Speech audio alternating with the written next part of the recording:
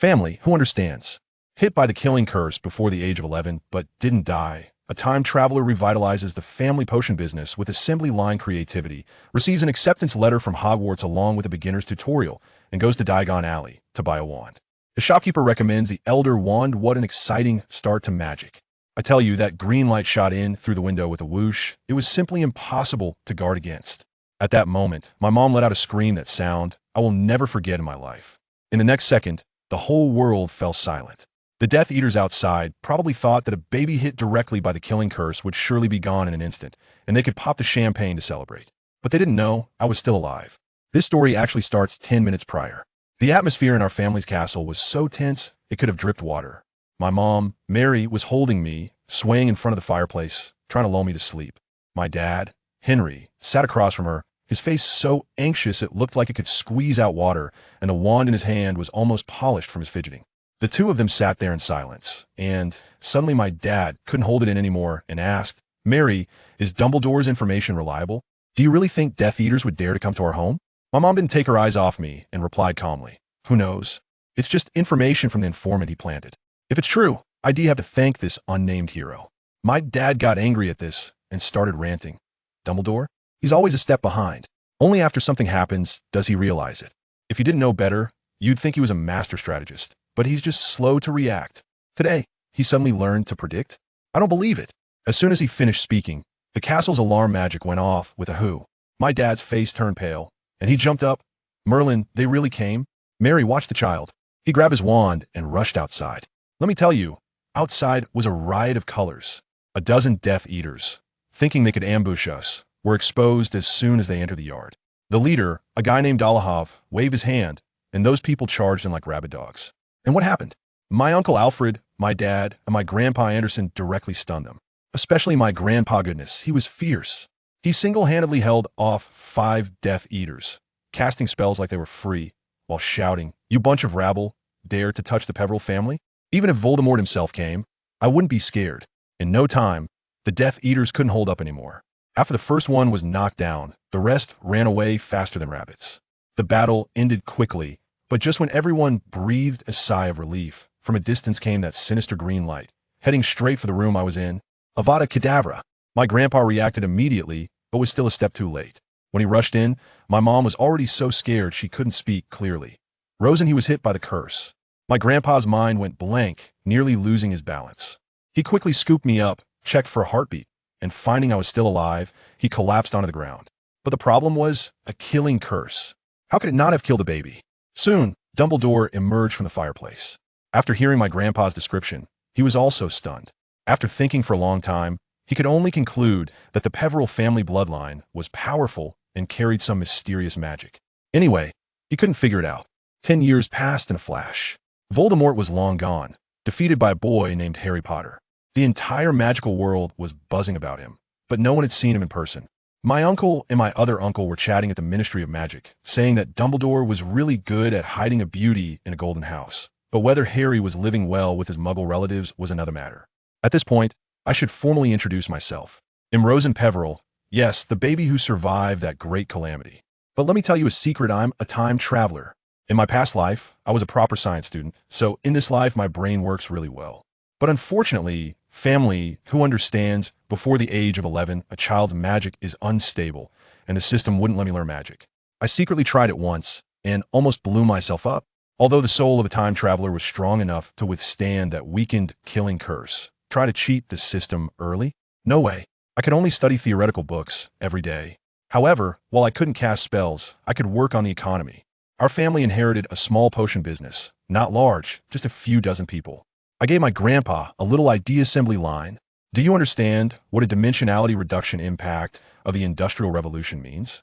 I casually found an excuse, saying I learned it from Muggle factories in America. And guess what? Our little workshop with 30 people saw its efficiency, so our output was comparable to Malfoy's large enterprise with over 100 employees. The key was to be far ahead. Now, my grandpa looks at me like I'm a treasure, praising me every day as a gift from Merlin. Of course, I also thought about using my time traveler foresight to become a young stock god in the Muggle world. But when I researched it, I was stunned. The magical elements in this world were too active, directly interfering with wireless communications, and even wireless internet had never emerged. Apple doesn't exist. The path to getting rich through technology was completely blocked.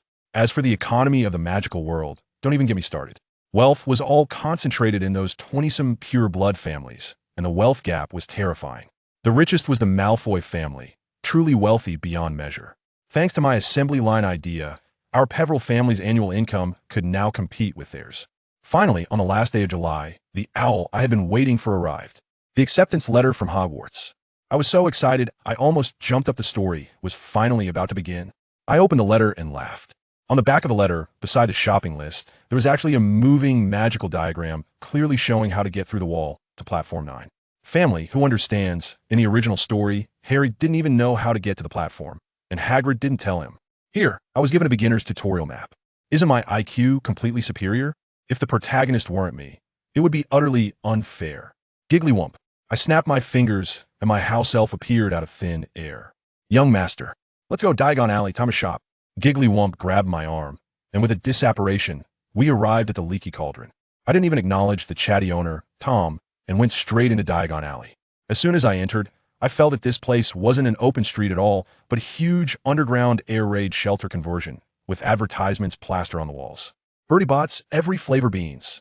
Every bite is a different flavor. Nonsense. That advertisement was so uncreative. Next to it was a Gringotts insurance ad, boasting so grandly that it made me want to laugh. With Goblin's greedy and sly nature, who believes it is just asking for trouble. Moreover, with Gringotts security, in my view, it was a joke. A place where 3 newly adult wizards could successfully rob it. And you tell me it's safe? Our family's money and treasures are kept in our own castle that's much more reliable than the Goblin's vault. I had 200 galleons in my pocket, enough to buy everything. After purchasing books and cauldrons, the next stop was the most crucial place, Ollivander's wand shop. As I walked over, I was mentally going through the things he wrote in his book. Something about Voldemort's wand, where the master is either extraordinary or infamous. And Malfoy's Hawthorn wand, which is said to be suitable for those with inner conflict. I was thinking, just aligning with those pure blood families under Voldemort, one by one, who doesn't have inner turmoil. Just as this thought flashed through my mind, I had already plunged into Ollivander's wand shop. I tell you, this place exudes an eerie vibe. It was as noisy as a market outside. But once inside, you could hear a pin drop. The shelves were filled with boxes, and there seemed to be no security measures. I thought to myself, they must be really bold, not afraid that some little thief would swipe a wand. While I was looking around, an old man suddenly popped out from behind the shelves, startling me. I thought he was taking a nap there. It turned out he was polishing wood. As soon as he opened his mouth, he asked me my name. I said, "I'm Peveril." Upon hearing that, his eyes lit up, and he began chattering, "Oh, Mr.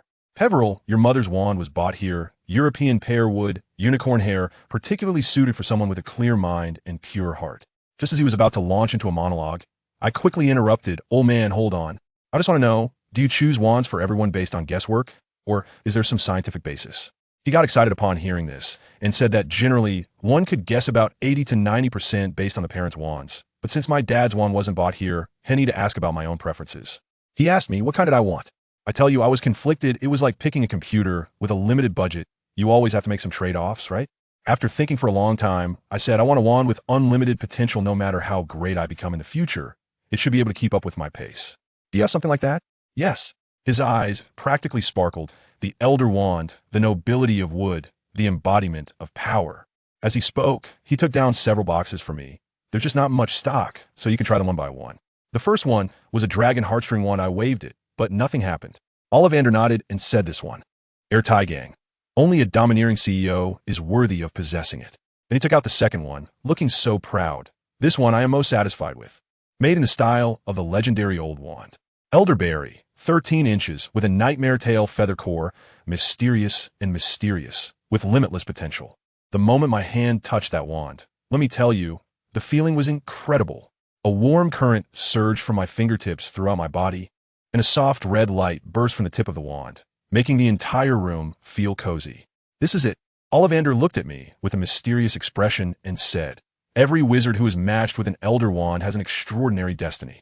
Good luck." Why does that sound so much like a curse? I was wondering to myself when I quickly asked, "How much?"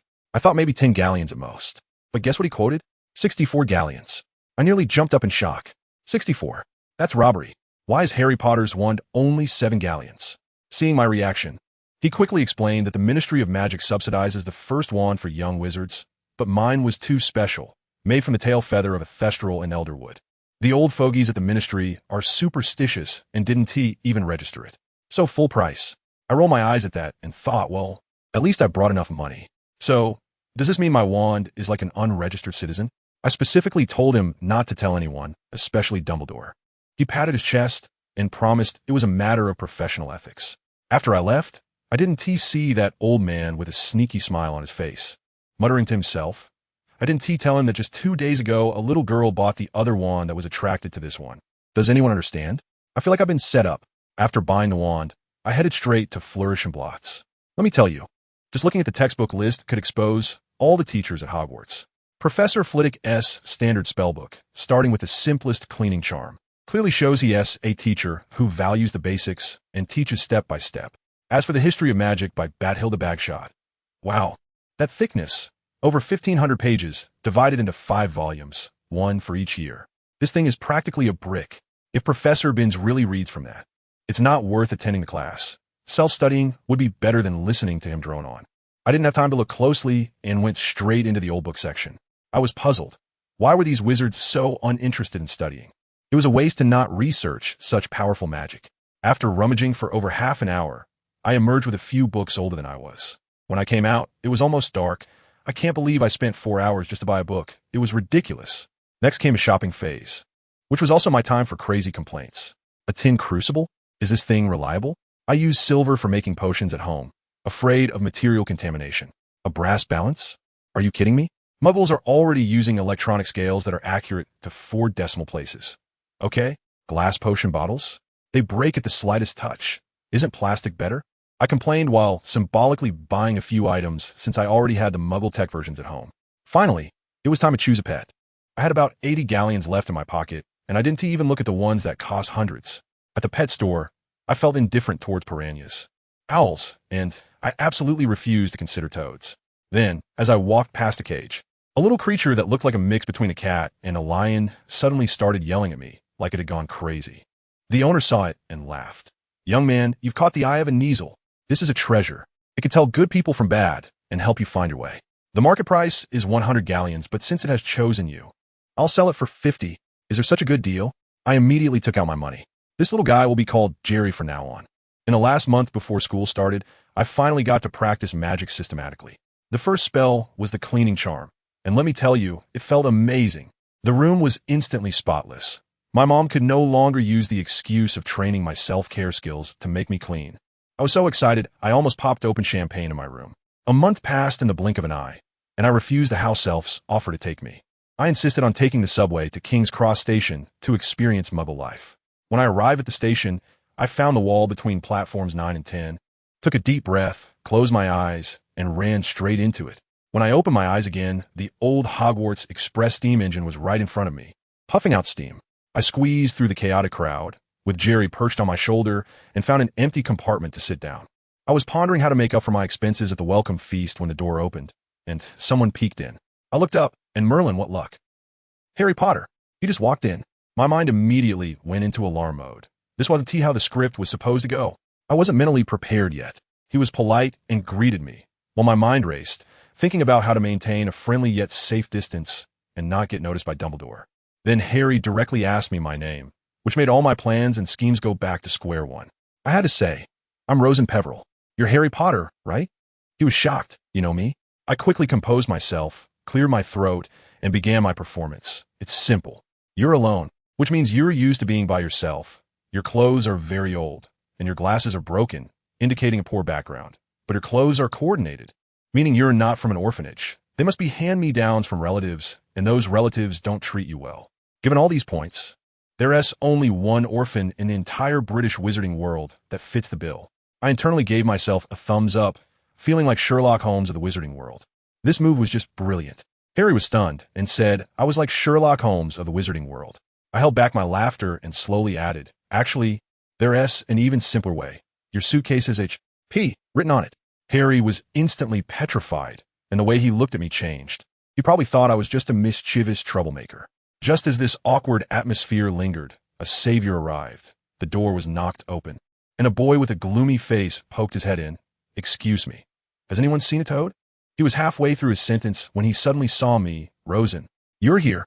Help me find Trevor. I twitched my mouth. Isn't that Neville Longbottom? I asked him to lend me his wand, laid it flat in my palm, and said, pet tracking. The wand spun around and pointed in one direction. Over there. I calmly returned the wand to him and said, you can learn the spell from the book. When Neville came back, excitedly holding a toad, I noticed Harry beside me looking at me with envy. He curiously asked if that was magic. I quickly reassured him, don't worry. They will teach you all this at school. You'll soon find out that many people learn magic even slower than you. As soon as I finished speaking, another boy came in, neither Ron nor Malfoy, and immediately asked, hello everyone. Anyone want to go to Ravenclaw? We can reserve a spot for a friend. Wow, this guy is really confident, like he's running a pyramid scheme. I raised my hand and said I might go, but couldn't guarantee it. After that guy left, Harry asked me what Ravenclaw was, saying he heard Gryffindor was the best. I could tell that was something Hagrid had instilled in him. So I had a compromise. There's no best house, only the most suitable one. If you're brave, go to Gryffindor. If you're smart, go to Ravenclaw. As soon as I said this, Neville started to panic again. Oh no, I definitely want to go to Hufflepuff. My whole family is Gryffindor. If I'm sorted into another house, my grandma will kill me. This kid is just too sincere. I quickly comforted him, saying his grandma definitely wouldn't hit him, and I would personally vouch for it. Only then did Neville half believe and start praying for Merlin's blessing. I was standing right next to it at the time. Almost couldn't hold it in. Who understands praying to Merlin? Goodness, Merlin has been dead for how many years? He has to rely on later generations to burn paper for him. What kind of blessing can he give you? I really don't understand the thought process of these wizards. They clearly have magic and control the power to change the world. Yet they choose to hand their fate over to a nebulous legendary figure. Muggles don't understand science and pray to God. But you magic users are doing the same thing. It's like having a golden rice bowl and begging for food. I'm truly amazed. Forget it. I don't want to think about it. The more I think, the angrier I get. That Voldemort guy will come back sooner or later. I don't have time to ponder philosophical questions here. I need to get it together and change all of this. I stood up, ready to stroll over to the food trolley to change my mood. Let me tell you, the food on the Hogwarts Express is authentic, all made by house elves. And it's free. The benefits are incredible. Of course, the money comes from those pureblood families. The Ministry of Magic doesn't collect taxes, relying on these old money sponsors, which is why these people can have their way in the Wisengamot. It's strange to think about. Back then, when Voldemort was causing such a ruckus, the Ministry of Magic didn't get wiped out in one go. It's quite a miracle. Of course, Dumbledore's efforts were the main reason. But Voldemort was also foolish. He rebelled too early, giving everyone time to gather. And let me share a little insider info. There were a lot of volunteers from America who came to help back then, led by a distant relative of our Peveril family. After the war, our family stayed in the UK and got a seat in the Wisengamot, while the others just took their rewards and went back to America. I had a great time eating at the food cart. British cuisine is notoriously unappetizing, famously described as staring at the stars, focusing on the abstract. But the food in the magical world I would call divine. The skills of house elves are not something a muggle chef can compare to. As I stuffed my mouth with sausages, I thought it was time to meet the other two in the Iron Triangle. It's not that I had to cling to the main character. Mainly, Harry is still a child and relies heavily on his friends. If I get too close to him, it could stir up trouble, but finding a way to connect through his friends makes sense. Especially Hermione. I definitely have to get to know her. After all, she is the eternal leading lady in fan fiction, and those in the know understand. When I finished eating and strolled back, I saw an elderly man on the subway looking at his phone. What's going on? Did a troll just slam into my carriage? The floor was a mess, and there was a red-haired kid with a dirty nose. It clicked in my mind instantly. Did you guys get into a fight? No need to ask. It had to be Malfoy and his two sidekicks trying to show off, only to be counterattacked. Harry seemed quite embarrassed, hesitantly admitting it, and then introduced me to Ron. Honestly, I've always thought this situation was quite mystical. How is it that Harry happened to meet 3 people on his first day at school who became his lifelong friends? The odds are lower than me finding a galleon on the street.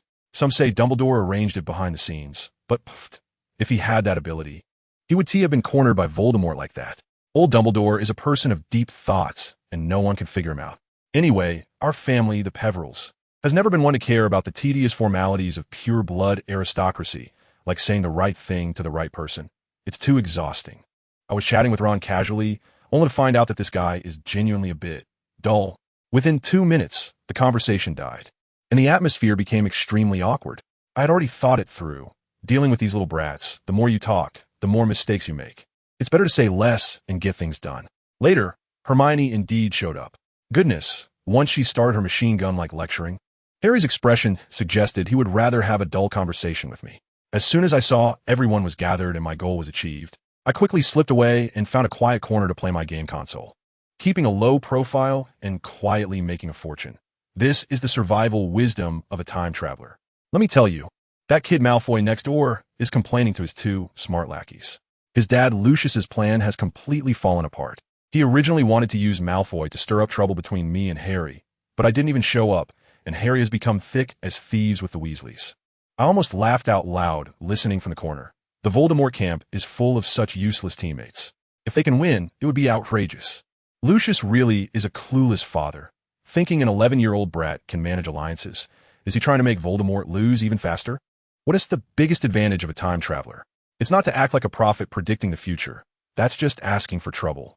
As the killing curse is equal opportunity. The real advantage lies in striking hard from an unexpected angle at the most critical moment. For instance, binding Peter Pettigrew on a moonless night and sending him to Dumbledore, or going to the Riddle House in advance to scatter old Tom's ashes. Good steel must be used on the blade, but it's too early to think about these things now. In my first year, as long as I don't provoke quarrel, the safety level is practically 5 stars. I've even sorted out the difficulty levels for survival over the next 7 years. Second year, keep the mirror handy, 3 stars. Third year, don't run around, 3 stars. Fourth year, avoid the tournament, 4 stars. Fifth year, stay away from that pink toad, 3 stars. Sixth year, stay alive on the battlefield, 2 stars. Seventh year, go into wandering mode, 1 star. The conclusion is, if you don't cherish the good times now, you'll regret it later. The train chugged along, and the sky outside darkened. The conductor used magic to announce that we should put on our wizard robes. We would be arriving soon. Once we got off the train, the platform was so small it felt like a shell of a house compared to King's Cross Station. I immediately spotted those creatures pulling carriages, and instantly, my wand at my waist reacted. Wow, it's a thestral. These things are as thin as bones, like skeletal horses, and legend has it that only those who have seen death can see them. But as I thought about it, that saying has issues. It must be wizards who have seen other wizards die. I figured that since I witnessed that unfortunate Death Eater get hit by a rebounded killing curse when I was 1 year old, that's why I can see them. Neville was right next to me, looking completely confused. What thestral? I don't see anything. I can only smile wryly. It's good not to see. At least there aren't so many worries. At this moment, Hagrid came over with an oil lamp, his figure resembling a small mountain. He was enthusiastically greeting Harry, probably the only one he knew among all the new students. We new students had to take a boat across a large black lake to reach the castle. I grabbed Neville and casually got into a boat, and Hermione followed because no one wanted to team up with her. In the end, a strange guy named William Terrence, whom I'd seen on the train, joined us. As soon as that guy got on the boat, he started complaining. Seniors can ride carriages. Why do we have to suffer and take a boat? As soon as I heard him, I knew what he wanted to say. It was just that he thought Hogwarts had too many traditions. I immediately responded, this is to commemorate the 4 founders. We are following in our ancestors' footsteps. Then, the heavy weight came in, and Hermione immediately retorted, are you making that up? It's not written in Hogwarts. A history at all. This girl is simply a walking textbook, ready to give anyone a lesson. I couldn't help but smile to myself. The opportunity had come. I directly took her book, flipped to page 23, line 5, cleared my throat, and read her a passage. They trudged through the muddy and rugged paths, overcoming the threats from the creatures in the vast lakes, and arrived on the land where their dreams began in a small white boat. I finished reading and looked at her proudly. Don't you understand? The rugged mountain roads, the huge lakes, the small white boats for people in a group. Right now, we are recreating history, Scholar June. How about that? Dumbfounded, huh? In our first confrontation, Rosen, won 1 o'clock against Hermione, KO. After getting off the boat, we followed Professor McGonagall into the castle. The moment I saw Professor McGonagall's serious face, my DNA reacted. ISNT, she just like my middle school principal? I immediately pretended to be a shivering good kid, successfully lowering my presence. The Great Hall was magnificent, with thousands of candles floating from the ceiling, stars twinkling, and below were golden cups and silver plates that almost blinded me. I glanced at the staff table, and Snape's face looked like someone owed him 8 million. Quirrell was pale, with a vacant expression, looking quite abnormal. Professor Flitwick was sitting on a large stack of books, only his head showing, and there was a one-armed teacher. It must be Professor Kettleburn, who teaches care of magical creatures, known to be tough and often on the edge of teaching accidents. I thought, if I ever want to borrow a gold cup from Gringotts, maybe I can ask him for some knowledge about dragons. To defeat Voldemort, can that be called robbery? That S called a roundabout way of saving. Then, the tattered sorting hat began to sing, and that noise was comparable to mental pollution. Ron was quietly cursing his brother Fred for tricking him into wrestling a troll, and I murmured, I'd rather wrestle a troll. At least I'd know what I was dying from. Finally, it was my turn, Rosen Antioch Peveril. Upon hearing this name, Dumbledore's eyes lit up. I calmly walked up and put on the hat. As soon as the hat touched my head, it spoke in my mind. Oh, an interesting kid. You can actually tell I'm not an ordinary hat. Which house do you want to join? Here, an insider benefit. I was speechless at the time. This hat sounded like a salesperson. How about Slytherin? With your background and potential, if you go to Slytherin, in 30 years you'll be the Minister of Magic. I rolled my eyes internally and came up with an excuse. Forget it. Those are all someone else's fiancé, yes. If I go there, I'll probably get beaten up every day, right? Better to go with Ravenclaw. I've heard there are plenty of quality girls, and the generatio is just right. The sorting hat fell silent at my reasoning and then shouted, Ravenclaw. I walked towards the Ravenclaw table and greeted Terence. From a distance, I saw Dumbledore nodding thoughtfully, probably thinking to himself, this kid is just full of thoughts about girls. Looks like he won't become the second Voldemort. I'm relieved. Terence proudly raised his juice cup, showing off to me. Bro, see, I told you I could get into Ravenclaw, and here I am. I couldn't be bothered with his pretentiousness and started observing the number of people in each house. Hufflepuff had the most, almost half of the total. No wonder their house points were always so high. Many hands make light work. Gryffindor came next, followed by Slytherin, and we Ravenclaws had the least. Just about 10 of us. After Dumbledore finished his silly, leftover, whiny riddle opening speech, a senior came over to tell us some fantastic news. There are fewer of us Ravenclaws, so the dorms are 2 people per room. Wow, we have this kind of benefit? I exchanged glances with the other 3 guys, and we all saw pure joy in each other's eyes. The 4 of us boys started to introduce ourselves. My name is Lawson Peveril. The one from America is named William Terrence. The enthusiastic guy who loves Quidditch is Michael Connor, and the last one, who is a bit shy, is Terry Booth. The dinner began, and I tell you, the way different houses eat is simply world apart. Over at Gryffindor, good grief, it's like a legend of hungry wolves. They could fight over a roast chicken. Slytherin, on the other hand, is just the opposite.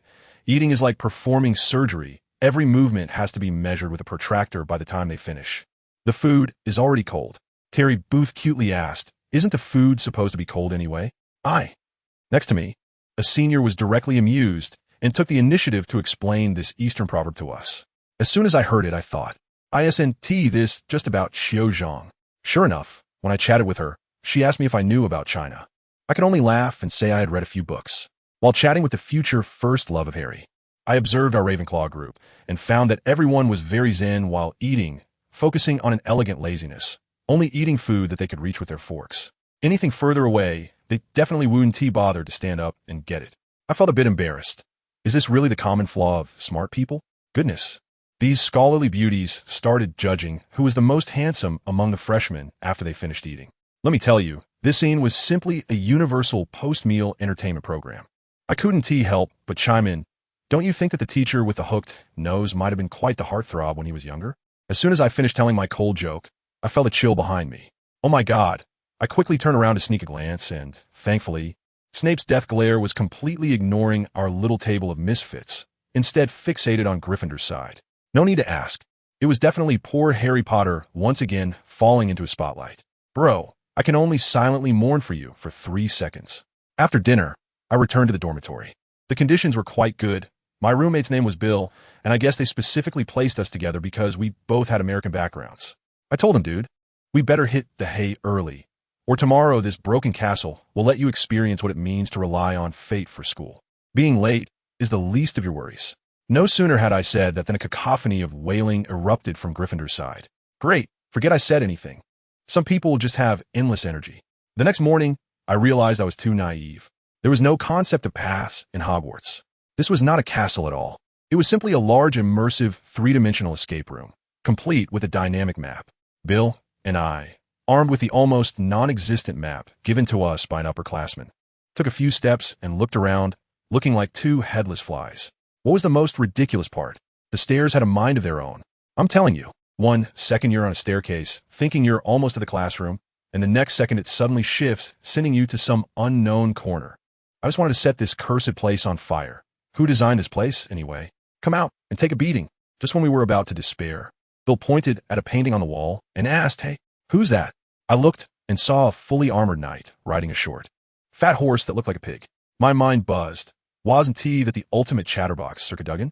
I tentatively called out, and the portrait seemed to come alive, excitedly shouting that someone finally recognized him, then started boasting about his glorious deeds battling dragons. I quickly interrupted him. Sir, stop. May I ask, what floor is this?" He puffed out his chest proudly. "The 7th floor? The noble 7th floor. All right, our first class is on the 5th floor." So, after getting the information, we hurriedly made our escape. If we listened any longer, the class would be over. We finally made it to the classroom for the theory of magic class. The teacher was a big, bearded man, but surprisingly had a gentle voice. He didn't start the lesson with a wave of his wand. Big letters floated onto the blackboard. What is magic? I couldn't help but laugh at that moment. Wasn't it an easy question? Sure enough, Ron from Gryffindor raised his hand first and shouted, "Magic is making sure wizards don't have to do all the hard work." The professor actually laughed and gave him 5 points. This ignited the enthusiasm of the whole class. With answers ranging from magic means not having to cook for yourself in the morning to magic is riding a broomstick to play Quidditch. Once everyone had their say, the professor leisurely announced that there would be no exam for this course. But a paper of 8 inches in length would be due at the end of the term on the topic, what is magic? Who understands that? One moment, I thought it was a fun and easy class, and the next moment it turned serious. This professor really knows how to create contrast. Michael next to me turned pale and started complaining about how many words he had to write for 8 inches. I could only suggest a bad idea. No worries. Just learn the enlargement charm later and get a plus subscription for your words. If that doesn't work, just write it as a weekly report, recording your insights on magic learning each week. In the afternoon, it was herbology class, which was my real nightmare. Let me tell you, very few plants in the magical world look normal. They're all bizarrely shaped, and what's worse is that they can all move. Who can handle that? Bill and I were staring at those things, feeling like our souls were about to fly away. In the end, we had no choice but to find partners. Otherwise, we really couldn't get through this class. Herbology class was in the greenhouse at the back of the castle, and Professor Sprout, a short, plump old lady covered in dirt, handed each of us a pot of color-changing plant. This one was okay. It looked like a tulip, and when you touched it, it changed color based on your emotions. I curiously poked it, and it instantly turned green. Wait, did the plant just throw shade at me? This operation was out of this world. The professor was passionately lecturing about data and operations, more hypnotic than my last biology class. I glanced around and saw that none of my classmates were listening. They were all playing in the dirt or teasing their own pots of color-changing plants, while I was drifting off into space. I heard a girl next to me quietly complain, "This is so boring." I looked over and saw her placing her hand on the color-changing plant, making it change colors in a regular pattern, having a great time. I asked her what her name was, and she said her name was Delia Shafik. Then she suddenly revealed my full name, including my middle name. I was stunned at that moment and suddenly remembered that during the sorting hat ceremony, there was a girl who kept mumbling beside me, "Whatever you do, don't go to Hufflepuff." I had foolishly replied to her, "The more you fear something, the more likely it is to happen. You'll definitely end up in Hufflepuff," which almost made the poor girl cry. Wow, it turned out to be her. I could only laugh it off and say I was face blind, trying to get out of the situation. She was so angry that her cheeks puffed up, and if it weren't for her desire to maintain her ladylike image, I bet she would have smashed the flower pot in her hands over my head. I quickly changed the subject and asked how a member of the Shafik family ended up in Ravenclaw, since they usually go to Slytherin. She said that ever since Voldemort's time, when the Death Eaters were so numerous that Slytherin's reputation became terrible, her family preferred to come to the more peaceful Ravenclaw. We chatted like this, and, surprisingly, the hour and a half of herbology class passed pleasantly. But I couldn't feel happy at all, because I still had defense against the dark arts class in the afternoon. Just thinking about that quarrel made me freeze up. In the afternoon, as soon as I stepped into the defense against the dark arts classroom, I was almost knocked out by an overwhelming smell of garlic. It was so pungent. I seriously suspected that Quirrell had turned the classroom into a garlic pickling factory to cover up the rotting smell from Voldemort clinging to him. Then Professor Quirrell floated in, wearing an enormous turban, and started with H. Hello, I am Q. Quirrell. I silently glanced at my watch. It took him a full minute just to introduce himself. My goodness, at this speed. If he managed to explain one spell in a class, it would be considered a success. Ron whispered to Harry behind me that his brothers were thinking of yanking Quirrell's turban off to see what was underneath. Hearing that made me break out in a cold sweat. Oh my God, the Weasley brothers were dancing on a nuclear bomb. That turban was hiding the ultimate big boss. But then again, with Voldemort's current IQ, coming up with the terrible idea of cursing Harry during a Quidditch match right in front of Dumbledore really showed he was out of his mind. Fortunately, Quirrell's stuttering had one benefit.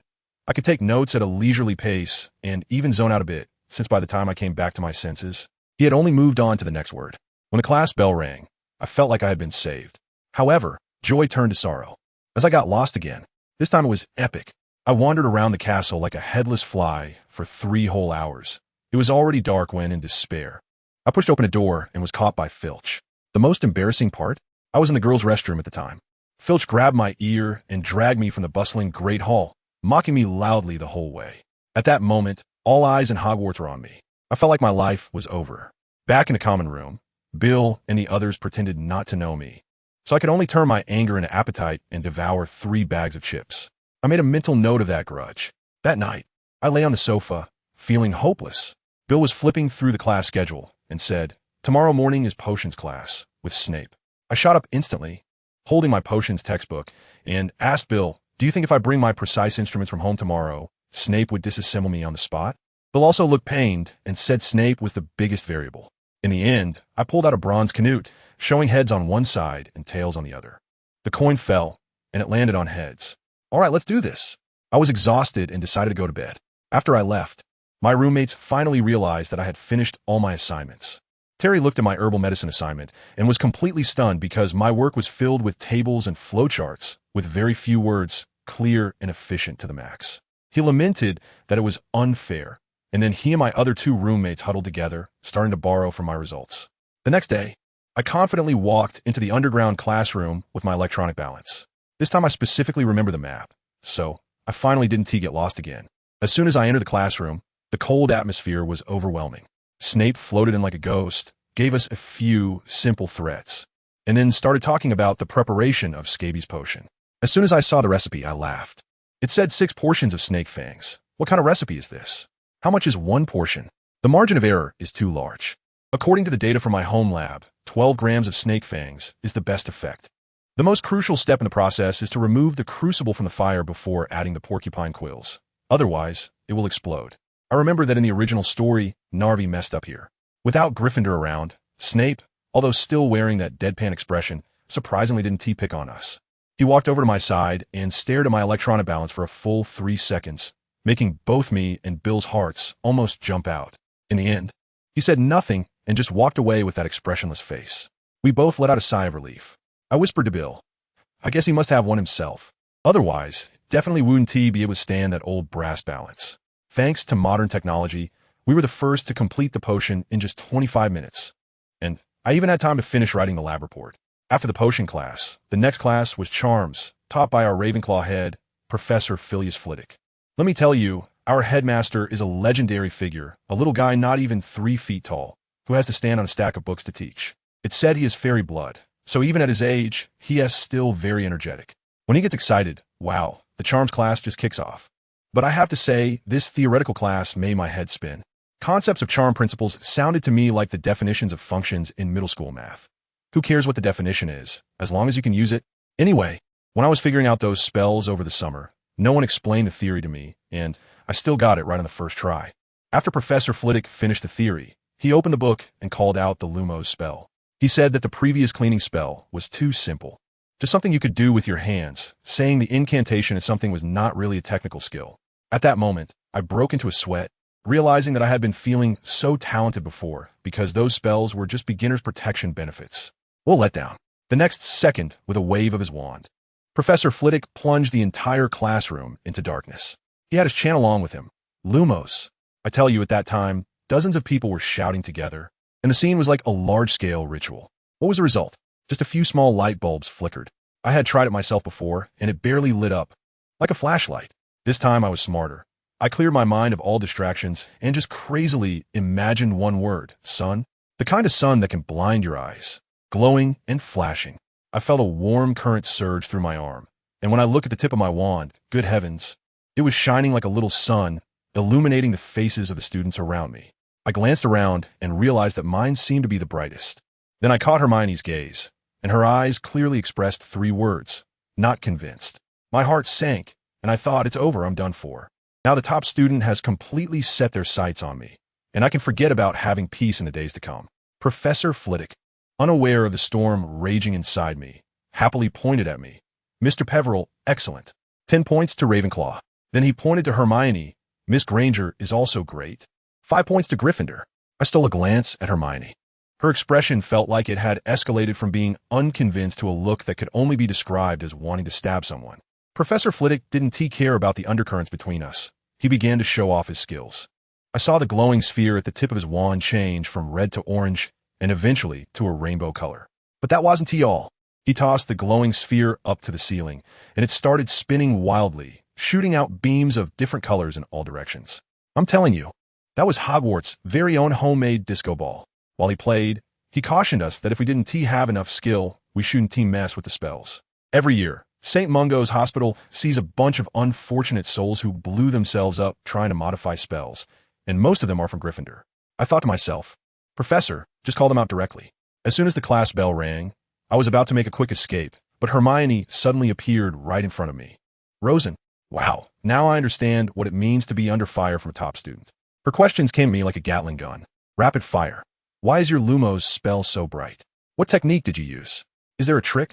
Tell me now. I was so scared that I couldn't speak properly and almost called her by the wrong name. Hermione, I really don't know. I just had the sun on my mind. Really? She looked at me with a "I don't believe you" expression and left with a parting shot. If you're lying to me, you'll regret it. My good buddy Bill then popped out from behind a nearby pillar with an innocent look on his face. Bro, it's not that I don't want to help you. I just really can't. I was really impressed by how confidently he sold me out. The Transfiguration class that followed was even more intense.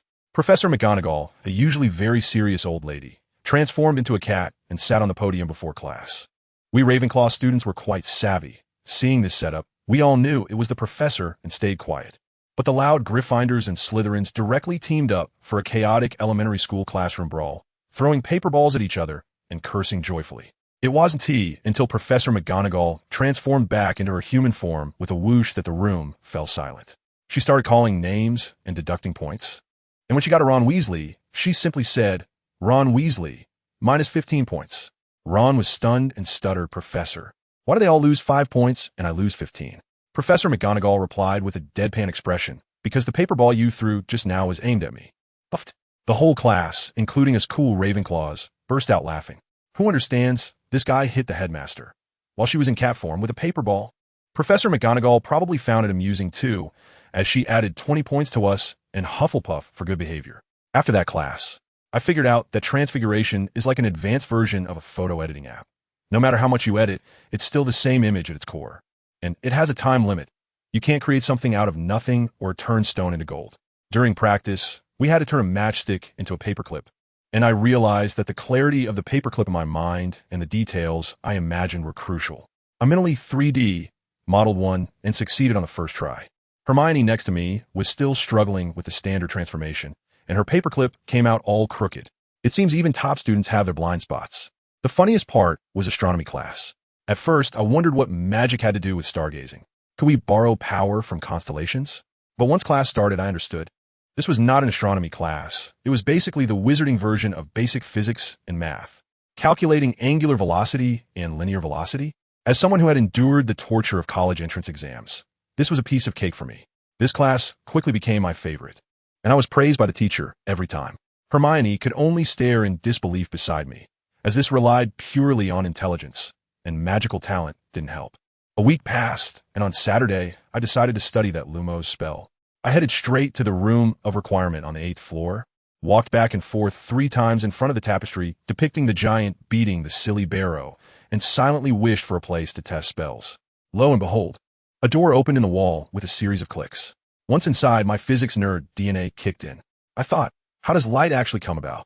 Magic can't violate the law of conservation of energy, right? So I guess that the Lumos spell doesn't create light out of thin air. It draws energy from the atoms in the air, causing electrons to emit light. To prove this, I had the room of requirement conjure a vacuum bottle, stuck my wand in and cast the spell, but nothing happened. As soon as I took it out, it lit up instantly. I did it, just as I thought. Then I pondered how to change the color. After trying for a while, I had a light bulb moment and added a word to the spell. Lumos Flare Red. Wow. A blinding red light shot out. It was that simple. I immediately thought of something even cooler, a laser. If I could develop this, wouldn't that be like a wizarding version of a laser gun? Unfortunately, after trying for a long time, I didn't succeed. It seems like it's going to be a long-term project. I spent the whole day in the Ask and You Shall Receive room, and in the evening, I went to the library to devour a pile of books on optical magic. When Mrs. Pants chased me out with a feather duster, I felt like I was about to pass out and collapse in a bed as soon as I got back to my dorm. The next day, I woke up naturally, and a girl named Delia asked me to go out for a walk. We were strolling by the lake, chatting away, when we spotted the Weasley twins, Fred and George, causing a ruckus by the water.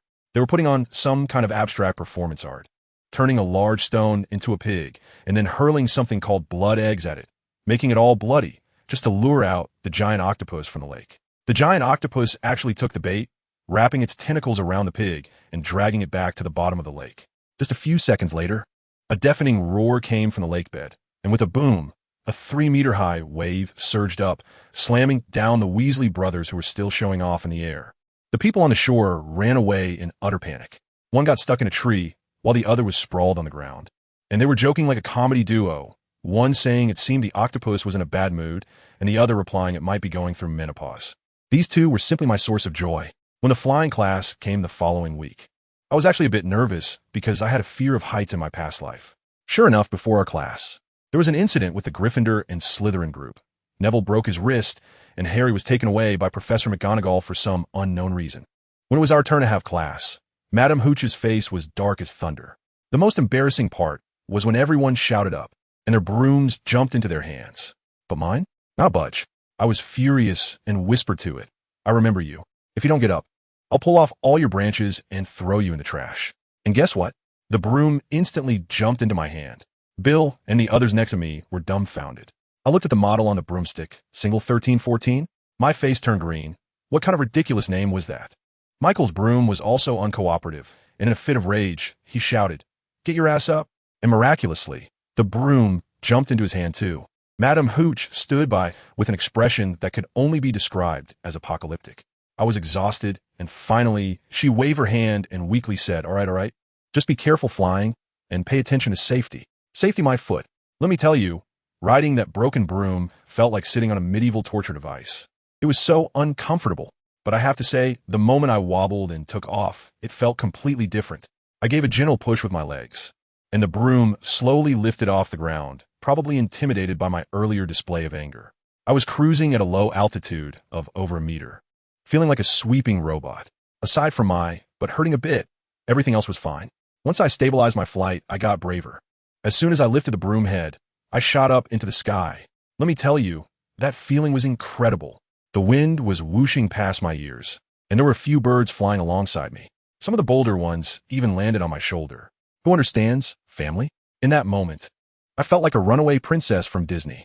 I turned my head and wow, that girl Delia was flying better than me, sitting sideways on her broom like a fairy, shouting at me, "Dumb Rosen, come catch me." How could I tolerate that? I immediately drifted over to chase her, and the two of us were dogfighting in the sky, laughing like a couple of fools. After class, Michael came over with a lemony expression. "What is up with that Harry Potter? He flies like a pro on his first try, and I heard he is even being considered for the Quidditch team. That's just not fair." I rolled my eyes and said, "Dude, his dad was the best Quidditch player back in the day, on the same level as the Ball King. You think his son hasn't touched a broom since he was little? Do you understand genetics?" Then he actually told me, "Well, potion class is pretty interesting too. It's just too easy, a bit boring." I wanted to punch him. Seriously, is he trying to show off here? But this did remind me that I needed to get a Hogwarts map quickly, or a D keep getting lost and wouldn't even be able to find the kitchen. Sooner or later, I D-starve. That magical map thing is too advanced. I know I can't replicate it, as it involves basic magical logic. And I'm not at that level yet. So, my goal was clear. Find the Weasley twins, the biggest troublemakers in the school. I didn't go to the Gryffindor Tower to block them. I know the routine. Every evening around dinner time, I just stroll by the castle entrance. And those two are most likely just being chased out of the Forbidden Forest by Hagrid. Sure enough, the next day I caught them, covered in leaves, looking like they just had a wild battle. I went straight up and stopped them. "George, Fred, how about a collaboration?" Those two jokers chimed in together. "Oh, The Ravenclaw genius is looking for us? Is there a special deal? I was speechless and said, can we be serious for a moment? I'm here to talk to you about careers, a grand blueprint to elevate the prank business. Upon hearing this, the two of them got excited. Oh? The junior wants to give those two old bats, Snape and Filch, a hard time too? I shook my finger and said, you all have a narrow perspective. What skill is it to create trouble for a few people? If we're going to play, let's play big. I told them a story, saying that in the Muggle world, there used to be prohibition, but where there are policies, there are countermeasures. There was a clever businessman who didn't sell alcohol. He sold raisins and yeast. And then he put up a friendly reminder. Dear, please do not seal this in water for 20 days, or it will turn into terrifying wine. The twins were dumbfounded, their eyes shining with excitement. One of them asked, what do you mean? Isn't this simple? Let's do the same. We'll publish a little booklet called The Hogwarts Guide to Dangerous Adventures, and then in the most sincere tone, we'll tell everyone. Students, never go to these secret passages in the Forbidden Forest. If you do, Filch will be furious. If you go, Snape will make you copy lines. Can you guess what will happen? They'll buy it like crazy, and they'll trample down the thresholds of Filch's and Snape's offices. And us. We'll just be the masterminds behind the scenes, reaping the rewards while counting money until our hands cramp. Isn't that much more impressive than going on adventures ourselves? Deal. The two of us made the decision right then and there. In exchange, they told me all the secret passages they knew. That's when I realized they still hadn't gotten the Marauder's map. So, 2 weeks later, 2 magical books hit the market. The Wonderful and Dangerous Places of Hogwarts and The Guide to Dating Spots at Hogwarts, authored by the 3 of us. Let me tell you, they sold like hotcakes. Every upperclassman had a copy, and even alumni from years ago came to buy it, saying they wanted to prepare strategies for their kids. After a year, the 2 of us each pocketed over 700 galleons. That's more than what Mr. Weasley earns at the Ministry in a year. Since then, Mrs. Weasley never scolded them for being idle again. She even encouraged them to take on more projects. Indeed, one must first make money before talking about ideals. Time flew by, and it was already the end of October, Halloween. I knew that unfortunate Quirrell was going to release a troll as a smokescreen while he went to steal the Philosopher's Stone. I flipped through the book. This troll was a 12-foot tall, over a ton heavy oaf, a pure physical tank with a low IQ. We couldn't just confront it head-on. We had to be clever. The levitation charm lesson was especially crucial, and Hermione's genius really shone. She was the first to make a feather float. But I wasn't bad either. I was a study wizard with physical advantages, and in terms of precise control, I surpassed her and earned Ravenclaw a good amount of points. Looking over at Gryffindor, I felt sorry for Hermione as Ron flailed his wand around like a gorilla. I mean, what was the Sorting Hat thinking, putting such a smart girl with 2 novices? Later, I figured it out. This was definitely Dumbledore's plan. Harry Potter needed someone smart by his side. I didn't plan to interfere with the toilet romance of the Triwizard Tournament, but just in case, I needed a reliable teammate. I found Bill and told him, I've been gazing at the stars and calculating, and I have a feeling something big is going to happen on Halloween. We should practice in advance to avoid being caught off guard. Playing the role of a mystic, Bill surprisingly believed me. At the Halloween feast, the atmosphere was lively, with jack-o'-lanterns, magical bats. It felt like a party. I glanced at the Gryffindor table, and sure enough, Hermione was absent. Good, the plot hadn't veered off course. Just as I was devouring my food, I heard a loud bang as Professor Quirrell burst in like a cannonball, his face pale as if he had just watched the latest horror movie of 2025. He rushed to Dumbledore, breathless, shouting, "Troll!" in the dungeon. After that, his eyes rolled back, and he collapsed. The hall fell into silence for a moment, then erupted into chaos, with screams nearly raising the ceiling. Dumbledore, being the experienced one, cast a powerful calming spell to quell the confusion and instructed the prefects to take the students back to their dormitories. Bill was stunned beside me. You really called it. I dropped the chicken leg. Let's go save the person. Taking advantage of our small size and agility, we dodged the prefect and headed straight for the girls' restroom. As soon as we reached the corridor, a smell hit us, a mix of stinky socks and a public toilet that hadn't been cleaned in 10 years, nearly making me faint on the spot. In the distance, I saw Harry and Ron sneaking around, trying to lock the troll in the bathroom. I panicked and shouted, "Stop! Hermione's in there! Are you crazy?" My shout brought Hermione out as well. She turned around and, upon seeing the 12-foot troll, went pale instantly. The troll spotted us too, let out an excited low growl, and lumbered over with a clumsy gait. Its expression clearly showed it was like a cat playing with a mouse, ready to have fun with us.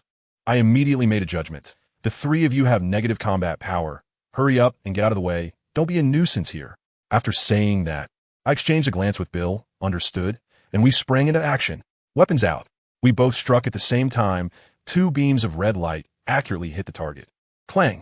The giant's large wooden stick flew out of its hand. Bill then followed up with a series of impediment spells, although they only slightly slowed it down. It was enough. I pulled out my research achievement, an improved version of the Lumos spell, and the tip of my wand shot out a blinding red light. Like a laser pointer, and with a zap, I rendered the giant's eye useless. Once the giant went blind, it went completely berserk, starting to smash things indiscriminately. We both used the disorientation spell simultaneously, causing it to lose all sense of direction, like a headless fly crashing into walls. We kept a safe distance, watching it exhaust itself. When it had crashed enough and was starting to sway from exhaustion, we seized the opportunity. One of us used the shatter spell on its joints, while the other used the impediment spell to restrict its movement. Finally, with a loud crash, the big guy finally fell. To be safe, we quietly approached and hit it with a disarmament spell on the back of its head. When the 5 of us collapsed on the ground, panting, the professors finally arrived. Always the last to show up. Professor McGonagall looked green with anger and immediately started scolding us. But Hermione, being quite loyal, voluntarily lied and said it was all her fault. Bill and I stood by, dumbfounded. The lie was full of holes. McGonagall's gaze was sharp. How could you believe that? But she understood. She just wanted to see our attitude. In the end, she deducted 5 points from Gryffindor for Hermione's lie, but awarded 10 points for bravery. Then she turned around and awarded 30 points to Ravenclaw. Of course, she wasn't stupid. She could figure out with her toes that Harry and Ron, with their skills, could never defeat a giant. I wouldn't believe that either. That night, in the headmaster's office, Dumbledore was eating candy while asking Snape, "Severus, what do you think about today's events?" Snape's mouth was so sharp it could be patented. What else is there to think? Just thankful that Peveril and Terence didn't get killed by those useless teammates. Dumbledore smiled, not taking the bait, but instead stroked his beard and said, "I've discovered that this child, Rosen Peveril, is extraordinary." He then dropped a bombshell. It turned out that on Voldemort's death list back in the day, there was not only Harry and Neville. Because I'm also half-blood. My father is pure blood, and my mother is Muggle-born. I was also on Voldemort's hit list. However, it was Voldemort himself who attacked Harry, while a group of Death Eaters was sent to deal with my family, but they were repelled by the defensive magic of my family's castle. Snape fell silent after hearing this. For the first time, he realized that there were so many similarities between me and Harry Potter. I tell you, Dumbledore's next sentence almost burned Snape's CPU. He leaned back in his chair and said slowly, "Family background is all a facade. Severus, haven't you noticed? Those 2 Ravenclaws who can take down a troll didn't just get lucky. That was a complete, textbook-level tactical process. I checked, the troll was first disarmed, then dazzled, followed by being hit with a confusion charm, and finally taken down while it was still dazed. This combo was 100 taught by me because those 2 little eagles listen to me all the time." What does this indicate? Behind Dumbledore's glasses, a light flashed, indicating that my understanding of magic is no longer at the first-year level. I admit, Tom Riddle back in the day knew far more spells than I did, but he could never have managed to arrange a troll so clearly using just his brain and tactics in his first year. Old Dumbledore got more and more excited, almost like a fanboy. Rosen Peveril, yes, a genius. Clear-headed, logical, and steady in critical moments. The Peveril family has a rich heritage, so he has a lot to learn, but he can really make it shine. I'm telling you, he might even surpass me in the future. Snape was taken aback, looking at him as if he had dementia. "No, Dumbledore, is it really that exaggerated? After you. The only one in all of Britain who has a chance to surpass you is the Dark Lord, and you know how many dangerous dark magic experiments he has conducted. That's the problem." Dumbledore shook his head. This kid might not even need to take those dangerous detours. His thought process is beyond ours. He is the kind of person who can directly grasp the essence of magic. I'm not exaggerating. Do you know what the spell he used to blind the troll was? A modified Lumos charm. Goodness, in over 100 years. It's the first time I've seen someone turn a lighting charm into an offensive spell. He compressed the light energy. This thing has a low threshold and is even more effective than the blinding curse. It's simply a genius idea. If he keeps going like this, his power will skyrocket. The best part is, this kid has a good background. He is one of us, and he knows how to care for his friends. At such a young age, he is already thinking about bringing warmth to his girlfriend. We can totally rest assured. After saying this, old Dumbledore leaned back in his chair, looking very comfortable. With those 2 helping us, our chances of defeating Voldemort have increased.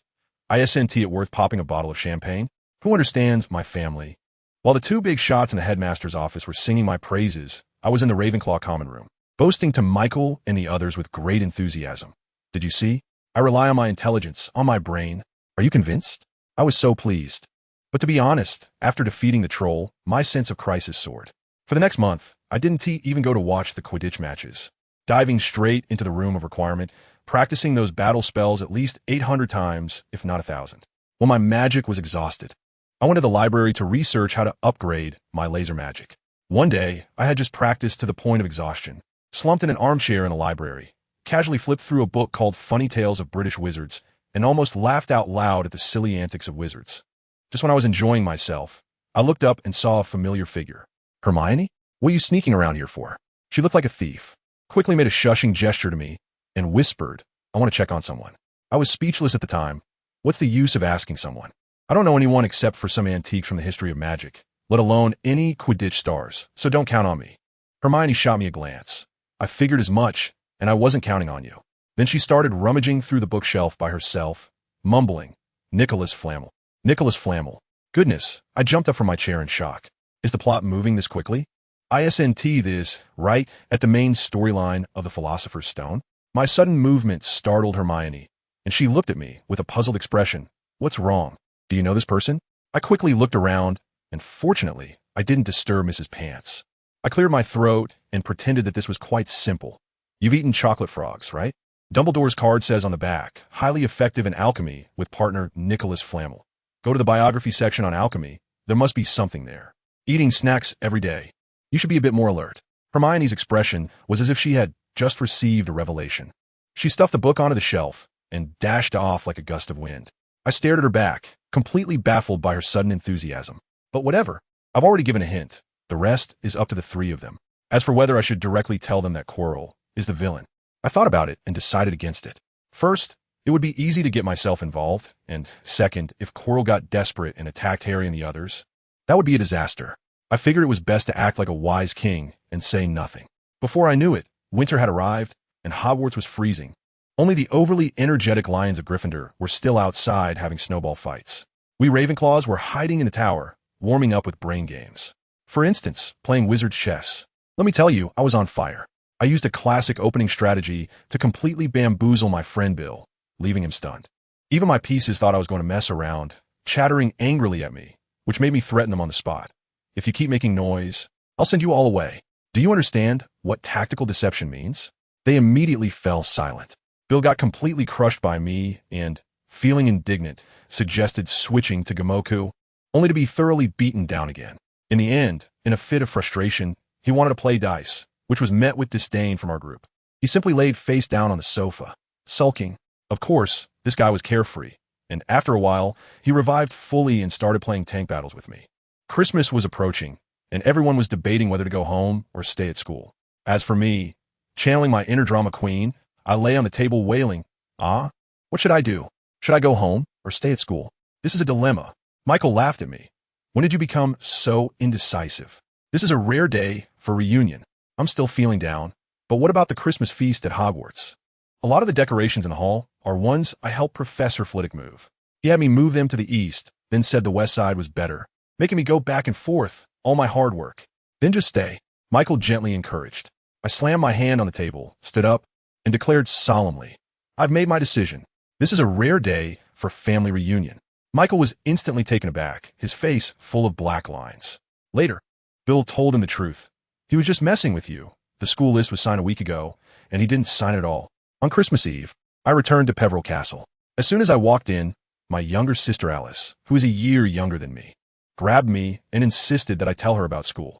I started with the sorting hat, then talked about fighting trolls, and finally about being made to do chores by Professor Flitwick. As a result, Alice was rolling on the sofa with laughter. Bro, Professor Flitwick is obviously messing with you. Those blue eyes of hers were full of mischief, and you actually thought she meant well? Ha ha. I realized at that moment, gritting my teeth. I knew it. He clearly can use magic to move things, yet he insisted on finding me. It turns out he was getting back at me for my sloppy homework. But he himself said that if you practice the spell enough, you don't have to write it. It drives me crazy. I cover my face, feeling like I had lost all my dignity. Is it really necessary? The one speaking is my cousin Lawrence. who just graduated 6 months ago and is just wasting time at the Ministry of Magic, a pure master of slacking off. Looking at your attitude, your final grades must be much better than mine back in the day. I looked at him with disdain. Who are you like? Always slacking off and dragging me down with you. You really should learn from Stiller, uncle. Our family atmosphere is great, aside from my older brother Stiller, who is serious like an old bureaucrat. Everyone else loves to joke around. Totally a different world from the oppressive atmosphere of the Malfoy family. When the banquet started, the scene was pure chaos. Except for my older brother Stiller, who elegantly ate his food, the rest of us, including my dad and my uncle, were all grabbing at the dishes. In the time it took me to sneeze, a plate of roasted sausages was gone. Lawrence, I'll take you on. I was so angry I nearly flipped the table. After dinner, I played wizard chess with Lawrence and got completely crushed. He asked the national champion. And my little tricks were nothing in front of him. It was a slow, painful death every game. Sigh. Each has their own expertise. I accept it. Late at night, I lay in bed telling Alice all the school gossip, even revealing the secret of the sorting hat, since our family doesn't care about those superficial traditions. Honestly, I don't want to work this hard either. I stretched lazily, but Harry Potter's years at school must have been filled with turmoil. And I couldn't help it. On Christmas morning, it was time to unwrap gifts. Bill gave me a book titled A Century of Potions. And Michael gifted me a signed copy of Quidditch Through the Ages by Dumbledore. Delia was the best, giving me a crystal ball produced by the Department of Mysteries that could detect lies and stabilize emotions. This thing, ISN, cheap. All of these were nice until I opened the huge gift package from Harry, Ron, and Hermione. 10 whole jars of sweets. My mouth twitched uncontrollably. And the note said, "We thought you'd love candy, and since your family's into potions, you must have something to prevent cavities, so eat up." I want to cry, but have no tears. Where can I find that kind of medicine? Will it take until the year of the monkey and the month of the horse? I feel like my teeth are starting to ache. Neville gave me a copy of Fantastic Beasts and Where to Find Them, and this gift truly touched my heart.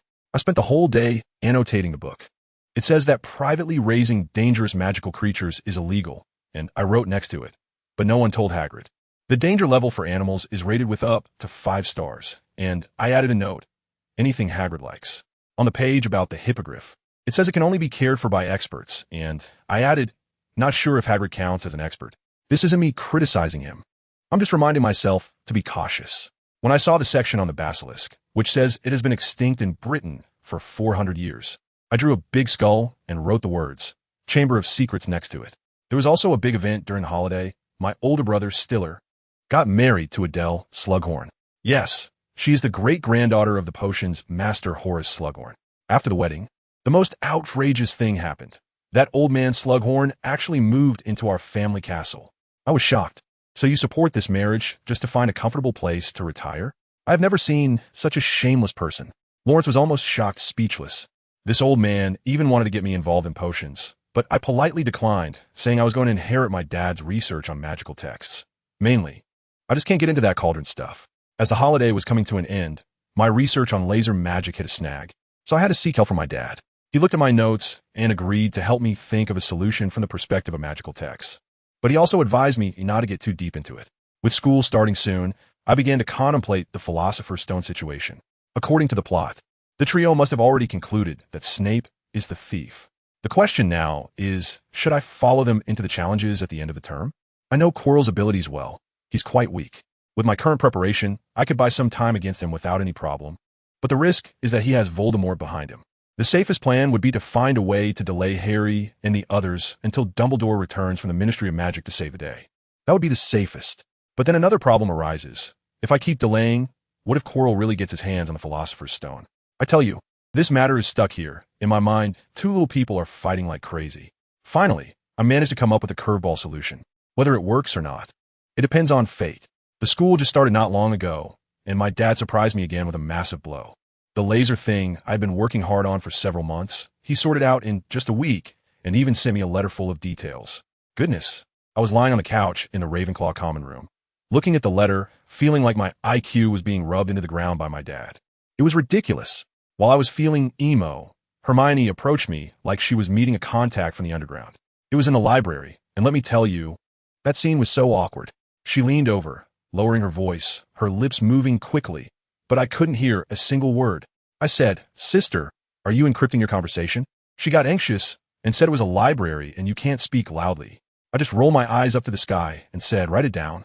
That S when she finally realized. I took a look and found that the plot is progressing quite quickly. In short, Hagrid got drunk and let something slip.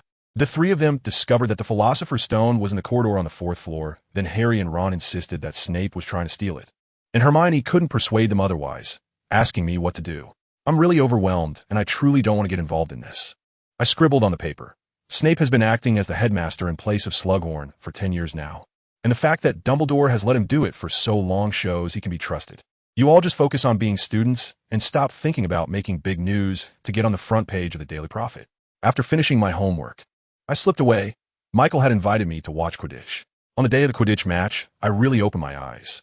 The Ravenclaw versus Slytherin match was a pure, crushing defeat. The rough guys from Slytherin couldn't bring themselves to go against the beauties of our house, and the win was without any suspense. The real fun was the Gryffindor versus Hufflepuff match. I specifically sat at the edge of the Gryffindor stands and overheard Hermione nervously whispering a code to Ron. Remember, it's Sleglocker curse. I couldn't help but lean over and tease them. Hey, are you really planning to cast a curse on the referee in front of hundreds of people? Do you think Snape will punish you by making you polish trophies for life, or by having you deal with bogeys forever? Ron's face instantly fell, and he reluctantly put his wand away. I thought to myself, how crazy do you have to be to do something like that? Just then, I turned my head and, lo and behold, the real culprit was exposed. That son of a gun Quirrell was secretly pulling out his wand, his eyes fixed on Harry up in the sky. My heart tightened. Surely he wasn't planning to cast the killing curse directly? I quickly fished out a smoke bomb I had gotten from the Weasley twins. This thing was powerful, and if worse came to worst, I would just throw into the teacher's area. Better to mistakenly take out 1,000 than let one escape. Just at that crucial moment, Harry made a beautiful dive, and the whole audience erupted, standing up in awe. I looked back at Quirrell and, oh my God, that poor guy was knocked over by the excited crowd behind him and fell flat on his face. I was so excited, I was almost in tears. Screaming in my head, step on him. Everyone, step on him. Crush this idiot. But catching the golden snitch takes time, and Quirrell was already wobbling, about to get back up, and Dumbledore was nowhere to be seen. I steeled myself. I couldn't wait any longer. I turned and threw that smoke bomb toward the teacher's area. With a loud bang, thick smoke billowed out, choking the professors into coughing fits. Professor McGonagall's face turned green with anger, and she waved her wand to disperse the smoke, instinctively heading toward our Gryffindor side. But by the time she got there, Harry had already caught the snitch, and the match was over. I let out a huge sigh of relief. It was just unfortunate for the Gryffindors next to me, who were completely innocent but ended up getting scolded by Professor McGonagall like quails. I silently thought, no worries. Dumbledore will give you a ton of points at the end of the term anyway. Consider it compensation for your mental distress. Later, I found out that these 3 clowns risk getting caught by Filch every day, eavesdropping on the 3-headed dog by the 4th floor corridor just to confirm that the Philosopher's Stone was still there. After hearing Hermione's report, I completely exploded, unleashing on her, oh my God, do you really think you're that amazing? Things Dumbledore doesn't know, things all the professors don't know, Why don't you just fly to heaven? Even Merlin would have to give you his seat. My CPU is about to overheat worrying about these attention-seeking fools. The Gryffindor house is always quicker to act than to think. Hufflepuff is slow to react. They just don't react at all and just go for it. My hysterical sarcasm finally snapped Hermione out of it. She realized she had been dragged down by those 2 fools and was suffering from a persecution complex. But once she woke up, the mood shifted and she immediately pulled me into study mode. We should really review for the final exams. There are only 10 weeks left. Now it was my turn to break down. I almost jumped up. Sister, there are still 10 weeks. What on earth needs that much review? History of magic? The earlier you review that, the faster you forget it. Besides potions, what else is worth making such a fuss over? I just realized that a lioness is still a lion, and when she gets angry, it's even more dangerous. Hermione glared at me. I don't care. We must review. Now. Immediately, come with me to the library. My heart was bleeding. I want to go home. In the following days, I felt like I was living in Hermione's shadow. Snape's hairstyle looks off today. Did he wash his hair? No nonsense. Show me page 73 of Magical Herbs and Fungi. Professor McGonagall changed robes. Is something good happening today? The properties of color-changing grass. Memorize it. After dinner every day, I floated back to the common room like a zombie, my mind filled with Hermione's voice echoing. Tomorrow at 8 in the morning, continue reviewing herbs. If you don't come, I'll tell Snape about you stealing textbooks. Yes, she had a handle on me. I once casually took a few old books in potions class, thinking of recycling, But when I opened one title beginning potion making, it clearly said Severe Snape on the title page. I died a social death on the spot, completely at Hermione's mercy. Fortunately, she didn't know that what I really wanted was the advanced potion making that belonged to the Half-Blood Prince. Late at night, I lay in my chair, flipping through that precious book, not studying potions, but looking at all sorts of strange little spells inside. I guess that most of them weren't original to Snape. He must have collected popular spells back in his school days. I tried them out and found that most were easy enough for me to learn. For example, the Bat Bogey Hex. I didn't dare try it on a person, so I caught my cat Jerry, ignoring its fierce protests, and silently cast the spell, lifting it into the air. Watching it meow angrily, I blinked and coaxed, "Good boy. How about I take you to the kitchen for some treats?" As soon as I finished speaking, I was dumbfounded to see Jerry jump down from midair by itself. I hadn't even lifted the spell. Goodness, this little creature could break the spell by itself just for food? No way. It was deliberately tricking me into the kitchen. By the time I realized, it was too late, and I could only tearfully hide from Filch, sneaking this little trickster into the kitchen.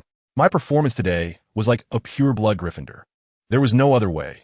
To prevent Hermione from discovering that I was slacking off practicing spells, I got clever during the next day's review.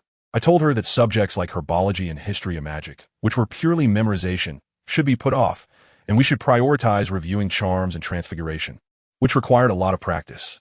Hermione agreed without a second thought, completely unaware that I was preparing for a real battle against Quirrell. I must say, this high-intensity force training was incredibly effective. My proficiency in spells shot up rapidly. A few days later, Harry and Ron also joined our miserable review group, and I finally breathed a sigh of relief. With these two academic slackers providing backup, Hermione's firepower was mostly focused on them, and their level of slacking off made even this lazy person feel ashamed.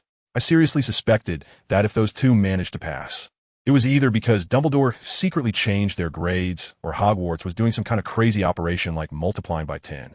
Until one day, Harry mysteriously leaned over and said he saw Hagrid borrowing a bunch of books about dragons from the library, like From Egg to Adult Dragon, a Dragon Keeper's Manual.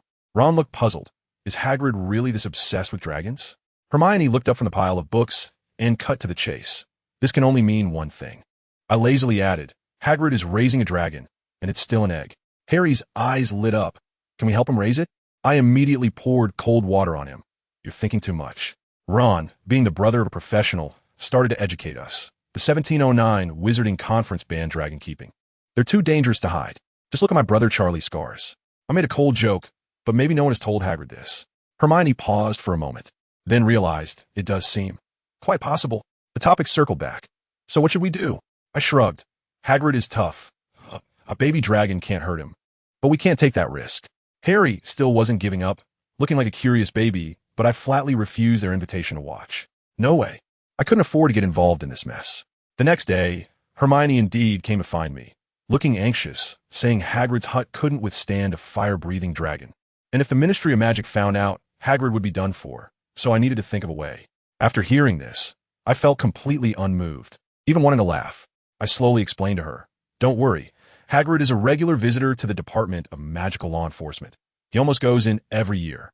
My cousin Steeler works at the Ministry, and he says Hagrid's name is well known. Every time, it's Dumbledore who goes to pick him up.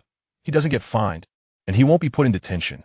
At most, he reflects for a week in the dungeons. He's a half-giant. Do you expect him to behave like a normal person? Dumbledore doesn't have that ability. Hermione looked stunned. He's a half-giant? I was even more puzzled. Isn't that obvious? Why has no one in the whole school figured it out? Just as she was about to circle back to the dragon, I directly interrupted her and threw out my perfect solution, hitting them with a low-dimensional attack. This is simple. Let Hagrid play with the baby dragon for a few days. When the hut can't fit anymore, get in touch with professionals. Your brother Ron, his brother Charlie, is studying dragons in Romania, right? My cousin Lawrence works in the International Magical Cooperation Department. Let him help get a transport permit. Then let Hagrid report to Dumbledore voluntarily, saying he found a dragon egg and, in the interest of protecting wild animals, wants it to hatch safely and is now applying to send it to a reserve. The entire process is safe, legal, and perfectly solves the issue. Bingo. I snap my fingers. I really don't understand why in the original story, Harry and the others chose such a stupid method of stealing it at midnight. If they reported it voluntarily, who knows, the Ministry might even give them 10 galleons as a reward. Besides, these kids are so naive. I told Hermione to hurry and inform those two goofballs while I continued my review. I finally figured it out. If I wanted Hermione, this top student, to listen to me, I had to completely crush her in studies and make her convinced. During Friday's potions class, Malfoy was once again provocatively taunting Harry. After class, he blocked Harry, just about to threaten him, when Harry calmly followed the script I taught him and said, "Dear Mr. Malfoy, I was just about to tell you something. We inadvertently discovered a dragon egg, and in the interest of protecting wild animals, we are in contact with the Ministry of Magic and the headmaster, hoping to send it to a reserve. I heard your father has a significant influence in the ministry. Would you be willing to help us? If so, we will be very grateful." Let me tell you, Malfoy's face turned dark instantly, like a pot bottom, and after holding back for a long time, he left with a "we'll see." As soon as he left, Harry's legs went weak, exclaiming that my method was brilliant. Hermione suddenly appeared from nowhere, looking at them with an expression that said, "Isn't this obvious?" and scolded the two of them again. A week later, one late night, my cousin Lawrence and Ron's brother, Charlie, met Hagrid at the Hogwarts entrance to hand over the baby dragon. Hagrid was crying like a 300-pound child, stuffing the box full of mice and brandy, along with a teddy bear. Lawrence, looking speechless, told him that fire dragons don't play with toys. And just as he finished speaking, the sound of the teddy bear being shredded came from the box. The next morning, I received a letter from Lawrence saying that the dragon, named Norbert, had been safely transported to Romania. I gave myself a big pat on the back for solving another major issue. Now, I was back in Professor Bin's History of Magic class, listening to the surrounding classmates' sleepy breaths, with my mind full of a great find I discovered in the restricted section a couple of days ago. That book doesn't have much defensive magic. It seems like it's not something particularly important, but it might be a bit useful for me. The book is called The History of Magic, Little Known Secrets. Let me tell you, this thing is incredibly useful. It's basically a collection of the dark history of the magical world. What we learn in textbooks is just the sanitized, youthful version that has been edited 1,000 times. What is written in this book is explosive. It says that in the earliest times, this world belonged to the Titans. You know, the fire titan, 60 meters tall, could ignite the air around you. There were also guys in the deep sea with tridents and with a casual swipe. They could create giant whirlpools. Goodness, with that kind of combat power, even Voldemort would have to light a cigarette. Later, the Titans brought about their own downfall. And then it was the wizards' turn to rise, which is known as the Age of Gods. Zeus, Poseidon, Hades, you think they're myths? Nonsense. They were once incredibly powerful wizards. After that, the wizard bloodline became thinner and thinner, leading to the Age of Heroes, where demigods, Jesus, Satan, all came out to make their presence known.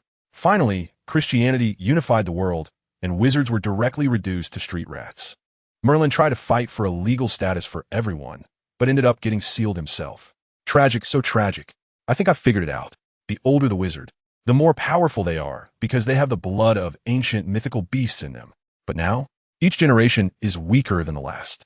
After reading this, I couldn't help but gasp and quickly made a copy of the book. This is a rare, out-of-print edition, and the author didn't leave their name. It's probably a senior's thesis that they didn't dare to publish and secretly stuffed into the restricted section.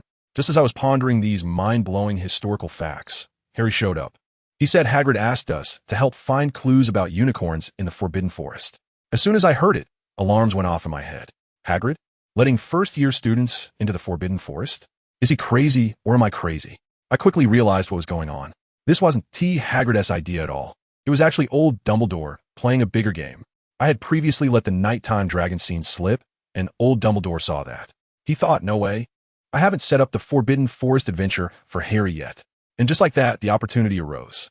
He calculated that Harry would enter the Forbidden Forest, encounter Quirrell, and connect with the centaurs, focusing on a growth experience. He was even willing to sacrifice a few unicorns' lives just to give his savior some experience. TSK, old fox. Fine. Since it's the headmaster's good intention, how could I not go? That evening, at Hagrid's little hut, he told us with a heavy heart that something was attacking unicorns in the Forbidden Forest, and one had already died, asking us to help find out what was happening. I thought to myself, keep acting.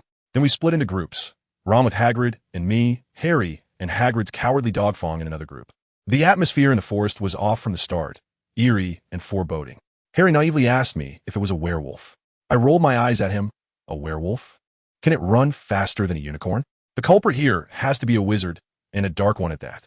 Just as we were talking, a rustling sound came from the bushes ahead, like a cloak dragging on the ground.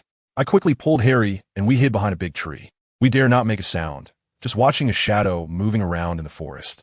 We followed the silver bloodstains on the ground, moving deeper and deeper. Finally, in a small clearing, we saw a dead unicorn, beautiful as if it were fake, just lying there.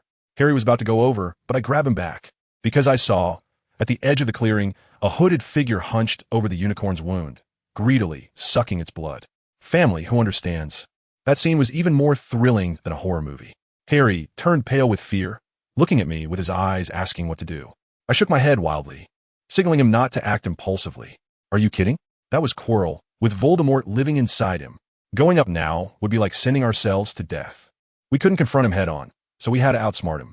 I quietly took a small ball out of my pocket, and while that guy was engrossed in his feeding, I suddenly threw it up into the air. With a loud bang, a beam of white light illuminated the entire forest as bright as day. The shadow, clearly startled, glanced up, and with a whoosh, it disapparated away, not leaving a single word behind. Harry was stunned. Just ran away? I calmly explained. Interrupting the spell casting is basic operation. He was enjoying himself, and suddenly this happened. Instinctively, he thought he was surrounded, so why not run? As I spoke, I took out a small vial and walked over to the unicorn to start collecting blood. Harry looked even more confused. Rosen, what are you doing? Recycling, brother. I carefully sealed the vial. This stuff is valuable. A small bottle like this could sell for 100 galleons at the Nocturne Alley black market. Just as I finished speaking, a centaur walked out nearby, with platinum blonde hair and blue eyes, incredibly handsome. But as soon as he opened his mouth, he only had eyes for Harry, talking about the Potter boy and how dangerous it was in the forest, completely treating me like air. In the end, he even gallantly offered for Harry to ride on him to get back to the castle. I was speechless at the time. My tool attribute is fully maxed out, right? Fine, you guys have the protagonist halo. By the time Hagrid huffed and puffed over to find me, Harry was long gone. After that incident, my sense of crisis skyrocketed, and I spent every day in the House of All Wishes doing intense training. I played around with the illumination charm, Lumos, and turned it into a high-penetration laser that cuts through metal like it's tofu. I also had my dad send me some materials about the killing curse, and after studying it, I found out that although it's powerful, it has a long casting time and can't be cast instantly, as long as I react quickly enough. Before he finishes the incantation, I can knock his wand away 100 times with Expelliarmus. Now I felt more confident. Soon, it was exam week. For others, it was a trial, but for me, it was a personal showcase. With nothing to do, I dug up all the past exam papers left by seniors in the Ravenclaw library and organized a set of 3-year simulations for Hogwarts' 5-year exam, accurately predicting the questions. That guy Bill didn't believe it and insisted on studying the books himself, which was hilarious. I could get an O in the theory exam with my eyes closed. The practical class was even more my territory. When Professor Flitwick had a pineapple do a tap dance, I made 2 pineapples perform a waltz and a moonwalk. When Professor McGonagall asked to turn a mouse into a snuff box, the one I turned was so exquisite it looked like a piece of art that Peeves, passing by, immediately snatched it away. After finishing the exams, I was just pondering when Harry and the others would go on their adventure, and when I calculated the days, oh boy, isn't tonight. I rushed to find Professor Flitwick, using the excuse of delivering something to Dumbledore. Flitwick, looking regretful, told me that the headmaster had just left for the Ministry of Magic and wouldn't be back until tomorrow. Great. The fish was out of water. I knew Quirrell would make his move tonight. That evening, I cast the disillusionment charm on myself and quietly slipped into the forbidden corridor on the 4th floor. Sure enough, Harry, Ron, and Hermione were huddled together plotting. I swaggered over and said, "What you 3 up to? Planning to steal the Philosopher's Stone?" The 3 of them jumped in fright. "Rosen, what are you doing here? With your level of intelligence, you think you can hide this from me?" I put my hands in my pockets, looking confident. "Dumbledore had just left, and you came right after. I'm familiar with this script. All right, enough chit-chat. Let's go. I'll help you get through." I pushed open the door, and the 3-headed dog Fluffy barked loudly. Harry took out a flute and played Hagrid's favorite folk tune, and the big dog quickly fell asleep. I jumped down the trapdoor first. Below was the devil's snare, which had just ensnared Ron. With a snap of my fingers, a ball of light appeared in my palm, scaring the plant back into retreat. I explained to them, "Don't panic, these traps are kindergarten level, just a delay tactic. They won't kill you." The next challenge was the flying keys, Harry's domain, so I let him show off his skills in the air. The next challenge was the giant wizard's chess. Ron insisted that all 4 of us take a piece, but I shot back, "Are you stupid? If that thing hits you, won't you meet Merlin? You go alone, take the place of the king, you can command and be completely safe. This challenge was designed for you. Ron suddenly realized, went up, and resolved the battle in 10 minutes. Finally, we arrived at Snape's Potions Challenge, with a row of bottles and a paper with a riddle. Hermione furrowed her brow, pondering for a long time, while I stood by with my arms crossed, watching the show. When she finally reached a conclusion and looked at me proudly, her expression clearly said, "How about that? Impressive, right?" I couldn't help but directly mock. "Your speed isn't good enough. I figured it out in 3 minutes. Who's using brute force like you?" Hermione's face turned red with anger. "If you think you can do it, then go ahead." "All right." I cleared my throat, looked at the parchment, and read, "Danger is ahead.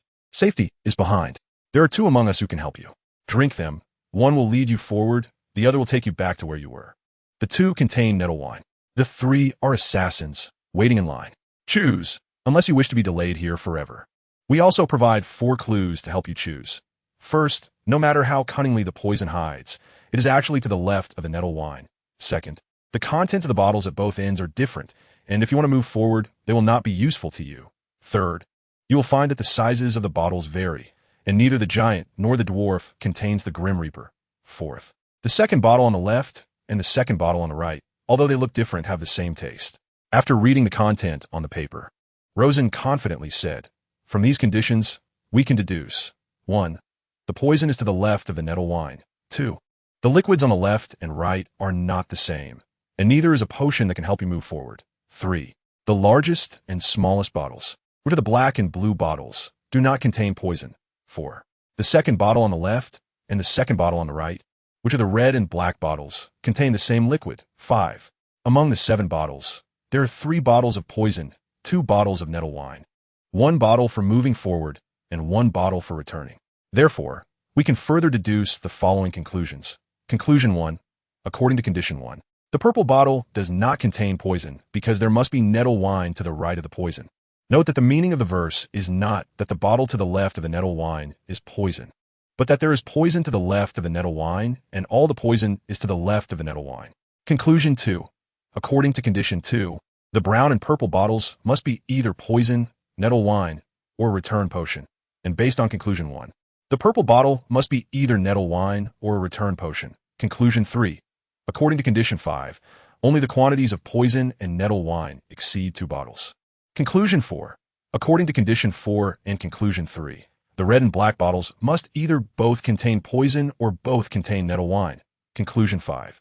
According to Condition 3, Conclusion 1, and Conclusion 3, the black, red, blue, and purple bottles do not contain poison. Conclusion 6. Based on Conclusion 4 and Conclusion 5, the red and black bottles contain nettle wine. Conclusion 7. Based on Conclusion 5 and Conclusion 6, using the process of elimination, one of the blue and purple bottles is the moving forward potion, and the other is the return potion. Conclusion 8. According to the conclusions and Conclusion 7, the blue bottle contains the moving forward potion, and the purple bottle contains the return potion. Therefore, the 7 bottles in order are poison, wine forward, poison, poison, wine back. Harry and the others were stunned, and Rosen was quite pleased. I didn't lie, did I? However, Hermione frowned and said, clearly she knew Rosen was right. The liquid in the smallest bottle was really too little, probably enough for only one person. What should we do? Obviously, we can't use the filling charm. This is a potion, not cheap beer. Rosen told a bad joke and then said, Harry drinks it. I'll catch up by other means. You 2 go back to report. Because in a fight, you 2 can't help. When reporting, go directly to the professor. They have special contacts, no need for inefficient messengers like owls. Harry, Rosen, take care. Hermione drank the return potion and went back with Ron. Harry asked, how do you plan to get through? You use the potion, I'll break through this wall directly. This wall has no flames blocking it, so I should be able to get through. Rosen waved his wand, and a laser directly cut a huge hole in the thin wall. The protective magic on the wall was clearly not dense enough to resist the laser, and Rosen exploited a loophole. Harry first drank the potion and passed through the flames. While Rosen knew that Quirrell had not drunk the potion, given Voldemort's character, he would definitely not trust anyone's potion, even his servant. So there were loopholes in the defense here. As for why he needed to set off later, it was because he needed to catch Quirrell off guard. Rosen sneaked into the corridor through the hole in the wall, then hid outside the last room, S door, eavesdropping on the conversation inside. What's going on? Hurry up and say, what did you see? I saw myself shaking hands with Dumbledore. I won the House Cup for Gryffindor. Rosen confirmed that Quirrell had turned around at this time, took a deep breath, and suddenly kicked the door open. Expelliarmus. Quirrell had no time to react, and his wand was already out of his hand. Peveril? Quirrell was a bit surprised, but coldly said, "Do you think I can't cast spells without my wand? I can cast the killing curse with my finger. Do you want to give it a try?" "No thanks." Rosen, indifferent, pulled out a strange cylinder from his coat. "I think this is much more effective against you than a wand." Then, taking advantage of Quirrell's inattention, Rosen suddenly slammed the smoke pebble onto the ground, and a cloud of smoke erupted. Quirrell dared not recklessly use the killing curse in the unclear situation because using his finger as a medium to cast the killing curse would cause great harm to himself, and using it a few more times would lead to his own death. While Quirrell was conflicted, he saw Rosen rush out of the smoke with a weapon. Let me show you the power of nunchaku. When nunchaku are locked, they become an ordinary stick which won't attract attention. So even if Rosen carried it with him, no one noticed. As an 11-year-old child, Rosen's use of a lightweight nunchaku was very effective. The fighting scene had its own background music. Quick, use the nunchaku. Hee-ha-ha. Quick, use the nunchaku. Hee-ha-ha. Martial artists must remember, the benevolent are invincible. Who is practicing Tai Chi? The wind rises and water flows. Quick, use the nunchaku. Hee-ha-ha. Quick, use the nunchaku. Hee-ha-ha. If I had lightness skills, I could fly over walls, being straightforward and unyielding, full of righteousness. Rosen finally fulfilled a dream and gave Quirrell a good beating. Under his continuous fierce attacks, Quirrell had no time to use any spells and was left dizzy. Harry also broke free from the ropes and rushed forward to kick and punch Quirrell. Although he had no weapon, his punches and kicks, due to his mother's magical protection, caused even more serious harm to Quirrell. Ultimately, under the combined attack of the two, Quirrell completely fainted. In his ghostly state, Voldemort had no attacking ability. He could only turn into a cloud of black smoke and desperately escape, instantly disappearing from their sight. Rosen, what should we do now?" Harry, holding the Philosopher's Stone, was at a loss. "Throw it back." Rosen pointed to the mirror of Ariste. This thing was originally used to store things. Harry tossed the Philosopher's Stone back, and the moment it came into contact with the mirror, it disappeared, clearly going back inside. "What now? Should we go back or wait?" "Let's just wait here until the professors arrive." "Oh, right." Rosen added another stunning spell to the fallen Quirrell. Although he didn't know whether Quirrell was dead or alive, it was always better to be cautious. Rosen took a look at the mirror. He was curious about what he would see. However, the scene before him left him speechless. Rosen, holding the Elder Wand, cast Avada Kedavra and sent Voldemort's soul scattering. He shook his head helplessly, thinking, "Forget it. I shouldn't overthink it. I really thought too much." End of the section. Harry was sent to the hospital wing. He insisted he was fine and could participate in the Quidditch match, but Madame Pomfrey stated that there were obvious traces of dark magic on Harry. Apparently the work of Quirrell. After obtaining Professor McGonagall's consent, Harry was confined to the hospital bed and unable to get up. The Gryffindor team, lacking a seeker, couldn't even find a substitute, resulting in a crushing defeat by Ravenclaw. I wonder if Ravenclaw can take first place. After all, I participated in the challenges and was definitely a main player. Rosen pinched his chin and stroked his non-existent beard. The end of term feast arrived, and Dumbledore announced the final scores. "Now, we will first conduct the awarding ceremony for the House Cup. As far as I know, the specific scores for each house are as follows. 4th place, Hufflepuff, 352 points. 3rd place, Gryffindor, 448 points. 2nd place, Slytherin, 472 points. And 1st place, Ravenclaw, 558 points. Compared to the original story's first-year ending, Rosen single-handedly contributed over 100 points to Ravenclaw, and with Ravenclaw winning all 3 Quidditch matches, they became the current first place in the entire school. Gryffindor, having not caused trouble on the night of the dragon delivery, was ahead of Hufflepuff, just 24 points away from Slytherin. How many points will Dumbledore award the two houses? Rosen thought silently. We need to add some recent events, so there are still some points to discuss. Dumbledore looked at the note in his hand and said, "First, Mr. Ron Weasley. He won a spectacular game of chess, the best in many years at Hogwarts. For this, I award Gryffindor House 50 points. Second, Miss Hermione Granger. She calmly conducted logical reasoning in the face of flames. And I will reward Gryffindor House 50 points. My reasoning was clearly faster than hers. Why didn't I get any points?" Rosen thought to himself. Third, Mr. Harry Potter and Mr. Rosen Peveril. They displayed fearless courage and outstanding bravery. For this, I will award Gryffindor and Ravenclaw houses 60 points each. Rosen rolled his eyes. I contributed so much, and I only get 60 points? Is that fair? Now Ravenclaw has 618 points in first place. Gryffindor is second with 608 points. Rosen already knew what would happen next. Neville, you really are a terrible teammate. There are many kinds of courage, Dumbledore smiled. We need extraordinary bravery to confront enemies, and it also takes great courage to stand firm in front of friends. Therefore, I will award Mr. Neville Longbottom 10 points. The students of Gryffindor and Ravenclaw cheered together. Usually indifferent to these matters, they were now extremely excited. After all, this was a hard-earned honor.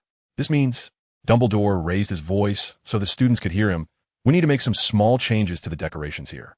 The Slytherin serpent disappeared, and the Gryffindor lion and Ravenclaw eagle appeared in the center of the hall. Red and blue replaced the original green as the main colors of the wall in the hall.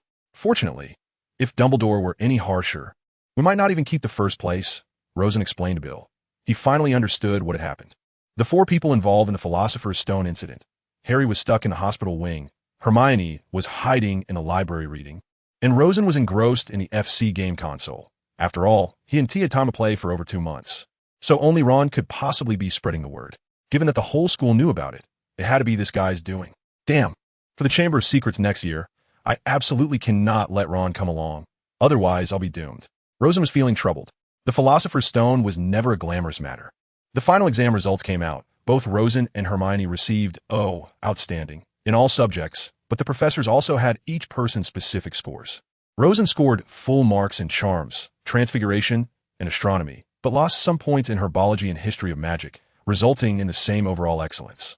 But he had a slightly lower total than Hermione, settling for second place. As for defense against the dark arts, Quirrell was dead, so there were no scores. Rosen was also regretful. After all, he was quite good at that subject, and his precise attacks on the rat during the exam had made Quirrell stutter with excitement. If that had been counted, he might have had a chance to surpass Hermione. On the train, Rosen and Bill lay bored in their seats, looking out at the scenery. By the way, Rosen, Bill suddenly remembered something. Can the Philosopher's Stone really turn stone into gold and grant immortality? I don't know, but based on magic, the law of conservation of energy, and the increase of entropy in thermodynamics, I doubt it. Nick LeMay was just an alchemist and a wizard. He couldn't break the world's rules. The Philosopher's Stone definitely has its secrets. It's absolutely not as magical as the legends say. I might consider researching it during the holidays. Let's keep in touch over the holidays. Remember to bring me along to play 2-player tank battles. No problem. Rosen got off the train and walked towards his family. The Philosopher's Stone arc is complete. The Philosopher's Stone is finally finished, exactly 40 chapters.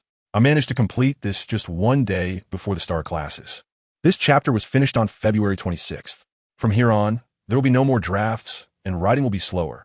It might even turn into a weekly update. The author also tries not to copy the original work. Readers should notice that the original text rarely appears in my book. My understanding of fan fiction is to play within the framework of the original work. The plot can be copied, but the details must be fleshed out by oneself. The author's imagination is quite broad, and having read over 100 Harry Potter fan fictions, I've seen all kinds, including some with only tens of thousands of words. And I consider some of their ideas, as they all have their merits. When I have time, I will add a chapter recommending classic Harry Potter fan fictions related to this work. Everyone knows that this site has deleted the vast majority of Harry Potter fan fictions, and latecomer readers might not have time to remember their names. Now, let's talk about some spoilers. The author is also worried about being targeted one day, mainly regarding the arrangement of the main character. In my conception, this book spans 7 years at Hogwarts, ending with Voldemort's death in the 7th year. At that time, the protagonist, who is only 18, would not realistically have the possibility to defeat Voldemort in a one-on-one duel. Just think about it. To achieve this goal, how many golden fingers would I need to give the protagonist?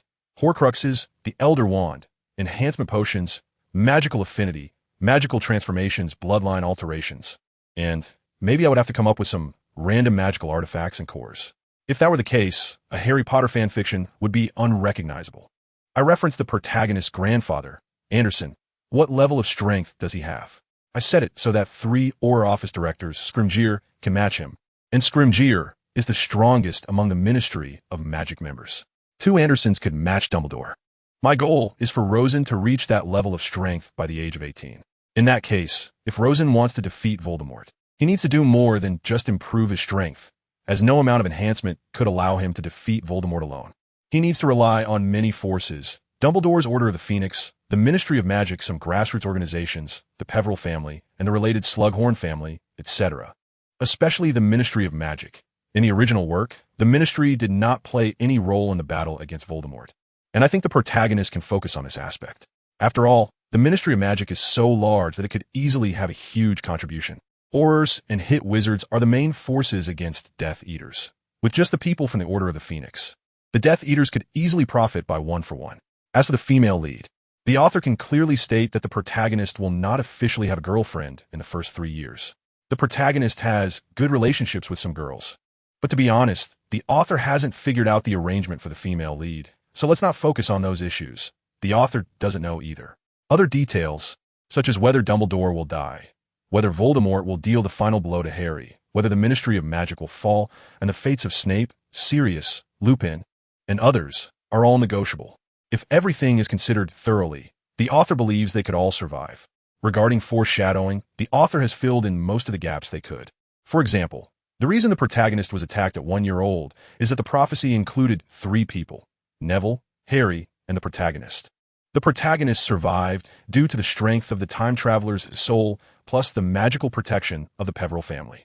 The protagonist also arranged to beat Quirrell up because of that damn garlic smell. The author hates garlic and always has to pick it out when eating in the cafeteria. There were already hints provided in the chapter about defense against the dark arts. Now, as for the next volume about the Chamber of Secrets, I will update it slowly. Here's a clear spoiler. In this volume, Professor Gilderoy Lockhart will no longer be a useless character. He will have some connections with the protagonist and will play a role as a positive character. I buried 2 hints related to Lockhart in the first volume, one of which is described in an entire chapter and is easy to find. The other is too subtle. Hint: I only introduced 4 out of the 5 people in the protagonist generation, and the 5th will be introduced around the winter break. However, it doesn't matter if you can't find it. The answer will be revealed in a few chapters. So to conclude, this book is not signed and will definitely not become VIP. The author writes this out of personal interest, not for profit. Horace, how much do you know about the Philosopher's Stone? At Peveril Castle, Rosen and Horace Slughorn were casually chatting while tasting jackfruit preserves. Horace didn't care about the age difference, as long as the other person got along with him. After thinking for a moment, Horace said, I heard about the Philosopher's Stone when I was in school. At that time, Albus, and a few other excellent students discussed this issue, but we got nothing. Later, I did more in-depth research on potions, and in fact, potions have many similarities with alchemy. However, they cannot violate those laws. So I strongly doubt the efficacy of the Philosopher's Stone. Rosen nodded, saying that the current question is why the Philosopher's Stone is referred to as turning stone into golden immortality, and that Nick and his wife have lived for over 600 years without any special bloodline. So the Philosopher's Stone must have played a role in this. They must have sacrificed certain aspect to exchange for an extended lifespan. That makes sense. What do you think is more likely? A curse on the soul? The loss of emotions? But I think that is a bit unreliable, as these things don't have a quantifiable plan and can't be exhausted. And from this perspective, it does seem possible to achieve immortality, but it violates the conservation principle. Is it possible that it's magical power? Rosen thought for a moment and offered a guess. The most important thing is that over time, the magical power needed to extend the same lifespan increases, and eventually, due to insufficient strength, one dies when a magical power is exhausted. If that is the case, it would make sense. Assuming you are right, then we might make a hypothesis. Horace suddenly thought of a possibility. Nick may not be tired of living long, but rather his magical power can't keep up with the consumption. Or, he might be close to being a dud now. Perhaps when he first created the Philosopher's Stone, he was one of the strongest wizards in Europe.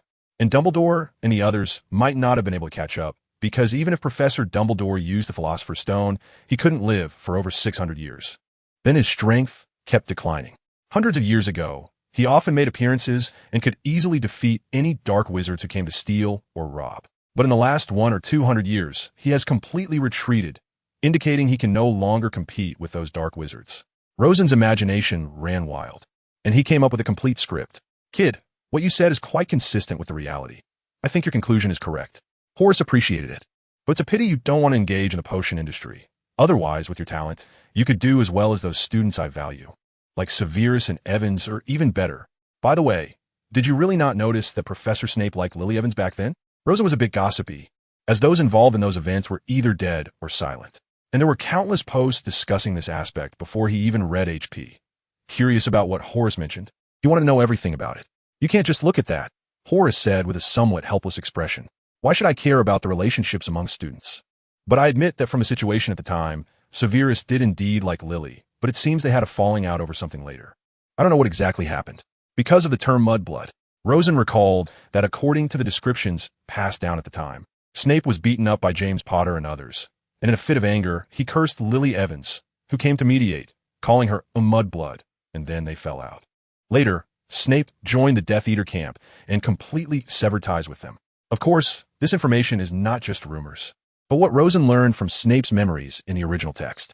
However, Albus once told me that Severus was an undercover agent for the Order of the Phoenix. Many pieces of information were provided by him to the Order, even though I never joined. Horace still had some doubts. He suddenly recalled something, right? When you were 1 year old, the Death Eaters attacked your home, and that intel seems to have been provided by Severus. Rosen nodded, showing no surprise. So, can we gossip a bit more? I boldly speculate that Snape chose to be an undercover agent because of Lily. The fact that he is still single and has never shown interest in girls might indicate this. Horace didn't respond, his eyes showing some sadness. Maybe you're right. But that war took too many lives. The number of wizards was already few, and another war would be a severe blow. There's no need to be like that. The war has been over for more than 10 years, and the Dark Lord has fled. Let's talk about something happier. Rosen vividly described their adventures, protecting the Philosopher's Stone, beating Quirrell, and Voldemort fleeing in panic. Originally wanting to make Horace happy, Rosen inadvertently noticed Horace's expression change. Wait, are you saying the Dark Lord is in a ghostly state? Is he possessing Quirrell? Or does he have his own body but has just lost his power? Horace asked seriously and eagerly. He asked possessing Quirrell. He doesn't have his own body. Rosen didn't understand what was happening. Why would such a simple topic need to be questioned? If the Dark Lord had his own body, he would have already returned. How could he still be hiding in the jungles of Albania? Horace fell into contemplation, and Rosen was also considering what was going on. So the room fell silent as Rosen munched on the preserves while thinking. The Dark Lord was one of Horace's students, and Horace knew that. So why was the ghostly state so important to Horace? Remembering the plot of the original text, he finally recalled. Voldemort had asked Horace about Horcruxes. Horace had just confirmed that Voldemort had made Horcruxes. Do you know what means he used to survive? Rosen asked tentatively. Of course. He didn't dare to mention the word Horcrux, or it would bring trouble. How could a child know about Horcruxes?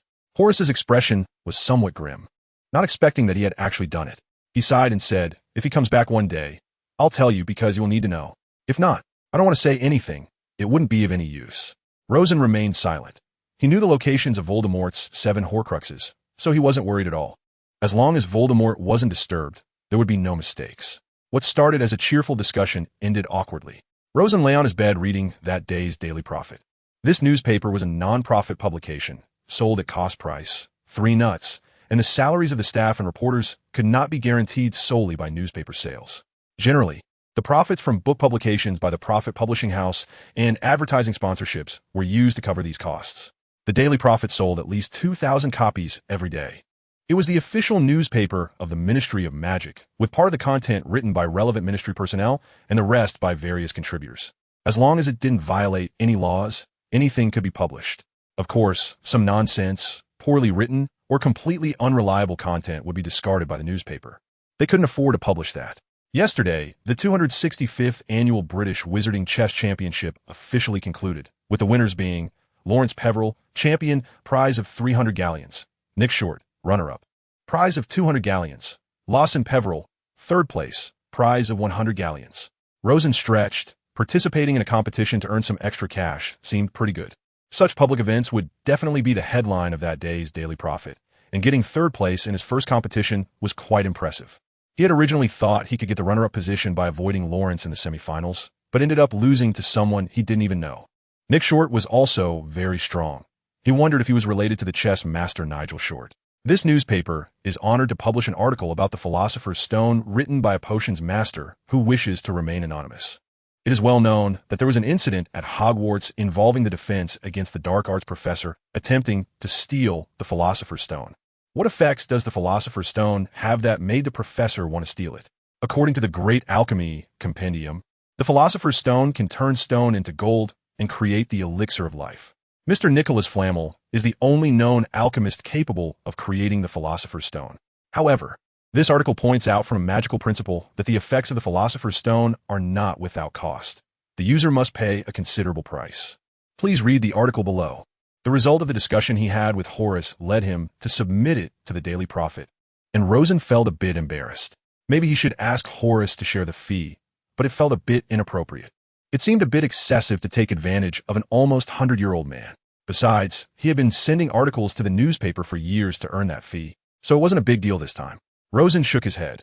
Anyway, the prize money from participating in one competition was equal to Horace's 2 months' worth of fees. Mr. Lucius Malfoy donated 20,000 galleons to St. Mungo's and 30,000 galleons to the Ministry of Magic. We thank the noble Mr. Malfoy for his contributions to public welfare and have reason to believe that his involvement in the Death Eater incident was not intentional and was under duress. Rosen snorted. Malfoy donates several times a year to clear his name, thinking he could fool anyone. It didn't matter if the uninformed masses believed it. As long as they exposed them after the war broke out, it would be enough. All their efforts would be in vain. Justice will come, just not yet. The Ministry of Magic plans to lead an investigation into some wizards with criminal records, with the law enforcement department at the helm and the cooperation of other departments, to crack down on wizards hiding dark magical items. This move aims to maintain the stability of the magical society and prevent catastrophic events from occurring. After reading this, Rosen nearly spat out blood. How could they announce their plans before a search? Do they think dark wizards are fools? No wonder the Malfoys could sell dark magical items to Borgin Burkes or hide them in their basement ahead of time. It wasn't that the Death Eaters were too cunning, but that the Ministry was too incompetent. Mr. Gilderoy Lockhart recently accepted an invitation from Hogwarts headmaster Professor Dumbledore to take up the position of defense against the dark arts professor this year, filling the vacancy left by the previous teacher. Gilderoy Lockhart is a promising young wizard dedicated to combating dark magic and dark wizards, helping wizards across Europe with their difficulties and troubles. Although he graduated from Hogwarts just 10 years ago, it is well known that he is exceptionally skilled and experienced, and it is believed he will elevate Hogwarts students' abilities to combat dark magic. Rosen was utterly at a loss for words. How could such a big peacock be so glorified? He really didn't want to comment. He would just wait and see when school starts. Rosen noticed that there was some additional content at the end of this article. Mr. Gilderoy Lockhart revealed to us that he will hold a wedding in a few days. Let us wish them well. Which girl would be blind enough to fall for him? Wouldn't he just show his true colors within 3 days after getting married? Rosen thought to himself, picturing scenes of post-marriage arguments. Oh, the imagery was too beautiful. He couldn't bear to imagine it. But respected Mr. Lockhart would definitely defer to his spouse because he couldn't win against them. Ha, ha, ha. Rosen laughed so hard he nearly fell over. After finishing all the content of the Daily Prophet, Rosen set it aside and picked up a copy of the Quibbler. Although people say this magazine is unreliable, it actually has considerable reference value. The magazine is a monthly publication. In reality, the author, Xenophilius Lovegood, doesn't rely on this magazine for a living. His family lives in the countryside, and he often collects magical items and captures magical creatures to sell. Half of his magazine's content consists of his views on current events, while the other half records the things he has collected or captured. I do not believe that Mr. Lucius Malfoy's donation can prove he is not a Death Eater. We all know that Death Eaters have the dark mark on their left arm, but during the court trial, Malfoy refused to show his left arm, claiming it was for maintaining dignity. This is suspicious in itself. The behavior of former defense against the dark arts professor Quirinus Quirrell in stealing the Philosopher's Stone should not be coincidental. I believe he was manipulated by someone behind the scenes. Otherwise, a wizard wouldn't be foolish enough to steal a Hogwarts. Gilderoy Lockhart's magical abilities are indeed questionable. I've read his books, but they're filled with loopholes. The section about vampires is completely unreasonable. Rosen found it strange that Xenophilius Lovegood was clearly right. Yet so many people treated this magazine as nonsense. Alas, I can only say they are still too simple and sometimes naive. The cultural level of wizards is truly concerning. The astronomy class is used to learn simple mathematical foundations, which in Rosen's past life wouldn't exceed the level of a third-year junior high school student. The Muggle Studies class is used to learn sociology and political economy, which even children know, but it's not even a required course. No wonder so many people know almost nothing about the Muggle world. Basically, anyone who has taken this course and passed can work in the Department of Magical Law Enforcement's Office for the Prohibition of Misuse of Muggle Artifacts. Some translate it as the department. But since this office is a subordinate of the Law Enforcement Department, using the term office seems better. In Rosen's view, The book Harry Potter is like a coffee table filled with tragedies. Not to mention anything else. Let's count how many characters have experienced a great deal of tragedy after the 7th year ended and Voldemort was defeated. It seems that except for Fleur Delacour and a few less prominent supporting characters, all the main characters either died or endured hardships and survived. Aunt Rowling, is this intentional?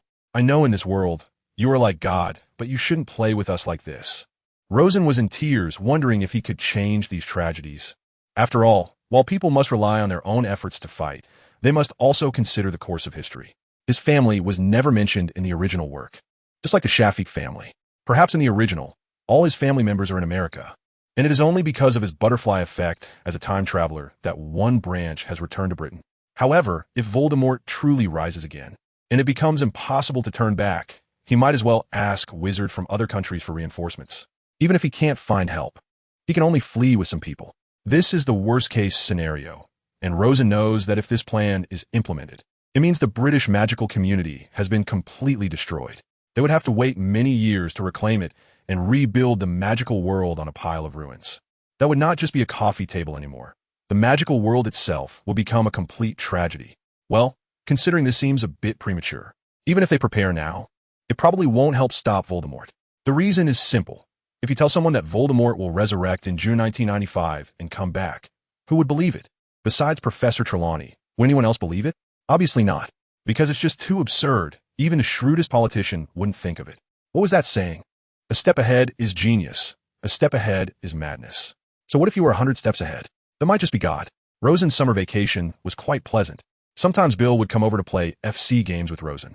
Although they each had their own game consoles, playing together was always more enjoyable than playing alone, which is why there were always groups of people playing together in internet cafes in Rosen's past life, even if they had their own computers.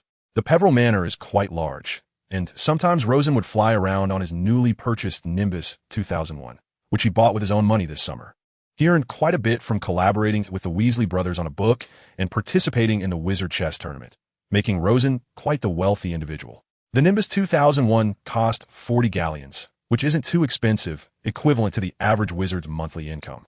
Rosen never understood why only Slytherin had all its members equipped with this flying broom. Didn't other houses have wealthy individuals? Rosen planned to get all the Ravenclaw students who supported Quidditch together to improve their hardware. After all, if it was split, it would only be about 5 galleons per person, which is completely affordable. Does no one in the wizarding world know about crowdfunding these things? Rosen felt rather embarrassed. What kind of broom is the Clean Sweep 7? It was the best broom in Britain 30 years ago, but now it's completely outdated. Since the magical world has freed itself from endless wars, they now have the energy to develop more comfortable products, and flying brooms are among them. Although the Clean Sweep 7 can barely reach 80 of the Nimbus 2001 speed, its agility, comfort, and controllability are significantly lacking. High-end flying brooms primarily attract wealthy families and major Quidditch professional clubs. They're almost always the first to buy them, the former to show off their wealth and the latter to achieve better results in competitions. Of course, crowdfunding for the Nimbus 2001 doesn't have to be completed within this semester. Anyway, Rosen knows that the Chamber of Secrets incident will definitely lead to the cancellation of Quidditch matches, and before that, Ravenclaw will face Hufflepuff, which is the only match left. Why use a sledgehammer to kill a chicken? The Clean Sweep 7 is enough to deal with equally equipped opponents, especially the Hufflepuffs who are quite weak. It's not that Rosen looks down on them. The fact is they really are weak. A year's time, the money will definitely be gathered, and Rosen is not worried at all. Divider. After lunch one day, Lawrence handed Rosen a piece of paper.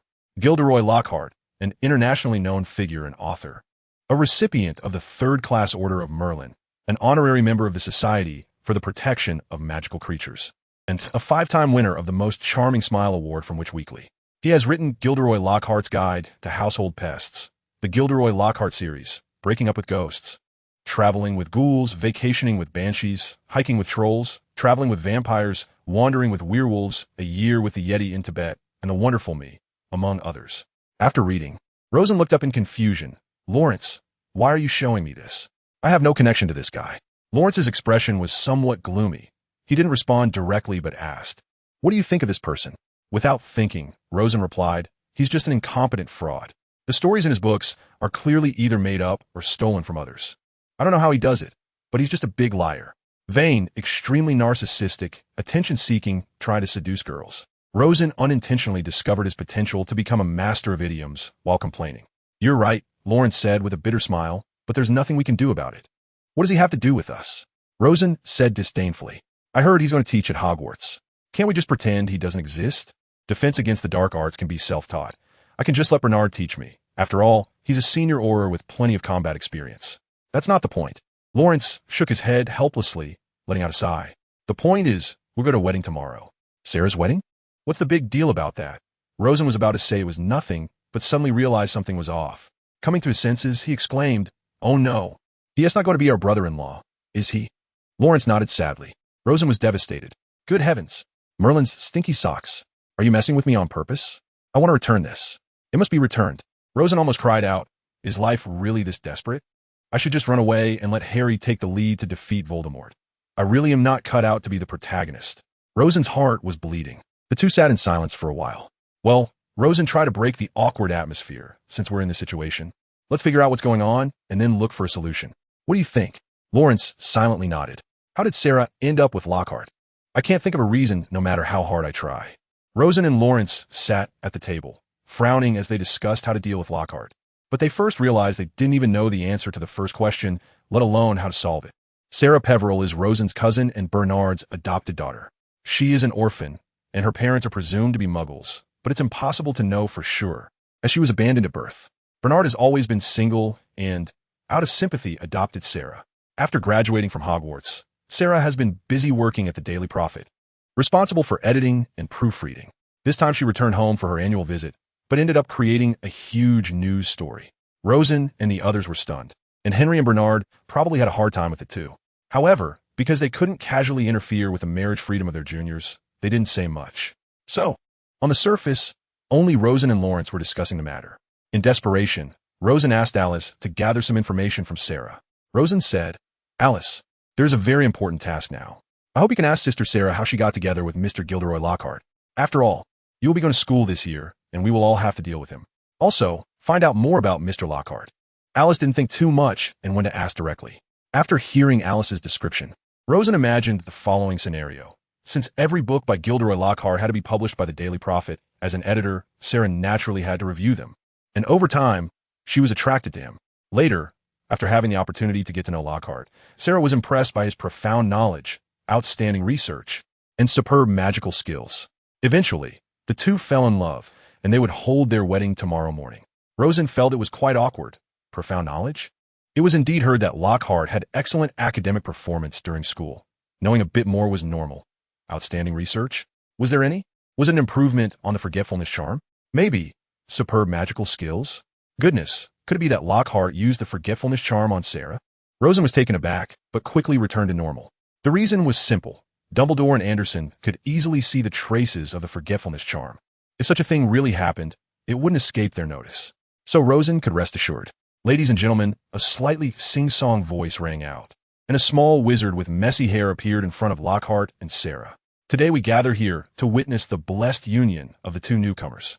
From the outsider's perspective, Lockhart appeared handsome and charming with remarkable achievements, while Sarah was mature and attractive, excelling in her work, making them a perfect match. However, Rosen held his head in despair. "Lawrence, shouldn't we come up with a way to make Lockhart less useless? Otherwise, he will cause trouble sooner or later." "All right, Gilderoy Lockhart, please step forward with Sarah Peverell." Lawrence whispered, "How could I possibly have a way? Besides, he is your teacher. You should have a means to deal with him." Rosen was speechless. "Why would I have a way? If I had a way, would I come and ask you? Now, I announce that you are officially married." "Forget it." Rosen shook his head. "Anyway, I'm good at defense against the dark arts, at worst. I can give him some advice." "Ladies and gentlemen," the host spoke again, "please rise. Divider, after the wedding. Lawrence, if you ever get married, please don't create such a big news story. My heart can't take it." Rosen said expressionlessly, but felt like he was on the verge of collapse.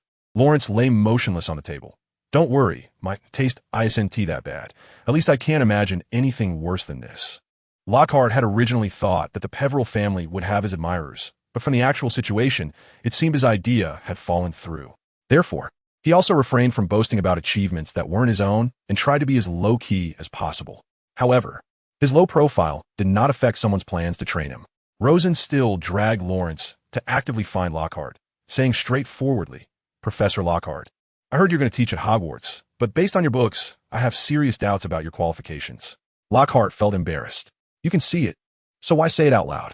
He initially wanted to reflexively retort, but upon seeing the gloomy expressions on their faces, he quickly realized that if it came to a magical duel, he might not be able to beat them. So he awkwardly said, "Could there be a misunderstanding?" Rosen showed no mercy. "Then can you explain how you conquered Sister Sarah with your profound knowledge, outstanding research, and superb magical skills?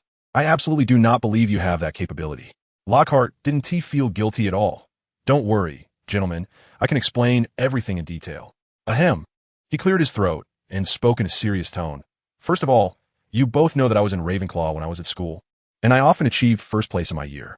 When I graduated, I received O grades in all subjects except for History of Magic in the Advanced Wizard level test. Doesn't this show sincerity? What about your superb magical skills? Your expertise in the Forgetfulness Charm?" Lockhart felt a bit awkward. "I don't know how you found out that my expertise is in the Forgetfulness Charm, but I dare say there is no wizard in all of Europe who understands the Forgetfulness Charm better than I do. I can truly be considered an expert in this area, so that should count as superb, right? What have you researched? Don't tell me you improved the Forgetfulness Charm?" "Exactly," Lockhart said proudly. "I have now mastered how to modify a person's memory, and a modified memory cannot be detected even in the pensive. Only a wizard of Professor Dumbledore's level can judge this by observing the magical traces." Rosen looked down on him. "So you stole others' achievements through this research? And everything else is not yours?" "Of course not," Lockhart said innocently. "I had researched some things during my school years. For example, I compiled a book titled Magical History, Little Known Secrets, the first half of which I translated from Old English, and the latter half I wrote myself. I also published a paper on the improvement of the Forgetfulness Charm, which is how I received the third-class medal from the Order of Merlin. Otherwise, do you think I got it just because I'm good-looking? Hey, that book was written by you?" Rosen was surprised. He could never imagine that this flashy peacock had such abilities. "Yeah," Lockhart said somewhat dejectedly. "I don't have enough hard skills, so I can only do some theoretical research." Gilderoy Lockhart was born on January 26, 1964. His father was a Muggle, and his mother was a witch. He has two older sisters, both of whom are Muggles. Gilderoy Lockhart is the only child in the family to show magical abilities, and he takes pride in it. Upon arriving at Hogwarts, he almost got sorted into Slytherin, but ultimately barely made it into Ravenclaw. Lockhart had not anticipated that the school he was entering would be filled with witches and wizards, many of whom were more impressive than he was. In Lockhart's own mind, he was already an undisputed hero and genius, and a shocking fact he refused to face was that no one knew his name. His magical talent was commonplace to others, and not even his naturally wavy blonde hair left a deep impression on anyone. Of course, this is not to say that Lockhart lacked talent. In fact, his teachers believe his intelligence and abilities were far above average, and with hard work, he could achieve something for himself, even if he did not reach the grand ambitions he boasted about among his classmates. Lockhart had once set an unrealistic goal for himself. He would create a Philosopher's Stone before graduation, then lead the England team to win the Quidditch World Cup as captain, and finally become the youngest Minister of Magic in Britain. But reality hit him hard. He had obtained permission from Professor Dumbledore to access the restricted section to create the Philosopher's Stone and had gone through a series of alchemy-related books, only to discover, to his surprise, that there were no descriptions of how to make the stone. After his plan failed, he did not get discouraged. He sought out descriptions of ancient magical history, as the powerful beings of that time did not need a Philosopher's Stone. He tried to find clues by comparing their differences, but to no avail. He searched the mountains of England during his holidays for the Helios mentioned by Balthazar and the Fire Titan, yet felt nothing. He could only admit that there was a significant gap in power. After translating and organizing the history of magic, Lockhart discovered the most important reason for his lack of strength: insufficient magical power. Magical power is heavily influenced by innate ability and bloodline. However, this does not mean that pure-blood wizards have higher magical power than half-bloods or muggleborns. Even looking at the overall picture, this is not the case. In reality, powerful modern wizards often intentionally or unintentionally activate the special bloodlines of their ancestors, who were strong and possessed the bloodline of certain special beings. For example, Voldemort activated the bloodline of his Slytherin ancestors, and the same goes for Dumbledore and Grindelwald. Essentially, Muggle-born wizards can be very talented and excel in their studies, but they almost never have a significant amount of magical power. There are very few powerful wizards whose magical power comes from something akin to a genetic mutation. accidentally gaining enough magical power. The last scenario involves the use of a magical enhancement potion, but this potion, honestly, has nearly become extinct. Even Dumbledore does not have any, let alone Malfoy or Black. If they had it, Lucius Malfoy wouldn't be completely powerless, right? If Dumbledore had any, he would definitely give it to Harry Potter. After all, he was quite inept. Voldemort must have gotten some, and Dumbledore and Grindelwald probably used it when they were young. Nowadays, among those who know, only Nick LeMay might still have such a potion, but one cannot expect too much. The ingredients required for the enhancement potion are too rare. Rosen had once seen the recipe and immediately judged that no one in England could produce it. Lockhart was frustrated to find that his magical power was indeed too low. The only advantage he could rely on was his research into theories and his proficiency with spells. To this end, he practiced various spells one by one, ultimately mastering the memory charm to the point where he could easily modify people's memories without being detected, except by wizards of Dumbledore's caliber, who could sense traces of magic. So he couldn't fool them. In theory, no one in all of England could use the memory charm better than Lockhart. Even Dumbledore would make mistakes due to unfamiliarity, making it not seamless. After graduating, Lockhart chose to go on adventures. At first, he tried to take on various dangerous creatures alone, but almost got beaten to a pulp. Later, he adventured with other wizards, but encountered trouble right away. One wizard wanted to knock him out because he found Lockhart a nuisance, and Lockhart was forced to fight back, ultimately using his superb memory charm to erase the other wizard's memory. This was the first successful use of the memory charm in actual combat. Since then, Lockhart repeatedly used the memory charm to erase the memories of others, then found a dozen great and brave wizards and witches successfully modifying their memories and stealing their achievements. He published these in books, gaining the status of a best-selling author with his series of autobiographical works. Of course, the third-level medal from the Order of Merlin was awarded for his understanding and improvement of memory magic. The members of the Order of Merlin were all experienced wizards and could naturally see the flaws in these books, but they praised his improvements to the charm. Thus, they turned a blind eye to Lockhart, becoming an honorary member of the Dark Force Defense League and did not express any opinions on matter. Sarah Peveril worked at the Daily Prophet and a publishing house and had edited Lockhart's book. They met by chance and quickly fell in love. For the sake of a more stable future, Lockhart decided to stop using memory magic to steal others' achievements and instead focus on advertising. 6 months later, they got married, and Lockhart was cornered by Rosen, who forced him to recount this entire history. Now, Lockhart was considered a minor tycoon. His best-selling books were sold all over Europe, and shampoo advertisements were quite popular among wealthy families. It was said that Lockhart's father, who had previously been very indifferent to wizards, was now no longer cold, as seeing his son become a winner in life gave him no reason not to be happy. As for the enhancement potion, Rosen rubbed his eyes and said, "This thing hasn't appeared in people's sight for nearly 100 years. Even if it exists, no one would announce it. As many of the required species have gone extinct or nearing extinction, no one should expect it. Is there any way to enhance my strength?" Lockhart appeared very anxious. He knew he lacked strength and had no confidence in his upcoming teaching career at Hogwarts. "Why did you accept the invitation?" Rosen asked, puzzled. If Lockhart was self-aware, why would he still walk on a tightrope? The reason was simple. Lockhart helplessly replied, "Dumbledore hinted that if I went there to teach for a year, he would no longer interfere with my use of the memory charm. After all, no one wants to take the job of defense against the dark arts teacher at Hogwarts anymore, and he has set his sights on me." Rosen was embarrassed. "He threatened you. I can understand, considering what you did before was indeed excessive. But now listen to me. I guarantee you will have a peaceful year and won't lose face."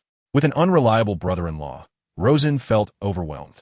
"I'll stay in a room, make no noise, and pretend I'm not there," Harry said helplessly. He was spending the summer at the Dursleys, and this Muggle family was filled with fear of magic. Today, a wealthy builder, Mr. Mason, would come to dinner with his wife, and Vernon Dursley was determined to secure a huge order for a drilling machine from him. Thus, the earlier scene unfolded, with the Dursleys rehearsing for the dinner, while Harry was shoved aside and ordered to pretend he didn't exist. "Oh, poor Harry, let's have a moment of silence for him." A knock at the door interrupted, and Harry immediately obediently returned to his room, thinking about getting a good sleep. He was already exhausted from tidying the living room today, as Dudley couldn't arrange the food and gifts properly, so it was left to him. However, trouble soon arrived. A house elf, with large bat-like ears and tennis ball-sized, bulging green eyes, was sitting on the bed. After a brief quiet argument, Dobby insisted that Harry should not go to Hogwarts, while Harry, unaware of the circumstances, firmly refused. Finally, Dobby decided to cause trouble with magic, which angered the Dursleys and prevented Harry from going to school. As Dobby pointed his finger at the chandelier on the ceiling, Harry could only watch helplessly as the chandelier fell, knocking him out cold. A soft incantation swept through the air, and Dobby was knocked unconscious on the bed without making a sound. Just before the chandelier hit the ground, it floated up and gradually returned to its original position. "Long time no see, Harry." Harry looked in surprise at the person climbing in through the open window, completely unexpected. Ron. Ron Weasley? What are you doing here? What happened? Ron made a shushing gesture. "Keep it down. Your uncle doesn't want any noise here, so this is for the best. As for that little elf, named Dobby." Ron pointed to the unconscious creature. "He must have disobeyed his master's orders to sneak out and warn you. But foolishly so. I was planning to check on you today, since you haven't written us back. And from the looks of it," Ron aimed his wand at Dobby, and a bunch of letters flew out of Dobby's pocket. Ron said nonchalantly, "As expected, this guy intercepted the letters." Harry was dumbfounded. "How did you know?" Ron replied irritably. "The owl I sent to deliver your letter came back with clear signs of having been cursed. Although I can't understand owl talk, its behavior indicated that the letters had been intercepted. Then my family did some detecting and found out it was the house elf's doing. So I came here and caught him red-handed. You should be grateful that your uncle's plan is likely to succeed." Ron shrugged. "By the way," Harry suddenly remembered something. "Why are you able to use magic outside of school? I thought that was prohibited?" "Oh, it's a long story." Ron appeared innocent. "In principle, I shouldn't be using magic. But the Ministry of Magic only detects underage magic through one thing: wand traces. The trace on a wand automatically lifts at age 17. But using magic before that will be detected. The advantage of Hogwarts is that it can block wand trace signals. So once you leave Hogwarts, the trace takes effect immediately. However, my wand was never registered with the Ministry, so using magic goes unnoticed." Ron smiled slightly, indicating that the previous explanation was weak. This was the truth. "Harry." An owl flew over, quietly dropping a parchment before leaving. Harry picked it up and read, "Dear Mr. Potter, we have received a tip-off that at 9:12 p.m. tonight, a levitation charm was used at your residence. You should know that underage wizards are not permitted to cast spells outside of school, and further violations may result in expulsion. Underage Magic Restriction Act, 1875, Section C. Note, the author is at school, does not have an official copy, so does not know the standard translation. This is modified based on online translations. We also request that you remember Section 13 of the International Confederation of Wizards Statute. Any magical activity that risks being discovered by muggles is a serious crime. Have a pleasant holiday. Mafalda Hopkirk, Office of the Improper Use of Magic, Department of Magical Law Enforcement. Note, the various departments under the Department of Magical Law Enforcement will not be translated as office here to avoid confusion about authority." "Oh," Harry Ron said slowly, "I forgot to mention one thing. House elf magic is not within the Ministry's detection range, so their magic will be assumed to be yours since you're the only wizard here. And wand traces are also unreliable. The Ministry still can't determine if it was the target who used the magic when there is a wizard present, so this is awkward." Ron tore the parchment in two and wrote on the blank side, "To Stilter Antioch Peveril. I am currently at Harry Potter's house, where we are dealing with an unstable house elf of an unknown master and are forced to retaliate. The Ministry's warning letter to Harry has unfairly attributed the house elf's magic to him, which I believe is unjust and against the law. I hope you can submit this statement to the Office of the Improper Use of Magic. Ron Antioch Peveril." "That should do it," Ron shrugged. "My cousin is the team leader in the Department of Magical Law Enforcement, and he is a very rule-abiding person. By adding my middle name in the letter, I swear by my ancestor's name that everything I wrote is the truth. He will definitely submit the statement, and then the warning can be revoked."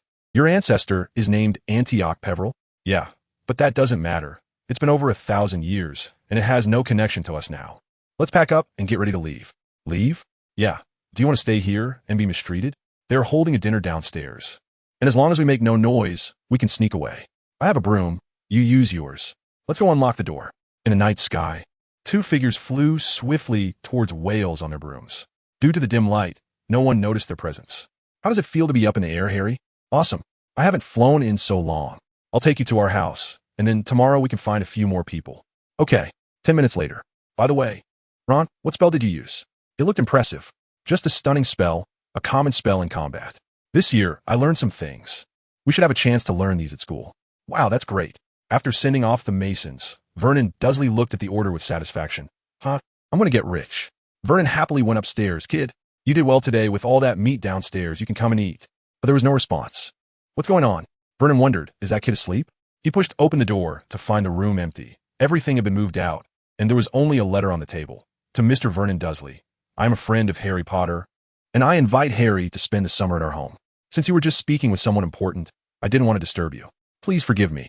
P.S. Harry will not return before the end of June next year. Petunia. That kid has finally left. Let's prepare another midnight snack for Dudley. Harry Potter felt that this was the happiest summer he had ever experienced, even surpassing the feeling of discovering he was a wizard. Ron took Harry to their home, allowing him to experience what wizarding life was like for the first time. Well, Harry, since you haven't experienced life in a wizard family, I'll give you a rough idea. Our estate has magical protections. Any illegal intruders will trigger alarms, and if they sense danger, they will be attacked. The castle is large with plenty of rooms, but generally, we all do our own things, and we only gather during holidays. If you want to eat something, just summon a house elf. I have 3 house elves at home. Gigi is serving my parents, and I also have my sister Alice's. Although house elves generally work hard, they are born to be dedicated to their duties. Moreover, I can proudly say that in the entire British wizarding world, our house elves are treated the best. They are never beaten or scolded, and we have always treated them as family. Rosen snapped his fingers. Gigi, a house elf, appeared instantly. Harry noticed that he looked very similar to Dobby, but was wearing new clothes. Rosen said, Gigi, fetch me a portion of my dinner, and this is Harry Potter, our guest, so get him a portion as well. Harry was a bit at a loss. Rosen, I don't know what I want to eat. Maybe the same as yours? At your service. Gigi vanished in an instant. 10 seconds later, he materialized holding 2 plates full of food. Please enjoy, gentlemen. The efficiency is impressive. Harry was a bit surprised. Yes, Rosen shrugged. House elves also have strong magical powers, comparable to an adult wizard, and they focus on their work, so they become particularly skilled. Among the 3 house elves in our home, only one was brought from America, another was inherited from the McKinnon family, and the last one was accidentally found wandering, which is Gigi, who then came to our home. So, how do house elves reproduce? Rosen was surprised. They're magical beings too. They reproduce normally, just like humans. Harry, Divider. The night quickly passed. The next morning, Rosen received a letter from the Ministry of Magic. Dear Mr. Rosen Peveril, thank you for your clarification. We have determined that the spell cast on Privet Drive yesterday was performed by a house elf and not by Mr. Harry Potter. The warning has been rescinded. Thank you for your vigilance. Ministry of Magic, Office for the Prohibition of Misuse of Muggle Artifacts, Law Enforcement Division. Rosen waved the letter in front of Harry. Your warning has been lifted. No need to worry. How did they figure it out? Harry was still curious. Rosen winked. Actually, they didn't have the ability to figure it out. The only way was to take your wand and use the reversal spell to test it. In fact, it was just Stiller who wrote a report, and that was it. It's that simple. Harry again. Oh, Ron and his 2 brothers are coming today. Seeing the atmosphere a bit awkward, Rosen quickly changed the subject. They will pick you up in a car. The Weasley house will be livelier, and I think you would fit in better there. Wait, Harry suddenly felt something was off. They're picking me up in a car? Wizards drive cars? I remember when Hagrid brought me to Diagon Alley. He didn't even know how to use the subway. Well, Rosen said slowly, the car belongs to Ron S. father. He works in the Law Enforcement Division, Office for the Prohibition of Misuse of Muggle Artifacts, so he knows quite a bit about Muggle items. And it seems that car has undergone some magical modifications. Harry understood the last sentence completely. Wizards are really unreliable, he thought. After lunch, a turquoise, Rosen didn't understand why there was a car in this color. Could it be that the Weasley family's taste is different? Or are wizards like this? Sedan floated down slowly from the air. After landing, a few people jumped out of the car. Ron, George, and Fred. Look, our partner is here, one of the twins said, with the savior, Mr. Harry Potter. The other continued, engaging in some sort of PY deal. The 2 said in unison. 2 black lines appeared on Rosen's forehead. You too. Do you still want a partner in business in the future?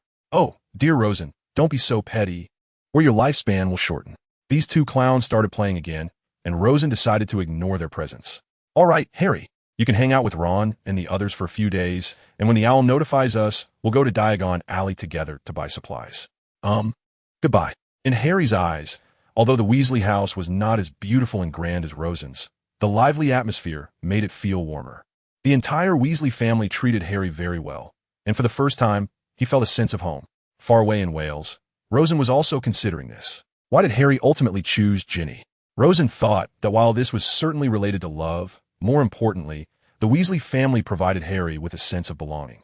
He had never truly had caring relatives growing up, and his godfather Sirius was imprisoned in Azkaban and later killed by Bella. The appearance of the Weasley family filled this gap for the first time.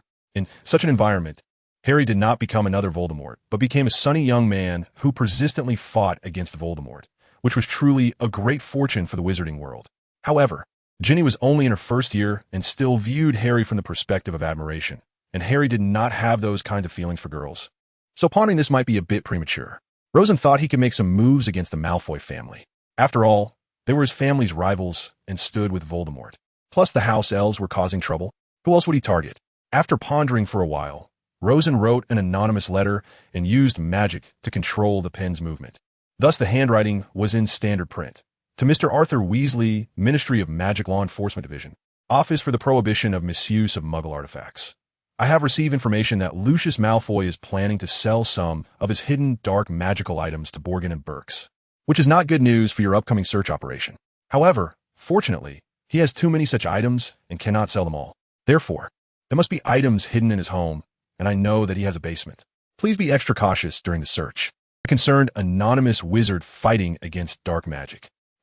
Every time I take action, it's on a heavyweight level, not something you little skirmishes can compare to.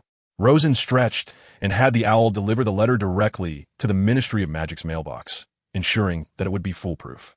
Rosen had previously considered getting the diary first and then finding a way to eliminate it directly, perhaps using the Fiendfire curse or something similar. But it wasn't until the day he set off for Diagon Alley that he realized this was simply impossible. Lucius Malfoy was a shrewd man. He would only give the diary to someone when he was sure he wouldn't be discovered, at least not immediately suspected. Otherwise, he would prefer to hide it in his own basement. Of course, he wouldn't dare sell it to Borgin and Burkes. Although he didn't know what the diary was, it was clearly an extremely important item for Voldemort. If Borgin and Burkes got it, the consequences would be unimaginable. After all, the latter was also a master of dark magic. In this way, Rosen could not be nearby when they had a conflict. Otherwise, Malfoy wouldn't take action. Having Arthur Weasley lead the search of the Malfoy residence under his guidance should allow them to find the prohibited dark magic items. But they would not be able to recognize the Horcrux, which would instead backfire on them. Because in the future, when dealing with Voldemort, the whereabouts of the diary would become a variable. There's no other way, Miss Ginny. I have to put you through this for now. At least you have the Savior with you. Rosen prayed silently. In Diagon Alley, at the book signing event for Lockhart at the Leaky Cauldron. Due to a family feud and the impending search of his home, where he was forced to sell and hide various dark magical items, Lucius Malfoy viciously mocked Arthur Weasley. Then, Arthur Weasley lunged at Malfoy, crashing him into a bookshelf, causing dozens of fixed spell books to fall on their heads. Beat him, Dad. It was clearly George and Fred cheering from behind. Don't do that, Arthur, don't do that. The crowd panicked and retreated, knocking over more bookshelves. Gentlemen, don't be impulsive. You need to set a good example for the children. Lockhart rushed out from inside, looking disheveled after signing, waving his wand forcefully, clearly exerting a lot of strength. And the two were directly flung apart by a force. Gentlemen, whatever feud you have, why fight in this temple of knowledge, this sacred place? Even if you don't hit the children, hitting the flowers and plants is not good. The children are watching. Phew. Luckily, Rosen had reminded me that someone would definitely fight in such a chaotic scene. And thanks to the 3 days I practiced the separation spell, I finally managed to separate these two adversaries. Otherwise, I would have lost all my face, Lockhart thought, still feeling apprehensive. Wow, such a simple separation spell can fling people apart in Professor Lockhart's hands. He truly is a powerful wizard. Hermione's eyes were filled with admiration, while Harry and Ron beside her exchanged awkward glances, pretending not to hear. Although they indeed didn't know if that counted as powerful. But if Rosen were present, he would surely scoff at it. Divider. Fortunately, after finishing the book signing, Lockhart returned to Peveril Castle to rest, and after buying the necessary school supplies, Rosen and the others hurried back. As soon as he sat down, Lockhart described the conflict that occurred that afternoon, the nth non-magical battle, commonly known as wrestling, between these two family enemies. Finally, today got through, but there's still more than 2 weeks until school starts. You kept telling me to pick up my studies, and I have almost caught up, at least to the level of a 6th or 7th grader. So what should we do next? Let me think. Rosen pondered for a moment and asked, what other content do you plan to teach besides theory? How about Cornish pixies? Lockhart seemed to have planned this in advance. I'm considering letting students from 2nd to 6th grade experience it. Even if they can't handle it, I have mastered a spell to control them instantly. Pescapixie Pesternomy. Rosen twitched his mouth. Are you sure you're pronouncing it correctly? The pronunciation of spells is also important. How can you finish the spell without a pause? Didn't I remind you before? The most famous rhythm for spells is the killing curse, right? If it's mispronounced, even Voldemort wouldn't be able to use it. Lockhart clearly just realized this issue. He immediately fished out a book from his backpack, The Tricks for Dealing with Magical Creatures, and turned to page 74. The rhythm of the spell is Pescapixie Pesternomy. After saying Pescapixie, your wand will start to emit a weak airflow. Then immediately say Pesternomy, and the airflow will form a cyclone, which will strike the attack target. Note, this spell does not require specific wand techniques. It mainly relies on mental control of the cyclone's direction. So don't be too rigid while waving your wand. Mental concentration is the most important. I think we should find a few to capture and study further. Rosen shook his head. Just knowing the theory is not enough. If something goes wrong, all his hard work would be wasted. I have already captured some, Lockhart said, pulling out a cage that contained a few small pixies, although it didn't seem to have as many as described in the original text during class. Huh. Rosen's eyes widened. How did you catch them? Do you know how to use that spell? Lockhart scratched his head, a bit embarrassed. Catching them is simple. I just need to hide near their habitat and use the stunning spell on them one by one. They can't find where I am, so it's easy to capture them. But if released in a closed space, it might be harder to deal with. After all, my stunning spell isn't that accurate, so I wouldn't dare to use it recklessly. Looks like that will work. Rosen nodded, pointing his wand at the pixies in the cage, Pescapixie Pesternomy. He then tilted his wand, and a gust of airflow burst forth. The pixie, which had nowhere to hide, was ensnared by the cyclone and tumbled helplessly, flapping its wings in vain. Practicing like this is good. Let us find an empty room and take one to practice on. The two began to deal with the pixies without any experience. At first, the pixies skillfully dodged all their attacks, causing the two to flee in panic. But later, they found the pixies' movement patterns and started using the obstruction spell to slow them down. Eventually, they successfully controlled the pixies with the cyclone. Time passed minute by minute, and finally, the two could easily control the pixies, immobilizing them completely. This way, class will definitely be foolproof. I dare say that those 7th graders probably have never heard of this spell. Rosen was full of confidence, feeling like a godfather orchestrating from behind scenes. How about you take me onto the train to get familiar? I'm quite curious about the savior.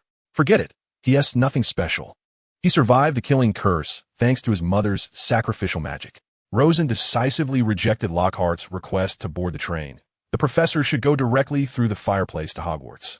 You shouldn't break the rules. Oh fine, Lockhart sighed. Then I'll do as you say. I'll teach honestly this year, and then I'll be free. If trouble arises, you have to help me. Got it. The access time for Platform 9 3/4 at King's Cross Station is limited. It only opens on the days the Hogwarts Express departs, and it will automatically close an hour after the train leaves. This is also to prevent muggles from accidentally entering due to prolonged opening times, which would undoubtedly cause a big scandal and draw criticism from the entire Ministry of Magic in Hogwarts. If it weren't for this platform's setup, house elves would have no ability to seal the platform. After all, no matter how strong, they can't compare to the official magic of the Ministry of Magic. You're not a powerful figure like Voldemort or Dumbledore, who could defy the heavens. However, Harry and Ron's choice in the original text was indeed quite foolish. The Weasley family was inside the platform, and after the train left, they would come out. It would be easy to find a way then, and Hogwarts would definitely find a way to help those who missed the train to get to school. It can only be said that they truly are Gryffindors. Rosen thought to himself, the timing magic of the platform is related to ancient magical scripts, as controlling the use of magic objectively is inseparable from magical texts. So Rosen specifically studied this mechanism with his father, Henry, and finally found a solution. After all, if he were locked outside as well, it wouldn't feel good. Alice is going to school this year too. Rosen, remember to take care of her. Oh, Rosen weakly agreed, feeling that his sister was truly a source of worry. How could school be so torturous? My goodness, if I hadn't made the wrong choice in my last life, I wouldn't have to feel this way. Maybe I could parody the lyrics of 10 Years to express Rosen's inner melancholy. Rosen, after his parents left, it was just the two of them left, and Alice began to chatter incessantly. Can you tell me about the sorting process? I'm really nervous. Let's get on the train first, and I'll explain once we're settled. There's no time right now. Rosen had a lot to do, but telling stories to Alice was not one of them. No way if we get on the train. Others will hear, and then I won't have the advantage. Alice argued somewhat righteously. Rosen remained silent, pulling Alice through the crowd. The scene seemed a bit like that image of one rabbit dragging another. Come on, don't embarrass yourself. Hey, can you tell me how to get a Ravenclaw? Alice was anxious. She didn't want to be sorted into some house only to be mocked by Rosen as a container for food. I don't know, but if you do nothing, you'll definitely end up in Hufflepuff. You go to Hufflepuff. Do you believe I can take you down? If you talk to the sorting hat like that, it'll definitely sort you into Slytherin. That would be worse. Want to try? Oh, fine. Finally, Alice stopped talking and lay obediently on the train seat. The boarding process went smoothly. The platform wasn't blocked, and Rosen didn't see the Weasley family. Because he needed to take care of Alice, he couldn't wait downstairs for Harry and the others to arrive before solving the problem. So, they were on their own. Rosen shrugged in his mind. Where's Bill? He hasn't come yet. Has he been locked out too? Rosen leaned against the window, curiously looking outside. This was funny. He should have reminded him earlier. The things people worry about most are the ones that tend to happen. A strange voice came over, and Rosen turned curiously to see a girl. She had long, light golden hair that was slightly messy, very light eyebrows that made her eyes seem a bit bulging, and her water blue pupils contained a certain cleverness. Who are you? Rosen felt a sense of familiarity, but he clearly hadn't seen this girl before. Luna Lovegood. I'm glad to see someone reading my father's magazine. Rosen glanced at the magazine, the Quibbler, in his hand, and commented, anything related to current affairs that your father writes is always right, while the Daily Prophet has never been correct. Is it because your father worked there? He knows why a report is generated. We search for the truth everywhere, but the truth is always far from us. Luna quietly sat down and said something that seemed unrelated. But Rosen knew this was the phrase that appeared in every issue of the Quibbler. Sorry, but can you explain what's going on? Alice was confused. After all, she wasn't a time traveler like Rosen and had never read the magazine. Luna nodded gently. Many people question my dad, believing he went mad after my mom passed away. Alice noticed the pause in Luna's tone when she mentioned her mother and quickly apologized. I'm sorry, I didn't know. Luna shook her head, her light golden hair dancing in the sunlight outside the window, looking less messy. He used to be the youngest editor at the Daily Prophet. People praised him for his humor and wit, and his future was limitless. Later, when the Dark Lord first rose, the Ministry of Magic entrusted all related press releases to my dad. It wasn't an easy job, because you never know when a single word might offend the Dark Lord or his followers. However, when Luna mentioned Voldemort, her voice was calm, unlike the usual tremor most wizards had. At that time, people died every day, but the Ministry hoped my dad wouldn't write about it. They thought things would resolve quickly, and there was no need to panic the public. They were just deceiving themselves, Rosen pointed out mercilessly. The wizarding world is small. Everyone has friends and family, and when one person dies, all wizards will know within days. This would only delay the spread of information and cause more trouble. Luna didn't comment. Dad, against his conscience, wrote many truths that weren't factual for the Ministry. Perhaps the Dark Lord even took pleasure in that. But everything changed after my mom died. Dad became anxious and restless. Those once false words slowly turned into demons, tormenting him at night. After resigning from the Daily Prophet, Dad couldn't write for a long time until he started organizing my mom's manuscript on magical creatures. So, starting the Quibbler was also to fulfill your mother's wish, right? Luna nodded silently. Her mother's saying was, what is seen is not necessarily the truth, and the truth is not necessarily visible. In Rosen's view, the Lovegood family wasn't that difficult to understand. Perhaps they just want to find comfort in the pursuit of truth, so the actual truth wasn't that important. They were just lonely people. The way information is transmitted in the wizarding world isn't just through owl post. In fact, it's a somewhat inefficient method similar to how Muggles used to write letters. The difference is that Muggles had no other means in ancient times and could only write letters. But wizards can use magic to convey information more efficiently.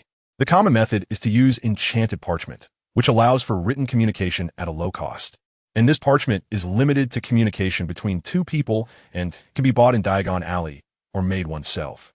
Rosen successfully made one during this holiday, but the downside is that in a place like Hogwarts with strong interference, it would be blocked by magic, and there isn't a reliable way to solve that yet. Another method is more advanced, elegant, and upscale, the two-way mirror. This is more like an alchemical product, priced high, and few wizards use such things. For example, the two-way mirror Sirius gave to Harry in the 5th book is a family heirloom of the Potter family, quite valuable, even among two-way mirrors. Rosen used this to contact Bill, and it works similarly to QQ in his previous life. At this moment, he received a help letter from Bill. Platform 9 3/4 is closed. I'm locked outside. What should I do? Rosen awkwardly looked at the content and silently wrote, "Is there anyone else?" Bill, "Yes, Harry Potter and Ron Weasley are also locked outside. Those two are trying to fly over in their strange car and asked me if I needed to join them, but I refused. I really don't trust that thing." Rosen, "Don't panic. Didn't you bring an owl? Just write to Professor Flitwick and explain the situation, and they should open the fireplace to help you get over. Don't die with those two. That's my advice." Bill, "I'm an intelligent person. I wouldn't get on the car with them." After putting down the note, Rosen began to imagine what would happen tonight. He didn't think Snape, who always hated Harry, would remain indifferent. A knock on the door interrupted his brainstorming. Hermione rushed in. "Rosen, Bill, have you seen Harry and Ron? I've searched the whole train and haven't seen them." Perhaps Rosen picked up a copy of the Daily Prophet with the car on it, and we will see them on it tomorrow. "What are you joking about?" Hermione was incredulous. She really couldn't imagine what it meant to see them in the newspaper. I think Alice understood some of the implications. Rosen meant that they had caused trouble and would thus become tomorrow's headline news? Huh. Hermione finally noticed Alice and Luna's presence. "Who are these two?" "Alice Peverell. Rosen is my brother."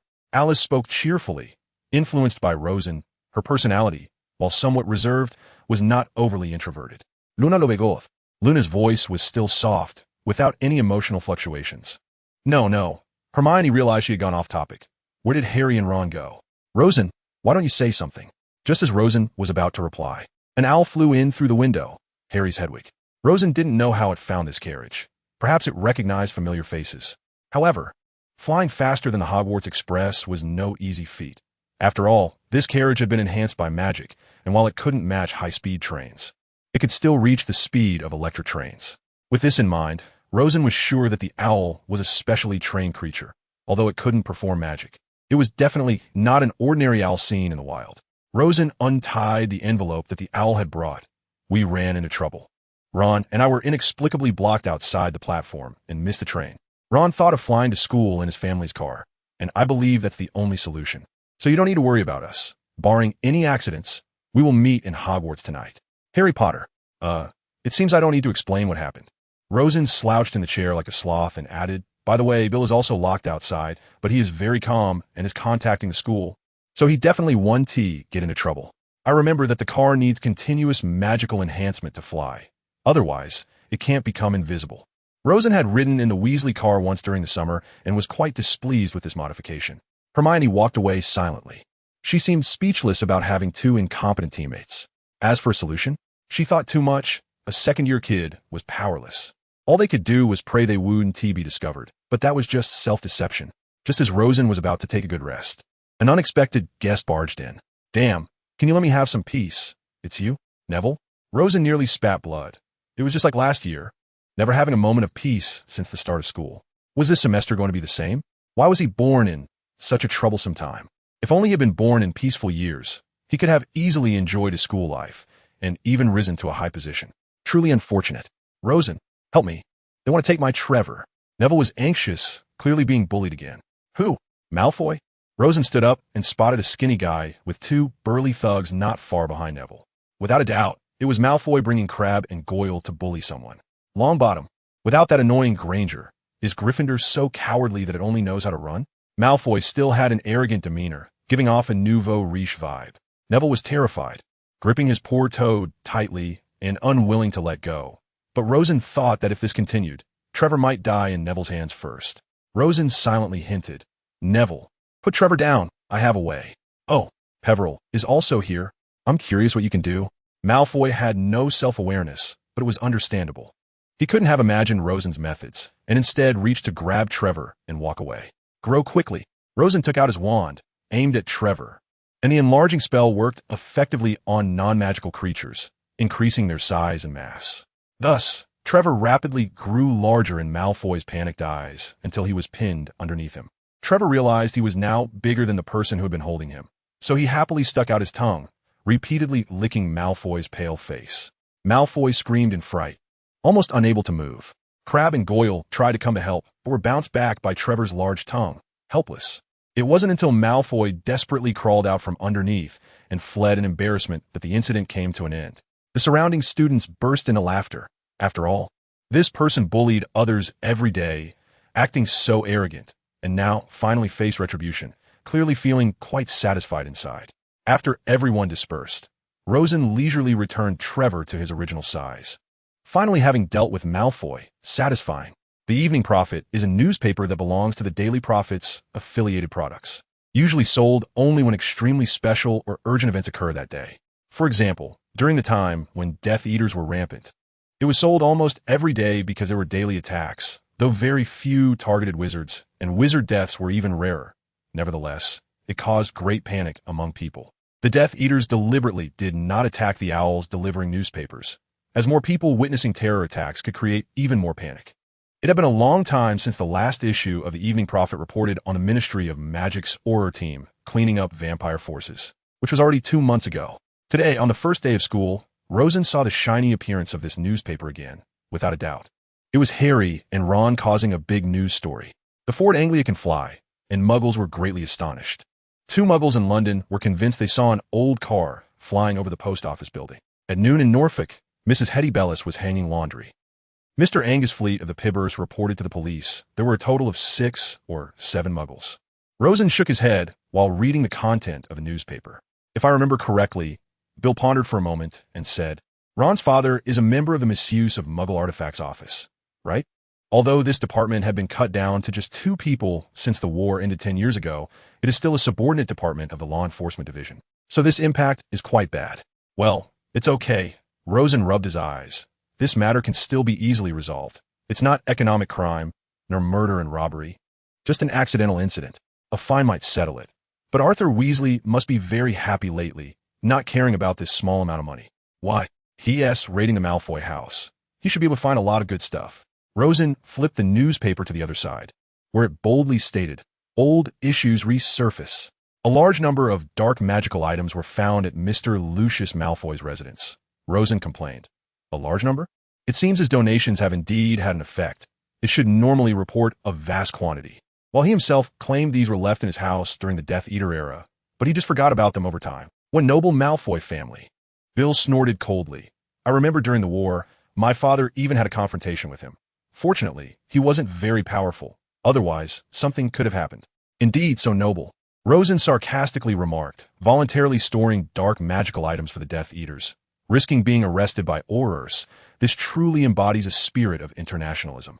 I'm afraid Malfoy is going to bleed heavily again for the 3rd time this year, right? Michael interjected. The first time was St. Mungo's. The second time was the Ministry of Magic, and the 3rd time, I guess it was the Quidditch World Cup. Ravenclaw and Slytherin actually don't get along. After all, there are too many dark wizards there, and many of Ravenclaw's students are quite principled. It's just that they don't wear their disdain on their faces like Gryffindor. Oh, by the way, Rosen suddenly remembered something. Did you come to school through the Flynn network? I saw you arrived earlier than us.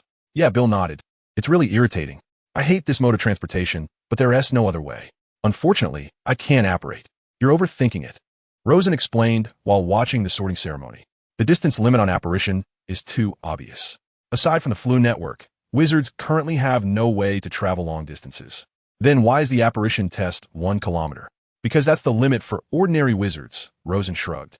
It consumes a lot of magical energy. If you can do that, you can definitely apparate normally. What about port keys?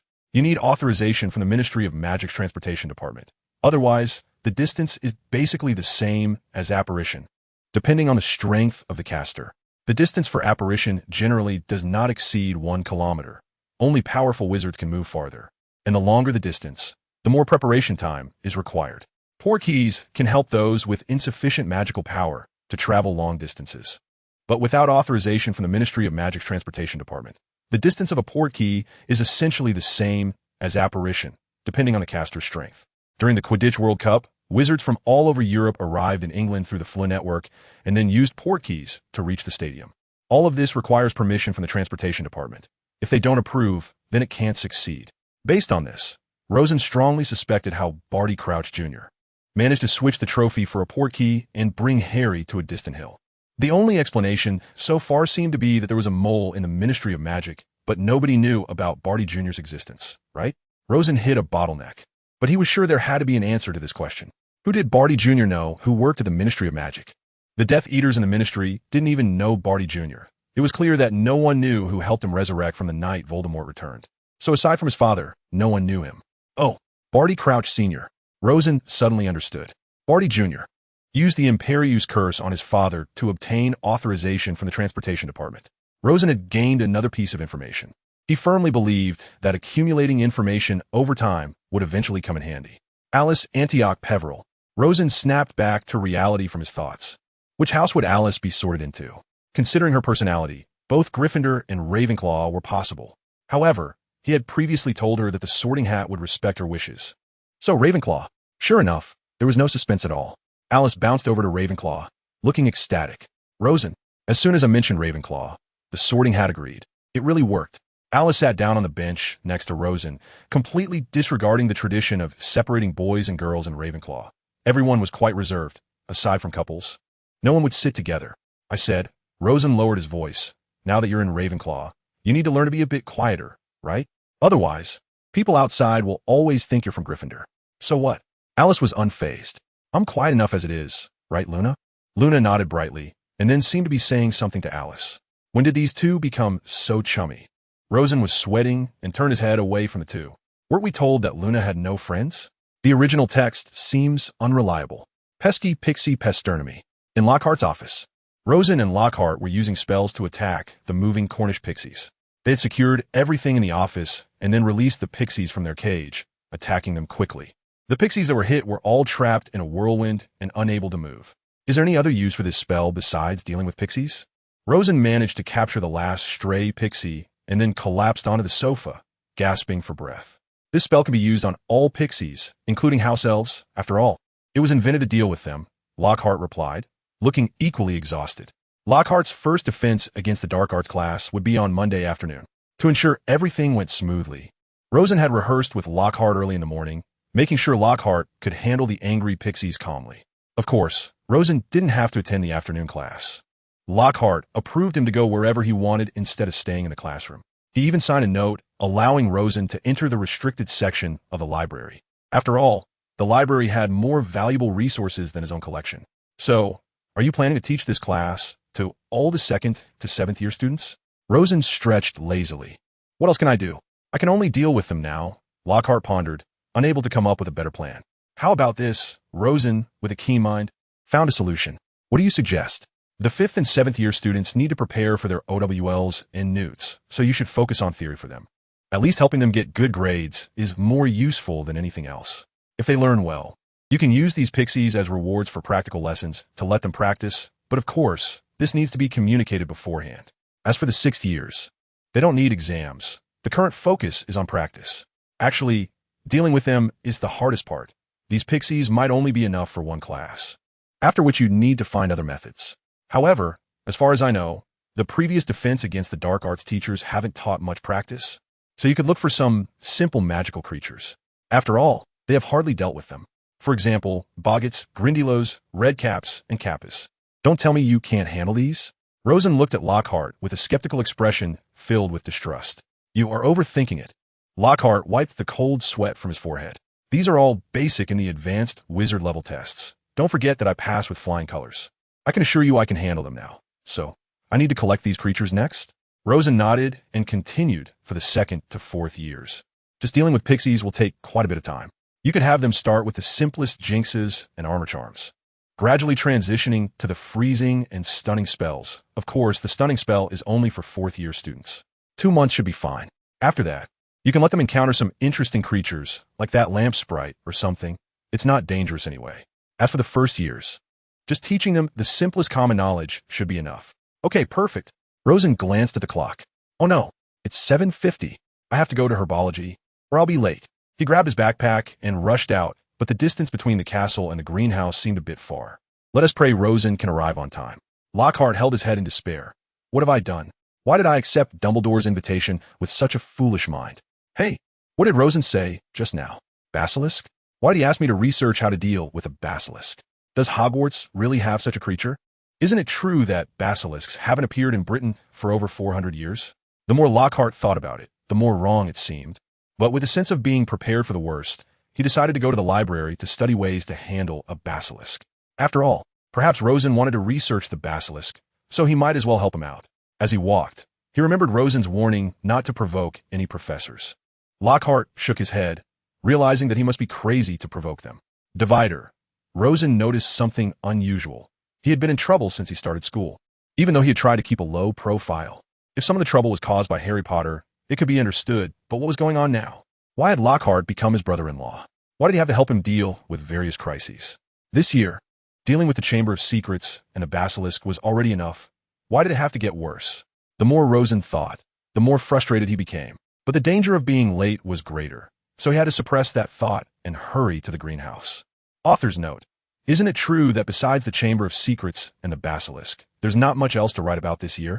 I still want to fill it up to 40 chapters, and how could I achieve this little goal without adding some workload for the main character? However, Rosen has already started to notice, which makes things a bit tricky, so let's not give him new tasks. As long as he can complete these, that will be enough. I'm really too kind, huh? Phew.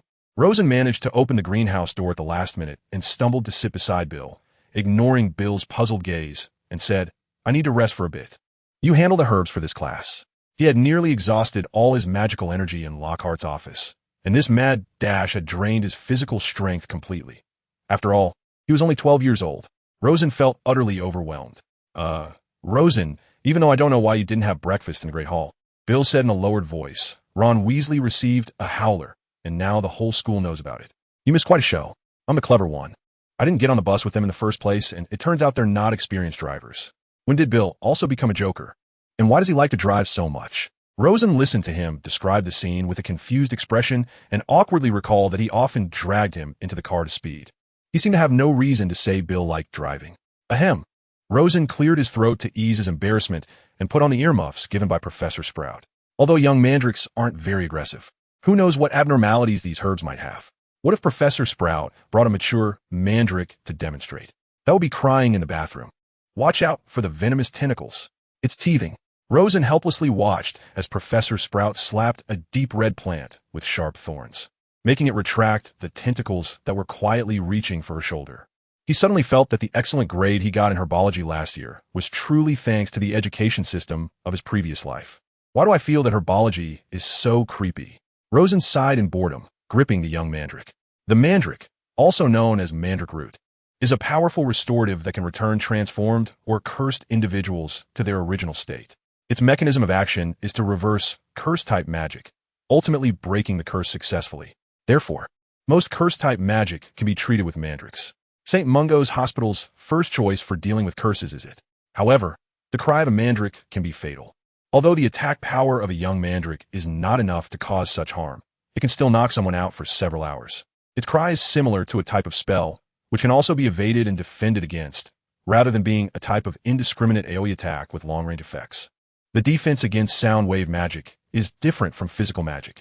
Rosen had read books on this type and noted that the principle is similar to using a vacuum to block the transmission of sound waves.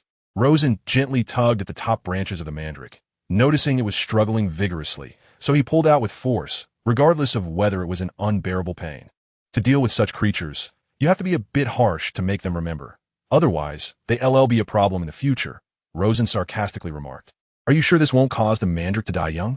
Delia gently furrowed her delicate brows, her brown eyes containing some liveliness. But at this moment, they were filled with helplessness. I've never understood why you're so resistant to herbs. Have you heard of trypophobia? Rosen said indifferently, twisting the mandrake left and right to make it dizzy so it wouldn't attack. It's not that I'm targeting anyone. Almost all the plants here are eye-stabbingly ugly. Fine. You win. Delia shook her head, pretending not to hear, and continued to methodically repot the mandrake and cover it with soil. Taking advantage of no one paying attention, Rosen let the mandrake have a close encounter with the ground, directly causing the mandrake to faint. Okay, this is much easier now. The subsequent work was just like repotting any potted plant. Rosen ignored Bill's disdainful gaze and happily completed the task. The young mandrake had a very unattractive baby at its root, with leaves growing from its head. Its skin was light green, covered in spots. Once it was out of the soil, it would scream. But as long as we covered its eyes with soil, it would stop screaming. Generally speaking, to ensure safety, we would bury it entirely in the soil. When it grew to a point where the soil couldn't fully cover it anymore, we would need to transfer it to a larger pot, both to ensure safety and for better growth. While others were still struggling with the annoying mandrakes, Rosen had already started recording all the phenomena and steps in his report. To be honest, he himself was a bit confused as to why his herbology grades were so poor, while his reports always received full marks. Perhaps it was that wizards lacked a mathematical foundation, making it hard for them to imagine such streamlined experiment reports. After suffering through tedious physics experiments in his previous life, Rosen thought these were nothing. So, the delightful scene was that the idle Rosen watched as others floundered, then disappear behind the completely safe plants like the color-changing grass to experience nature. Actually, he was pulling leaves to make specimens, but he couldn't let Professor Sprout find out. This time he casually picked a few leaves from a plant he couldn't name, planning to look it up after class, when someone called out to him, "Rosen." A familiar yet slightly eerie voice came from behind. "What mischief are you up to again?" This, that.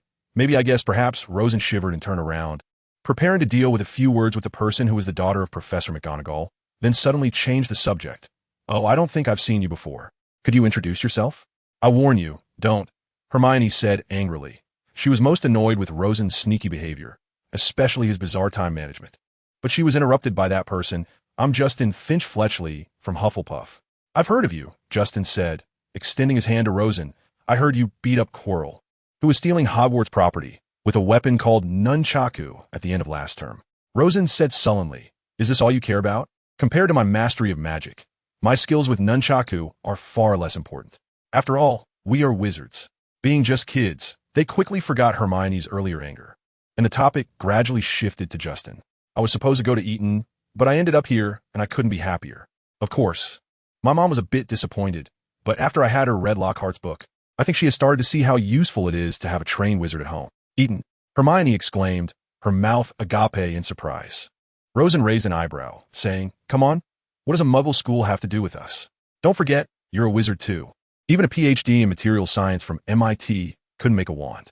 Hermione suddenly fell silent, her already hoarse voice suddenly filled with magnetism as she quietly said, "Eton is the most prestigious school for aristocratic children in the world. Shelley graduated from there too." Seeing that Rosen and the others were indifferent, she added, "Shelley is." Neville asked honestly, "Good job, you did well, fat boy."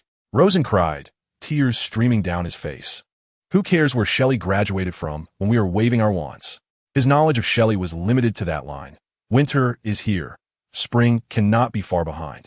Discussing literature, especially British literature, was just waiting to be obliterated by Hermione. Hermione paused for a moment before continuing, "Not just Shelley, but Wellington too. I know this one." Neville said, surprisingly taking the initiative. He fell in love with a muggle named Napoleon and ended up abandoning him at a place called Waterloo. Hermione, Harry, Ron, Rosen, Justin. Rosen didn't dare to ask who told Neville that story, but it was probably his grandmother. "This questionnaire is unqualified. You need to rewrite it." On Monday at noon, after spending an hour poking a beetle with his wand in Transfiguration class, Rosen rushed to Lockhart's office. He suddenly remembered the ridiculous questionnaire. The first question was, what is Gilderoy Lockhart's favorite color? The second question was, what are Gilderoy Lockhart's secret ambitions? Rosen read through the 54 questions with a sarcastic tone, mocking, "Are you teaching students or holding a fan meeting selection?" Lockhart wiped the cold sweat from his brow. "This was written a long time ago. I just found it and haven't had time to revise it. How do you think it should be changed?" Rosen unceremoniously slumped on the sofa and took Lockhart's professor's meal. "Is this better than ours? You really know how to enjoy." "Well, I think leaving 4 of these types of questions is enough. And the remaining 50 can all be found in Defense Against the Dark Arts, a guide to self-defense, since they are all theoretical. Besides Professor Dumbledore, who else can compete with you in this area?" Lockhart nodded silently and began to revise. After a while, he hesitated. "What about the upperclassmen? This book is too basic for them. It has no meaning. Use O.W. Wells and Newt's exam questions against them. It'll be fine. I remember you got full marks, right? Don't tell me you don't have these questions. I won't believe it. You must have access to check them." "Okay, I can't think about resting at noon either." Lockhart sighed and got up to look for books. Rosen put down his empty plate and prepared to leave when he heard Lockhart's voice from afar. "Can you be my teaching assistant this afternoon? I'm afraid that using magic against others might hurt either them or myself." Not your grade, but the 6th year. I'm preparing a genie for them." Rosen rolled his eyes. The truth was he was afraid of getting hurt himself. Divider, in the afternoon. In the Defense Against the Dark Arts classroom. "Hello, everyone." Lockhart was busy cleaning the classroom until the 3rd class in the afternoon, and only then was he finished. "I am Professor Gilderoy Lockhart, your Defense Against the Dark Arts teacher. I'm really sorry. I was just teaching the 2nd-year students to catch Cornish pixies." and they made a mess of the classroom. Now it's finally all good. Please allow me to introduce this student, Rosen Peveril. He is also a second-year student, but excels in this subject, so I agreed to bring him to the Advanced Defense Against the Dark Arts class for study. Rosen was speechless, but pretended to agree and gave a polite greeting to the upperclassmen in the back. At the same time, Rosen will also do some demonstrations with me. Since I'm not very familiar with you, there may be some mistakes. After all, this class has certain dangers involved. You have just passed the ordinary wizard level examination, so you don't need to worry about the advanced wizard level test for now. This year, I plan to help you cope with some magical creatures to improve your practical skills. I've heard you rarely have such opportunities in a short year that I teach. I hope you can make great strides in this area. The first creature we will deal with is the genie. After saying this, Lockhart produced an oil lamp as if performing a magic trick. The lamp had a lid, making it impossible to see inside. This oil lamp contains a creature called a genie. Who knows about it? A very neat and tidy upperclassman from Gryffindor, wearing a prefector badge because he wore a robe with red patterns, which is the Gryffindor emblem, immediately stood up to answer. A genie is a rather uncommon magical creature, classified by the Ministry of Magic as 3 stars, with a low danger level. No one knows what a genie actually looks like, as it can transform into the object that a person desires most. Moreover, a genie can see into a person's heart and confuse their mind with the transformed object. Sometimes, wizards can fall into illusions. Although there is no life-threatening danger, the mind can suffer great trauma. Currently, the only effective spell against it is Quick Revive. Lockhart nodded. Very standard. You must be Percy Weasley. Please sit down. Gryffindor gets 5 points. Very standard. Rosen smirked. Not just very standard. It's almost word for word from the book. He's read the book too. However, what is written in the book is not complete enough. Lockhart gently tapped the blackboard and used his wand to control the chalk to write on it. The most effective means of dealing with a genie is a strong and firm heart. If you can do this, you won't be affected by the objects it transforms into. Besides that, as long as you stay alert, attacking it will ensure your safety. Quick Revive is the spell with the lowest threshold among effective spells. Lockhart paused and asked Rosen, what other methods inherently restrain a genie? Rosen silently stood up, his tone devoid of any emotion. The brain closure spell prevents the genie from probing the thoughts in the brain. So it will be left with no choice but to transform into things it thinks are useful, which in reality will have no effect. Then he silently sat back down. Good. Ravenclaw gets 10 points. Lockhart appeared quite pleased. The brain-blocking spell is a rather advanced incantation, and I proudly declare that I can perform this skill as well. If anyone is interested, you can practice it by using magic to control the brain, but we won't discuss that topic here, as it is too time-consuming. Let's return to the matter of the genie in the lamp. What you need to do is very simple. After the genie uses an illusion on you, maintain a state of alertness, and then use an effective spell, such as Revive quickly. If you're pressed for time, using some aggressive magic is also acceptable, as long as you don't kill it. After all, each of us must face it at least once. Lockhart pondered for a moment, as if recalling something. All right, when I open the lamp, please help me with a cleaning spell, because the smell is quite terrible every time I open it. I suspect some muggles have used the lamp as a urinal. All the students fell silent. They suddenly felt that they were more likely to be defeated by this smell than by the genie. Lockhart placed the lamp on the ground and finally advised, everyone clear your thoughts, then think about what you desire and how to respond to this situation. 3, 2, 1, open. So you disappeared this afternoon because you were assisting Professor Lockhart? Alice straightened up and asked curiously. Yeah. Rosen lay weakly on the sofa in the common room. Not want to say much. I'm exhausted. Bill and the others caught the Cornish pixies together today, and during the holidays. I trained with Lockhart several times to ensure everything would be perfect. So I skipped his class entirely. After all, he can only give me full marks in the final exam. As soon as Rosen finished speaking, he fell asleep. The last thing he said was to bring him back some food. Otherwise, he would wake up hungry. Alice rolled her eyes, but considered that during the holidays, Rosen had used magic countless times against the pixies. Although she had not experienced it herself, she could at least imagine that scene. She looked at Rosen with some sympathy and then went to the Great Hall. In his dreams, Rosen experienced a wonderful sensation, recalling what had happened during class this afternoon from a god's perspective. 3, 2, 1, open. Lockhart waved his wand vigorously, like a priest performing a ritual, and the lid of the lamp suddenly opened. A pungent smell immediately engulfed the room, and a word popped into Rosen's mind. Urea. Clearly, this lamp had also been used as some sort of container by muggles. Fortunately, Rosen and the other students, after being reminded, quickly used a cleaning spell to eliminate the smell. After all the students in this classroom were 6th years, and their magical skills were more than sufficient. As for Lockhart, he directly cast a perfume-like spell on himself to enjoy his own comfort. Rosen looked down on him for that. Marcus Flint, you're first, get ready. A muscular, not particularly tall, but quite strong Slytherin boy stepped forward, raising his stout oak wand.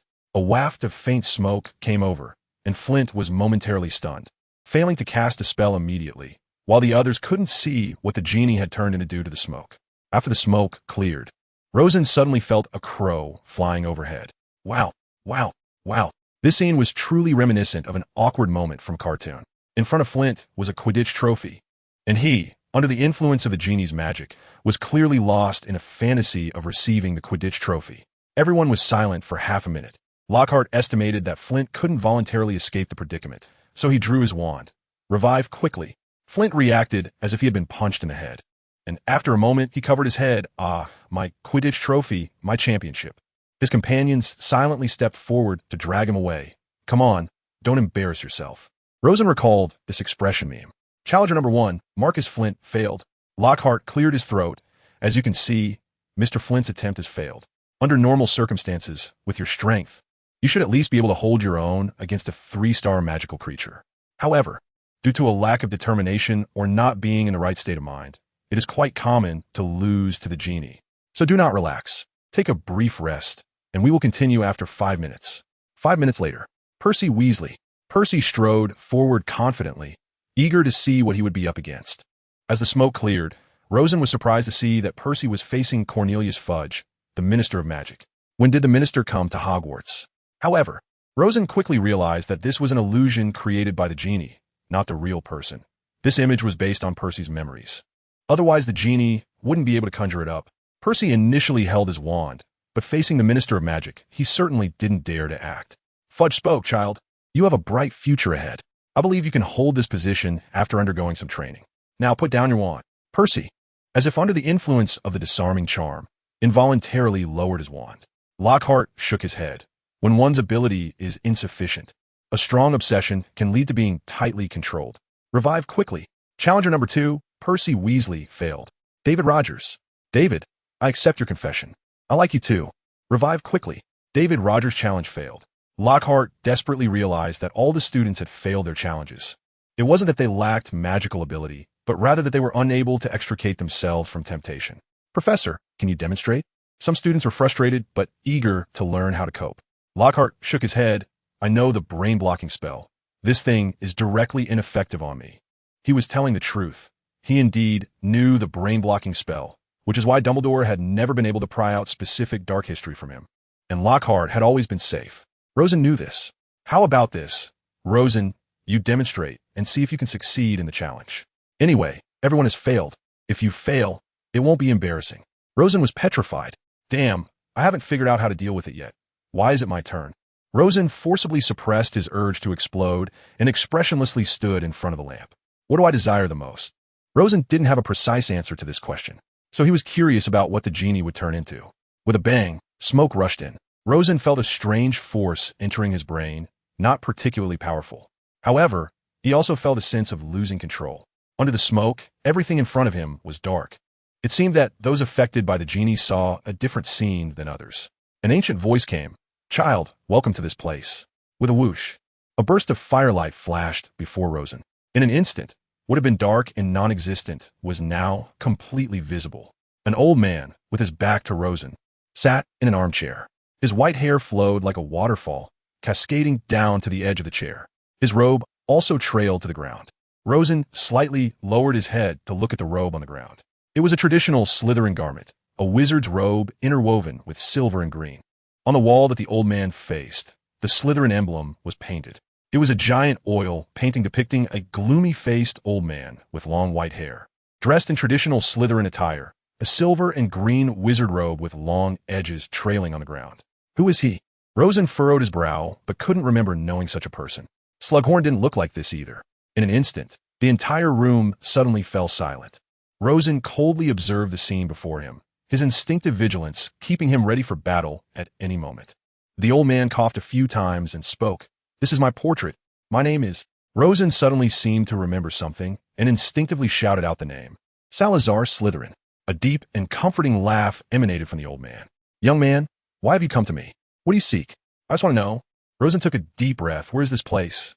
His expression showed signs of fatigue, as if just facing the back of this ancient wizard was already making it hard for him to breathe. Is this the aura of a strong man? Dumbledore couldn't reach this level. The gap was insurmountable. This is... The old man suddenly raised both hands high. Without even needing a wand, a magnificent magical power surged forth. "My chamber. I am its master, Salazar Slytherin. What do you want?" Slytherin's emotions gradually calmed down, and his tone became slower. "Knowledge?"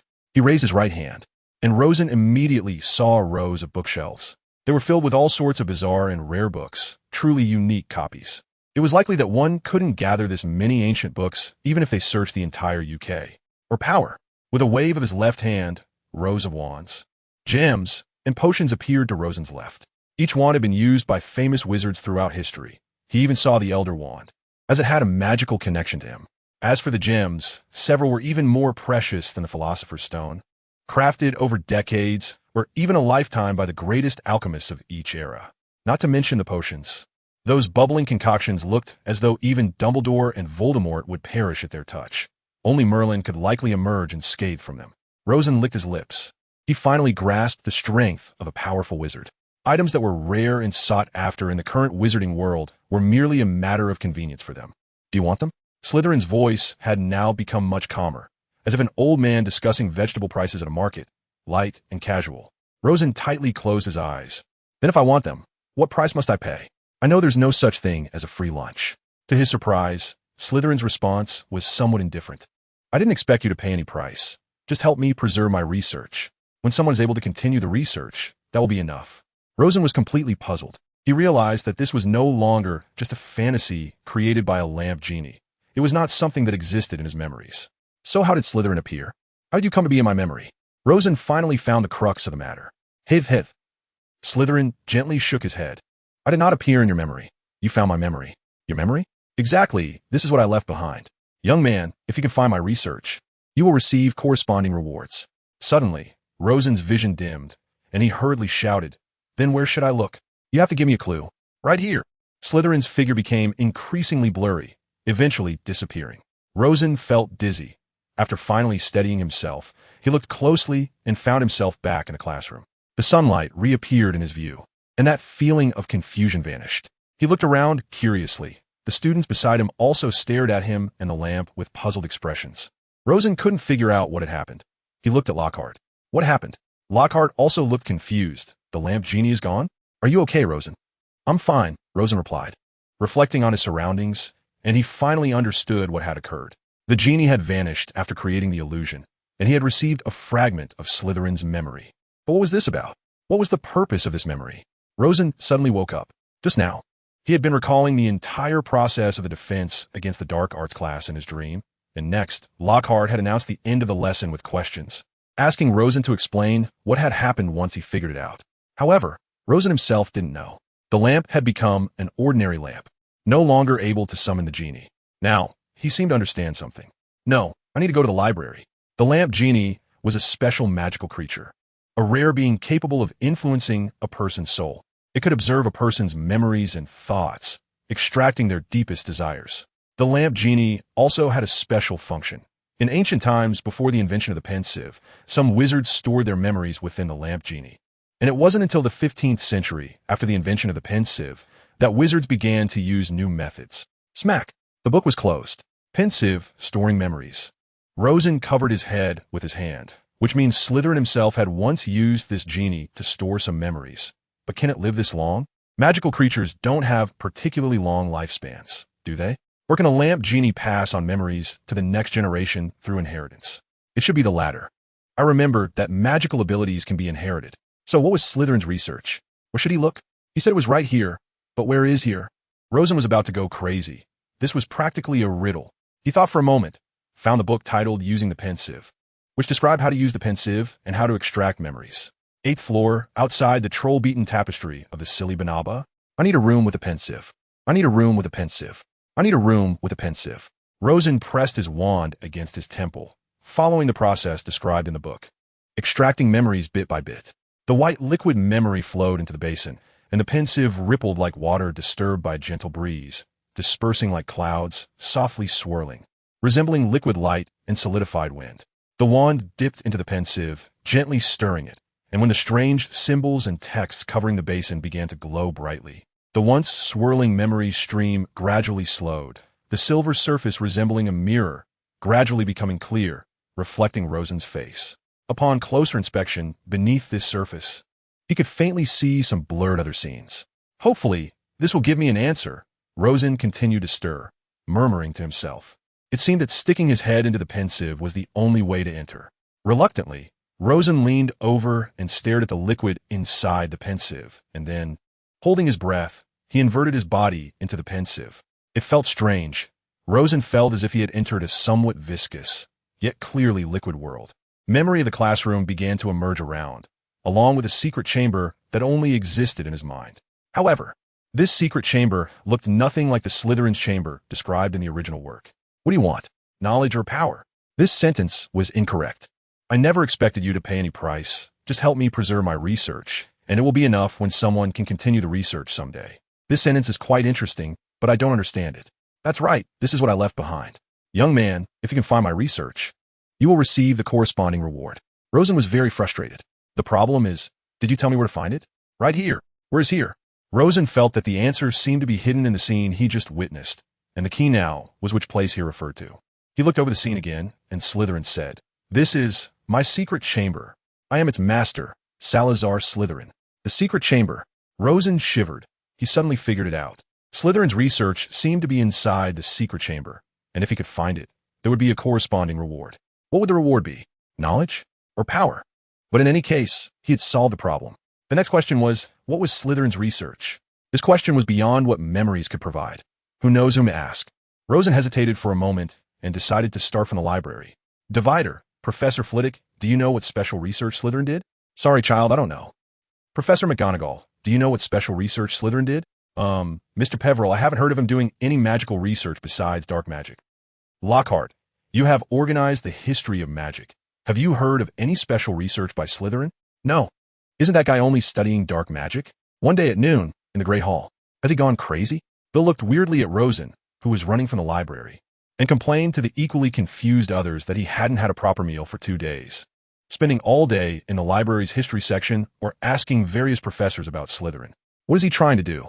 My God! Rosen stumbled and collapsed into a chair, devouring the food Bill had left for him without hesitation. I'm desperate. I can't find any information. I should just give up for now. It's too painful. Stop. Bill immediately interrupted Rosen's complaints. Eat first, then explain. He didn't want his delicious food to lose heat and become unappetizing. Sigh. Rosen remained silent, exuding a sense of frustration. Rosen, have you encountered a difficult problem? Or have you discovered some new secrets of Hogwarts? Delia guessed part of it. Her delicate eyes flashed with a hint of insight. Looking thoughtful. Sort of, but I guess that's about it. There's no space for research. Rosen swallowed the last piece of bread. Forget it, he mumbled. I should just return to a normal life trajectory. That night by the fireplace. To Horace, I encountered something very mysterious and wonderful a few days ago. You should know about the lamp genie, right? Professor Lockhart took me to the 6th grade advanced defense against the dark arts class, but actually, he wanted me to help him. In that class, we tried to deal with the lamp genie, but of course everyone failed. And Lockhart succeeded without trying because he knows the brain closing spell. Some of them fell hopelessly in love, while others were obsessed with becoming the Minister of Magic, which was quite embarrassing. However, when I tried, the illusion created by the lamp genie turned out to be the legendary Slytherin's secret chamber, although I don't know if this scene is indeed that chamber. I also saw Slytherin's memory. He told me that if I could preserve his research, even without any results, I would receive a reward, whether knowledge or power. I want to know, can a lamp genie, as a special living meditation basin, pass on the stored memories to its descendants after death? Otherwise, how could a lamp genie live for so long? Also, the illusion created by the genie must be something the heart desires. However, when I looked into the mirror of Aris last year, what I saw was myself becoming a winner in life, fully developed in morality, intelligence, physique, aesthetics, and labor, ultimately achieving career success, rather than encountering such a powerful wizard to gain power. How should this be explained? Why is it that only I saw Slytherin's memory? I can be sure this is not an illusion to tempt me, because the genie disappeared after it ended, Perhaps it dies after the stored memories are emptied? Or was there another reason? You should be very knowledgeable in this area. I remember you said even Professor Dumbledore is not as good as you. If you don't know either, please ask Grandpa Anderson for me. Perhaps that's the only hope. Rosen. The next day, to Rosen, the lamp genie can indeed pass memories to the next generation, but whether the extraction of memories will lead to death, I don't know. It's possible. As for what important other research Slytherin had, I don't know. But I found a lot of writings from that era with Anderson in the study and discovered that Slytherin was conducting an extremely dangerous research, creating life. Child, I will show you a few lines from Slytherin's notes, and you will understand what I mean. I can make lifeless objects move. It's not difficult. All wizards can do it. I can also make lifeless portraits speak, move, and even give them a certain degree of thinking ability. But no matter how many times I tried, I could not make lifeless objects possess complete emotions and feelings. I tried to study the essence of life and considered whether it was possible to create life. Regarding the origin of life, Muggles think simply. They believe all life was created by God, who gave them life. Thus, they need to fulfill God's commands. However, for wizards, this is somewhat ridiculous because magic can explain many fundamental issues. While it cannot deny the existence of God, it is clear that God would not be bored enough to let life continue. I firmly believe that life originates from the shaping of magic. So, since I agree that life comes from magic, why not dare to use magic to experiment with life? Think about it. How absurd and contradictory this is. The heart can soar as far as it desires. I firmly believe this saying.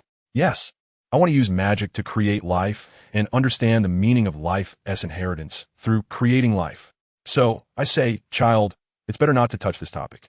None of us in this era have such ability, nor do we have the fortune to enjoy Slytherin's rewards. Rosen rubbed his eyes. It was indeed beyond his capabilities. He decided to get back on track. He had thought too much. Originally, Rosen dreamed of receiving Slytherin's gifts. But when he learned that this extremely difficult research was about creating life, he gave up. The reason is simple. If one day I have the ability to create life, the Earth might not be able to accommodate me anymore.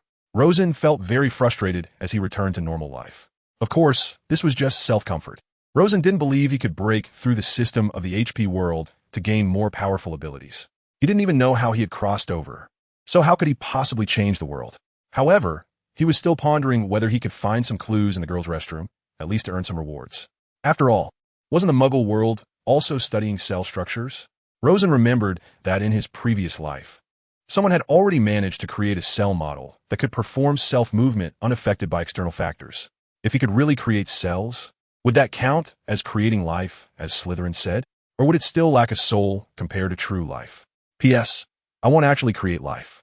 I'm just laying the groundwork for something related to souls in the future. I feel that Aunt Rowling didn't elaborate enough on souls.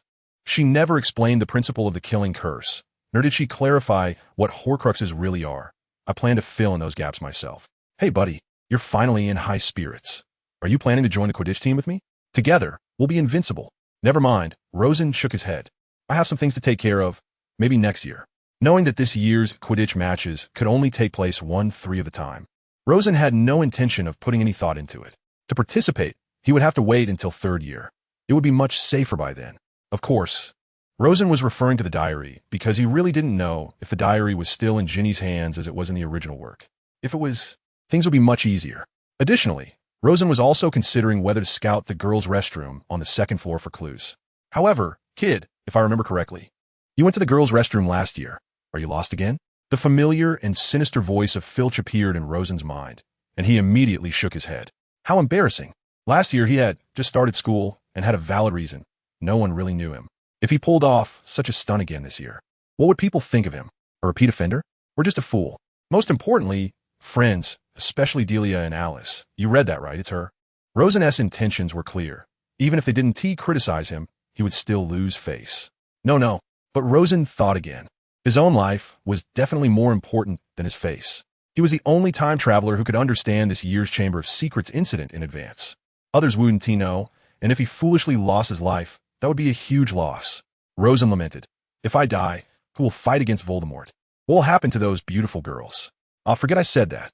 That noon, while everyone was feeling tired after History of Magic class, Rosen quietly slipped to the door of the abandoned girls' restroom on the 2nd floor.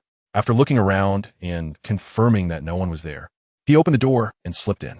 There's actually a very strange thing about the Chamber of Secrets. Why does the entrance appear in the girls' restroom? This modern restroom wasn't around in Slytherin's time. According to Hogwarts, a history between the 18th and 19th centuries, wizards, mainly the Ministry of Magic, made some renovations to Hogwarts to better suit modern living requirements. Thus, Rosen speculated that the original entrance to the Chamber of Secrets happened to be located inside the new girls' restroom after the renovations. So the question arises, why did no one discover the existence of the chamber during the renovations? And someone even arrogantly carved a small snake pattern on the faucet, as if daring anyone to find it? Have wizards' IQs really dropped to this level? Rosen thought for a long time, when he read the original work before. He realized these things. But now that he was facing them as a time traveler, these questions became very tricky because the original work provided no explanation.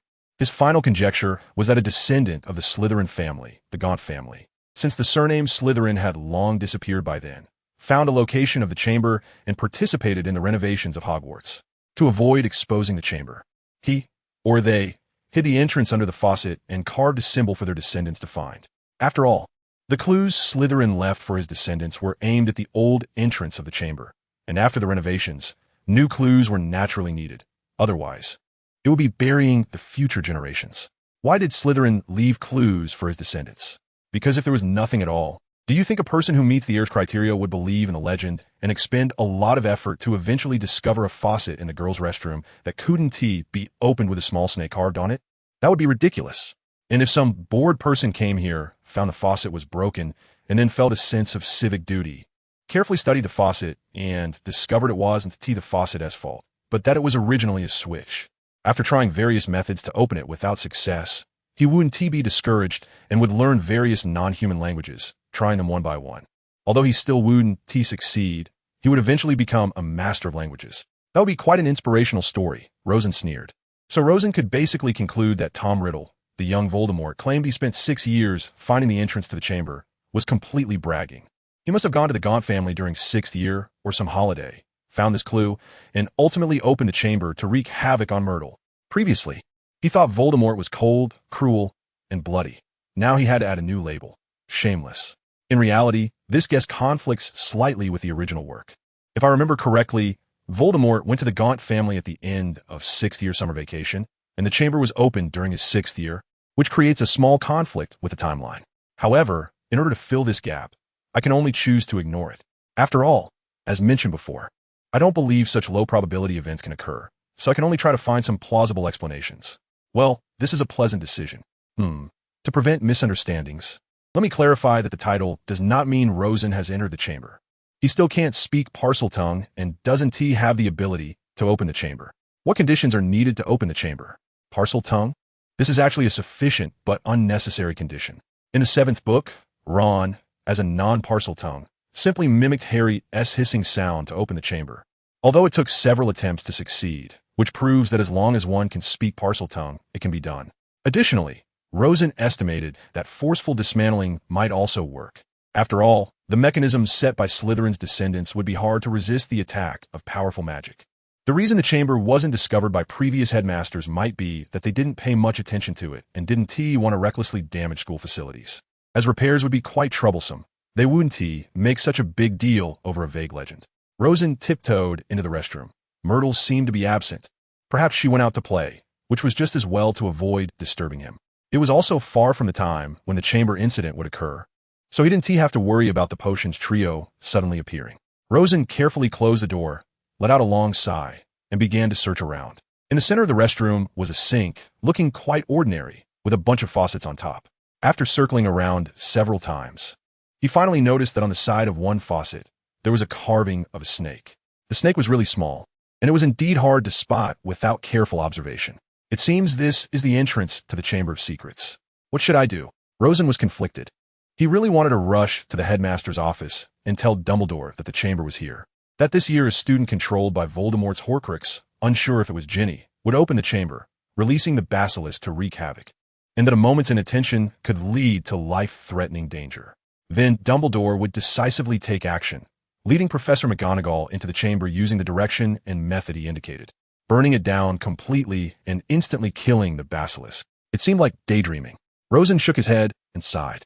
Dumbledore should have the ability to instantaneously kill the basilisk. But the most important thing was, how would he explain all this?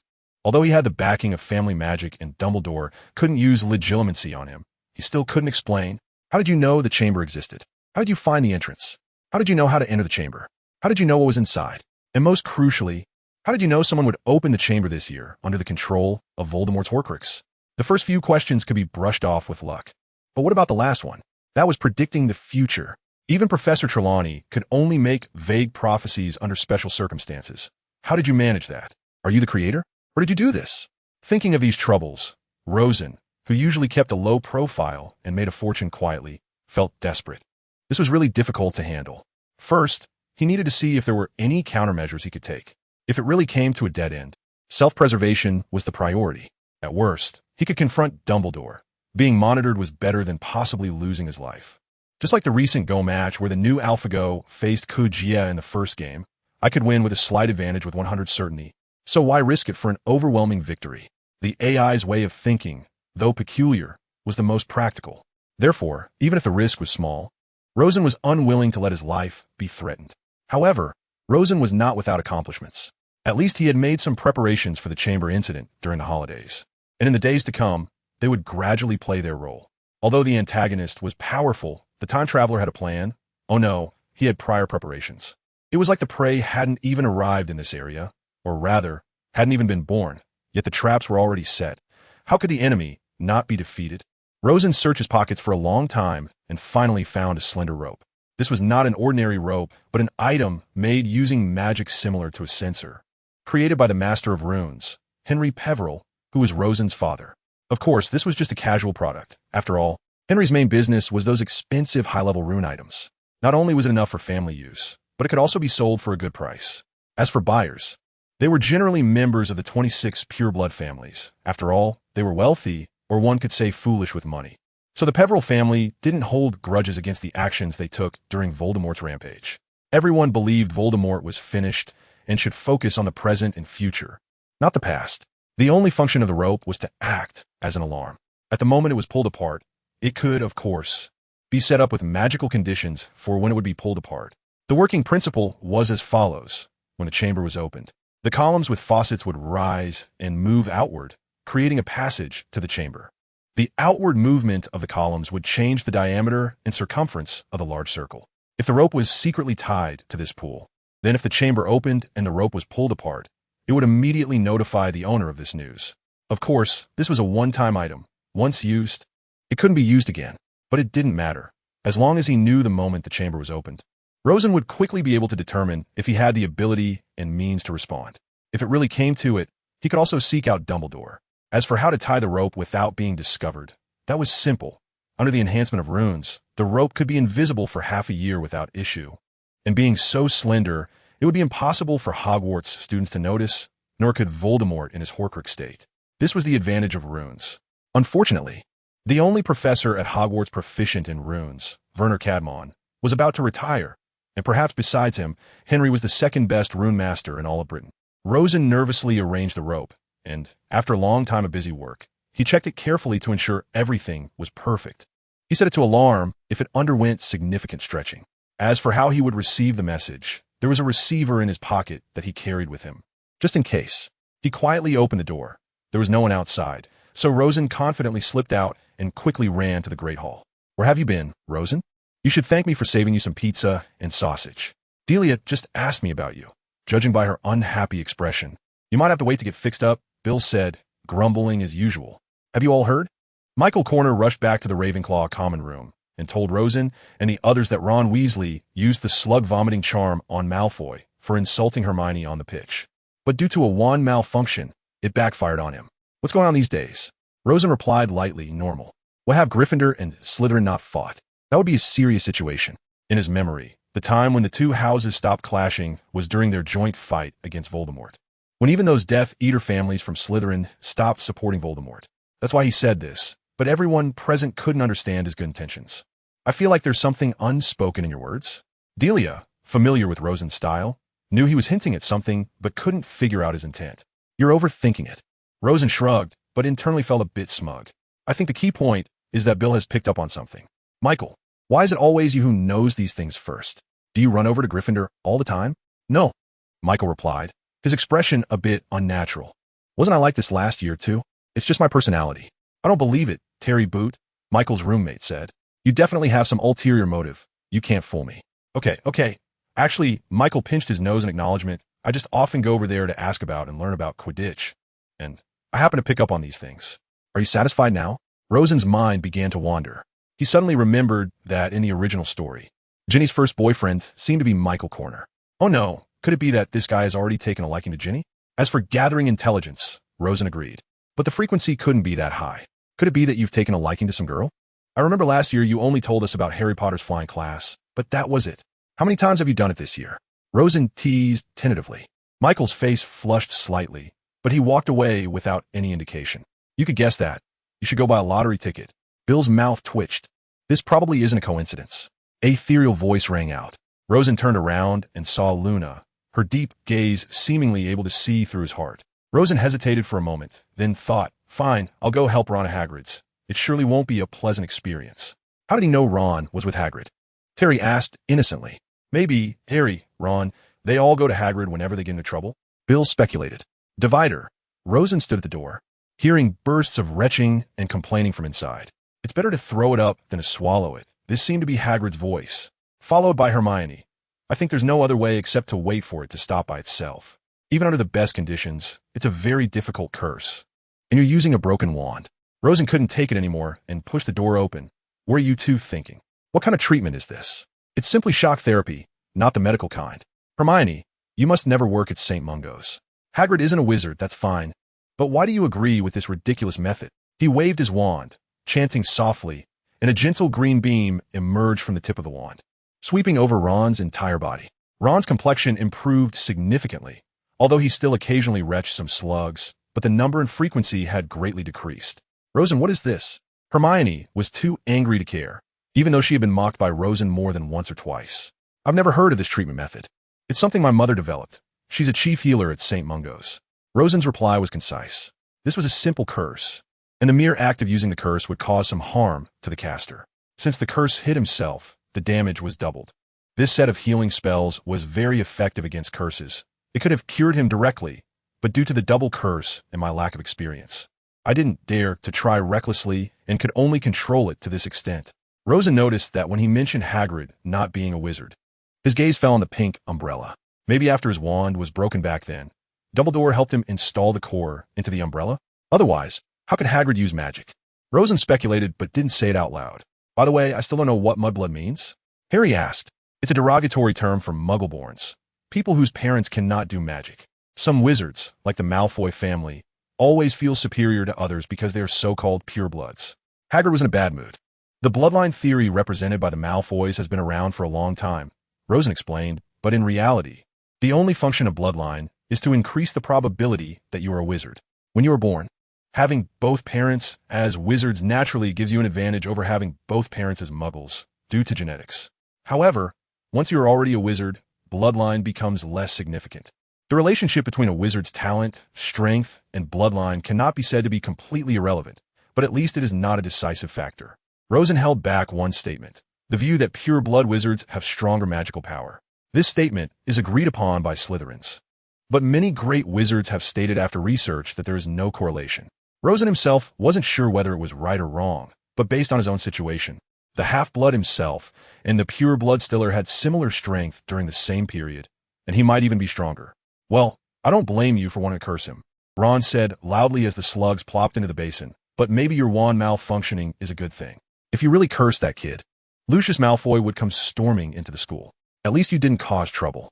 Rosen admitted that Hagrid was indeed right, but he reserved some opinions. That is, couldn't we just kick Lucius out of the school board in one go? After all, the Malfoys would be much less powerful without control over the school. And if luck was on their side, their family might even have a chance to take that board position. Rosen almost paid the price for his oversight. In the original text, the entrance to the Chamber of Secrets was only described as the girls' bathroom on the second floor, but it did not specify how many entrances there were to the chamber. In reality, Slytherin himself designed more than one entrance, and Rosen overlooked this point. That day, Lockhart took the initiative to call Rosen to his office. What's up? Rosen glanced at his office, where several magical creatures were locked up, including Grindylows, Kappas, and a red cap, basically taking all of Lupin's work for the next year. But this didn't conflict, as Lockhart's creatures were meant for 6th-year students, while Lupin left them for the lower years. Is this enough for you to last until the winter break? Shouldn't I need to do anything else? Rosen tossed a piece of fizzing, Whizbee candy from Lockhart's desk into his mouth and pocketed the remaining pieces, while Lockhart pretended not to see. You know, Harry came to me last night to help write replies to fans. Yeah, Michael told me today that Harry quickly withdrew his hand, refusing to write within a week. How many replies did he write? You're already married. Are you sure Sarah won't force you to kneel on a washboard? Not sure if this exists in the West. It seems not, but don't mind the details. Rosen asked mischievously. That's not the point. Lockhart waved his hand, clearly not wanting to answer that question. A very important thing. Yesterday, while Harry was writing replies, he said he heard a strange voice saying kill you. But I didn't hear anything at all. I even specifically used a hearing-enhancing spell. But apart from some objects, I found nothing. Rosen was stunned. He realized something was off. Clearly, the basilisk had once again left the Chamber of Secrets after 50 years, moving within the pipes. But why hadn't his rope alarm gone off? Could it have been discovered and destroyed? No, that would expose Voldemort. Was there anything abnormal afterward? Rosen continued to ask. Lockhart shook his head. No, everything was normal. Rosen thought for a moment and decided to tell Lockhart some information. Do you remember I told you on the first day of school to check the information about the basilisk? I remember. I could recite it by heart when I was in school, but I still haven't found some obscure information, Lockhart instinctively replied, suddenly freezing, and then his voice became stuttered. Why you're saying that thing is a basilisk? Yes, Rosen said with a grimace. I need to study it further. I can't explain it clearly yet. I'm still in the exploratory stage. Rosen rushed to the bathroom door, confirming no one was nearby, pushed the door open, and circled the middle sink several times. However, strangely, the rope hadn't broken, and there were no signs of the sinks separating. Then, the answer was simple and clear. The basilisk did not enter the castle through this exit, or at least it did not enter the chamber through here. This meant that Hogwarts had other entrances, but Rosen couldn't detect them. This was bad. Rosen was sweating cold. Fortunately, the basilisk hadn't started attacking yet, leaving a chance for rescue. He had indeed been careless before, thinking that monitoring with the rope would keep him worry-free. He was too naive. Sneaking back to the common room, Rosen's mood turned gloomy because finding other entrances was impossible. He simply didn't have that ability. No previous headmaster had found them. Did he have the capability? The answer was clearly no. Rosen flipped through his bookshelf, pulled out a book-titled Dictionary of Snake Language, and began to read slowly while lying on the bed, not wanting to get up. This was almost the only thing he could do at this stage. He had read this book for a while before, but hadn't put much effort into it since there was no urgency, only reaching the stage where he could understand a few sentences. Now, Rosen had to muster the energy for a last-minute exam. Although the final exams didn't trouble him as much, one was just a score that was fixed on the O board, while the other was related to his own life. It was like the line in a skit, people sing for money, she sings for her life. They were simply not on the same level. Divider, days passed, and there were no midterm exams at Hogwarts, so there was no pressure with heavy review tasks. Rosen stopped his training on spells and researching improvements to spells and focused on memorizing snake language like he had once crammed for the CET4, CET6, and TOEFL exams in his past life. He felt as if he had returned to that time. However, snake language was much simpler than English. Mastering 8,000 words was necessary to score well on the TOEFL, but snake language had fewer than 2,000 words, and the meanings were quite straightforward, allowing for only the most basic communication. However, it seemed that snakes didn't require complex language if they truly needed to communicate. One method of learning a language is through actual communication. Although Rosen couldn't find snakes, he successfully summoned one. He could already skillfully use spells that upperclassmen would typically encounter and control the snake's eyes in his mind's imagination, unlike the huge creature that Malfoy conjured to scare people in the dueling club. Can you understand what I'm saying? Rosen hissed awkwardly, lacking confidence. Unexpectedly, the small snake, really small, nodded and asked, "Are you born knowing snake language?" "No, I just learned it." "You heard me. I'm terrible at it." "It's okay. But in my impression, my elders told me that humans who can speak snake language possess a special power that we cannot resist, and we must obey their commands." "Why don't I feel that from you?" Rosen felt a bit awkward. He wasn't sure how to explain. He could only try to respond. "Actually, those people are born knowing snake language. They have a special ability we call Parseltongue. There are hardly any like me who learn snake language later in life, since most people never have to deal with you." "Oh, I don't really understand this. After all, I've never seen those parcel-tongued people you mentioned. All the humans I've met don't understand what we say. The principle of summoning a snake isn't about conjuring one from thin air. After all, Slytherin hasn't succeeded in creating life after studying for a lifetime. So such a spell wouldn't work that way. In reality, summoning a snake simply transfers one from nearby, depending on the caster's ability, to here. Since snakes are closely related to dark magic, the threshold for using it is relatively low, unlike spatial magic like apparition, which requires a lot of learning and energy consumption. Sorry, the author is currently in their sophomore year, and military training is scheduled at the start of the second year, so they are exhausted. Please bear with a limited stock of manuscripts. Training will end in September. Communicating with snakes is always pleasant, since the creatures summoned by Rosen are never aggressive, but rather cute and a bit silly. However, one night, when this creature tried to crawl into Rosen's clothes, an angry Rosen tied it up with a rope and hung it upside down from the ceiling. The next day, it quickly begged for mercy. Rosen felt that being soft on the weak and hard on the strong is the nature of all animals. If a monster of Titan level faced a snake monster, the snake monster would probably surrender, but this world just doesn't have Titans. Rosen, do you know about the introductory correspondence course for quickly casting spells? After class on Halloween, Harry mysteriously approached. Yeah, isn't that the course for squibs? Rosen shrugged. But it's pretty useless. Anyone who can learn magic through that course isn't a squib. They just think they are. Harry looked puzzled. Oh, what's a squib? Rosen rubbed his forehead and explained in the format of a high school language exam definition. A squib refers to someone born in a wizarding family, with at least one parent being a wizard who has a perception of magic different from muggles, but cannot use magic themselves. Do you remember I told you about that great wizard named Mendel? His explanation was that the magic gene had mutated. Mendel's era didn't have the concept of genes. Don't mind the details. This is just Rosen's fabrication. Then, Harry thought for a moment. I saw a letter about this in Filch's office. Does that mean Filch is a squib? Harry felt he had discovered a new continent. It's obvious. Rosen remained unmoved. When has he ever used magic? He has always cleaned the castle and patrolled using muggle methods. It's beyond doubt. Harry, I think you've spent too little time in the wizarding world. You should live in the wizarding world for a while longer. Otherwise, people will be surprised at how unfamiliar you are with it. But my parents and grandparents are dead. Aunt Petunia is my only relative. Harry expressed his helplessness. Otherwise, who would want to live with them? Your grandmother's last name is Black. Rosen carefully chose his words because Harry didn't know these things, and Dumbledore didn't intend to tell him, at least not now. The Blacks were a large family, a pure-blood wizarding family. In fact, you have quite a few distant relatives, you just don't know them. As for why they didn't take you in, it's not that they refused, but that Dumbledore wouldn't allow it.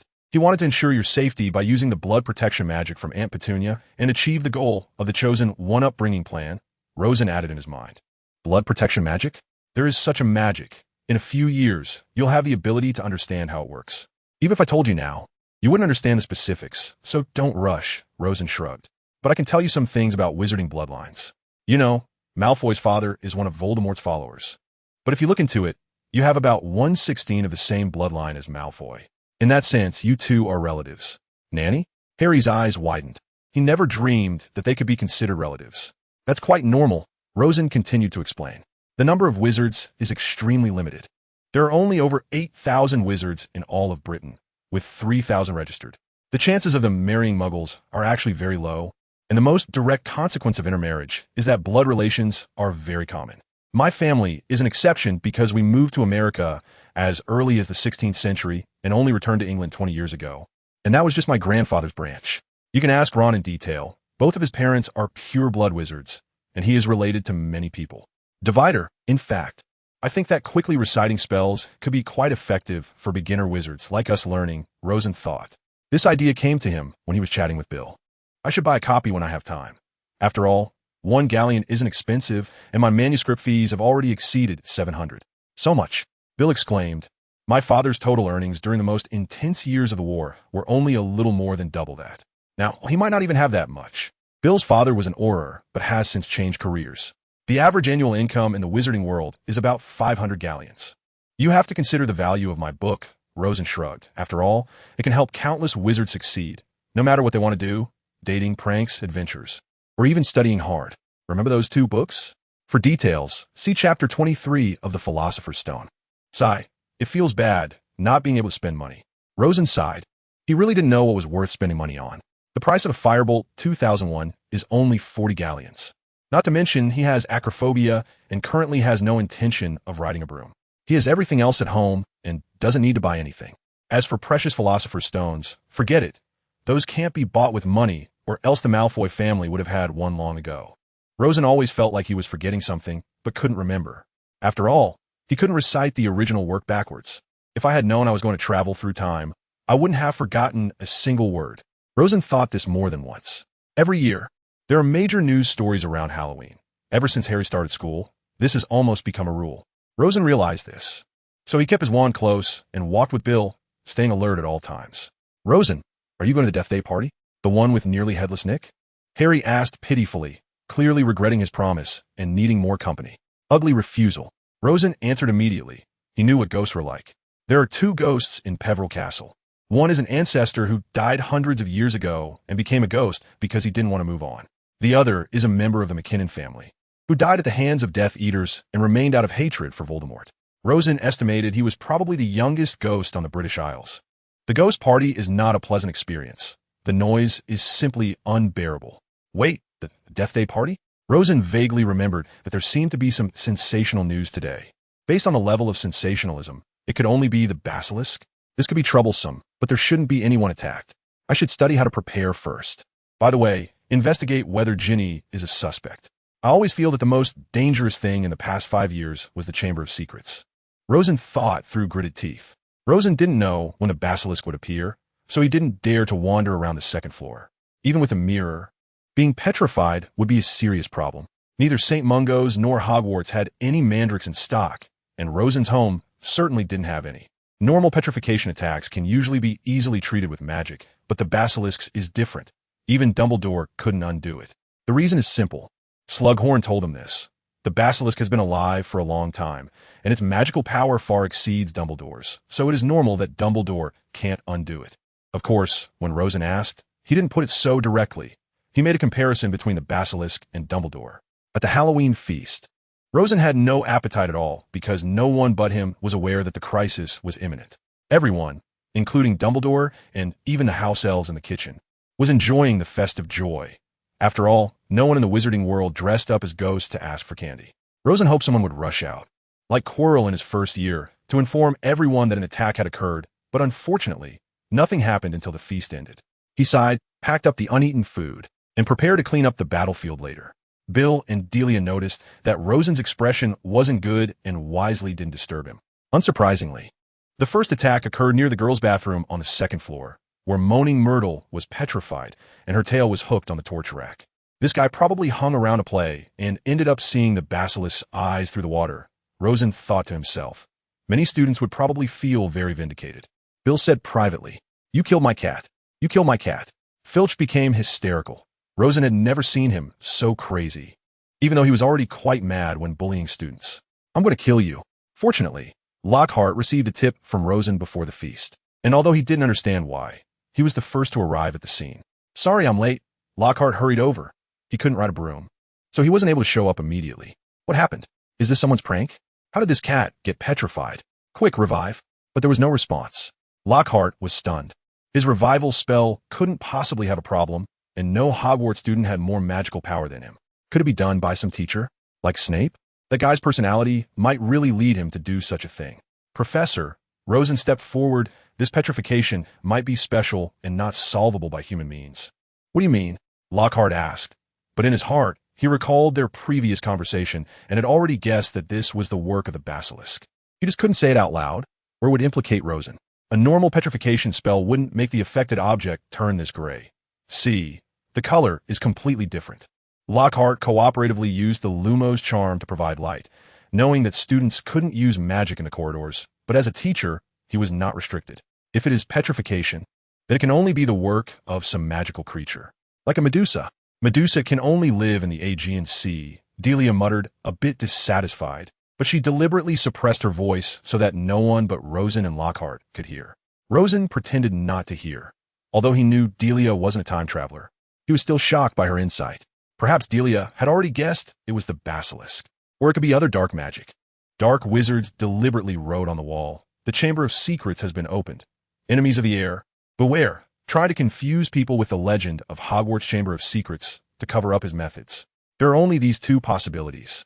Sparse applause broke out, and Rosen curiously turned back to look, surprised to find it was Dumbledore and Professor McGonagall.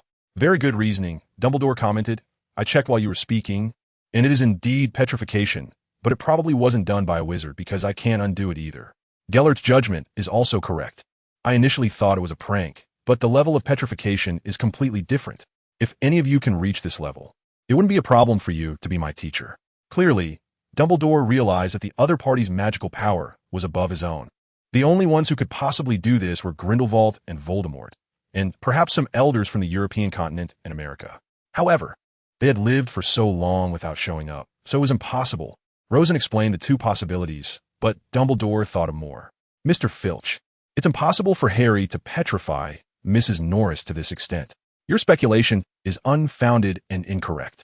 Rosen didn't forget to give Filch a jab, reminding him of how he had made a spectacle of himself last year by wandering into the girls' bathroom.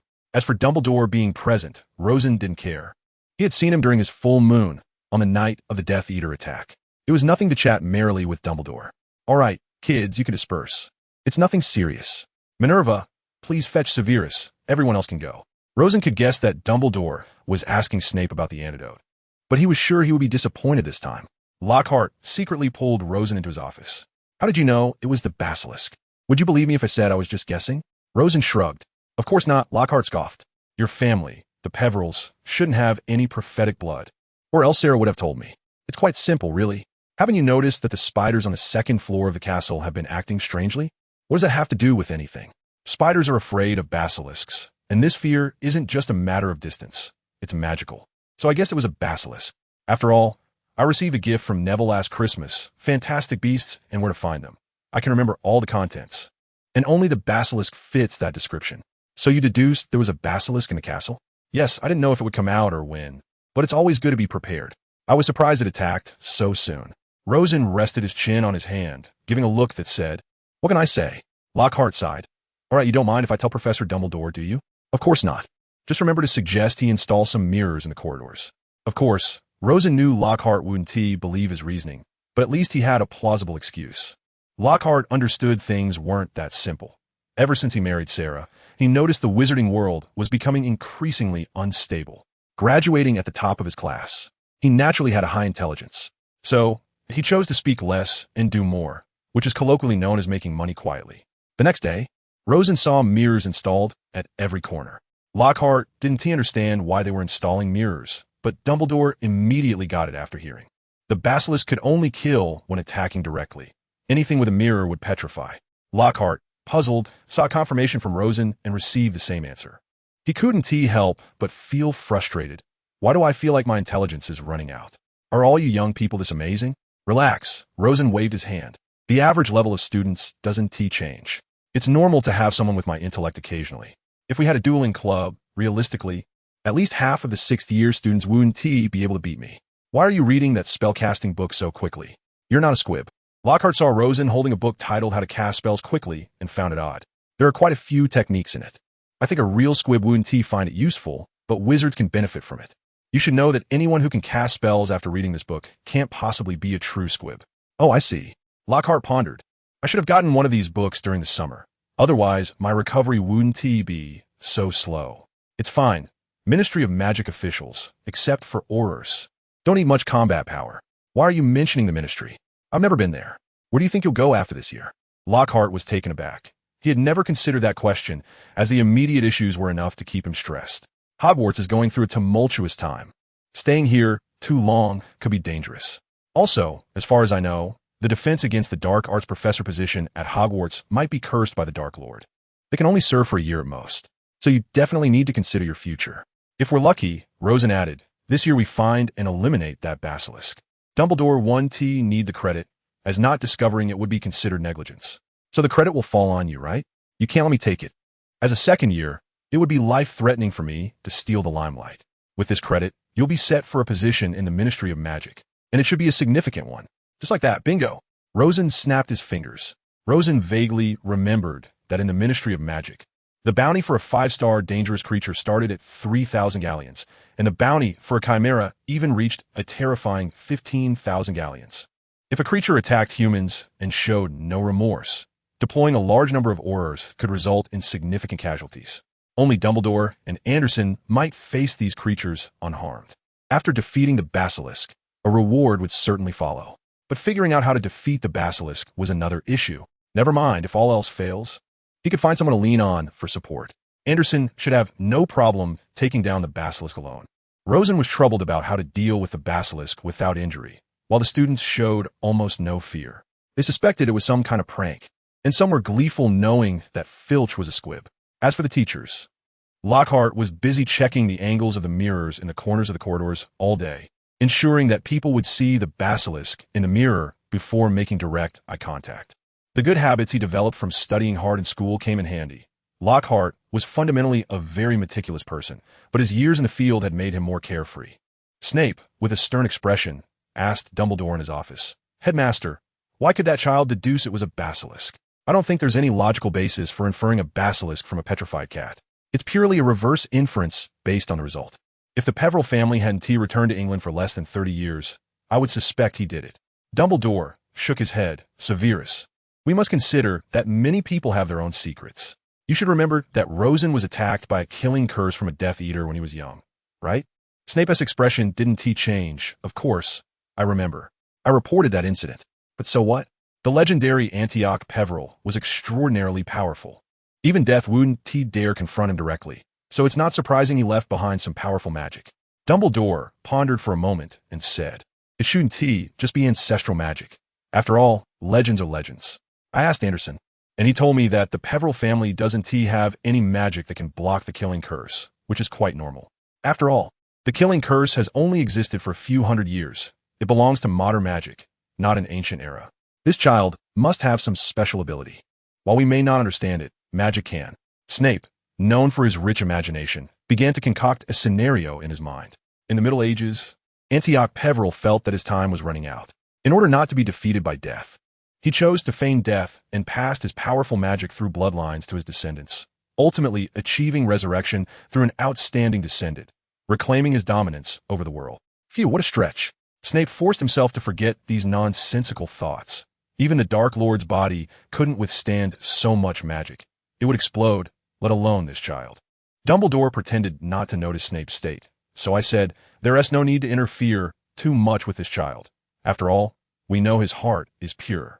And it's not that kind of blank state of purity, but rather a realm cultivated by himself. He has his own unique understanding. So he will follow his own path, and no one can interfere with him. Perhaps, except for that girl named Delia. Her flower wand and elder wand have a special connection. Adric and Jessica are blessed." All right, Snape couldn't hold back. Instead of indulging in emotions, he quickly thought about the main issue: how to deal with the basilisk in the Chamber of Secrets. The only way is to use mirrors. None of us knows where the chamber is, so the only solution is to search for clues bit by bit. I estimate that after installing a bunch of mirrors in the corridor, Tom Riddle won't attempt to reopen the chamber for a while, hopefully. After all, no one knows what this madman might do, but he should still have some rationality in his youth. Rosen slowly wrote in his diary that this diary was enchanted with magic. Only by knowing the password could it be read. Thus, there are only two possibilities for someone to see it. Either he is dead and the password automatically disappears, or he has been given a truth serum and the password is revealed. In class that day, Hermione actively asked Professor Binns about the Chamber of Secrets, and for once, Professor Binns remembered the legend of the chamber, unlike his usual lectures where he mixed up everything. Rosen could only speculate that this was because it was an event that happened during Professor Binns' lifetime, while much of the magical history he taught occurred after his death, and his age might not be greater than Binns. According to the legend, Slytherin sealed the chamber, so no one could open it. Only the true heir could come to the school to open the chamber and release the terrifying creature within, purifying the school and eliminating all those unworthy of learning magic. Rosen carefully recalled the details and connected them with some analyses he had seen in his past life, as well as the records in a brief history of Hogwarts, and could basically confirm the following points. 1. Slytherin himself was quite resistant to wizards of Muggle descent and even did not want them to enter Hogwarts. The reasoning was quite sufficient. In that era, wizards and Muggles were enemies, with Muggles killing many wizards, though it's unclear how they managed to do so.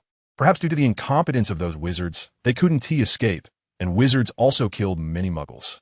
Far more than now, where Muggles merely viewed wizards as exaggerated monsters. So Slytherin's mindset was quite normal. 2. Having ideas and taking action are two different things. According to the school history, there were 2 first-year students of Muggle descent, indicating that Slytherin did not truly try to stop or even kill these individuals. Therefore, leaving a basilisk in the chamber was clearly not meant to kill wizards of Muggle descent. 3. Slytherin had once studied life and attempted to create life, but ultimately failed. He had stated that he would leave clues for his descendants and offer rewards. Rosen could basically confirm that Slytherin left clues about this thing in the chamber. But whether it could be found was another matter. Slytherin would certainly not allow just anyone entering the chamber to take this thing away, unless he was out of his mind. It had to be given to someone capable of completing it. Rosen estimated he could only try his luck. 4. Why Haven Tea people guessed it was a basilisk? The answer is actually quite simple. And an important reason why people throughout history Haven Tea thought of it is that a wizard of Slytherin's caliber could easily create a new monster through magic. And it would definitely be top-notch. So in that case, people became lazy in their guessing. However, Slytherin seemed even lazier, directly using a basilisk as a stand-in. Rosen felt that Harry would solve the chamber issue, 99 relying on the protagonist's halo, the author's favoritism. This one mistake could lead to death. Divider. In the evening, Rosen could finally enjoy a quiet and sumptuous dinner. These past few days of busyness had left him breathless, and the meals were brought by Bill and Delia. He felt like he was about to die. Today, no one was allowed to ruin his mood. Another flag was raised. Rosen, do you have some time? I have some things I want to ask. Just as Rosen was enjoying his hard-earned food, Harry approached him again. Rosen's heart was crumbling. Damn, why am I such a jinx? If I had Huang Sudong's skills, would a single jinx on Voldemort mean his death? Despite this, anyone with a bit of common sense could see that Rosen maintained maximum restraint and did not explode in anger. In fact, Delia beside him was a bit worried that Rosen would get angry, but thankfully, Rosen maintained a gentlemanly demeanor. Go ahead if it's something special. We can find an empty classroom. It's like this. Rosen, Harry slowly explained, I've always felt something was strange. Today, Professor Binns talked about the legend of the chamber and Slytherin's pure-blood ideology. Suddenly, I remembered that during sorting last year, the sorting hat considered placing me in Slytherin. It said I could achieve greatness if I went as Slytherin. Is this a coincidence? Did you experience something like this during your sorting? I didn't. Rosen replied nonchalantly. The sorting is just a rough idea. Everyone makes mistakes, and the sorting hat is no exception. Not all Slytherins are schemers. So many outstanding figures came from there. It's just that in recent years, the large number of mysterious people has led everyone to denounce this house. What about you at that time? I didn't. The sorting hat asked me which house I wanted to go to since I saw through some of its fundamental issues. But even if I gave up the decision and let the sorting hat choose, I would definitely go to Ravenclaw. My mother graduated from there, although my father didn't attend Hogwarts. So, Harry, you need to know one thing. Being in Slytherin doesn't necessarily mean you're a bad person. Maybe you just have some traits that align with Slytherin, making the sorting hat think Slytherin suits you. Think about it. How many times have you violated school rules? Slytherin himself disdains rules. The school history mentions that he even had the idea of not establishing school rules, which he later abandoned for feasibility reasons. Is that all? Harry still seemed puzzled. Both my parents are Gryffindors. The sorting hat can't possibly be unaware of that. Rosen thought for a moment. The symbol of Slytherin is a snake. Do you have any connection with snakes or similar animals? Yes, I can talk to snakes, Harry answered without hesitation. But isn't that something everyone can do? Not a chance, Rosen rolled his eyes. Damn, my whole family can't. I learned a bit of Parseltongue later. The last person known to be able to talk to snakes was the Dark Lord. Don't you think this trait is enough to make you Slytherin? But why can I speak Parseltongue? I think it's very normal. When you were young, you were hit by a mysterious person's death curse. The curse affects your soul, but it didn't kill you. It simply transferred some characteristics of the master onto you, which is quite natural. There's no need to make a big fuss about it. Just be careful not to tell anyone except the teacher that you can speak Parseltongue, or you'll get into trouble. You should understand what I mean, right? Rosen vaguely remembers that Hermione and the others seemed to suspect that Malfoy opened the Chamber of Secrets and were trying to secretly brew Polyjuice Potion. However, given that Lockhart was already being very cautious, Rosen was a bit curious about which teacher they would get notes from. A couple of days later, Lockhart told him that Hermione had mentioned after class that she wanted to study the spell used against the Cornish pixies and might need to enter the restricted section. Lockhart didn't think much of it and casually approved it. But Rosen wasn't surprised. That spell was indeed only discussed in the restricted section. In any case, there was nothing to worry about. Lockhart was somewhat indifferent. The restricted section is tiered, and my note only allows access to the regular restricted section, so they won't have a chance to touch any dangerous books. Do you have any idea what they are up to? Rosen said, while tasting a bag of Bertie Bott's every flavor beans, a snack that Hermione had given to Lockhart as a thank you gift, which ended up benefiting Rosen. Lockhart entered thinking mode. Could it be that they are investigating the legend of the Chamber of Secrets? I don't believe they can figure out the basilisk thing, let alone where it is. They're probably investigating Malfoy, Rosen said somewhat intentionally, mentioning that he heard them talk about a potion called Polyjuice Potion, perhaps trying to impersonate Slytherin students to extract information. That's quite a stretch, Lockhart commented, but it's possible. However, they will definitely come up empty-handed. Let them mess around. Ever since I met you, I no longer think what these students do is excessively outrageous. What? Rosen strongly disagreed. What do you mean by anything I did being excessive? Everything I do is legal. You even calculated against your brother-in-law. Isn't that excessive? Rosen's thoughts were clear. He didn't intend to participate in Harry and their actions because it was pointless and destined to yield no results. More importantly, knowing all the answers, he didn't need to repeat useless efforts. Rosen's focus was on profiting from the events of the past few years and accumulating enough power in the Ministry of Magic. For example, after resolving the Chamber of Secrets incident, he would have the opportunity to take a position on the Board of Governors and push Lockhart into a middle management role in the ministry. Once they captured Pettigrew next year, Lockhart's promotion to a high-level position would be a done deal. At that level, he could fundamentally change the ministry's operations, making things easier in the future. He completely ignored these small antics. Rosen also had Lockhart borrow a book titled Powerful Potions. He had a copy himself, but hadn't brought it, as it was best not to bring anything related to dark magic to school to avoid negative influence. How on earth did they come up with this? Rosen was filled with questions about the ingredients like lacewing flies, leeches, and fluxweed. I feel like without qualitative analysis and chemistry, one could never create this potion in a lifetime. I've studied probability and statistics. Rosen glanced at the author and found out that the Polyjuice Potion was invented by a potion master named Prince 500 years ago. Seems like Snape's ancestor? Rosen speculated. However, it's quite common for wizards to have the same names, so he couldn't be sure. African snake skin. It seems like only Snape has this at Hogwarts. I hope they won't be discovered, but I still think Snape should have noticed, just pretending not to. Rosen carefully recalled the plot, while comparing it with the potion's recipe. Oh, tomorrow seems to be the Quidditch match, right? It seems like Gryffindor is playing against Slytherin again. It will be exciting to watch. The rivalry between these two families is really something. I suddenly remembered Rosen has a pet cat fox, but it seems to have hardly appeared. It will occasionally show up in the Chamber of Secrets volume to prevent me from forgetting it. The Azkaban volume should be the main highlight. Jerry, stop messing around. I want to sleep. And don't bully the little snake. It has been hanging for several days. Let it rest well. Rosen routinely disciplined his two pets. Jerry was a cat fox bought before the first year, and the little snake was obtained to learn Parseltongue. And over time, he had developed some affection for it. Separator, in my past life, Rosen had a classmate who attended university in Beijing and joined the Quidditch Club. At first, Rosen thought it was just a cosplay HP fan club, but later he learned that they really had Quidditch matches, although everyone just held brooms instead of flying. That scene must have been spectacular. Rosen regretted not having the chance to see such a scene in person. Anyway, according to his classmates, people who hadn't seen HP thought it looked like a bunch of crazies. But those who loved HP had a lot of fun playing. Rosen considered it and decided to practice Quidditch next year to see if he could join the house team.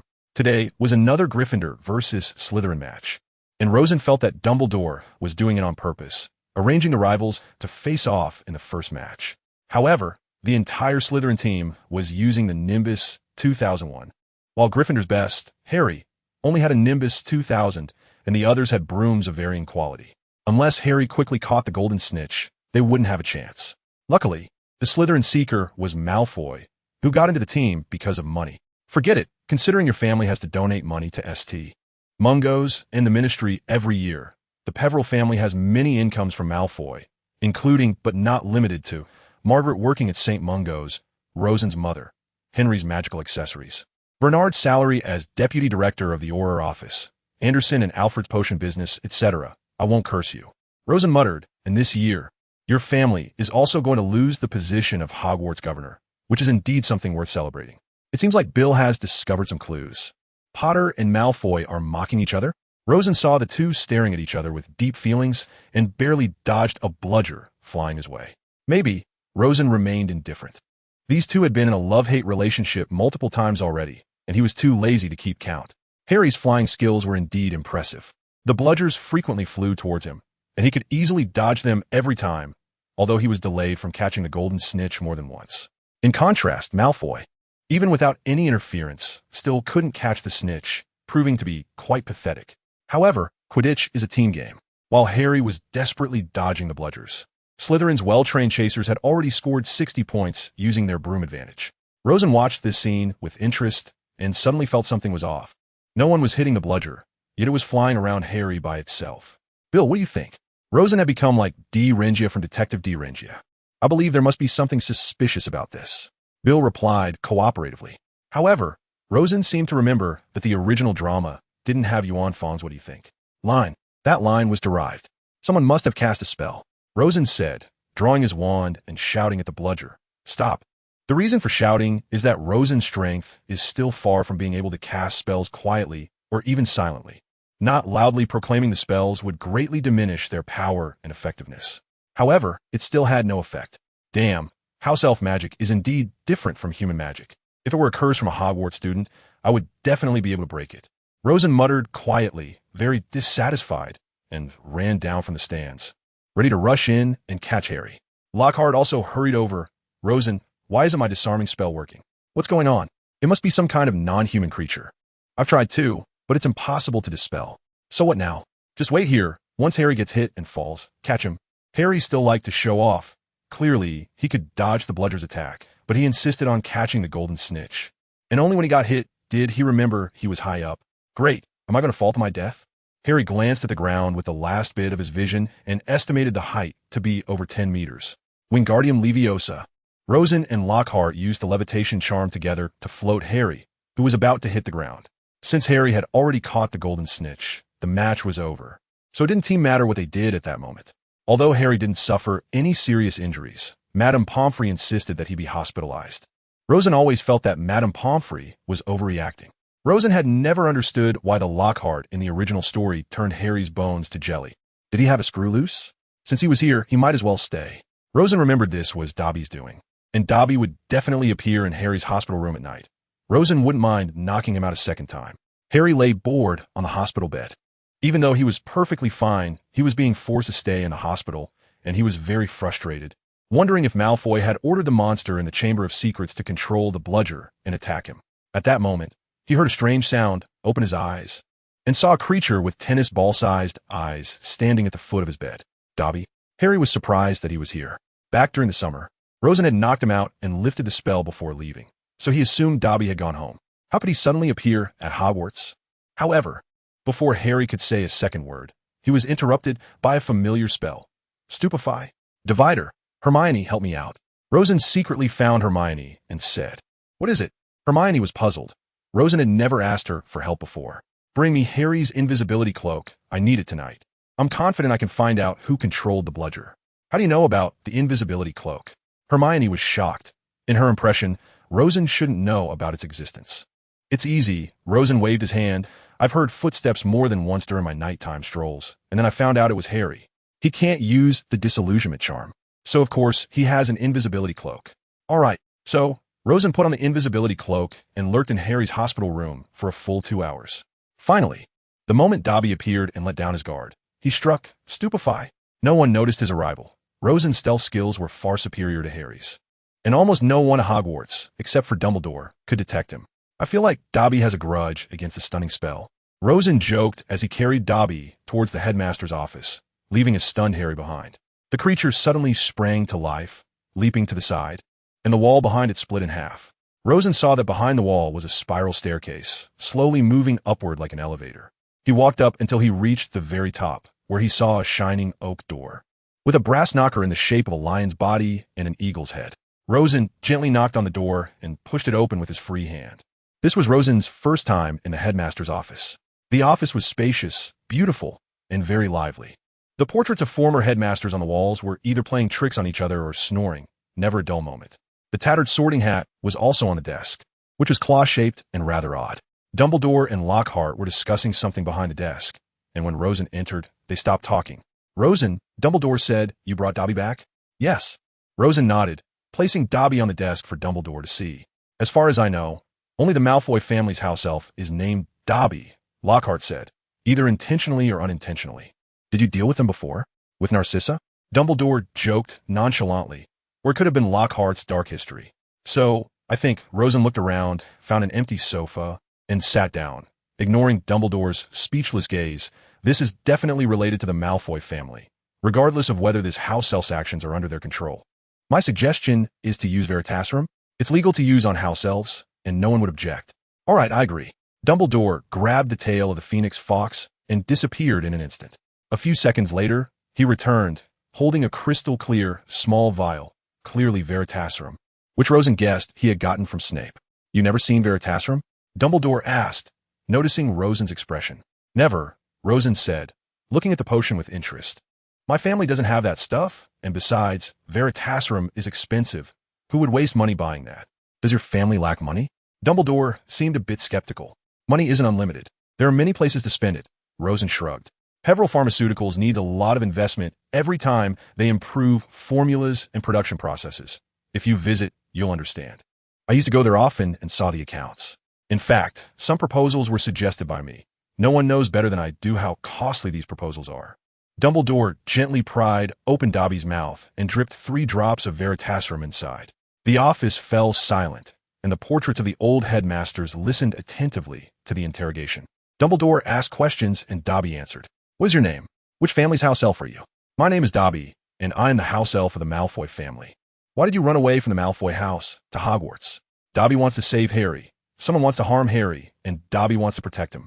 Rosen rolled his eyes. Protect? It's a miracle he didn't get Harry killed. Taking a hit from a bludger is no small injury.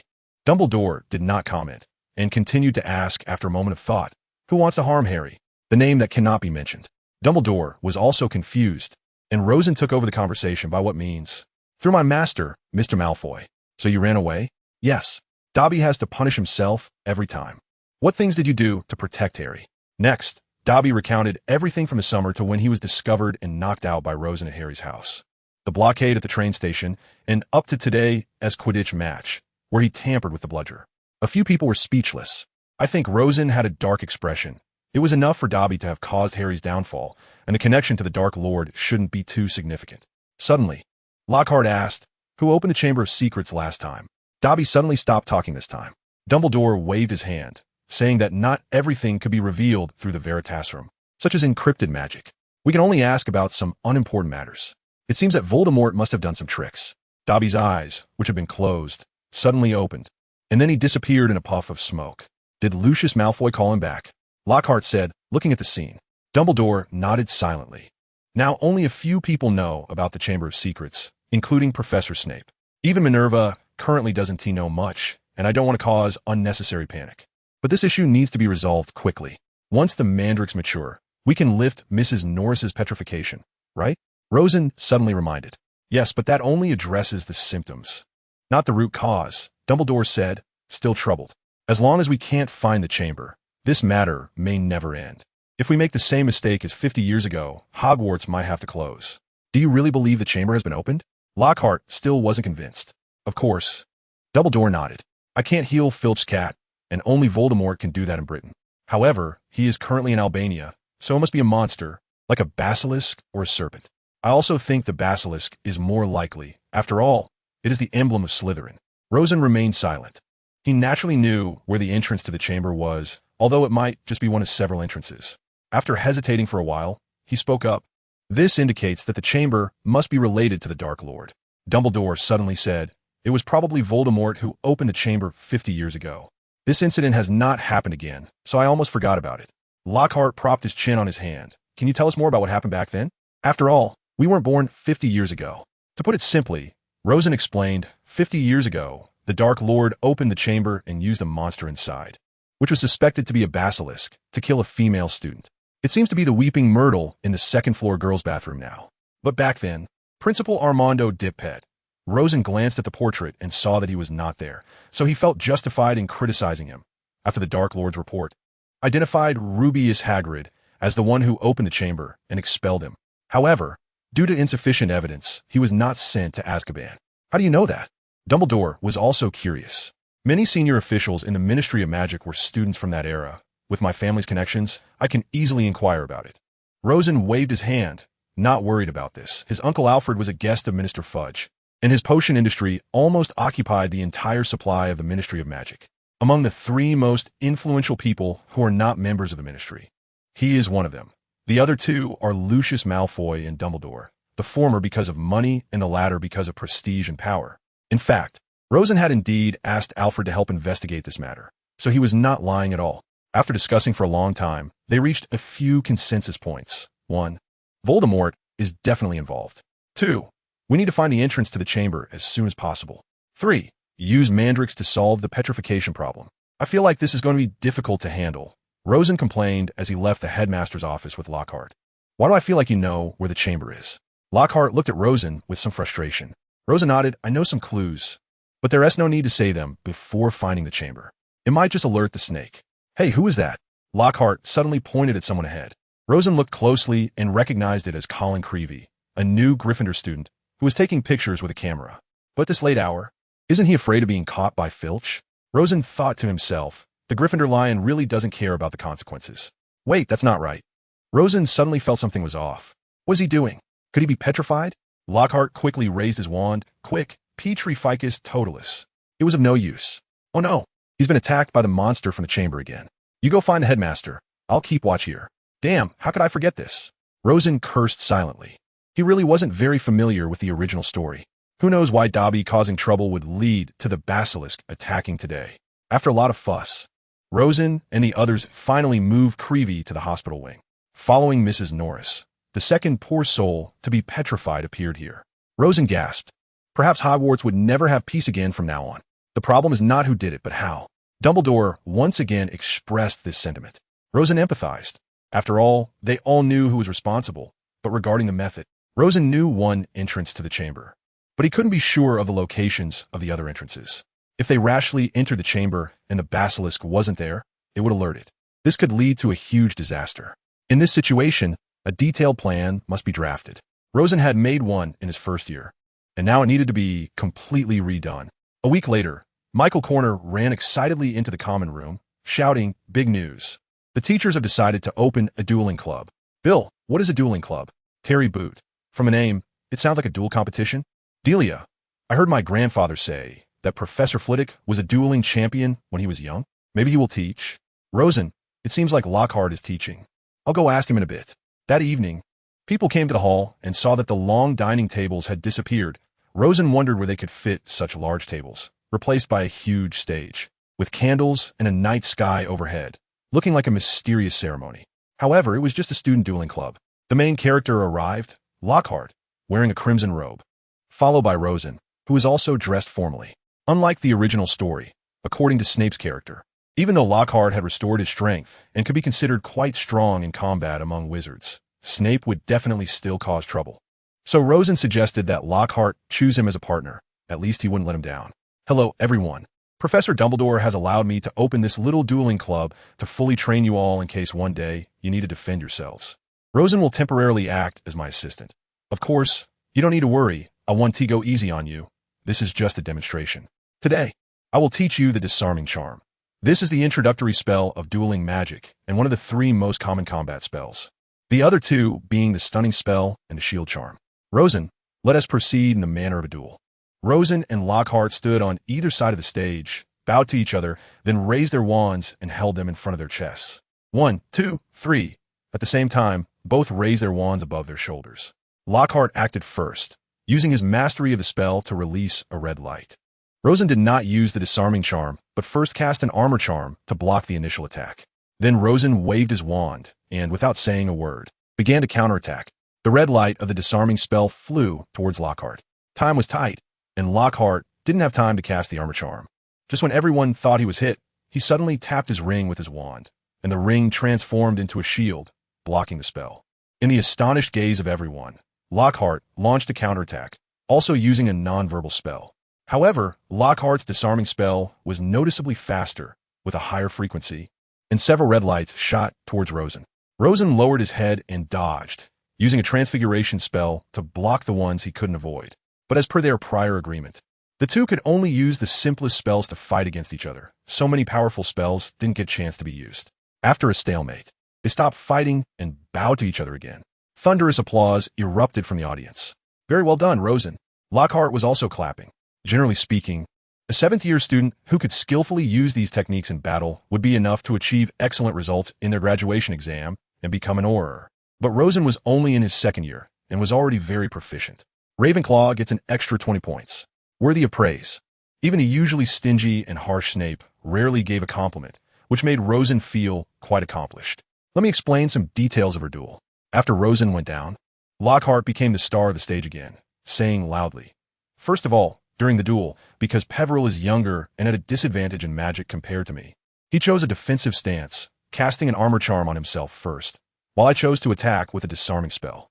There are 3 methods to deal with spells. The first is to dodge, which everyone should possess. The second is to be good at using Transfiguration.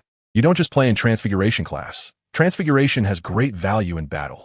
A compelling example is that when Professor Dumbledore fought against the mysterious man, he often leveraged his Transfiguration advantages to gain the upper hand. The third is to use protective spells, such as the most common armor charm. Next, it's your time to practice the disarming spell." Lockhart began to explain the disarming spell in detail, while Rosen took the opportunity to observe the Slytherin side. In the original story, Snape gave Lockhart a severe lesson, but his presence had changed that course. He wondered what kind of bad ideas Snape would give his students. As for the fights between students, Rosen had no interest. Anyone who could hold their own against Lockhart for 10 minutes would have an advantage over most 7th-year students. On one hand, his crossing over had given him a certain talent boost, along with his diligent studies. On the other hand, with the advantages of his family, Rosen could access many important books and items. When these factors combined, it was hard not to be strong. As for why many pureblood families are wealthy, but their combat abilities are still concerning, like the Malfoys, Rosen could only say that they had become accustomed to a comfortable life and couldn't even imagine what war looked like. Once Voldemort returned, these inferior Death Eaters would pay the price. They couldn't possibly be a match for trained Aurors, as long as they responded promptly and didn't let Voldemort himself appear. The Death Eaters weren't that terrifying. In the original story, the war situation was one-sided, mainly because Dumbledore died. This led to an imbalance in the strength comparison of the war. When both sides were evenly matched, the Ministry of Magic did not react at all, leaving Dumbledore to fight alone. By the time the Ministry woke up, Dumbledore was already nearing the end of his life, and these missteps almost completely doomed the war. If it weren't for Harry's extraordinary luck, it could have been written off. As expected, Harry revealed that he was a Parselmouth. Rosen did not stop him, even though he could have turned the snake into nothing when Malfoy summoned it, actually just sending it back to its original place, not making it appear or disappear out of thin air. But Harry would eventually realize this. If he ruined this moment and caused Harry to expose himself in a more serious situation later, that wouldn't be good. After all, students are generally quite innocent. And Rosen wasn't worried at all. "Rosen, I suspect that Harry has a certain degree of connection with the mysterious man's soul," Delia whispered as she walked up to him. Rosen nodded silently. He was not surprised that Delia had this insight. Her grandfather, who was the head of the Department of Mysteries, must have told her many things. However, Rosen was quite surprised that Delia could think of this herself. As for the killing curse, it's not surprising it has this effect. "I think your grandfather must have already guessed what was going on," Rosen replied quietly. For someone like Rosen, who seemed to be playing on easy mode, the situation was clear. The only thing he needed to pay attention to was not letting the basilisk escape through any other exit. Therefore, Rosen chose to act as a hunter, allowing the basilisk and the diary Horcrux to run rampant for a while. And once he confirmed they were in the Chamber of Secrets, he would catch them off guard and eliminate them. But for Harry, the situation was getting worse. The onlookers, led by Ernie Macmillan, believed that he had opened the Chamber of Secrets. When Bill asked Rosen about it, Rosen scoffed. If it were really Harry who opened it, does that mean Dumbledore lacks intelligence or eyesight? Didn't he take any action? As Rosen himself became increasingly disturbed by such comments, he angrily rebuked those naive students. "I tell you, the reports are biased, and you all need to take responsibility, understand? Unfortunately, in this era, this world has no magic," Rosen regretted to think. Harry looked at him gratefully. He finally didn't have to be misunderstood, and the onlookers also realized something, discovering they were indeed too young and too simple, deciding to improve their knowledge level before gossiping again. Hagrid had been complaining recently about the roosters dying under mysterious circumstances. Rosen knew that the basilisk was afraid of the sound of a rooster's crow, but he didn't know if the chickens he conjured, the kind that could crow but not be eaten, would still be effective. So he specifically had his father, Henry, Contact a Muggle chicken farm. Voldemort, you are impressive. Have the guts to kill all the chickens in the world. There are more chickens in the world than people. Although Rosen's family didn't have much Muggle currency, wizards and Muggles were actually interconnected. The Peverell family wasn't without Muggle relatives. After they integrated into the Muggle world, they served as a bridge for communication between the wizarding world. Many wealthy families had connections with Muggles, of course, excluding those pure-blood families that strictly adhered to blood purity. After all, no matter how wealthy wizards are, they couldn't compare to the richest Muggles. For example, the Peverell family had some Muggle relatives in Britain, although their relationship with Rosen was quite distant, as they had migrated back from America a long time ago. They used the wizarding network to form ties with some Muggle merchants and officials. If Rosen needed assistance from the Muggle world, he could easily find them, which was very convenient. In reality, those Muggle relatives lived much happier lives than this group of wizards. Many Muggle merchants earned more than the total income of the wizarding world, unlike Rosen and the others, who aside from magical items, had little difference from the poor Muggles. Rosen thought discontentedly. Justin, Finch Fletchley, and nearly headless Nick were also petrified. Upon hearing the bad news, Rosen felt anxious. To prevent himself from being petrified one day, which would ruin all his plans, he specifically wrote a letter to old Anderson, his grandfather, detailing all his arrangements to ensure that even in his absence, the plan could proceed smoothly. As for why he could think of these things, who cares? Anderson has complete confidence in himself. If he can secure the position of Hogwarts board member this time, it is highly likely his father will take over. It will make things much easier in the future. As for now, Rosen tries to stay in the common room as much as possible and never travels alone. He also specifically made a copy of Ginny's class schedule because he noticed that Ginny's performance was exactly the same as described in the original work. Sometimes her eyes were swollen from crying, but no one knew why. So, knowing that at least Ginny wouldn't skip class, Rosen ensured that he was safe while she was in class, but after class, it was a different story. Therefore, Rosen had to act like a homebody as much as possible and encourage those around him to do the same. At least the basilisk wouldn't dare invade the common room. Otherwise, it could expect to be beaten to death. On the other hand, Harry was having a tough time. Although Rosen's clarification largely alleviated the misunderstanding he faced, the identity of the culprit remained undecided. Therefore, the trio's polyjuice potion plan was still proceeding normally. But Rosen really couldn't be sure whether he would become a target of their suspicion, so he privately established a code with a few people from Ravenclaw. If the code didn't match, it meant they were imposters and had been swapped. Rosen couldn't be blamed. After all, the three of them had wild imaginations. What if they accidentally discovered some secret? That would be a disaster. For example, his sister Alice knew some things, and so did Delia, with whom he often discussed life. Oh no, he meant analyzing the situation. If something went wrong, and some incriminating evidence fell into Hermione's hands, wouldn't he be in a passive position? Rosen thought to himself. In the second year, potions class was still divided, with Gryffindor and Slytherin in one group, and Hufflepuff and Ravenclaw in another. So, Rosen couldn't see Hermione stealing the African snake skin, which he regretted. But in any case, responding to changes with constancy was always effective.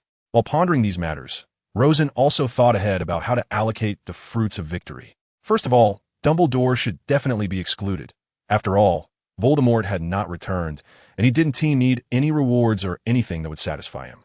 Lucius Malfoy was the instigator of the Chamber of Secrets incident, so Rosen had to make him pay, pushing him out of the position of Hogwarts board member and replacing him with his father, Henry, while also seizing a large sum of money. The final question was how to maximize the benefits for his family, which was a difficult problem. He would definitely push all the credit to a few elders. After all, a 12-year-old acting so ostentatiously would surely attract concentrated attacks from the other side. Rosen considered having his grandfather Anderson take the lead in entering the Chamber of Secrets. After all, with his strength, currently, besides Dumbledore, probably no one could defeat him. He could also have Uncle Bernard bring Aurors to maintain order. Both plans had their pros and cons. Having Anderson present meant total security and no casualties. The basilisk would be killed as soon as it appeared, and the 16-year-old Riddle wouldn't have a chance to cast any spells. However, the drawback was obvious. There would be no credit to reward. To be honest, Anderson, as a first-level wizard of the Order of Merlin and the second member of the Wisengamot, was already in a similar position to Dumbledore. The difference was that Dumbledore was still active in politics, with influence far surpassing that of the Minister of Magic, while Anderson had already semi-retired, occasionally making an appearance.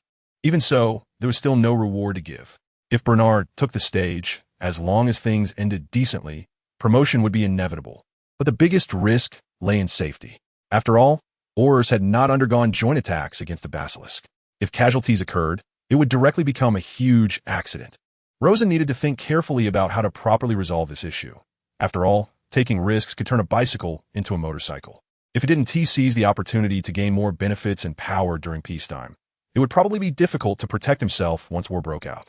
Rosen remembered in the original work that Hermione turned into a cat due to a hair mix-up, but he had always been curious about one thing. Why did the cat look so ugly in the movie? Shouldn't it be the cute cat girl image seen in cartoons? Could it be a difference in aesthetic standards between the East and West? However, to be fair, Rosen thought that if Hermione really turned into Catgirl, she would be incredibly cute, but it seemed like he would be killed by her. Rosen mused to himself. However, Rosen still couldn't be sure if anyone would enter Ravenclaw to gather intelligence after the trio used the Polyjuice potion, so he remained vigilant. These people were really causing trouble. Rosen was very dissatisfied, but he had no one to complain to. Delia seemed to notice something, but she was a time traveler or a prophet, so she definitely couldn't guess what the Polyjuice potion was. Rosen had recently fallen into boredom again. The Chamber of Secrets matter had already been arranged, and even if he were petrified, everything could still proceed according to plan. At the moment, besides completing those trivial assignments, the only thing that interested him was playing games. The magical elements in the air at Hogwarts shielded electromagnetic waves, but they wouldn't shield the current in wires. So game consoles could still be played as usual. In fact, if permitted by Dumbledore, connecting a wired phone was also possible, but wireless communication lost its effectiveness. However, it seemed that Muggle technology in this world had stagnated after the Third Technological Revolution. Wireless networks had never taken off, and wired ones were also quite poor, likely affected by magic. So, the games that Rosen had been addicted to in his past life might never be played again. And one could feel sorry for Rosen for a second. On another note, Rosen had tried to be a literary plagiarist, but the key problem was that he really couldn't memorize an entire book. Many protagonists in time travel novels became literary plagiarists, publishing one book after another, which was quite refreshing. But were these people computers, able to remember everything at a glance? Rosen was very frustrated that he hadn't written a single book so far.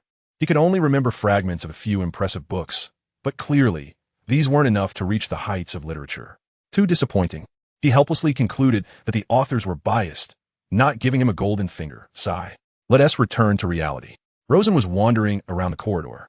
At this time, Ginny was still in class, so he could rest easy without worrying about being attacked.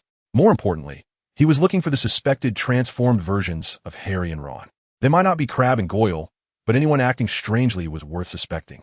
Rosen, oh no, Peveril, turned around and saw two chubby boys, obviously the Slytherin lackeys of the Malfoys, looking confused as they surveyed their surroundings. Do you know how to get to the Slytherin common room? We're lost.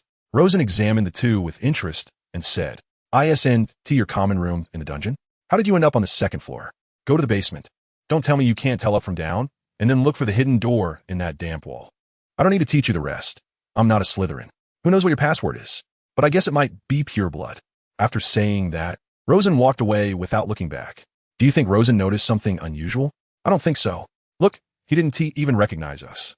If Rosen had heard this conversation, he would definitely have retorted, what the hell? The reason was simple. Such a low-quality performance, and Malfoy couldn't see through it. One could only say that their intelligence was beyond comprehension, a term from space.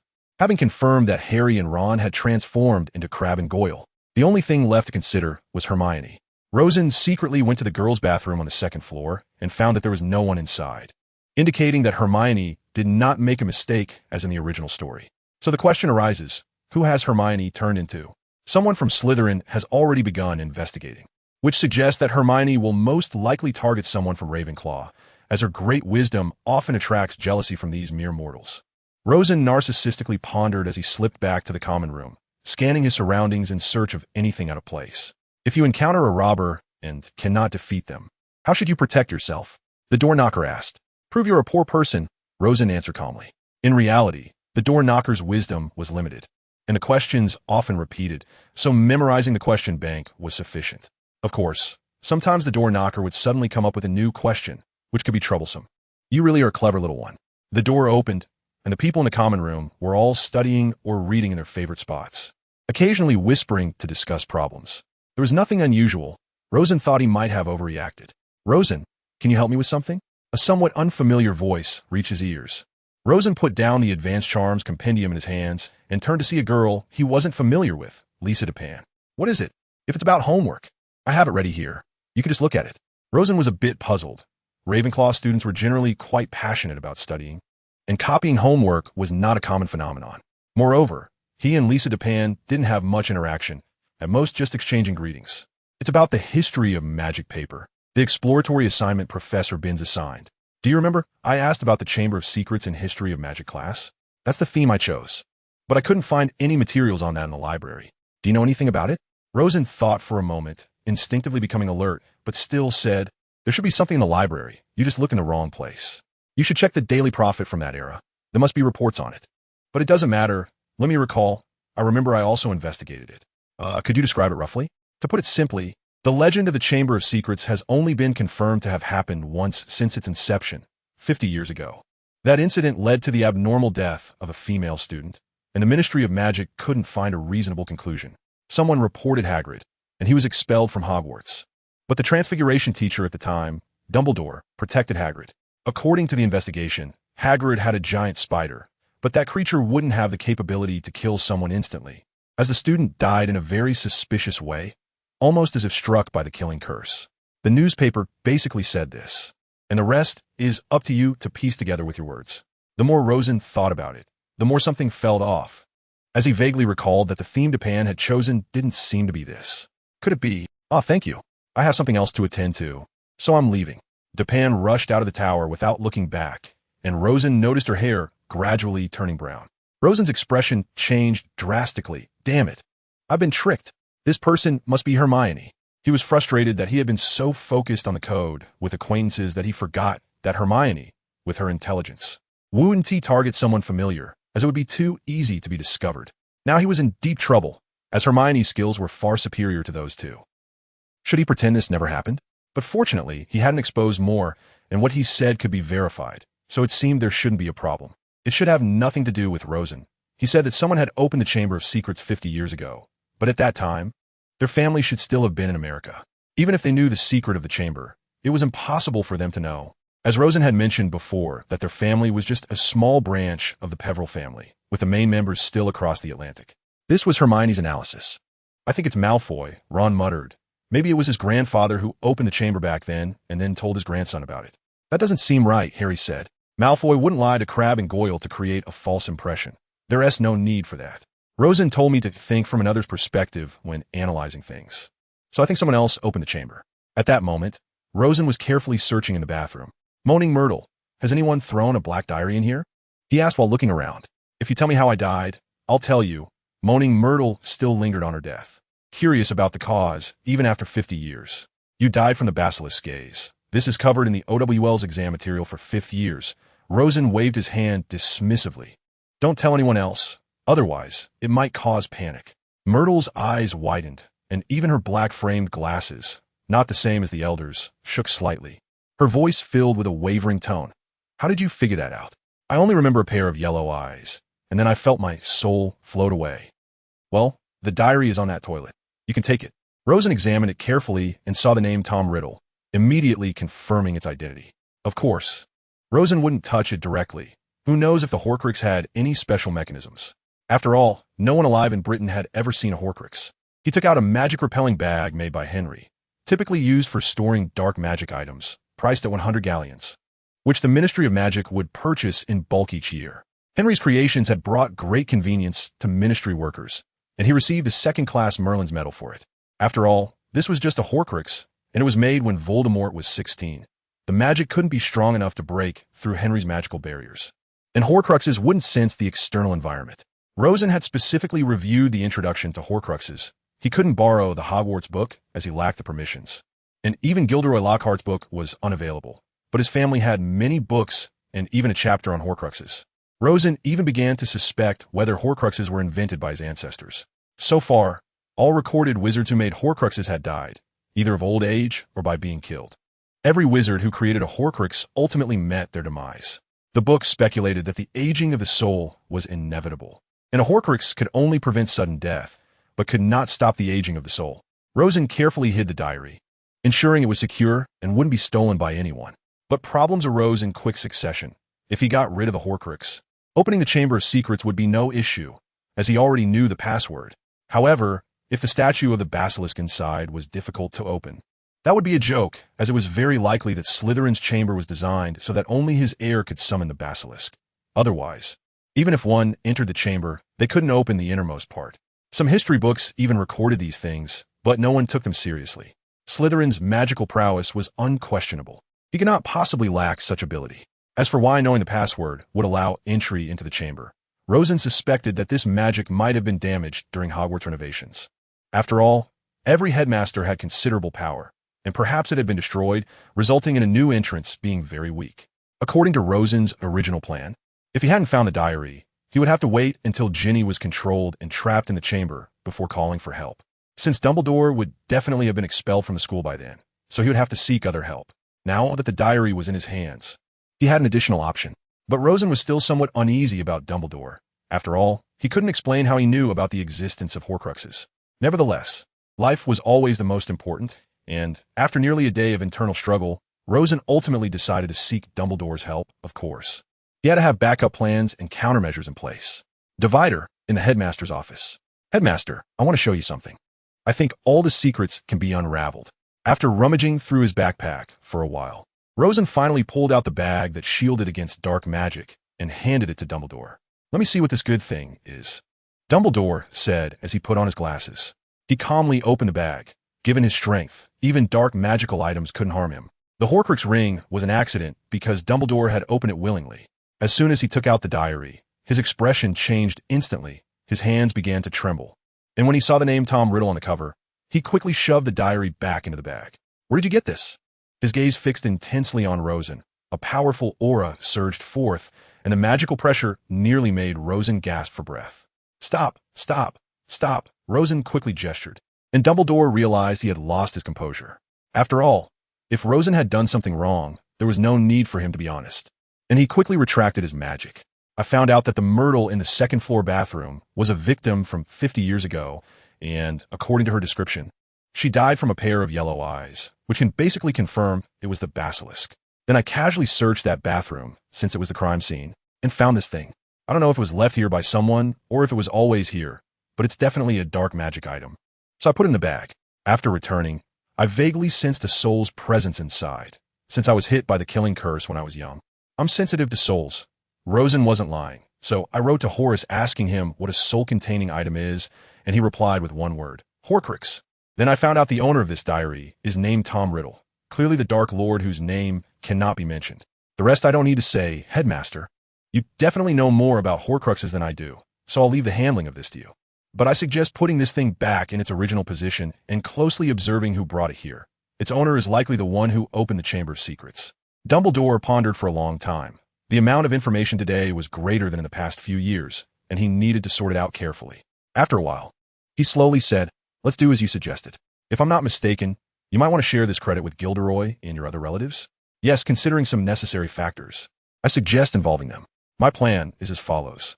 The elderly and the young discussed for nearly an entire night and finally reached an agreement. Rosen returned the diary to its original position. Since it had only been a day, he expected it wouldn't affect Harry finding the diary. After all, Harry and Ron visited Myrtle almost every day. He didn't know what they were doing. Perhaps out of desperation, Rosen maliciously thought to himself. Meanwhile, in the headmaster's office, Severus, why does Rosen know everything? I can hardly believe this is something a 12-year-old child can achieve. Could it be that Voldemort misjudged, and the child in the prophecy is actually Rosen? Who cares? Snape replied indifferently. He's not one of Voldemort's lot. So what are you worried about? Besides, I have no task to protect him, so don't say that to me. Dumbledore was momentarily speechless. After a while, he murmured, You're right. This child is beyond my control. As long as he doesn't follow in Tom's footsteps, that's enough. The next day, it must have been Hagrid who opened the Chamber of Secrets, Harry said anxiously. After reading Riddle's diary, he felt completely unwell, as if his worldview had been completely overturned. Hagrid was one of the people he trusted most, yet now he had become the most suspicious suspect. He didn't know what to do. Oh, calm down, Harry. Hermione comforted him. When I used the Polyjuice potion to sneak in a Ravenclaw, I heard Rosa mention some things. Hagrid raised an acromantula, but can't petrify a person. It simply doesn't have that capability, so there must be some mistake. Really? I hope so. However, Harry was currently in a state of panic and could no longer absorb Hermione's words. All he could think was, should I report this? Should I report this? But I can't betray Hagrid, and I can't let down those petrified students. Hermione really wanted to ask Rosen for help, but out of guilt, she couldn't bring herself to see him, so she could only offer slow comfort. On the other side, Rosen began writing letters to the people he needed and arranging their tasks. Uncle Bernard, I trust the combat strength of the Aurors, but when they face a creature that has never undergone relevant training, it's easy to suffer huge casualties. So, please bring as many experienced ones as possible. Try to obtain a pass to enter Hogwarts through Fudge after Dumbledore is ousted and hide in advance. Grandpa Anderson, for safety's sake, I suggest you follow closely the entire time. With your strength, taking on a basilisk is effortless, even if we risk not gaining credit. We must ensure there are no accidents. Uncle Lockhart, your strength is limited, so don't go in, but you'll be in charge of the students' work. Do well this year, and I guarantee you'll enter the Ministry of Magic. If the Chamber of Secrets were as simple as in the original story, Rosen would be fully confident he could handle it. But he feared unexpected events. After all, Slytherin wouldn't be bored enough to create a room to house a basilisk without reason. He must have left many meaningful things inside, and he didn't know if Voldemort had discovered them back then. Moreover, if there were any traps inside the chamber, he could very well end up dead, which would be tragic. So Rosen dared not take it lightly. If he were to die before achieving success, that would be too much of a loss, especially since he was still hoping to make a name for himself. Divider, since the diary had not yet been stolen by Ginny. There had been no attacks for the past 2 months, and everyone was safe. With the arrival of the Easter holiday, second-year students needed to start choosing their elective courses. Of course, the current required courses, apart from magical theory, were still being held as usual. This isn't fair. Why are there 2 more classes? In the common room, Michael Corner lamented with his face in his hands. Among the 4 of them, Michael disliked studying the most, so the others were already used to it. Rosen, what classes are you planning to choose? We can go together, Delia asked as she sidled up to Rosen. Let me think, Rosen said, caught off guard. His mind was filled with thoughts of the Chamber of Secrets. Although it was likely that the final exams would be canceled this year due to the attacks, sparing him the trouble of reviewing, there were still plenty of matters to deal with. Divination can be skipped. It's just a matter of chance and bloodlines. So attending would be a waste of time. In fact, if I want to take it easy, both Muggle studies and arithmancy are easy and I can score full marks. What do you think? Rosen turned back and tossed the question to Delia. Can't you be less utilitarian? Delia rolled her eyes, learning this from Alice. Forget it. Since you want to choose, I'll choose too, but I tell you it's definitely not because these 2 classes are easy. After saying that, she forced herself to act as if nothing had happened and walked away with a flushed face. Rosen rested his chin on his hand, pretending to fiddle with an imaginary beard. Not because the classes are easy. Could it be because I'm in these 2 classes? Is my grade high enough to make a Ravenclaw admire me? I think that's pretty good. What Rosen didn't mention earlier was that the care of magical creatures class would be taken over by Hagrid due to the retirement of the previous professor. But he had no interest in those giant beasts. Moreover, regarding ancient runes, he had given it up at Henry's suggestion, as Hogwarts didn't teach how to enhance one's spells and magical items using runes, but rather just the principles, which was less effective than self-studying from books. In contrast, the atmosphere in the Muggle studies and arithmancy classes was much more cheerful, and it was definitely better for him. Arithmancy and psychology calculations are somewhat similar, requiring the use of mathematical tools and logical reasoning, which for most wizards is like a barrier that cannot be crossed, but Rosen felt no pressure at all. This is the benefit of having a solid education, where his mathematical foundation crushes these kids. Bill, are you coming? These 2 classes are relatively easy for me, and we can learn a lot more easily. Yes, sir. I couldn't ask for more. Other Ravenclaw students chose their classes, each with different preferences, many studying for interest rather than grades or relaxation. However, overall, the study atmosphere in Ravenclaw was the best in Hogwarts. As for who was at the bottom, of course, it was those little lions. But to be fair, Rosen and their classes didn't see much increase in quantity either. After all, the flying class and magical theory were canceled and replaced with 2 elective classes that only met once a week, so it was not a loss at all. As for why so many people were lamenting, it might be because they didn't consider the flying class as a class, but as relaxation. Or perhaps they could only see the side that was beneficial to them. The following content is sourced from online materials and does not seem to be written by Rowling. Regarding arithmancy, one important aspect is the analysis of names. The first step in analyzing a name is to convert it into a series of numbers, where each letter corresponds to a number from 1 to 9. There's a corresponding chart, which is fixed and unchanging. For example, if we want to analyze Nicholas Flamel, we would get the following result: 5, 9, 3, 8, 6, 3, 1, 1, 6, 3, 1, 4, 5, 3. Once you write down all the numbers, calculate their sum. According to the rules of arithmetic, if this total exceeds 9, you must reduce it to within 9, meaning you add the digits together until it becomes a single digit. It's very common for two-digit numbers to appear. Specifically for the name Nicholas, we see that the sum is 58, which becomes 13, 5, 8, 13, and then reduces to 4, 1, 3, 4. The final number is the personality number of this name. This number indicates the person's personality. In other words, it signifies what kind of person they are. Next, we extract the soul number, which reflects the person's inner activities and reveals their desires and fears. We do this by summing the corresponding numbers of the vowels A, E, I, O in the name, and similarly, if it's a two-digit number, we keep summing until it becomes a single digit. The resulting number is the soul number. Taking Nicholas Flamel as an example again, his name has 5 vowels, and the sum of their corresponding numbers is 22, and using 2, his soul number should be 4. In Nicholas Flamel's name, the soul number and personality number are the same, which is not a common occurrence. Finally, we extract a third number called the social number, which reflects the person's external personality, or the characteristics a person shows to the outside world. This number is determined by the sum of the corresponding numbers of the consonants, letters other than vowels, in the name. The sum of these numbers is 36, meaning the social number is 369. Now, we have extracted the personality number, soul number, and social number from Nicholas Flamel's name, 449. Based on these numbers, we can roughly outline his personality and characteristics. This concept of associating numbers with personality comes from the ancient Greek philosopher Pythagoras, and has also been influenced by others. The number 1 represents individuality, 2 represents interaction and the ability to communicate, cooperate, and find balance. 3 represents completeness and fulfillment. 4 represents stability and solidity. 5 represents instability and imbalance. 6 represents harmony, friendship, and family concepts. 7 indicates strong cognitive abilities, intelligence, and insight. 8 represents commercial success. And 9 represents completion and perfect achievement. Of course, the actual results are not limited to these. This is just a relatively simple comparison method.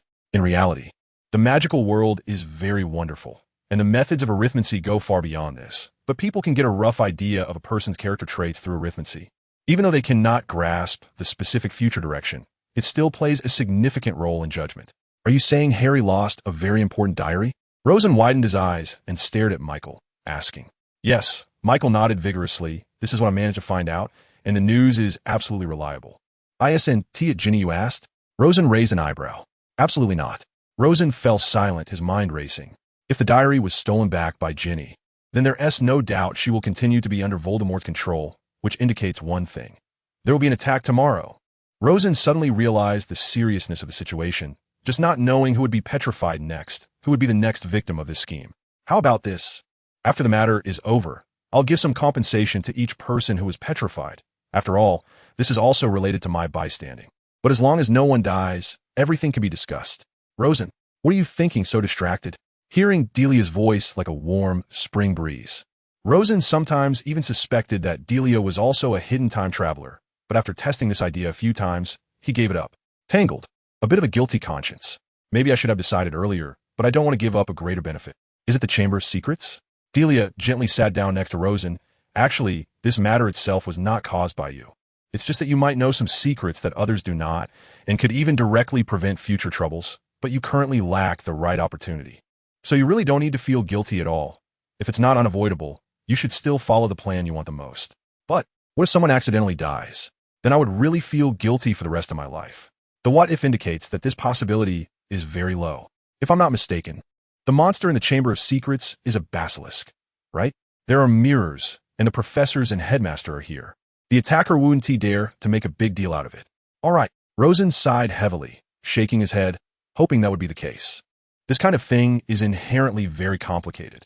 Now that the location of the Chamber of Secrets is revealed, it can basically be foolproof. Even if we can't kill the basilisk, at least we can completely seal it off, preventing anyone from having the chance to enter. However, by doing this, Rosen's desire to provide benefits for his family and see if he can obtain some of Slytherin's legacy will fall through. Therefore, in order to accumulate more power to deal with future events, he can only pretend not to know. But how Delia figured it out, he completely didn't understand. I still don't get it. How did you figure it out?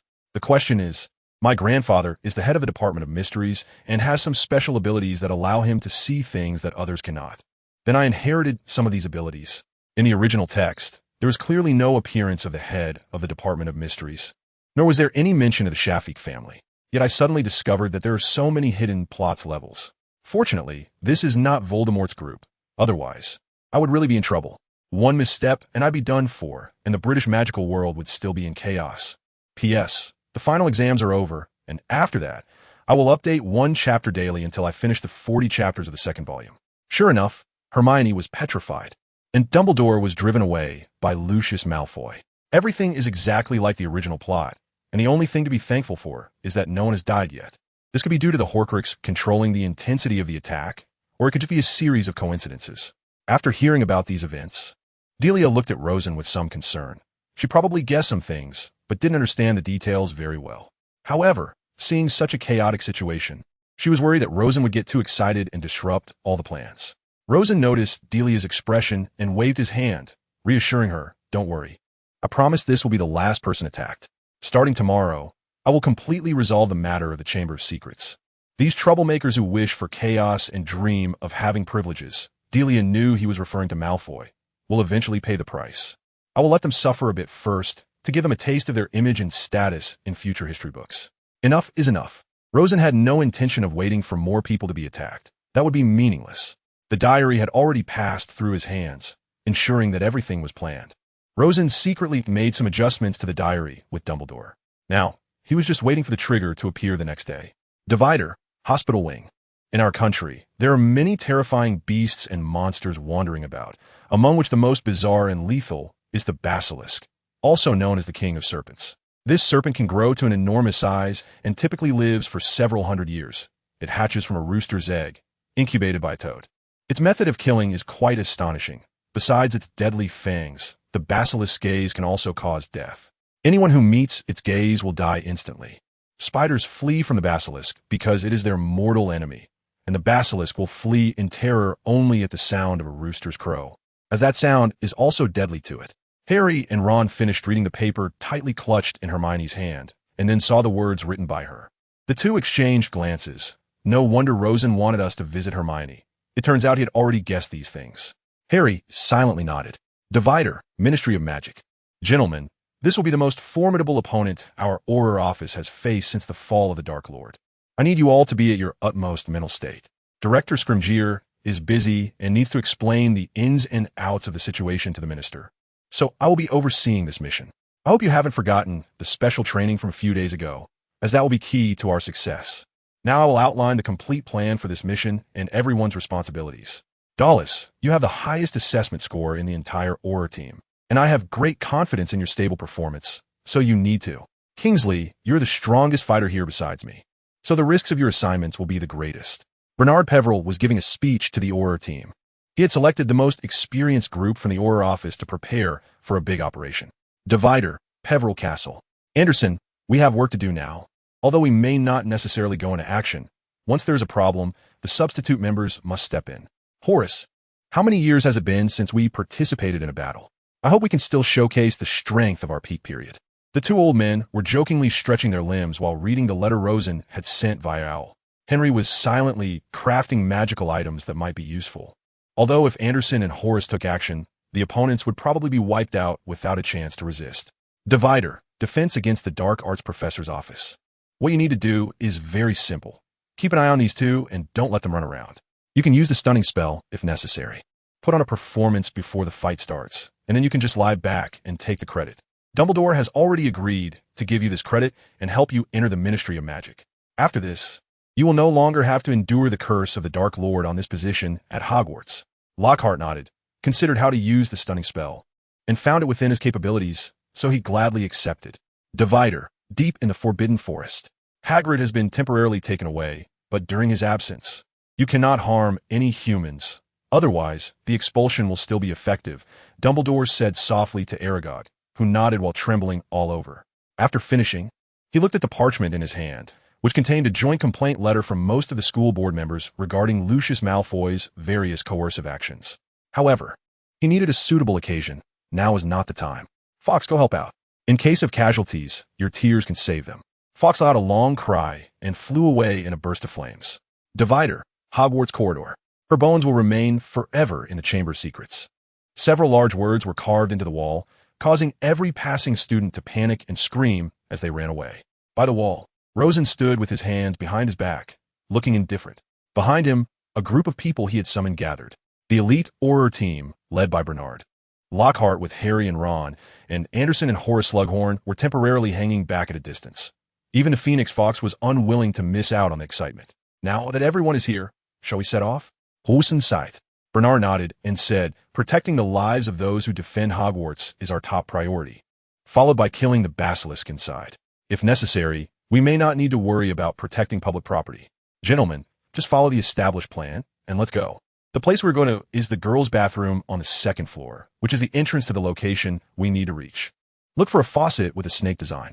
Harry, speak open to it in Parseltongue. The time for action has come. Open. Have you found the Chamber of Secrets? Myrtle's voice came, indicating that the commotion had alerted her. Yes, Rosen nodded. Soon you will know who the murderer that killed you 50 years ago is. Murderer? I no longer care. I've been dead for so long. I feel nothing. After Harry spoke, the faucet emitted a dazzling white light and began to spin rapidly. Then, the sink started moving. They watched as the sink slowly disappeared from view, revealing a very large pipe that a person could crawl into. Everyone gasped. Bernard warned, stay alert. Inside the chamber, there was another door, outside of which lay many animal corpses eaten by the basilisk, as well as shed snake skins. From the size of the skins, people could deduce the creature's size, at least 20 feet, 6 meters. Of course, size isn't the most critical factor, but the magical resistance of magical creatures generally correlates with their size, which also means that the basilisk's resistance to spells wouldn't be much weaker than that of an adult dragon. Considering aggression, dragons have a range of AoE, area of effect, skills, can breathe fire, and can fly, while the basilisk's greatest advantage is that its damage is nearly undefendable. A single strike is fatal. Several trained Aurors can easily handle dragons with just mutual understanding. However, facing a basilisk, if you are not prepared with sufficient protective measures, such as magically enhanced protective glasses or the tears of Fawkes the Phoenix. Rosen had previously asked Fawkes for some tears to put in a vial, but this might not be enough once the battle breaks out, so Dumbledore sent Fawkes to assist as well. As for why Dumbledore himself didn't show up, because while he is present, the Horcrux cannot be revealed. From Voldemort's student days, Dumbledore has always been the one he feared the most, that is beyond doubt. Open, Harry whispered in a hissing voice. Rosen had also learned Parseltongue, so he could understand. Although Rosen had mentally prepared for the chamber, as a place that could fit a basilisk would certainly not be small, at least much larger than his own dormitory. When he saw the full view of the chamber, he couldn't help but gasp. The size of the chamber was no less than that of the Hogwarts Great Hall. It could easily accommodate 1,000 people. And it was also a good place to fight, because it was spacious enough to avoid collateral damage. The hall was very dim, illuminated only by an eerie green light, not part of the 2017 Chinese language exam, and the mist in the chamber also had a dull green hue.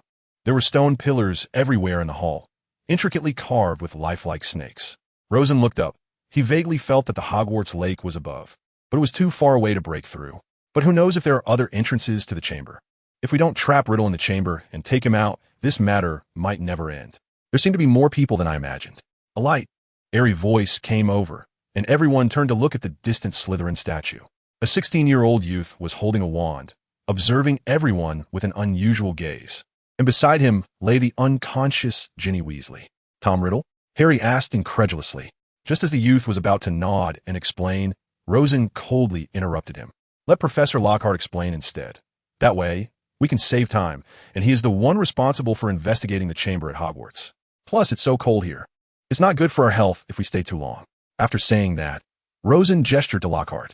Lockhart cleared his throat and began reciting his prepared lines. Ginny Weasley received a diary at the start of the school year, which was signed by Tom Riddle, but otherwise blank. So she used it to write her diary for convenience. However, she soon discovered that the diary contained a presence that could converse with her and offer her many suggestions. So she let down her guard and wrote all her secrets in it. But she didn't expect that this diary could absorb her soul. And so during the process of writing, her mind gradually came under the diary's control. Her mood became restless, and over time, the diary began to order her to do special things, such as opening the chamber. Under the diary's control, Ginny opened the chamber, releasing the monster inside, the basilisk. The basilisk continuously attacked students. Initially, they all shared a common trait of being Muggle-born. But later, due to Hogwarts security measures, the basilisk could no longer attack designated targets while obeying orders, and it began to choose indiscriminate attacks, which is why later students from wizarding families were also attacked. And the root cause of all this is you, Tom Riddle. You infiltrated the school, causing chaos with the chamber, attempting to kill students for two purposes. First, to restore your power and become an independent entity, no longer bound by the diary's host. Second, you learned from Ginny that your true self was defeated by Harry Potter 11 years ago, losing power and fleeing in disgrace, so you sought revenge. Riddle's expression grew darker, and just as he was about to explode, Lockhart stopped speaking and began waving his wand, writing a series of words. Tom Marvolo Riddle. He explained Riddle's name. I am Lord Voldemort. Of course, we know there is another possibility. Lockhart intentionally elongated his voice, causing the text to change again. Mr. Tom, a dildo lover. The meaning is not explained here. Please translate it yourself. It's a bit vulgar. This is a joke the author saw. Fulwuk. The usually refined Riddle also lost his composure this time. If he had felt a bit smug when his crimes were revealed earlier, now he was utterly furious. You will pay for this. Speak to me, Slytherin, the greatest of the Hogwarts'for. Rosen could naturally understand what he was saying, but he strongly suspected that this password was not discovered by Riddle himself. Because the original phrase is, speak to me, Slytherin, greatest of the Hogwarts'for. Such a complex sentence, even in parcel tongue, is definitely not something that could be opened just by those few words. Rosen would bet a bottle of water that there's definitely a related password inside the chamber. Prepare for battle, Bernard Peveril suddenly shouted, and all the Aurors quickly shifted to battle formation upon hearing the command. Lockhart pulled Harry aside, and Rosen put on his protective glasses. Even Fawkes the Phoenix landed on Rosen's shoulder, ready to assist at any moment. Can you understand what I'm saying? Rosen whispered to Fawkes. Fawkes nodded. As long as the basilisk's eyes are neutralized, you find that diary and bring it over. Destroying it is easy. Every Auror here can do it. But the problem is we need to find it, so we can kill Riddle. Otherwise, even if he used the killing curse to attack the basilisk, it would only temporarily disappear, instead draining more of Ginny's life force, making it not worth the effort. Fawkes did not respond. He was also scanning for possible hiding places of the diary. A loud noise came from inside the Slytherin statue. Clearly the basilisk was leaving. Rosen raised his wand, but he doubted his attack could inflict any effective damage on the basilisk. If he could hit its eyes, it would naturally be effective. But the problem was that protective glasses could only withstand one glare from the basilisk before shattering. He didn't feel confident about hitting it even once, even with the eye-binding curse. Rosen thought helplessly that this battle was destined for him to be a bystander. The elite Auror team was not idle. Following their pre-trained plan, they began to coordinate their efforts. Kingsley Shacklebolt stepped forward, closed his eyes, and unleashed a barrage of powerful spells in the direction of the basilisk to distract it. The other Aurors began using obstruction charms and mud techniques to control the basilisk, preventing it from moving. However, the most crucial attacks came from Bernard and Dawlish, spiral piercing. With two loud roars, the protective glasses shattered, clearly from the basilisk's attack.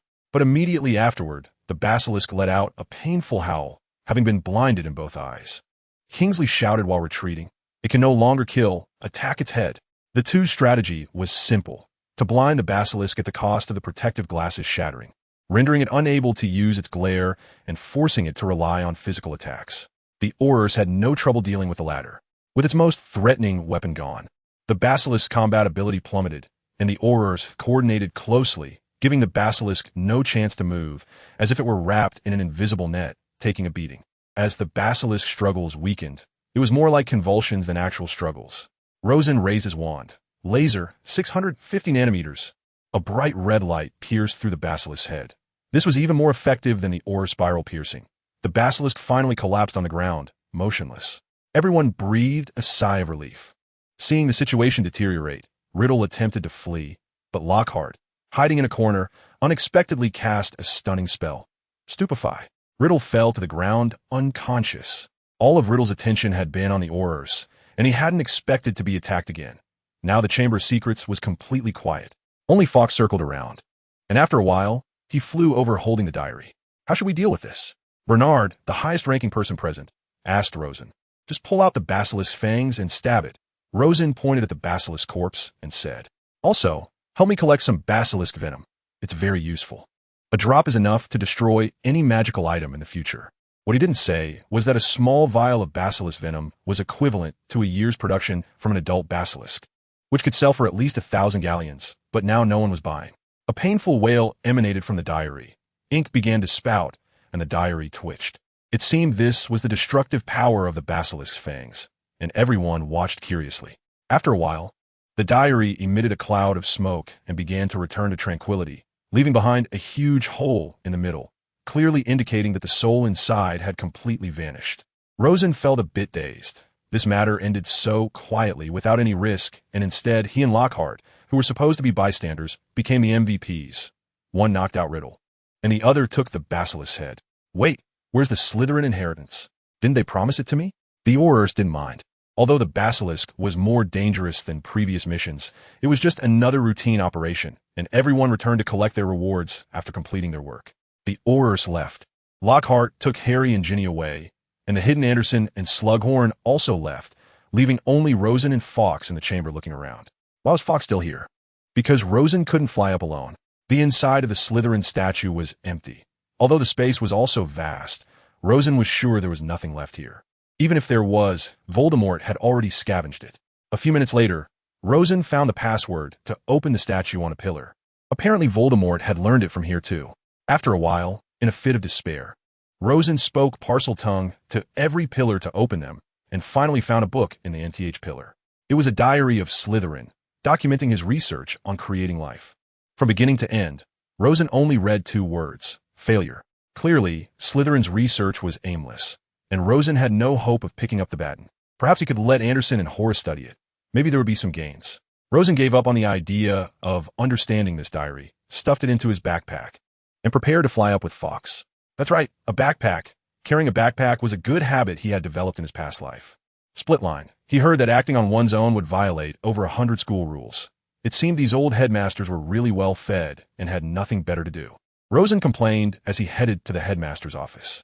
Of course, he used a cleaning charm on himself, unlike Harry, who was all dirty. Rosen never wanted to touch that sticky stuff again in his life. Ice-cold lemonade. The monster jumped back in response. Rosen suspected that this monster was not a sound-activated lock system, but had its own awareness and ability to act. He entered the headmaster's office and saw Harry recounting all the stories that had happened in the Chamber of Secrets, with Lockhart pretending to be the scribe next to him. So he unceremoniously grabbed a bottle of butterbeer from the table and started drinking. Dumbledore turned his head, pretending not to see. Few people knew that Voldemort was once called Tom Riddle. 50 years ago, at Hogwarts, I taught him personally. After he left school, he disappeared, traveling the world. His footprints reached the ends of the earth, sinking deeper into the quagmire of dark magic, mingling with the most evil figures in the wizarding world. After many dangerous magical transformations, he finally reappeared as Voldemort, making it hard for people to recognize him. Almost no one connected Voldemort with that clever, handsome student council president who once studied here, Dumbledore explained while stroking his long beard. Then in many people's hearts, where did that excellent graduate go? Surely he wasn't killed by the mysterious man. Rosen continued to leisurely drink his butterbeer. It was more of a beverage than beer, as the alcohol content was extremely low, comparable to the kvass he had drunk in his past life. That's a good question. Could it be that many people had their memories erased? After all, we know that many people in the magical world are relatives. They couldn't possibly have no reaction. Lucius Malfoy hurried in and then hurried out again. I will be back. He left a harsh remark and walked away without looking back. Harry chased after him, forcing him to deliver clothes to rescue Dobby. As for Dobby's arrangements, it might be the Hogwarts kitchen. Next semester, he could go to the kitchen more often to steal some food. The upcoming plot seemed interesting. In the office, only Dumbledore, Lockhart, and Rosen remained. Dumbledore continued. Recently, we've suffered so much. I was expelled from school, and you two risked your lives entering the Chamber of Secrets. Now it's our turn to strike back. How many people in the Ministry of Magic can listen to you? Rosen thought for a moment and asked a question. Not much. Dumbledore shook his head. I believe the greatest significance of being the headmaster is limited to gaining the respect of wizards, rather than issuing commands. If it were for power, I would have chosen to run for Minister of Magic. But this is probably enough, Lockhart calculated, because everyone knows you have been treated unfairly and framed. At the very least, we could drive Lucius Malfoy out of the Hogwarts board and extort some funds from the Ministry of Magic in the school. Additionally, you can also enter the ministry now. If you want to go to any department, you can say so now. I think pushing you into an office director position shouldn't be a problem, Rosen added. Dumbledore did not object. All right, it seems Voldemort has cursed the position of defense against the dark arts professor, and recklessly seeking reappointment may come at a heavy price. I will have to look for candidates again. I do know one, Rosen added. He is one of my favorites, almost the best character in the original text. Without a doubt, Remus Lupin. Bernard has contacted him more than once while dealing with the werewolf community. I've met him. He is a great candidate. And he currently has no stable source of income, relying on working as a temporary liaison for the Auror office. Rosen clearly did not want the butterfly effect to prevent Lupin from becoming a professor, as that would be quite regrettable. That kid is very reliable. I believe he is likely to be the best teacher you encounter, Dumbledore said, showing no concern for Lockhart's feelings, knowing that the syllabus was drafted by Rosen. May I ask what Lockhart's inner psychological shadow area is at this moment? By the way, Rosen suddenly had a spark of inspiration. How about the memory erasure command of the Department of Magical Accidents and Catastrophes? Based on your understanding of memory magic, the director of this department could definitely handle it. And over time, there would be opportunities to become the department head. He internally added, considering the upcoming turmoil next year, this department might also get involved, making it easier to lay plans. Good idea. Dumbledore nodded silently, agreeing. The Department of Magical Accidents and Catastrophes is a very busy and difficult department, as they often need to step in to resolve various messy accidents, especially during wartime. However, fortunately, there are seldom disturbances during peacetime, and the department's dozens of members can manage. Lockhart's memory modification ability is among the best in Britain, and his work efficiency is likely higher than that of the 10 or so members of the memory erasure team combined. There is one very important thing. Dumbledore suddenly became serious. What do you think about Horcruxes? Lockhart had never encountered a Horcrux, so he turned his gaze to Rosen. A Horcrux does not perish. The person will not die until their soul dies of old age. However, Horcruxes cannot slow down the aging of the soul. Even the most powerful wizard finds it difficult to exceed 200 years of age, and without the Philosopher's Stone or some similar time crowdfunding means, it is useless. I survived the killing curse, and since then, I have had a special feeling about souls. After I got the diary, I could sense that there was a relatively aged soul inside it. It can be basically confirmed that even if we do nothing, the Dark Lord will eventually die of old age, so maintaining this state is also quite good. If I can live to see that time, Dumbledore sighed. But both Rosen and he knew that finding Voldemort's Horcruxes is no easy task. Nagini has always been with Voldemort, and we don't know when the Hufflepuff Cup was handed over to Bellatrix. Currently, we only know about the locket, the diadem, and the ring. The protective measures of the ring are very powerful, and acting rashly would come at a great cost, plus Voldemort would definitely notice. Before the Dark Lord returns, we shouldn't have to worry about Horcruxes, Rosen said. However, judging by the cruel reality of so many Death Eaters running free, Voldemort's return is only a matter of time. The blood of enemies does not necessarily have to be Harry's, because wizards who are not Death Eaters are almost all Voldemort's enemies. Using Harry's would only make it stronger, which doesn't solve the problem at all. As for the ashes of his father, Rosen also didn't know if there are substitutes, and whether some materials can be mixed and needs further research. Let's settle on that for now. Dumbledore concluded this conversation, with Dumbledore and the Peverell family both recommending it. Lockhart's appointment as the director of the Memory Erasure Command is a done deal, and Lupin will take over the position of defense against the Dark Arts professor. Everything is well. However, this time the Chamber of Secrets incident ended early. It is still May, and there's a month left until the final exams.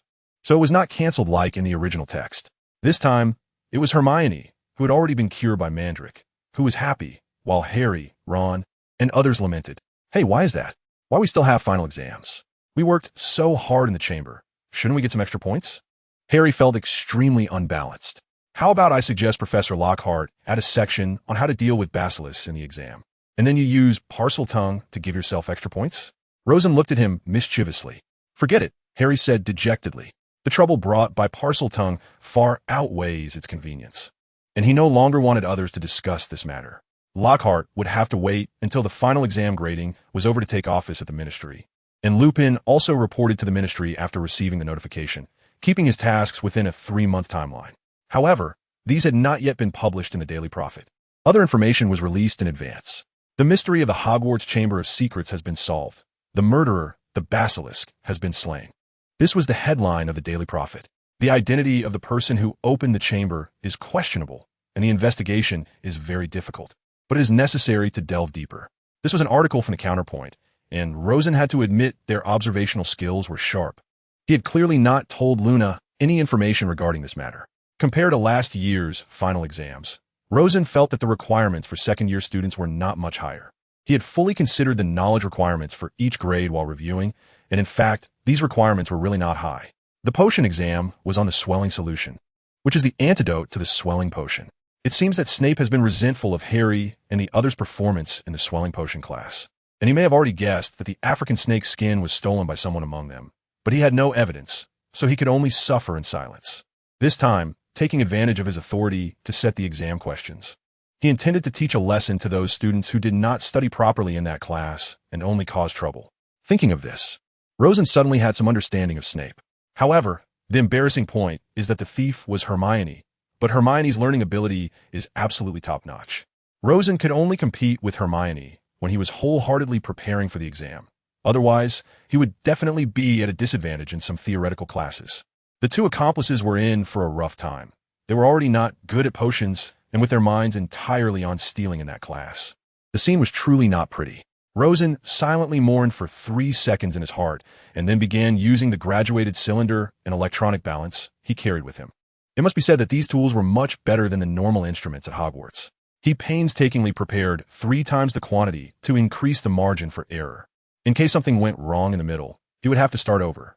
Although Snape left enough time to do it twice, just in case, after all, Rosen never intended to make potions his major direction.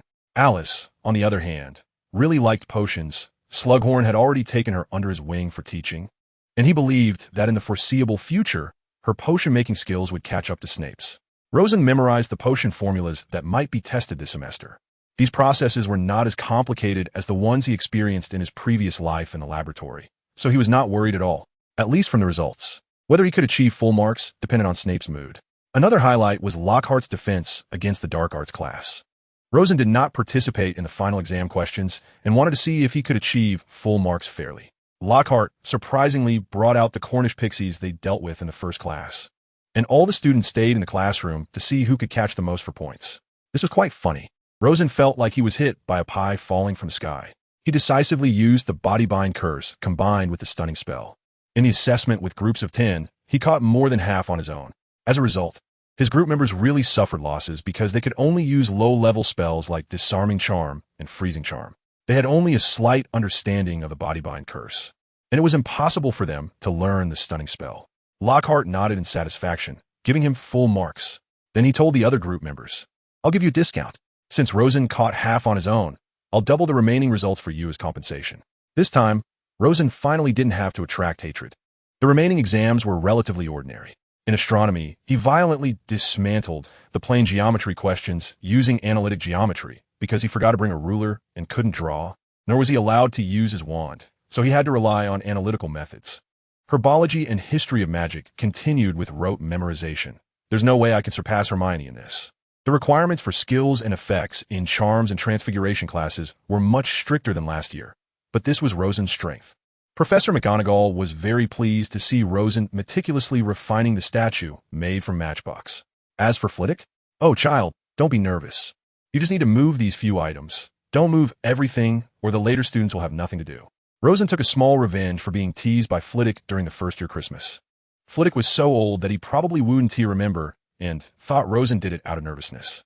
Overall, the exam week went quite smoothly. The reason was simple. Everyone was too distracted by the Chamber of Secrets incident to focus on studying, so teachers generally raised many scores. Otherwise, having too many failing students wouldn't be good. Divider, how did the exams go? Due to some cooling charms placed in the Ravenclaw common room, everyone no longer had to worry about studying issues. Now that the exams were over, everyone was relaxing, but due to the nature of being homebuddies, Rosen and Bill were still lying on the lounge chairs in the common room. It should still be second place, Rosen stretched, picked up the latest Daily Prophet delivered by the Owl. After all, I didn't review herbology and history of magic at all. I relied entirely on class memory. Let me see what changes there are in the Ministry of Magic. You could crush almost everyone except for a few with no review, Bill said with a bitter smile.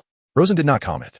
Rufus Scrimgeour, the head of the Auror office, was promoted to the director of the Department for the Regulation and Control of Magical Creatures, which was the second largest department in the Ministry of Magic. Although he was still a bit lower than Old Crouch, he was already one of the 5 most powerful people in the ministry. Bernard Peveril replaced Scrimgeour as the head of the Auror office. This was probably due to the Chamber of Secrets incident combined with the previous vampire event. He was not far from becoming the director of the Department of Magical Law Enforcement. The deputy director of the Department of Magical Law Enforcement and the head of the Auror office were roughly on the same level. But the former was currently held by Amelia Bones, and it was generally not a position that a woman would hold. Gilderoy Lockhart stepped down from his teaching position at Hogwarts and accepted the ministry's invitation to become the head of the Memory Modification Department. Remus Lupin announced that he was the next offense against the dark arts professor appointed by Dumbledore, and we will see how that goes. It is well known that Mr. Lockhart is a powerful wizard skilled in teaching, and he will undoubtedly make outstanding contributions to the ministry. As for Mr. Lupin, the fact that he has gained Dumbledore's favor clearly indicates his exceptional qualities. Generally speaking, the Daily Prophet is quite cautious and does not easily offend people, as it is akin to a government media. Although the ministry did not make explicit demands, they primarily focused on praise. Lockhart's current level has basically recovered, and leading a team to complete memory modifications should not be a problem. Before Voldemort returns, the Aurors probably have no other tasks. So it seems that he can sleep soundly for the next 2 years, Rosen thought. However, considering the author's moral integrity is in shambles, it is likely that he will be burdened with a lot of troubles next semester. Schedules for the next semester have been confirmed, and everyone has submitted their elective course choices. Overall, the course hours did not change much. After all, flying lessons and magical theory were canceled. Rosen's newly chosen Muggle studies and arithmancy were also relatively easy, so there was no pressure. If life could pass this happily, that would be great. On the day before leaving school, Rosen and his friends heard the news that Lucius Malfoy was expelled from the school board. In fact, it wasn't just the 3 of them who were clapping in delight. Even within Slytherin House, many were gloating. The story of the Malfoy family stealing wealth through various dirty means was known by almost everyone in the magical community. On this point, Rosen and his cousin Sarah, who worked for the Daily Prophet, played an indispensable role. The entire magical community relied on the Daily Prophet for information, and simply exposing the dark history of the Malfoy family did not require embellishment or taking sides. Normal people could tell right from wrong. However, there is no concept of debt repayment through offspring in the magical world, and even across the West, collective punishment has not been in vogue since modern times. For example, in 20th century Germany, Old Albert was the president of the Weimar Republic in the 1920s, while in the 1970s, his son, young Albert, served as the de facto chairman of East Germany. These 2 ideologically different regimes could be led by father and son respectively. So even though the Malfoy family's dark history had been exposed, no one seemed interested in pursuing it. After all, if you trace back to ancestors, who hasn't done a few bad things? 1,000 years ago, Antioch Peveril was always looking for duels, and who knows how many people died under his elder wand. The reason the Malfoy family received so much attention was that they were currently the richest and most arrogant family in Britain. The role of Hogwarts Board of Governors is akin to a parliament, capable of deciding the appointment and dismissal of the headmaster and other teachers. But the funding is still provided by the Ministry of Magic. Such terrifying expenses would likely bankrupt the board. The tax revenue from the ministry remains the primary source. The prerequisite for becoming a governor is to be a person of status and prestige, with the consent of the ministry's higher-ups, and to rotate positions over a certain period. In the latest Daily Prophet, he saw that his father had become one of the new 12 governors, which meant Dumbledore had gained another support. Overall, this is a good thing. But why do I feel something is off? Rosen said with a bitter smile. My dad has never been involved with the Ministry of Magic, and has no status to speak of. He can't be bribing Fudge and Crouch with magical items he made. That would be awkward. Fortunately, Henry's letter soon dispelled this doubt. He explained in the letter that he was recommended by Dumbledore and received unanimous approval. However, he estimated that he would have to donate some items to Hogwarts to show his goodwill in the future. In the following time, Rosen and Bill were bored playing wizard chess. In 1993, something interesting happened in the world of chess. World champion Garry Kasparov and British Grandmaster Nigel Short started a professional chess association. Meanwhile, former world champion Anatoly Karpov and Dutch Grandmaster Jan Timman competed in the final of the World Chess Federation, and ultimately both champions with names starting with K emerged victorious. Even the prophets daily reported on this. After all, the chess skills of wizards in the magical world are learned from the Muggle world. Of course, Rosen knew that it wasn't until 2006 that the two truly merged, becoming the sole world championship. Bill's wizard chess skills improved rapidly. Last year, he was thoroughly defeated by Rosen, but now he could force Rosen to think carefully about every move. However, it was still pointless. Ever since Stanitz invented positional play, the mindless king-hunting tactics had fallen behind the times. I can follow your lead and steadily control the situation. As long as you don't kill me, just wait to be countered and fall into a disadvantage, Rosen said to Bill, noticing that Bill's moves resembled those of 19th century players, and kindly reminded him, "Divider line, what? Percy has a girlfriend? I thought with his personality he'd die alone," Fred scoffed on the train. "Are you sure it's not my annoying personality that will lead to being single?" Rosen's mouth twitched. "Her name is Penelope Clearwater?" George seemed curious about the name.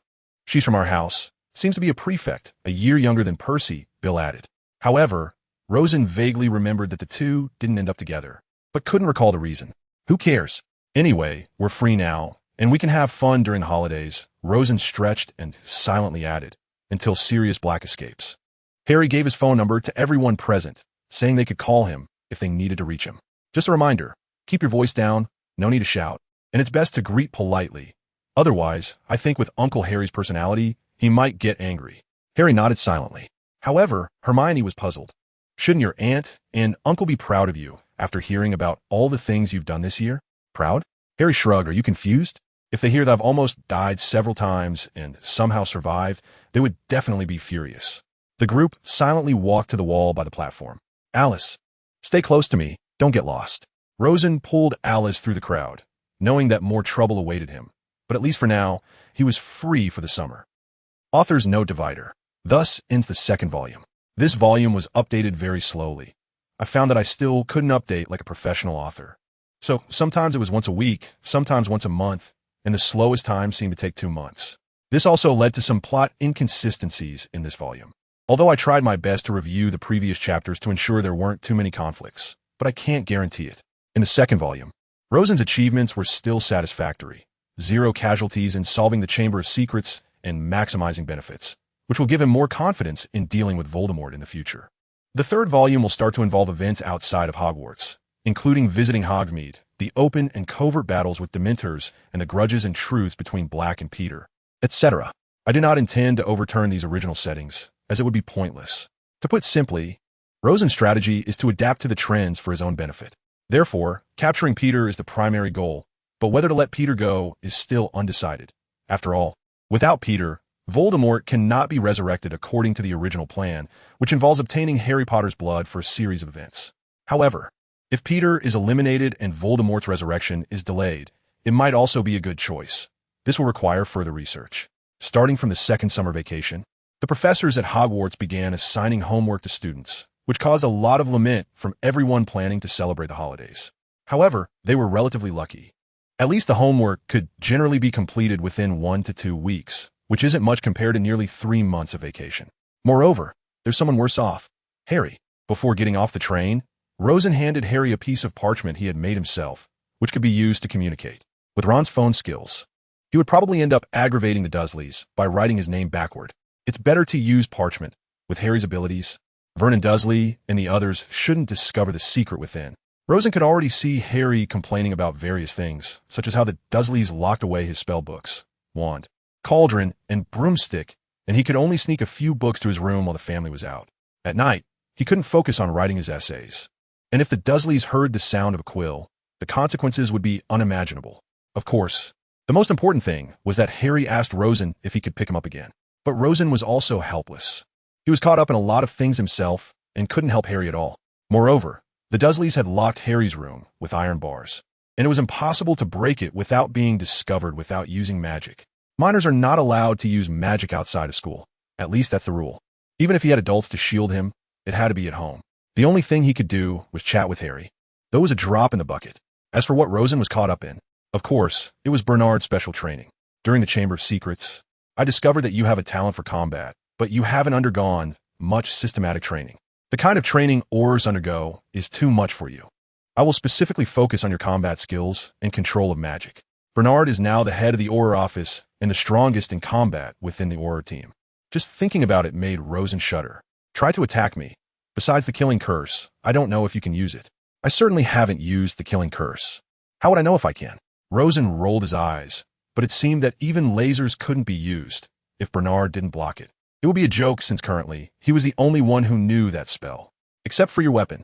Rosen suddenly raised his wand and cast the spell at the fastest speed, but it was still deflected back by Bernard. He shook his head helplessly. That was already the limit. This speed is acceptable. It's already at the average level of Hogwarts graduates.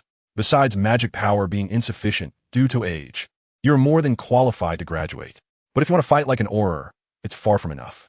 The two most important units in the Department of Magical Law Enforcement are the Auror Office and the Misuse of Muggle Artifacts Office, also known as the Office for the Prohibition of the Misuse of Magic. The latter has nearly 100 staff members, which is equivalent to half the department's total workforce, excluding clerical staff, still leaving around 70 or 80, which is more than double that of Aurors. The average number of Aurors is only 1 or 2 a year, and they must pass a series of stringent assessments to qualify, which highlights the difference between Aurors and the Muggle Artifacts Office.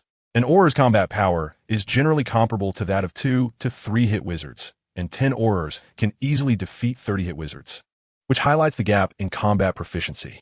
Combat proficiency is not just about individual strength. It also tests team coordination. However, since this special training only involves you, we will focus solely on individual combat skills. Why do we conduct special training for you? Because your combat talent is higher than mine was at your age. If you plan to become an Auror, it is almost guaranteed that you will become a director by 30 and the head of the law enforcement division by 40. Therefore, not undergoing special training would be a waste of your talent. Rosen, when did I ever say I wanted to be an Auror? Rosen felt like crying without tears. He wanted combat skills for self-defense and a comfortable life. But now he had dug himself into a hole. So, an empty room at home was transformed into your weapon. Rosen finally learned to maximize the power of spells without relying on loud shouts.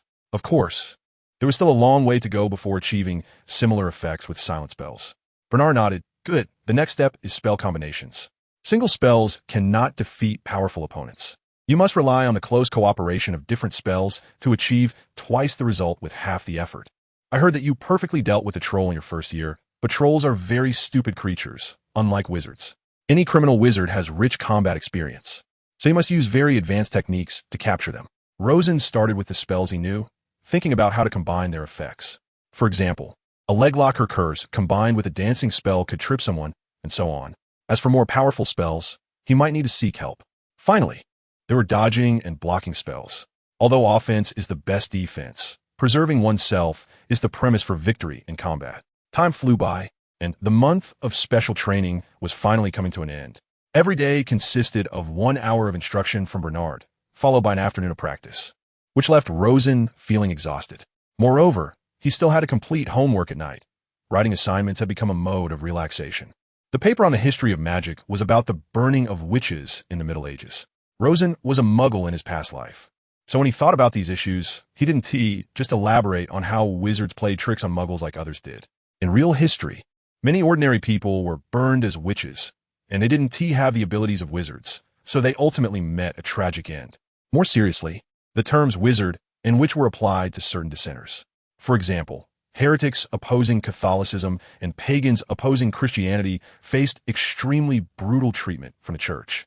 Rosen specifically flipped through history books to find more information and discovered that he didn't even need to focus on wizards. There was enough content just based on Muggle experiences. Rosen wrote the title, The Impact of the Burning of Witches in the Middle Ages on Muggles, more than just being tricked. It is well known that flames do not harm wizards. Moreover, ordinary attacks cannot kill a wizard, perhaps except for very powerful weapons.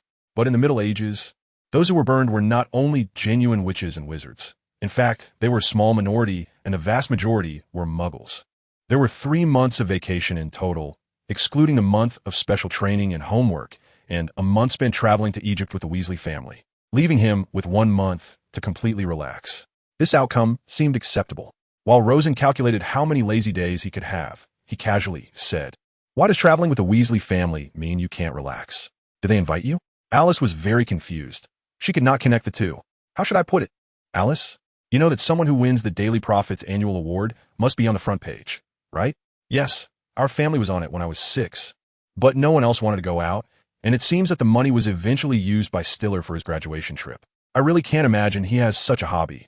I thought he would spend all day studying his noble etiquette. Hearing this, Rosen secretly wiped his sweat. Alice's habit of casually mocking Stiller must have been learned from him. Stiller would probably lecture him again if he found out.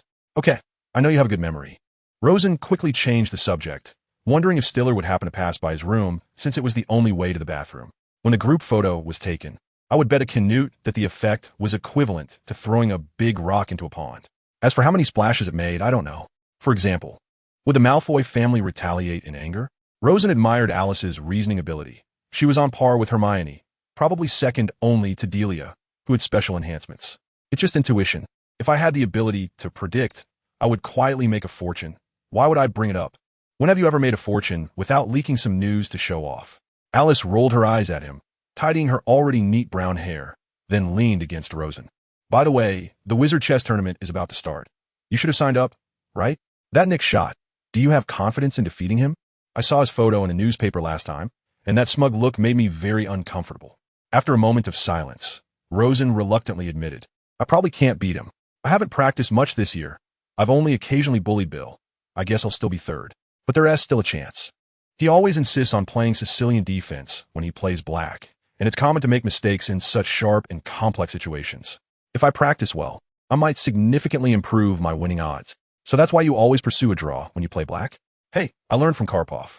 He's a world champion in the Muggle world who excels in mathematics, with rigorous openings and precise calculations. You see how much it fits me? Hey, don't hit me. Did I say something wrong? However, to be fair, Rosen's personality is quite similar to Karpov's, so it's no wonder he loves studying Karpov's games. Divider. Alice went to the study to look at the potion book, leaving Rosen alone in the large living room, bored, flipping through chess manuals to prepare for the Wizard Chess Tournament in a week. However, to be honest, the chances of winning against Schott were slim. He might as well pray to avoid facing Lawrence and Schott in the semifinals. Rosen. Lawrence suddenly popped his head in, startling Rosen. Are you interested in attending a funeral? A funeral? Rosen looked bewildered. He hadn't heard of any important figures in the British magical community passing away. Yes, Nick LeMay's funeral. Our family and the Horace family are among the invitees. Okay, I have nothing to do anyway. Wait, ISNT still alive? Did he suddenly die?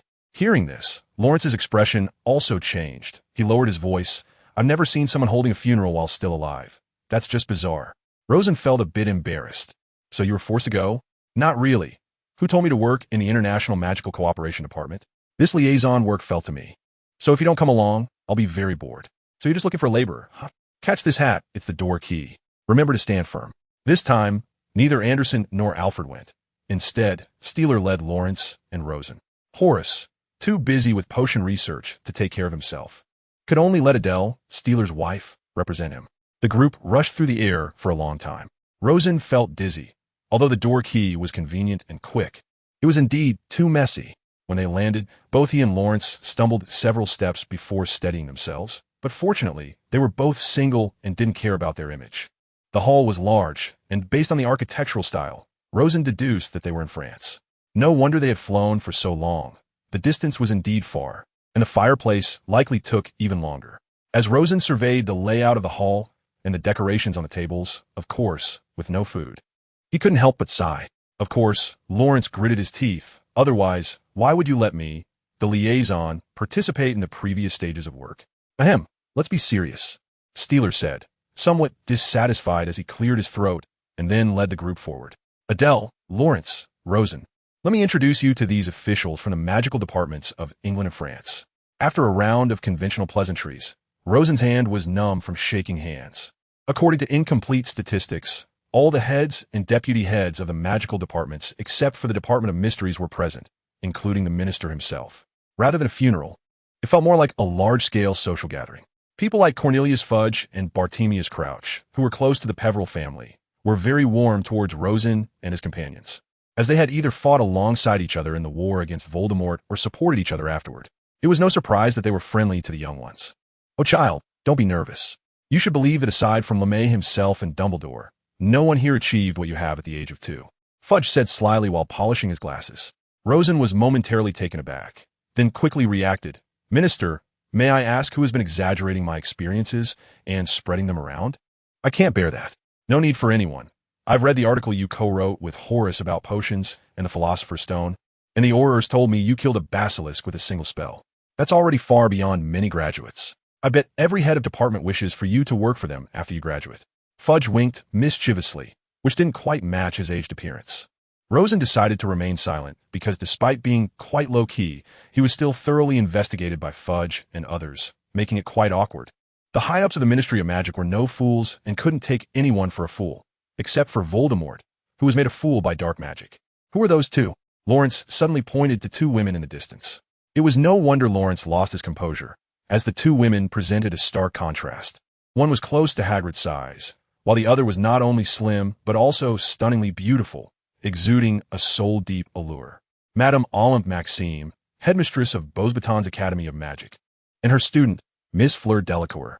Steeler's words were always concise and emotionless. How beautiful! Lawrence sighed silently. She must have Vila blood, Rosen coldly reminded him. What? Vila? Forget it. My father allows me to date muggles. But if I were to date a Vila, he would kill me and strip me of my already limited inheritance. As for Madame Maxime's suspicious giant bloodline, the group tacitly chose not to mention it, as they all understood. However, according to protocol, they still had to greet the people from Beauxbatons and the French Ministry of Magic. Shaking hands with Madame Maxime was quite a challenge. Rosen was the shortest person present. Of course, he was only 13, and he had to stand on tiptoe. As the pre-funeral ceremony was about to end, Fleur suddenly asked, "Why are there 12 or 13-year-old children attending a funeral? Is that appropriate?" Rosen's face darkened. He didn't expect to be picked on at this moment. Countless alpacas flew through his mind, and he could only stiffen his resolve to answer, "My father is a minister, and the road leads to a famous place." What does a child know but to participate in the grand banquet? Of course, he answered in English, which roughly meant that his parents and elders were busy working in Britain, and he, a mere child, was just filling the space. However, his mindset shared many similarities with Wang Bo, who wrote Tong Wang Gusu. But out of a desire to avoid trouble, he chose to remain silent. A little courtesy, Fleur. Madame Maxime lightly reprimanded before moving on, and Rosen could easily imagine how much she valued Fleur. It was no wonder that Fleur would be the champion representing Beauxbatons in next year's Triwizard Tournament. I heard that, Mr. Peveril's achievements are significant enough to catch Minister Fudge's attention. Would you be interested in transferring to our school? Today's sky is so blue. Rosen looked up and realized that the hall was not open air, feeling a bit awkward. France, located on the mainland, had far better development opportunities than the British Isles, and Beauxbatons spared no effort in nurturing outstanding students. Most importantly, you wouldn't have to worry about not finding a girlfriend. An exceptional student like Mr. Peveril would surely have many equally outstanding suitors there. Rosen was left speechless and could only remain non-committal about this kind of wall-pulling behavior. Ahem, Dumbledore appeared out of nowhere. Olymp, don't trouble the child. You know it's a bit difficult for someone his age to be on their own. The funeral was about to begin. Undoubtedly. He saved Rosen from a predicament. How come even the French have heard of me? Am I that famous? But I've never even ranked first in a single school year. Rosen was very perplexed. Magic is power. For a powerful wizard, judging a person's potential is not difficult. Dumbledore's response was concise, yet thought-provoking. Rosen only knew that the statue at the entrance of the Ministry of Magic inscribed the phrase "magic is the power," but he hadn't realized it had this deeper meaning. The following time became somewhat dull. Nick LeMay read his will, with some donations going to the magical ministries and schools of England and France, and some to individuals and groups. Even the Peveril family had some connections with him before moving to America, so they naturally were among the recipients, as LeMay had already lived over 600 years. Then he and his wife peacefully welcomed death. This might mark the end of an era, as from now on, there might not be anyone whose main profession was alchemy. The magical world was also continuously evolving. Divider, Nick LeMay is really wealthy, Lawrence remarked on the way back. The items and assets our family receive alone are nearly equivalent to a year's income. That's still less than a third of what we receive from the Ministry of Magic.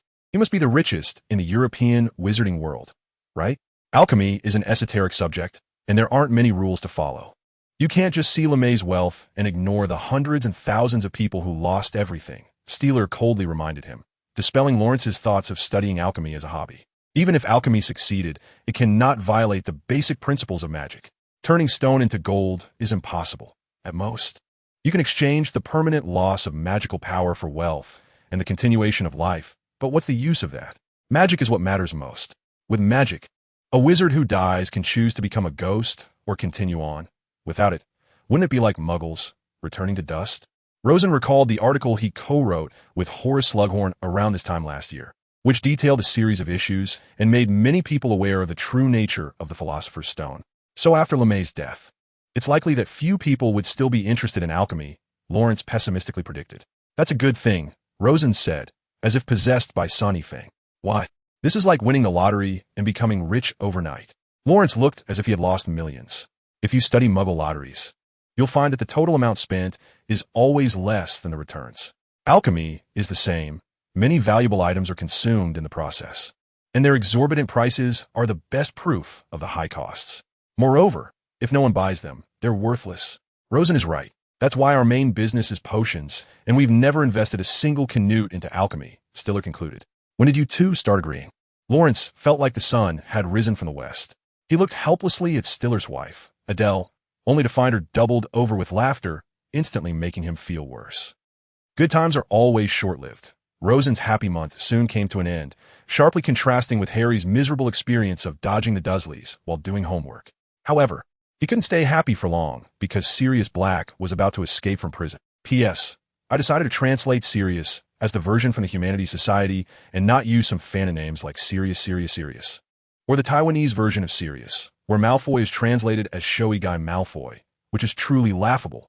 While Showy Guy is quite fitting, the second part is not reader-friendly. Even though the original text doesn't have such a small character, I feel that more readers are familiar with the Humanities Society version. However, some translations from the Humanities Society are hard for me to accept, such as the naming of certain departments in the Ministry of Magic. Can we still call two people's unit a department? In such cases, I refer to other translations. For example, I changed every department's subordinate organization to certain office.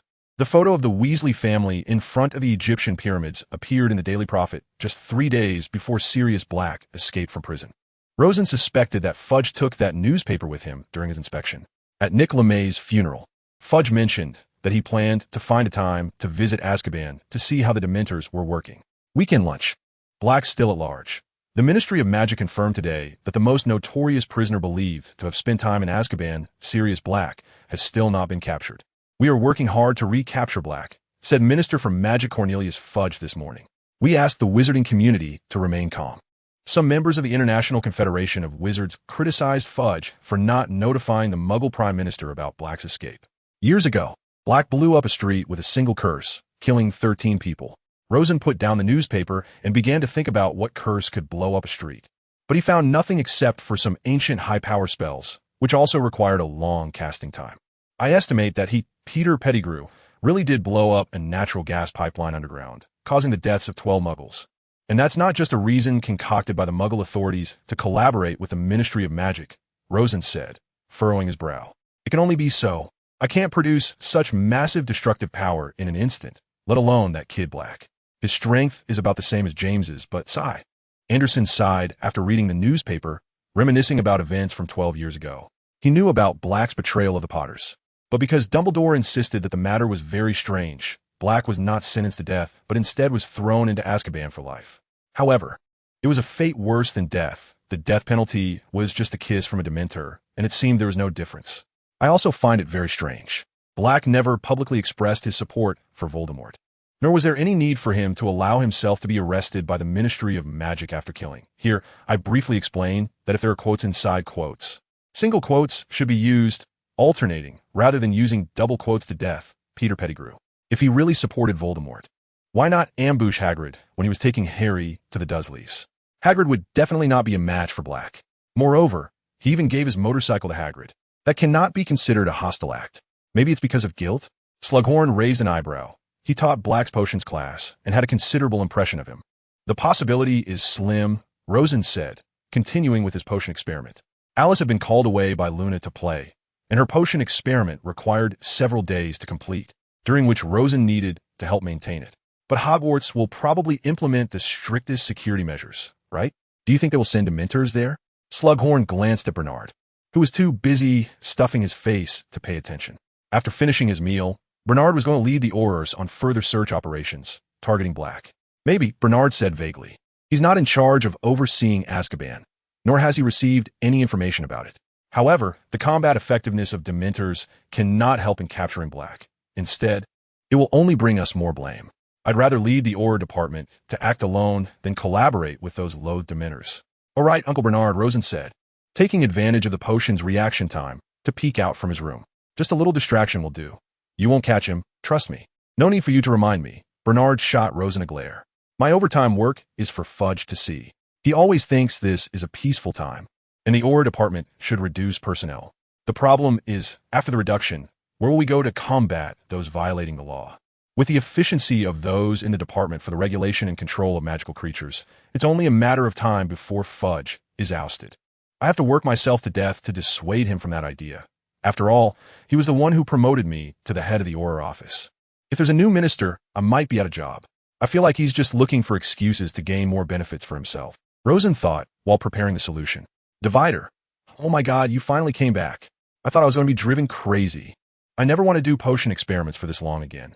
Thankfully, I wasn't tricked into it by Horace, Rosen exclaimed, tears streaming down his face when he saw Alice return home. Alice glanced at the potion Rosen had taken over. I think it's pretty good. Your preparation is still reliable. I was worried you would ruin the potion's effect. Is this the potion you guys are continuing to develop? I've never seen this process before. Yes, but we're still trying various methods and then comparing them to find the most reliable solution. If we're lucky, we might be able to open a production line. This potion can relieve the pressure on St. Mungo's. At least my mom's department can treat one more person a day without needing to work overtime. Before Alice could finish her sentence, there was a loud knocking sound at the door, and Rosen quickly went to open it, only to find a panting Lawrence. Rosen, hurry up. The minister needs you. Go check on Harry. He seems to be in trouble. No time to waste. Come with me to the fireplace. What trouble? Don't ask me. It's an urgent notification from the minister. Just hurry. Rosen hurriedly emerged from the ministry's fireplace and saw a weary Fudge himself. Minister, what happened? He asked. Panting, Fudge pulled Rosen quickly toward another fireplace. Harry used magic to inflate his ant, and now he has run off somewhere. I suspect he head to the leaky cauldron. Let's wait for him there, and when he arrives, you can comfort him. Is there a punishment? Although Rosen didn't recall Harry being punished in his memory, he still wasn't sure. There one TB. Sirius Black has escaped from Azkaban. After I inspected Azkaban, the guards told me he kept muttering he's at Hogwarts after I left, which is undoubtedly aimed at Harry. Right now, we don't have time for punishment. We need to protect him. Hold on, don't fall, we'll be there soon. The two waited outside the leaky cauldron for about 5 minutes before the night bus appeared, moving at a speed that would earn a ticket in the Muggle world. Harry hesitantly got off the bus, surprised to see Rosen and Fudge waving at him. Harry, great to see you. This is Minister of Magic Cornelius Fudge. Let's go inside the leaky cauldron to rest. Rosen helped Harry with some of his luggage and led him into the pub, leaving Fudge to send off the 2 passengers from the night bus, as he didn't know Stan and Ernie and had never ridden that bus before. The fireplace network was much more convenient than the night bus, which was only useful in places with many people and no fireplaces.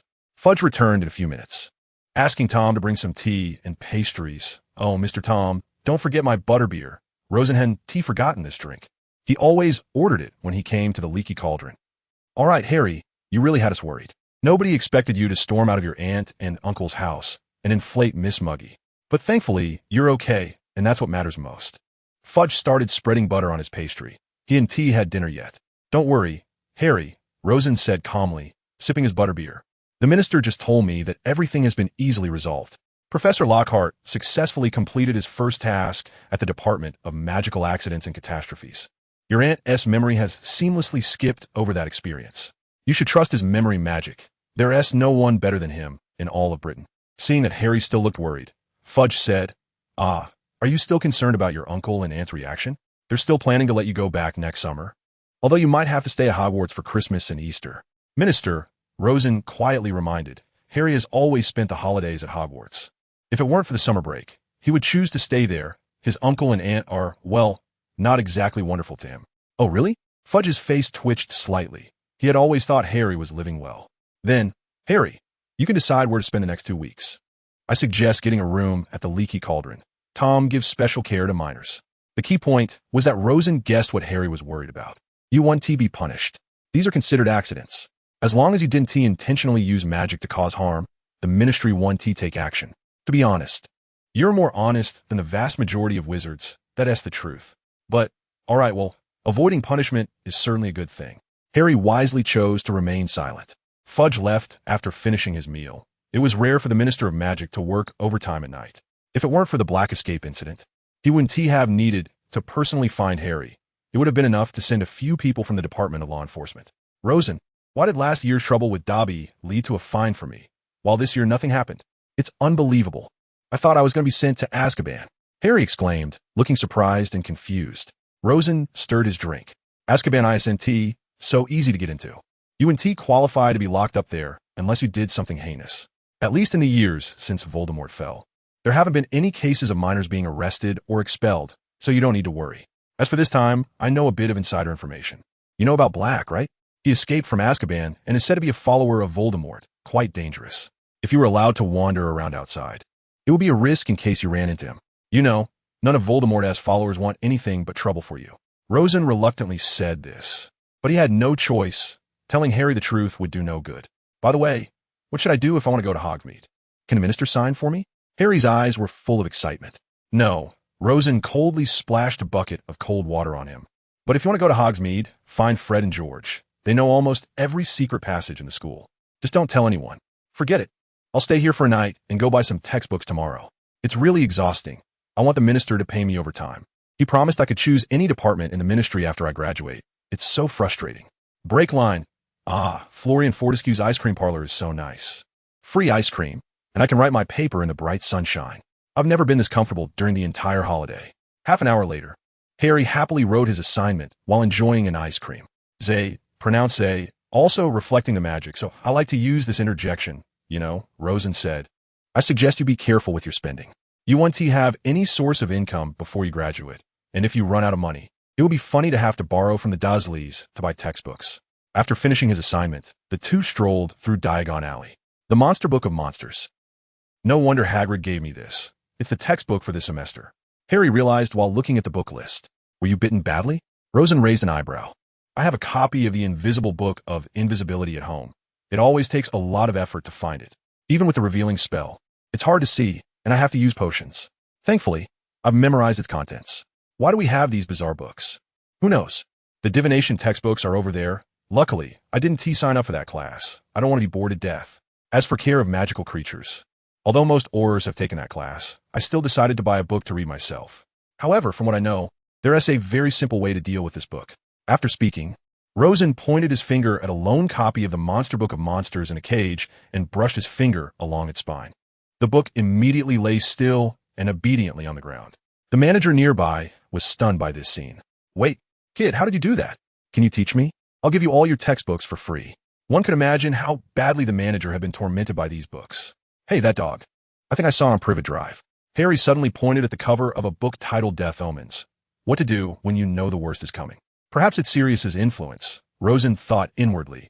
But on the surface, he's still comforted. This stuff is all a scam.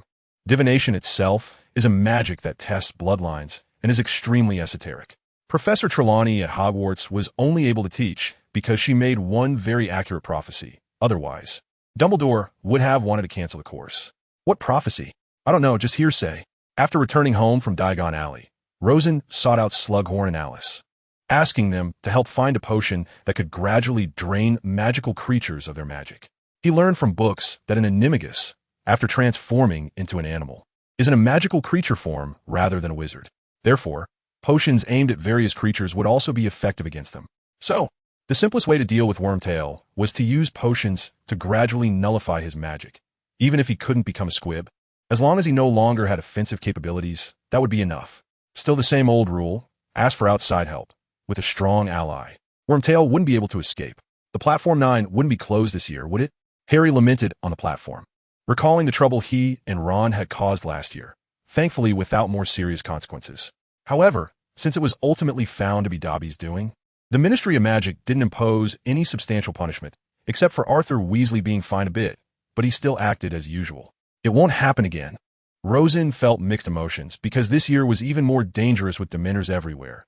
They would probably check on the train too, but thankfully he had made some preparations. Dementors? A terrifying creature that feeds on your happiness. Stay away from them. If you want to know how to deal with them, you can ask Professor Lupin. He asked this year's defense against the dark arts teacher. Rosen unhesitatingly shifted the responsibility onto Lupin. By the way, how's Professor Lupin? You seem to know him. Bill asked curiously. His practical experience is very rich. He might be the best defense against the dark arts Professor Hogwarts has had in the past decade. Professor Lockhart's level mainly lies in his theoretical knowledge, but I helped him draft the syllabus for his practical classes. Rosen didn't mention that Lockhart had been almost useless before. After all, the magical world values action over talk. Having good theory doesn't mean much if you can earn a third-class Order of Merlin. The few of them boarded the train, and Rosen encountered Alice and Luna, who had already snuck on. I just saw Percy Weasley. When he met his girlfriend, he was practically flaunting his position as student council president. I couldn't stand it. Alice rolled her eyes. There are only 2 student council presidents each year, which is considered an honor, but I don't think it's something to brag about. Using a label as capital basically means that the highest level is just that label. I don't believe he can become the Minister of Magic. Those who can be elected as ministers are either great wizards or the result of balancing various forces. There's no way someone so self-serving would be selected. Rosen shook his head. He knew that in the original story, Percy became an assistant to the minister. But which minister didn't come up from leading a department? Being an assistant could ruin his future, just like relying on performance-enhancing drugs to compete. Failure was only a matter of time. There were only the 3 of them in the compartment, so Rosen wasn't worried about being overheard by outsiders, which would only add trouble. However, if he were to enter a political career, he wasn't sure if he could become the Minister of Magic himself. I'll go out for a bit. I have a feeling they will run into trouble. Rosen felt that a considerable amount of time had passed, and it probably wasn't long before the Dementors boarded the train. In the compartment where Harry, Lupin, and others were, Ron was still lost in fantasy. I want to go to the 3 broomsticks. Although he had never been a Hogsmeade, it didn't stop them from excitedly discussing it. No, I don't think that's the point. Hermione quickly interrupted. This book, Wizarding Landmarks, says that little inn was the headquarters during the Goblin Rebellion of 1612. So the Shrieking Shack might be the house in all of Britain most haunted by ghosts. How is that possible? Rosen was speechless. We all know what ghosts are. I have 2 in my house, one of whom is an ancestor born hundreds of years ago and is quite mischievous, teasing us every day. But what does that have to do with it? Hermione was puzzled. It's simple. Rosen spread his hands. The wailing sounds from the Shrieking Shack are man-made to confuse people. As for who the instigator is and what their motives are, does it matter? It hasn't been haunted for over a decade. It has been quiet for a long time. He noticed Professor Lupin, who had been sleeping beside them, trembled slightly. Malfoy had provoked them once in the middle, but wisely chose to make a hasty exit after seeing Rosen's cold gaze. The 3 of them together were no match for him. The few people in the compartment were eating the pastries provided by the food trolley while watching the stormy scene outside, feeling particularly desolate.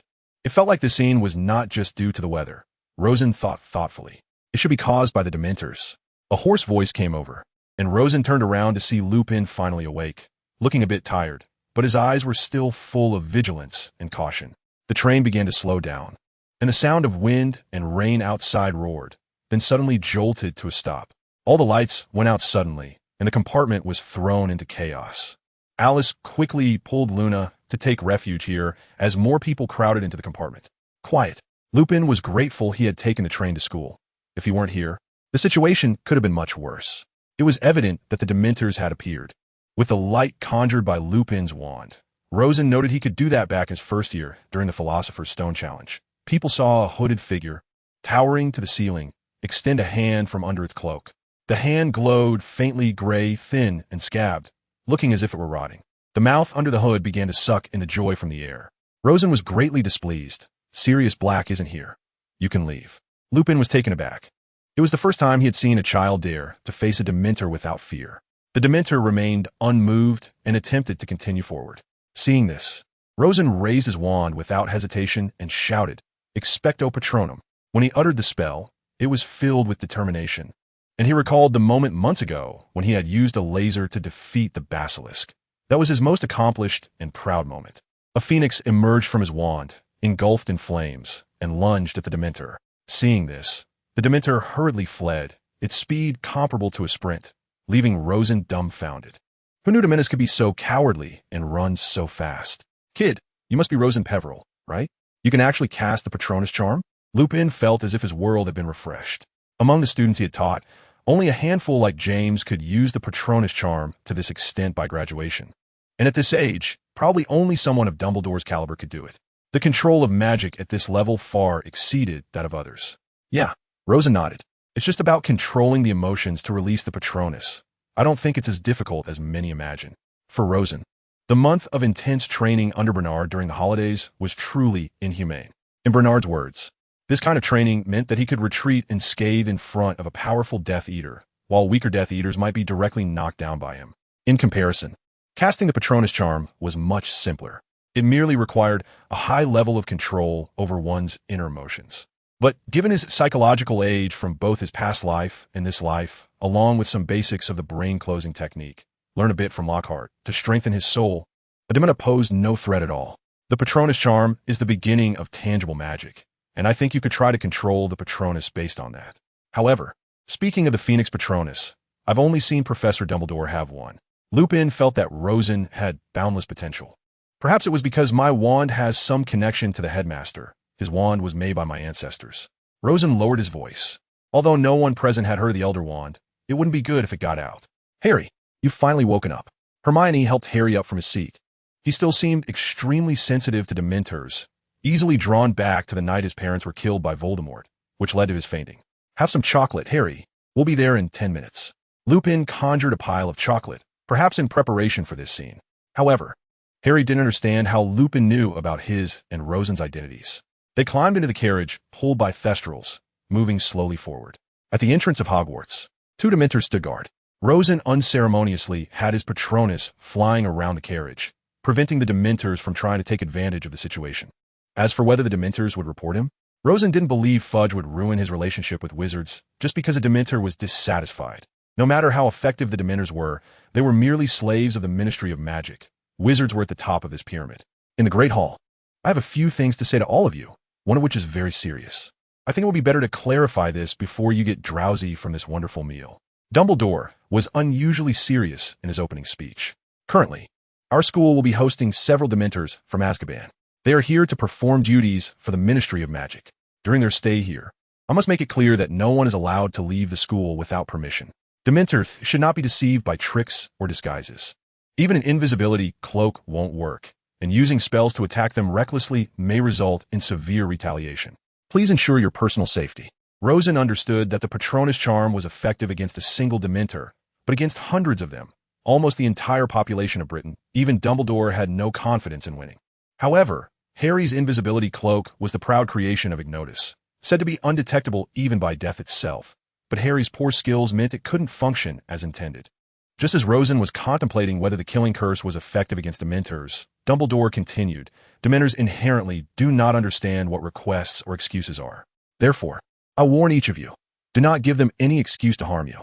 I hope the prefects, along with our newly appointed male and female student council presidents, will ensure that no student comes into conflict with the Dementors.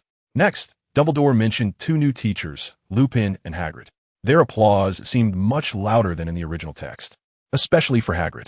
Thanks to Rosen teaching the staff at Flourish and Blots how to deal with the Monster Book of Monsters, all the students had mastered this method. So Hagrid's request to use this book as a textbook didn't meet much resistance. Snape's behavior also became a focus for some students. Snape had a grudge against Lupin and didn't hide his animosity at all. Rosen deeply understood what was meant by deep-seated hatred. He wondered how Snape would react if Sirius Black appeared here. P.S. Hagrid's predecessor, Professor Kettleburn, is noted on Pottermore as being unmarried and childless. This is not something I made up.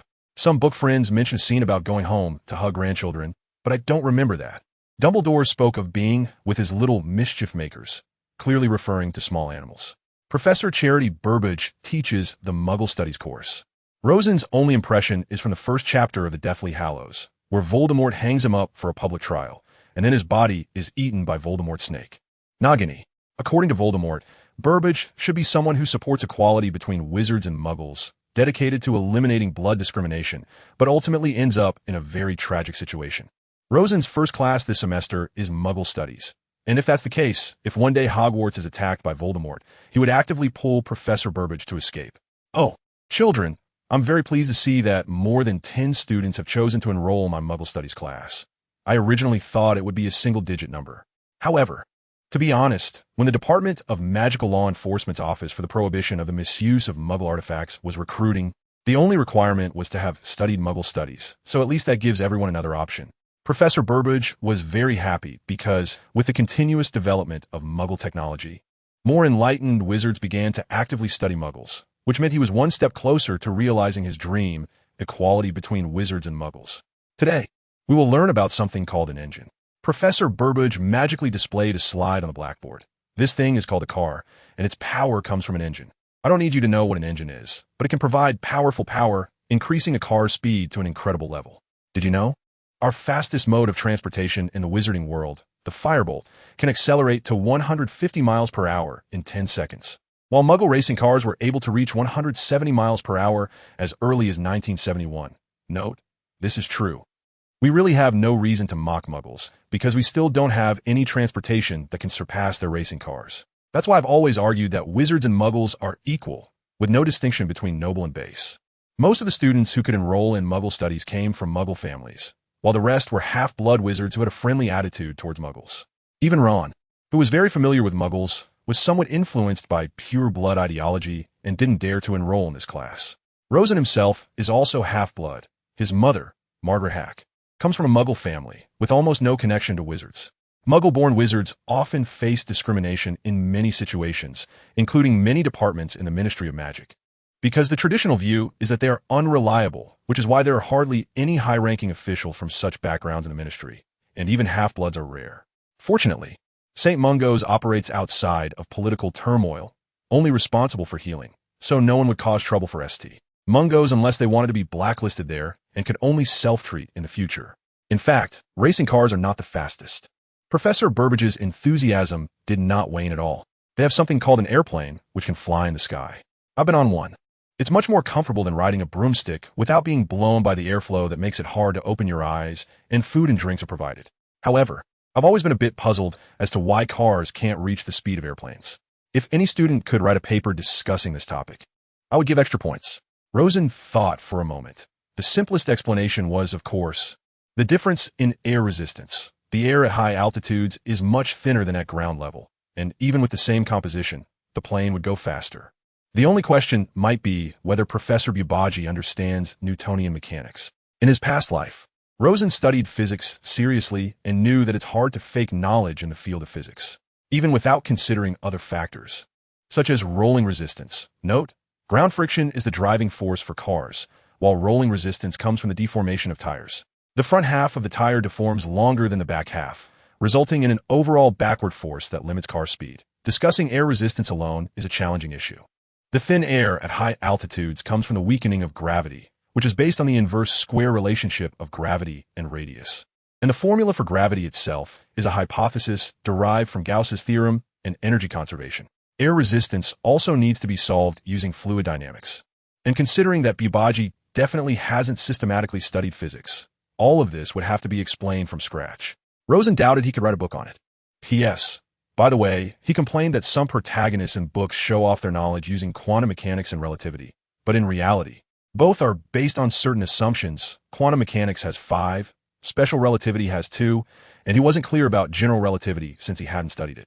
And then derived using mathematical formulas, which are very rigorous. Discussing these things without writing formulas is pure nonsense, and no one would agree with that. He thought it would be much better to show off using the periodic table, which doesn't require derivation. Just finding patterns would suffice. After class, Rosen noticed that Hermione had disappeared. The side effects of the time turner have not been understood by anyone to this day. Recklessly using this thing is truly dangerous. Didn't Professor McGonagall realize that time magic is the most powerful? In ancient times, the Fire Titan and the Hippogriff, yes, the kind of creature Luna mentioned, once ruled the earth, but they ultimately fell to time. How much did the person who invented the time turner understand about magic? Or was it created by the Grim Reaper? Rosen shook his head and helplessly walked toward the Transfiguration classroom, where he heard Professor McGonagall gossiping about others for the first time. Since Sybil Trelawney arrived at the school, she has predicted the death of a student every year. So far, none of them have died. McGonagall's remarks always made Rosen want to laugh. Moreover, true prophecies are made under extremely special circumstances, and the seer themselves is completely unaware of what they are doing. If doing well in divination means I have to pretend to see omens of death in a pile of tea leaves, then I might as well not take this class. Compared to my arithmancy class, this class is complete rubbish. Hermione was extremely annoyed at noon and grabbed her backpack to leave. Thanks to Hermione's reminder, I finally confirmed that the arithmancy class isn't a scam. Rosen leisurely spread jam on his bread, as he hadn't taken this class yet. Let us return to the transfiguration lesson from a morning. Animagus is one of the most profound and dangerous forms of magic in transfiguration. A qualified animagus often requires several years or even decades to master. Moreover, a slight mistake during practice can lead to serious injury. Professor McGonagall suddenly began to explain animagus for some reason. There are two types of animagi. The first type is innate, but this can only change one's appearance to a certain extent and cannot transform into an animal. The second type, like me, is able to transform into an animal through acquired practice. What kind of animal one can turn into is predetermined at birth. After McGonagall finished speaking, she demonstrated it personally, and Rosen recalled the scene from their first transfiguration class in first year, when everyone threw paper balls and ended up losing points because of McGonagall, almost laughing out loud.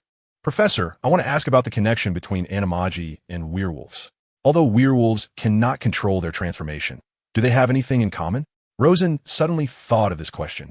If he could use spells on Lupin after he transformed, it might have a miraculous effect. Good question, Mr. Peveril. McGonagall pondered for a moment before answering. Werewolves are not animagi, and the transformation spell for animagi does not work on werewolves. However, there is still some connection between the two. They both involve species transformation in terms of magical principles, but this connection has not shown any obvious signs at the spell level yet. Speaking of werewolves, let me briefly explain, even though this should be part of your defense against the dark arts class. Werewolves are similar to a disease, transmitted through fangs and blood, but prompt treatment can prevent a wizard or muggle from becoming a werewolf. Werewolves can only transform on a full moon night, and it is said that the original werewolf came from a curse cast by a dark wizard, but there is no definitive conclusion. Professor, I've heard of a theory. Rosen raised his hand again. There's a book that mentions the Cruciatus Curse can prevent werewolves from transforming on a full moon night. Is there any basis for this?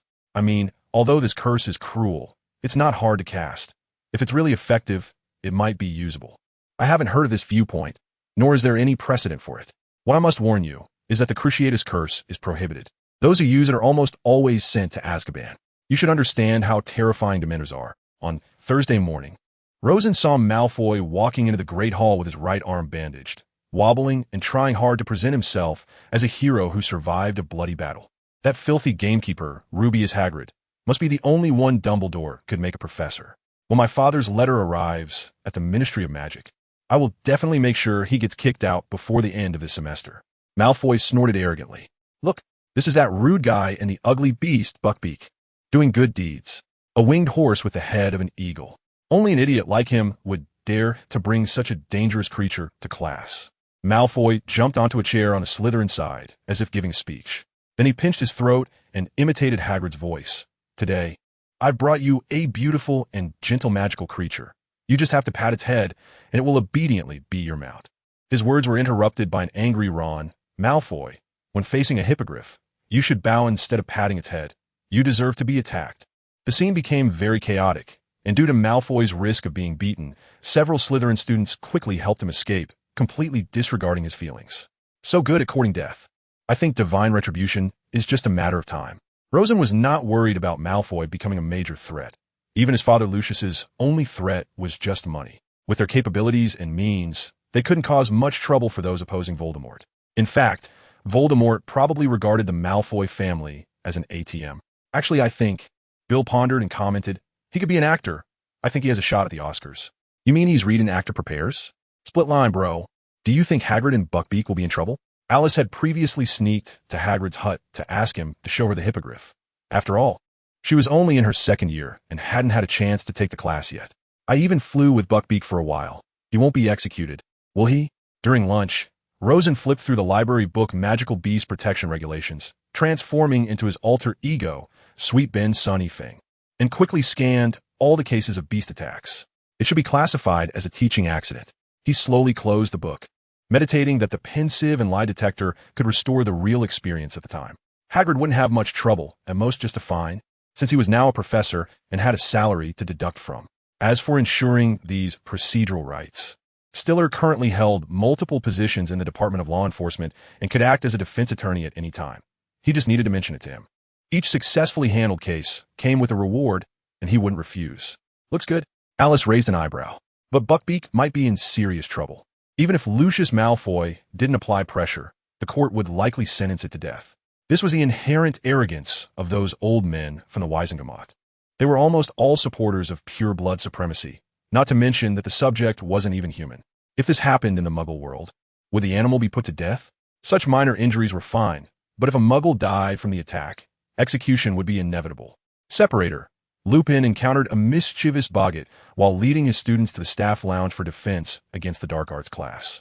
With a ridiculous, he shot a piece of gum from the lock into the boggart's nostrils, causing it to curse and flee the scene.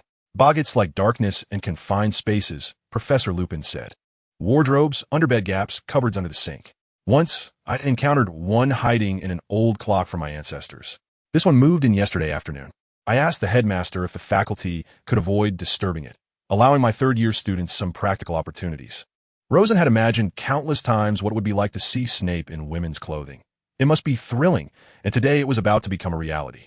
Neville was the first to face the boggart, which had transformed into Snape, but now included many elements of women's clothing. Rosen was surprised to find that Snape's appearance in women's clothing was much better than before. Harry and Hermione still hadn't had a chance to try, but Rosen got the benefit of being targeted by the boggart. He didn't use the brain-closing spell, though it was low level. It was sufficient against the boggart, because he just wanted to see what he feared. Then he saw it, a tombstone, flowing with some magical aura, yet filled with dark colors and a suffocating atmosphere. It bore a list of names, some he recognized, including family and friends, others he didn't know, seemingly unknown members of the Order of the Phoenix or the Ministry of Magic. And of course, it also included his own name. Rosen shook his head, bitterly smiling. As expected, I'm still afraid of losing the war. He raised his wand. Ridiculous. The tombstone exploded, and a vampire crawled out, looking as if it had just come from the heat, limping and causing a burst of laughter. This image was from a comic he had seen in his past life. A boggart form he had temporarily conjured after seeing the tombstone.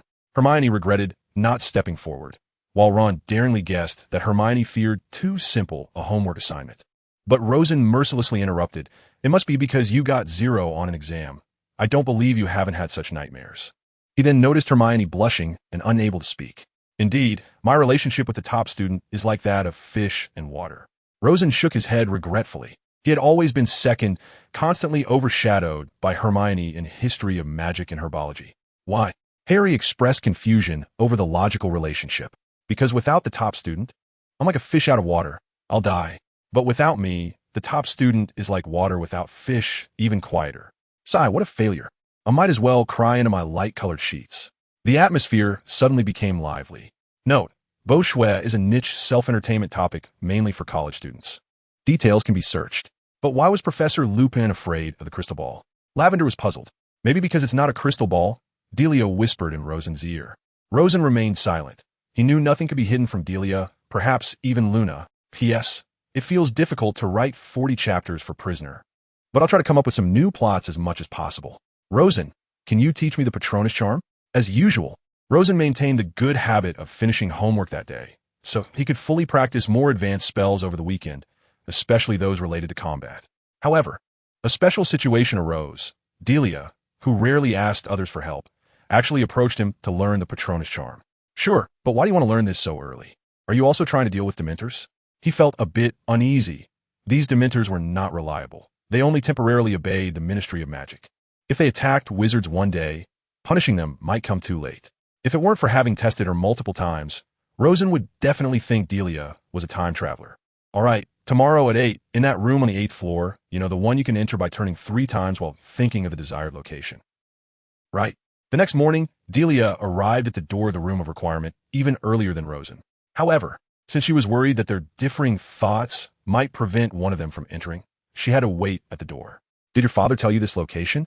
I think your grandfather's steady personality wouldn't be interested in exploring such a wonderful room. Rosen finally had a chance to show off his skills. Without the advantage of knowing the plot, it would be quite difficult to guess something. Yeah, so he's now in France as the ambassador for the Ministry of Magic, living quite comfortably. My grandfather has always been very dissatisfied. Since Rosen had often predicted the future accurately before, Delia was not surprised this time. Rosen stood behind Delia and entered the place where he practiced spells every week, enjoying the scent of her brown hair. Although he couldn't see Delia rolling her eyes in secret. Every time Rosen practiced spells, the place would be in a mess, but when he returned the next day, it would be restored to its original state, something he never understood. Because the dump where Voldemort hid things wouldn't automatically restore itself. Could it be that the items brought in from outside were different from the inherent nature of the room of requirement? It seemed that was the only explanation. All right, let me briefly introduce it. The Patronus Charm is a very famous defensive spell, and one reason for its fame is its high difficulty. The purpose of this spell is to conjure a guardian in animal form, usually silver-white, but there are other colors as well. For example, the phoenix I conjured is red. However, there's a significant distance from first practicing the Patronus Charm and making the wand release a vague guardian form to achieving a specific shape. As Rosen spoke the truth, he took out his wand and loudly said to the empty wall, "Expecto Patronum." The phoenix that had scared the Dementors away at the start of the term appeared again, surrounded by blazing flames, looking both dangerous and noble, as phoenixes are among the top magical creatures. I can control my Patronus to do many things, such as charging at Dementors. Rosen flicked his wand forward, and the phoenix immediately pounced in that direction, leaving a trail of flames behind. If there were plants on the ground, they might have been burned to the ground. When Rosen played StarCraft 2 in his past life, a skill called the Glass Knife from Carrick's had a similar effect, with blue flames that looked terrifying. Of course, this fiery effect is just an added bonus. Rosen believes this phoenix is female. Most critical ability is still to combat Dementors. A lone Dementor could never be her opponent, and even compared to other solid patron uses, it's hard to find a creature that poses a greater threat to Dementors than a phoenix, as they inherently represent light and fire. Another function is that the Patronus can convey messages I want to send, even perfectly replicating tone and pitch, like this. Rosen waved his wand, making the phoenix turn its head and stay in front of him, saying, "I am a guardian, drawing strength from virtue. In the depths of the sea, I can wield a trident, striking down my enemies and protecting my companions." Then he waved his wand again, and this time the phoenix faced Delia, repeating the exact same words. Finally, some wizards intentionally control the form of their Patronus, letting it remain shapeless. Although generally, its power is clearly inferior to that of a solid Patronus, a cloud of vapor can undoubtedly avoid revealing one's identity. For example, Professor Lupin. You should know his identity is quite special, so as far as I know, he never dares to release a solid Patronus, which significantly reduces its power. A werewolf? I should have guessed. Delia's delicate eyes blinked slightly. These should be your insights after practice, right? I don't remember seeing these in books. Not even in some advanced spell books. Yes. Rosen nodded. My strongest suit is spells, especially combat ones. There's a saying in the East. There are priorities in learning, and each craft has its own specialization. I've almost given up on potions and herbs, focusing solely on spells and defensive dark magic. So you will see I can use many spells that even adult wizards cannot. And I can say without modesty that I am now capable of applying for an aura or position. But unfortunately, the magical world does not hire child labor. Delia chuckled. You're overthinking it, Rosen. Aurors also need to pass assessments in herbology and potion making. Since you haven't studied advanced potion making, you would definitely fail. Those bounty hunters in the ministry are quite similar to you. Don't say it out loud. Can't you just let me be happy? Rosen scratched his head awkwardly. All right, back to the point. The Patronus spell is Expecto Patronum. Be careful not to be disturbed by external factors when releasing it, and try to recall your happiest moments. Of course, it doesn't have to be happy, but so far, the success rate of such memories is the highest. I have tried recalling scenes filled with justice. Although sometimes the Patronus is stronger, it becomes unstable. When facing Dementors, I would rather lower the power to ensure there are no mistakes. Delia nodded, took out her wand, and tried to recall her happiest moments. Rosen noticed her face was slightly flushed. Expecto Patronum. A silvery mist instantly emerged, struggling to coalesce into a solid form, but ultimately failed. Wow, that's great. Rosen quickly applauded. I couldn't summon a complete Patronus the first time either. Your current state is already enough to pass the 7th year in EWT exam. No exaggeration, I asked Lockhart. Delia indeed had exceptional talent. She summoned her Patronus, a unicorn, in just 10 minutes. A beautiful white unicorn ran around before finally stopping in front of Rosen. Unfortunately, when Rosen reached out to pet it, he missed and it vanished. Rosen looked at Delia with dissatisfaction, clearly annoyed that she had ruined the moment. I feel like I have reached my limit in controlling the Patronus, so I can only recall it. How about trying again? Delia asked weakly, contrasting sharply with her frustration from when she was in first year. Remember the first herbology class?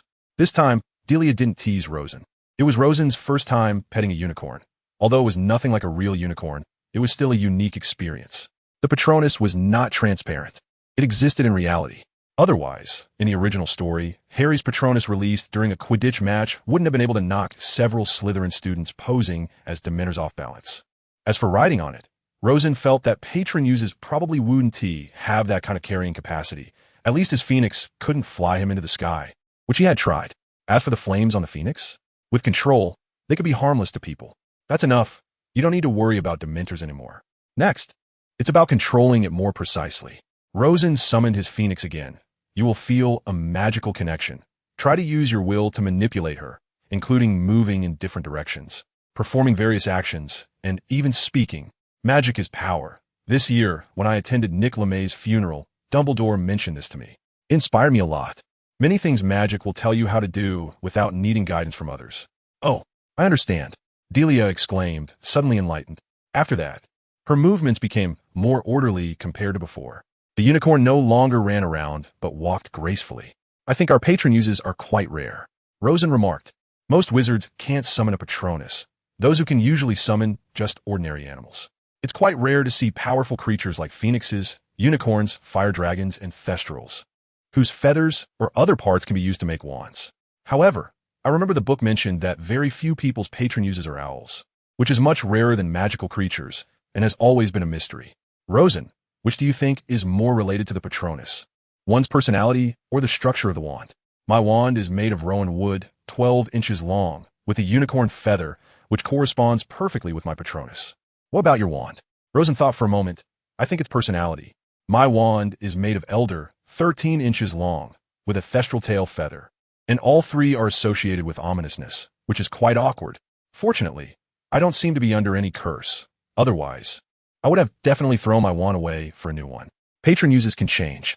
I remember my cousin Stiller, he seems to have made the front page of the Daily Prophet yesterday for being the defense attorney for that creature called Buckbeak.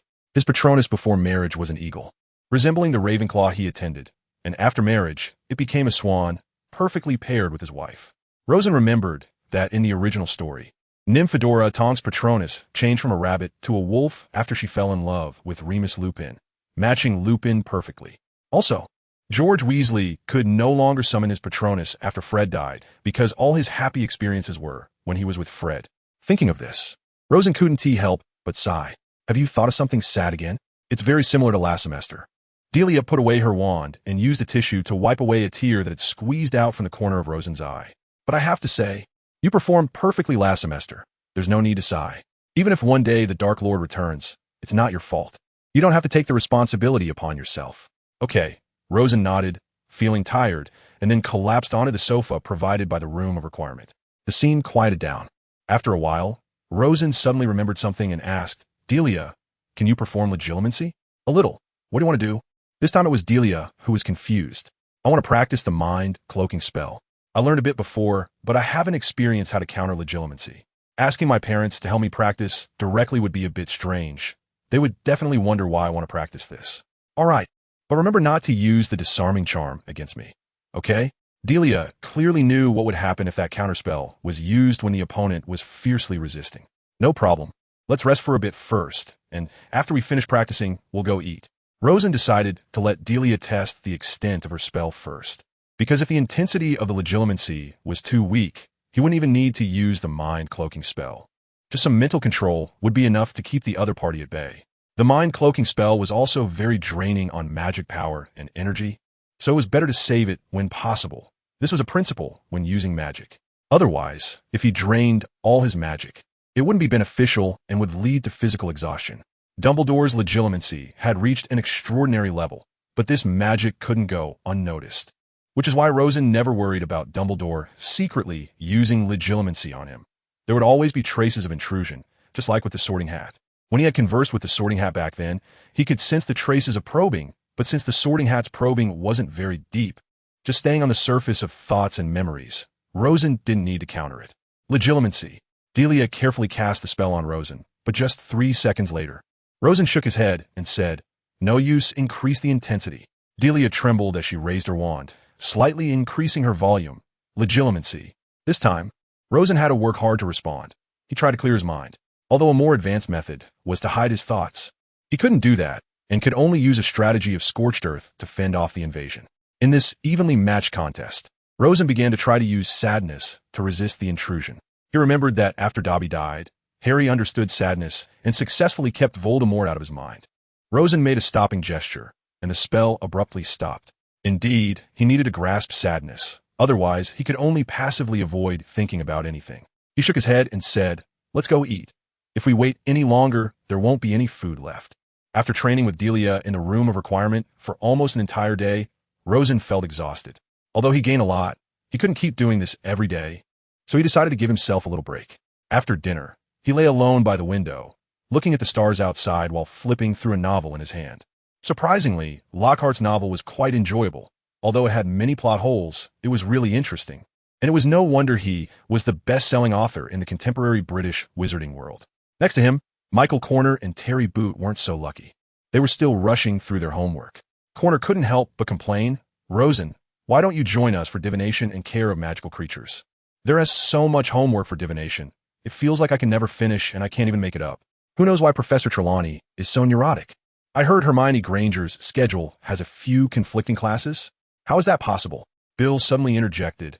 "I believe she, as a top student, can handle all this homework. But how can she ensure she doesn't miss classes? I think she might end up with a pile of passing or even failing grades." "No way," Rosen said, tilting his head back from the top of the sofa to look at the group, although everything he saw was upside down. "You know Percy Weasley, right? Our current student council president. He got excellent grades in all 12 OWLS, not a single subject missing. And starting at a mid-level position in the Ministry of Magic was a sure thing.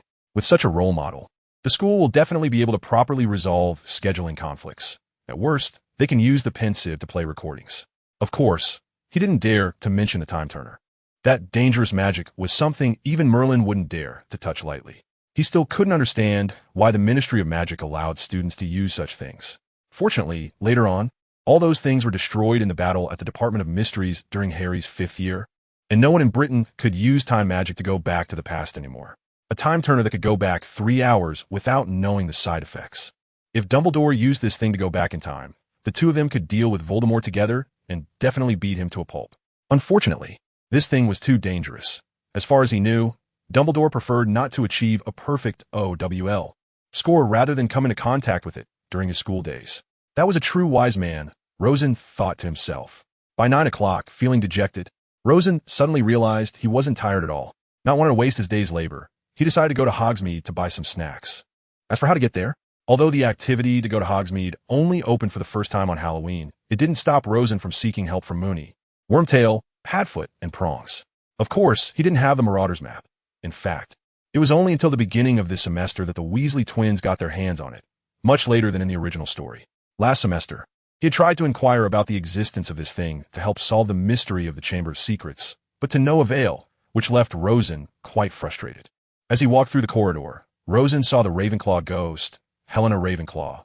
Of course, theoretically, he shouldn't know her true name, so he respectfully asked, "Hello, Miss Grey.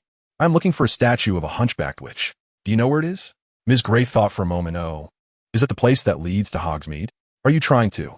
Rosen's expression changed, and he quickly made a shushing gesture. If Filch found out about this secret passage, he wouldn't be able to stay in Hogwarts anymore. Seeing this, Ms. Grey laughed. "You're so nervous. Just follow me. There's no need to worry. Hogwarts is much more relaxed now. Discovering a secret passage won't lead to any punishment."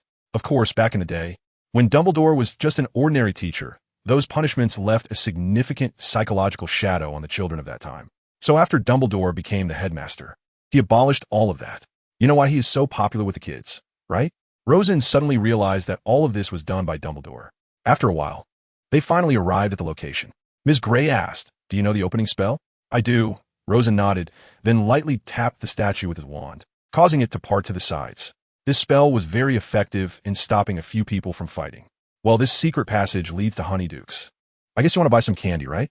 Good luck, and don't let Filch catch you. Hogsmeade is still very safe now. There haven't been any incidents in over a decade." After saying that, she walked through a wall. Rosen realized that Ms. Grey was just as kind to students as nearly headless Nick, and he thought maybe he could muster the courage to ask Nick some questions sometime.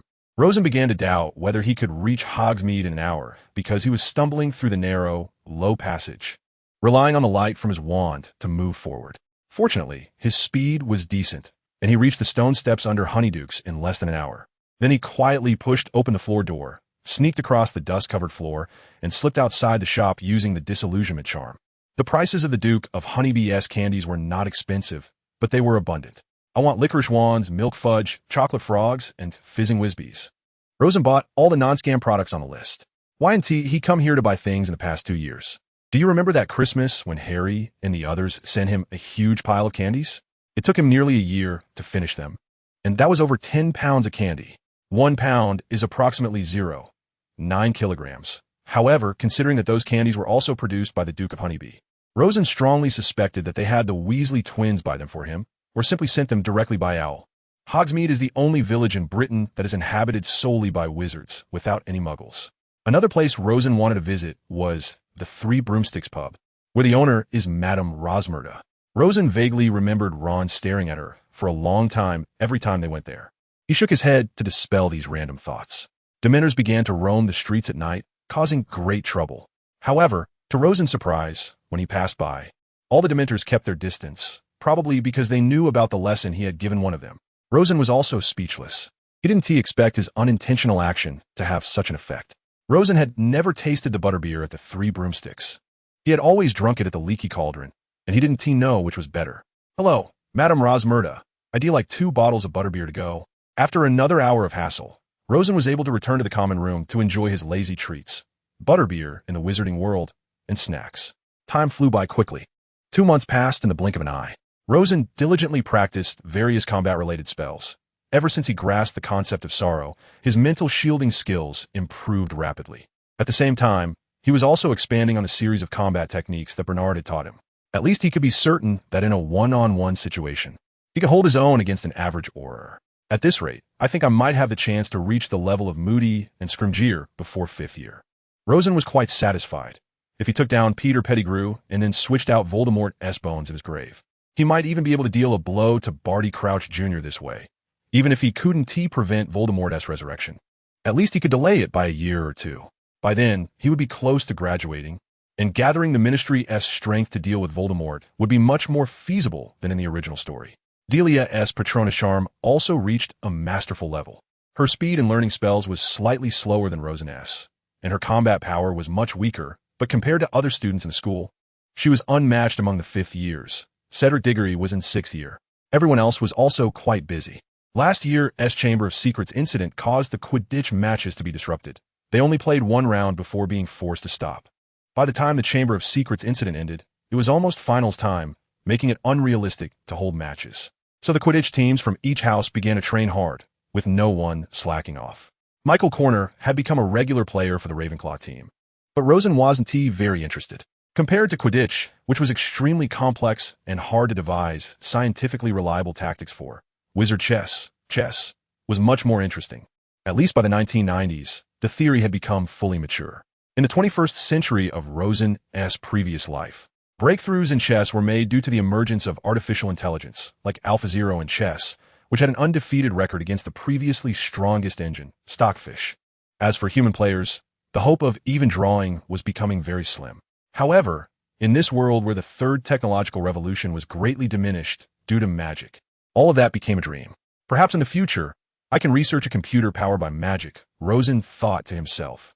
Wow, it's the first Hogsmeade weekend, and I haven't been to Zonko's joke shop yet. I heard that the Weasley twins get a lot of their product from there. Rosen was curious. Terry, how come you, with your thick eyebrows and big eyes, have also betrayed the revolution?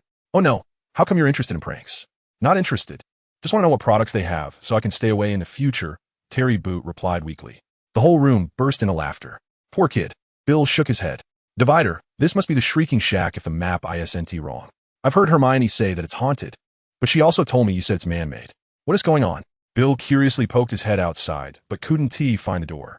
How would I know? I've only read some reports. The Shrieking Shack started being haunted about 20 years ago and quieted down 10 years ago. If it's not man-made, then it must be haunted. Of course, Rosen wasn't interested in mentioning Lupin. His relationship with Lupin was quite good. When Lupin was working part-time for the Ministry, his salary was managed by Bernard. I'm just curious. Wouldn't they use apparition to go in and take a look if there's no door? It took several years for the first person to go in and check, and in the end, they found nothing. Rosen was very puzzled why people in the wizarding world were so timid. Or was it that when Aunt Jo wrote the book, she and T realized that this spell caused contradictions in the worldview? But now, I'm clearly in a real world. Let us go to the Duke of Honeybee. Last time I only bought candy for myself. This time I'll bring some for Alice and Luna, so that Alice won't say I'm being biased, only giving gifts to Delia and not to her. Rosen sighed a bit. Alice hadn't been as close to him since starting school, and seeing this series of changes felt a bit uncomfortable. Alice likes fizzing Whizbees. I'll buy some. After saying that, Bill fell silent. Rosen looked at him with a somewhat strange expression. Wow, I didn't know about this. How much effort did you put in to please her? Did you consider my feelings? Divider. Rosen hurried back as dusk fell. The butterbeer was also packed to go from the 3 broomsticks. Hagrid and the others were chatting too enthusiastically there, and with too many students around, there wasn't a quiet place to rest, so he had to return early. Alice, you ungrateful person, did you forget your brother now that you have a boyfriend? Although Rosen lowered his voice in the common room, his tone still perfectly expressed his anger. No, Bill and I are still just friends. Alice retorted defiantly, glaring at him. The word currently is used very well, Rosen scoffed. Anyway, I'm not responsible for your gifts anymore. Let Bill handle it. I can save some money. After saying that, he sighed and sat down at an empty table. I think deep down you're actually happy. A dreamy voice suddenly came from behind. Rosen turned around to see Luna. Why do you say that? At least you know the person she likes is reliable and you don't have to worry about her future. Sigh, that's true. Maybe I just can't accept this fact for a moment. But is early romance really a good thing? I still have no thoughts about love at the moment. I'm just a 12-year-old kid. Rosen held his head, feeling a bit of a headache. He vaguely remembered that at the age of 12 in his previous life, he had never had feelings for girls, so he was really surprised. 2 pieces of candy. This one is for Alice. I'm not in a good mood. Can you help me give it to her later? And this one is yours. It's a pepper prankster. If you eat it, you can breathe fire out of your nose. But I'm too scared to eat it, so I'll just keep it as a souvenir. Is this a roach pile? Luna picked out a can of food shaped like a bunch of roaches. It's the first time I've seen this, but can it really be eaten? Absolutely. I've seen Dumbledore eat this stuff when investigating the Chamber of Secrets last year. Rosen winked mischievously, hoping to cheer Luna up. If it were someone else, I would relax. But considering the headmaster's taste and aesthetics, I'm suddenly too scared to eat it. Luna seemed to be in a good mood, even joking with him. Ginny said that Snape gave Professor Lupin a potion, and then Lupin just drank it. During dinner, Michael Corner casually brought up this matter. Although Dumbledore was present, Snape wouldn't dare to poison him, but isn't it a bit?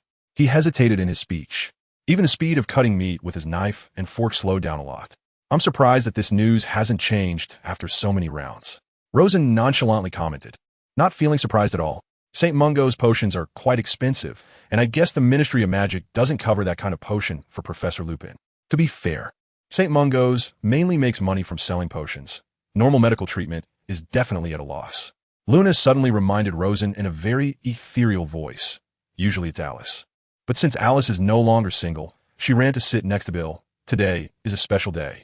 Rosen was a bit speechless. He glanced at Luna, clearly having such a good looks base, but still wanting to be mysterious about things. Why bother? He sighed and replied, it's just Halloween. Look at Nick over there performing the scene of him getting beheaded. How entertaining. Oh wait, Halloween. Rosen suddenly realized that something always happens every Halloween. In the first year, it was the troll. In the second year, the basilisk attacked for the first time. And this year it seems to be. Could it be that he is coming? Rosen vaguely thought that Sirius Black would come to Hogwarts to cause trouble, visiting his godson, and also attack the fat lady. Could it be today? He looked at Luna with a complicated expression. Are you saying that something unusual happens every Halloween? Uh-huh. Luna silently nodded, not saying more. Perhaps only someone like Rosen, a time traveler, could understand Luna, which is why she occasionally reminded him. Forget it. Let's just enjoy the food, and besides, this probably has nothing to do with me. Rosen seized a rare opportunity to enjoy the food. Although he could always sneak to the kitchen to find the house elf, but being able to eat openly was much better than violating school rules and being anxious. No, wait. Halfway through eating, Rosen realized something was wrong. It seemed we were all going to be kicked out to sleep in the hall. What is going on? The Gryffindors were attacked. And what does that have to do with us? Of course, he didn't say this out loud. If he did, it would have been enough to get him in trouble. It seems you already have the answer. Delia seemed to have discovered something significant, mainly relying on Luna's reminder. She was the best assist. Rosen shrugged and casually mentioned, I don't plan to go back to the common room. It looks like we won't have the chance to sleep peacefully tonight. Hey, why does that sound a bit weird? But I swear Rosen didn't mean it that way. You, Alice, who was nearby, heard the conversation and didn't miss any chance to mock, saying, You're about to have a girlfriend too, aren't you? What kind of nonsense is this? Are we in parallel worlds? Rosen expressed that he was single in his last life solo from birth. How would he know when he would find someone? And how would he know who she is? Shrugging. Then he inadvertently noticed that Delia's hand was trembling, and Luna's eyes seemed to reveal some sadness. The scene was awkwardly tense. Fortunately, Sirius helped Rosen out of the situation. Prefect Penelope Clearwater came over to notify the Ravenclaw students that Headmaster Dumbledore ordered all students to gather in the hall. Chaos began to erupt among the crowd. The originally quiet Ravenclaw long table suddenly became agitated. What's going on? Why can't we go back to our dorms? Many students crowded at the entrance of the hall, discussing restlessly. Everyone, please be quiet. Dumbledore stood in the middle of the hall, looking very serious, and only spoke after the last batch of students came in. Tonight we received news that the Azkaban escapee Black has invaded Hogwarts. Therefore, for your safety, you must spend the night in the hall. Now I ask all house prefects and the male and female heads of the student council to come out and maintain order. Anything that happens must be reported to me immediately. At this point, Professors McGonagall and Flitwick waved their wands at the entrance, creaking, sealing all the doors of the castle's corridors. Good night. After conjuring a large number of sleeping bags, Dumbledore hurriedly left, since Hogwarts couldn't use apparition. He could only walk out and lock the door. The fat lady was attacked. Michael Corner was still well informed. The portrait was torn, and then she ran away to hide in a distant portrait. How'd he get in? Delia caught the main point. The attack was a small matter. The magic in the castle limited most transformations, and there were Dementors guarding outside. Even with an invisibility cloak, they could see through it. They wouldn't let anyone slip by. Bill, feeling bored, chimed in. I think the focus isn't on attacking the fat lady, but rather why Sirius hasn't made any substantial moves to harm. Rosa noticed the topic was straying and actively pulled it back. What do you mean? Bert wasn't able to figure it out. If I were Black, as the second in command of the mysterious man's forces with considerable power, why wouldn't I run into the jungles of Albania to help the mysterious man resurrect? Instead, I foolishly broke through the heavy defenses of Dementors to take revenge on society at Hogwarts. And even if I impulsively chose Hogwarts as the target, then why would I try to enter the common room after already entering the castle? There are too many places to attack students, especially Harry. This makes no sense and is illogical. Moreover, given Harry Potter's character, even if Black doesn't go after him, he would actively seek out Black to take revenge. Although you can imagine the outcome. Delia began to lay out her sleeping bag. Harry's parents died because of him, Luna said lightly, her voice so soft that only Rosen and a few others could hear. This isn't really a topic worth discussing. It's a bit too cruel. He smiled wryly. The voice of the student council male president Percy Weasley suddenly rang out. All right, it's time to turn off the lights. Everyone keep quiet. Good night. The hall became pitch black, and Rosen cast a spell nearby to greatly reduce the voices of others, except for those he knew to avoid disturbing their sleep. Faintly, the conversations of the prefects and ghosts could be heard. Poor them couldn't sleep. Other than that, the only comfort for Rosen was that there was a girl beside him. Another defense against the dark arts class. Rosen was not surprised to see Snape walk in the classroom. Today was a full moon night, and he had noticed Lupin looking particularly haggard in the last class, along with some residual anger, a property that came with being a werewolf. However, most people couldn't detect it and often confused it with magical energy. But for Rosen, relying on a soul significantly stronger than others, along with his preconceived judgments about werewolves, he was still able to notice. This gave Rosen a better understanding of magic as power. He truly agreed that magic was omnipotent. Lupin told me he is too ill to teach today, so I'll be taking over this class, Snape announced coldly. Rosen glanced back and noticed that Harry was surprisingly not late today, which would likely avoid a conflict. However, it turned out that Rosen was overthinking. Harry and Snape could provoke conflict anywhere, leading to various point deductions for Gryffindor, and Rosen felt helpless about it.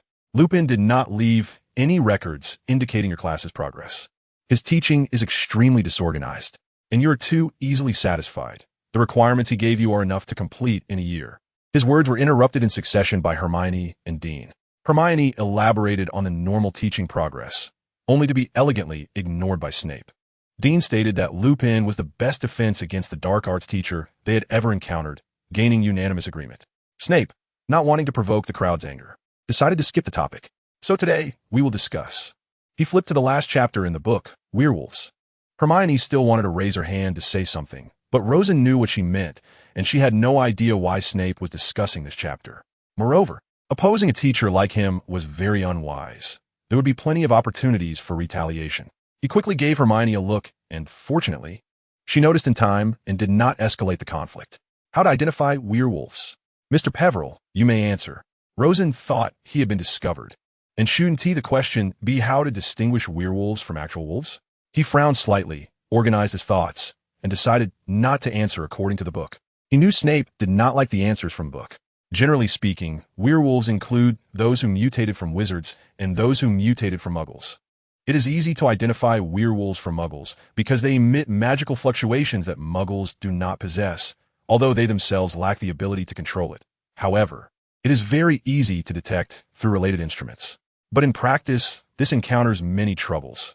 One is that the vast majority of muggles die after being bitten, not living long enough to become werewolves. And the other is that the massive number of muggles poses a huge challenge for the Ministry of Magic's detection work. In contrast, werewolves mutated from wizards are more common. There are some key techniques to observe werewolves, such as falling into a pathological state around the full moon, or directly feeling their magical fluctuations to detect traces of rage, which is fundamentally different from the anger emitted by irritable wizards. Rosen carefully avoided all techniques that could point to Lupin and only chose those that would not affect him. Snape was silent for a moment and ultimately did not give any evaluation. Sit down. He had no connection to the Peveril family. And based on his long-held belief in blood purity, one of the main reasons he joined the Death Eaters, the Peveril family could be considered part of the ruling class. Rosen speculated that for these reasons, Snape had not caused him any trouble to date. Of course, he did not consider the most crucial factor. No one wanted to offend a young Dumbledore-like figure for no reason. With enough time to expend and sufficient potential, both were enough to make Snape wary. He had no interest in creating enemies for himself. The rest of the class was quite simple. Everyone was taking notes while Snape checked homework. Compared to Potions class, this was a relief. Split line, what is Snape doing? Lupin was teaching just fine. Even if he was sick, bringing back last year's Professor Lockhart would have been great. Why is a Potions teacher teaching defense against the dark arts? It's as absurd as a chemistry teacher in the Muggle world teaching combat. Dean Thomas was very dissatisfied and began to complain as soon as class ended. Exactly. This guy even made us write an essay on how to identify and kill werewolves. Is he crazy? If we could handle werewolves at our age, what do we need him for? Ron was even more furious. Others were also filled with righteous indignation, since there were no Slytherin students in class. No one would defend Snape. Although Ravenclaw often stayed aloof, it didn't mean they lacked temper, and smart people could make things worse. If Snape offended them too harshly, the retaliation could be much fiercer than that of Gryffindor. I really hope Professor Lupin gets better soon. I'm fed up with him. Hermione shook her head and left, probably to attend another class using her time turner. Rosen maliciously guessed how many years older she must feel this year. That thing cannot create time. It actually drains one's lifespan. Is it really worth it? Rosen shook his head. He had complained many times that the time turner was simply a big pitfall. It was completely unwise to waste time on a class that had no significance for oneself just to gain an extra credit. If it were him, he would never do that. Delia picked up on Rosen's meaning and sighed beside him. Unlucky timing, coinciding with the full moon. I bet the Shrieking Shack will scare the villagers of Hogsmeade tonight. My heart aches for them. There was no way around it. It was very difficult for Dumbledore to find someone willing to teach this class. Everyone knew this class was cursed by Voldemort, and few wanted to touch that bad luck. Rosen, tomorrow is Gryffindor against Hufflepuff. Are you interested in watching the match together? It would be good to learn some tactics. If you don't want to join the house team, you could help observe the characteristics of both teams. Sure, if memory serves. Dementors will sneak onto the Quidditch pitch, causing many troubles. Sigh, there is not a single thing that lets me relax. If I had known, I would have let Black break out of prison earlier, and I could have studied in peace. Damn author. I hope he didn't give me any extra tasks. Last year, Lockhart inexplicably became my brother-in-law, and I had to work hard to help him draft a syllabus and a series of issues, only to get a class exemption in return. What is the point? With such heavy rain, why can't Quidditch be postponed? Connor looked at the sky with dissatisfaction. Even he, who loved Quidditch, found it a bit unbearable. In this weather, it's hard to see the match, let alone for the players. He had trained before. One could only say that the people responsible for the event had lost their minds. Let's talk about something else. Rosen quickly cast some spells on himself to ward off water. Right. I heard that Sir Cadogan is guarding the entrance to Gryffindor. It seems he is the only one brave enough to take this job. Bill said thoughtfully. Sir Cadogan is also quite famous in the Muggle world, representing bravery. His story was written into a book by a Muggle author, titled Don Quixote. He couldn't understand why. As a wizard, he had to go become a knight, resulting in a lot of funny situations. For example, mistaking windmills for giants and trying to duel them, only to be tossed around. It was hilarious. Rosen suddenly recalled the joyful times he had reading this novel in his past life. He hadn't had the chance to read it in this life yet. He should buy a copy when he has time. I thought he was fictional. It seems that Bude has also read this book. Rosen remembers that he is also mixed race like himself. The match has finally started. Luckily, I have binoculars. Corna is about to explode. If it weren't for the binoculars, he might have stormed off in anger. Cedric Diggory is really strong. Just look at his team. They clearly prepared well in advance. And he himself is quite competent as the Seeker. If it weren't for Potter inheriting his father's talent and putting in the same hard work, Diggory would have probably caught the golden snitch by now. Should we comment on our house's situation? Rosen hasn't checked on the current status of the house team yet. Sigh. It's hard to say. If our captain, Roger Davies, could devote half of his flirting thoughts to internal training, Ravenclaw wouldn't have suffered such a terrible loss in last year's first match. If the match hadn't been cancelled later, we might have faced our biggest defeat in a decade. His expression showed a mix of indignation and helplessness. Oh, I remember. Autumn Zhang once complained to me that Davies tried to flirt with her because of his captain status, causing her to escape every time. Rosen recalled this almost forgotten incident. Why did she come to complain to you? Because I led the students in Ravenclaw to fund her broomstick. Just a few silver sickles from each person was enough. Otherwise, she'd have to use the shooting star and wait to be left far behind by other houses. Rosen shrugged. All right, let's watch the match. It seems to be quite intense. The rain grew heavier, and the Gryffindor team called a timeout. I don't know what they were saying, and then the match resumed, but something seemed off. Do you see Harry's condition? It looks like he's about to fall apart. Bill was the first to notice something was wrong. It's a Dementor, Delia. Quick, Patronus. Dumbledore probably hasn't reacted yet. After saying that, Rosen quickly drew his wand and pointed it at the gathering of Dementors. Expecto Patronum. A fiery red phoenix and a silver unicorn rushed from Ravenclaw's stands to confront the Dementors, but due to the overwhelming number of Dementors, which had exceeded 100, they could only drive them away temporarily. It was almost impossible to defeat them. Bill, use the levitation charm to help him. I'll control the Patronus. There's no time for anything else. Look, it's Dumbledore. Alice keenly noticed a powerful surge of magic. The phoenix summoned by Dumbledore was far more powerful than Rosen's, and the Dementors that could have retreated calmly scattered in panic this time. At the same time, Dumbledore caught Harry, and as for the Firebolt 2000, Rosen felt he could only hope for the best. Shouldn't the Dementors be guarding the entrance to the castle? How did they get here? Delia recalled her Patronus and was very dissatisfied. They feed on happiness. Being forbidden from the school, they are very hungry, so seeing so many people in the stadium, they would rather take the risk to enjoy a feast. I knew that the Ministry's control over Dementors was very limited. Fudge has probably gotten himself into big trouble. Wait, I remember there were only about 20 Dementors when they first arrived, about the number of 2 teams. How come there are so many now? Rosen suddenly realized that something was wrong. Could there be an ancient battlefield nearby? Ancient battlefields have too many vengeful spirits, which can provide enough food for the Dementors to breed, and once the Dementors form a scale, the Patronus charm becomes difficult to deal with. The match ended. Cedric Diggory caught the golden snitch, and the furious Dumbledore drove all the Dementors away. As for whether any were burned by the flames, Rosen could not know. But right now, he had more important things to do. The next day, Rosen saw something satisfying in the Daily Prophet. Dementors disturb campus. Is it wise to deploy them at Hogwarts entrance? Reported Sarah Peveril, editor-in-chief and journalist of the Daily Prophet. The Ministry of Magic deployed Dementors to guard various entrances of Hogwarts under the pretext of capturing Sirius Black. Previously, they had attempted to enter the castle, but were stopped by Dumbledore. This time, the Dementors entered the Quidditch Stadium without any orders, causing a lot of trouble for those present. The most serious incident was that the boy who lived, Harry Potter, nearly fell off his broomstick because he was targeted by the Dementors. Yet the Ministry still refuses to withdraw the Dementors, claiming that the threat of Sirius Black far exceeds that of the Dementors. But as far as we know, Black has successfully infiltrated Hogwarts, evading the Dementors Guard, yet has not made any abnormal substantive attacks. In this case, the role of the Dementors has become minimal. Is it wise to keep deploying them at Hogwarts? Rosen put down the newspaper, feeling that his cousin Sarah's writing was still very good, clearly outlining the key points he wanted to highlight. He seemed quite satisfied. Fudge was likely to get into big trouble again. To be honest, I don't want him to step down.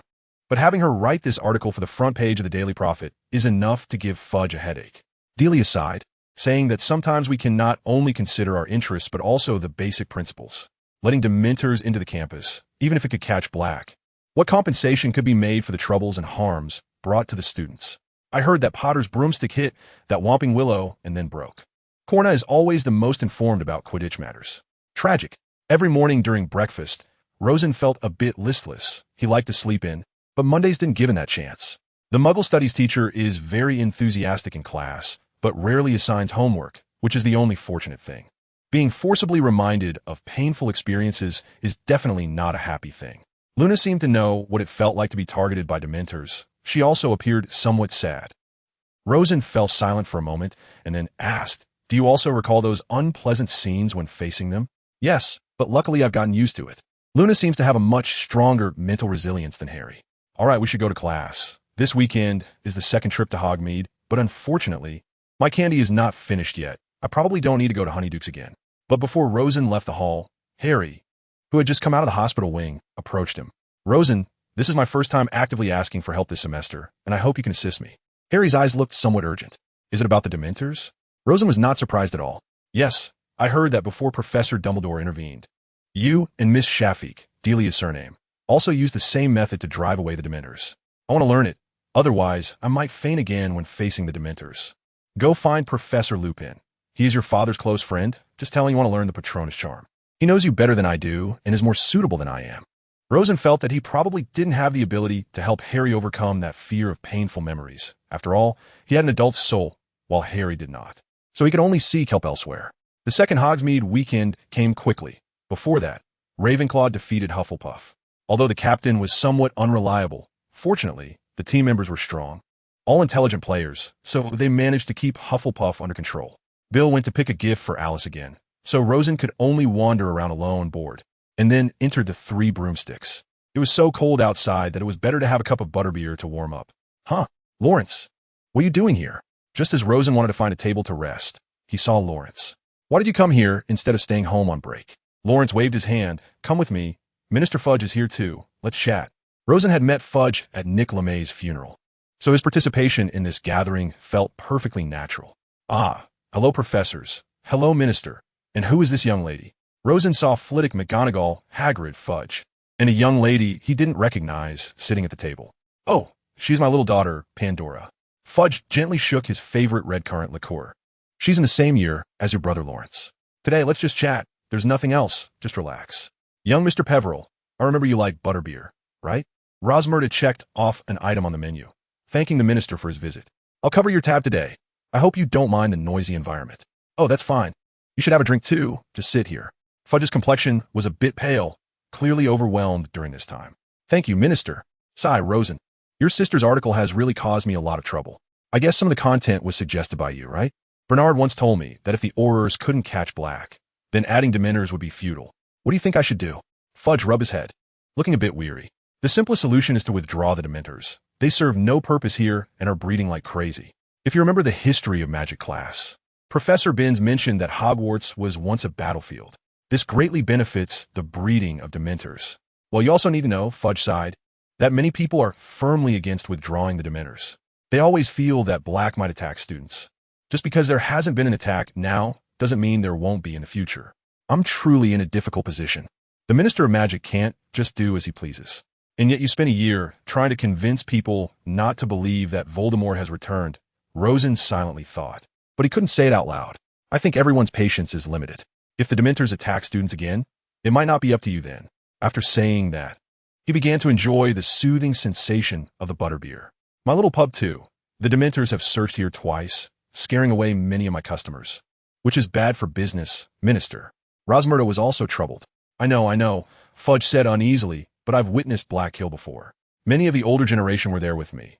We know how dangerous Black is, so we had to resort to this desperate measure. Lawrence, I have complete trust in your family. If it weren't for your father standing by my side at a crucial moment, it might have been Barty as minister, so I can now rest assured that you and Pandora are dating. Of course, I don't harbor any ill will towards Barty. Competition is one thing, but we were comrades when we fought against the mysterious man. Minister, our bottom line is McGonagall felt the need to emphasize Dementors must not enter the castle. Those terrifying things floating around. We're not afraid, but the children will surely be tormented. Listen, there's the sound of Dementors again outside. Flitwick's voice always became sharp when he spoke loudly. Rosen, you're the only student here. I think you can represent the majority of students in assessing the Dementors. Let me give you a simple example. You all know Harry, right? Rosen smiled wryly and said, every time a Dementor approaches him, he is forced to relive the memory of his parents being killed by the mysterious man when he was just a baby. That's not a pleasant memory. After he fell during the last Quidditch match, because of the Dementors, he came to see me. If he doesn't learn the Patronus charm, he will likely be disturbed by the Dementors all year. But asking a third-year student to learn the Patronus charm is already a tall order. Later, Fudge began to tell everyone the story of how Sirius Black betrayed the Potters, which suddenly reminded Rosen that Harry seemed to have overheard this story while eavesdropping in an invisibility cloak. He instinctively glanced back and found a relatively large empty space between Ron and Hermione's seats. So that's how it is. He turned back, pretending he hadn't noticed anything. This can't go on. I need to think of a way to speed up the process. Instead of waiting for Sirius to catch Peter and accidentally let him escape, I should proactively find Sirius to discuss this matter. The next morning, Rosen set off for the Shrieking Shack. Since the only entrance was at the Whomping Willow on Hogwarts grounds, he had a hard time figuring out its location from the descriptions given by the Weasley brothers. The Whomping Willow was not inside the Forbidden Forest, but on the outskirts. Last year, Harry and Ron's car crashed into it, and although they didn't have the chance to access Riddle's memories, according to Hermione's idea, they still went to check inside the Forbidden Forest. There, they encountered Aragog and his offspring. Fortunately, the car suddenly ran here for some reason. Rosen suspected it was Dumbledore's doing, which saved them. The Whomping Willow still bore the marks of being hit, and when Rosen passed by, it seemed very angry and began to wave its branches in a show of force. The Weasley brothers had simply told him that to find the Whomping Willow's location, all he needed to do was poke at the knot. They didn't specify how to do it, because they had confidence in Rosen. Brother, the two of us together probably can't take you on, let alone that Whomping Willow. Just don't accidentally set it on fire. The knot was the raised part of the tree trunk. It should be here. Rosen used the levitation charm to lift a small branch and poke at the knot, causing the Whomping Willow to stop moving. Then he found the hole at the bottom of the tree and slid in. This tunnel was as narrow and long as the one Rosen had walked through in the Duke of B's. He stumbled along, not daring to make the light too bright, as it would hurt his eyes. After nearly an hour of walking, he finally emerged from the Shrieking Shack. The room was a mess, filled with dust, and the wallpaper had fallen off the walls, clearly showing that it hadn't been cleaned for a long time. But shouldn't Lupin be transforming here? Or does he never clean this place? Rosen was very puzzled as he found the stairs leading to the second floor, which looked like it was on the verge of collapsing, restoring it to its original state. Rosen tried to reinforce the stairs, but he found that they had already been reinforced. From the magical traces, it seemed to have been done recently. It seemed that Lupin had reinforced it when transforming on the second floor, or perhaps Sirius had been here. No wonder George and Fred had never come here. They were also quite scared. It seemed that the Shrieking Shack's intimidation level far exceeded that of the Forbidden Forest. Rosen pondered. On the second floor, he discovered footprints leading to an inner room. He pushed open the door and found the contents inside relatively intact. There was a broken wardrobe and a luxurious four-poster bed, which seemed to be meant for someone to live in. The curtains of the bed were covered in dust, and beside it stood a stone table with some words etched on it, though they had become unclear over time. Rosen took out a pen and paper, intending to leave a contact number, when he suddenly heard a low growl. He quickly drew his wand, ready for battle, only to see a large black dog emerge from the wardrobe, growling softly in warning. Rosen lowered his wand and studied the emaciated dog carefully, taking a deep breath. I didn't expect to find you here, Sirius Black. You caused quite a stir when you destroyed the fat lady's portrait. Do you have any idea how much trouble you've caused? Seeing that Rosen was about to ramble on, the large dog chose to transform into a human. Sirius Black's face was pale, his hair dirty and disheveled, hanging down to his elbows. It was clear he had suffered greatly in prison, both physically and mentally. How did you know it was me? He asked in surprise, as only the Marauders knew his enigmatic identity. I thought of it when you escaped from Azkaban. It's the only way a normal wizard can escape without a wand. Then I heard that your Patronus is a dog, so when I saw you, it all made sense. Don't ask me how I know the secrets of the Shrieking Shack. It's obvious once you investigate. Not long ago, Snape substituted for the sick Professor Lupin and forced us to study the chapter on werewolves. The implications were quite clear. Rosen waved his hand, indicating it wasn't important. A clever kid. Are you planning to call the Aurors to capture me? I saw you in the newspaper. Fudge told me in Azkaban that you're the most promising student at Hogwarts. Every head of department under him hopes you will join their ranks after you graduate. Sirius's eyes dimmed. Without a wand, he was no match for Rosen. Of course not. If I really wanted to capture you, I would have brought the Aurors. I know Peter is the real traitor, so I want to help you clear your name. Really? He seemed to grasp a lifeline. As no one would believe this fact, no matter who he told, except perhaps Lupin. It's simple for me. I need you to help me find a few items that might exist in your home or your relatives' homes, as well as in Gringotts. Don't worry, it's not for greed. They have special purposes. Rosen thought for a moment and realized Sirius could indeed be useful. As long as you can help me clear my name, I have no problem giving you all my possessions, he said gruffly. After more than 10 years of torment, a bit of money seemed trivial in comparison. No need. Rosen shook his head. Your family's money has been nearly drained, and you know how your cousins are. Let me quickly demonstrate my abilities. I can make my Patronus lift a Dementor and hit it at will, something you all learned only in 5th year. That phoenix you saw during the Quidditch match was summoned by me. As for my family, my cousin is Fudge's future son-in-law. My cousin is the editor of the Prophet. And 2 of my uncles. One is Bernard, who is responsible for hunting you down, and you definitely know him. The other, Alfred, is one of the most powerful non-magical members, on par with Lucius Malfoy. Even my father is one of the highest-ranked sculptors in the British magical community. Nearly all high-end magical products in recent years were made by him, and he is also a current governor of Hogwarts. As long as I explain the situation to them, clearing my name and capturing Peter will be a matter of minutes. After you are declared innocent, I will tell you about the items. Thanks to Rosen's planning from a young age, the strength of the Peverell family had greatly increased. All right, I believe you, just like I believe James and Remus. In fact, whether he believed it or not, this was his only chance to turn things around. Rosen did not return home for Christmas because he had to deal with Sirius's situation. His previous plans had mostly been completed, and next, he would find the relevant people to devise a plan, ready to act after the winter break ended. On the first day of the holiday, Rosen got up early and waited at the entrance of Gryffindor Tower for Harry to appear. Harry, I know you have a map given to you by the Weasley brothers. I need to borrow it. The ownership of the map should actually belong to him, but he would explain the specifics later. He needed a persuasive prop to explain his plans. I just got this map 3 days ago. How did you know? Harry was incredulous. Did George and Fred tell you? No, Rosen shook his head. I noticed you that day when I was chatting with Fudge at the Three Broomsticks. Your hidden abilities are too poor. You can sneak to Hogsmeade through the secret passage, which means you must have seen that map at least once. Otherwise, you couldn't possibly know about the passage of the Duke of Bees.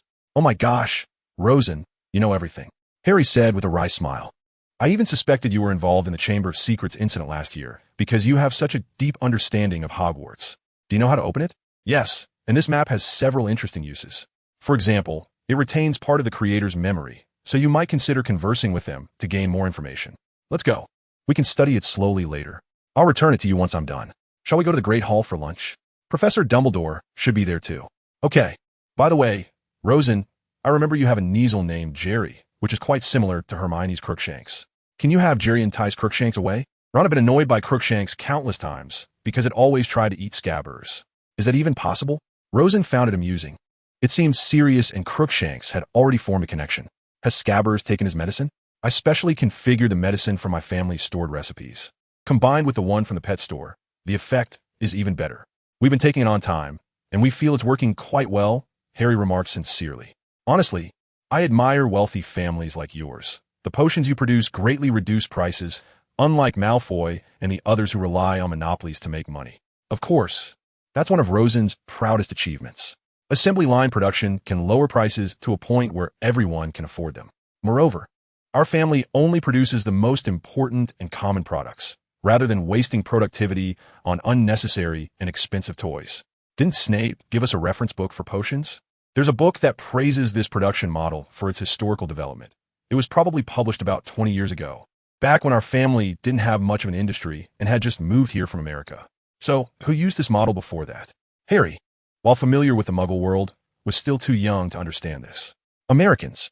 Our family is just a small branch of a much larger family in America. I don't even know how many relatives I have, although there's rarely any interaction. A Muggle named Henry Ford promoted this production model. making it so that by the 1920s, nearly every American could afford a car, which was previously a luxury. His secret was twofold: large-scale assembly lines and welfare. The former compresses costs while ensuring quantity and quality. The latter reduces working hours and increases wages, preventing workers from slacking off. If you were in the Muggle world attending high school, you could actually learn these things. So, does the Muggle Studies class have these? I'm a bit inclined to swap divination for Muggle Studies. Professor Trelawney's class is just too dull. I'm afraid not. Professor Burbage's research on the Muggle world hasn't reached that level yet. Our workshop is similar. The general potion recipes have similarities, and we break down potion making in several stages, each handled by just one person, plus we pay much higher wages than Malfoy and the others. And we employ a large number of squibs. Without us, they would have to live in the Muggle world, as there wouldn't be anyone else hiring squibs. And squibs can actually brew potions. Thus you see the unshakable dominance of the Peveril Pharmaceutical Company in Britain. It's the same for other industries. This idea has been summarized by Muggle economists as industrialization and modernization. So, Harry, you should know that the Muggle world is progressing very quickly. And often we wizards have to learn from the Muggle strategies. In my view, in the future, there will inevitably be large-scale contact and exchange between wizards and Muggles, which will benefit both sides. Clinging to outdated ideas has no future. Although my family is pure blood, having spent a long time in America, my thinking is not much different from that of Muggles. Harry, you will inevitably hold a high position in the future when that time comes. Don't forget what I said today, because this is an inevitable trend, which I like to call the modernization of the magical world. In fact, the American wizarding community has already set a good example in this regard. Although their top combat power is less than that of the British due to a shorter historical accumulation, their overall development is far more prosperous than in Britain. If you go to America, you'll find that in such a large country, the ancient families like the Peverils that relocated from Europe are the strongest.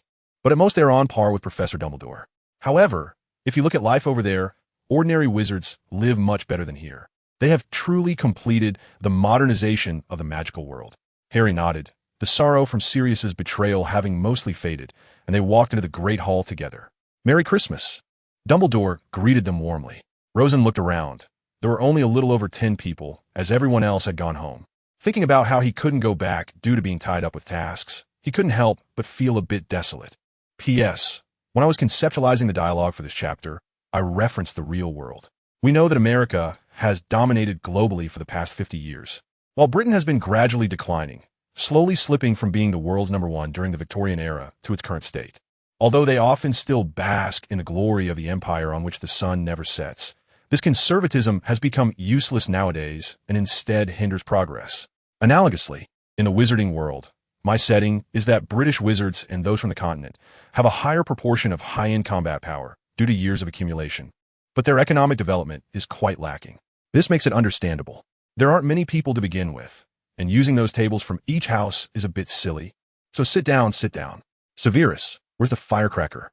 Dumbledore rummaged around the nearby Christmas tree and found a large silver firecracker, handing it to Snape. Snape expressionlessly pulled it, causing the firecracker to unfold, revealing a large women's hat inside. I wonder if Snape thought of that, Boggett, Ron whispered, ensuring Snape couldn't hear him speaking to Harry. Rosen, who was nearby, only heard the keyword Boggett and stifled a laugh. There isn't much food today. Many of the house elves have gone to rest, but there's still enough to eat.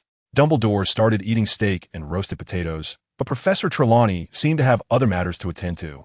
The famous prophecy that the first to rise would be the first to die never materialized.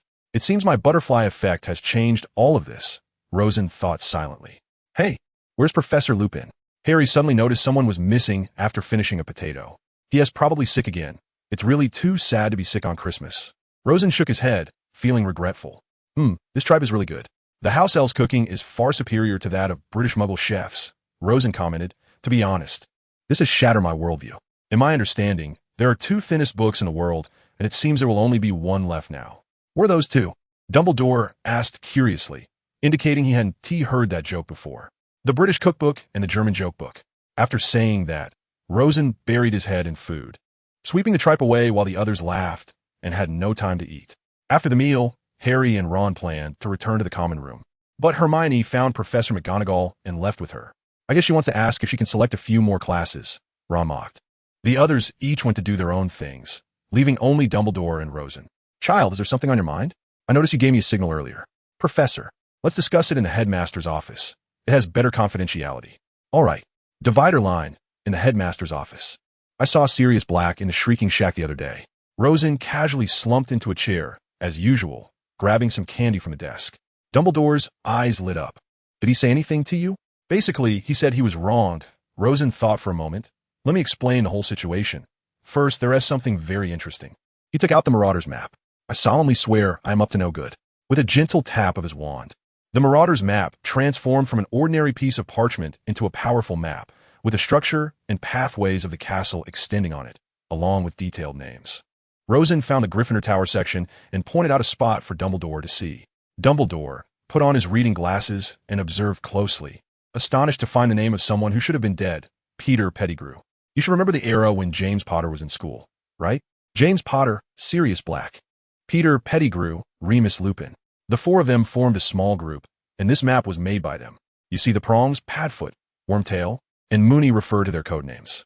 Here, Professor Lupin is a werewolf, hence Moony. The other three are unregistered animagi, as you could tell from their names. The creatures are a stag, a dog, and a rat.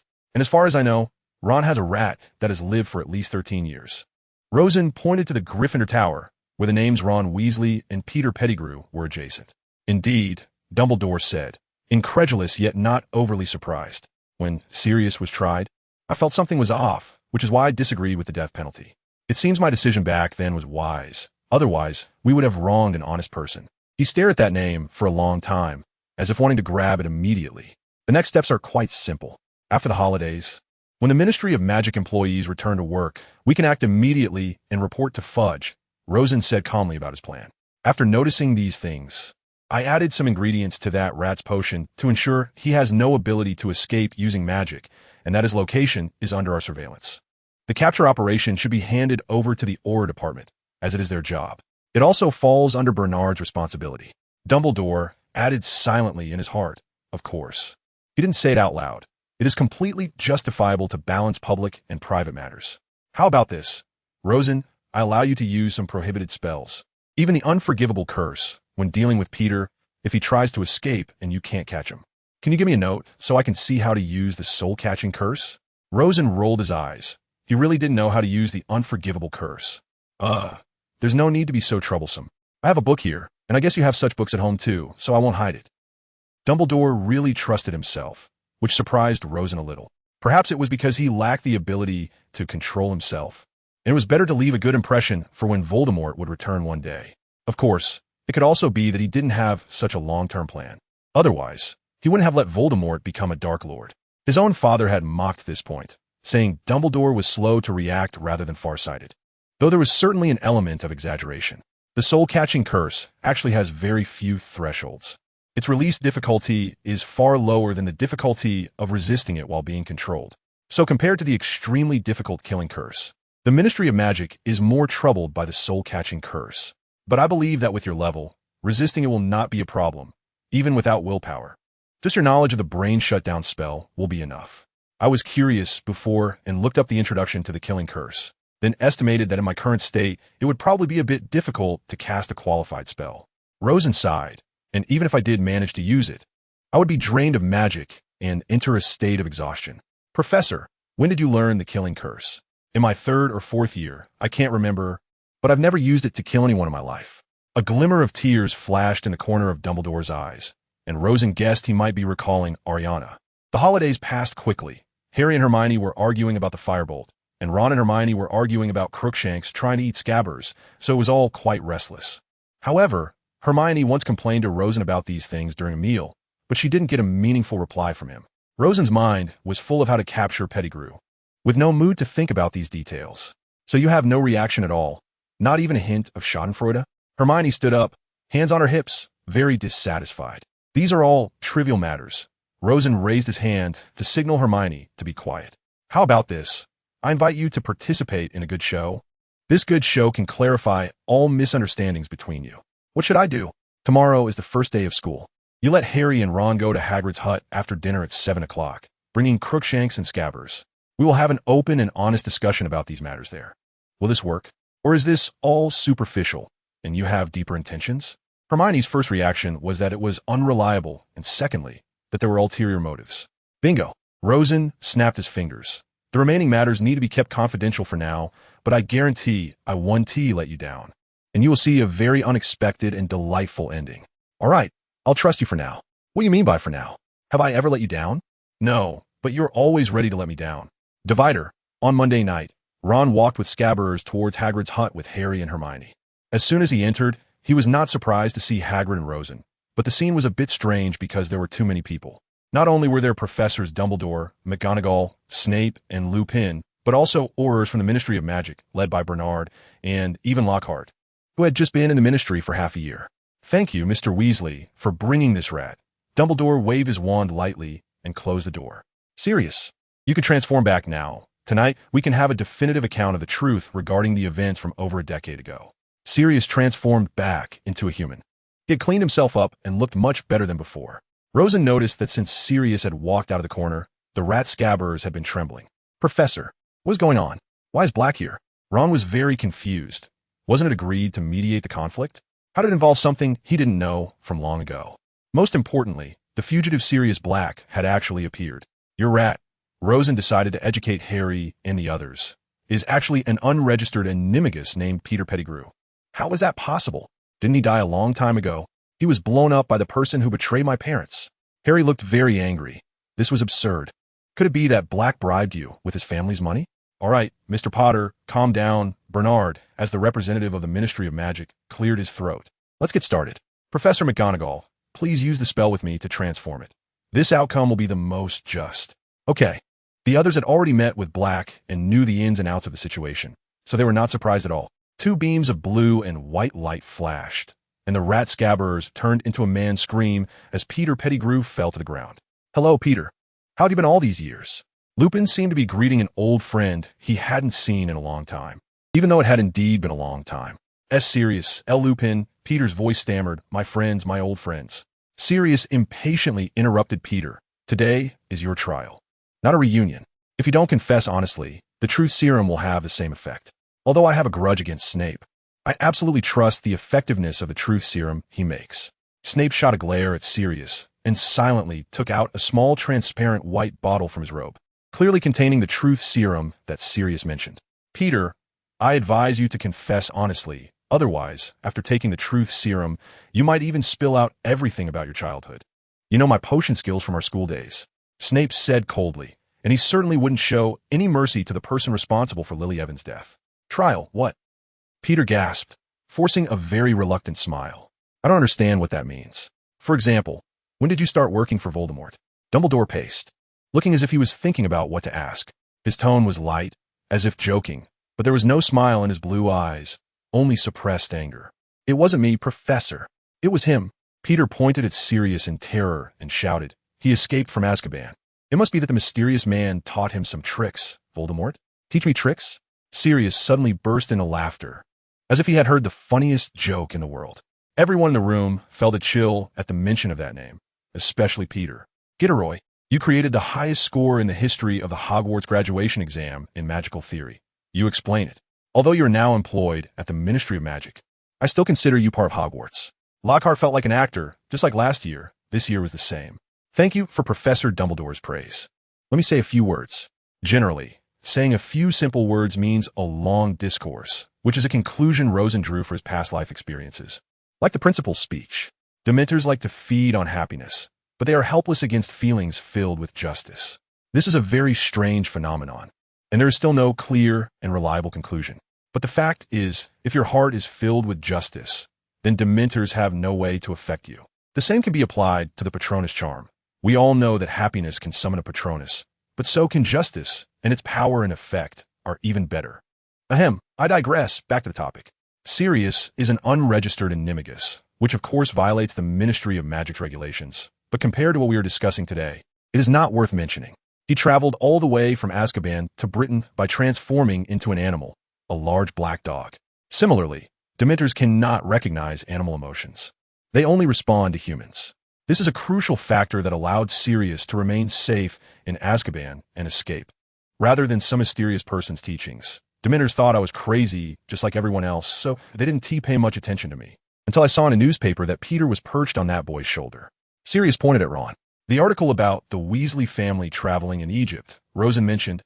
By the way, I was in that issue too, regarding the wizard chess tournament. That is how Sirius knew about me. Ron was still confused. He found it hard to accept that a rat he had kept for many years was actually a wizard. Yes, the news ignited a fire in my mind, and I thought I had to do something.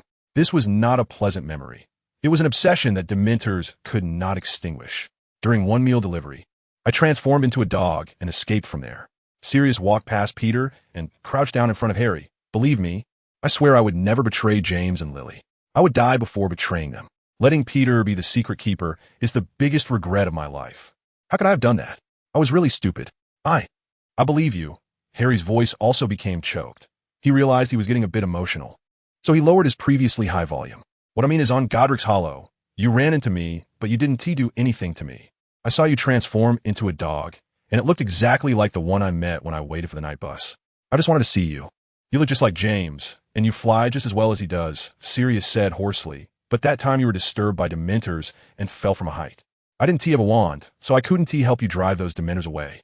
But later, I learned that your firebolt was broken. So I had this cat help me order a firebolt. He pointed at Crookshanks, who was happily playing with Rosen's cat. Jerry, they seemed to get along well. So the firebolt was really a gift from you. Hermione murmured. She was no longer sure if telling Professor McGonagall about this was the right choice. No, Ron. Peter screamed, looking at Ron for help. I'm your good friend, your good pet. Ron? What did he do? Ron frowned. He didn't understand what was happening. Ron. As we understand, Professor Dumbledore said, it was he who betrayed Harry's parents, making Harry an orphan, killing an entire street of muggles, and then faking his own death to frame Sirius to escape the hunt. You bastard. Ron glared at him with disgust. I should let Crookshanks eat you for that, and for making us fight with Hermione. No, I haven't harmed Harry all these years, Professor. Peter shouted. I haven't harmed anyone. That's because you were afraid of Voldemort's supporters, Sirius said disdainfully. If you thought it wasn't good for you, you wouldn't do anything for anyone. Voldemort has been hiding for 12 years. It said he is half alive. You wouldn't go kill for a wizard who has lost all his power and looks terrible right under Dumbledore's nose, would you? Before you return to his side. You must have made sure he was the most powerful boss in the circle, right?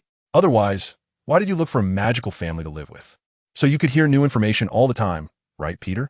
You want to know if your old protector regained power, you could return to him safely. I heard it even in my cell. They were shouting your name in their dreams. They think you betrayed Voldemort.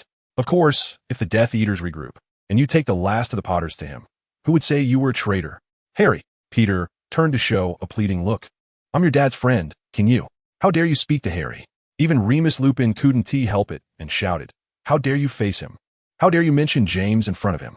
In Rosen and Harry's impression, Lupin had always been very gentle and elegant. This outburst clearly meant he was extremely angry. You sold Lily and James to Voldemort, Black said, gripping Peter's shoulder, his body shaking as well. Do you deny it? Pettigrew began to cry loudly. He looked terrifying. He resembled an oversized, bald baby, trembling on the floor. Sirius, what can I do? That dark wizard. You don't know. His weapons are unimaginable. I was scared at that time, Sirius. I've never been as brave as you, Lupin, or James. I never meant to do it. That person whose name cannot be mentioned forced me. Don't lie. Black roared. You had been passing information to him for a year before Lily and James died. You were a spy. He meddles everywhere. Pettigrew gasped. Refusing him, what good would it do? What good is it to fight the most evil dark wizard in history? Black said, a terrifying rage showing on his face. Just to save innocent lives, Peter? You don't understand. Pettigrew lamented. He would kill me. Sirius. Rosen felt he should say something. He cleared his throat. Peter Pettigrew.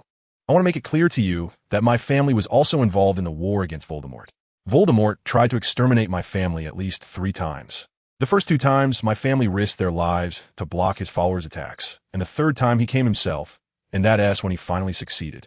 Don't you want to know why Voldemort has so many resistors? Let me tell you, because there are things in this world more important than life.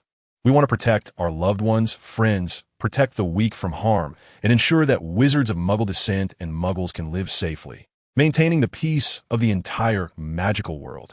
Look at what Voldemort has done. Anyone who isn't pure blood should die. What if I tell you that he is also a dirty half-blood?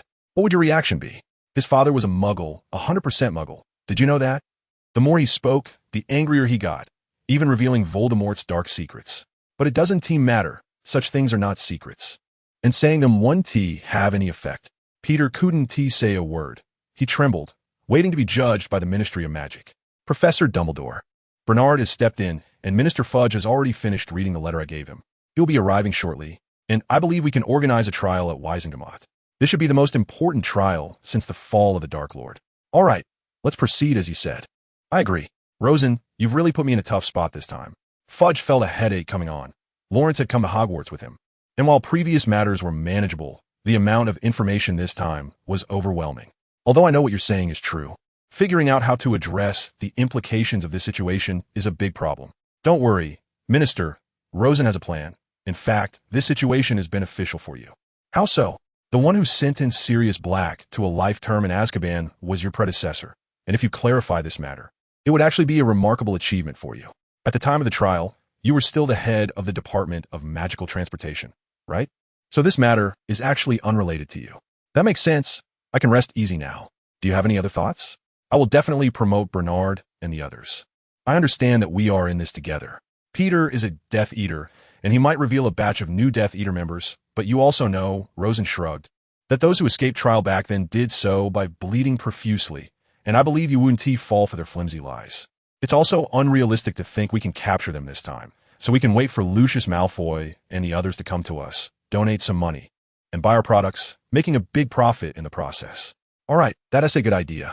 Fudge isn't a fool. He knows that Malfoy was once a Death Eater, but being in a high position requires considering benefits, so he let Malfoy go. However, in this world, the Peverell family's business has even surpassed Malfoy's, so Fudge no longer relies solely on Malfoy. On the contrary, he has grown close to Rosen's family, to the point where Lawrence is about to become Fudge's son-in-law. Fudge is quite power-hungry, so he arranged for all his sons to work at the ministry. The eldest is already the deputy director of the Department of Magical Transportation, ensuring that he'll have a high-level support when he retires. Rosen now greatly admires Lawrence. Although he is laid back, he seems to have a high level of charm with women. Fudge regards his only daughter as a treasure, yet he agreed to Lawrence's engagement, which certainly has elements of interest, but if Lawrence were unreliable, he definitely wouldn't have agreed. As for whether Lucius Malfoy and the others would silence Peter, Bernard has a group of elite Aurors guarding, and even the strongest Death Eaters in Azkaban would find it hard to have an opportunity with equal numbers, let alone these pampered gentlemen. None of them were worried about this. Divider, I'm exhausted. Finally, I can settle down. Today's Daily Prophet is actually a super extended edition. It seems the dust has settled.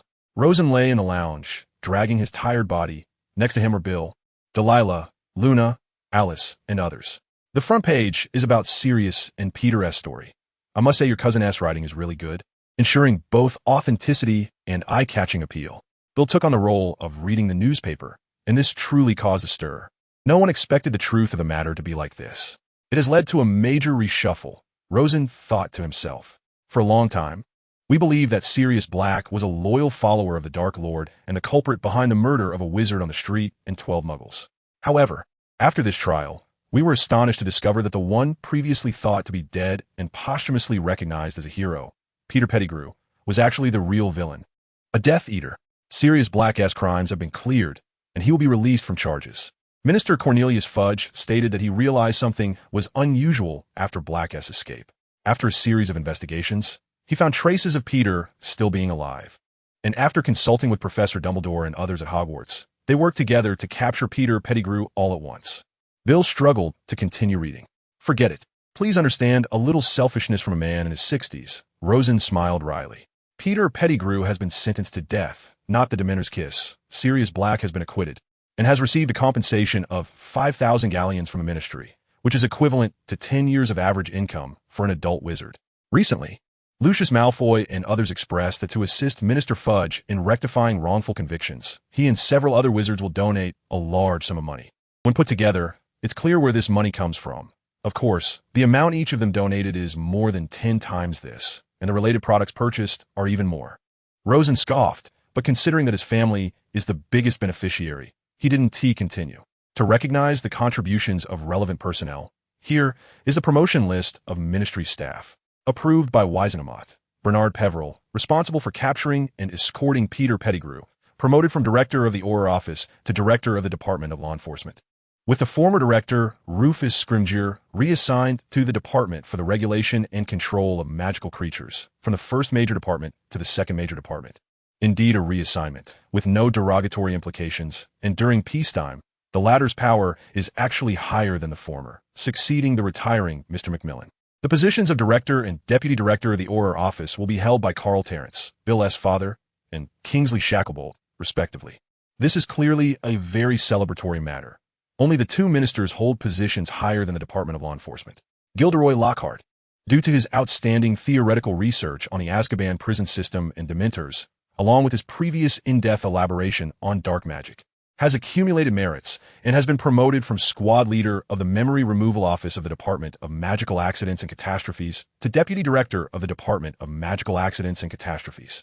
Rosen raised his eyebrows. He didn't expect Lockhart to advance this far. He thought it would be good if he could get one promotion. But he jumped 3 levels from squad leader to deputy, then from director to deputy director. That said, Lockhart's achievements and theories are indeed impressive, and coupled with his long-standing reputation, as long as he has some self-awareness, he is absolutely competent. Stellar Peveril, due to serving as a lawyer during the trial and providing very accurate and convincing evidence, along with his past merits from various missions, has been promoted from Deputy Director of the Office for the Prohibition of Misuse of Magic in the Department of Law Enforcement to Deputy Director of the Department for the Regulation and Control of Magical Creatures. Stellar is a workaholic. Fudge said he can do the work of 10 people. And Rosen vaguely remembers the last person he knew who received such an evaluation was Martin Bormann, that high-ranking official from the Third Reich. And of course, the two are unrelated. Alex Fudge, Fudge's eldest son, promoted from Deputy Director of the Department of Magical Transportation to Director of the Department of Magical Transportation. Who would have thought that the Peter Pettigrew incident would cause such a huge stir? Delilah supported her forehead, somewhat surprised. Naturally, a recipient of a first-class Merlin Award being a Death Eater has extremely adverse political implications, so a major reshuffle is inevitable. Those elderly who made mistakes were merely ordered to retire, but their reputations were not destroyed, so they wouldn't dare to voice any opinions. As this is already the best outcome. So far, the Peveril family's position has become increasingly stable. Old Anderson is a level 1 wizard of the Merlin Order, the second in command at Wisengamot. Alfred leads the largest potion company in the UK and other magical item companies, and after the Malfoy family softened their stance, his annual income jumped to the top of the British magical community. Counting down, among the family and marriages and not political marriages, there is 1 minister of magic, 2 directors, 3 deputy directors, 1 Hogwarts board member, and additionally, Bill's father, who is the head of the Auror Office, which is equivalent to the position of Deputy Director of the Department of Law Enforcement. Delia's grandfather is the Director of the Department of Mysteries, which can already be said to be the first family in the British magical world, undoubtedly. Most of this is closely related to Rosen. Without him, most of these achievements would not have been possible. If we exclude my thoughts in the field of assembly line work, my proudest moment was accurately predicting that the relatively mediocre Fudge would win the Minister of Magic election, rather than the aggressive Barty Crouch. The significant benefits brought by this alliance allowed Bernard to rise rapidly, going from Deputy Director of the Auror Office to Director of the Department of Law Enforcement in 3 years. Fudge will also become a leader in the future war against Voldemort, no longer holding back. Peter has been executed, and it has already been established that he was executed under the watch of Aurors. There will be no suspense. The timing of Voldemort's resurrection can certainly be successfully delayed. When he is resurrected years, or even decades later, we will likely have accumulated enough strength to squash him in the bud, as I have obtained the list of Death Eaters from Peter, and by then, targeted elimination will be sufficient. Although it's not complete, combined with previous investigations, we can basically find the vast majority. Rosen wrote in his diary, P.S. Let's first discuss the translation of the Marauders.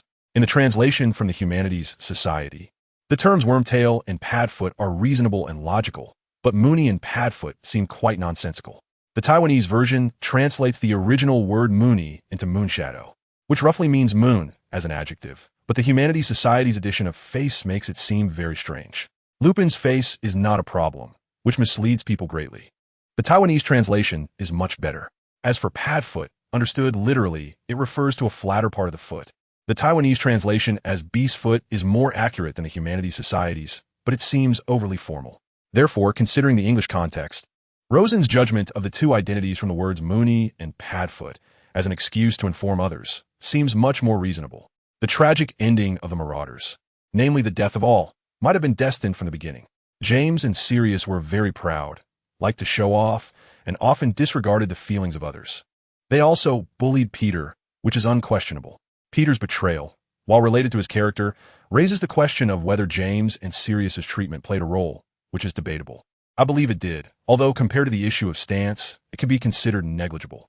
Sirius was very unfriendly to Creature, obviously because he had a bad experience at home as a child, so every time he saw Creature, he would associate him with painful memories and would lash out at him. But at the same time, he trusted Creature, thinking that Creature was also a bad-tempered but good person like him. In the end, he did not expect that his death would be related to Creature. Wormtail Peter committed this wicked deed, and regardless of whether he was executed or shamefully committed suicide, he could not escape death. And with the other 3 dead, Lupin lost all his friends and ultimately died in battle alongside his lover Tonks at Hogwarts, going to meet those who left before him. Divider. Harry was busy chatting with his extra godfather, while Hermione was busy finding arguments for Buckbeak's hearing, leaving Ron alone in a daze. Although this matter had nothing to do with him, playing a not-so-glorious role was indeed not a pleasant thing. Poor little Ron. Look at his exhausted appearance, like he had played Quidditch all night, but in fact he had never sat steadily on a broom for 10 minutes. When we were in the same arena, the Weasley brothers began joking around, trying to lift his spirits. Sure enough, Ron jumped up from his seat and started chasing after the 2 of them. As for whether this uplifting was better than the previous exhaustion, it remains a mystery. Divider. Rosen, thank you so much. Harry didn't know what to say, except that since coming to Hogwarts, it was the first time he felt he had family. In the future, I can go to my godfather's house during the summer and no longer have to be troubled by the Dursleys. I don't think that's the most crucial part. Rosen thought for a moment, his eyes revealing some cunning. What is it? Harry had no idea this was a trap. You can now enter Hogsmeade openly, without needing the map and the invisibility cloak. Am I right? Harry was stunned. He found himself unable to answer, because what Rosen said was true, and admitting it might hurt Sirius's feelings. You little brat, Sirius teased with a smile. It seems you really set up traps for Harry every day. But speaking of which, sneaking into Hogsmeade with the invisibility cloak, you truly are James's son. I like it. And that map was drawn by us back then. So it's completely legitimate for Harry to have it now. If you want to use it in the future, remember to ask Harry, don't bully him. Okay? Am I digging a hole for myself? Rosen rolled his eyes. Harry realized he was about to be late for his divination class, so he hurriedly rushed to the classroom, leaving just the 2 of them at the edge of the empty, forbidden forest. The items you wanted. Sirius rummaged through his bag and pulled out a locket and a cup. I found the locket in Regulus's room. Creature was unwilling to give it to me. Oh, the particularly old house elf from my family said it was his heirloom. I relayed what you said to him, and he immediately let go. That S for sure. Regulus was actually a hero, but now is not the time for vindication. It would alert the snake. Rosen was confident. The cup was previously a Bellatrix Lestrange's Gringotts, with protective enchantments, but that S no problem for me. I made the goblin who brought me in keep it a secret, so you can rest assured. Rosen looked at the 2 items and then took out a crown from his bag, which he had worked hard to find in the room of requirement. With these 3 items gathered, can you help me guard them while I drop some basilisk venom? Basilisk venom? Where did you get such a rare thing? Last year in the Chamber of Secrets, after we killed that basilisk, we divided up its body. This stuff is very valuable. Rosen squeezed 3 drops from the vial onto the 3 Horcruxes, which let out a series of wails in succession. Then a burnt smell filled the air. The dark magic fluctuations inside disappeared completely, neat and clean. But unfortunately, these can't be used to claim a reward. Sirius didn't know what these things were, but he could sense the evil aura within them. Are these related to Voldemort? Yes. Rosen nodded. Don't let it out. This is top secret. And the consequences of leaking it would be unimaginable. There are a total of 7 of these things, currently, have been destroyed, and the remaining 3 are still uncertain. Separator. Rosen. Today Hagrid's trial regarding that Griffin has ended, and the result is that Hagrid has been fined 2 years' salary, but both he and Buckbeak have been released. Lucius Malfoy had no intention of contesting the outcome. He cleanly admitted to the result, clearly embroiled in greater trouble. Rosen silently looked at the letter sent to him by Stiller. This was his last time serving as a lawyer before heading to the Department for the Regulation and Control of Magical Creatures, which might help him in his new position. The results were promising. Our efforts were not in vain. Rosen handed the letter to Hermione, and after reading it, she sighed in relief, saying, as you often say, money is a small matter. Problems that can be solved with money are not real problems. Being acquitted is truly fortunate. to express his gratitude. Hagrid gifted Rosen mini rock cakes, but Rosen felt he probably wouldn't be able to bite into them. Fenrir Greyback is the leader of the werewolves and the most brutal werewolf in the wizarding world, without exception. He firmly believes that blood is the werewolf's birthright, that werewolves should take revenge on normal people, and during the Wizarding War, led his kin to stand with Voldemort. Though Voldemort, who held himself in high regard, did not consider werewolves significant, he had to admit that Fenrir's name was indeed effective. A single command to bite someone could break down the defenses of most wizarding parents. In a wizarding society suffering from low birth rates, who would be willing to sacrifice their beloved children for an invisible sense of justice? After his usual transformation on the night of the full moon, he would go out to bite others, aiming to infect as many people as possible as a life goal. He wanted to create enough werewolves to conquer wizards, so he specifically targeted children, saying that he would bite them while they were young, ensuring they grew up away from their parents, harboring hatred towards normal wizards, and becoming part of Voldemort's werewolf army. Moreover, Voldemort promised him some sacrifices in return for his services. Greyback should belong to the pureblood, i.e., naturally born, werewolves. He would get as close as possible to his prey during the full moon to ensure success, which could be said to be completely premeditated.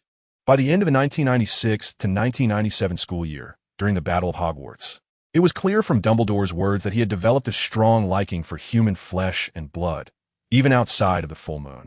The book explicitly states that he had bitten Remus Lupin, turning him into a werewolf, and Bill Weasley, bitten when he was not transformed into a wolf. So Bill did not become a werewolf, but developed a fondness for rare steak. Rosen sat silently in the library, flipping through books related to werewolves and Greyback. Recalling some descriptions from the original text, I said, since we have achieved status, shouldn't we do something meaningful? Otherwise, how are we different from those lazy folks? Oh no, from Malfoy and his gang? Over the weekend, he asked Dumbledore for leave to attend a family celebration, and during dinner, he said to Bernard. The Fudge family and the Slughorn family were also present, and seeing Rosen's serious expression, they clearly understood that this was a serious matter. What do you plan to do? Fudge now has unconditional trust in Rosen, saying that collaborating with the Peverell family was the wisest decision of his life. He had privately told several of his sons this. And there's one more. Oh, perhaps it shouldn't be called a person. Anyway, is still at large. Its harm to the magical and muggle worlds far exceeds that of ordinary Death Eaters. We should take action. In the past, we could excuse our inaction due to being outnumbered, but now, 5 out of the 7 department heads would absolutely agree. Why should we stand by? Fudge sighed. He knew who Rosen was talking about.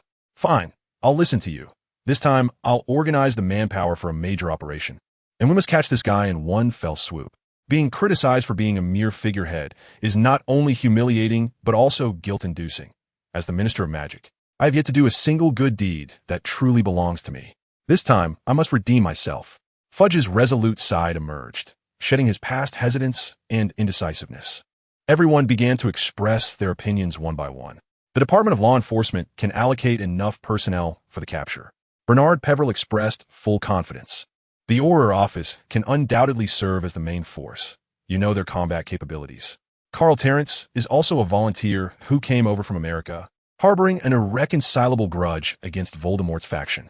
The Department for the Regulation and Control of Magical Creatures will provide werewolf experts to assist the Department of Law Enforcement's actions, ensuring everything goes smoothly. Stiller Peverell is always so meticulous. He is an exceptionally outstanding leader. The Department of Magical Transportation will cut off the Floo network in the target area, eliminating their chances of using apparition. Furthermore, we will block the sky there, and flying broomsticks will also be prohibited. Alex Fudge wants to prove, through action, that he did not obtain this position solely due to his father's connections. St. Mungo's has enough potions to prevent anyone from being attacked by werewolves. I suggest you bring extra. Margaret Hark, Rosen's mother, as an intelligent and kind Ravenclaw, is very thorough in her work. Let me take the lead this time. My experience in dealing with werewolves should be the most extensive. Kingsley Shacklebolt is a very powerful Auror, known for his combat abilities, which was the decisive factor in Fudge appointing him as his bodyguard. I will arrange for the potion workshop staff to work overtime to ensure there are enough potions ready before your operation. Alfred understands the principle of preparing supplies before the troops move. The kids are all great. I've long been displeased with these beasts, referring to the werewolves who refuse to obey the Ministry of Magic's arrangements, never take their potions, and kill indiscriminately, of course excluding Lupin. Horace, share your treasure information. The The two of us old bones can't just sit back and watch. I also volunteer for the battle. Connolly, do you agree?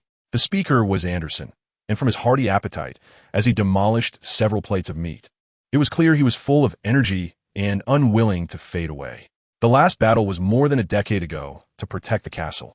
Back then, over a dozen Death Eaters came to their doom, and I single-handedly took down 5. Surely no one here is stronger than me, right? Is that so, Kingsley? Carl? Bernard? He pointed to the 3 Aurors present, but the reality was that while they were the top 3 Aurors, combined they were no match for him. All right. Horace Slughorn stated he would follow the arrangements and brought out the information he had gathered through a dense network of connections about Greyback. Connolly, this information is 100 reliable. Just take it and deploy the mission. I had 2 very good students who died at their hands.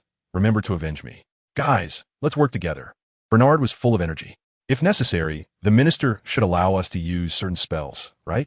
Fudge's mouth twitched, but opposing this at that moment would clearly be unwise, as it would offend the entire Aura department. Of course, it can be done. Rosen bet a canute that as long as Greyback and his subordinates dared to resist, not a single one would be left alive. Of course, no one suggested exterminating werewolves. That would be unrealistic and excessive. In fact, most werewolves are very law-abiding, regularly taking their potions and finding a quiet place to spend the full moon. Bernard, teach me Disillusionment Charm and the Killing Curse. I want to fight too. After the meeting, Rosen stayed behind to call Bernard and made the request mentioned above. Isn't this a bit too risky? Bernard hesitated, knowing that Rosen could easily defeat a werewolf one-on-one and wouldn't be harmed even in the face of Greyback, but there was still a risk with a pack of werewolves. No, as long as I learn to use Disillusionment Charm in battle and kill a werewolf that pounces at me with the Killing Curse, I can perform at least at the average level of your Aurors. All right, I'll teach you. In the Scottish Highlands, in a remote, untouched forest, they really know how to pick hiding places. No wonder they were hard to find before, Bernard complained. There were many operatives, but they all chose to walk rather than use Disillusionment Charm or broomsticks to avoid detection. Rosen stepped on a charred branch that had fallen to the ground, which creaked underfoot.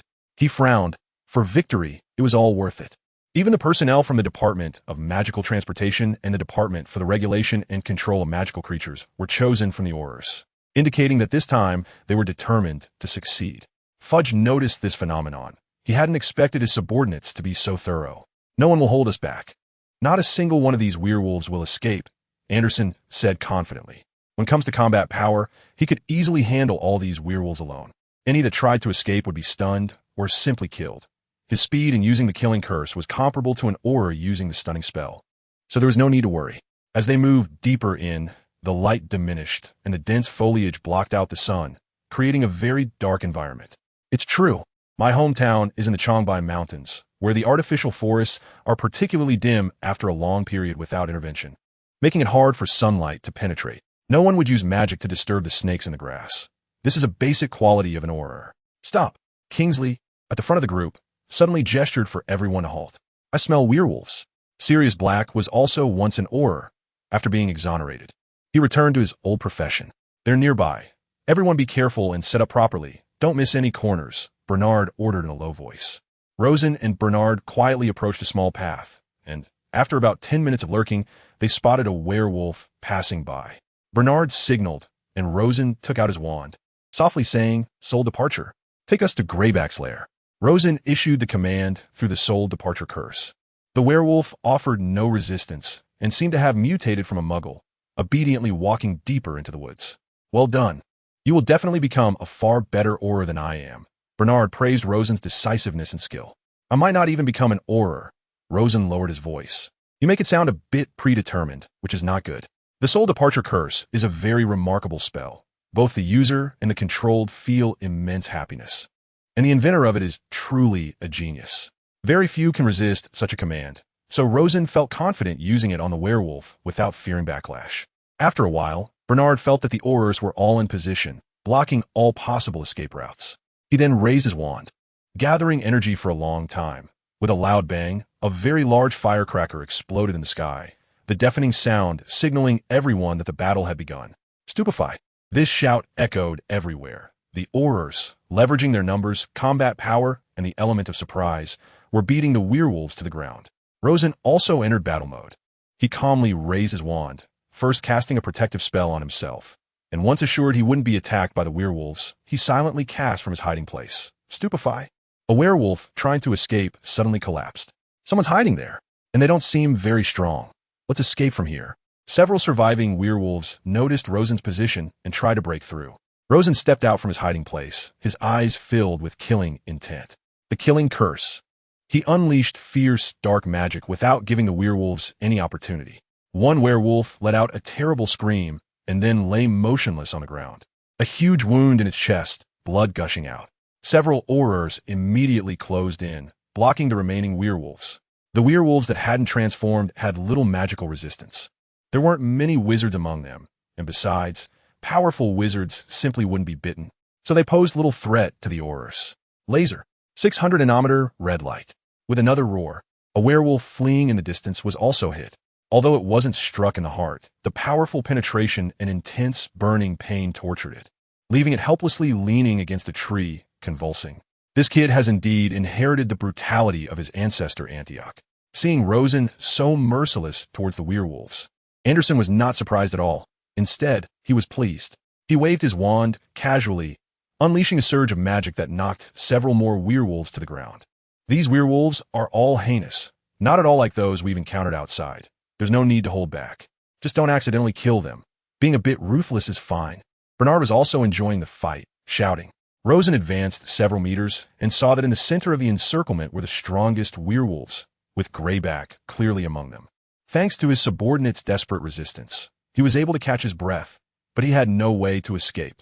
Rosen silently approached his path, raised his wand, and made a semicircular motion. Avada.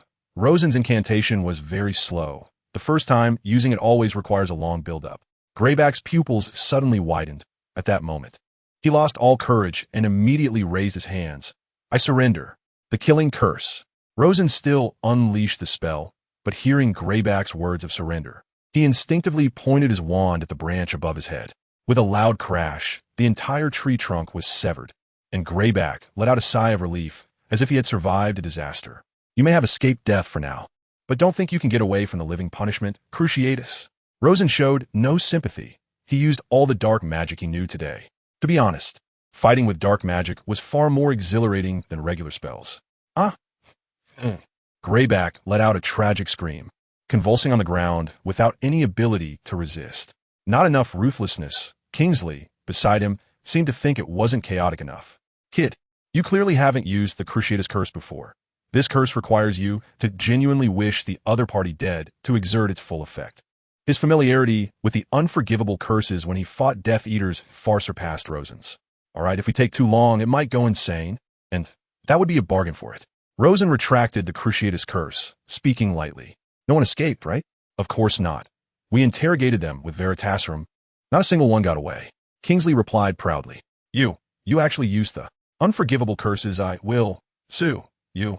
Greyback, still trembling, managed to speak with a bit of strength left. What? Unforgivable curses? Did you see anyone using them? Rosen shamelessly looked at the other aurors nearby. Everyone shook their heads together, and all we saw were werewolves stubbornly resisting, willing to use the unforgivable curse, but we blocked it.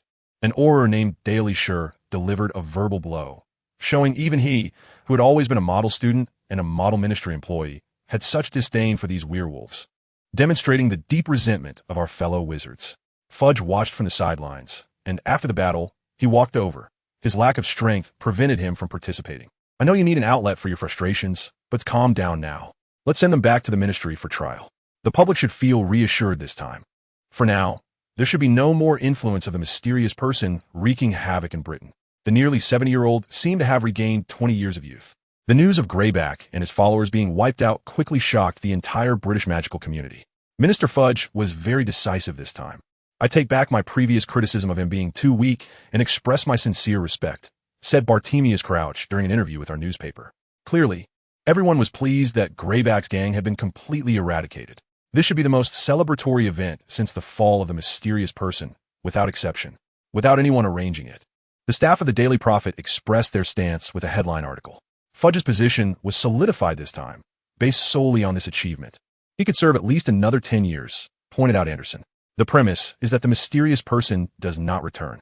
Rosen felt he should pour a bucket of cold water on this. Such a low-probability event is negligible. Anderson shot him a glare, feeling very dissatisfied that he disrupted his happiness. Rosen shrugged. You're not usually like this. It seems this battle really made you feel young again. Of course. It seemed this was indeed a win-win decision. Divider. Just like last year, Rosen once again got everything done before the end of the term. The Dementors evacuated Hogwarts on the day Peter was captured, and the Wisengamot, considering Peter's sincere confession, decided not to use Dementors but to carry out the death penalty in other ways. Whether it involved the Avada Kedavra curse is unknown, but they surely have relevant methods. The Black family was once the most powerful family in Britain, and it was so 30 or 40 years ago. Although they have clearly declined due to the mysterious person's influence, Sirius, as the only legitimate heir, still draws a lot of attention regarding his safety. If he were indeed a Death Eater, being sent to Azkaban would be acceptable, but now it has been proven that he is a very upright person. This is quite awkward. His status is treated this way, enough to cause a great earthquake in the Ministry. So Fudge took this opportunity to successfully place his people in key positions and solidified his footing. After returning to school, facing the incessant questioning from Alice and others, he said the above. So, the actual impact of Sirius being exonerated is far greater than we imagined. Is that what you mean? Delia pondered for a moment and asked. Yes. On one hand, Sirius is exonerated. On the other hand, Peter is put on trial. The latter could also expose a whole bunch of hidden Death Eaters. Malfoy and the others are terrified and have no ability to resist, so they have to bleed profusely to save themselves. Rosen speculated that by the time of the Quidditch World Cup, there would probably be no large-scale parades of Death Eaters. If they were too arrogant, they might all get caught. Logically speaking, everything from this semester should have been resolved, well, except for Snape possibly revealing Lupin's werewolf identity. But there's nothing that can be done about that. I can't stop him. Well, let's just enjoy the remaining 3 months of this semester and prepare for the final exam review. Rosen thought and set the next arrangements. Divider. The Ministry of Magic has truly undergone a change, Dumbledore said while chatting with several people in the portraits in his office. It's just exterminating a pack of werewolves. Is it really that serious?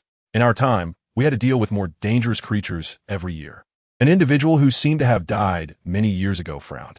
This time is different. Phineas Dumbledore shook his head. It's been 10 years of peace, and the people in a magical world have gone through too much comfort. Expecting them to remain vigilant against Voldemort is utterly unrealistic. In this situation, Fudge could boldly take action and solve the werewolves with a thunderous force. It is absolutely appropriate to say he has courage.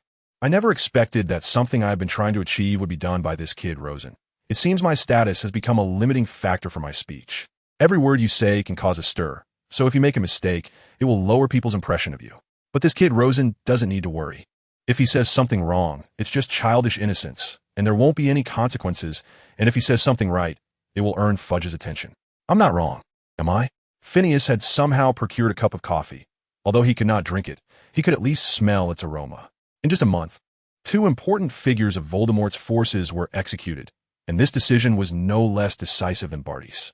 Armando Dippet, puffing on his pipe, recalled Bartemius Crouch's time at Hogwarts, when he had not yet resigned. Fudge is not a softie, he is just a cautious person. If things are clearly advantageous, he can also become very resolute. Dumbledore pointed out sharply that many who supported him to oppose old Barty were now dumbfounded. They had completely miscalculated. But that's fine. If Voldemort returns one day, everyone can gather together immediately to oppose him. This week is definitely Harry Potter's lucky week. He gained a godfather who loves him, could go to Hogsmeade to play, won a Quidditch match against Ravenclaw, and Buckbeak was also released. To top it off, during the match, Malfoy and his minions tried to play Dementors to scare him, but were knocked down by the summoned Patronus. An angry Professor McGonagall deducted 50 points from Slytherin on the spot. Rosen once told me, don't do what your enemies want you to do. The reason is simple. Your enemies want you to do it. Actually, this quote is from Napoleon. Rosen just paraphrased it. Harry mixed it up. Seeing Malfoy get humiliated, I feel incredibly happy now. Overjoyed, Harry even ignored Snape picking on him in potions class. Snape felt like his fist was hitting cotton, looking very weak and powerless. Ravenclaw lost the match, but Rosen didn't care. I'm not interested in Quidditch. Perhaps it's because I lack athletic talent. When faced with Kona's question about why he was indifferent, he said this. What does talent mean? Kona was even more confused. It's just a metaphor. Like talent, Rosen found that talking to wizards could sometimes be more exhausting than talking to muggles. After all, he had spent more time as a muggle. But we lost the match, Potter said. You have the Firebolt, and even though Chiozhang has the Nimbus 2001 you crowdfunded, it's still slightly inferior. Kona was anxious. Didn't he know how to make up for this gap? What can be done? Rosen shrugged.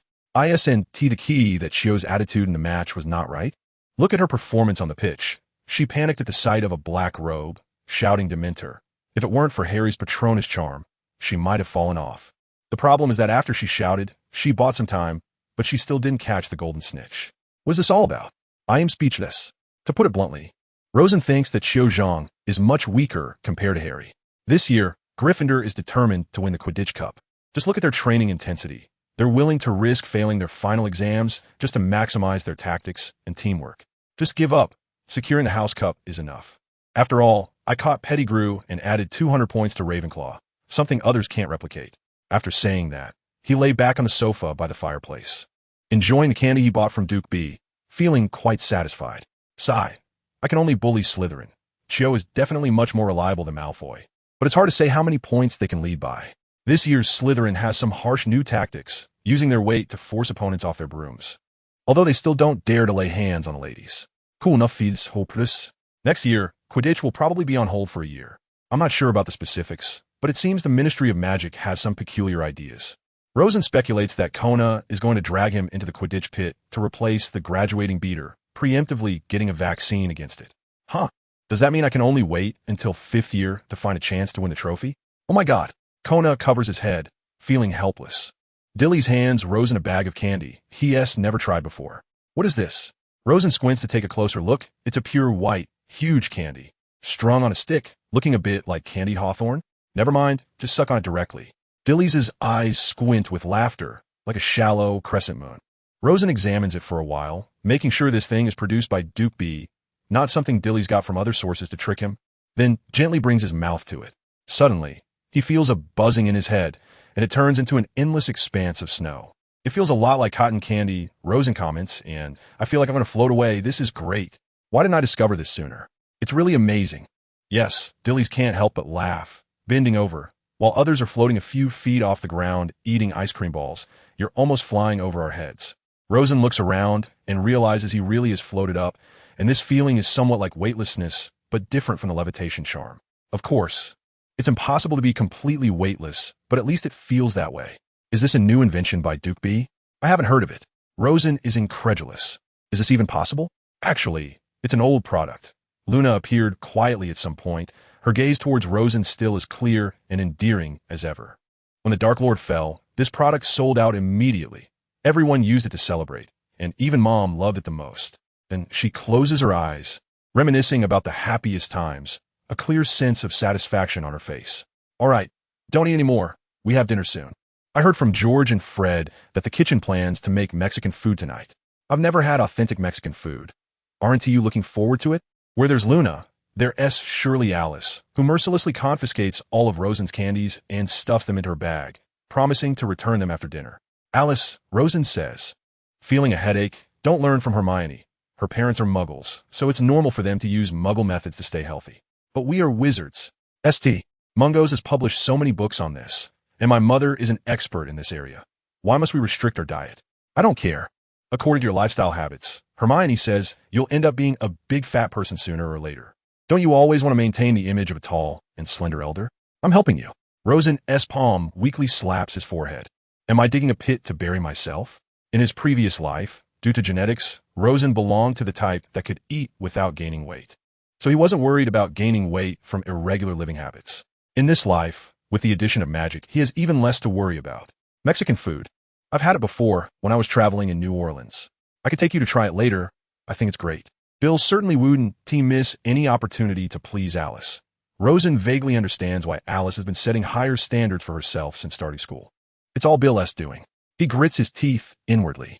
Then recommend me a few dishes that aren't so wild. I'm not used to their minced beef dishes. Italian food suits my taste better. Rosen decides to distance himself from these two so he can feel better.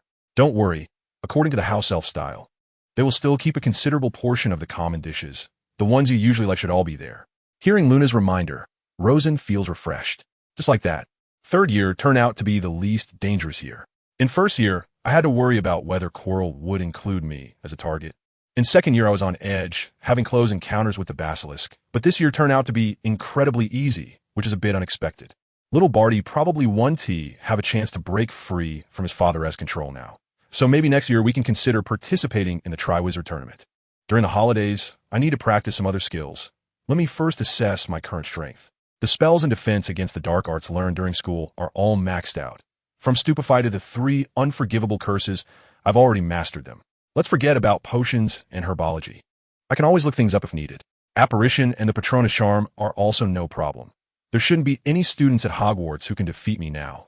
The next goal is to have more precise control over spells and to develop an affinity for magic itself.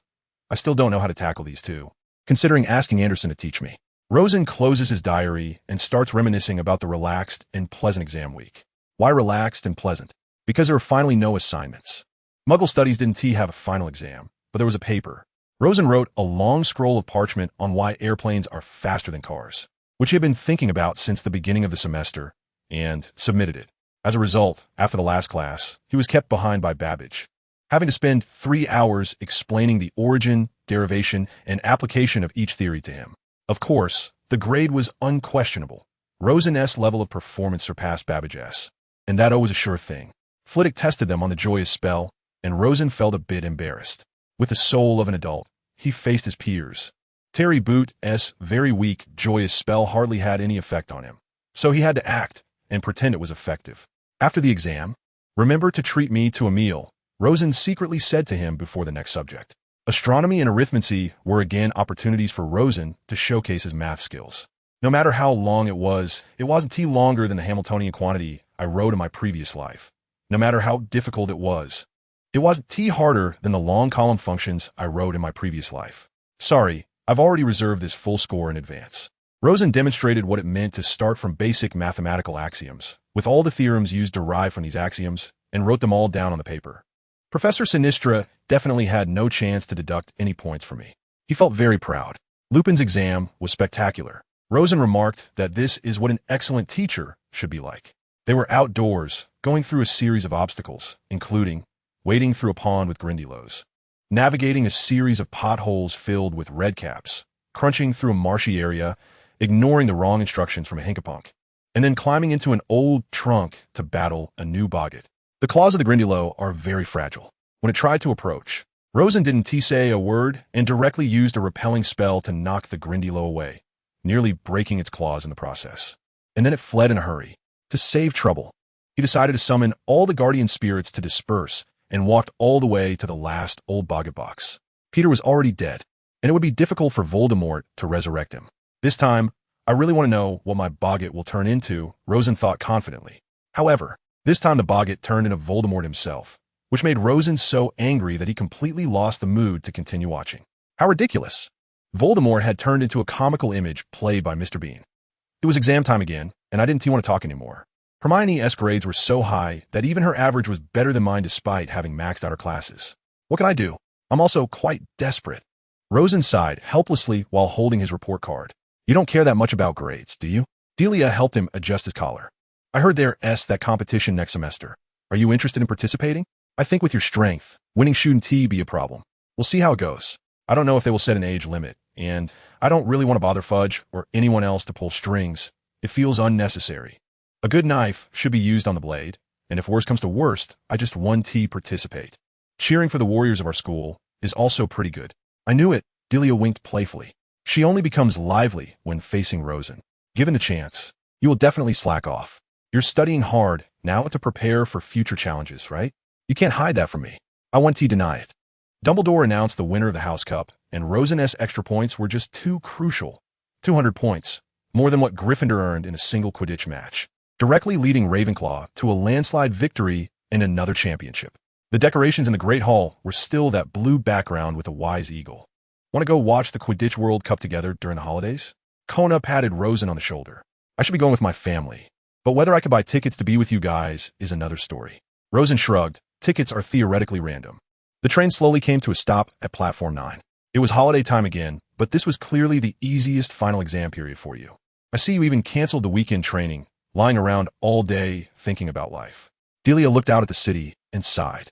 If I participate in the Triwizard Tournament, I might be very busy. I'm considering whether to visit Durmstrang during the holidays to experience what a school that teaches dark magic is like up close. I heard they have such summer camps. That sounds great. Aren't you worried that I might change drastically after learning dark magic? Rosen found it hard to believe. In people's perception, dark magic is terrifying. Why should I worry? Delia turned to look at Rosen, her eyes filled with tenderness. I know that with your strength, mastering dark magic is more than enough, and you often disdain to use such power. You are very much like Professor Dumbledore. Both are geniuses, but you are much wiser than him, with a very accurate positioning from the beginning. My grandfather told me stories about Professor Dumbledore when he was young. You should know them too. Fine, Rosen smiled bitterly. I've used the killing curse against Greyback, although I intentionally missed. But I didn't feel any obvious effects. Even if I did, I would suspect it was psychological. Maybe it's because I've also been hit by the killing curse and came out unscathed. In front of Delia, he had nothing to hide. I'm leaving. Rosen felt a bit reluctant, and the two stood there like that. Delia suddenly hugged Rosen, and he shook a little but steadied himself. The two didn't speak, quietly experiencing this tranquility until Delia's family walked onto the platform, and they hurriedly parted. Goodbye. Rosen, see you at the start of school. Goodbye. Watching Delia's gradually receding figure, Rosen was seriously contemplating whether he should start dating. Luna had walked up to Rosen at some point and said wistfully, you and Delia are fundamentally similar people. Similar kinds always attract each other. What? Rosen frowned. He was sure Delia was not a time traveler. But Luna didn't answer and walked straight away. He didn't see Luna secretly wiping a tear from the corner of her eye.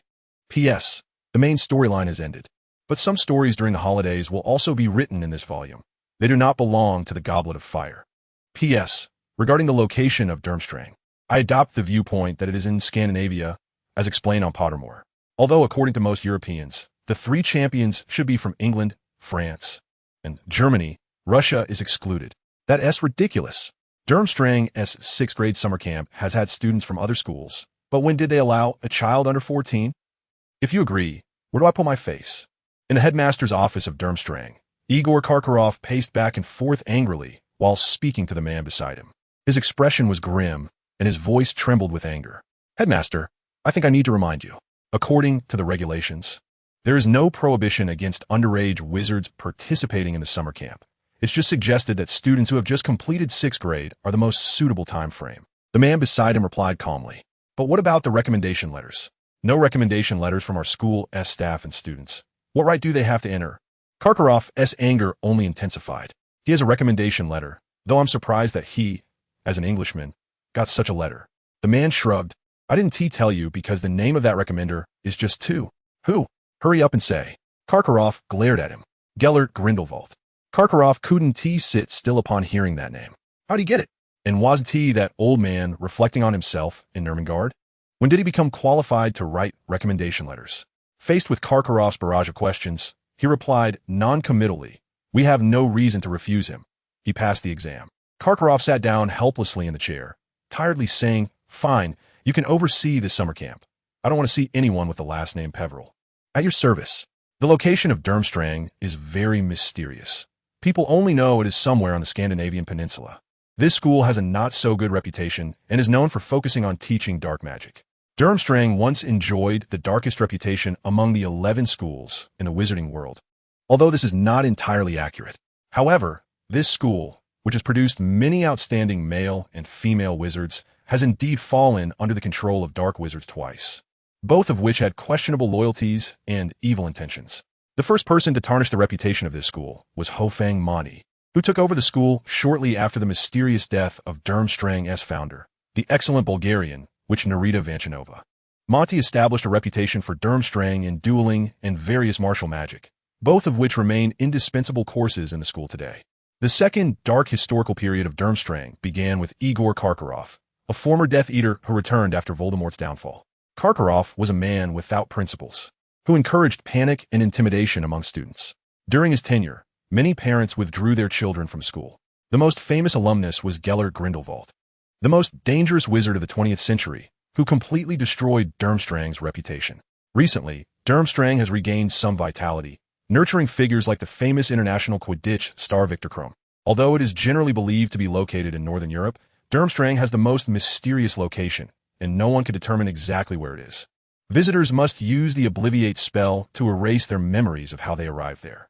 Those who have been to Durmstrang say that the school has vast lands and majestic landscapes, along with some dark, ghostly ships docked in a mountain lake behind the school.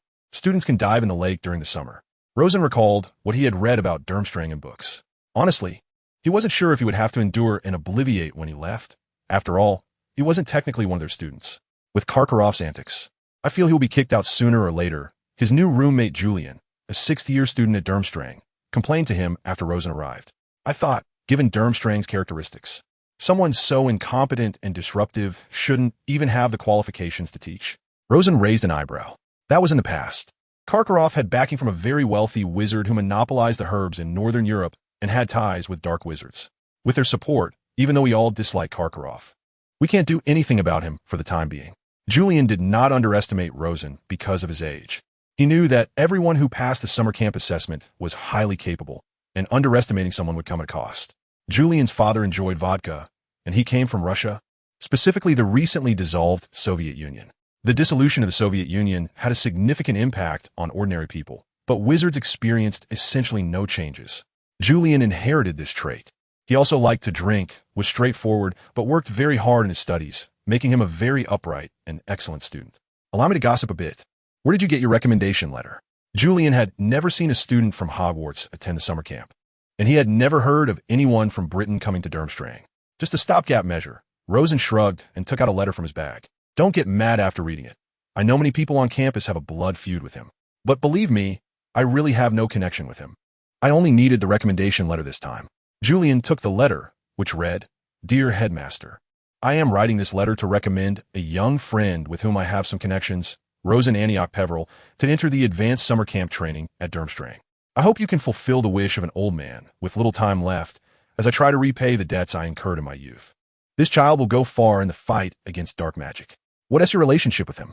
Julian absolutely did not believe that someone could obtain Grindelwald's recommendation letter without any connection. I don't have any relatives who died at his hands, so you don't need to worry. I just wrote him a letter. Rosen himself found it a bit unbelievable. What letter?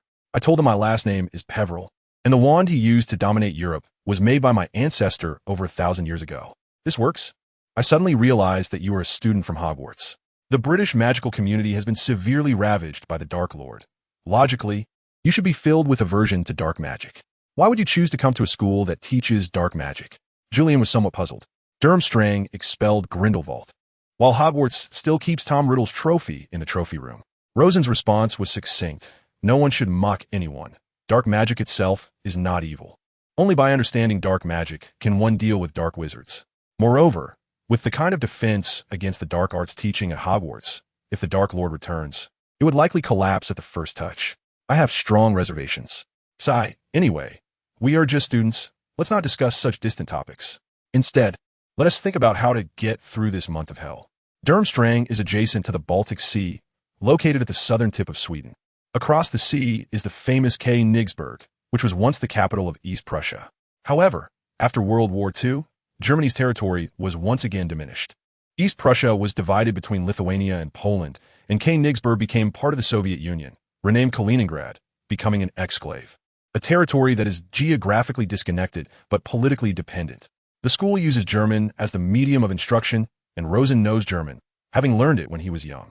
Durmstrang previously only admitted pure-blood students, but in recent years, due to a significant increase in the wizarding population akin to that of Muggles and a lack of funding, they had to relax the restrictions. As long as one parent is a wizard, students can enroll, so mixed-blood Rosen was not refused entry. Durmstrang does not have houses. All students attend classes together according to their year. Today's schedule includes defense against the dark arts in the morning and advanced magical theory in the afternoon. My goodness, if I weren't also skilled in dark magic, I might have to kneel on the first day, Rosen exclaimed as he looked at the class schedule. It's rare to see a Hogwarts student skilled in dark magic, except for Slytherin. Julian had also heard many stories about Hogwarts from Rosen and had learned the jokes that only they could understand.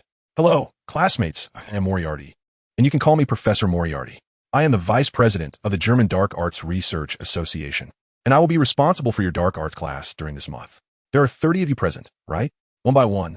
Step forward and use the most powerful dark magic you know on this target. I want to assess your level. Don't worry about being punished for using the unforgivable curses. This is just a test. Had I known that Durmstrang has such a high tolerance for dark magic, I wouldn't have expected it to allow its use in class, which was surprising. Rosen silently pondered, weighing the pros and cons of whether to add such classes to Hogwarts once Voldemort is defeated. I estimate that no one will use the killing curse. Everyone wants to leave a good impression on others, so I suggest you don't use it either. Julian quietly reminded him. When it was Julian's turn, he took a deep breath, raised his wand, and shouted, "Inferno." A blazing fire erupted from his wand, and Rosen knew this was fiend fire, which could consume everything in its path and enhance its own power. If not extinguished voluntarily, the consequences would be that it would continue until all matter was burned to ashes. Very good, fiend fire disperse. Moriarty was very satisfied. This spell was modified based on the legend of the ancient fire spirit Heliofa, which left no life in its wake and was especially deadly to souls. After each student used dark magic, he would provide comments and explanations. Ordinary water is completely ineffective against fiend fire, just like some things cannot be extinguished by water when burning. If fiend fire develops too rapidly, ordinary counterspells will be ineffective, and at that point, powerful wizards must cast special spells, such as those related to ice elements. So, you must remember that this spell should be used with caution, as losing control will inevitably lead to serious consequences. Rosen Antioch Peveril. It's your turn now. Let me see if the descendants of Peveril have inherited their ancestors' talents. Obviously, Moriarty has also heard the story of the three brothers. Rosen slowly stepped forward, thought for a moment, aimed the tip of his wand at the center of the target, and cast Sectum Sempra.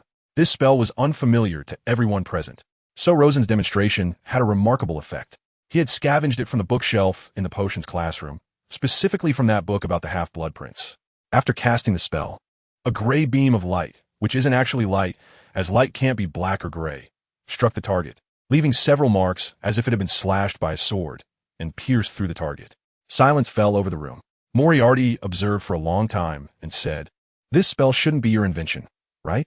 From the way Rosen performed the spell, it was evident that he did not appear to be its inventor. But he also had never seen the spell before, so he couldn't be certain. "It's not mine. It was invented by a predecessor decades ago, and I've improved upon some techniques," Rosen admitted calmly. This spell was indeed impressive. The inventor was surely an expert in dark magic, but probably not at Grindelwald's level.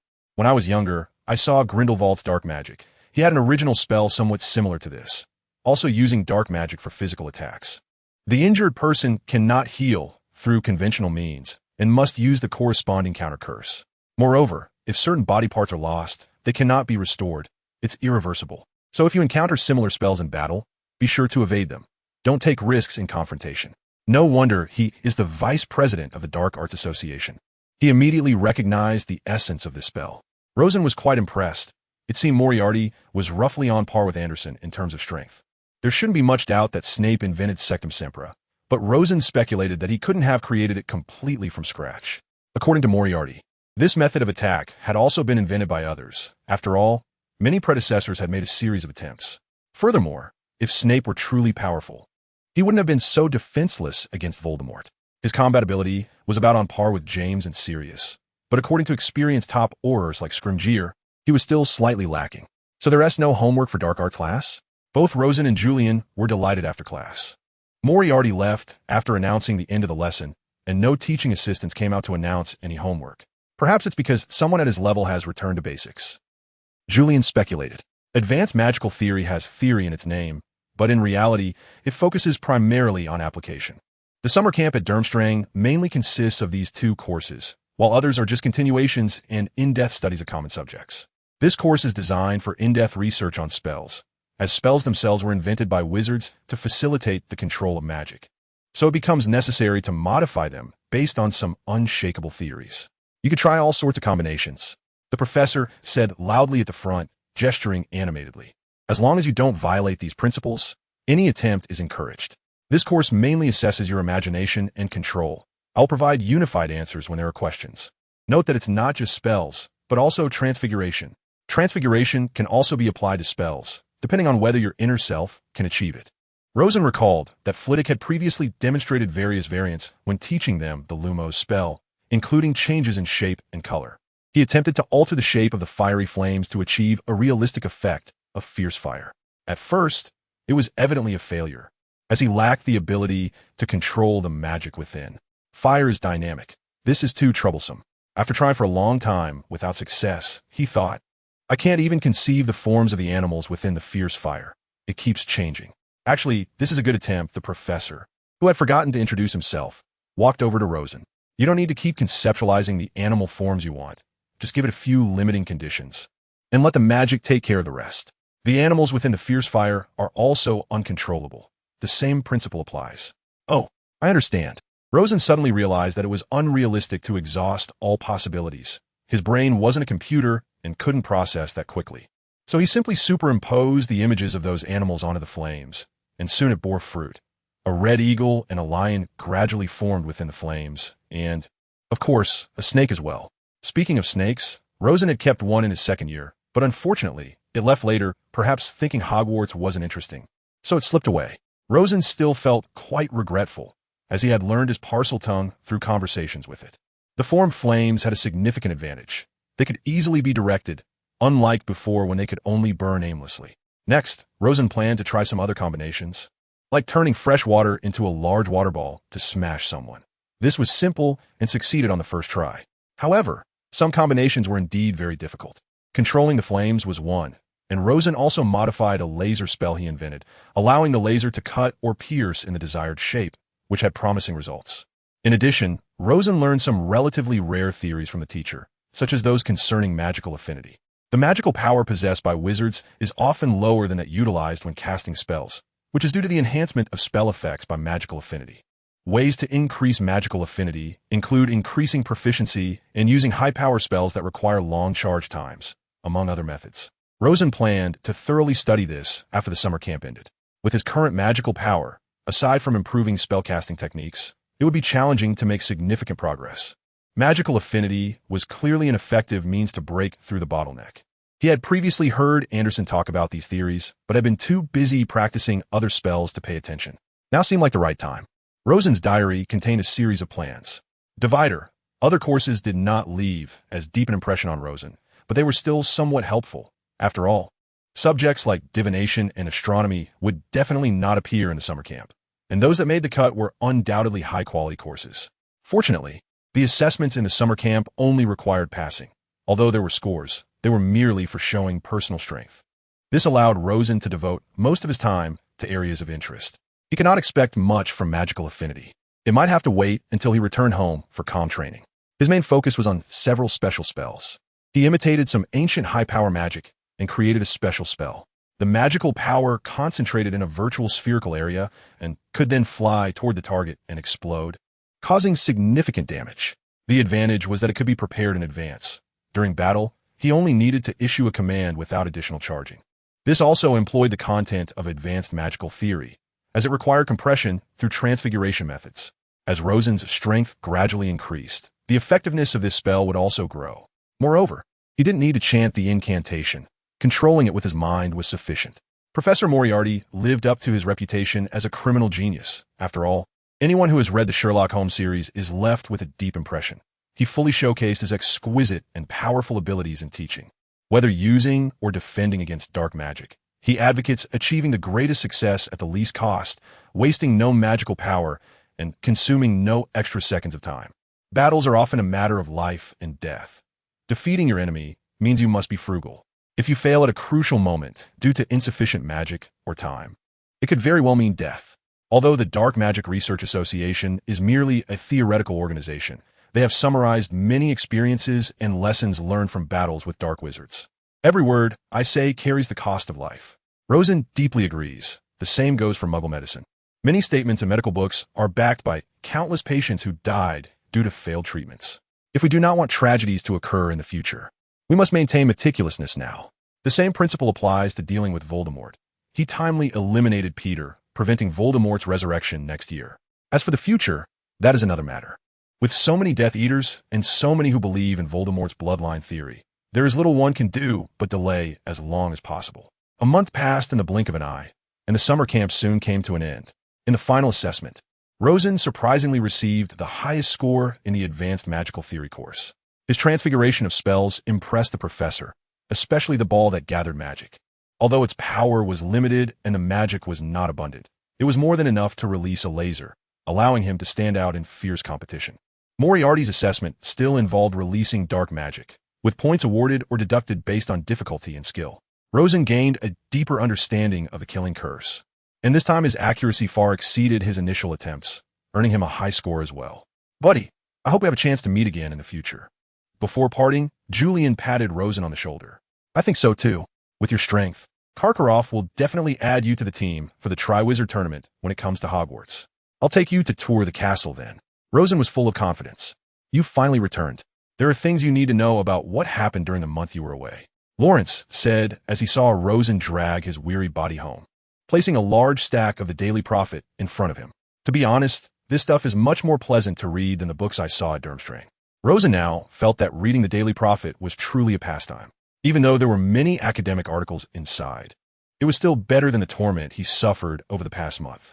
His strength had indeed increased significantly, but one must enjoy life. It's impossible to become a learning machine. Remus Lupin resigned from his position as the defense against the dark arts professor at Hogwarts, and Headmaster Dumbledore stated that a replacement had not yet been determined. Rosen was somewhat puzzled. Only a few of us knew about his being a werewolf. Why would he resign? He vaguely sensed a hint of conspiracy. As far as I know, since Lawrence got in touch with Fudge, he has been more informed than anyone. Snape wanted this position, so he intentionally reminded Lupin that this position was cursed by the Dark Lord. As a result, Lupin actually believed it and resigned. What the hell? Rosen was stunned. The curse did indeed exist, but since nothing had happened this year, why resign? He could only say that Professor Lupin was too honest. This was the only reason Rosen could find. After all, he knew that Lupin had a crush on Lily Evans during school. This is mentioned on Pottermore. Not something I made up, but he never dared to reveal it or tell anyone. No doubt he was an honest man. Rosen set down the first newspaper and picked up the one underneath.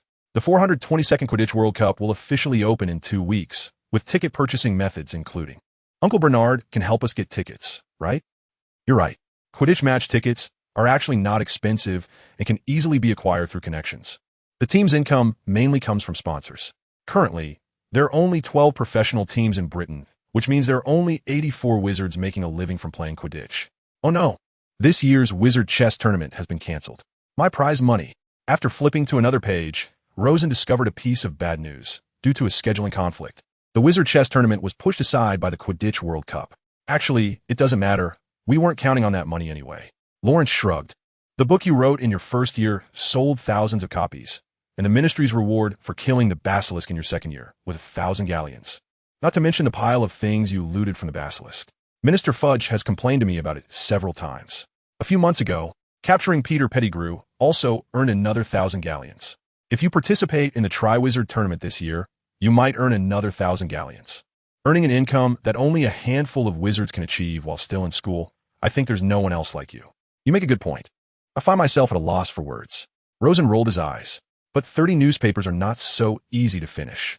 Wow, I feel like you guys have gone too far, turning Professor Lockhart into a powerful wizard and attributing the credit for defeating the Basilisk, hunting werewolves, and capturing Peter Pettigrew mainly to him. If the Dark Lord is resurrected, what kind of good outcome will he have? Has Lockhart said anything about it? He has protested countless times to the Daily Prophet and the Ministry of Magic, but unfortunately, the protests were ineffective. Lawrence had a somewhat schadenfreude tone, recalling his experiences 2 years ago with Rosen dealing with Lockhart. But to be fair, without such hype, Lockhart wouldn't have been promoted to deputy director so quickly. One could say he has benefited from his fortune. That's true, but at least before the Dark Lord is resurrected, he doesn't seem to be in any danger. After all, no one would send him to the front lines to fight. Occasionally cleaning up after accidents and modifying some Muggle memories will suffice. As time passed, the newspapers on the table grew thinner. Oh, Merlin, I've finally finished. I've had enough. I need a proper vacation, Rosen exclaimed, while others enjoy their holidays. I'm stuck in the grueling high-level summer camp, studying dark magic and advanced magical theory, and I'm exhausted every day. Do you know how painful it is to be taught dark magic by someone whose strength is similar to Anderson's, but whose theoretical knowledge is far superior? No matter how hard I try, I can't satisfy him. If I hadn't learned a spell he had never seen before, I might not have even gotten an excellent grade in that class. That's tragic. Lawrence's mouth twitched. I didn't expect it to be so miserable. No wonder many students from Durmstrang are much stronger than those from Hogwarts. It seems there's a reason for that. Don't mention it. With Hogwarts' approach to defense against the dark arts classes, I feel lucky to be in a peaceful time. Otherwise, I'd be waiting in line to meet my demise. Rosen sarcastically remarked. I'm so hungry, Dobby. Rosen quickly called over the smallest house elf in the house to cook, as he hadn't enjoyed one-on-one service from a house elf in almost a year. Esteemed young master, your favorite lamb rice is ready. Dobby bowed and brought the plate to Rosen. The efficiency was certainly much higher than Rosen's usual trips to the kitchen at Hogwarts. The wonderful vacation was finally about to begin. Rosen no longer needed to worry about Voldemort's resurrection or his coursework. Even if the sky fell, there were relatives of high-ranking ministry officials to hold it up. There was only one opportunity each year to have a proper rest. It seemed that since he crossed over, he hadn't had much peace, except for his childhood. Once the threat of Voldemort was completely eliminated, he might consider retiring from the world and becoming a salted fish. Author's note boundary, this volume, in order to align with the greatest interests of a time traveler, chose to deal with Peter in advance and arranged for Aurors to guard him, eliminating any possibility of escape until execution. Of course, this also resulted in this volume being shorter than the previous two volumes, The Philosopher's Stone and The Chamber of Secrets. Because the original story mainly revolves around Sirius Black, and other daily trivialities are difficult for Rosen to participate in since he is not a Gryffindor, leading to only 33 chapters by the end. However, from Rosen's perspective, this year should be the first year he starts to reap rewards. He had previously laid out plans for the potion industry, for Fudge's campaign, for Lockhart, and so on, and now he is finally seeing returns. His relatives are either rising to high positions in the Ministry of Magic or exerting unparalleled influence through other means, which in itself is the greatest success. To fight Voldemort, relying on just one person is unrealistic, but if the entire magical community can unite their strength, then this war will be much easier. As for whether Voldemort will resurrect in the fourth year, the answer is, of course, no. If Voldemort resurrects again, then what is the point of capturing Peter? My name is Rosen Antioch Peverell, born on July 20th, 1980. My ancestor is the famous Antioch Peverell, the eldest of the three brothers in the Deathly Hallows legend, the actual creator of the Elder Wand, and the strongest wizard in all of Europe during his time. I can still find tales of their exploits in some ancient history books, among which the most depicted are the thrilling duels of my ancestor Antioch. After the eras of the gods and heroes of wizards came to an end, the power of wizards has basically stabilized. Therefore, in those duels, I can feel that most of the magic is connected to what we have today. In fact, I was not originally a wizard. I was from another world where there are no wizards and no one can perform magic. People like me are called time travelers there. In my past life, I lived into my 20s with a university student studying physics, and before I graduated, I inexplicably traveled to this place. Not only that, but I was also surprised to find that the Peverell family had completely disappeared in the Harry Potter world, with the last male bearing that surname being several hundred years ago, as mentioned in the original text. However, after coming here, I discovered that the Peverell family had actually relocated to North America and had grown in influence alongside the development of America until now. If you randomly find someone in the American wizarding community and ask them who the most influential wizards are, they will definitely mention the name Peverell. Logically, I should have been born, raised, schooled, and worked in America, having little to do with England. But interestingly, during the battle against the Dark Lord, a name that has been enchanted and recklessly saying it might alert Death Eaters, the British Ministry of Magic sought assistance from wizarding communities around the world, and my grandfather Anderson inadvertently organized a group of volunteers to go to England and join the fight, stabilizing the situation. The McKinnon family, which had originally been wiped out, managed to survive a few more years with our family's help, resolving two crises, but they ultimately could not escape disaster during the third attack, as the Dark Lord's minions were too fierce, and even Dumbledore was helpless. According to the McKinnon family's will, we inherited their seat in the Wisengamot. After the Dark Lord's forces retreated for the first time, Anderson also became the vice president of the Order of Merlin, and my two uncles went on to open a pharmaceutical factory and become Aurors, respectively. My father continued his research at home, working on magical tech studies and creating magical products to sell at high prices. Thus, we became a small branch of the family in America and settled down in England. Life was quite comfortable, but I knew this peaceful existence would eventually be broken, so I did my best to exert influence from a young age. When I was 3, Anderson held me and told me stories, including the story of Henry Ford, a muggle who founded the assembly line for car production. I then asked him if this method could be applied to potion production. Potions cannot be made with wands. They must be brewed by wizards, at least by squibs. Muggles cannot do it, so after trials, they found this model to be very promising. However, other families thought differently, and as a result, they lost in this fierce competition, allowing the Peveril pharmaceutical factory to monopolize the entire potion business in Britain, even exporting to the continent. By the time I was 14, they finally surpassed the Malfoys to become the family with the highest annual income in Britain. Another thing I'm quite proud of is that Cornelius Fudge was elected Minister of Magic in 1990. Many believe that Barty Crouch was the most promising candidate due to his strong abilities and high prestige, aside from Professor Dumbledore, who clearly stated he did not wish to run. I predicted that Fudge would win and used the example of President Wilson from the United States. His successor, Warren Harding, was somewhat similar to Fudge, rather mediocre compared to others. But because the American public did not want a strong political figure to continue as president right after the World War, Wilson and his policies fell apart, even though he had served his full 8 years. Harding became the next president, drawing a parallel to the 1990 Ministry of Magic election. Although the Dark Lord's forces retreated in 1981, the Death Eaters had been completely silent for 5 years, meaning the magical community had just begun to enjoy a few years of peace. In this context, our family chose the right side and became one of the few supporters of Fudge, reaping substantial rewards. Bernard is now the head of the Department of Magical Law Enforcement. And aside from Fudge and that sycophantic Umbridge as deputy minister, there is no one a higher rank than him. Moreover, that old woman Umbridge wouldn't dare to offend Bernard, so even if she comes to teach at Hogwarts next year, I have nothing to fear. Later, I enrolled in school. The first year had no significant changes, except that I helped Harry beat Quirrell to prevent him from fainting as he did in the original story, which nearly led to a life-threatening situation. The real changes began in the second year, when I directly brought a group of elite Aurors to take down the Basilisk's lair. And I dispatched the Basilisk with a single laser shot.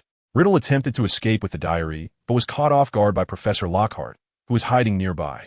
Speaking of Lockhart, in the original story, he is portrayed as someone completely clueless, but after my training, he has improved significantly and is now a respected deputy director. You might ask why I wanted to reform him, who made him my brother-in-law. I was quite desperate too. However, transforming someone into a deputy director at just 30 years old in a little over a year is a remarkable achievement. Of course, my older brother Stiller becoming a deputy director at under 25 is even more commendable. The final significant event, of course, involves Sirius and Peter. I helped clear Sirius's name, captured Peter for trial and execution, and Fudge took the opportunity to retire a large number of people who opposed him, solidifying his position. Moreover, Lawrence conveniently managed to woo his youngest daughter, so Fudge is now also tied to our family chariot, and if the Dark Lord resurrects, he won't have a good outcome either. Whether this is a good or bad thing is uncertain, but it is clearly advantageous for me. The more people united, the better we can strike against the Dark Lord's forces. Afterward, we took the opportunity to eliminate a group of werewolves led by Greyback, bringing total peace to Britain. Now, before the Dark Lord's resurrection, no one can disturb us. His resurrection has also been greatly delayed. Harry is now living at his godfather's house, and I told him to inform me immediately if he experiences any unusual events in his dreams. So far, there have been no problems, indicating that the Dark Lord is unlikely to resurrect within a year. Rosen has put away his memoirs, knowing that these things can never be made public.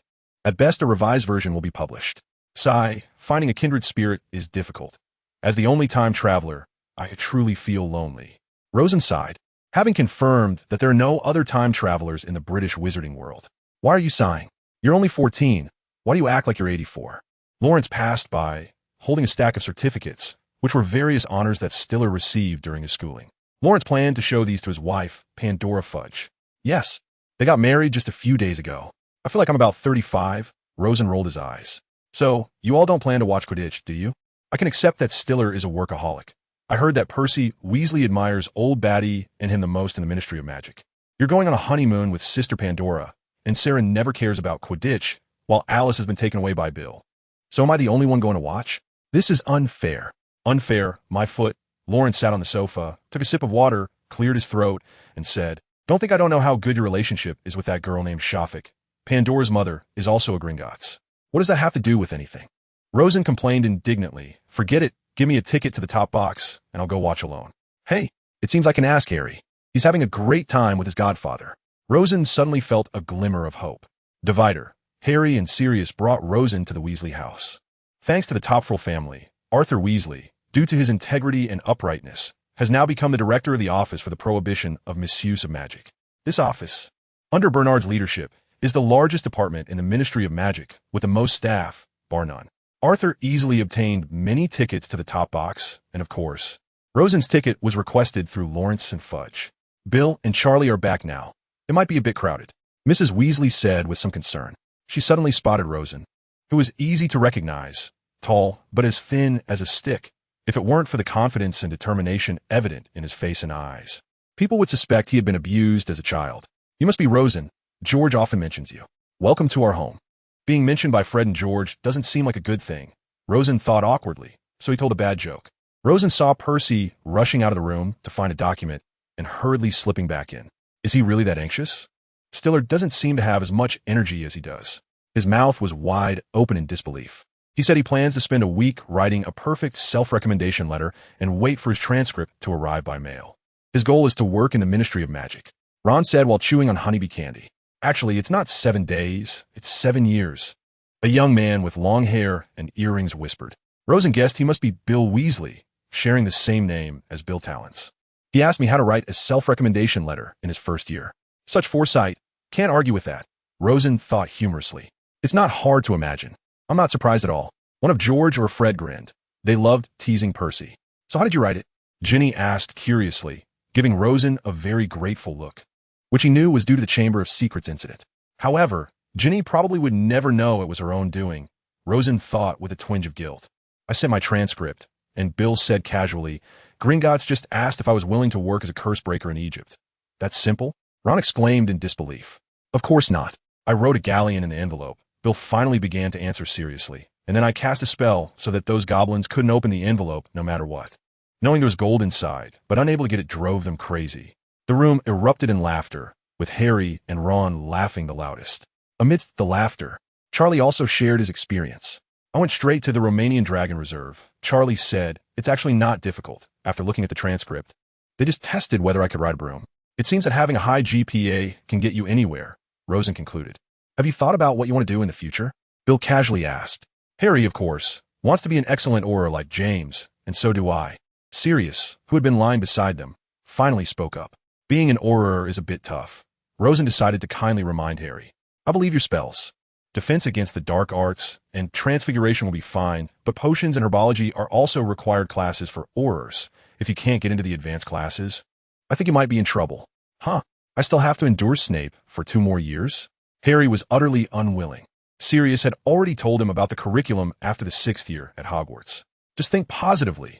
What if he leaves by then? Rosen forcibly wished Snape away. I think the possibility of a bogeyman suddenly washing his hair is even greater. Sirius had not met Snape before, but that did not prevent him from mocking Snape. Speaking of which, Rosen thought of a question. Is it possible that Snape doesn't wash his hair because all the shampoo in the British wizarding world is a product of Harry's family? It could be, Sirius said. I never thought of that. So that's why my family's Gringotts has been getting extra money regularly, Harry suddenly realized. What do you think? Gringotts doesn't pay interest, Rosen said, speechless. As for George and Fred, I guess you plan to open a prank product store, right? Count me in. I'll cover your startup costs and provide technical support as much as I can. But remember to split the profits 3 ways. Rosen added, no problem. It's a deal. One of the twins snapped his fingers. Rosen, what do you want to do in the future? With your abilities? Even if they completely ignore your grades, there probably isn't anywhere you can't go. Bill had heard of Rosen's story. Pretty much. Westerners don't have the habit of being humble every day, Rosen said honestly. I might also become an Auror, or go to the continent to solve various dark magic problems. I'm confident in my abilities. By this time next year, I should be able to defeat Moody. It turned out that Percy's efficiency was very high. He finished writing his self-recommendation letter in just 3 days and was admitted to the Ministry of Magic. He is now working in the Department of International Magical Cooperation. The specific position is unclear, but it seems he is quite close to Old Batty. Every meal, he would drone on about the status of his work, completely killing everyone's mood for conversation. No, we have to think of a way to keep Percy away from his room, George complained first, unable to take it any longer. Isn't it better to let him stop working and take it easy on the weekend? How about some fresh dragon dung? Charlie thought for a moment and came up with a good idea. Let me have a colleague working in Romania send some over. That would be perfect. Ron gritted his teeth. If only the owl could fly that far. Rosen silently expressed his support. Usually, Stellar rarely discussed work. Who would talk about that during meals? Hermione also arrived, and Rosen thought she might help divert some of Percy's fire, since they seemed to be of the same kind. I hope Herman lives up to expectations. Rosen said quietly to George and the others. Herman was a term he had originally blurted out, later realizing that this male name seemed more appropriate. That evening during dinner, Rosen became the first to bring up work. Mr. Weasley, I heard Bertha Jorkins has gone missing again. Is there any news on her? Her vacation spot is Albania, and I'm a bit worried. If something really goes wrong, some things might need to be canceled. Rosen wasn't joking. He had the ability to cancel the Triwizard Tournament as long as he provided evidence of Voldemort showing signs of resurrection. Oh, you're talking about her? I just asked Ludo today. She's already reported back. She was having a bit too much fun over there, but now she's back to normal. No need to worry. The Ministry's plans are still operating as usual. Percy sighed heavily, deliberately raising his voice. After the World Cup, we have to handle another big deal. It's a top secret matter. So annoying. He's been trying to lure us into asking him, Fred said, feeling miserable. Charlie chose to discuss the Quidditch World Cup, and even though Ron wasn't playing at the moment, he was happy to be away from Percy. Now only Rosen and Mr. Weasley remained at the table. Rosen, you mean the mysterious person is currently hiding in the forests of Albania, and if Bertha Jorkins encounters any crisis, it might mean the mysterious person is active again? Arthur asked with a frown. Yes, I'm quite concerned. Fortunately, we executed Peter a few months ago. Otherwise, if he had escaped to Albania and extracted some secrets from Bertha, the consequences could be unimaginable. Rosen voiced his worries, and although it sounded a bit alarmist, the real story was that Voldemort had resurrected through the Triwizard Tournament. From the Death Eater list we currently have, there shouldn't be anyone free who could run into the mysterious person. At least for now, there's no need to worry, Arthur comforted. Are you interested in participating in this tournament? I think with your capabilities, winning the championship shouldn't be a problem. He had witnessed Rosen slaughtering werewolves during a crackdown. His combat power was higher than that of the usual Aurors. Let us see if the rules allow minors, Rosen said with a wry smile. I can't just go to Fudge for a backdoor entry to participate in this tournament. That wouldn't be honorable. What I hope most is that the Goblet of Fire doesn't use age as a disqualifying factor, so I have a chance. True, age is an issue. If you had been born 20 years earlier, maybe you would have already taken down the mysterious person, Arthur sighed. Besides Dumbledore, no one else could defeat an Auror in their third year. Forget it. Let us go to bed early. We have to go to the Quidditch World Cup venue tomorrow, and I don't want to miss it because I overslept, he joked. Sleep break. The next morning, everyone was awakened. Outside, the sky was dim, and Rosen was feeling extremely groggy. My goodness, I've never woken up this early in my life. I want to die, he said, covering his eyes, looking very uncomfortable. We have to leave early, Arthur explained.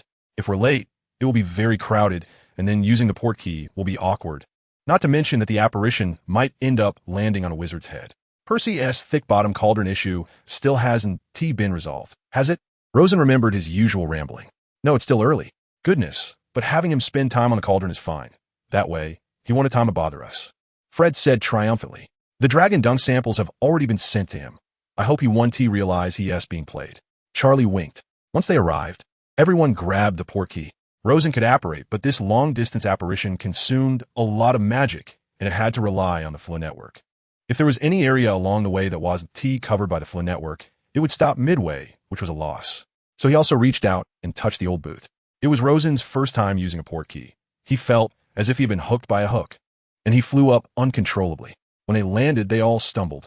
Fortunately, he had prepared in advance, stood firm, spread his center of gravity, and lowered his height to avoid rolling into a pile like Harry and Ron. Kids, this is Amos Diggory, Arthur introduced once he steadied himself. He works in the Department for the Regulation and Control of Magical Creatures, and that's his son. I think you all know him. He pointed to Cedric Diggory. Mr. Diggory was very enthusiastic towards Harry, proudly mentioning that his son had defeated Harry in the Quidditch match. However, he wasn't as warm towards Rosen. And the reason was simple. Rosen's older brother Stellar was under 25 years old, but was Mr. Diggory's superior, who was nearing 50 and had climbed several levels. Who could be happy about that? We're actually quite late. We were the last to set off from there, Mr. Diggory said. The Lovett family left a week ago. Oh, so you're neighbors with Luna? Rosen realized. Oh dear, you care so much about Luna. What about Shafik? Hermione teased quietly from the side. As long as you're happy, Rosen decided to give up resistance. Don't bet with Ludo Bagman. He has no credibility, Rosen reminded the Weasley brothers. Bro, we're not short on money right now. Just from our book sales, we already have enough for the first phase of funding, Fred said, nonchalantly. That's good. If it's not enough, let me know. I currently have 3,000 galleons with nowhere to spend it. Rosen boasted modestly, unaware. 3,000. Dad's rank is already quite high, and it still takes 3 years to earn that much, George said, feeling embarrassed. While buying maps and tents, a wizard responsible for casting memory charms all day looked pale and hadn't even had time to shave. He kept complaining, "He caused me a lot of trouble. To keep him in a good mood, I have to cast a memory charm dozens of times every day." Ludo Bagman only makes things worse, walking around and loudly talking about the quaffle and bludgers, completely ignoring the need to be cautious of muggles and ensure safety. Goodness, I really wish all of this would end soon. "See you later, Arthur," he said before operating away. I thought Mr. Bagman was the head of the Department of Magical Sports. Ginny seemed a bit surprised, saying he should know not to talk about the quaffle around muggles, right? He's unreliable. He only became the director because he has no background and is famous for playing Quidditch. Plus, this department is the most inconsequential, so Fudge hasn't touched him. Rosen shrugged. What does it mean? Well, while others are playing Quidditch, you're off buying soy sauce for them. That's the meaning. Will you live a muggle life? Rosen saw that they were just standing there after setting up the tent. Can't you start a fire? They nodded blankly. Hermione had gone to buy things, and only Rosen was familiar with the muggle world. Sigh, luckily I used matches in chemistry experiments. Let me do it. He helplessly took the matches, struck one lightly, and then held the match tip up, igniting the wood on the ground. Remember, hold it from the bottom, just like lighting a fire with a wand, to avoid burning yourself. Arthur took the matches, tried a couple of times, and when he saw the fire burst out, he screamed in surprise and then dropped the match. Rosen helplessly covered his head. I'll go look around nearby. You all continue. Rosen, can you help find Barty Crouch? The Bulgarian official is making things difficult for us, but I can't understand a word he says. Barty will solve this problem. He speaks about 150 languages. Ludo Bagman immediately called out when he saw him. Rosen felt helpless. His image was perfectly normal, but all the senior officials of the Ministry of Magic recognized him, and he was quite desperate. Let's try the summoning spell for people. We can do it together, but there are too many people here, and if it fails, there's no way. The two of them slowly followed the direction indicated by the wand, and then found that Barty had actually passed by the tent they were previously in. Barty really mimicked muggles so well, dressed in a suit and looking meticulous just like himself, who had a muggle core thought. Sit down and take a break, Barty, Ludo happily said, patting the grass beside him. No thanks, Ludo, Crouch said, a hint of impatience in his voice. I've been looking for you everywhere. The Bulgarians insist that we add 12 more seats in the top box. Oh, so that's what they want, Bagman said. I thought that guy wanted to borrow a pair of tweezers. The accent was too thick. Ha ha ha, tweezers. Rosen couldn't help but laugh, clutching his stomach and rolling on the ground. Barty took the tea that Percy handed over. Thank you, Weasley. Fred and George also sprayed their tea into their cups. Percy's ears turned pink as he pretended to focus on the teapot. Percy felt a bit awkward and decided to rescue himself. Rosen, aren't your family here? Rosen recalled, they probably aren't, so I came with you guys. Who said there was no family? Fred said mischievously. Where? Rosen was taken aback. Isn't Luna over there? George immediately understood. What nonsense? He covered his forehead. It's fine. Young people, it's good to interact with girls more. Bagman also joked. All right, let's hurry to the stadium. There are at least 5,000 or 6,000 wizards here, and it would be funny if we got crushed later. Match Division Line, the Peveril Potion Factory, the world's cheapest and highest quality potion manufacturer. The huge advertisement at the top of the stadium was very obvious, and Rosen saw his company's billboard at a glance. So unpoetic, should we change it? No need. Wizards only care about the price and effectiveness of potions.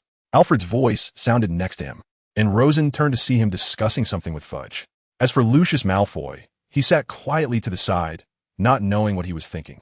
Fudge held Harry's hand kindly like a father, asking about his well-being, and introduced him to the wizard sitting next to him. The Bulgarian Minister of Magic pretended to be unable to speak English, looking at him blankly as he gestured. And this child, Rosen Peveril, the best Hogwarts student in decades, who could accompany Aurors to capture werewolves before even turning 14, and has made outstanding contributions. I can finally boast about you, although you probably won't understand. Fudge was very proud. He was now related to Rosen. Arthur Weasley and Lucius Malfoy sat at opposite ends, separated by many people. Ludo Bagman drew his wand, pointed at his throat, and said, loud voice. Then his voice boomed like thunder, resonating throughout the packed stadium. His voice echoed above their heads, loudly reaching every corner of the stands. Ladies and gentlemen, welcome to the 422nd Quidditch World Cup Final. First up is Bulgaria's mascot. Let's see. Avila. Is it crazy? Even if Vila is here, the world is going downhill. Alfred huffed in dissatisfaction. He doesn't discriminate against half-bloods and muggle-born wizards, not even muggles. But he has an inherent aversion to non-human creatures like Vila. Ireland's mascot is a leprechaun. Gold coins fell from the sky, but Rosen and the others remained indifferent. Seeing Harry and the others start to scramble to pack them into their bags, he kindly reminded them, "That's not money. It will disappear later." Puffed. Ron sprayed a mouthful of water, splattering Hermione's face, who glared at him angrily. The progress of the match was exactly like the plot Rosen was familiar with. 170 to 160, Crumb caught the golden snitch. As for betting, Rosen didn't look for Bagman because he knew that guy would default. But he did bet a little with some underground companies operating throughout Europe. The specific score is prone to change, so he didn't dare to wager too much. He just took out a little money and eventually turned 200 galleons into 2,000. The level of professional matches is indeed different. Rosen commented after watching. Of course, the speed of professional players is fast, and the intensity of the match is absolutely far from what we compare at school. Charlie said with a smile. He was also a good player back then. I still feel a bit regretful, Fred complained. If we had bet with Ludo Bagman, our money could have doubled. I said betting isn't realistic. If you're going to bet, you have to find a professional company. They wouldn't dare to default because they're just a platform. Even magical contracts can be broken. As long as it's not an unbreakable vow, it doesn't count. Rosen disagreed. But he's the head of the sports department of the Ministry of Magic, George said, and Dad knows him too. Usually I wouldn't evaluate my colleagues like this, George, especially since he gave us such good tickets at an extremely favorable price, Mr. Weasley said gently. But people always think Ludo is a bit unreliable and somewhat frivolous. Sigh. Let's just leave it at that. The two expressed no objections. Rosen enjoyed his soda in the tent. Through numerous experiments, he had deciphered the recipe for butterbeer. And now he just needed to make it himself, costing less than 20 galleons a year, yet enough to drink several bottles a day. Everyone enthusiastically discussed the match just now, and since Rosen wasn't very familiar, he just listened. The twins vividly imitated Harry and Ron, and when those cheerleaders entered to perform, their attempts to jump from the box into the field made everyone burst into laughter. "Ah, I'm so glad I don't have to be on duty anymore, mister." Weasley mumbled wearily, "You two should go to bed too, don't stay up late." Rosen silently left the tent, but he didn't return to his own. He disapparated to the edge of the field. "You've worked hard, but we can only do this to ensure nothing goes wrong tonight," Bernard said apologetically to the group of aurors he brought. "It's all right, Bernard," Kingsley said casually, after living in peaceful times for so long. "We become a bit slow to react. It's good to carry out more tasks like this that are low risk." They rested in the woods for about an hour before finally waiting for the situation Rosen anticipated.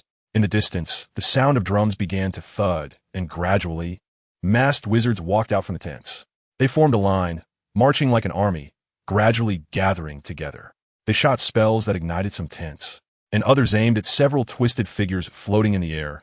Rosen and the others recognized one of them as a muggle, the camp administrator. "All right, we should move out. If I lie here any longer, I'll fall asleep." Bernard took a deep breath and raised his wand, exploding a huge signal in the air. "Aurors on duty, non-combatants disperse." Kingsley shouted, and immediately led the charge towards the group of Death Eaters. Rosen followed behind, finding a suitable angle, and aimed at the center of the Death Eater crowd. Firing a laser. Having studied advanced magical theory, he had much better control over the laser than before. With screams echoing. Rosen knew he had pierced at least 3 Death Eaters. Escaping would be difficult for them now. However, since this was a densely populated area, the Department of Transportation couldn't close the flow network, so some would inevitably slip through the cracks. The rest was quite simple. These Death Eaters acted on a whim, were disorganized and undisciplined, and lacked combat strength, so they were quickly overwhelmed by the aurors, surrendering in droves, while the quicker ones had already disapparated away. It's hard to convict them, Bernard sighed. This can only be counted as disturbing the peace, drunken mischief, and can't be compared to large-scale activities of the Death Eaters. But maintaining order is good. Let's go. The aurors were escorting the captured individuals back. Wait. Rosen raised his hand, signaling everyone to look deeper into the woods. The dark mark reappears. Rosen faintly heard the incantation through magic. He knew this meant the release of the dark mark. The aurors' faces changed dramatically. They all understood what it meant to release this during wartime, although they were sure it was just the personal act of a Death Eater. Their instinctive reaction stemmed from the scars left by the war. "Quick, we must catch him." Bernard hurriedly led the aurors to pursue, while the remaining group went ahead to take the prisoners back to the Ministry of Magic. A huge dark mark floated above the woods, green, resembling the Avada Kedavra curse. But after searching for a long time, the Aurors found nothing. Rosen walked slowly alone when suddenly he heard the voice of a house elf. He recognized it as Winky from the Crouch family, indicating that little Barty must be nearby. He immediately stopped and listened carefully, but the opponent discovered Rosen's presence first and tried to escape under an invisibility cloak. Stupefied, Rosen acted immediately, but the spell missed. He heard the sound of disapparition. Although he was sure little Barty couldn't have gone far, finding him was no longer possible. He reluctantly joined the other Aurors. After a while, officials from the Ministry of Magic hurriedly arrived. Barty Crouch was surprised to see the Aurors had been on the scene for so long, noting that they had never reacted this quickly even during the war. Little elf, you found this wand, didn't you? You picked it up thinking you could have some fun with it, right?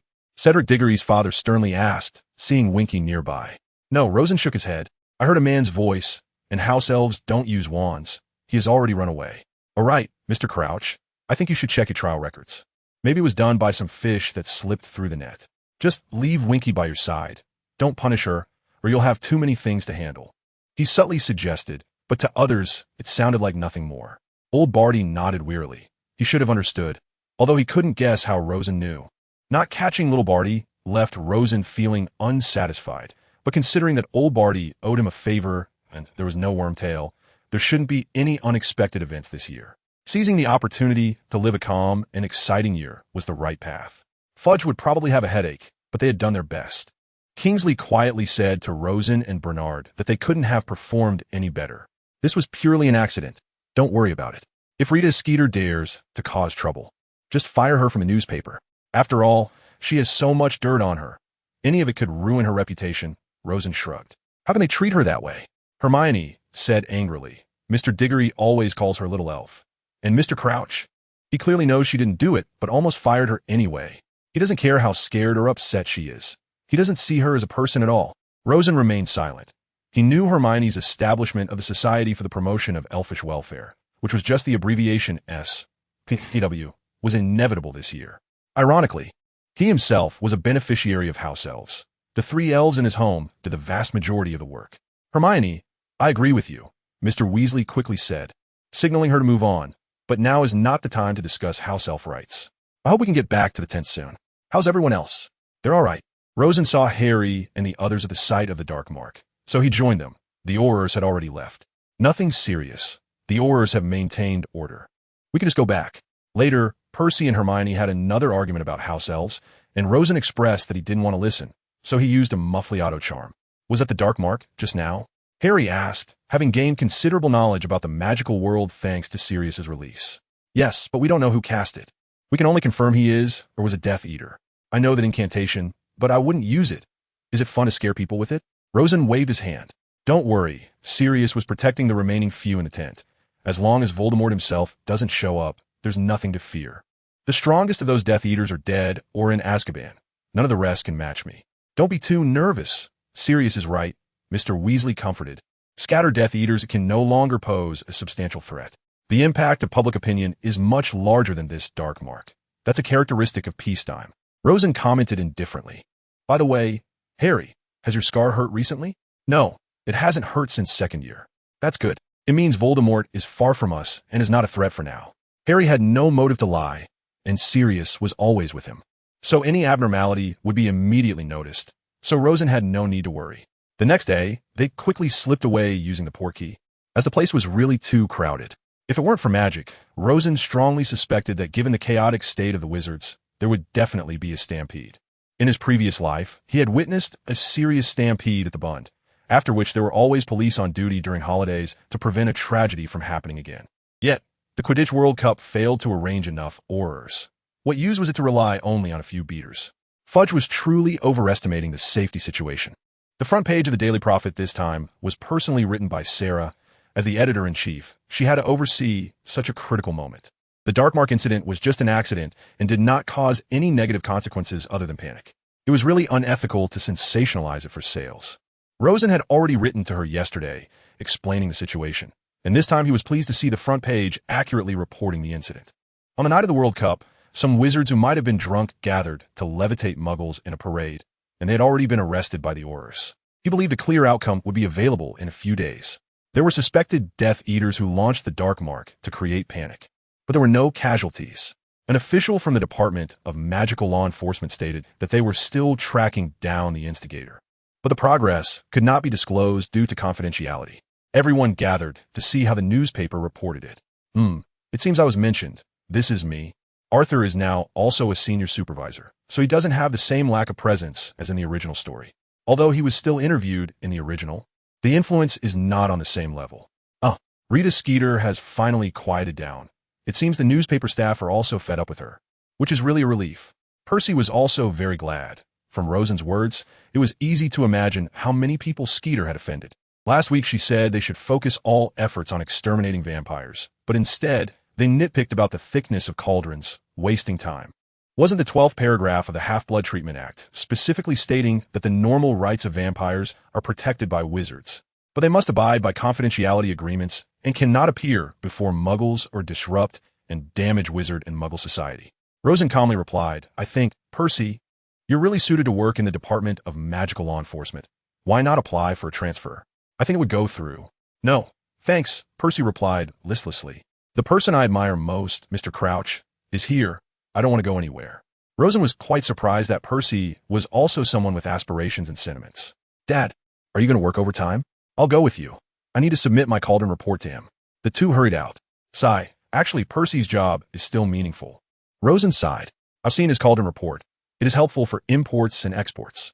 Stricter regulations are good for people. At least my family's potion factory won't have to spend time checking cauldron quality issues out of worry. It's just awkward that he discusses this every day at the dinner table. Suddenly, I thought of a question. Last semester, when you had divination class, did Professor Trelawney make any predictions?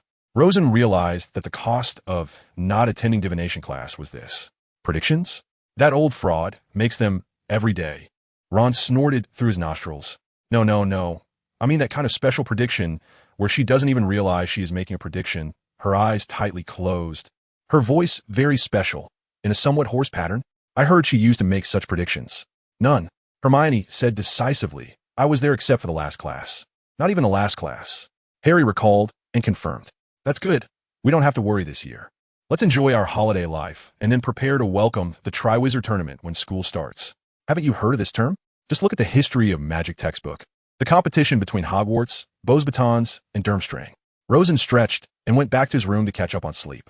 Rosen completed all the necessary items for the new school year at the Weasley S house and felt too lazy to go home for the remaining days since almost no one was there.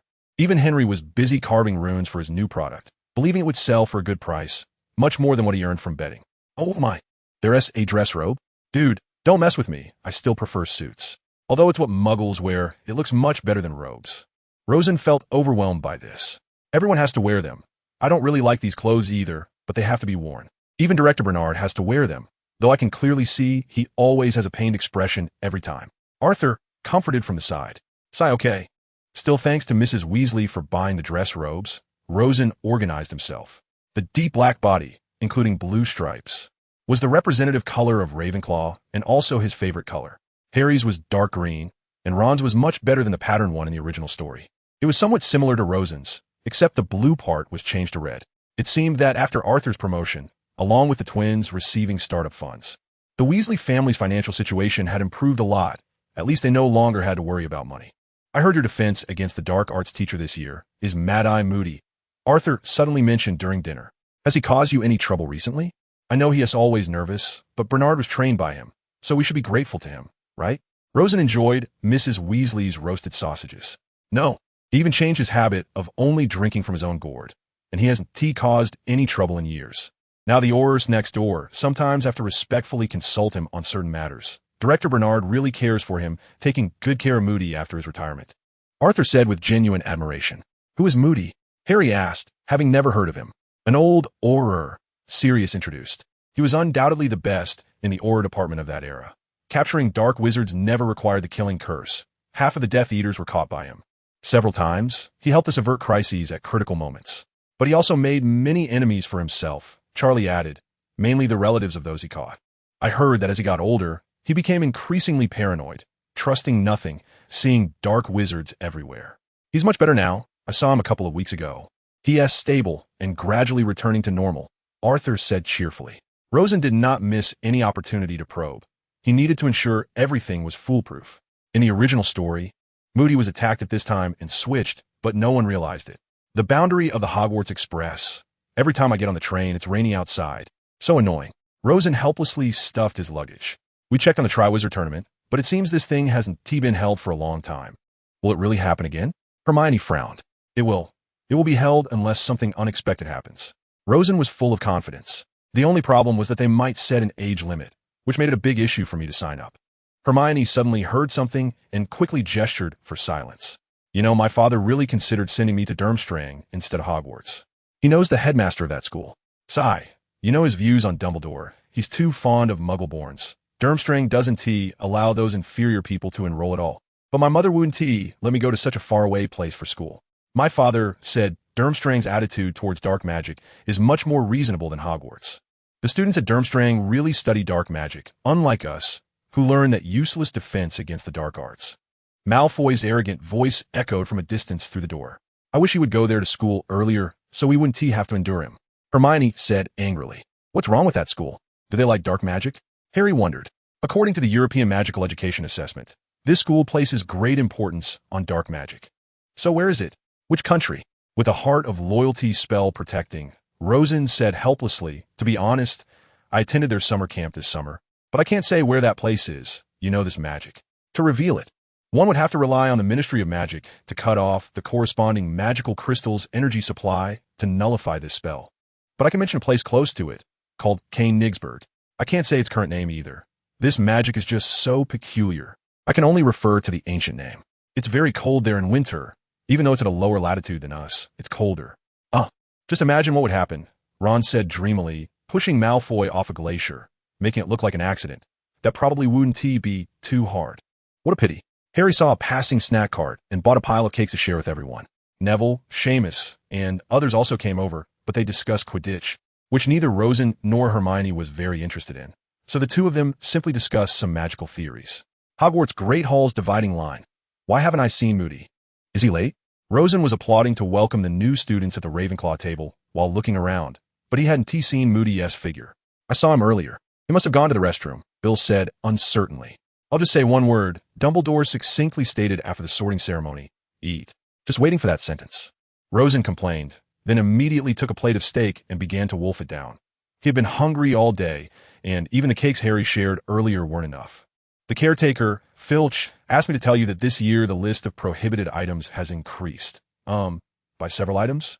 Let me take a look. He grabbed a piece of paper and continued to read. For example, Weasley S. Wizard Weeza series, Weasley S. fake wands, Weasley S. decapitated hats. Weasley S. The total list comes to 522 items. I think those interested can check outside Filch's office or ask the two Weasley gentlemen. He winked at the twins. I provided them with startup funds, along with some technical support. Rosen laughed out loud. Is it really good for you to lead the support for pranks like this? Delia couldn't help but chuckle. Years later, when people mention a great wizard, they will be surprised to find he led pranks during his school years. Don't jump to conclusions so early. Rosen shook his head. This thing is actually a good thing, bringing more excitement to the campus. I regret to announce that this year there will be no Quidditch matches at Hogwarts. Dumbledore continued calmly. Many people at Ravenclaw were not surprised, whether they had received the news early or had developed a calm personality. A strange sound floated through everyone's ears. Rosen looked up and saw a person with dark gray hair slowly walking back from the direction of the restroom, ignoring everyone else. His face was covered in scars. A corner of his nose was missing. His left eye was blue, large and round. It was a magical eye. He walked towards the professor's table as if no one else existed. His left foot, as he stepped forward, revealed a wooden prosthetic leg, complete with a claw. He walked up to Dumbledore, shook his hand, and they whispered a few words before he sat down to Dumbledore's right. Let me introduce. This is our new defense against the dark arts professor, Moody, Dumbledore said without a hint of surprise. Everyone was stunned. No one applauded. Only Rosen and Bill, as relatives of the Auror Department's senior staff, clapped to welcome him. I have higher expectations for the defense against the dark arts class now, Rosen commented. But can he really be as good as Lupin? Kona was somewhat skeptical. I'm not looking down on the Aurors. They excel in combat, but may not be good at teaching. Maybe in the first class, he'll teach us the unforgivable curses. Who knows? Rosen joked, making everyone feel that was impossible. Returning to what I was saying, we are honored that in the coming months, Hogwarts will host an extremely exciting event.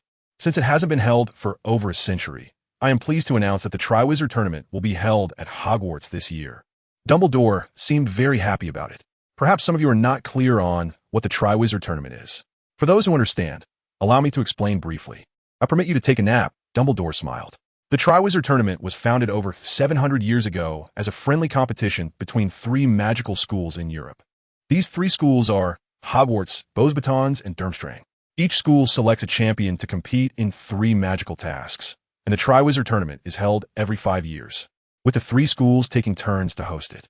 Everyone agrees that this is a great way for young wizards from different countries to build friendships. However, later on, due to the high number of fatalities, the Triwizard Tournament was discontinued.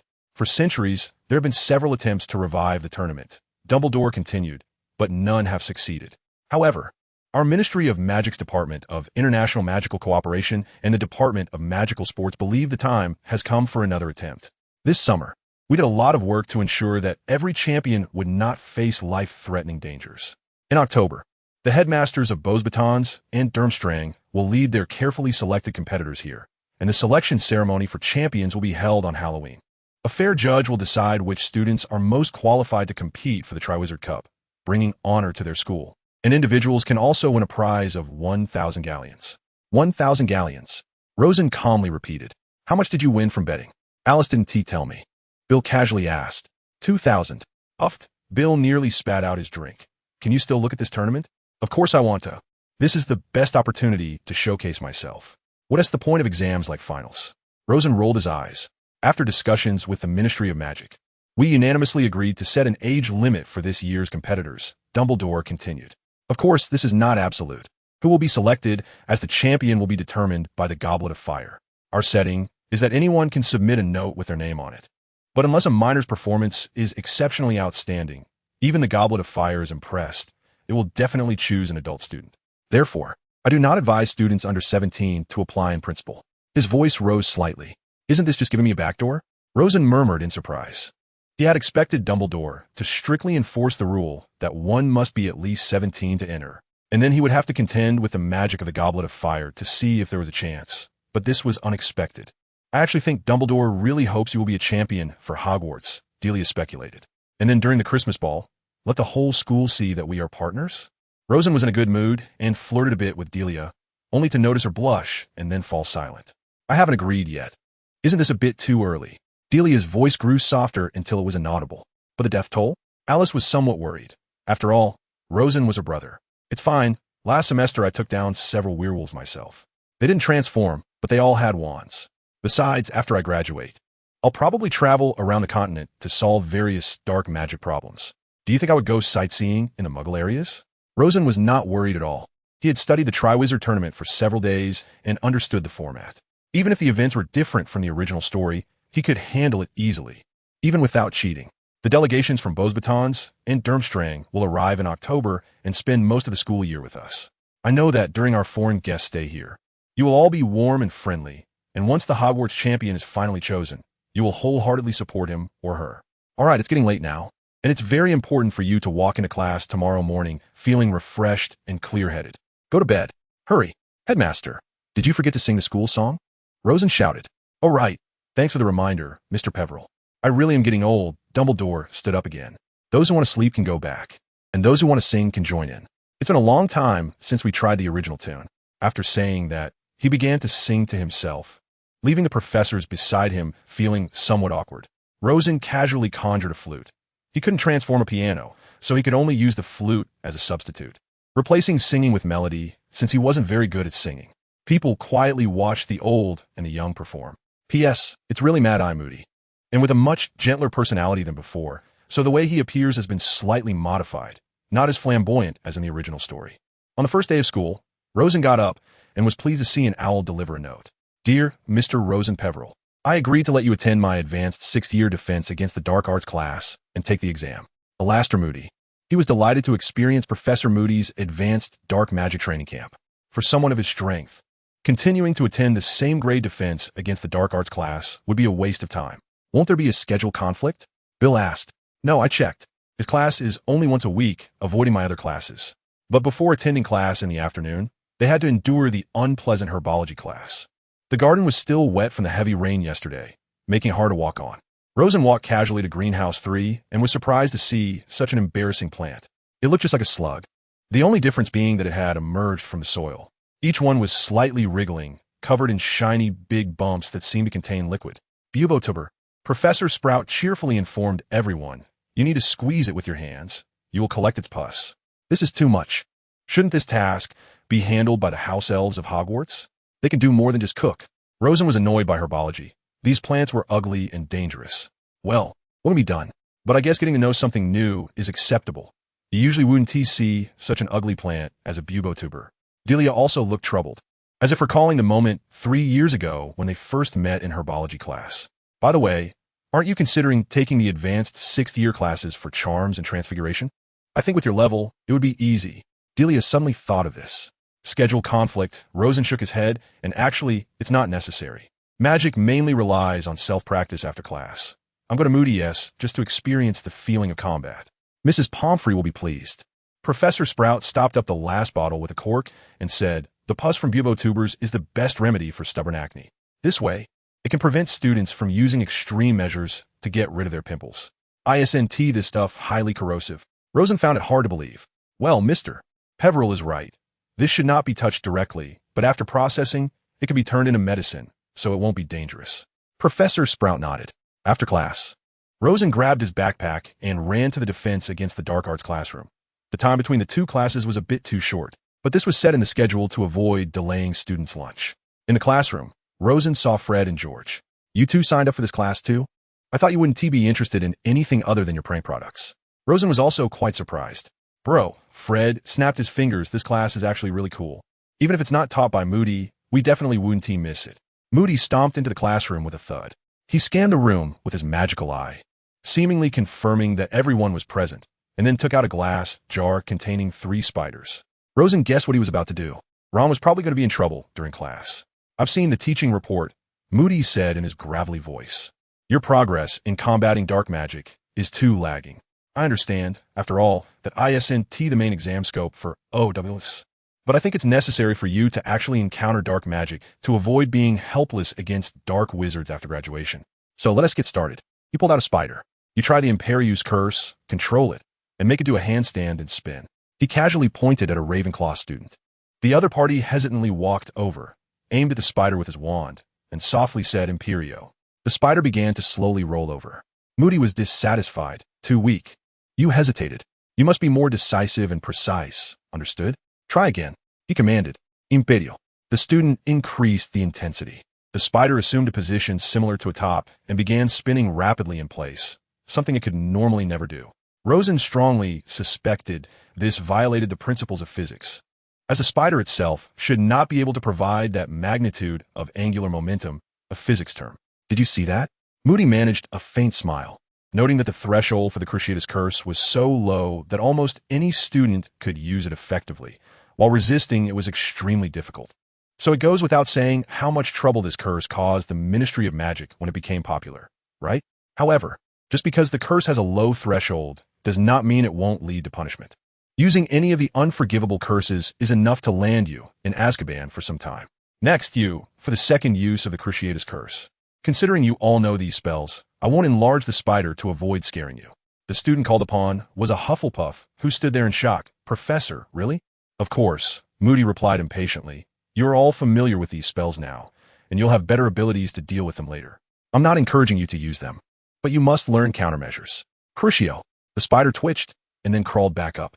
"Well, I know the children of Hufflepuff are very kind, but you're being a bit too naive. You're a Slytherin, right?" Moody decided to switch students. "Crucio." The spider rolled around wildly, twitching violently, its 8 legs twisting erratically. The classroom fell silent, and Moody waved his hand, signaling the Slytherin student to stop casting and return to his seat. "You all saw the effects of the Cruciatus Curse, right? The user must have the intent to inflict pain, even to the point of wishing for the other's death, to unleash its full power. Lastly, you should be able to guess what it is. Young Mr. Peveril, you will use the last curse. It requires powerful magic and exceptional skill, and you should be the most suitable." Rosen did not expect to be called upon. He stood up dully. pointing his wand aimlessly at the last spider. After half a minute, he sighed and waved his wand in a semicircle, resembling the shape of the Grim Reaper's scythe. Avada, the wand thrust forward Kedavra, but no green light emerged, and the spider remained unharmed. You lack the intent to kill, Moody quietly remarked, with your strength. You could have done it. But, sorry, Professor, Rosen shook his head. In this situation, I can't bring myself to do it. Then how will you explain it when facing Greyback? Moody pressed on. I can only harm those utterly irredeemable, and besides, I didn't even hit Greyback. He lowered his head. Antioche never strikes the weak. Never strikes the weak, well said, Moody mused. I rarely use the killing curse when capturing criminals. Let's leave it at that. I won't put you in a difficult position, but you will receive special attention in my class in the future. Avada, Kedavra. Moody used the killing curse to eliminate the third spider.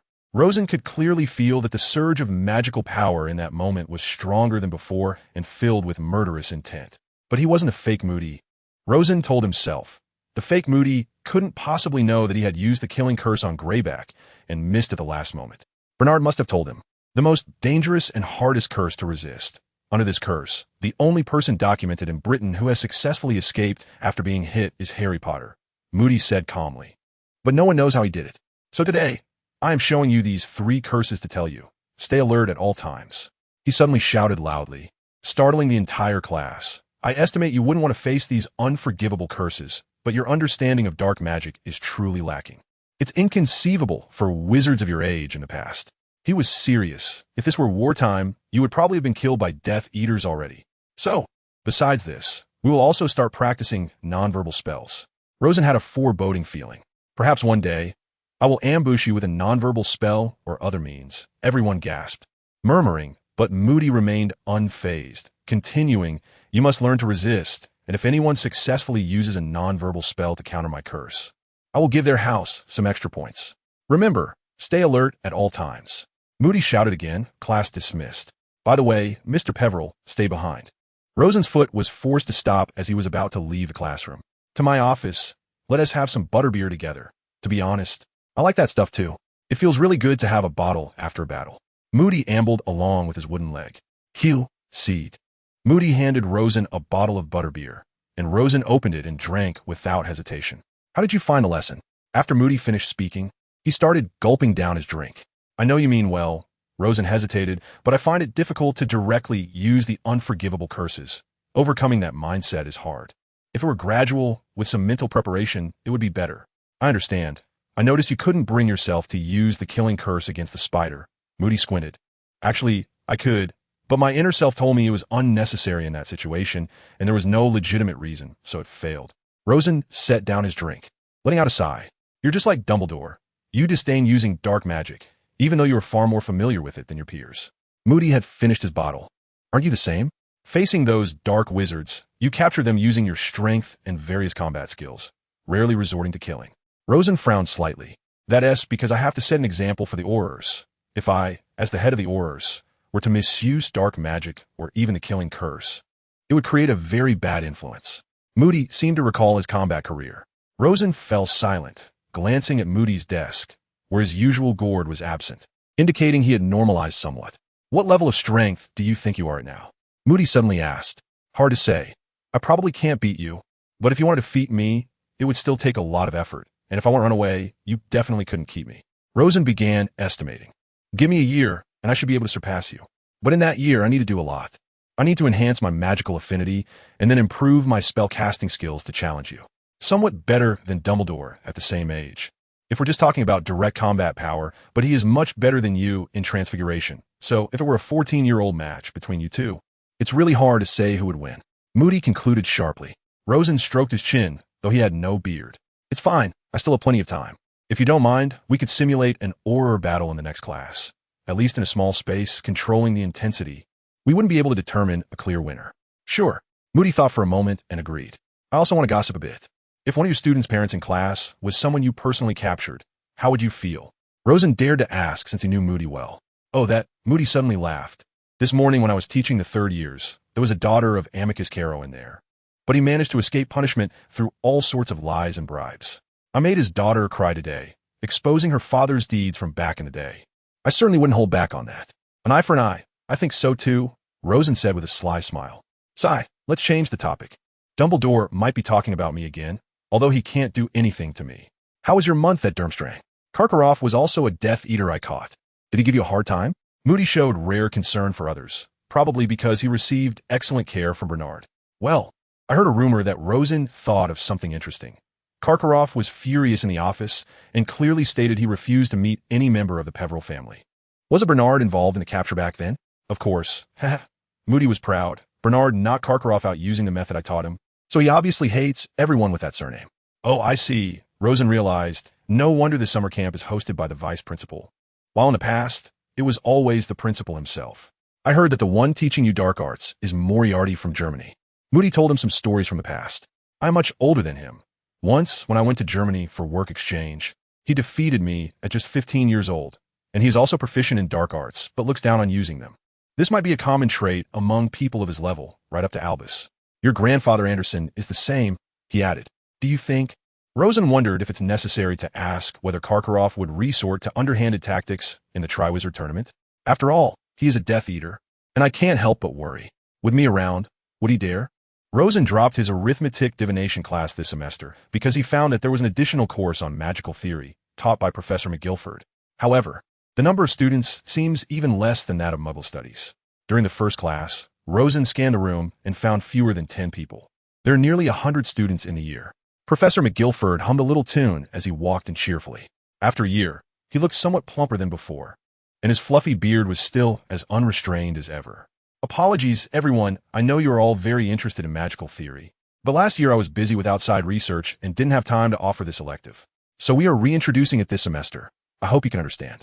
The price of having fewer teachers at Hogwarts is like this, Rosen thought silently. We probably don't need to take attendance. Everyone here was among the best performers in my class, so my excellence will be freely given as long as you study hard. Even if everyone excels, I have no objections. First, may I ask a small question? Why did you choose to take this theoretical course instead of waving wands in the classroom like most students or playing with magical creatures? As far as I know, most kids prefer the latter two options. Everyone looked a bit stunned. Rosen decided to raise his hand. Professor, I attended a summer camp at Durmstrang during the break, and one of the courses was Advanced Magical Theory.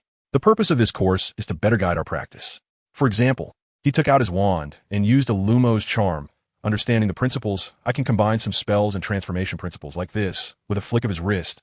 The color of the light ball began to change, and its shape also started to morph, exactly like what Flitwick had demonstrated years ago. If I don't understand these theories, I wouldn't be able to make any effective modifications because, without a doubt, it would violate the corresponding principles. Upon hearing this, Professor McGilford nodded in satisfaction. However, the time at that summer camp was too short. I only managed to achieve some magical improvements through short-term training. To truly have profound attainments, one must systematically study magical theory. That's why I enrolled in this course. Rosen concluded tightly to the theme. Truly an excellent interview response. Rosen answered wonderfully, 10 points to Ravenclaw. McGilford was pleased and energetically began today's lesson. Magical theory is very helpful, including but not limited to quick incantation, silent spells, extending spell and transformation effects, breaking curses, wandless magic, and even collaborative spellcasting.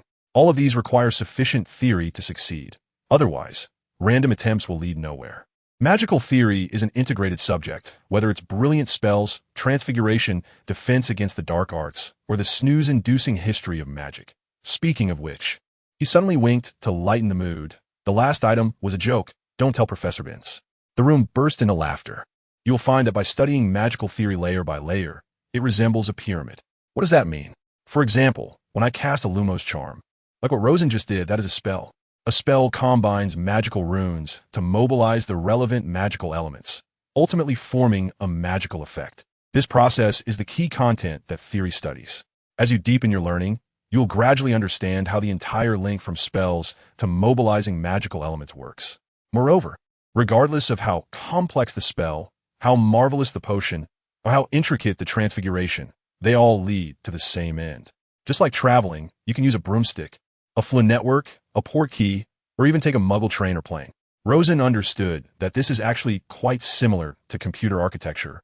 From high-level programming languages to assembly language, all the way down to the high and low levels of circuits, it's all based on the same principle.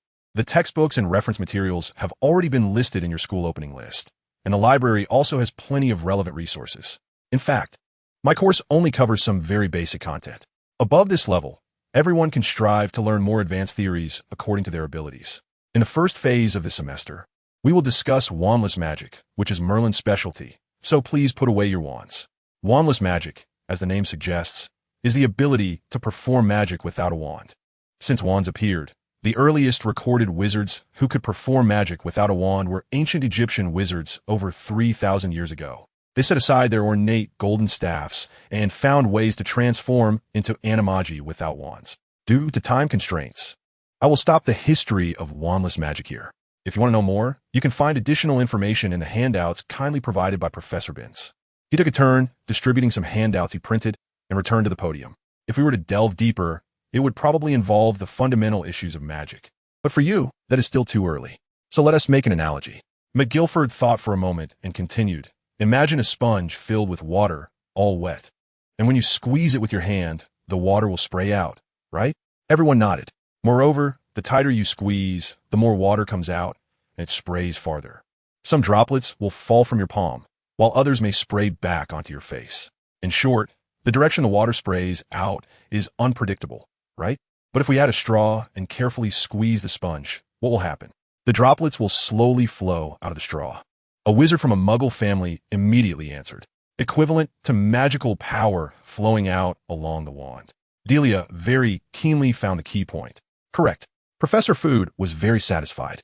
In the earlier analogy, the water droplet represented magic, the sponge represented the wizard, and the straw was the wizard's wand.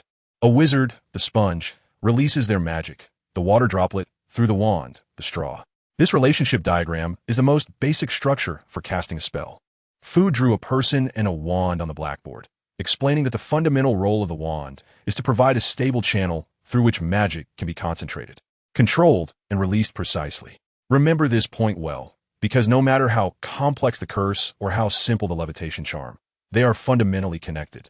Now, let's return to wandless magic. Do you think wandless magic is equivalent to discarding the straw? Rosen suddenly understood, raised his hand to answer, and Food nodded. The essence of wandless magic is not the absence of a medium to guide the flow of magic. It simply replaces that medium. Wizards generally need a tip to output magic, such as a finger. I can use my finger to cast the same spell, but that doesn't mean I don't need such a medium. When I repeatedly use my finger to output magic, I feel pain, and if it's a powerful spell, my finger might even get injured. I suspect that if I tried to use the killing curse with my finger, I might die before the curse even gets cast. He told a cold joke, and everyone laughed happily. The benefits of using a wand are, in contrast, obvious. Not just wands, even using a branch or something similar is better than using your own fingers. With such a medium, we can constrain the flow of our magic and successfully release spells. It was a brilliant discussion. Professor Food applauded. I have another analogy. You all have seen the goblins of Gringotts, right? Most people nodded. The Ministry of Magic stipulates that goblins cannot use wands, although they don't actually need them. We also know that this doesn't stop them from using complex spells. In some deep vaults, goblins can activate switches just with their fingers. And some protective spells and magical items are clearly examples of wandless magic. So, it's easy to think that they can use magic with their fingers. However, our wizarding bodies are quite special. It is inherently difficult for our bodies to serve as a medium for magic. This is innate and cannot be changed. However, through practice, you can improve your finger casting abilities, which is entirely possible within certain limits. Therefore, we conclude that wandless magic discards the wand, but not the straw. In other words, when you don't have a wand in your hand, you're not unable to cast magic. You just need to find a new channel to release your magic. This could be a cane, a quill, a leaf, or even yourself. After attending the advanced magical theory class, Rosen fell in love with the field of magical theory. He found it truly fascinating and suitable for someone like him who studied theory in a past life. Compared to the examples I mentioned, the greatest advantage of wands is that their cores come from special magical creatures, allowing for smoother communication of magic. But don't forget that wizards themselves are also a medium. After all, we are a type of magical creature. Sometimes, you might see some wands that have cores made of person's hair. The advantage here is that it makes the magic more intuitive, provided that the individual has enough magical power. Otherwise, it could weaken the wand's effectiveness. Professor Food continued, just now we mentioned that wizards represent sponges, wands represent straws, and water droplets represent magic. He explained, The situation remains the same. Magic is still the water droplet, and the wizard is still the sponge. However, this sponge now has an extra hand, a hand that can represent the straw. What does that mean? Rosen finally couldn't understand this time. Others expressed the same confusion. After a moment of silence, Professor Food made a downward pressing gesture with both hands. I know you still have some doubts. Now, let us do a small test. I believe you will understand. He said, close your eyes, take a deep breath, and relax. Imagine you are lying under a pitch-black night sky, filled with countless stars. Professor Food's magnetic voice carried a certain magic, and everyone immediately complied. The originally bright classroom also turned pitch black. You are staring at the brightest star in the sky, the North Star, its light bringing you a sense of peace. Now try to feel the magic within you. Is there a stream flowing through you? Rosen tried to sense his own magic. Thanks to his strong soul, his control far exceeded that of ordinary people. He guided the magic to flow in an orderly manner. Very good. Now direct this stream toward your index finger. Take it slow. You don't want it to flow too quickly, or it will dry up. Let it pick up more of the stream along the way, becoming stronger drop by drop. However, Rosen was confident in his abilities. He calmly gathered the magic quickly. Although he had never practiced wandless magic before, it didn't hinder him. All right, does your fingertip feel tingly and swollen? Very good. Open your eyes, and now say with me, Lumos. Rosen opened his eyes and saw the familiar light sphere floating at his fingertip, connected by a thread. There was a warmth passing through his fingertip. Although under the magic's influence he didn't burn himself, he could still feel the high temperature. Rosen tried to change the color of the light sphere and found it completely unobstructed. The principle was exactly the same as when using a wand. You all did very well. Professor Food clapped his hands, and the classroom became bright again. Some of you had your fingers light up slightly just now.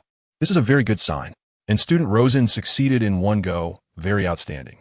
I believe that after diligent practice, many of you here will master the secrets of wandless magic. All right, our class ends here for today. Don't forget to submit a reflection report next Tuesday. He reminded, there is no word limit. Generally, a sheet of parchment is enough. All right, I'm done speaking. I wish you all a wonderful day. Class dismissed. Although it was now afternoon, compared to the value of arithmancy and Muggle studies, this was on another level altogether. Rosen was glad he dropped arithmancy for this. As for magical runes, he knew that this class might have even more value, but he truly didn't have the energy for it. Human capacity is limited, at worst. He could ask Henry to teach him, or wait until later years when other classes wrapped up and then tackle magical runes.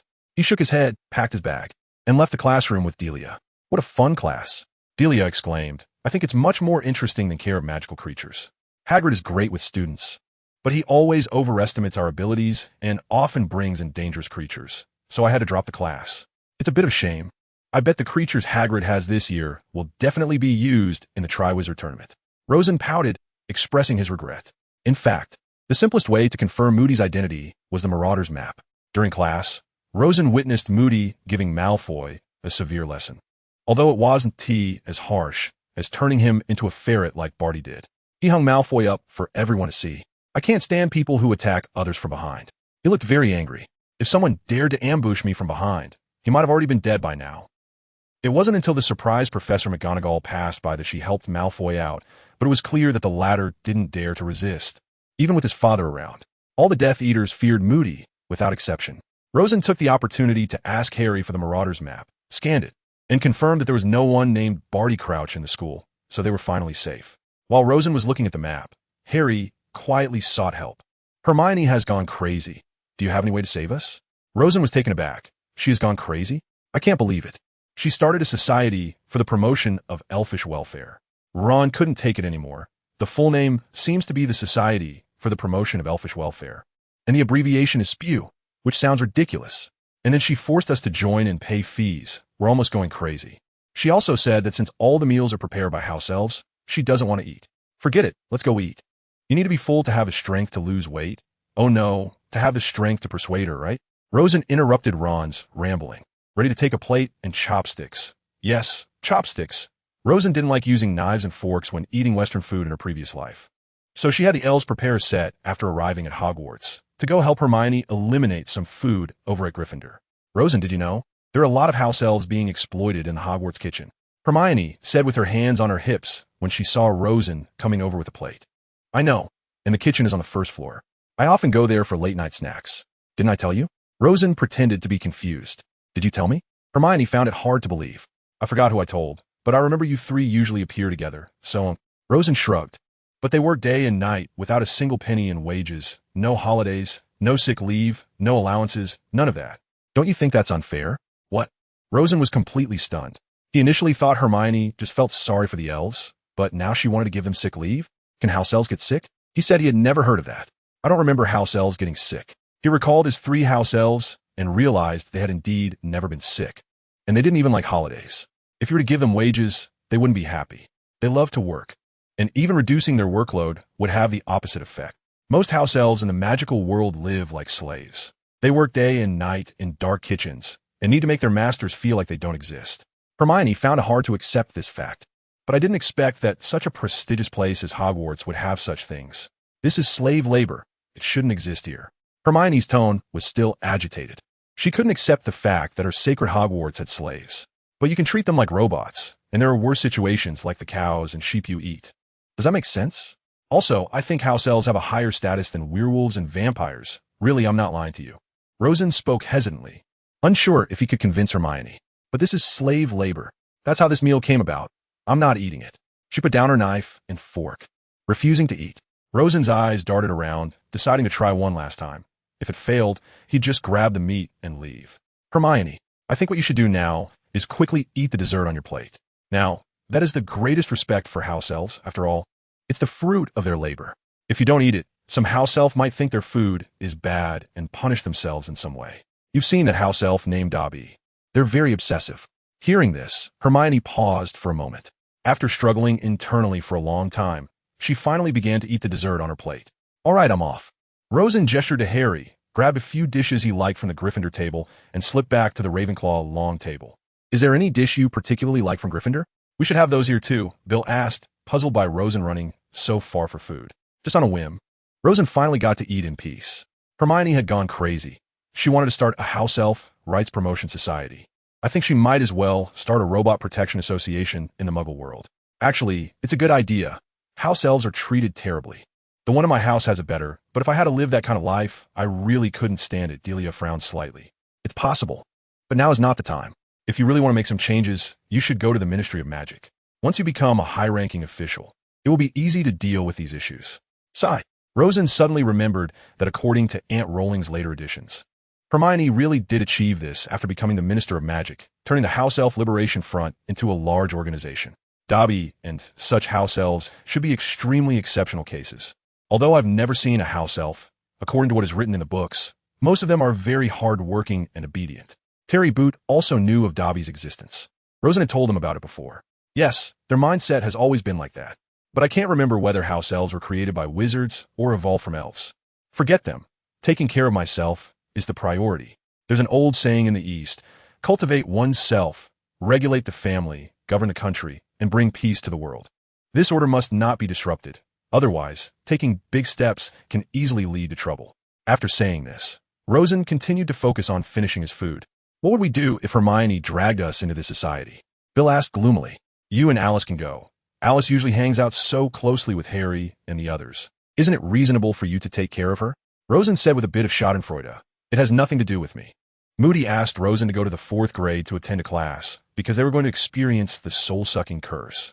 I don't think I know what it feels like to be hit by the soul-sucking curse. I've just used it, he thought. The two feelings are pretty similar. Moody said with an experienced look. I've used it many times and have been hit by it many times. Now, I'm completely immune. And to be honest, I've heard from friends that the feeling is similar to doing that kind of thing with a woman, but I'm not interested. P.S. According to the original text, I speculate that the feeling of being controlled by the soul-sucking curse is indeed quite similar to that experience. Delia was surprised to see Rosen appear in their defense against the dark arts class. Rosen, what are you doing here? Is there a special arrangement for this class? If you think being controlled by the soul-sucking curse counts as an experience, he shrugged, leaning on the desk, bored, watching Moody limp into the classroom. Noticing that Delia was slightly trembling, clearly worried about dark magic, he quietly held her hand, and Delia did not resist. Hermione tried to protest, but was ruthlessly dismissed by Moody, so she had to sit in her seat and wait in line. Moody began to call on students one by one to read the soul-sucking curse. Under the influence of the spell, the students began to act in the most unusual ways.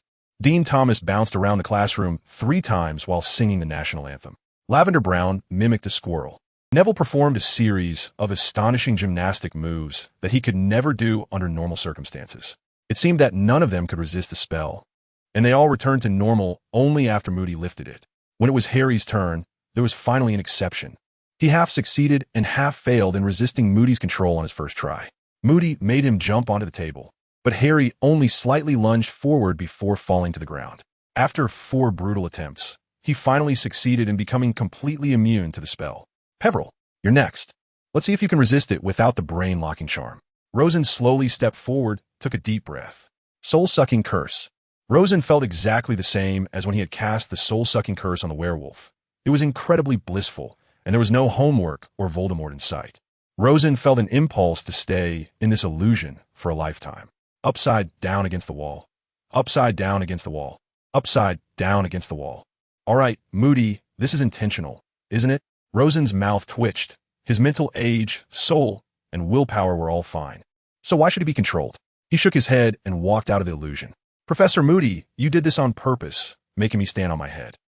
He gritted his teeth and said, I'm helping you train. Moody replied confidently. Rosen was left speechless and returned to his seat in silence. The rest of the class went normally, except when it was Delilah's turn. Moody glanced at Rosen mischievously and said, Don't worry.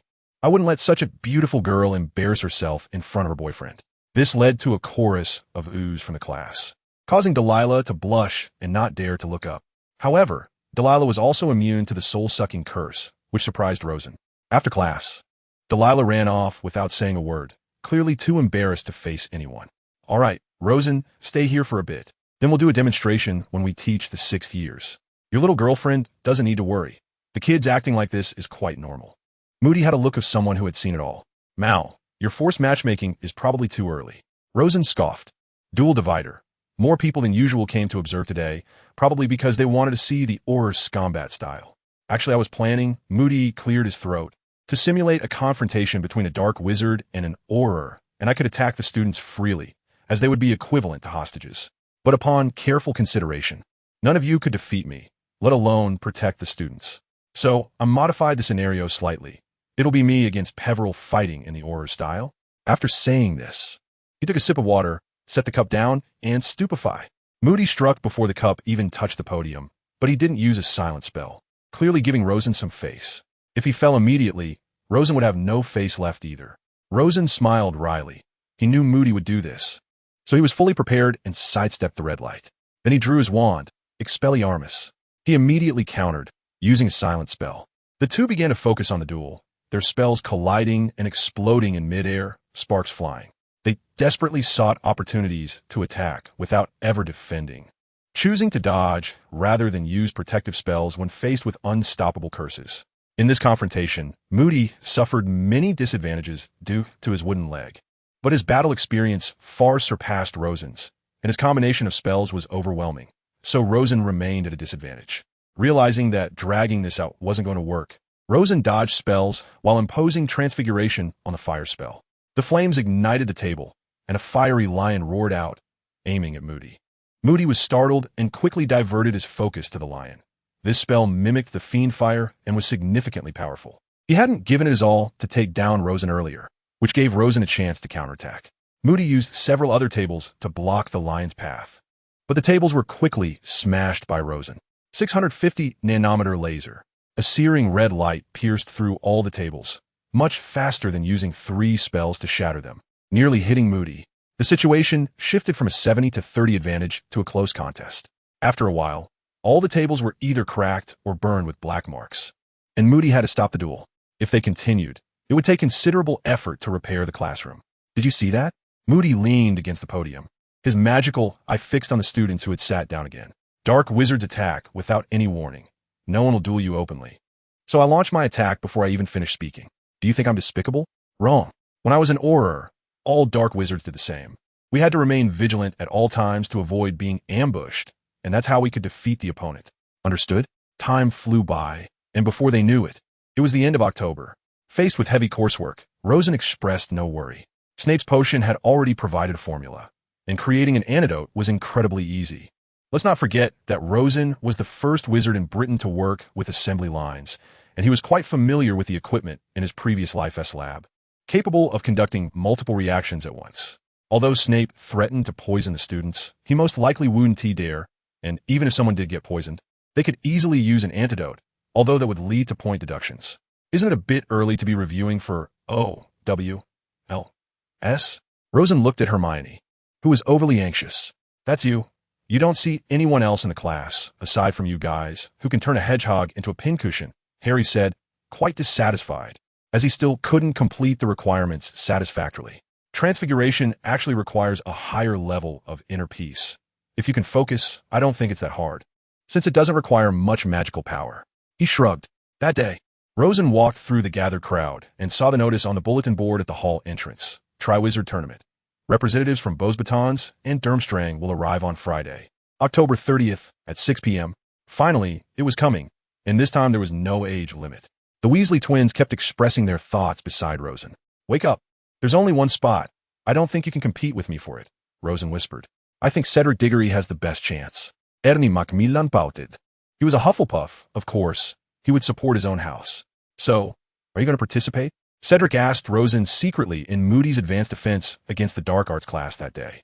I will, but the final selection will be made by the Goblet of Fire. We can't predict its judgment. He shook his head. Who knows if he would be chosen? No matter the outcome, we're still friends, right? Cedric extended his hand first. No problem. He nodded and extended his hand. We are still friends. Rosen and Cedric got to know each other relatively early. Cedric was a year above Rosen, and when Rosen was in his first year, Cedric had taken the initiative to approach him because the whole school was buzzing about two first-year kids who had taken down a giant. At that time, the two got acquainted, and later they also talked during the Chamber of Secrets and the Sirius incident. In fact, being a champion isn't that important. If you become the male president of the student council next year, you'll earn more than being a champion. At least you can choose from various departments in the Ministry of Magic. He thought for a moment and added, well, that's my biggest goal, but I'm afraid I might not have that chance. Will Voldemort really wait until then? Rosen thought silently. The boundary between the Durmstrang and Beauxbatons delegations. Durmstrang has a large ship, and Beauxbatons has a carriage. They should arrive this way as expected. The school history mentions this, and the competitors must complete various tasks in front of the judges.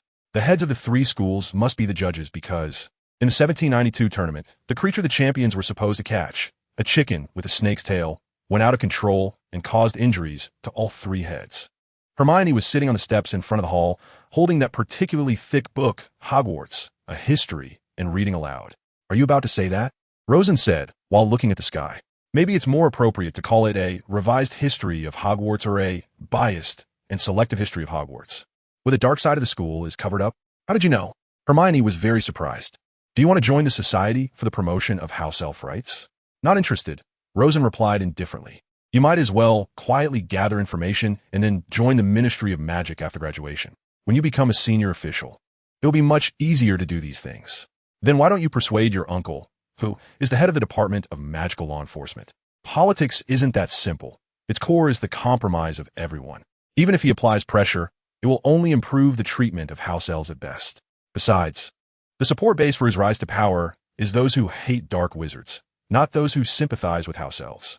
That's a fundamental principle. It can't be mistaken. If the group supporting your rise to power is made up of those who sympathize with house elves, then of course you can do that. Hermione was silent for a long time, carefully considering the feasibility of these points. Look, someone's pointing at the sky. A shadow appeared from the deep blue night sky, quickly transforming into a massive object. As it swept past the forbidden forest and through the light from the castle windows, everyone could see clearly that it was a giant pale blue carriage, as big as a small house, pulled by 12 winged horses flying in the air. The carriage landed with a thunderous noise, and a boy in a light blue robe jumped down, opening a golden spiral staircase. He respectfully invited Madame Maxime to step out of the carriage, and everyone was startled by her size. The Beauxbatons delegation. That person is Madame Maxime, who looks to have giant blood.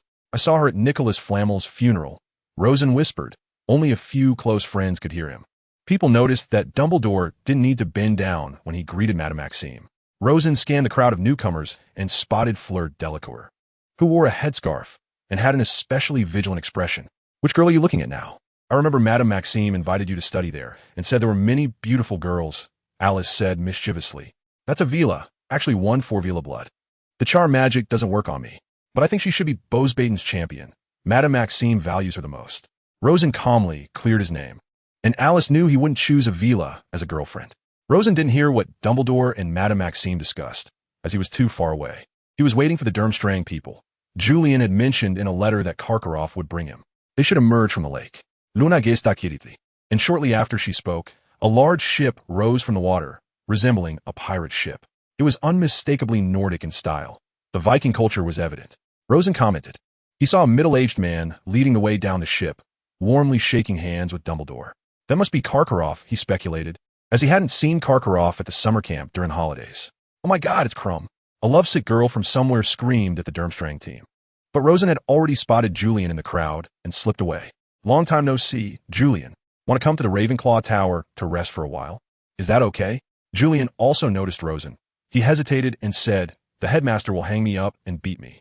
We have to spend the night on the ship. The headmaster said he won't allow us to encounter any accidents. You really aren't interested in Victor Krum at all? His fans are everywhere. Almost all of Durmstrang's people were at the Slytherin table, while Bosbaitens were all in Ravenclaw. Julian was the only exception. As for the other two houses, there were too many people and no spare seats. I don't like Quidditch. I have always believed in that saying from Ravenclaw. Extraordinary wisdom is the greatest wealth. Rosen wasn't lying. When he was still a muggle in his past life, he admired the wisest scientist the most, especially Lev Davidovich Landau, the foundational figure in condensed matter physics, which he worked on in the lab. Of course, he had no one to share this with now. So, when he mentioned Ravenclaw's motto, a hint of sadness showed in his eyes. Any preparations? Krum being a champion is almost a certainty. He is quite proficient in dark magic, much better than I am. You saw it during the holidays. He was the only one brave enough to demonstrate the unforgivable curse in Professor Moriarty's class. Julian seemed to have a not-so-good relationship with Krum, so he took the initiative to share this information with Rosen. Don't worry, I can already defeat most Aurors now. Rosen was confident. He had focused on magical elemental affinity during this period, and his spellcasting power had basically reached its limit. Even facing Moody, he could handle it calmly, although he would definitely be at a disadvantage. But Moody was the top Auror. Although Scrimgeour and Bernard had caught up, they still respectfully called him senior. Moody's achievements were greater than the two of them combined. I'm starving. I can't chat anymore. I didn't even eat dinner waiting for you. It would be funny if the Goblet of Fire eliminated me at that point. Try this. This dish is my favorite. I specially asked the house elves to reserve it. Rosen's actions of eating with chopsticks startled several ladies from both batons. They didn't expect Ravenclaw to have such a person who destroyed their image, using a kind of tableware they had never seen before. Excuse me, you are Rosen Peverell, right? Fleur took off her headscarf and asked actively, could you help take care of my sister Gabrielle? She is a bit shy around strangers. You should have seen her at that funeral. Oh, I'm on it. This daunting task will be handed over to you, Luna. Rosen had no guilt in shifting the responsibility to Luna, but surprisingly, Luna happily pulled little Gabrielle to her side, asking her how she was doing. It seems I really hit the nail on the head. How did you meet such a beautiful girl? Roger Davis, the captain of the Ravenclaw team and the Academy's vase, pleaded for her contact information after the dinner, leaning close to Rosen's ear. I don't know her. I've only seen her once at a famous wizardess funeral. I didn't even speak to her. If you want to pursue her, go ahead. It's none of my business. I'm only 2 or 3 years younger than her. How could I be your competitor? A black line appeared on Rosen's forehead. Is she a seductress? Delia walked alongside Rosen, showing no signs of jealousy, probably due to her trust in Rosen. I guess she could be considered one. I can sense traces of enchantment magic, which ordinary people can't do. Rosen couldn't directly say that she had read the original story where Furong's self-narration stated that her grandmother was a seductress. Why can't I sense it? Is it that only exceptionally gifted people like you can perceive magic? Even my grandfather couldn't do it. I think only Professor Dumbledore could. Delia's delicate brows furrowed slightly. What you said seems to make sense. Many times when I talk to people about sensing magical fluctuations or traces of magic, they look completely confused. Could it really be something innate that can't be learned? After Rosen's reminder, she realized it was indeed the case. The next day, Dumbledore summoned Barty Crouch and Ludo Bagman, forming a panel of 5 judges. He placed the Goblet of Fire on the table. There would be 3 events held at different times throughout the school year, testing the champions in many different aspects, testing their magical talents, their courage and their reasoning abilities, of course, also their ability to overcome danger. Upon hearing the last sentence, the hall fell silent, as if everyone had stopped breathing. You already know that 3 champions will participate in the competition, Dumbledore continued calmly, each representing a competing school. We will score them based on the quality of their performance in each event, and after the 3 events, the champion with the highest score will win the Triwizard Cup.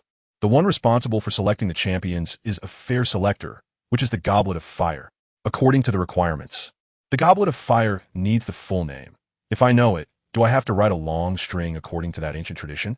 Rosen had heard that in the West, the longer a person's name, the more impressive it is, and this holds true even in the magical world. Just look at how long Dumbledore's name is. His full name is Albus Percival Wulfric Brian Dumbledore. I'm not trying to pad the word count. The Peverell family is also an old family with status. If we delve into it, I should probably be called Rosen Henry Anderson Heracles. The name comes from the hero in ancient Greek mythology, Rosen's great-grandfather, Antioch Peverell. Maybe writing my full name could make the Goblet of Fire recognize a few more of my great ancestors. I remember your family's ancestors were not just the 3 brothers, right? Delia smiled gently. With her around, Rosen felt she would never have to worry about feeling down. The most famous are indeed the 3 brothers. They've entered into legends. The funniest part is, I'm a descendant of the eldest brother, the mysterious man is a descendant of the second brother, and Harry is a descendant of the third brother. That's the most awkward part. The descendants of the 3 brothers love and kill each other. They'd probably be amused and confused if they knew from beyond the grave. Rosen still wrote down her full name. After all, since she knew it, why not write it? Every wizard's name has magic. If the Goblet of Fire detects a name with powerful magical fluctuations, it might just take a liking to it. Have you thought about the Goblet of Fire selection algorithm? Delia suddenly posed this question. Algorithm? Oh, that is a term I used with you. I just remembered. It's probably that the 5 judges infuse their will into it and let the Goblet of Fire make the selection, similar to how the Sorting Hat works. The Ministry of Magic initially wanted to set an age limit, but Barty canceled it. He said he had high hopes for you. That day, Rosen received a letter from Bernard, and everything clicked into place. Good people indeed get their rewards. When I helped Director Crouch during the World Cup, he returned the favor. I thought the Ministry of Magic had changed its ways. Rosen put down the letter, feeling great, and leisurely submitted her name. Although some younger students wanted to sign up as well, they ultimately didn't dare to toss their slips in. The reason was, as Dumbledore said, anyone who submits their name to the Goblet of Fire will actually form a magical contract that must be upheld. Once a person's name is chosen by the Goblet of Fire as a champion, they must stick it out in the competition. They absolutely cannot withdraw midway, as no one can bear the consequences of doing so. So in the end, I hope everyone thinks twice. What are the consequences of withdrawing midway? A well-meaning person asked Rosen. You will die. Rosen replied seriously. This contract is as unbreakable as a vow. Instantly, more than half of the eager younger students were scared off. Harry and Ron, those reckless lions, also backed down. Days passed, and the moment for the Goblet of Fire to decide the champions arrived. 1 minute remaining. Dumbledore glanced at his pocket watch, and those chosen by the Goblet of Fire, please go to that room. They will receive preliminary guidance there. He took out his wand and waved it broadly. Immediately, except for the candles and the pumpkin lanterns, all the other candles extinguished, and the hall fell into a semi-dark state. The Goblet of Fire now emitted dazzling light, brighter than anything else in the hall, and the blue-white flames sparking were almost blinding. The flames suddenly turned red, with crackling sparks flying out. Then, a tongue of fire shot up into the air, from which a charred piece of parchment flew out. Dumbledore reached out to catch it, and the champion from Durmstrang is Victor Krum. In an instant, Krum's little fangirl screams filled the entire hall, and some people were forced to cover their ears, while the smart ones had already prepared earplugs. The second piece of parchment also emerged. The champion from Beauxbatons is Fleur Delacour. The cheers were much less. Fleur had always been cold towards people, only saying a couple of words when she asked Rosen to take care of Gabrielle, so not many recognized her, even though everyone knew she was beautiful. The champion from Hogwarts, Dumbledore glanced at the parchment, taking noticeably longer than with the others. It's Rosen Antioch Peverell. Clearly, he spent some time skipping over the irrelevant names, especially the more difficult one to read, Heracles. Rosen confidently stepped forward as if she were a passerby. She ignored the cheers and further astonishment around her. After all, for most people, a fourth-year student becoming a champion was simply unbelievable. Even Cedric smiled wryly and gave Rosen a thumbs up to express his admiration. The reliability of the Goblet of Fire's selection was beyond doubt. She walked through a short passage and entered a room filled with portraits of male and female wizards. Barty, hurry up and announce the first event. Ludo Bagman urged as the 3 champions had gathered. Don't you want to take this opportunity to enjoy a nice Hogwarts dinner? All right, All right, all you know is eating. Barty Crouch said with a rare quip. The first task will test your courage, so we won't tell you what it is. Being brave in the face of the unknown is an important quality for a wizard, very important. The first task will take place on November 24th, in front of your fellow students and the judging panel. During the task, the champions are not allowed to request or accept any help from their teachers. When facing the first round of challenges, the only weapon the champions will have is their wands. Only after the first task is completed will they learn about the second task, due to the high demands of the competition and its long duration. The champions will not participate in the year-end exams. All right, Albus, I've finished speaking. Have you arranged our accommodation for tonight? Crouch asked, a bit relieved, looking much more relaxed after finalizing the Triwizard tournament plans. No problem. Hogwarts has plenty of room. The three champions can also leave now. Just wait for further notifications. We won't let you miss any important news. Dumbledore winked, lightening the mood. Rosen was pleased to see that the celebration feast held for him in the Ravenclaw common room was quite small, as most people preferred their own little worlds and weren't very interested in such competitions.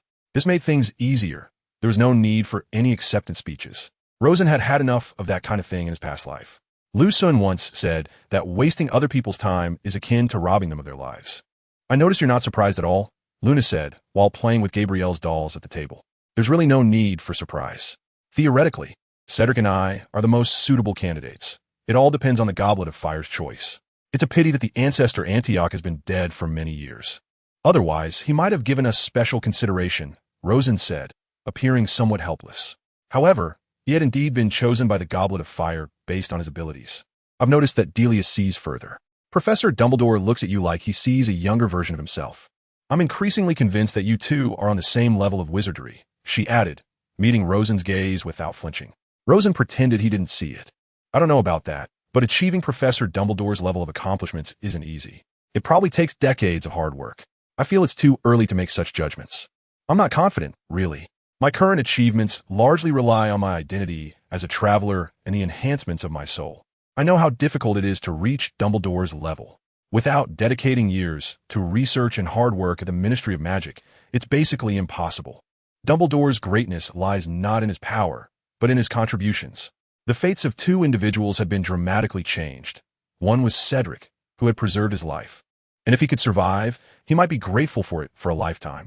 The other was Harry, who was now out of the Triwizard tournament and could just enjoy being a spectator. Rosen contemplated. Although Cedric was already convinced, not everyone could accept Rosen as a champion. What qualification does that dirty half-blood have to represent Hogwarts? When this statement reached Rosen's ears, he knew it was Malfoy.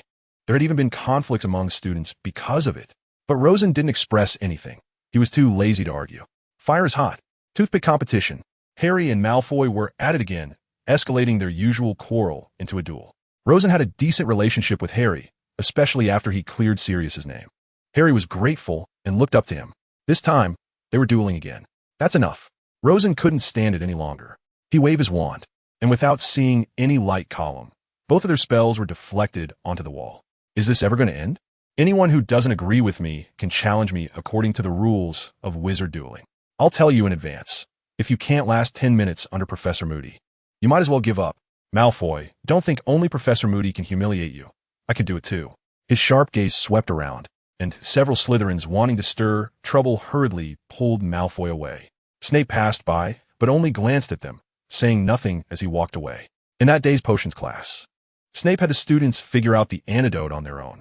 Rosen, as usual, produced several reactions at once, filtering them with the fastest efficiency. This time it's about controlling the temperature. Next time I'll try the concentration ratio of Bubotuberpus. I think I can get the ratio right before Christmas. He didn't plan to seek help from the potion-making factory because that would be too embarrassing. Researching potions on his own was also good. After all, he might have to deal with potions in his future career. Suddenly, there was a knock on the door. Rosen looked up. It was Luna. Professor Snape. Ludovic Bagman asked me to find Rosen for the champion's photo ceremony. Snape had a good impression of Luna. He raised an eyebrow. You go first. Continue your antidote experimentation when you return. Why would Ludovic Bagman send you to call me? Isn't this something Colin Creevey, who loves being a reporter, should handle? Rosen asked, somewhat surprised. Bagman has heard about me from the Weasley twins, so he has some impression of me, Luna explained calmly, leading Rosen upstairs. So, is this basically to get us into the Daily Prophet? I don't think that's a good thing. Isn't it a bit hasty to do this while we're still students? Maybe, but I think it's great. You deserve the best. Luna said this, and then fell silent, not speaking again until they reached the door of the small classroom where people were gathering. Well, I'm off, Rosen asked hesitantly, noticing a slightly melancholic expression on Luna's face. Okay. As Rosen closed the door, Luna quietly murmured to herself, "You probably forgot the occasion when Mr. Bagman heard the Weasley brothers mention me. Our youngest champion has arrived. Now that everyone is here, let's begin our wand monitoring ceremony. Barty will be here shortly." He went to the restroom. Bagman greeted Rosen cheerfully upon seeing him. "Weren't we supposed to take photos?" Crumb asked, somewhat puzzled, as that wasn't what he had been informed about. "Oh, there's indeed a photo session, but that's not the main focus.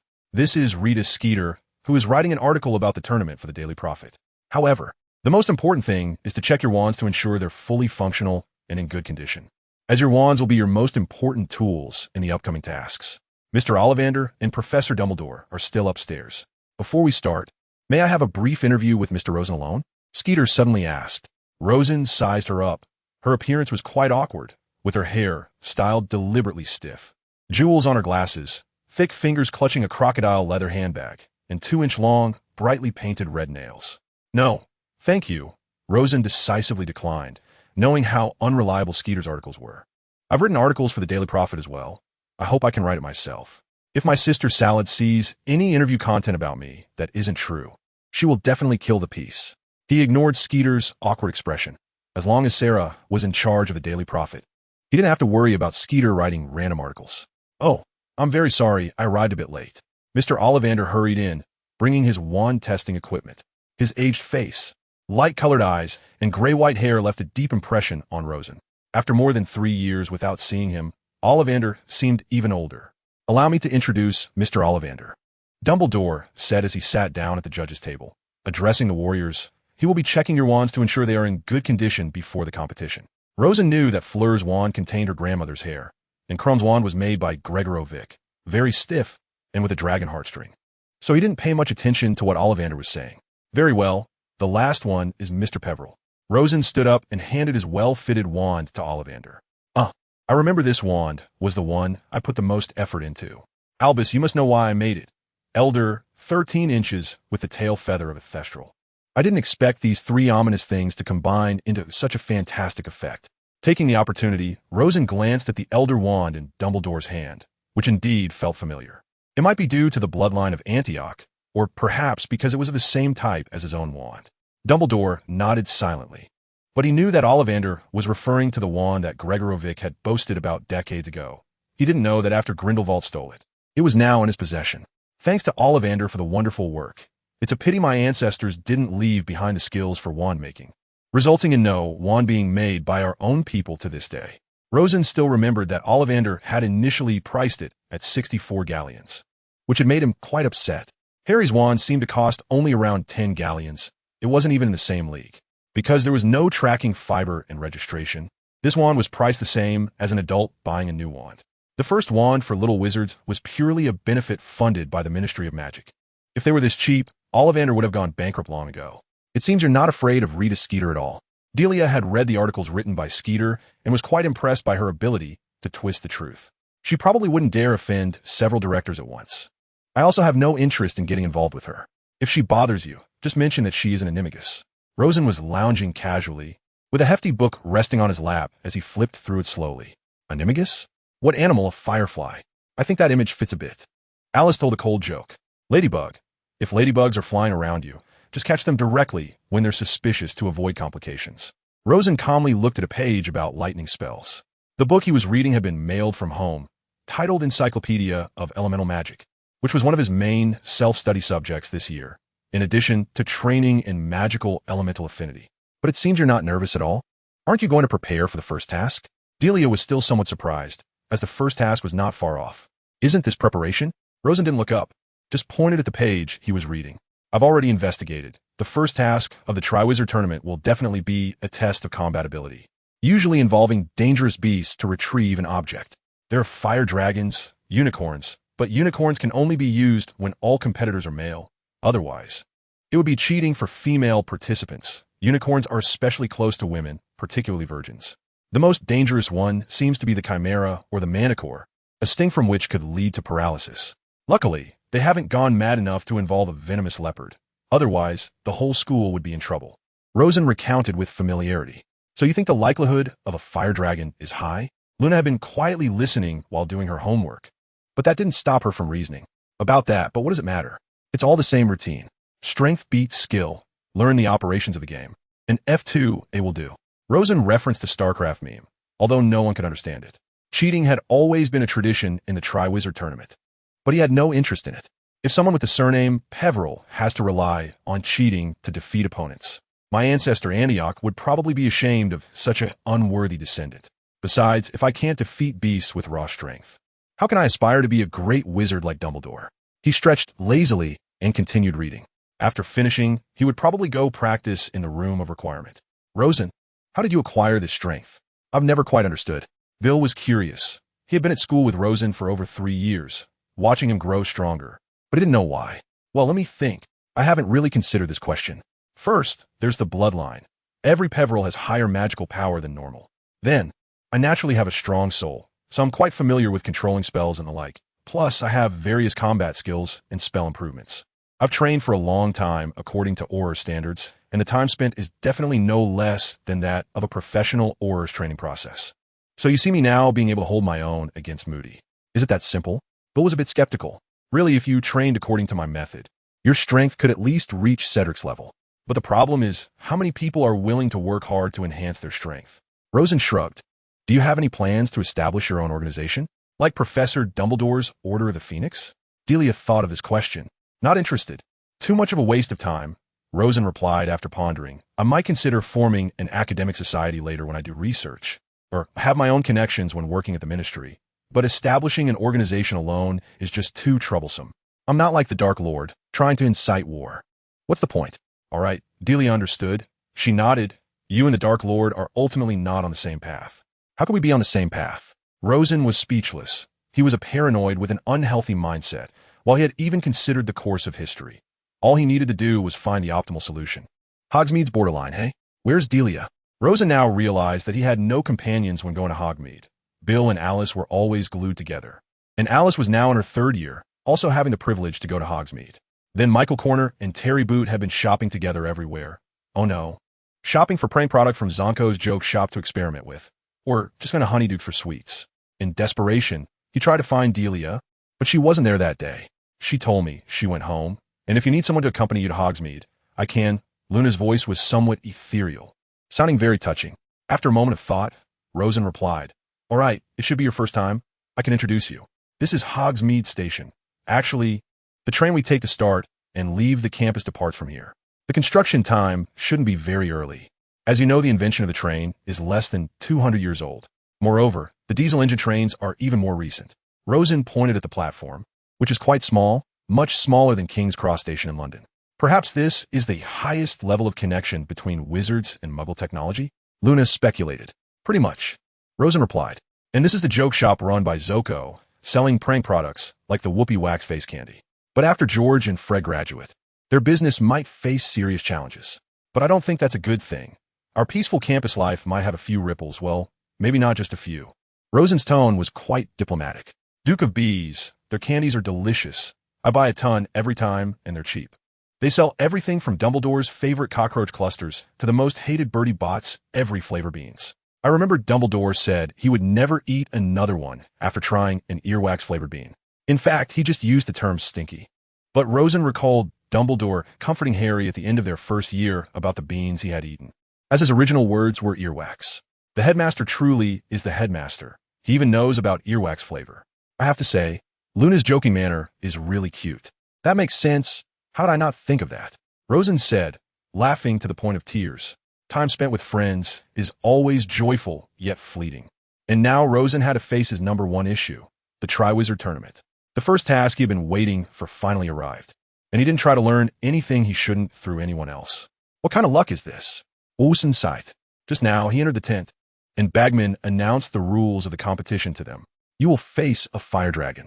After the audience gathers, I will hand this bag to each of you in turn. He held up a purple silk bag and shook it at them. You will draw out a small model of what you're going to face. They come in different, types. I have one more thing to tell you. All right. Your task is to collect the golden egg. Rosen nodded, indicating he understood. As he guessed, in modern times, the fire dragon is indeed the most reliable option. The other dangerous beasts are few and far between and hard to control. The other two, Crumb and Fleur, were not surprised either. Clearly, their headmaster had helped them cheat. As for how to cheat, there are too many methods. The Welsh Green, the Chinese Fireball, and the Hungarian Horntail. Rosen drew last, based on the principle of respecting the elders, and he ended up with the Hungarian Horntail. Moreover, Rosen strongly suspected the other two did it on purpose because the spikes on the back of the Hungarian Horntail were very obvious and could be felt. All right, you've all got your dragons, Bagman said. You've all drawn the fire dragon you will face, and the number on its neck indicates the order in which you will engage with the dragon. Understood? All right, I need to step away for a moment to commentate for the audience. Oh, right, Rosen, can you come out for a second? You're the last to compete, and I hope you can help. Rosen seemed to have guessed something.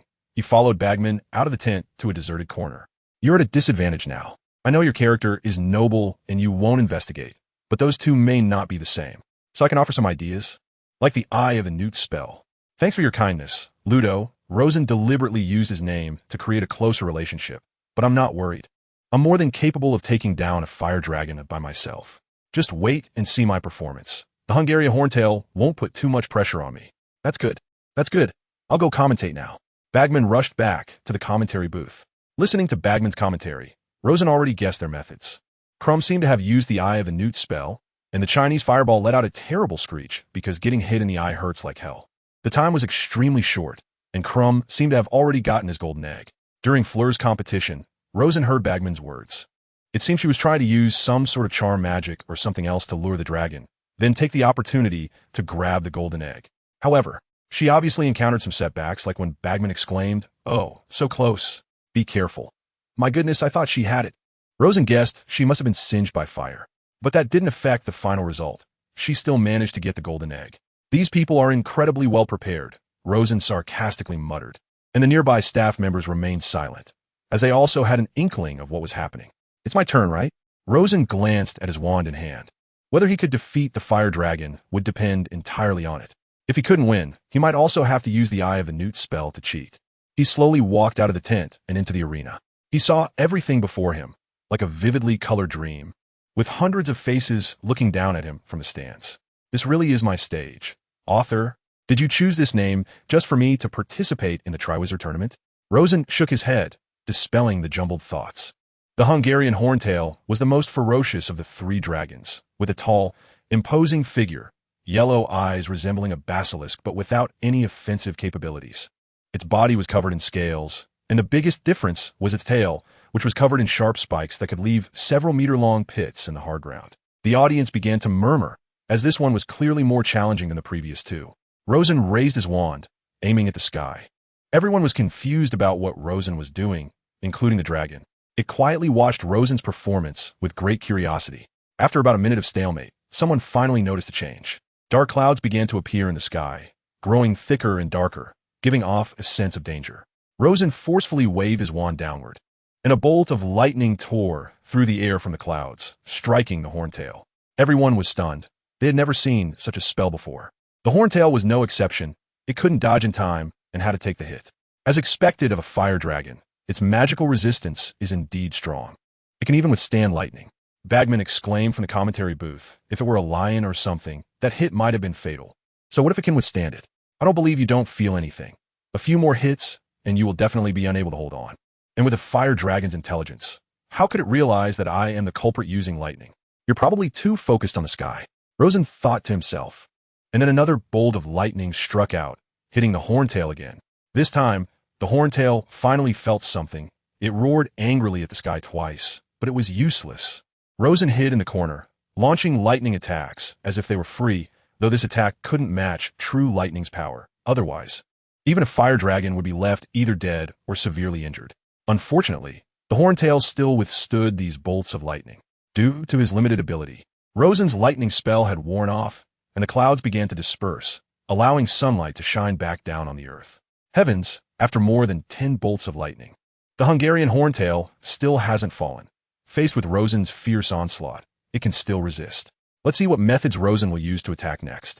But the Horntail's current state doesn't seem good either. It even started to wobble while walking. If Rosen continues to press on, He will surely achieve victory. Bagman was cheering him on from the commentary box. Not just him. I'm not feeling great either. This spell is too draining on magic, Rosen said with a bitter smile. If it were the Welsh green dragon, it probably would have fainted by now, and I could have ended the fight without so much trouble. Since the lightning spell had already failed, Rosen lifted his head and decided to go for a frontal attack. Let's have a fair confrontation. The spell of sleep revealed the beginning of the confrontation between Rosen and the Acromantula. Of course, a single sleep spell wouldn't be enough to knock the Acromantula down, but it could continue to weaken its defensive capabilities. The Acromantula began to charge forward, its stinger raised high, ready to strike at Rosen. My God, how dangerous! Can he dodge it? Bagman was terrified. He even thought about asking the referee to intervene. When the Acromantula's tail swept in front of Rosen, some timid students had already covered their eyes in fear. However, the incredible cheers from the audience made them look back at the arena. Rosen appeared at the other end of the field. Phantom Shift in battle. This was a signature move of many elite aurors, allowing them to remain undefeated in combat. I didn't expect that Rosen would also be able to do it. Thank Merlin, we can witness such an exciting match today. P.S. Assuming the venue temporarily allowed the use of Phantom Shift. Rosen didn't have time to listen to Bagman's emotional commentary. The magic consumption of Phantom Shift was much more than that of the sleep spell. Do you think I want to use it? Sleep. He continued his attack. The sleep spell had a very high effectiveness in reducing magical resistance, unlike any other spell.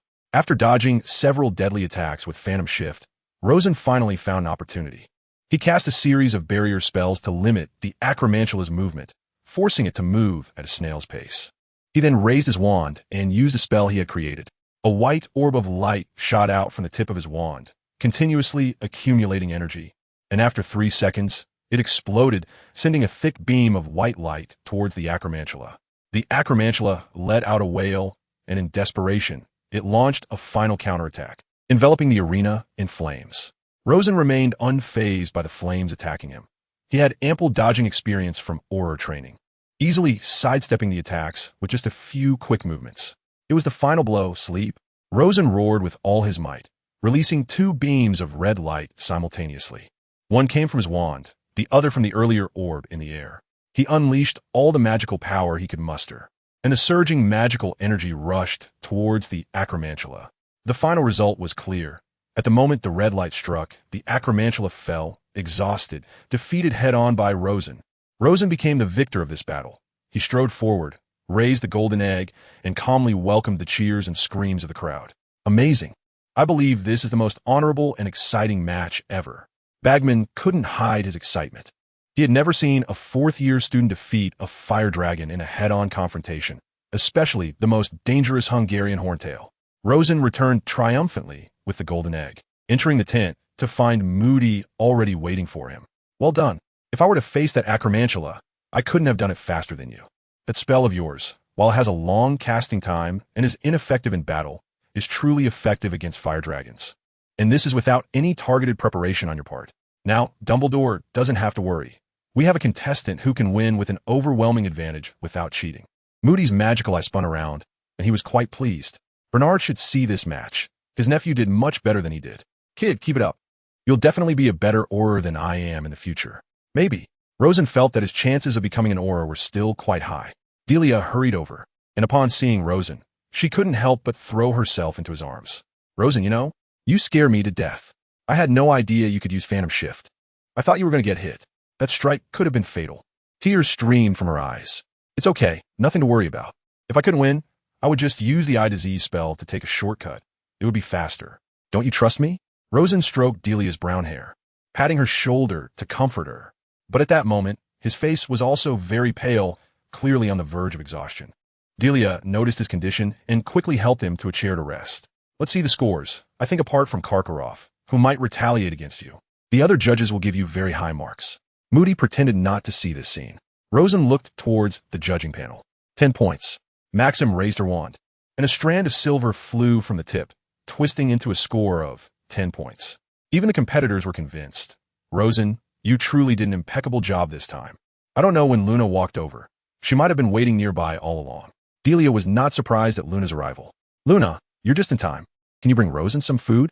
He's drained of magic and needs to rest well. Sure. Luna looked at Rosen's pale face for a moment before walking out. Ah, Drained of magic, it really hurts. I'm exhausted, my body is tired, and my heart is even more tired. Rosen lay back to rest. Karkaroff's wand also showed 10 points. He had always been the most fair. Dumbledore also gave 10 points. Rosen's performance in the arena today was even stronger than he was in 4th grade, all without cheating. After all, Dumbledore couldn't have performed such magic in his 4th year. Bagman's expression had already revealed his score, 10 points. Looks like it's going to be a perfect score. Delia couldn't contain her excitement. Not likely. Karkaroff was knocked out and captured by Bernard back in the day. If he gives me 10 points, I would express my heartfelt admiration for him right now. Rosen pouted, unconvinced. I think you're right. Luna's voice came from behind her. She brought a meal from the kitchen and handed it to Rosen. Karkaroff raised his wand and shot out a number, 1. Rosen waited for a long time, but didn't see a 0 following it, clearly indicating something. Karkaroff put personal grudges on the arena, which made him very displeased. This guy will definitely get retribution. After swallowing a piece of steak, Rosen pointed his middle finger at Karkaroff at the judging panel. I heard he used to be a Death Eater. Luna hadn't heard their earlier conversation. She only caught the last sentence. If the Dark Lord is resurrected, this kind of traitor among Death Eaters will definitely be the first to be dealt with. I was considering helping him, but never mind. He's just digging his own grave. Rosen was very displeased. If we calculate the scores, you're still first. Crumb has 40 points, and Fleur has 35 points. It's okay. Karkaroff is still targeting you. You're undoubtedly the first. No one can dispute that now. Just rest well. Luna, should we take turns taking care of him? Well, that's not necessary. Rosen said somewhat speechlessly. I'm just drained of magic. It's not like I can't take care of myself. After finishing his meal, Rosen went alone to the school hospital to ask Madame Pomfrey for some restorative potions and to rest for a few days. This round of battle really drained all his magical power. He originally thought there wouldn't be a fire dragon as strong as the Hungarian Horntail. Dragons like the Welsh Green and the Swedish Shortsnout could already withdraw from battle after being struck by a few lightning bolts. However, the Hungarian Horntail's resistance was truly formidable. So much so that he nearly faced a disaster. Karkaroff, that despicable guy, was really underhanded. Even when Harry visited Rosen in the medical wing while he was resting, he felt very indignant. All the other judges gave you full marks, yet Karkaroff had to give the lowest score he could. I really wanted to rush up and ask Karkaroff if he could single-handedly take down a fire dragon. He couldn't. Karkaroff used to be a Death Eater. My uncle caught him when he was an Auror, so it's normal for him to hate me. He hates everyone with the surname Peveril. As for Rosen, he didn't care. After all, he was already in first place. Even if he was targeted, he was the deserving first, so why be afraid? The next task wouldn't leave the judges much authority. Rosen, you speak up. Should we blow up Durmstrang's ship? If you're not, we can go right now. Fred and George asked in unison. Don't be ridiculous. That would cause a huge mess, and it would be a diplomatic dispute. No one can protect you in that. Rosen replied.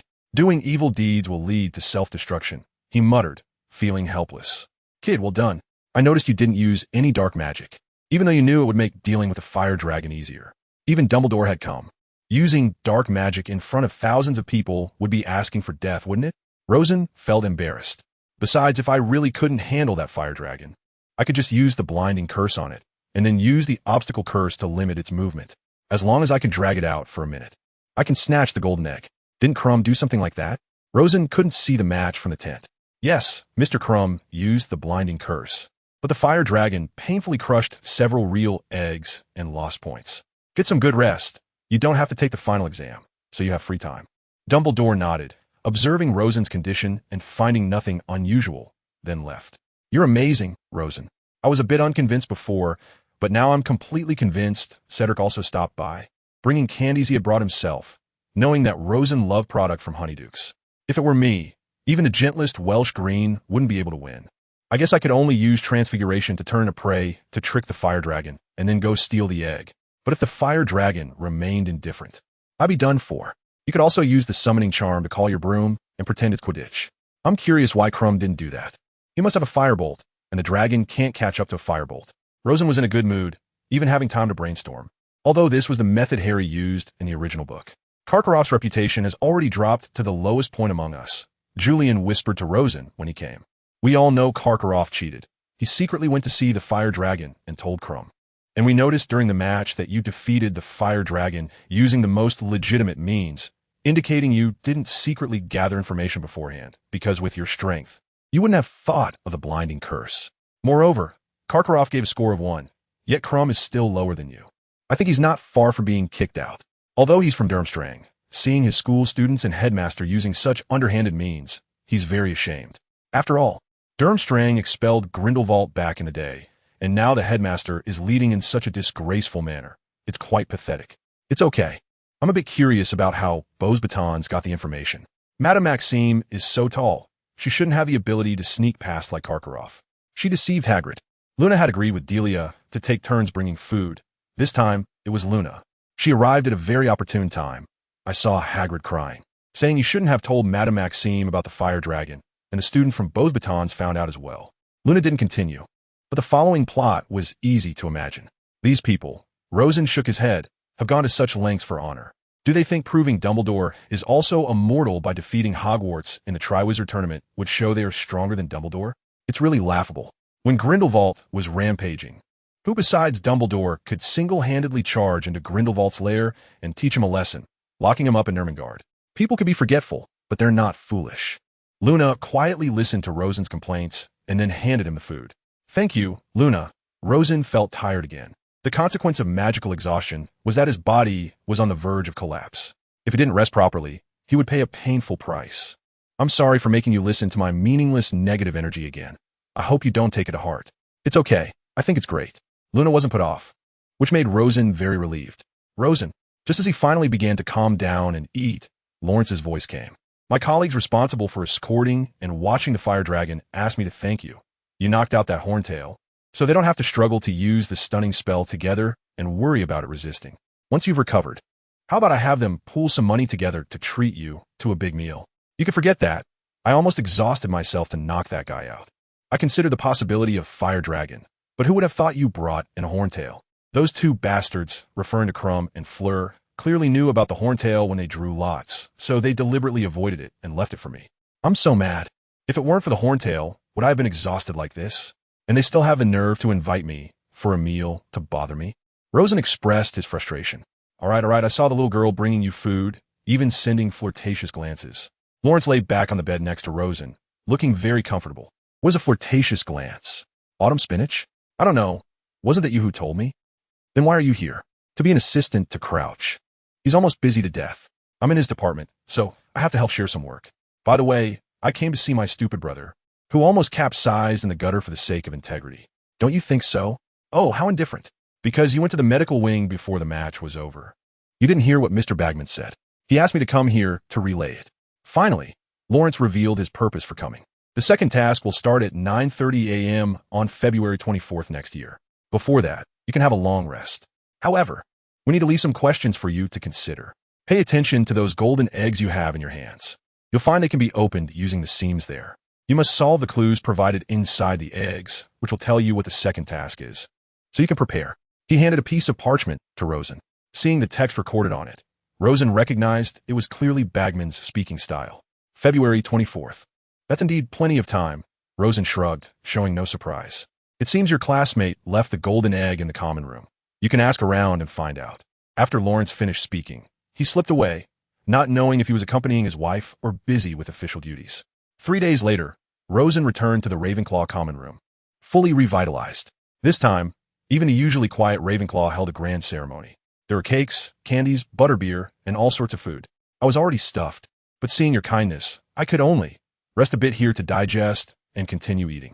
Rosen joked as he calmly sat in the center. The golden egg is here. Should we open it and see what's inside? Bill helped move the golden egg from the corner. Rosen nodded, took it with both hands, and pried it open with his fingernail into a groove around the egg. Inside was empty, nothing at all, but the moment it was opened, a terrifying, sharp, and piercing scream filled the entire room.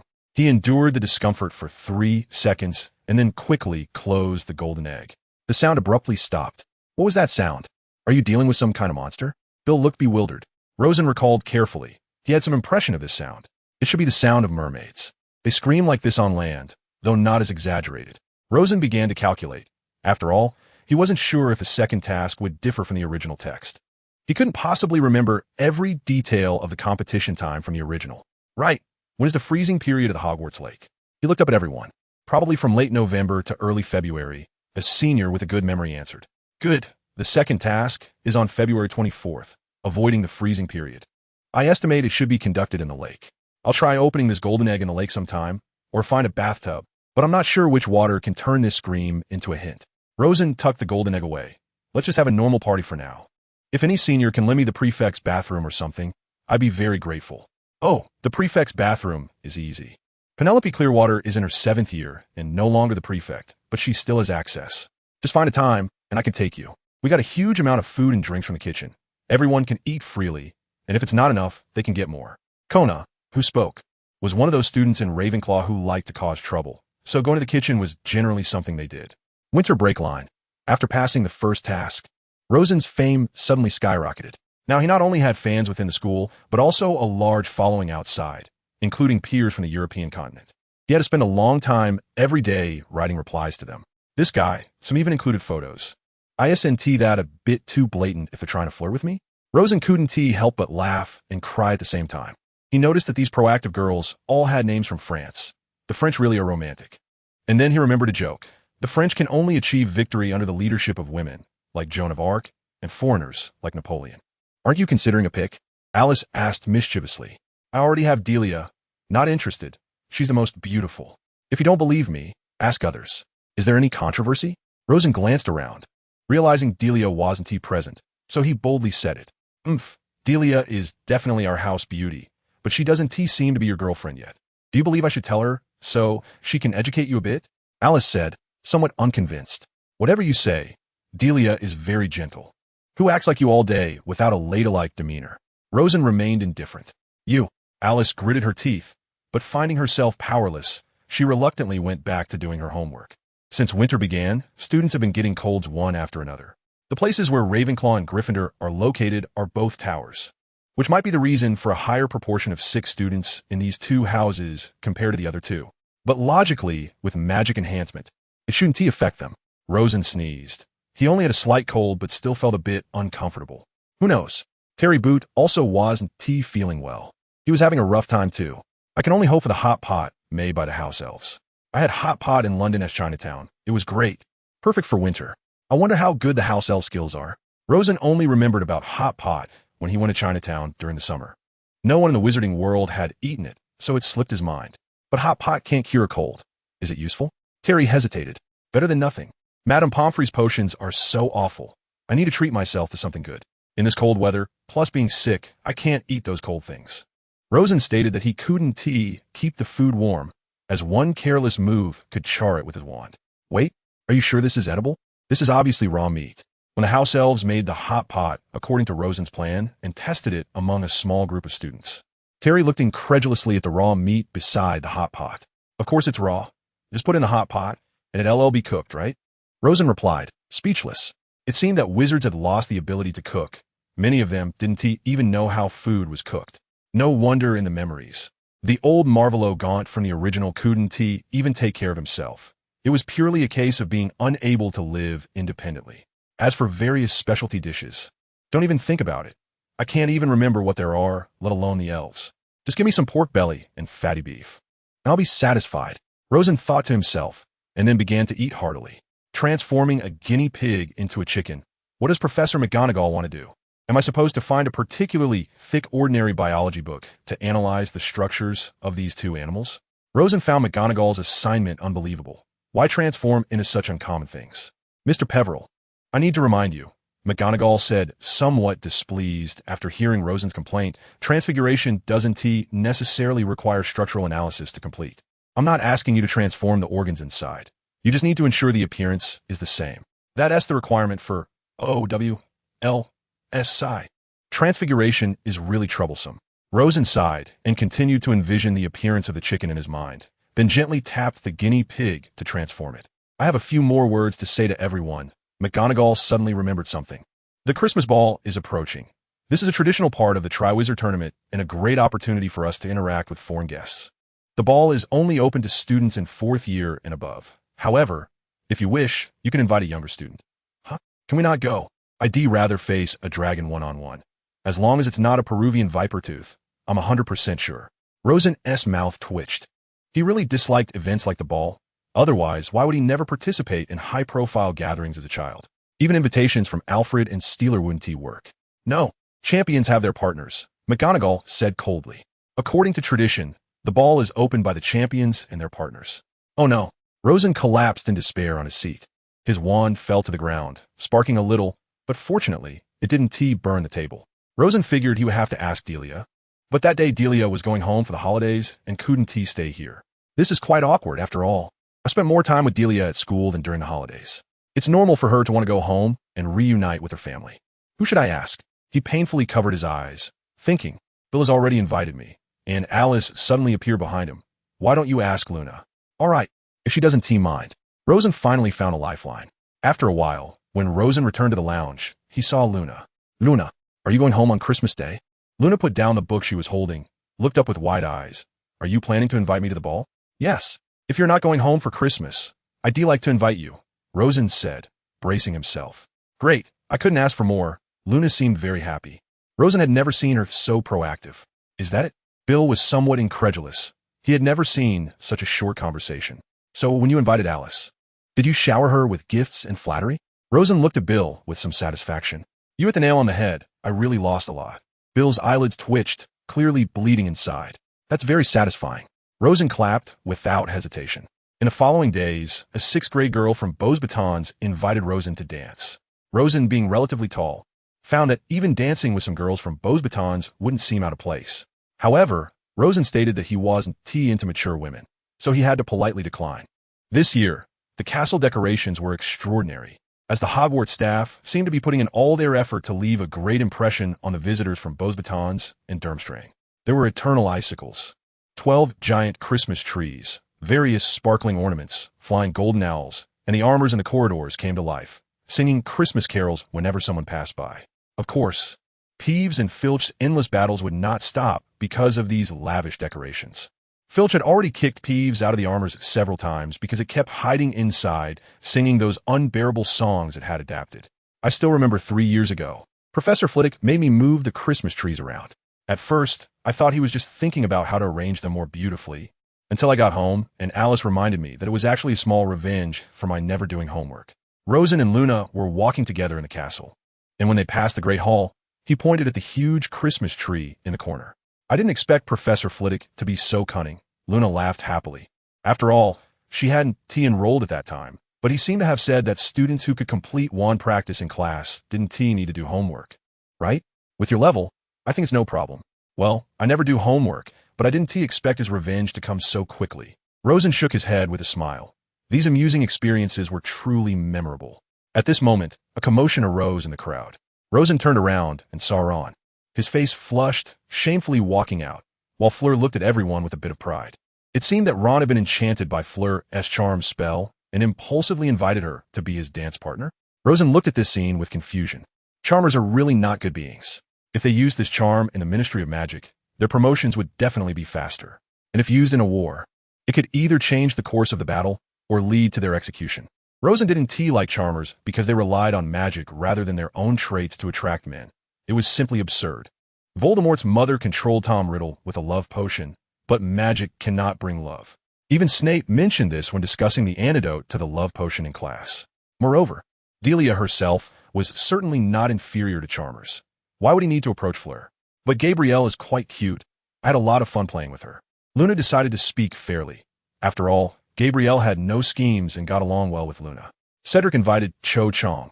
Although he wasn't a champion, he still wanted to bring some honor to Hogwarts. After all, Rosen was a minor, and the publicity effect would never be as good as that of an adult. Harry had long been keeping his distance from the ball. He completely didn't want to participate, so he just obediently watched from the side.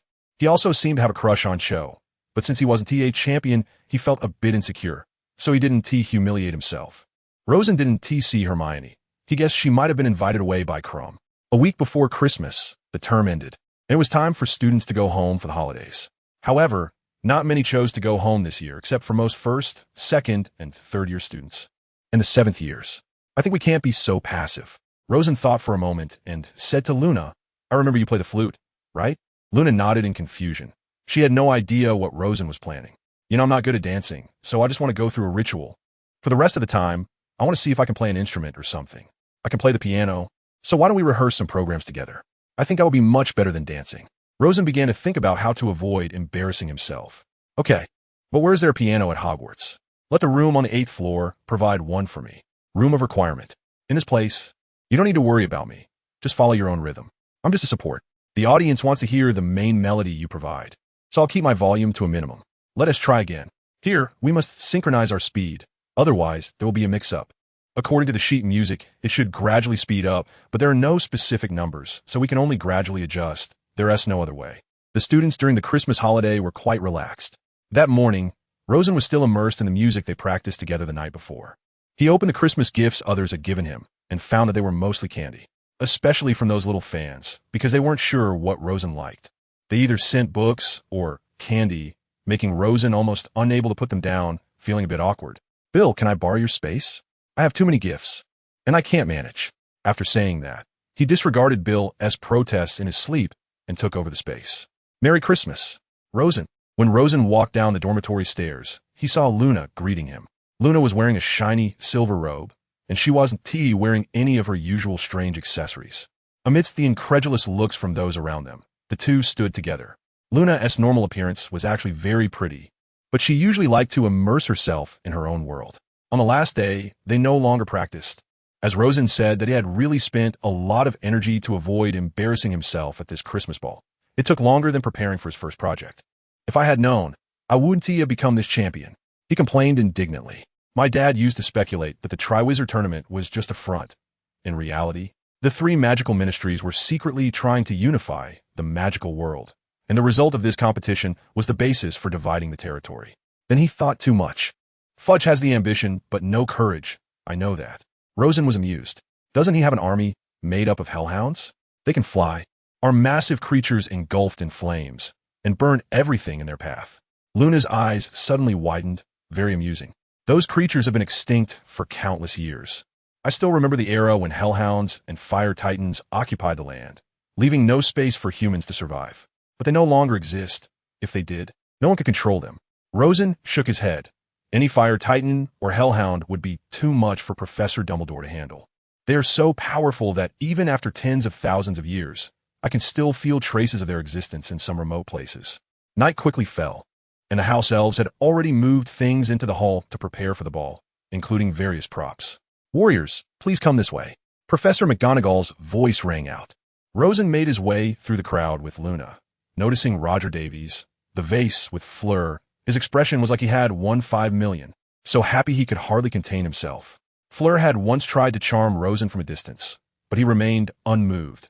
A strong soul is immune to such things. Even Moody's soul-stealing curse couldn't do anything to me. Your skills are still too simple and sometimes naive. Is that Hermione? Luna suddenly pointed at Krumm's dance partner. She was wearing a flowing lavender gown, having put a lot of effort into her hair, making it smooth and sleek, styled into an elegant bun. And her teeth had also shrunk significantly, becoming very neat. It should be, but even with the deliberate dressing up, she's not as pretty as you, right? Rosen wasn't lying. The world he traversed was clearly based on Rowling's books, not the movies. So Hermione and Emma Watson were still quite different. Under everyone's gaze, 3 pairs of warriors and their dance partners walked towards the large round table in the hall, where the judges were seated. As they stood still, everyone began to applaud. Dumbledore smiled at the warriors. Karkaroff shot a sidelong glance at Hermione. Ludo Bagman enthusiastically clapped, and Madame Olympe Maxime scrutinized Roger Davies. For clarification, I always confuse this name. David Rogers and Roger Davies are always indistinguishable, so I hope everyone can forgive the mistake. Barty Crouch sat upright, becoming the spokesperson for the Ministry of Magic. The warriors sat around the round table, and the banquet officially began. The shiny plates on the table had no food, and Rosen knew what was going on. He was the first to pick up the menu and read, sausage, and a plate of sausage appeared in front of him. Dumbledore gave him an appreciative glance. Mr. Peverell has keen observation skills. Let everyone start eating. People began to look for the food they wanted. Suddenly, Rosen thought of something. Do you think Hermione might think that house elves have to cook more food for this setup, increasing their burden? Probably not. Luna winked mischievously. She was probably full of thoughts about Victor Crumb right now. That makes sense, Rosen understood. Hermione was clearly very happy about Crumb inviting her, and he couldn't comment much. But he could only say that Hermione was not his type. Not at all. Eat slowly. Be careful not to be inconvenient during the performance later. Luna noticed Rosen's wolfing down of food and looked a bit worried. What are you afraid of? Rosen was unconcerned. I'm already so thin. Eating more won't have any effect. Have you ever seen anyone who can eat and drink all day and still be as thin as a stick? Indeed not. Dumbledore stood up, and a stage slowly rose. The hall darkened. Rosen glanced around. Roger Davies was still enchanted, completely oblivious to the fact that he had lost his composure over the clever Ravenclaw.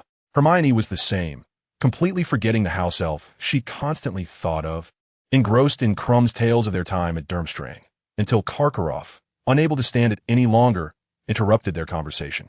It seemed only his dance partner was behaving normally. Rosen thought with a hint of disappointment. At this moment, the Weird Sisters took to the stage. They seemed to be quite famous in the wizarding world. Although Rosen had never heard their songs, he had always been quite skeptical of wizards' aesthetic standards. Should we go up and dance now? Rosen asked quietly. Well, I'm not very good at dancing either. Let's finish early, Luna replied. The two simply followed the melody in circles, with no complicated moves at all. Fortunately, no one noticed their performance because everyone was focused on the other two warriors. As for someone like Rosen, there were very few people paying attention. Rosen and Luna carefully avoided some people. Fred and Angelina had already danced themselves crazy. Their wild steps made everyone around them nervous. After a while, the Weird Sisters took a break, and the stage was temporarily empty. Okay, it's our turn. Rosen directed the piano to move with his wand, finding a suitable angle. To be honest, I really didn't like the Weird Sisters' music. I would rather listen to Muggle music. At least they have a large number of excellent composers, Rosen commented. At first, Luna didn't go on stage. Only Rosen sat in front of the piano. Everyone quietly watched Rosen, curious about what he would play. No one in the wizarding world knew how to play the piano, and even those who knew about pianos didn't understand them. The first note Rosen struck clearly indicated his intention. He was here to play classical music. His playing style was meticulous, reminiscent of a concert pianist. The rhythm and dynamics matched the sheet music perfectly, with no deviation whatsoever. Except for children from Muggle families, no one had ever heard such music. After a while, it should have been Dean Thomas's low exclamation. That's Beethoven's Pathetique Sonata. His parents were Muggles, so he was quite familiar with Muggle music. The pedals up and down. The smooth finger work. Rosen's performance was almost refreshing the wizard's understanding. But regardless, Beethoven's piece managed to convey emotions quite clearly. Some wizards continued to dance to this rhythm, with Fred and his partner taking that enthusiasm to the extreme. After a while, Rosen finished playing all three movements, just as everyone began to feel aesthetic fatigue. At this moment, he suddenly changed his style, his finger strength increasing sharply, and the style began to become wild. The first movement of the Yellow River Concerto, the Yellow River Boatman's Song, Qiu Zhang, as a Chinese, was the only one who recognized the title of the piece. Luna's flute joined in at just the right time, and Rosen's tempestuous performance, combined with Luna's melodious flute, brought a wonderful visual and auditory experience to the audience. The stirring main melody deeply etched itself into everyone's heart, striking at their souls. After a while, the style changed again. Entering the second movement, the Yellow River Ode, with a piano sound became softer. Music knows no borders. Even if Westerners had never heard this style of music, they could still understand what Rosen was expressing. As it moved to the lightness of the third movement, the Yellow River Fury, and the grandeur of the fourth movement, defending the Yellow River, this series of transitions directly made Rosen's reputation soar. P.S. I recommend Yin Chungzong's version of the Yellow River Concerto. He is the most important creator of this series of pieces. It's a truly wonderful performance. Dumbledore was the first to applaud enthusiastically, while Rosen and Luna bowed and exited under the spotlight, and the quirky sisters returned to the stage after their break. The piano is truly a perfect instrument. I finally understood that today, Luna remarked. Otherwise, why would Muggles go to such lengths to invent it? If it didn't have enough effect, it would be a waste of effort. Rosen couldn't suppress his inner pride. Let's take a walk in the garden. It's a bit noisy here, Luna suggested. Okay. The front door of the foyer was open, and as they walked down the steps, the fairy lights in the rose garden twinkled. They found themselves surrounded by low shrubs, beautifully decorated winding paths, and huge stone sculptures. Rosen heard the splashing sound of water, like a fountain, and occasionally spotted people sitting on intricately carved benches. He and Luna followed a winding path through the rose bushes. He noticed Snape and Karkaroff discussing something. Perhaps what they should do if Voldemort returned one day. Rosen whispered to Luna, who nodded silently. After walking a while, they overheard a conversation between Hagrid and Madame Maxime, where Hagrid revealed his background, while Madame Maxime adamantly denied her giant lineage, making the situation quite awkward. Rosen decided he didn't want to listen to these two clumsy people argue. If something happened, he wouldn't know how to resolve it. It's not like it's a dragon. You just knock it out and be done with it. Those two, sigh. Davis really makes a fool of himself. What else can he do besides flirting? Rosen saw Davis and Fleur hiding in the rose bushes, seemingly chatting about something, but upon seeing Davis's dazed expression, he instantly lost interest. I've never understood. Hagrid's father is human and his mother is a giant. How did they manage that? Luna murmured softly. Oh, so you care about these gossip too? Rosen said, surprised. Why not? Luna's eyes sparkled. Their conversation was soon interrupted by an argument between Ron and Hermione, with Ron accusing Hermione of colluding, while Hermione seemed too enchanted by Krumm's attention to care, retaliating in anger. Rosen didn't expect that a stroll in the garden with Luna would reveal so many explosive incidents. If he hadn't seen these scenes in the original text, he really would have been unable to resist eavesdropping. In comparison, I think we're really lucky, Rosen remarked. Why? Luna tilted her head to look at him. It seems like only we are spending this Christmas party very naturally, without any troubles. That old woman is really cunning.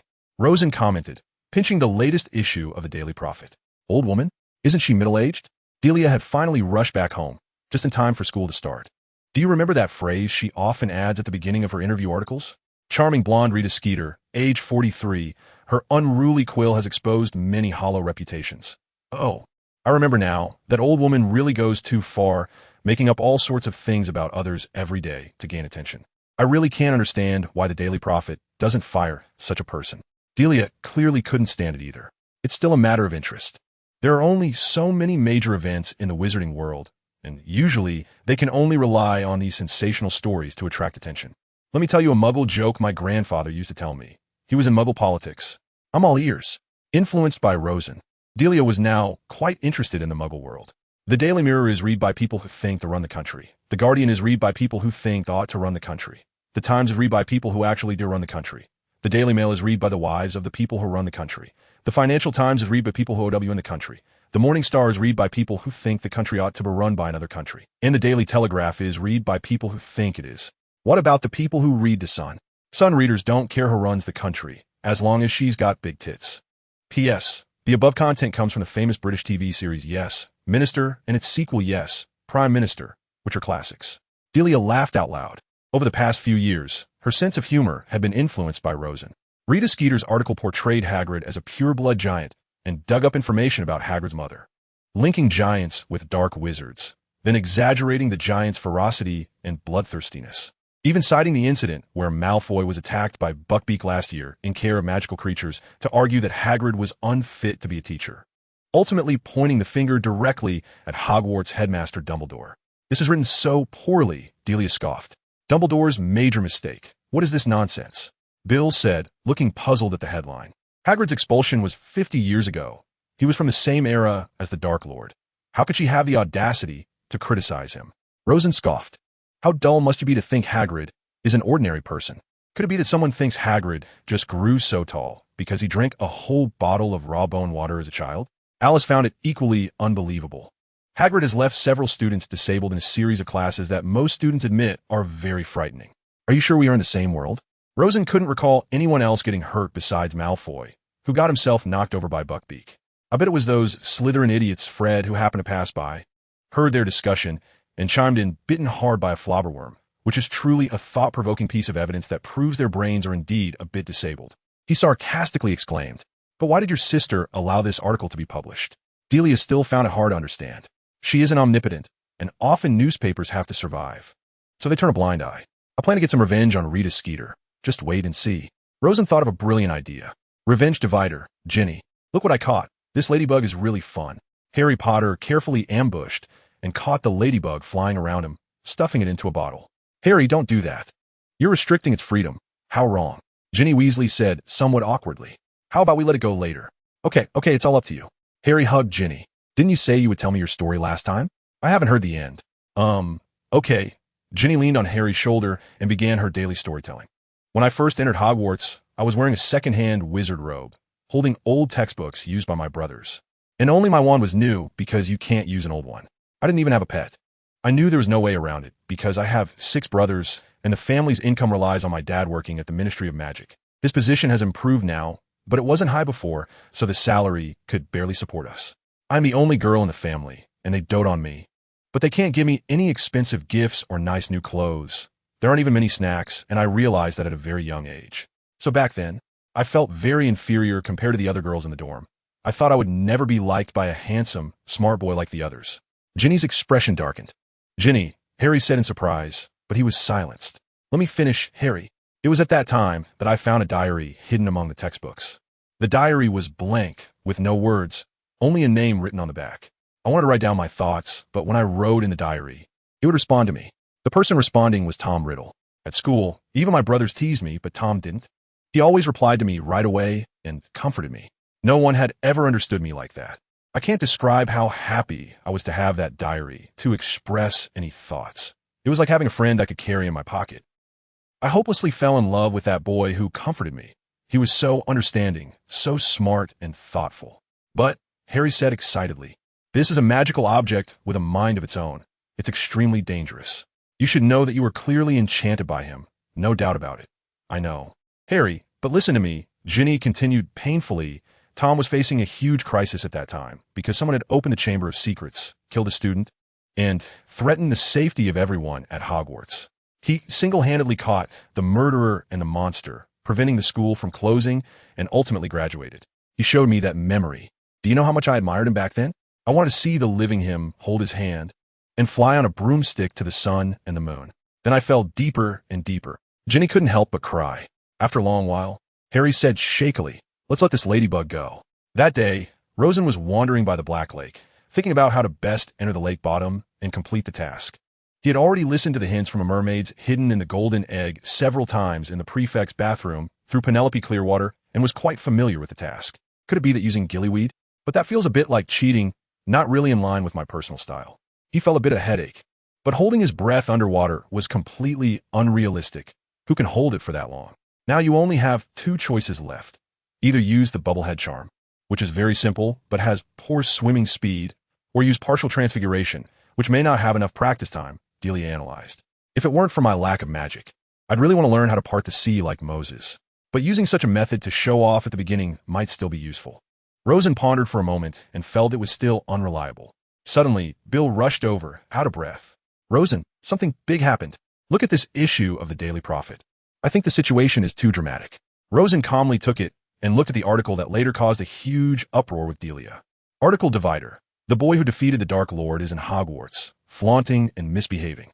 Harry Potter, taking pride in having once defeated the Dark Lord, has brought the arrogance he learned from the Dark Lord to the students. He threatened a poor girl, forcing her to submit to him and be his girlfriend.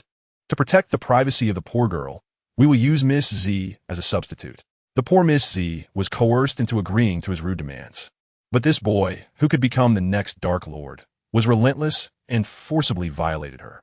There is no doubt that this is a very bottomless behavior because, according to reliable sources, she already has someone in her heart. Miss Z was born into a wealthy and prestigious pureblood wizard family. Although her family is relatively poor, she still possesses the noble demeanor and pride of a wizard. Miss Z is the only girl in the family and is doted on. Her parents have high expectations for her. When she first entered Hogwarts, Miss Z stood out among the girls, and although she lacked sufficient wealth due to her family's decline, her noble surname and kind personality allowed her to meet a Prince Charming, Tom Riddle. Tom Riddle is a senior student. Although this gentleman was born in a Muggle orphanage and does not have the great wizard ancestors like other students, he is handsome, academically excellent, and kind and brave. He noticed Miss Z's helplessness and enthusiastically guided her, helping her better navigate school life and adapt to the environment. During the time when Hogwarts was in turmoil due to the Chamber of Secrets incident, it was he who bravely exposed the culprit and resolved the issue on his own, saving Hogwarts from disaster. They corresponded through letters, sharing their thoughts and caring for each other, and over time, their friendship gradually turned into love. Miss Z candidly admitted that she was deeply trapped and unable to extricate herself. However, the good times were short-lived. Tom graduated and left Hogwarts to strive for his own future. Miss Z and Tom were separated by distance, but at that moment, Potter shamelessly attempted to tear apart this Romeo and Juliet-like couple.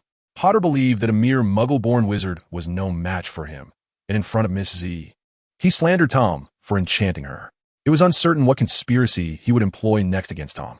We will never forget how many brave warriors who once slew dragons ultimately became the evil dragons themselves. A savior is not eternal. Perhaps he has defeated the Dark Lord, but he too could very well transform into the same kind of person.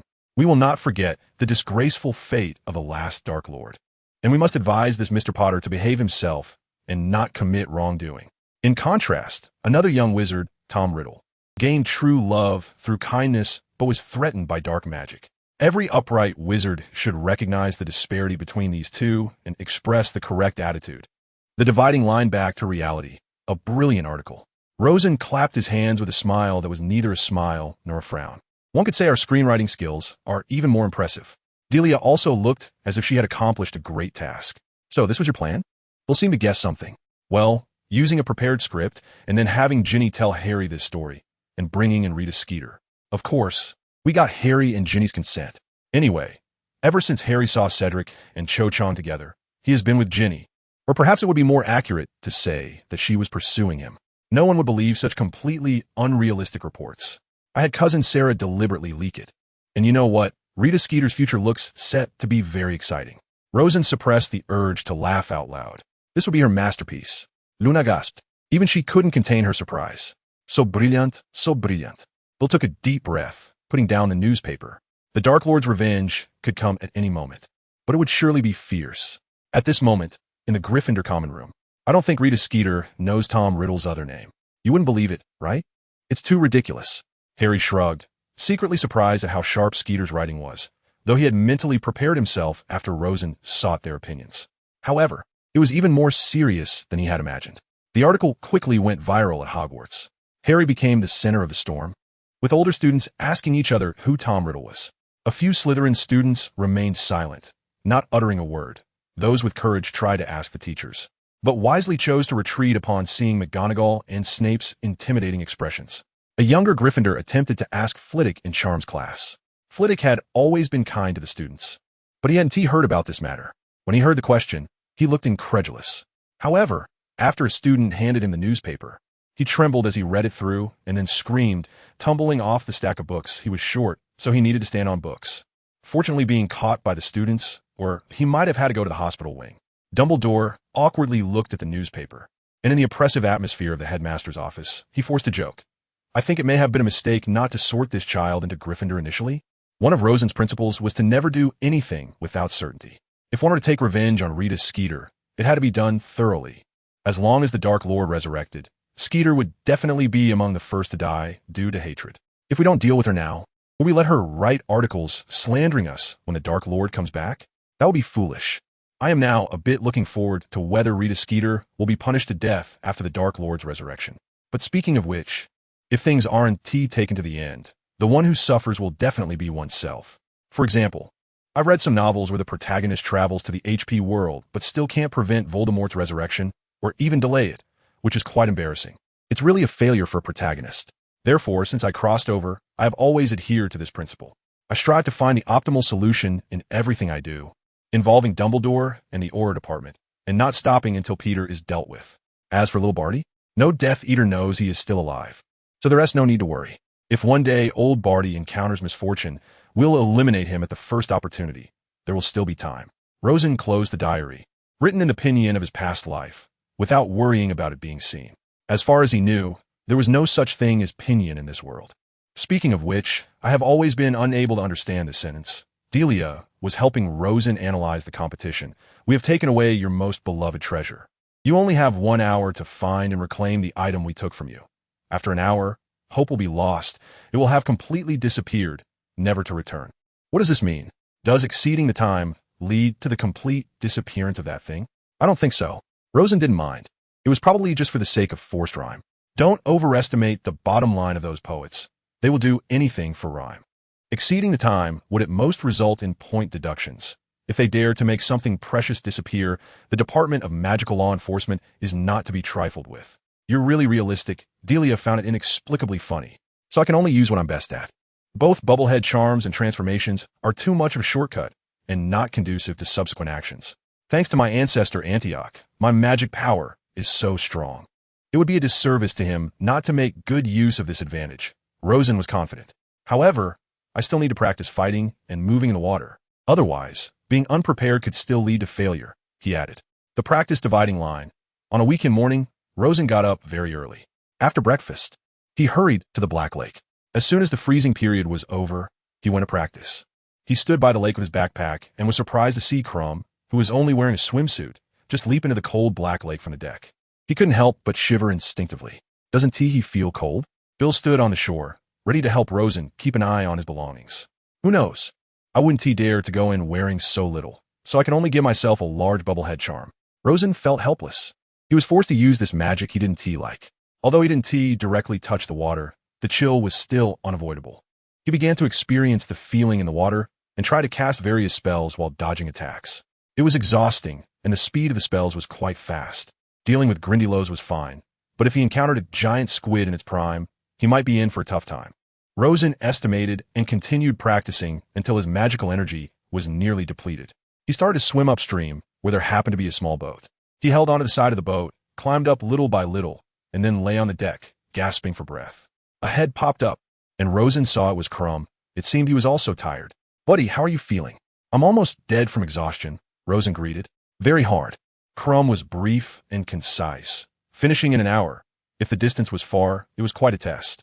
They were speaking German, and Crumb's English was really poor, which Rosen found hard to tolerate. "It seems you trust me a lot," Rosen shrugged. "What if I don't crack the secret of the golden egg, and am just here to fish for information?" "No, you won't," Crumb replied seriously. "Urian told me you're the only warrior who has never sought help from anyone. Maybe except for someone helping me keep an eye on my clothes and bag," Rosen joked, pointing to the shore. "I really like it here," Crumb suddenly said out of the blue. "The people here are great." "Well, thank you for the compliment," Rosen said proudly. "Hogwarts is undoubtedly the warmest magical school in Europe." "Well then, I'll head back now, goodbye." After resting for a while, Crumb swam back to the big ship of Durmstrang. "Goodbye." Rosen slowly paddled his small boat towards the shore alone. Competition divider. During the first task, the stands around the Dragon Duel arena had been moved to the shore of the Black Lake, and there were so many people in the stands that they could barely fit. The judging table, covered in golden cloth, was not set up in the stands this time, but rather built on the lakeshore. Rosen noticed that Barty Crouch appeared as usual without any discomfort. Rosen took his time strolling, fully prepared to give everyone a surprise. Bagman raised his wand to his throat and cast a spell. "Ladies and gentlemen, the second task of the Triwizard Tournament is about to begin. Contestants, please get ready and stand by the lake." Rosen noticed that Fleur and Crumb had already changed into their swimsuits early, while he hadn't even taken off his wizard robe. "Listen up, our warriors are all set. When I whistle, the second task will begin. They have a full hour to retrieve what has been taken from them. I will count to 3. 1, 2, 3. The sharp whistle echoed in the cold, still air. The stands erupted into cheers and applause. Rosen silently glanced at the two people beside him, finding they were both hastily casting spells before diving into the water. However, due to the resistance of the water, their speed was somewhat embarrassing. "My turn, right?" Rosen raised his wand. "Show me the location of the people I know in the lake." The wand obediently spun slowly before finally locking in on a direction.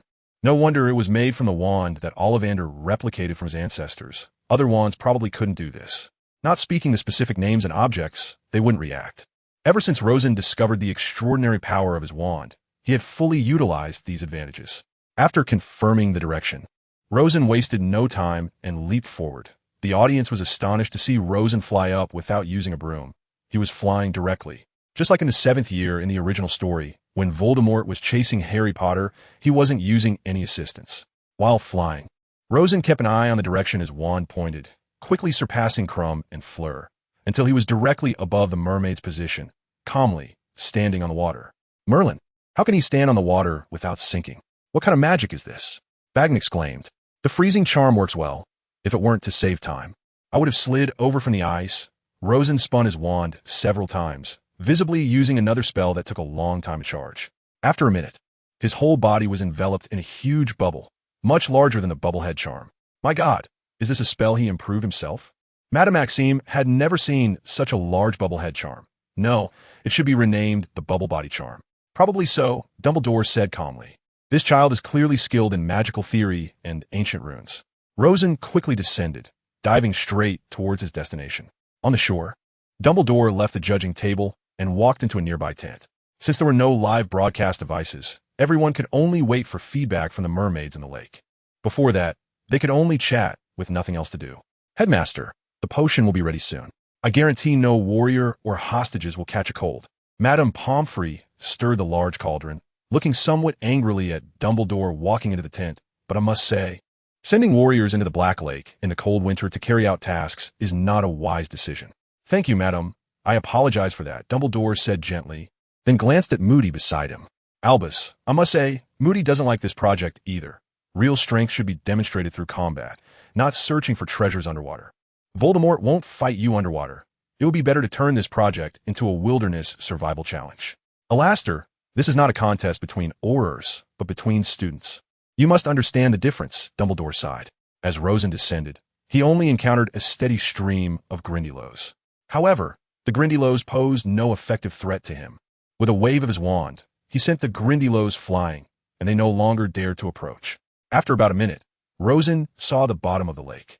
There was a huge rock with many mermaids drawn on it, holding spears and chasing creatures that looked like giant squids. Next to it were many rough stones with patches of algae. There were mainly 3 types of magical creatures in the Black Lake. The first was the ubiquitous Grindylow, which was just fodder. The second was the giant octopus, which hibernated in winter. The third was the mermaids, the Scottish mermaids. But they had little in common with the beautiful mermaids of Muggle mythology. The latter lived in temperate and tropical waters, while their appearance was. Rosen took a closer look. These mermaids had iron-gray skin, long, messy, dark green hair. Their eyes were yellow, and their broken teeth were also yellow, adorned with pebbles strung together with rough rope around their necks. They smiled at him maliciously, and 1 or 2 even emerged from their caves, holding spears and splashing the lake with their powerful silver tails. Rosen landed in a square surrounded by some houses, where a large group of mermaids floated in front of the houses. Some mermaids were singing in unison, calling the warrior to come over. Behind them stood a rough statue, a large mermaid carved from a giant stone. Tied firmly to the tail of the mermaid statue were 3 people, Luna, Hermione, and Gabrielle. Sure enough, it's not Delilah. Her grandfather wouldn't allow the Ministry of Magic to let her stay underwater for long. Rosen muttered to himself, then walked towards the guarding mermaids. This is the hostage I need to rescue, right? Rosen pointed to Luna and asked the mermaids. One of the mermaids nodded. We can't help you, so you need to rescue her yourself. But you don't need to worry about the others. You only need to save your own friend. If these 2 aren't rescued in time, there won't be any consequences, right? Rosen asked calmly, lightly waving his wand, and the ropes binding Luna snapped. There won't be any problems, the mermaid confirmed. Okay, I'm off. Rosen carried Luna on his back and glanced at the time.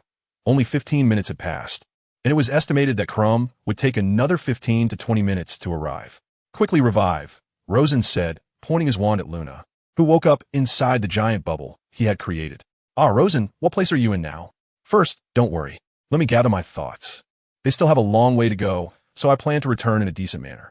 How did you get here? A bubble this big must have a lot of water resistance. Professor Boobage talked about fluids and resistance in Muggle studies. He said you detailed this in your paper. Your observation is quite sharp, Rosen replied, somewhat surprised. I flew here, but doing that to return isn't realistic. I can't carry someone and fly for that long. So I had to do it this way. He raised his wand, chanted for a while, then shouted part. The lake water in front of him began to slowly part, creating a narrow gap. Of course, to conserve magical power. From above, it only appeared as a column of air equivalent to a well. Rosen calmly walked forward with Luna on his back, resembling Moses leading the Israelites out of Egypt. When he reached the shore, he knew he had won, and confidently released all his magic, separating left and right. The audience gasped even louder as the lake water opened a pathway, revealing Rosen walking forward. This child, he can actually part the lake water? Madame Maxim was increasingly incredulous, regretting not having done everything possible to recruit Rosen to both batons. It's not that exaggerated, Dumbledore calmly reminded her. He just opened a gap in his own area. Of course, this is still very difficult for students. Bagman rubbed his hands together excitedly, looking thrilled, while Crouch showed an appreciative gaze. As for Karkaroff, his face had turned ashen, and he couldn't utter a word. Rosen, the other competitors haven't returned yet. May I ask in advance how you completed this task? I hope you can satisfy my curiosity. Bagman appeared very happy. Sure, no problem. Rosen was in a good mood, so he began to recall his entire process. First, I thought from a different perspective. For example, if Merlin were to complete the task, what would he do? I thought about it, and considering his power, He would probably use a spatial teleportation spell to transfer Luna here in less than a second. So I immediately dismissed that hypothesis as it had nothing to do with me. Next, I lowered the standard a notch. If it were my ancestor Antioch Peveril, what would he do? I guess he would use his boundless magic to evaporate all the water in the Black Lake and then boldly walk in to rescue the hostages. But that wouldn't work either. Then I thought of someone like Professor Dumbledore. I speculated he would use the method described in the Bible, parting the lake water like Moses. I gained some inspiration from that, because small-scale use is reliable, as you saw. So, is there a simpler method? I realized that I didn't necessarily need to swim towards the destination. I could move above the water and then just descend at the right spot. So I thought of freezing magic and flying. Considering everything, flying would save more time. So I chose the latter. The minute I hovered above the water was thanks to the freezing charm. Beneath my feet was not water, but a thin layer of ice that was enough to support me. On my way back, I couldn't use flying since I couldn't carry someone and fly. That I really couldn't do. So I reluctantly used the parting method, leaving an opening for me to breathe and walk until I reached the shore. Brilliant thinking. Bagmen applauded excitedly, and the applause from the audience was deafening as they all heard what Rosen said into the microphone. Crumb was the second to climb ashore, carrying Hermione and panting. Phew, unfortunately, I was 5 minutes late. Crumb kept thankful that he hadn't been attacked by any creatures, but his speed was still a bit slow. As for Fleur, she was very late by the time she reached the shore. Ludo Bagman echoed again, startling everyone, and the audience in the stands fell silent, all waiting to hear the scores for this task. Ladies and gentlemen, we have reached a conclusion. The mermaid leader has just informed us of what happened at the bottom of the lake, and we will assess each warrior with a perfect score of 50 points. First, Miss Fleur Delacour. She used the bubblehead charm, demonstrating excellent skills. When faced with the giant squid's attack, she did not abandon her task, but instead lured the giant squid to Grindylows' nest, showcasing outstanding tactics. However, due to spending too much time, she was the last to reach the mermaid settlement to rescue the hostages, so we have decided to give her 35 points. Fleur shook her head in disappointment. There was nothing she could do about her lack of strength, while Gabrielle comforted her from the side. Mr. Victor Crumb, he used an incomplete transfiguration spell, but it was quite effective since the creature he transformed into had considerable intimidation power, so no creature dared to attack him. Although he was 5 minutes late, he was one of the two to rescue the hostages, so we decided to give him 40 points. Karkaroff clapped weakly, showing off loudly. Mr. Rosen Peveril, he once again demonstrated astonishing strength, using incredible means to be the first to rescue the hostages and return. As a side note, the mermaids told us that when Rosen landed, they were all very frightened. If it weren't for their leader hardening his resolve to tell them that the other hostages would not be in danger even if they weren't rescued, Rosen might have brought all the hostages back at once. If that were the case, Mr. Crumb and Miss Delacour's scores might not look so good. Bagman made a little joke. Undoubtedly, his performance was perfect, and no one could deduct his points. We have decided to give him 50 points. From Bagman's tone, it seemed that this time the scores were collective, so Karkaroff had no chance to find fault. The third and final task will take place on the evening of June 24th, Bagman continued. The warriors will be informed of the specific content of the task 1 month in advance. Thank you all for your support of the warriors. That's a relief. Rosen stretched lazily. Since the last task is announced a month in advance, I don't have to worry about preparing anything anymore. My elemental magic isn't fully practiced yet, and my affinity for magical elements hasn't reached the highest level. There's still work to do. After entering March, the cold wind still made everyone's body stiff, but the weather was no longer as humid as before. During Friday's dinner, Rosen walked into the dining hall and found many people looking at the newspaper. Is there something special today? Rosen pulled out a chair and sat next to Delia. Rita Skeeter has resigned, Luna replied. Resigned? So soon? Rosen raised an eyebrow. If she didn't resign, she might lose her life. Delia seemed very happy. The official statement is that she fell ill and needs to go home to recuperate. In fact, it's no different from a permanent resignation. That's a relief. Rosen succinctly commented and then began to enjoy his dinner. But what she said about Hermione trying to charm Crumb might be true. Bill speculated seriously. Yes, who chases whom is still uncertain. Rosen leaned back and just enjoyed the show. Anyway, no one here would get involved in their matters. On the weekend, Rosen practiced his 2 targets seriously, seizing every opportunity for training. On Monday, Ron walked to the dining table with a suppressed expression and regretfully announced that breakfast in Gryffindor would be of poor quality today due to Hermione. Then you all ran to the kitchen to advocate for better wages and clothes for the house elves? Rosen's eyes widened from a distance. If I had known you were causing such trouble, Fred wouldn't have told you where the kitchen was. It wasn't us, it was Hermione, Ron retorted. They deserve it. Hermione insisted, but the others did not think so. Not really, Delia said, laughing and crying at the same time upon hearing the news. When the food arrived, they breathed a sigh of relief. There was plenty of meat, vegetables, eggs, and milk. Thanks to those hard-working little guys. A few people cheered. Luckily, the house elves held no grudges, Rosen concluded. Up until the announcement of the third task, Rosen had spent 3 whole months in peace. Barty Crouch was still lively, showing no signs of being under the Imperius curse, let alone being murdered. Rosen learned from a side source that his house elf was still working at home, indicating that the situation was very stable. Sirius had been back in his aura role for about a year, and, aside from occasional missions, he was quite leisurely. Then he applied to be the guard at Hogwarts during the Triwizard Tournament, occasionally coming to check on Harry and the others. For 3 months. Without the need to prepare for final exams, Rosen spent all the time he used to review on training, except for slacking off in class. Delia, Luna, Bill, Alice, and others took turns accompanying him in the room of requirement for training. Of course, he couldn't do it alone because if something went wrong, he would have to be sent to the hospital wing immediately. However, Sirius was never willing to appear while Barty Crouch was present. As he put it, "This man threw me into Azkaban for 11 years without trial, and I didn't even get a chance to defend myself. It serves him right that he can't become the Minister of Magic, and it serves his son right to become a Death Eater." Seeing the gritted teeth on his face, Rosen and Harry exchanged complex glances. That day, Professor Flitwick kept Rosen back after the charms class. "Rosen, you need to go to the Quidditch pitch at 9 tonight. Ludo will tell the champions what the third task is there," he said. "The Quidditch pitch?" Delia recalled the size of the area. "It's much larger than the Dragon's Place. It looks thrilling." Rosen didn't say much.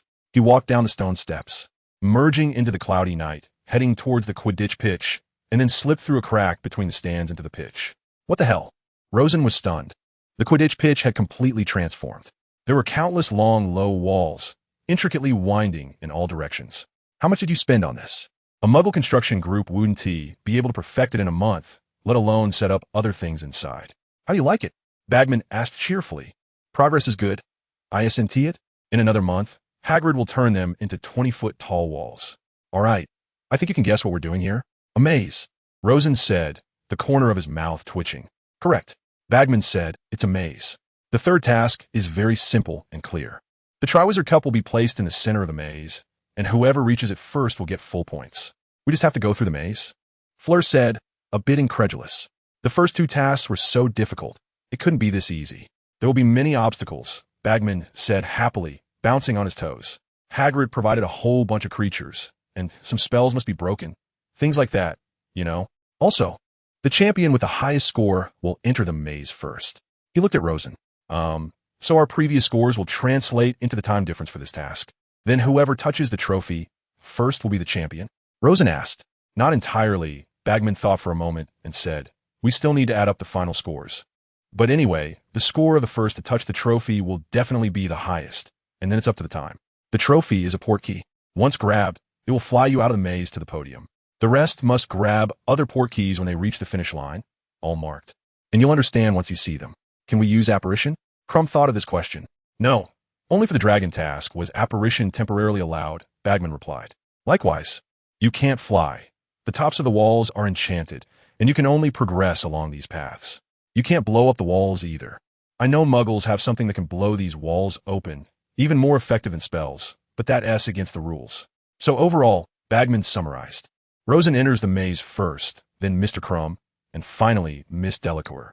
But you all must strive to succeed. It depends on your ability to navigate the obstacles. It should be fun, right?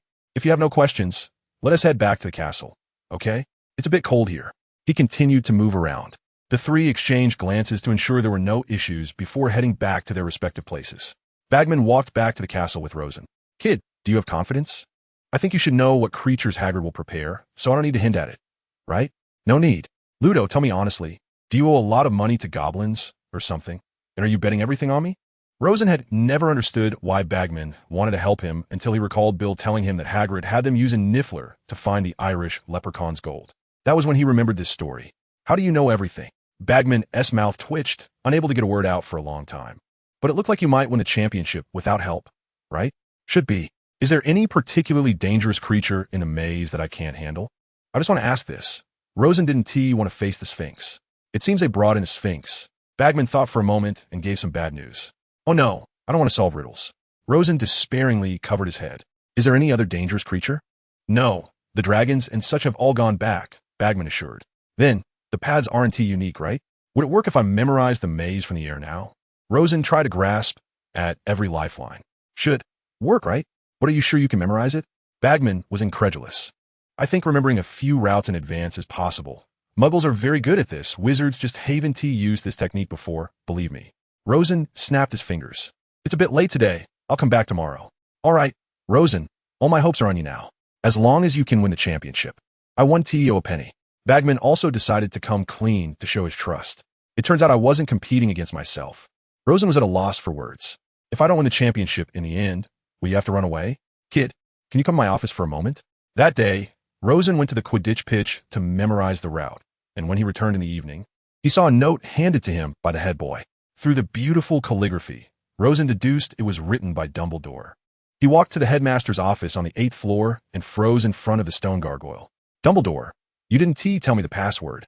Do I have to guess one by one? Ice-cold lemonade? He asked tentatively, but that was the old password. The gargoyle remained unmoved. Well, fizzing whiz bees? Licorice wands? Ice cream balls? Bertie Bott's every flavor beans? Rosen listed everything he had eaten, but to no avail. The gargoyle remained as unresponsive as a rock. It can't be cockroach clusters, right? Rosen was dissatisfied, but he noticed the gargoyle suddenly came to life and jumped aside. Indeed, Dumbledore, is your taste really okay? He passed through the gap in the wall and stepped onto the spiral stone staircase. The door closed behind him. The staircase slowly ascended on its own, bringing him to a shining oak door with a brass knocker. He gently knocked on the door. Oh, my child, I realize I've made a serious mistake. Dumbledore said when he saw Rosen enter, I forgot to tell you the password. Please forgive an old man's memory. Rosen sat down with a look of disbelief. Professor, you just need to consistently set the password to something edible, so we can eventually guess it. That makes sense. Here, try this ice cream ball. I just bought it. It gives a feeling of returning to childhood after eating it. Dumbledore seemed to be enjoying the dessert as well. Thank you. Rosen took it without hesitation. He certainly wasn't too worried about it being laced with truth serum. If Dumbledore were to drug the candy, that would be excessive. I called you here today to talk about some past matters because I have a vague feeling that the magical world is somewhat unsettled. Dumbledore contemplated for a moment and decided to tell Rosen some things. Shouldn't these matters be discussed with Harry? I remember that although I am one of the 3 children mentioned in the prophecy, it is clear that Voldemort is targeting Harry, Rosen said without holding back. Acknowledging that he knew about the prophecy, which was not surprising since Anderson also knew.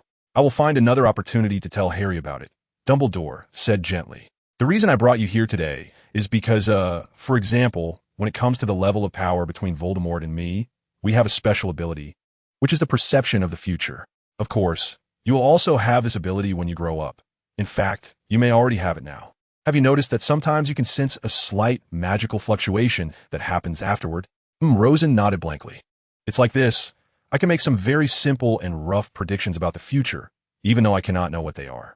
Dumbledore explained his thoughts. When you reach the level of your ancestor Antioch, you'll probably be able to sense specific dangers. To put it simply, I feel that behind the Triwizard Tournament, there are some hidden individuals trying to engage in some unsavory activities. For example, Voldemort might be waiting for a servant to come to him, and there are others who are attempting to profit from selling dark magical items, etc. So, I invite you to take a look at my memories. After saying this, he took out the pensieve and used his wand to extract a strand of memory, placing it into the pensieve. Rosen leaned in, mainly because he didn't know if jumping in would cause any accidents, like breaking the pensieve. He saw a very dark room with a chilling atmosphere. Dumbledore arrived behind him. This was the place where the Death Eaters were judged, and the one responsible for the judgment was Barty Crouch, who you should know was the head of the Department of Magical Law Enforcement at the time. Rosen nodded as he saw 2 Dementors dragging a person who was about to faint toward the armchair in the center of the room. Upon closer inspection, it was Karkaroff, but he looked much younger than now. He was trembling, wearing a thin and tattered robe. When he sat down, the chains on the armrests of the chair suddenly glimmered with golden light and wrapped around Karkaroff's arm like a snake, binding him there.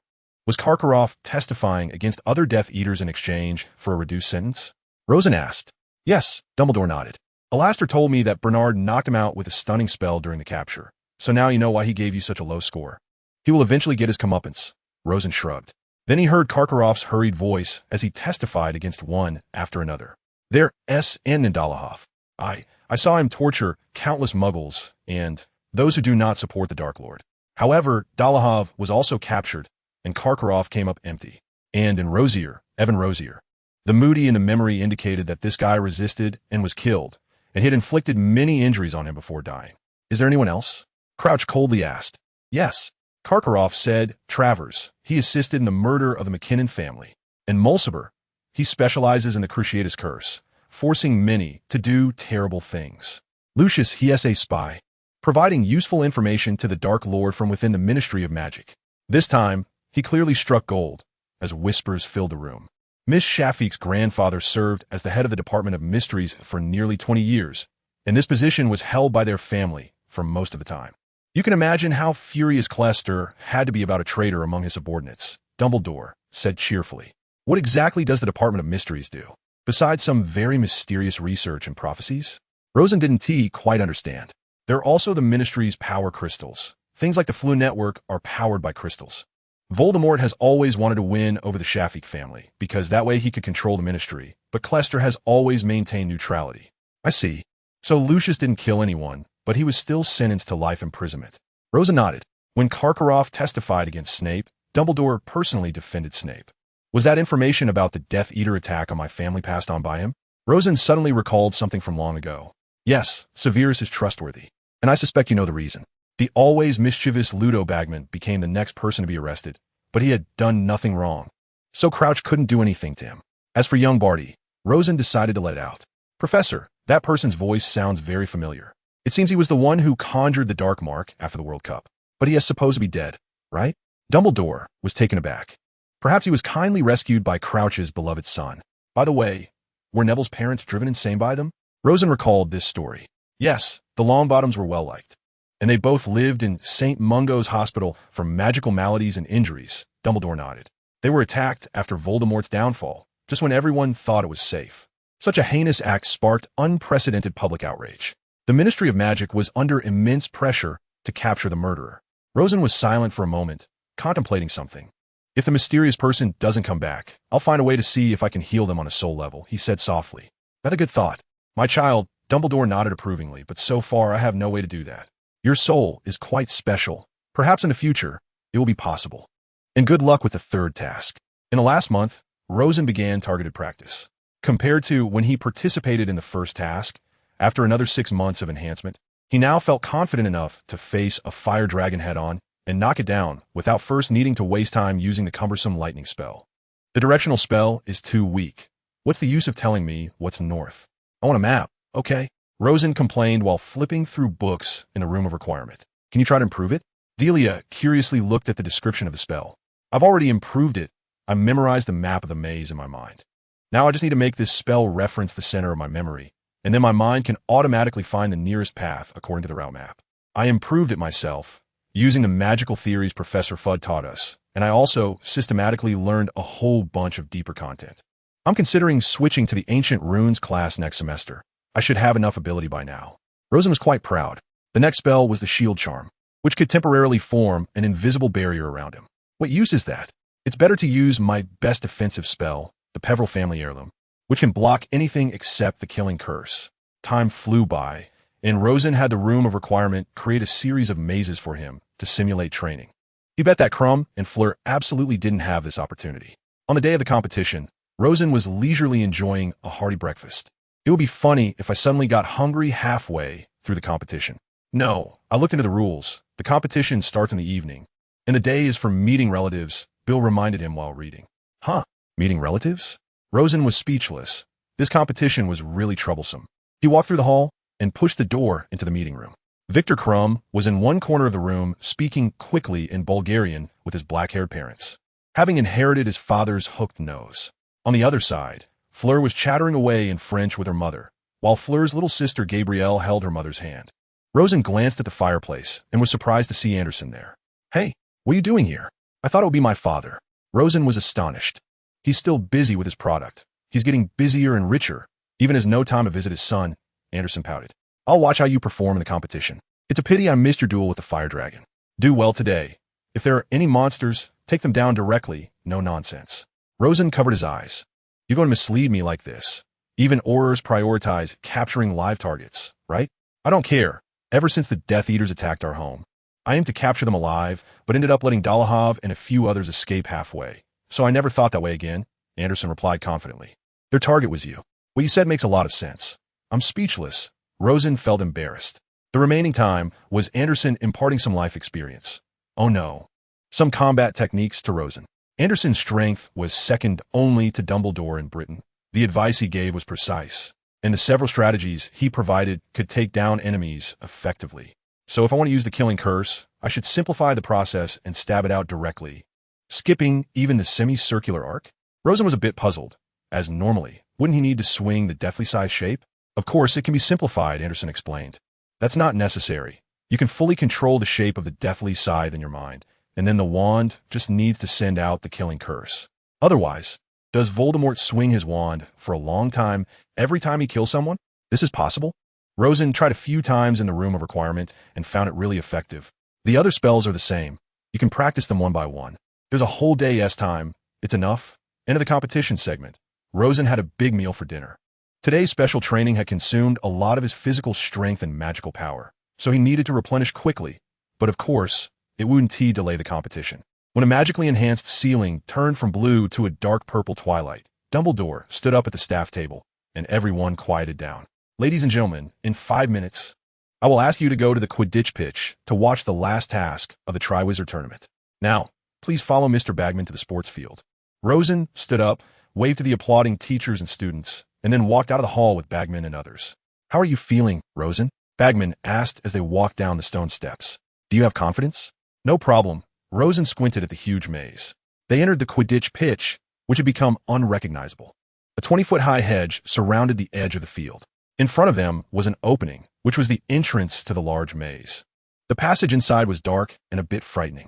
Hundreds of professors had unanimously approved. Oh no, I misspoke. It was hundreds of students unanimously sitting in the stands. The air was filled with excited voices and the sound of shuffling feet. The sky was now a clear, deep blue, and stars began to appear. Hagrid, Professor Moody, Professor McGonagall, and Professor Flitwick walked into the field and approached Bagman and the warriors. They all wore hats adorned with shining red stars, except for Hagrid, whose star was behind his thick vest. We will patrol outside the maze, Professor McGonagall said to the warriors. If you encounter difficulties and need rescue, shoot red sparks into the air. We'll come to help you. Do you understand? Ladies and gentlemen, the final task of the Triwizard Tournament is about to begin. Let me announce the current scores. Bagman's voice rang out in the stands. Rosen Peveril, 91 points. First place, Hogwarts. Applause and cheers startled the birds in the Forbidden Forest into the gradually darkening night sky. Victor Crumb, 80 points. Second place, Durmstrang. Another round of applause. Fleur Delacour, 70 points. Third place, Beau's Batons. The warrior with the highest score will set off first. Now, Rosen, listen for my whistle. Bagman said loudly, 3, 2, 1. With a short whistle, Rosen's figure swayed and dashed into the maze. The moment Rosen entered the maze, he realized that the audience's voices had disappeared, clearly under the effect of a special spell. The tall hedges cast dark shadows on the path, and Rosen released a self-flying light ball for illumination, which he had adapted based on the Lumos spell. 50 meters later, a fork appeared, but either direction could reach the end. Rosen remembered that the right path would be shorter. Rosen didn't stop. The directional spell directly informed him of the direction in his mind, no longer needing to use his wand as a compass. The harsh sound of metal scraping gradually approached, and Rosen saw 2 suits of armor slowly walking out of the darkness, raising their wooden clubs to smash down on him. Get out of the way. Without paying any attention, Rosen unleashed a burst of magical energy that sent the armors flying. Although it didn't cause any damage, the armors were moving slowly, and as long as he cleared the path, they wouldn't pose any further threat. After a while, a sudden explosion occurred. A massive blast-ended Scroot blocked his way, and Rosen was surprised that Hagrid hadn't managed to kill all of them. This creature was 15 feet tall, and the moment it saw Rosen, its tail exploded, propelling it forward with immense force. Damn it! Rosen quickly dodged and cast a defensive spell on himself. He then raised his wand and called upon plant magic. Several nearby trees extended their long roots, burrowing from the ground to quickly wrap around the blast-ended Scroot. binding it to the ground, rendering it immobile. A hybrid of a sphinx and a fire crab. Huh? Rosen commented before rushing towards the path behind the blast-ended screw. The journey ahead felt quite lengthy. It wasn't a straight line, and even without any obstacles or enemies, it would take nearly half an hour to complete. Given the current situation, Rosen doubted he would be lucky to finish within an hour. What? Why is Voldemort here? Rosen was startled to see Voldemort suddenly appear ahead, nearly scaring him out of his wits. Avada Kedavra, he shouted without hesitation, using a simplified version, releasing it in less than a second. He didn't care about using dark magic. Surviving against Voldemort was already a miracle. Voldemort instantly vanished, but that wasn't the characteristic of the killing curse. At the very least, there should be a body. And why did Voldemort not make any move? Rosen paused for a moment and quickly realized it was a boggart. But didn't matter? In this situation, using the killing curse wouldn't raise any eyebrows since he had treated it as Voldemort. Rosen did not encounter Crumb and Fleur. Their voices faintly reached him from a distance, indicating they were also facing troubles. However, they were moving slowly, and since they had set off 5 and 10 minutes later than him respectively, they posed no threat. After a while, Rosen saw a strange glow blocking his path. He pointed his wand at it and gently tapped, discovering that the lights rapidly rearranged and formed a chessboard. Wizard chess. If those two had encountered this, they probably wouldn't have gotten through. Rosen thought maliciously. Rosen carefully observed the situation. It was mid-game, and it seemed he needed to win quickly. He launched a fierce attack, first moving his pieces to assault the Black King's castle, then creating an attacking position for his knights, and finally sacrificing a piece to break through the defense, checkmating the opponent in just a few moves. Of course, this was also due to the black side's relatively weak strength. If Lawrence had been there, it would have taken at least 5 minutes to finish the battle. P.S. When writing this part, I was reminded of the game between Spassky and Petrosian in the 1969 World Championship, where Spassky became the 10th world champion. In that game, Spassky forced Petrosian to resign in just 24 moves, and even if he hadn't resigned, he would have been checkmated in a few moves. After solving the chess puzzle, the glowing points quickly retreated, leaving a wide path open, and Rosen swiftly dashed through. Nearly 40 minutes had passed, and Rosen was getting closer to the center. He hadn't encountered any other dangerous creatures. Fortunately, he hadn't run into a sphinx. Why is a devil snare here? Don't they know I specialize in fire magic? Rosen nearly laughed out loud upon seeing the devil's snare ahead. Patronus. He decided to use his Patronus to break through the devil's snare's obstruction. The flames of the phoenix were deadly to it, far more terrifying than ordinary fire, almost on par with the fiend fire.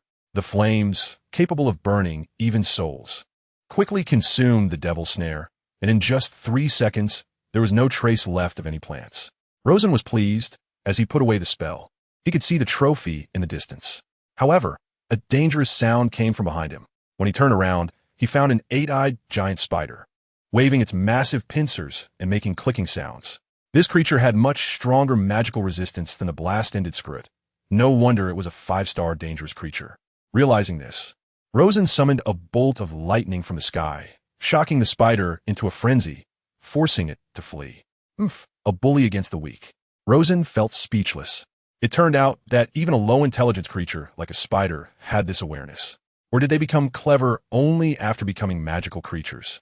With only 50 meters left, Rosen took precautions to prevent any last-minute issues, casting several protective spells on himself, all sorts he could think of. He was genuinely afraid of a last-minute disaster. Reaching the trophy, Rosen extended his wand. Show me the destination. If this trophy had been swapped out, it would have caused a major problem. Although Peter was dead, and little Barty was likely under control, who knew if any unusual circumstances had occurred? The magical detection result indicated that the trophy would take him to the podium. Rosen breathed a sigh of relief and grasped the trophy tightly. Amid the cheers of the crowd, Rosen was transported to the podium with the trophy. He noticed that Fleur had been eliminated early because she had been trapped by the 8-eyed giant spider and was forced to send a distress signal, after which Moody and McGonagall rescued her. But she lost her chance to continue competing and could only receive a small consolation prize. Crumb fought valiantly until the last moment, overcoming numerous obstacles and finding other keys to the center of the maze. But it was clear that the champion's title had already been decided. I declare, Ludo Bagman said energetically, the champion of this Triwizard tournament is Rosen Peveril. Rosen, Rosen. The rhythmic cheers erupted from the audience, and Rosen felt satisfied seeing himself become the hero of the moment. Then he inadvertently recalled the meme of someone waving a glow stick. Say something for your acceptance speech. Bagman urged Rosen with a booming voice. Ahem. Rosen cleared his throat. Actually, when the goblet of fire first spat out my name, I was quite surprised. I thought to tell the goblet to find someone more suitable. I'm not trying to be modest here. How could a fourth-year student like me be designated as Hogwarts champion? But they said the decision was made, so I recited a couplet that goes, if the magic benefits life and death. Next, I did 3 small things. One was to knock out a dragon. The second was to dive to the bottom of the lake to rescue my friend from a mermaid. And the last was to navigate the maze and retrieve the trophy. If there is anything else to say, it's that I participated in an award ceremony. I feel a bit embarrassed. They are all minor accomplishments. Thank you, everyone. Rosen bowed to the crowd. Laughter erupted among the audience, clearly amused by Rosen's sense of humor. Although this humor stemmed from his past life as memes. What are memes? For example, the membrane theory. The universe is a gigantic frog. Ahem, getting off track. Fudge appeared at some point, bringing a large money pouch containing 1,000 galleons. Luckily, it was enhanced with the levitation charm. Otherwise, it would have been as heavy as a large barrel of water, and Rosen wouldn't even be able to lift it with one hand. Well done. Next year, aim for another Grand Slam in the OWLS. When you graduate and go to the Ministry of Magic, you can start as a mid-level official. Fudge whispered to him. Actually, I think it would be better to gain some experience on the continent for a few years after graduation. Of course, going straight to work is also an option.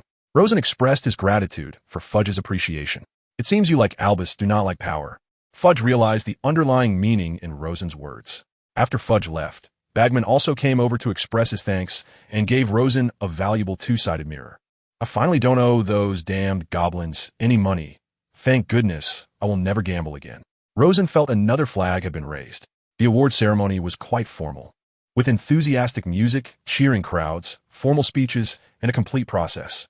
Rosen felt as if he had become the Minister of Magic. The scene of being at the center of the world felt somewhat similar. As if he knew what it felt like to be the Minister of Magic.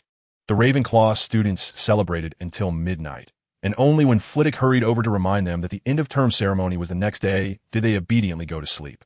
End-of-term divider. Dumbledore added 200 points to Ravenclaw as a reward for Rosen winning the Triwizard Tournament. And Ravenclaw once again rightfully became the top house in points. Now, in the eyes of Ravenclaw students, Rosen's status was even higher than Dumbledore's. It's a pity I was born a bit late, Rosen lamented while eating. If I had been born 2 or 3 years earlier, I could have made an even greater impact. Sigh. You should be content. Delia shot him a look. There's not that much good fortune. As they boarded the train, Delia pulled Rosen into a private compartment. What's the matter? I was planning to continue playing wizard chess and tormenting Bill. Rosen sensed Delia was troubled. Do you remember when we first met? Delia closed her eyes and leaned on Rosen's shoulder. I remember, during the sorting, I almost scared you to tears. And then you remember my name? Want to take revenge on me in the first herbology class? Rosen felt that first-year experience was indeed a beautiful memory. Actually, I already knew you. Delia suddenly said something that Rosen couldn't understand. What do you mean? Rosen was confused, even if she was a time traveler. She couldn't possibly know about his identity. My grandfather told me there is a prophecy about a boy who will defeat the Dark Lord. I know you want to say Professor Trelawney, but it's not from her. Delia's expression was complicated. Another prophecy? Rosen felt his worldview was being overturned. Well, in fact, only my grandfather heard it. He discovered it through a very ancient and complex magical ritual in the Department of Mysteries. I still remember the original words. She handed a piece of parchment to Rosen. Ah, son of law, you come from a mysterious universe. The divine summons you to end the darkness.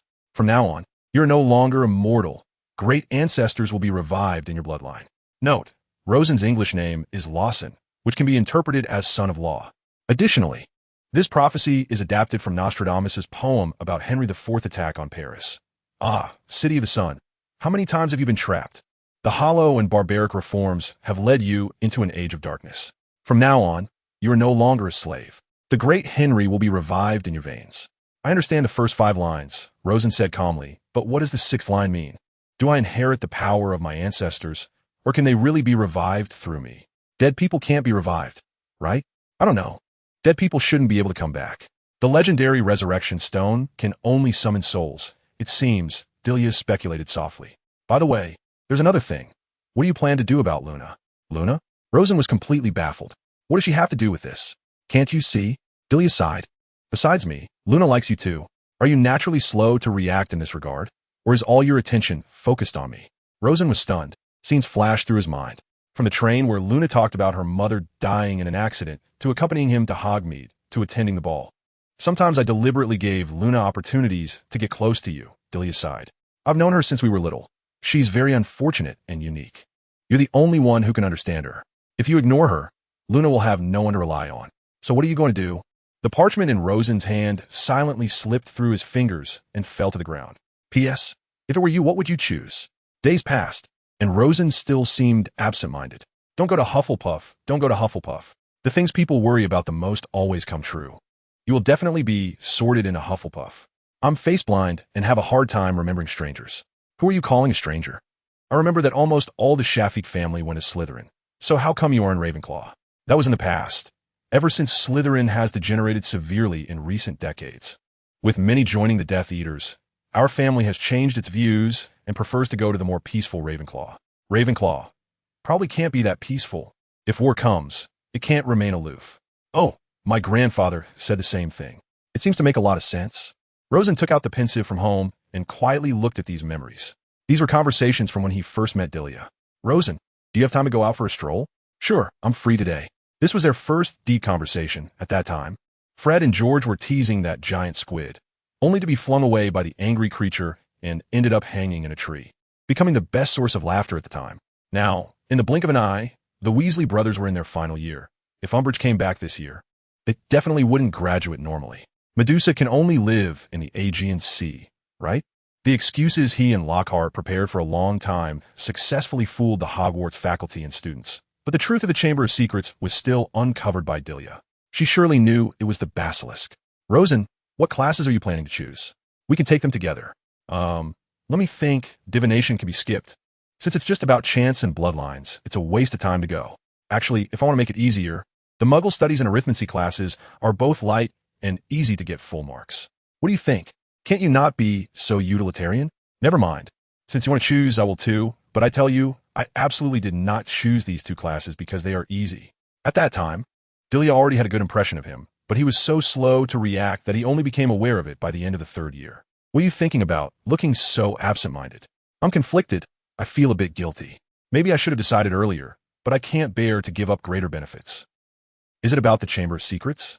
Actually, this matter itself was not caused by you. It's just that you might know some secrets that others do not. And you could even directly and completely eliminate future troubles, but you currently lack the right opportunity. So you really don't need to feel any guilt. If it's not absolutely necessary, you should go ahead and do what you want the most. But what if someone really does die unexpectedly? I would truly feel guilty for a lifetime.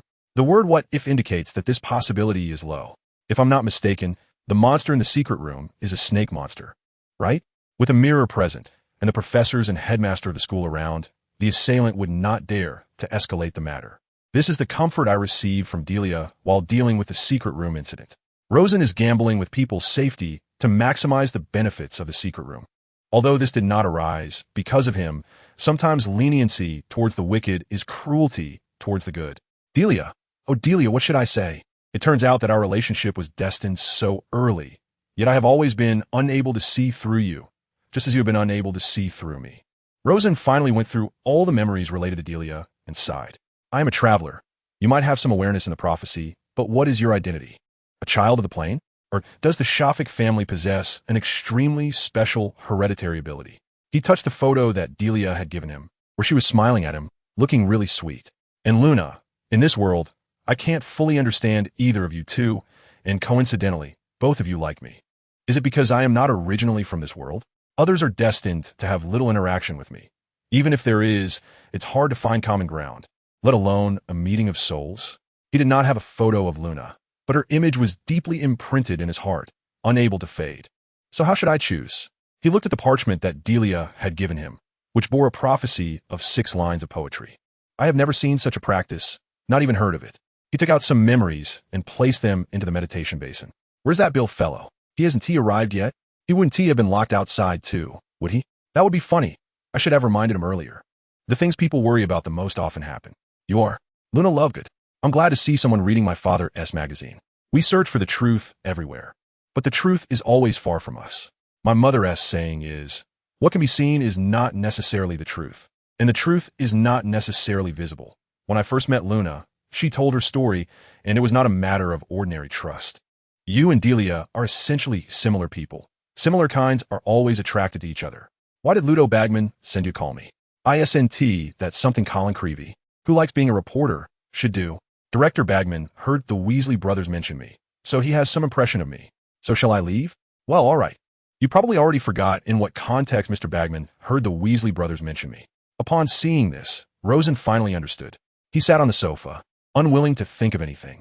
When alone, one tends to overthink. He slumped down, looking at the ceiling. The room was very quiet, and there was no one passing by. Even the portraits on the wall were sleeping soundly, and he didn't know which ancestor they were. The house elf quietly brought up dinner and then silently retreated. And Rosen was completely unaware until he looked at the food on the table, because he was hungry. Meow. Jerry couldn't hold back first, snatching a piece of bread and sausage, then hesitantly glanced at Rosen. After confirming he wouldn't be hit, he chose to make a hasty retreat. All right, you little rascal. Rosen chuckled bitterly. I see through you now. Rosen finished his dinner bit by bit with chopsticks, planning to go to bed early for some rest, when suddenly Lawrence rushed in, gasping for breath. What happened? Has the mysterious person been resurrected? Rosen didn't think anything major would happen. You take a look for yourself. Lawrence handed him the newspaper with a pale face. This is an internal message from the Ministry of Magic, not yet published in the papers, Lawrence reminded. Rosen took the newspaper and saw 10 black and white photos on it, immediately feeling a sinking feeling in his heart. 9 wizards and 1 witch. Some were silently sneering, while others arrogantly tapped their fingers on the frame. Each photo had a name and the crime for which they were imprisoned in Azkaban. As he continued to read, Rosen discovered they had all escaped. And Dolohov, who brutally murdered Gideon and Fabian Pruitt. Mrs. Weasley originally had the last name Pruitt. He joined the Death Eaters in pursuit of power and became an important subordinate of Voldemort. Rosen remembered that when he was almost a year old, it was this Dolohov who led a group of Death Eaters to raid his home, and now he had escaped. Bellatrix Lestrange, who tortured Frank and Alice Longbottom, resulting in their permanent disability. Rosen had seen her in Dumbledore's memory. At that time, she appeared quite insane, and now she was basically incapacitated. She was Sirius' cousin and a fervent follower of Voldemort, seemingly having developed feelings for him. 10 people, Lawrence, take me to see Fudge, immediately. Rosen realized the seriousness of the situation. No need. He has already been to our house, Lawrence said, equally worried, and many high-ranking officials are too. Rosen hurried to the conference room of the castle as fast as he could. More than half of the high-ranking officials from the Ministry of Magic had gathered. Rosen saw Cornelius Fudge, Director of the Department of Magical Law Enforcement Bernard Peveril, Director of the Department for the Regulation and Control of Magical Creatures Rufus Scrimgeour, Director of the Department of Magical Accidents and Catastrophes Amelia Bones. In the original story, she was the Director of the Department of Magical Law Enforcement. Director of the International Magical Cooperation Department Barty Crouch, Director of the Department of Magical Transportation Alex Fudge, and Head of the Auror Office Carl Terrence. Only the Sports Director Bagman, Delia's grandfather, and that Deputy Minister Umbridge were missing, but they clearly showed no signs of coming. Additionally, Alfred, Anderson, and Slughorn were present. Rosen, you finally arrived. Fudge seemed to have aged 10 years. He said shakily, everyone knows what has happened. Besides issuing a warrant, let us discuss what else needs to be done. Minister, Rosen raised his hand without hesitation. There are currently 3 things that need to be done. The first is to transfer all prisoners from Azkaban to the dungeons deep within the Ministry of Magic and set up the tightest defenses, guarded by Aurors. Azkaban is undoubtedly no longer safe. He saw Fudge nodding and continued, the second thing is we need to issue an extermination order for the Dementors. Exterminate the Dementors? Why do we need to do that? Fudge didn't catch on. Minister, haven't you realized that we have lost control over the Dementors? Rosen was getting anxious. I don't know who is secretly manipulating the Dementors, but clearly we no longer have the ability to control them. We must immediately issue an extermination order to eliminate the vast majority of them while they had the chance to leave Azkaban. That's right, Minister. Bernard was the first to support. Dementors are unreliable. They always have been. While the mysterious person was around, they obeyed him. Now if we continue to cooperate with the Dementors, it's no different from seeking skin from a tiger. What do you think? Fudge hesitated as he looked at the others. Everyone nodded in unison. All right then, we'll do as Rosen suggested. Fudge understood that when all the directors agreed, it was imperative to proceed. What about the last matter? The last thing, Rosen paused, is to issue a general mobilization order and enter a state of war. Mobilization orders are commonly seen in wartime mobilizations, and their content depends on the specifics of the mobilization. War mobilization refers to the measures taken by a country or political group to transition from a peacetime state to a wartime state, unifying the mobilization of human resources, material resources, and financial resources for the service of war. This typically includes mobilization of armed forces, the national economy, science and technology, civil defense, and politics.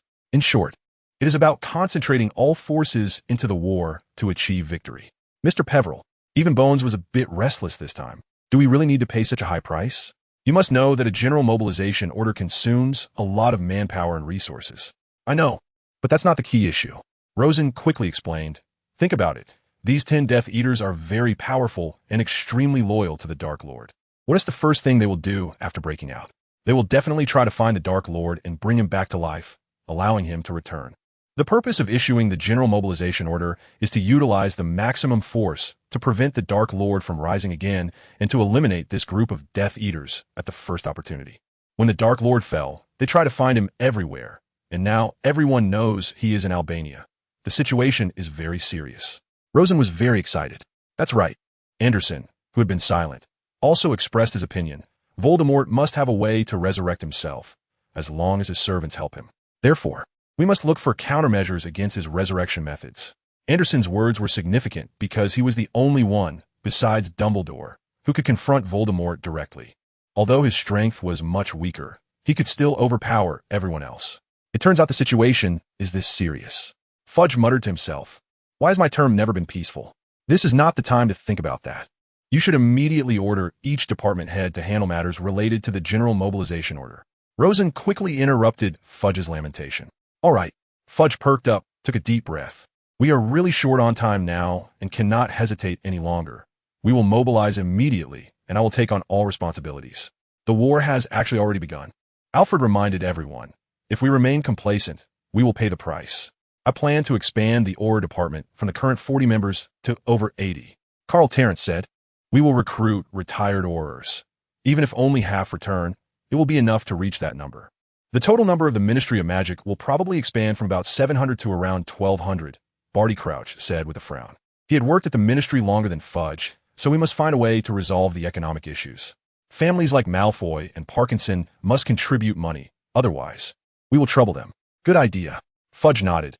This is not a time for indecision. Professor Lupin, what brings you here? The next day, Rosen finally finished all his planning. He provided a large number of suggestions to each department under the Ministry of Magic to help them better combat the Death Eaters. Additionally, there were several very important tasks that he had asked Anderson and a few others to handle, and he believed results would come soon. I'm no longer a professor. Just call me Remus. Lupin was always so gentle, and his robe looked less tattered than before. It seemed that since Hogwarts had started paying him, his situation had improved significantly. All right, have you joined the Aura department? They should agree immediately given your skills. And the salary is quite high, Rosen suggested. Yes, I've already submitted my resume to Mr. Terrence. He told me it shouldn't be a problem.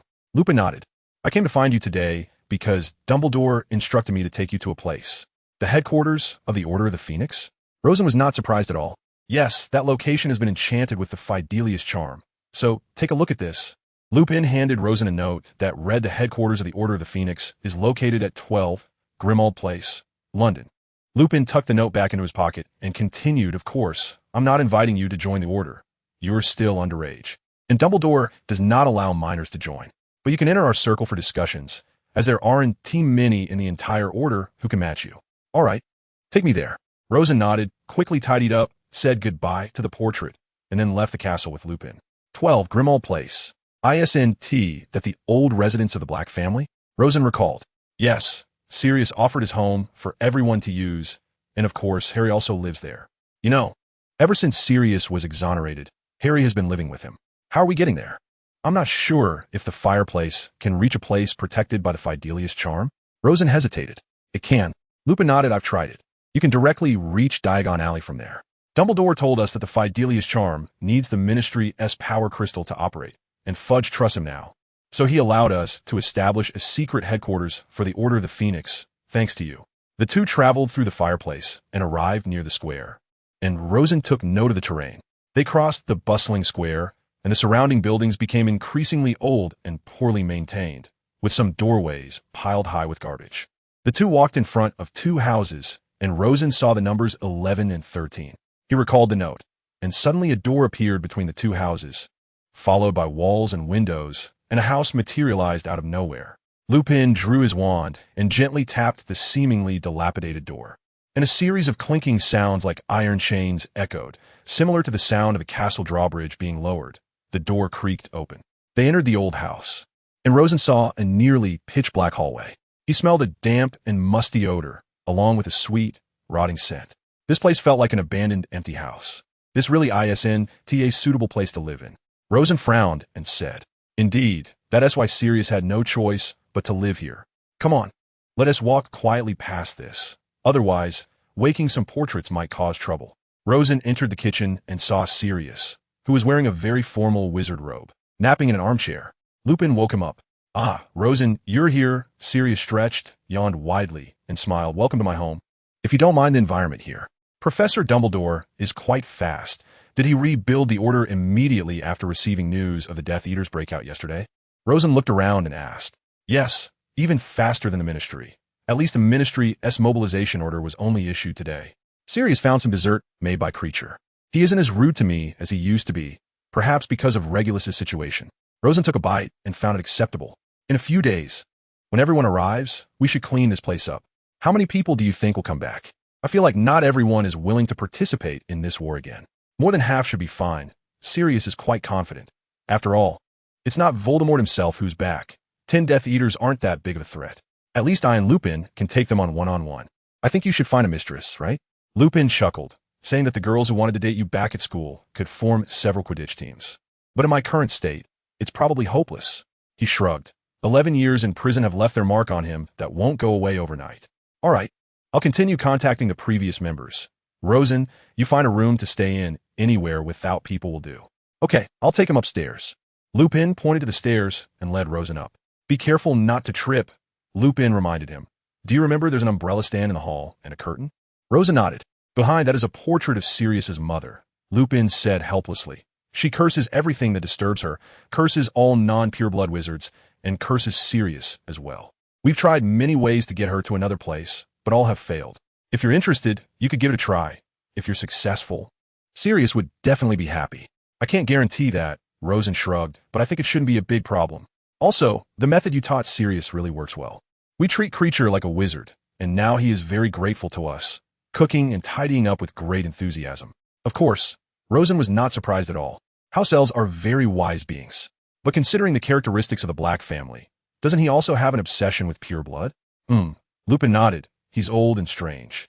His biggest wish is to have his head cut off after death and placed with his ancestors as proof of having served the Black family." Rosen picked a relatively secluded and quiet room. Through the window, he could see the scenery below, with occasional pedestrians and bicycles. It was his first time staying in a bustling area.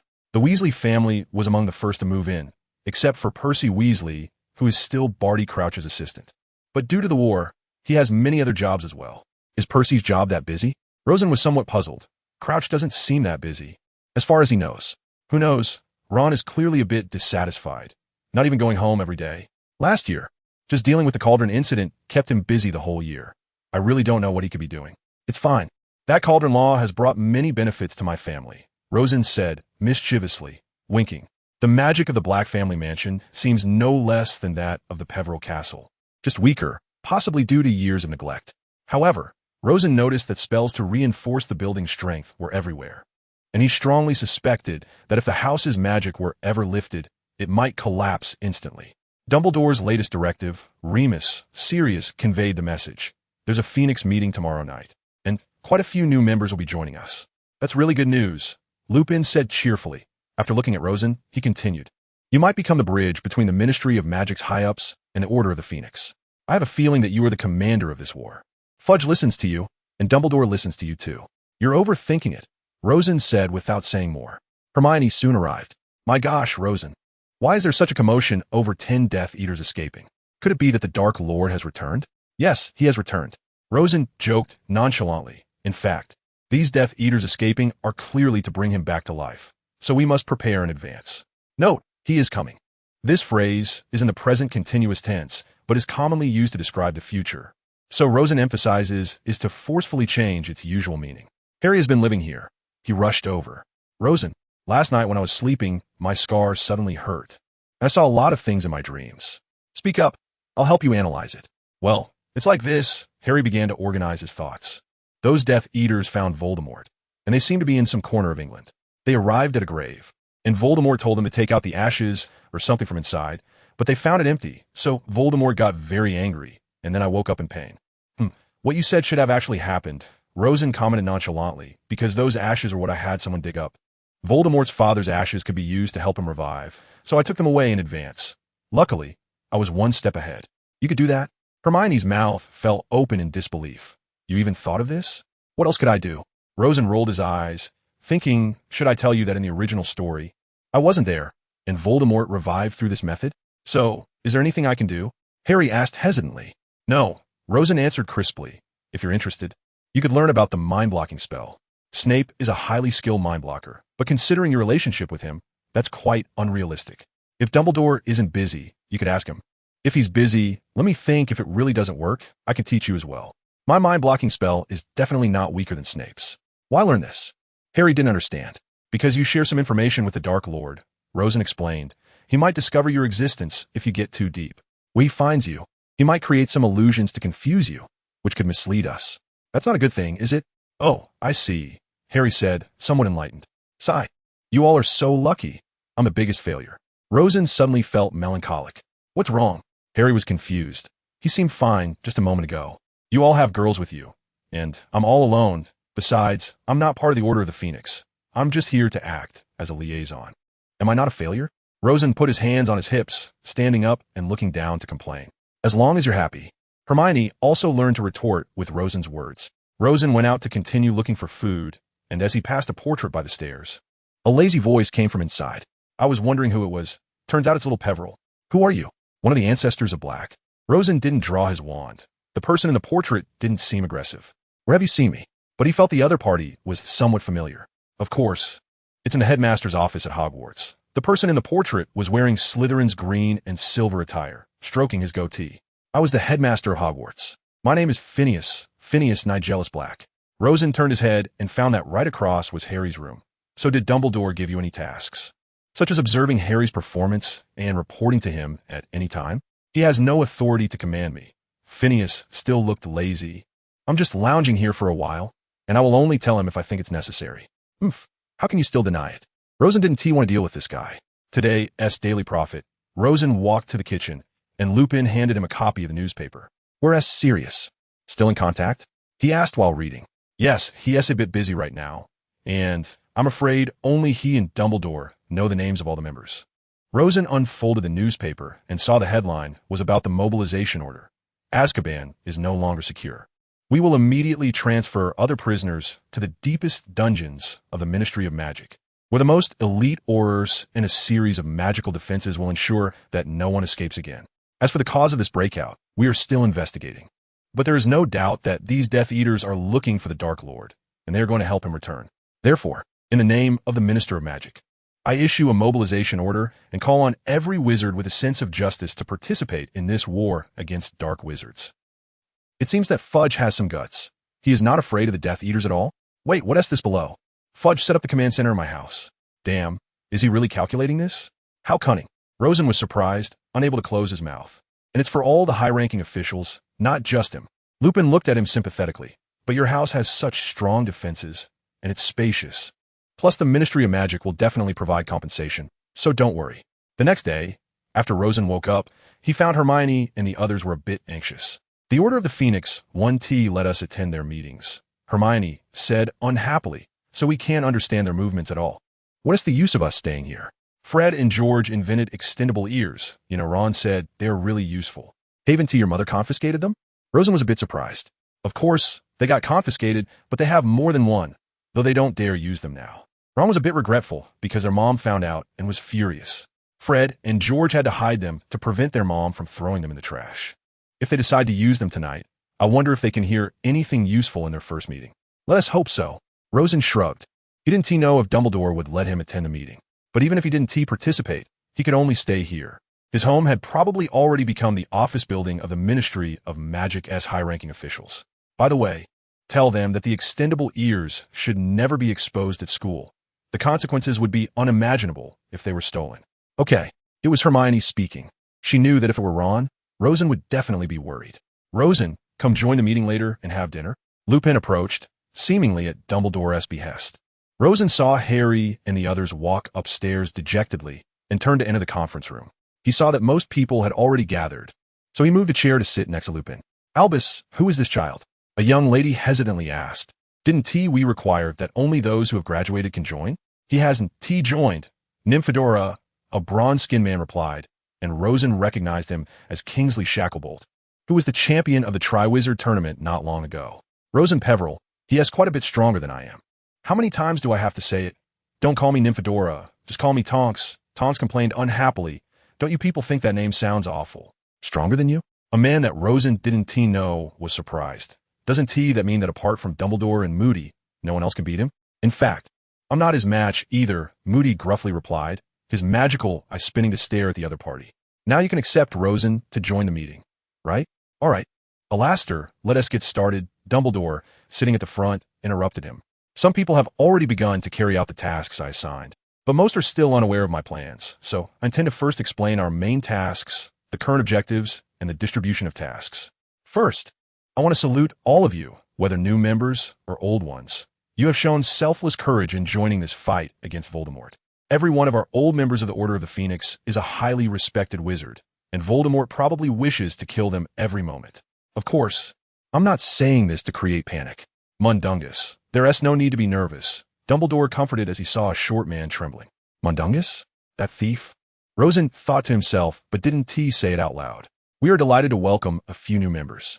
First is the Deputy Director of the Auror Office, Kingsley Shacklebolt, who is one of the 3 best Aurors in the Auror Department at this stage. Of course, Alastor, with your return, no one is stronger than you.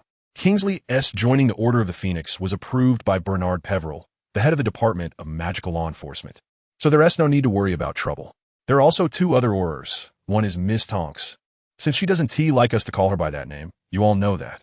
The other is Mr. Cedric Diggory, who has also joined the Auror Department. In the past, apart from Alastor, we didn't have a single Auror. This is something worth celebrating. Thank you for the compliment, Professor, Cedric said a bit shyly. Actually, I was inspired by Rosen. His powerful strength made me realize the gap between us, so I decided to sign up for the Aurors to improve my combat ability. P.S. Cedric's year has confused me. Some say he is in the 3rd year. Others say the 2nd year. I remember it was the 3rd year when I read the original work, so I'll write it as the 3rd year for now. Anyway, it can't be modified. The plot has already been set. Voldemort's condition hasn't changed. This is the best news at the moment. Dumbledore began to get to the point. Severus is our undercover agent. He is gathering intelligence from the Death Eaters and then telling us. However, due to his current identity as a Death Eater, he is bound by the Dark Mark and cannot provide any help on other matters. I hope everyone can understand. Professor, I have something to say. Rosen raised his hand, and after receiving Dumbledore's consent, he spoke about what he knew. There are many ways for the Dark Lord to resurrect. The simplest one is a resurrection spell. It requires 3 ingredients. The flesh of a father, willingly donated, can bring your son back to life. The flesh of a servant, voluntarily donated, can bring your master back to life. The blood of an enemy, forcibly given, can resurrect your enemy. Then, ignoring the surprised expressions of the other members of the Order of the Phoenix, he continued. The Ministry of Magic has already taken the Dark Lord's father's ashes in advance, so it's no longer possible for him to resurrect through this method. But he has other means. It's hard to judge specifically, so we must be careful. The Dark Lord could resurrect at any moment. After saying this, he gestured to Dumbledore. Dumbledore continued, Rosen is right. We must be prepared for this, which is also the reason the Ministry of Magic has declared a state of war. According to current intelligence, Voldemort not only wants to resurrect, but also aims to obtain a prophecy orb, which is stored in the Department of Mysteries. That prophecy is related to Harry and Voldemort, and only they can retrieve it. So, before the Dark Lord's resurrection, he can only have Potter go get it? Moody raised an eyebrow. I'm afraid so. So we need to take turns keeping watch to prevent any accidents. We need to prepare the port key and the fireplace.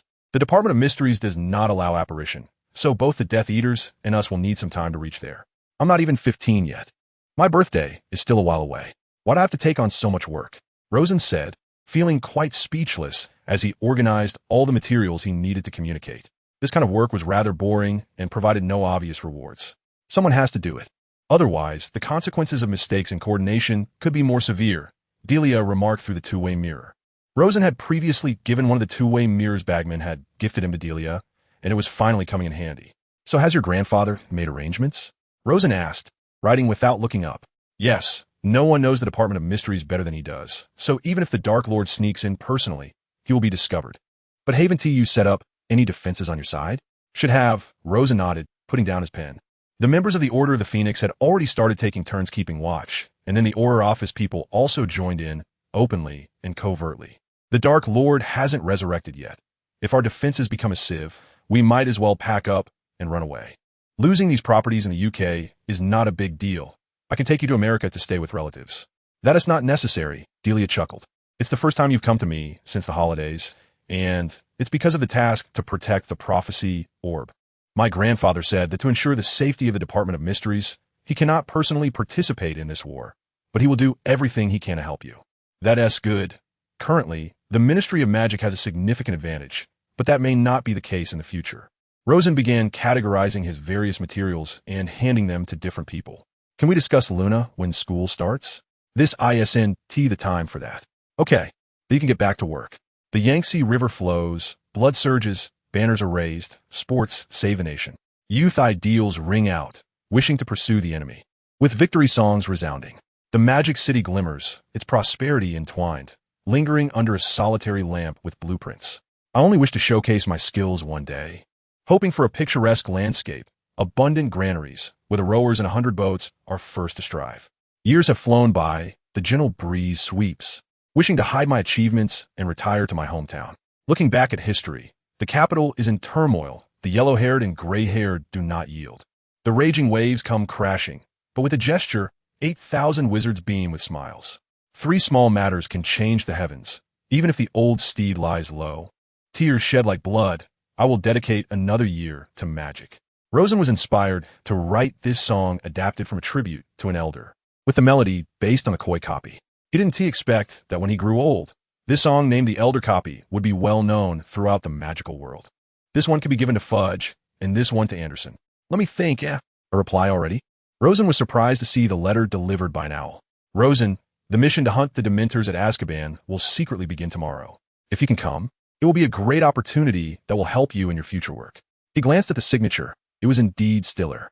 Rosen returned home through the fireplace. Minister, while exterminating the Dementors, do we also need to prevent the prisoners from resisting? Rosen voiced his concerns. That must be considered. Fudge nodded. So how many people do we need to mobilize? Bernard, Carl, you two finalize the plan as soon as possible. A week after the mobilization order was issued, the number of Aurors had exceeded 90. I think aside from 30 as a reserve, we can bring everyone else in, Carl Terrence calculated briefly, and then looked at Bernard. The Aurors and the Strikers each account for half. We need to ensure we have overwhelming advantages in numbers, quality, and preparation. Since the Dementors are no longer reliable, we won't need to make any announcements when we go. We'll just take them out directly. Bernard had already thought through the arrangements. His law enforcement department had expanded from 200 to nearly 300, with a trend of further expansion. I still don't understand why the Dementors suddenly helped the Death Eaters escape from prison. Amelia Bones was very puzzled. Logically, Dementors shouldn't just collectively lose their minds. Undoubtedly, Slughorn's network is the strongest among all here. Some of the Dark Lord's staunch, supporting families orchestrated this incident from behind the scenes. Our position in the ministry is gradually rising, while they have lost almost all of their influence. Their spokesperson, Umbridge, is now completely sidelined, which led to this incident. After we resolve the Azkaban issue, I think we can take strong action against these people. It's not that we are ruthless if we don't act first. They might be welcoming Voldemort next, and by then, we will be even more passive. Anderson was still fixated on eliminating these people first. Look at the list. If there aren't too many, it's manageable, but if it involves Malfoy and Parkinson, who have such extensive influence, it could be tricky. Fudge's son had a complex expression. His wife, Rose Selwyn, was also from a pure-blood family. From what Rosen knew, their family was quite large and had placed bets on both sides, part of them siding with Voldemort and part standing with the Ministry. I suggest focusing on those few families, not Avery and Caro. They must be involved because among those who escaped this time, their families are the ones who benefit the most, so they definitely have a motive. Rosen looked over the list and was able to draw a conclusion. Then let us settle on that. We'll act tomorrow, ensuring that personnel are reliable and that there will be no leaks. Fudge nodded, agreeing with their discussion. The old rules still apply. Authorization for the killing curse is granted, and if there is resistance, we can kill directly. At the same time, we need to prepare protective gear to avoid casualties. He looked at Henry, who said, Minister, I've already set up a workshop. The quantity of protective gear is definitely sufficient, and credit is also possible. Victory is the top priority. We need to address the giants and vampires next. Skellinger is now the head of the department for the regulation and control of magical creatures. The Dark Lord will definitely try to recruit the giants and vampires.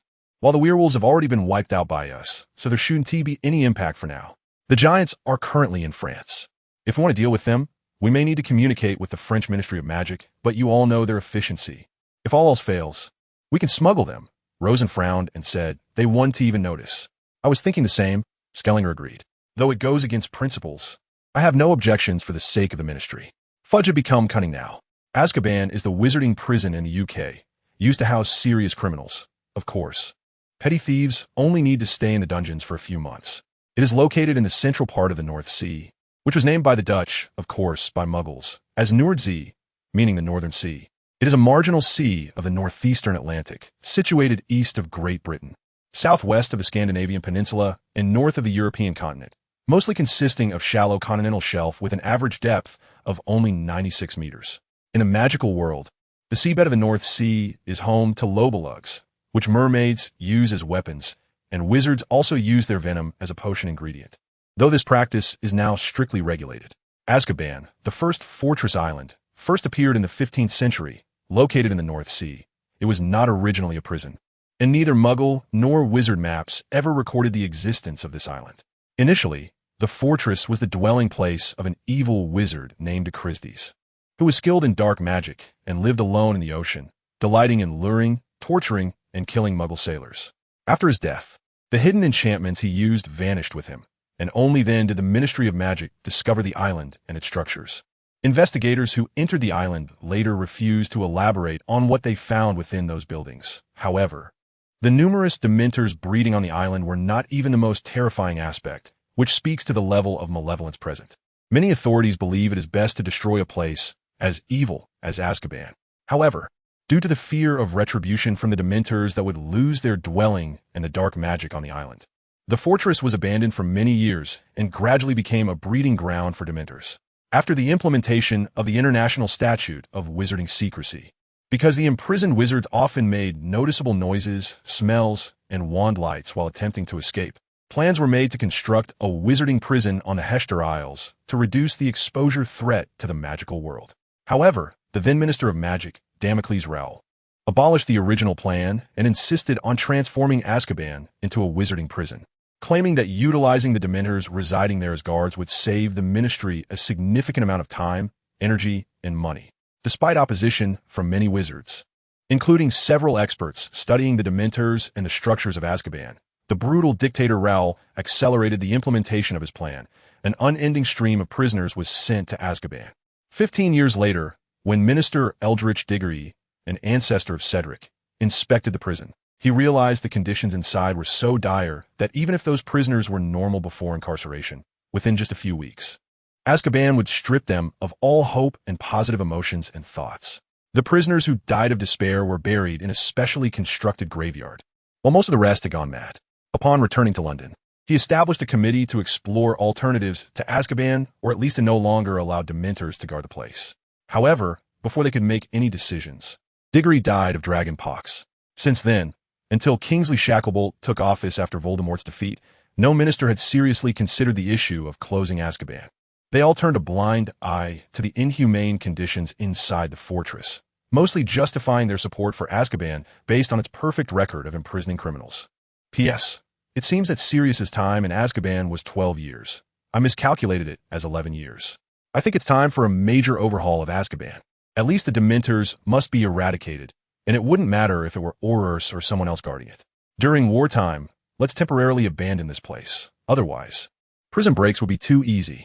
They traveled to Azkaban by large ships. There is no apparition allowed there, nor any means of transport to get there, only by boat. I agree. Kingsley Shacklebolt quietly echoed Rosen. In the original timeline, it was he who cleared the Dementors after taking office as Minister of Magic and replaced them with Aurors. And there have been no prison break incidents for many years. But now is not the time to discuss that. This battle is very dangerous, so we must be careful.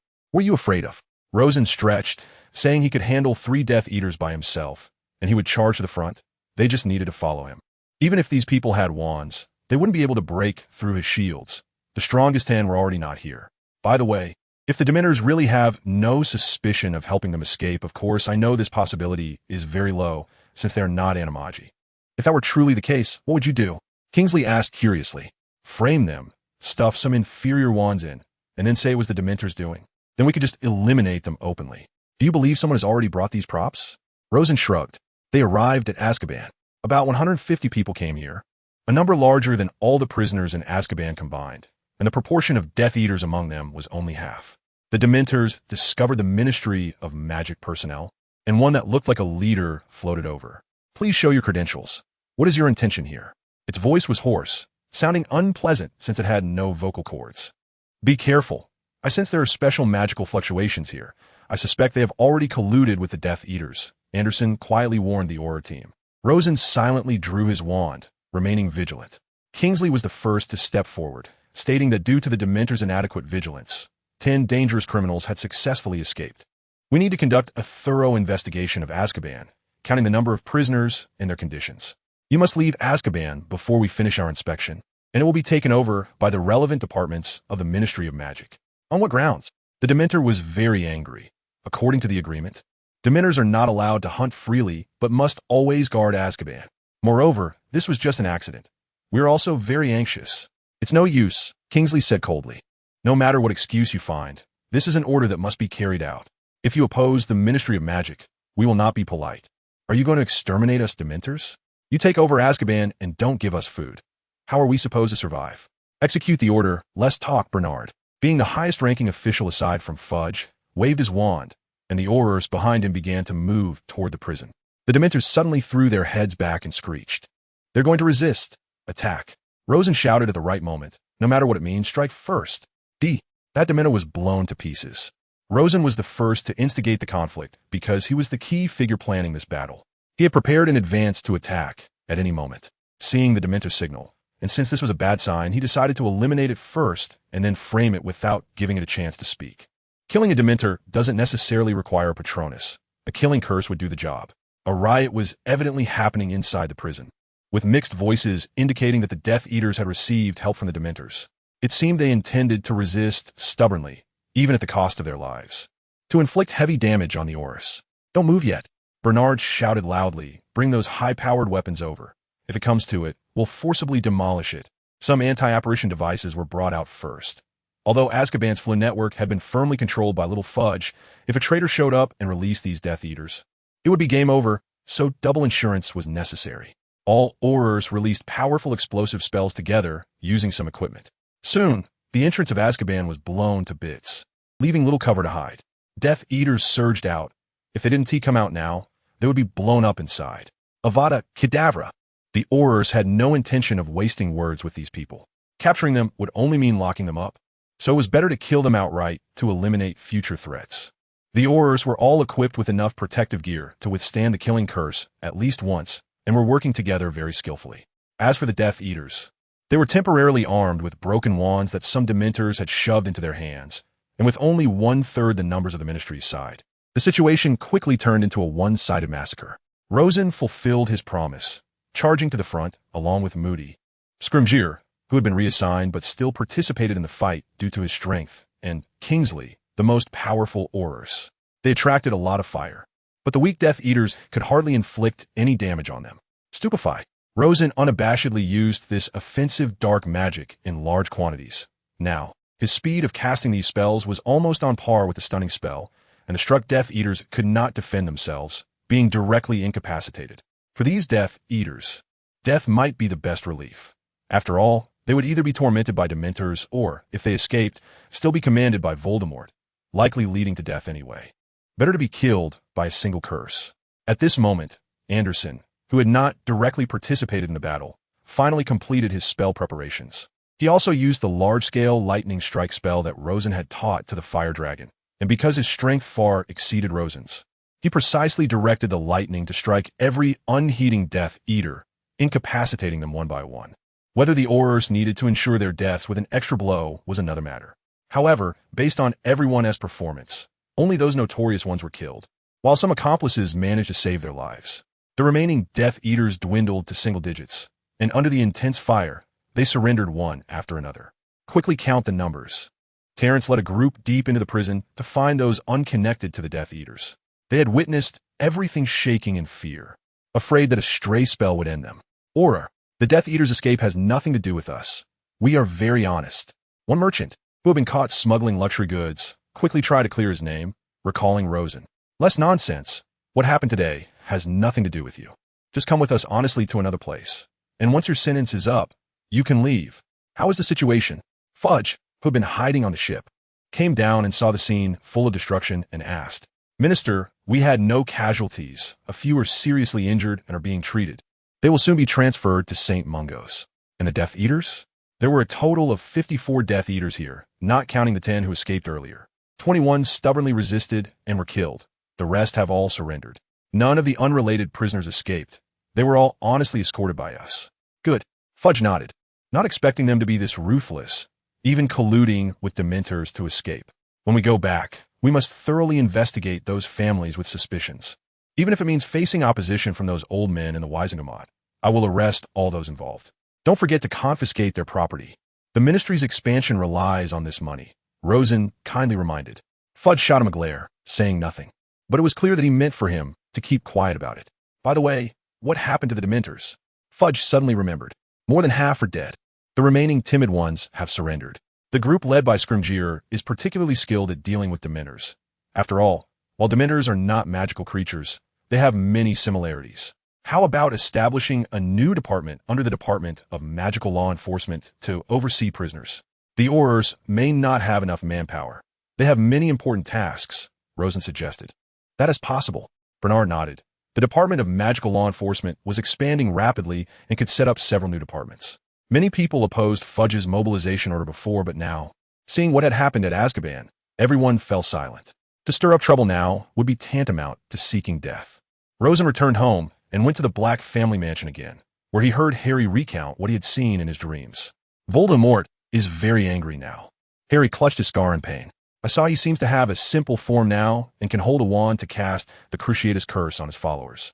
Then I also saw Snape defending other Death Eaters, and Dumbledore said he is our undercover agent, but I don't dare to believe it. Did he say anything important? Why don't you repeat it all? Rosen pondered. Well, he mentioned using the Imperius Curse to control more people to join their ranks. That's all. Nothing more. Then I woke up in pain, Harry recalled carefully. That's enough. This is already sufficient. Rosen nodded and returned home through the fireplace to inform the ministry's higher-ups. Exhausted. I'm running back and forth between the ministry and the Order of the Phoenix to relay messages for you. And you don't plan on giving me some compensation?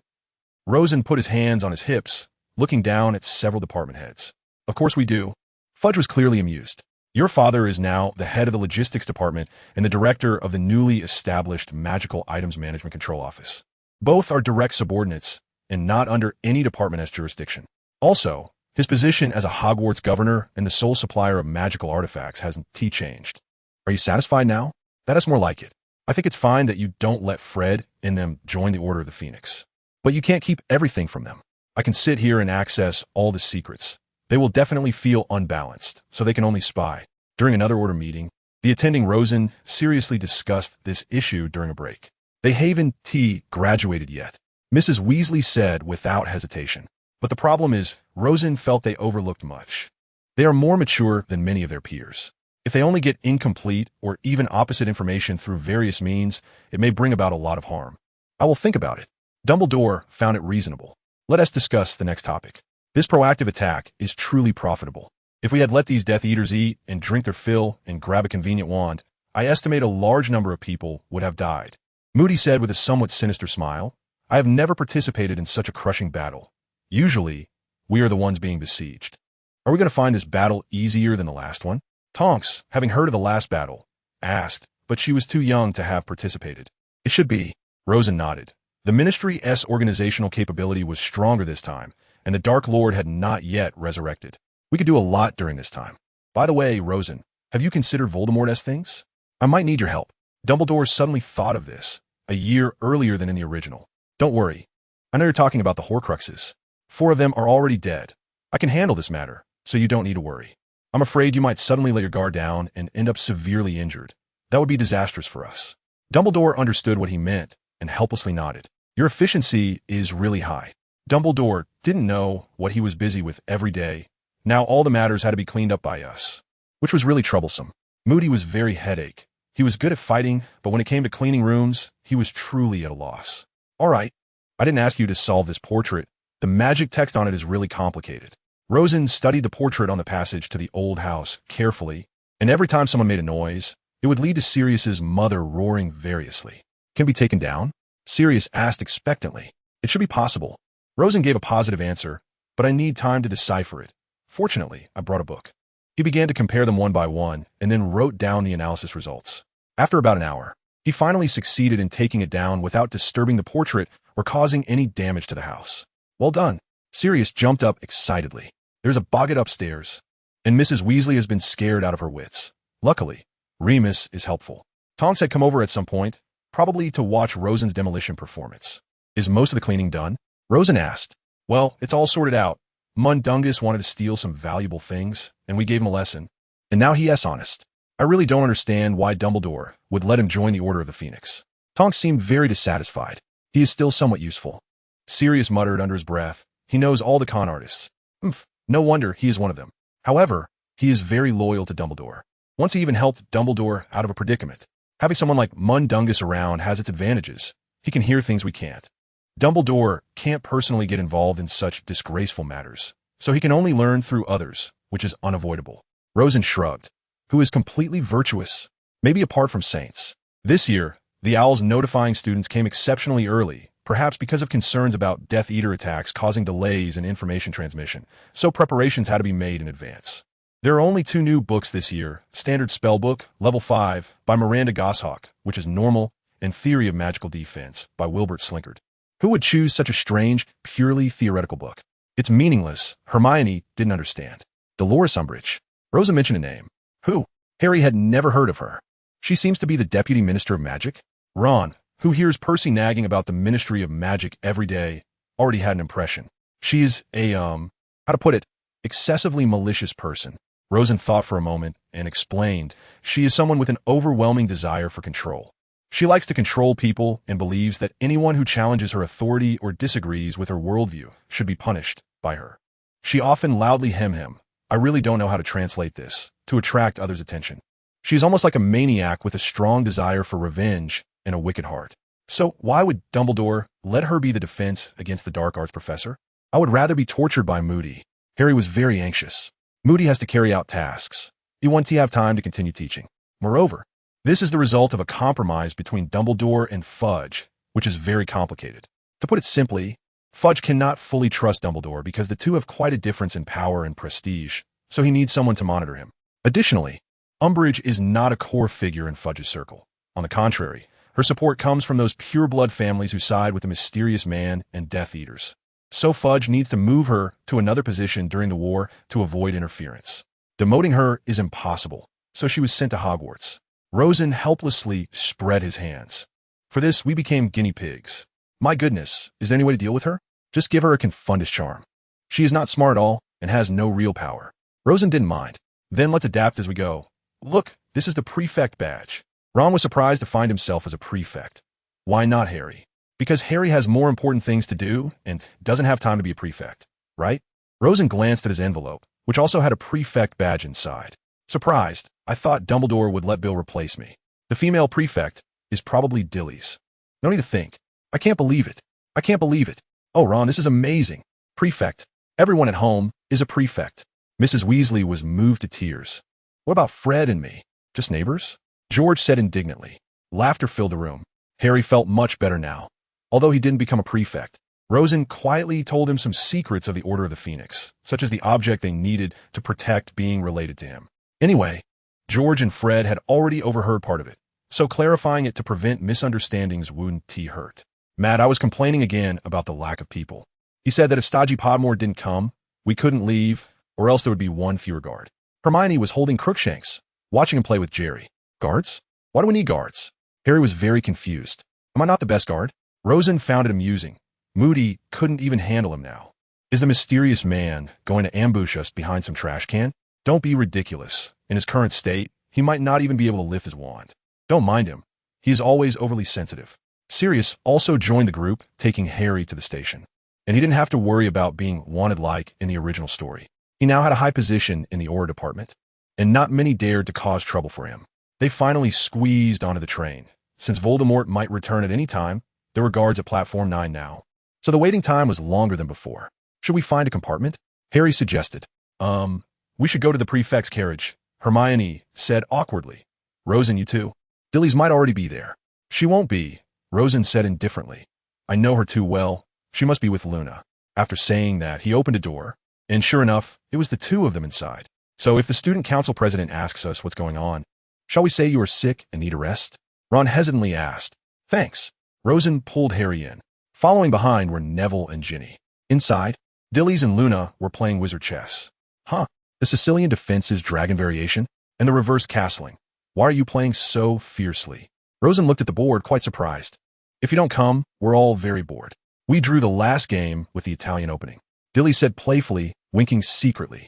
After not seeing each other for a holiday, Dilly seemed to have elevated her aura to another level. With a standard figure, exquisite cheeks, almond-shaped eyes, smooth and shiny brown hair, and a slight smile on her lips.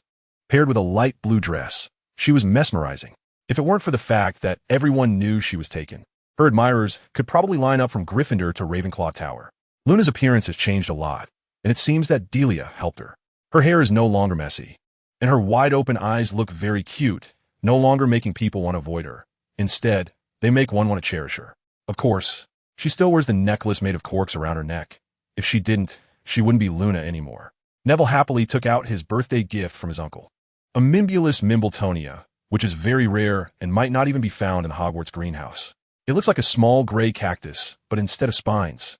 It has pockmarked growths that pulsate slightly, resembling diseased internal organs. Mimbulus Mimbletonia has a strong defense mechanism when attacked. Its pockmarks spray a viscous liquid with a foul odor to attack enemies.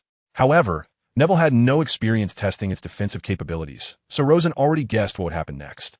The moment Neville poked it with a quill, juice sprayed out from every pockmark on the plant. Then it splattered all over the compartment, and even Delia and Luna, who were playing chess nearby, were not spared. The worst off was Harry, who was trying to catch Leffo and ended up with his face covered in it. A suggestion? Neville, maybe next time you should take precautions before experimenting? Rosen couldn't help but laugh and cry at the same time. He had known Neville for almost 10 years. Their parents had fought side by side, but his nature hadn't changed at all. Rosen waved his hand lightly.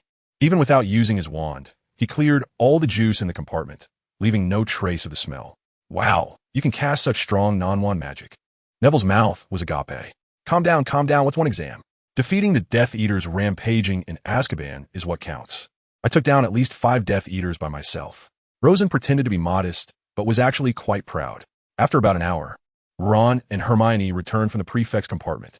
Rosen, they asked me to tell you that tonight you 2 prefects are responsible for welcoming the new Ravenclaw students. And they suggest you memorize the welcome speech in advance. Why is a welcome speech the same every year? Rosen rolled his eyes in annoyance. Can I improvise? Suit yourself. Hermione replied non-committally. It was technically not allowed, but no one would probably care. Malfoy swaggered over, but when he saw the prefect badge on Rosen's chest, he immediately retreated, pulling Crabbe and Goyle along. Clearly, he had heard about Rosen's impressive performance in Azkaban. It's good to have you around. Malfoy never dares to cause trouble. Ron was focused on eating chocolate frogs, having just bitten the head off another one. The train began to stop, and Rosen looked out the window. The Thestral carriage was ready, but it seemed that only he and Luna could see the Thestrals here. After all, Harry hadn't witnessed death last year. Rosen stepped forward and gently touched its wings, which were very sparse. Every time he got close to a Thestral, he felt a kind of spiritual clarity, and all enchantments were completely ineffective. He also sensed a reaction from his wand, probably because the core was made from a Thestral's tail feather. Thestral tail feathers are rare. Some Thestrals are completely bald. Rosen, what are you touching? Harry asked, confused, as he couldn't see what was below.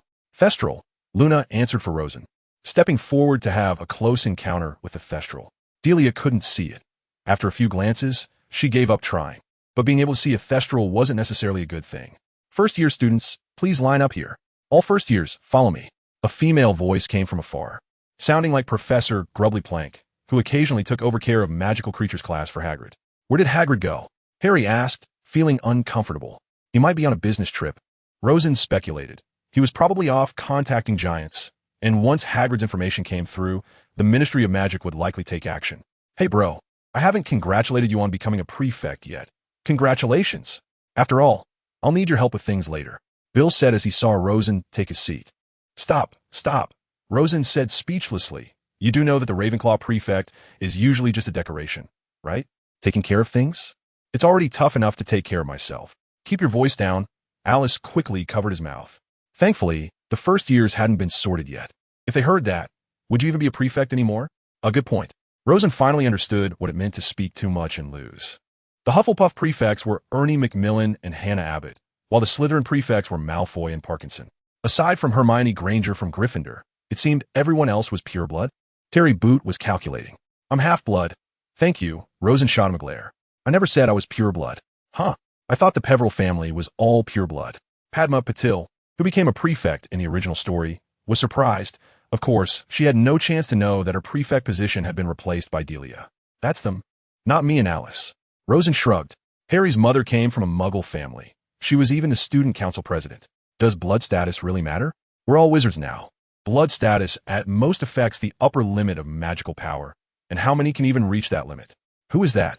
Bill pointed at the first middle-aged woman on the faculty bench. Isn't that Umbridge? Fudge sent her over here. I don't even know who will take her previous position as deputy minister, Rosen said. So she's in league with Fudge?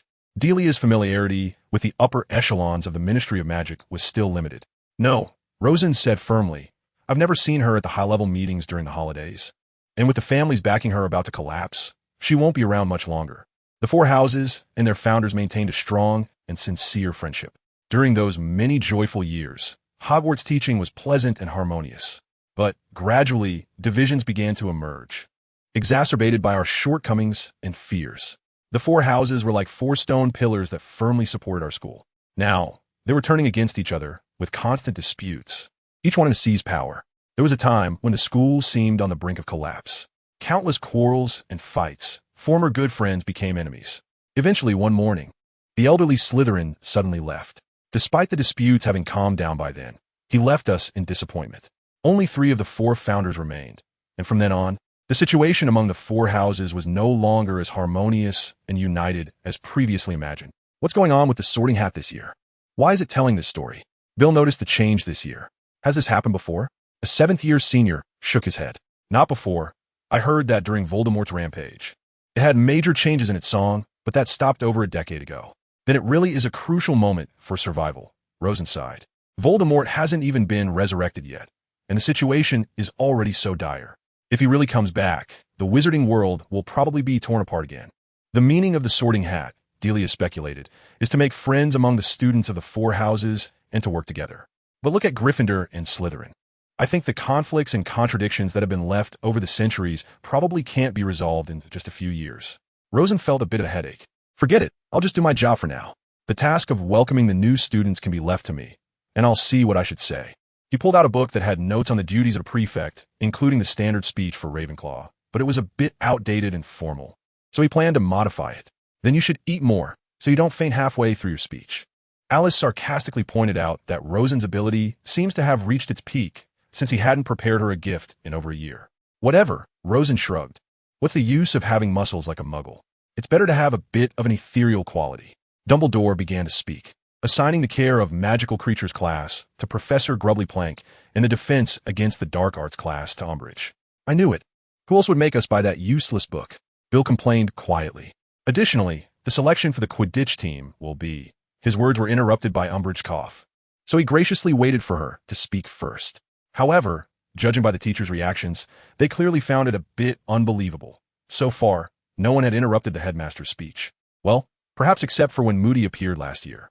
But Moody's identity and status were not something this woman could compare to. The Ministry of Magic has always believed that educating young wizards is a very important task. some of the precious talents you are born with, if not cultivated and exercised under careful and detailed guidance, may yield no results. The ancient arts unique to the magical world must be passed down from generation to generation, or they will disappear completely. The precious treasury of magical knowledge accumulated by our ancestors must be protected, supplemented, and perfected by those fortunate enough to engage in the noble profession of education. Here, a lengthy discourse is omitted. Some old habits will be retained, which is understandable, while others that have become outdated must be discarded. Let us keep moving forward into an enlightened, efficient, and reasonable new era, resolutely maintaining what should be maintained, perfecting what needs to be perfected, and discarding what we should prohibit. Umbridge's speech was filled with countless throat clearings. Who knows if her throat really was bad, or if she was deliberately trying to draw attention. However, at this level, it seemed hopeless, Rosen thought. People began to applaud politely.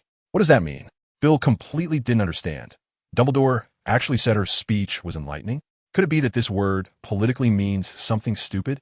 Umbridge thought she was representing the Ministry of Magic to intervene in Hogwarts, monitoring Dumbledore on behalf of Fudge, but she was completely miscalculating. You see, Dumbledore didn't even let everyone sing the school song. It's obvious he's not in a good mood, Rosen cautiously pointed out. All right, everyone go back to your common rooms. And prefects remember to show the new students the way. Rosen stood up and walked to the front of the line. First-year Ravenclaws, please follow me. First-year Ravenclaws, please follow me. His steady voice was much more reliable than whatever Ron was shouting over in Gryffindor. He couldn't help but mourn for the first years of Gryffindor for a second. Be careful. Some of these stairs have tricks. If you're not careful, you might fall through.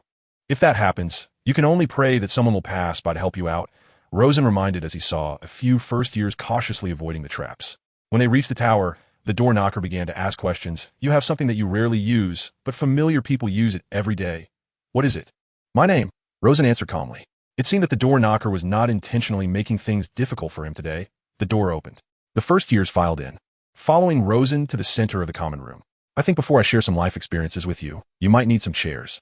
Rosen used his wand to move some chairs and sofas from the corners where no one was sitting, and the whole process was smooth, surprising the first years. Sit down. Don't be nervous. Hello, everyone. I'm Rosen Peverell, a fifth-year prefect, but I'm not here to manage you. I'm just here to tell you some important things at the start of the school year to help you better adapt to campus life. I won't use any punishment methods, because that's not something a Ravenclaw should do. Rosen finally saw the first years relax. I'm glad to see you all come to Ravenclaw. Our house's emblem is an eagle, soaring on cliffs that others cannot climb. The colors are blue and bronze. And the common room is located at the top of this very high tower, with an enchanted door knocker at the entrance. From the arched windows of the circular common room, you can see the school gardens, the lake, the forbidden forest, the Quidditch pitch, and the greenhouse for herbology. The other houses can't see such a beautiful view. After saying this, Rosen pointed at the window. Of course, it's night now. If you're interested, you could try again tomorrow. I promise I'm not lying to you. The first years let out a light laugh. The other three houses require a password to enter the common room, but we do not. However, the door knocker will ask each person who wants to enter a question, and only those who answer correctly can come in. For thousands of years, very few students from other houses have been able to enter our common room. Not because they aren't smart enough, but because most questions require a lot of time to think through before you can solve them. Don't be afraid of these questions. Although they might trouble you sometimes, I think they are quite beneficial for students' growth. You will often see a dozen or so people stuck outside pondering the questions together, which is also a great opportunity for many students to make friends. Because our house tends to have more individuality, people prefer to delve into their own questions. So communication among each other inevitably decreases. Of course, there is one awkward situation. If you leave an important item behind but get stuck at the door knocker, you can only hope that someone inside happens to come out. So my advice is to check carefully every time you leave to see if you've forgotten anything. This can reduce a lot of trouble. We encourage every Ravenclaw to have their own personality, to wear whatever you want, to speak your mind bravely, and to tirelessly solve any problems. Individuality is an important characteristic of Ravenclaw, and we must carry it forward. All right, let us talk about some other things. Our head of house is Professor Phileas Flitwick, a very kind and knowledgeable professor responsible for teaching our charms class. He is quite short, but that doesn't affect his wonderful lectures. His office is open to Ravenclaw students with questions.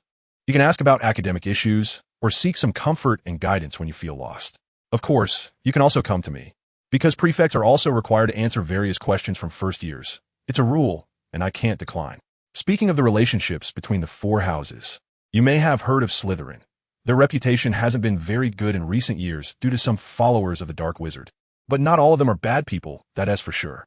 However, I want to remind you that many people among them are ambitious and will stop at nothing to win, so it's wise to be cautious before fully understanding them, especially regarding Quidditch matches and final exams.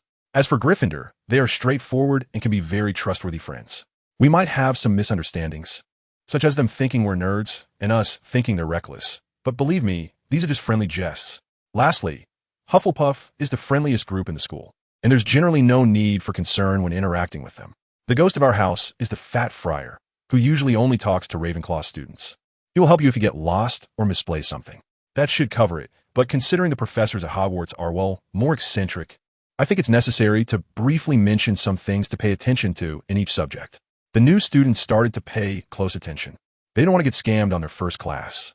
Potions class is taught by Professor Snape, the head of Slytherin, who favors his own students and makes things harder for Gryffindor.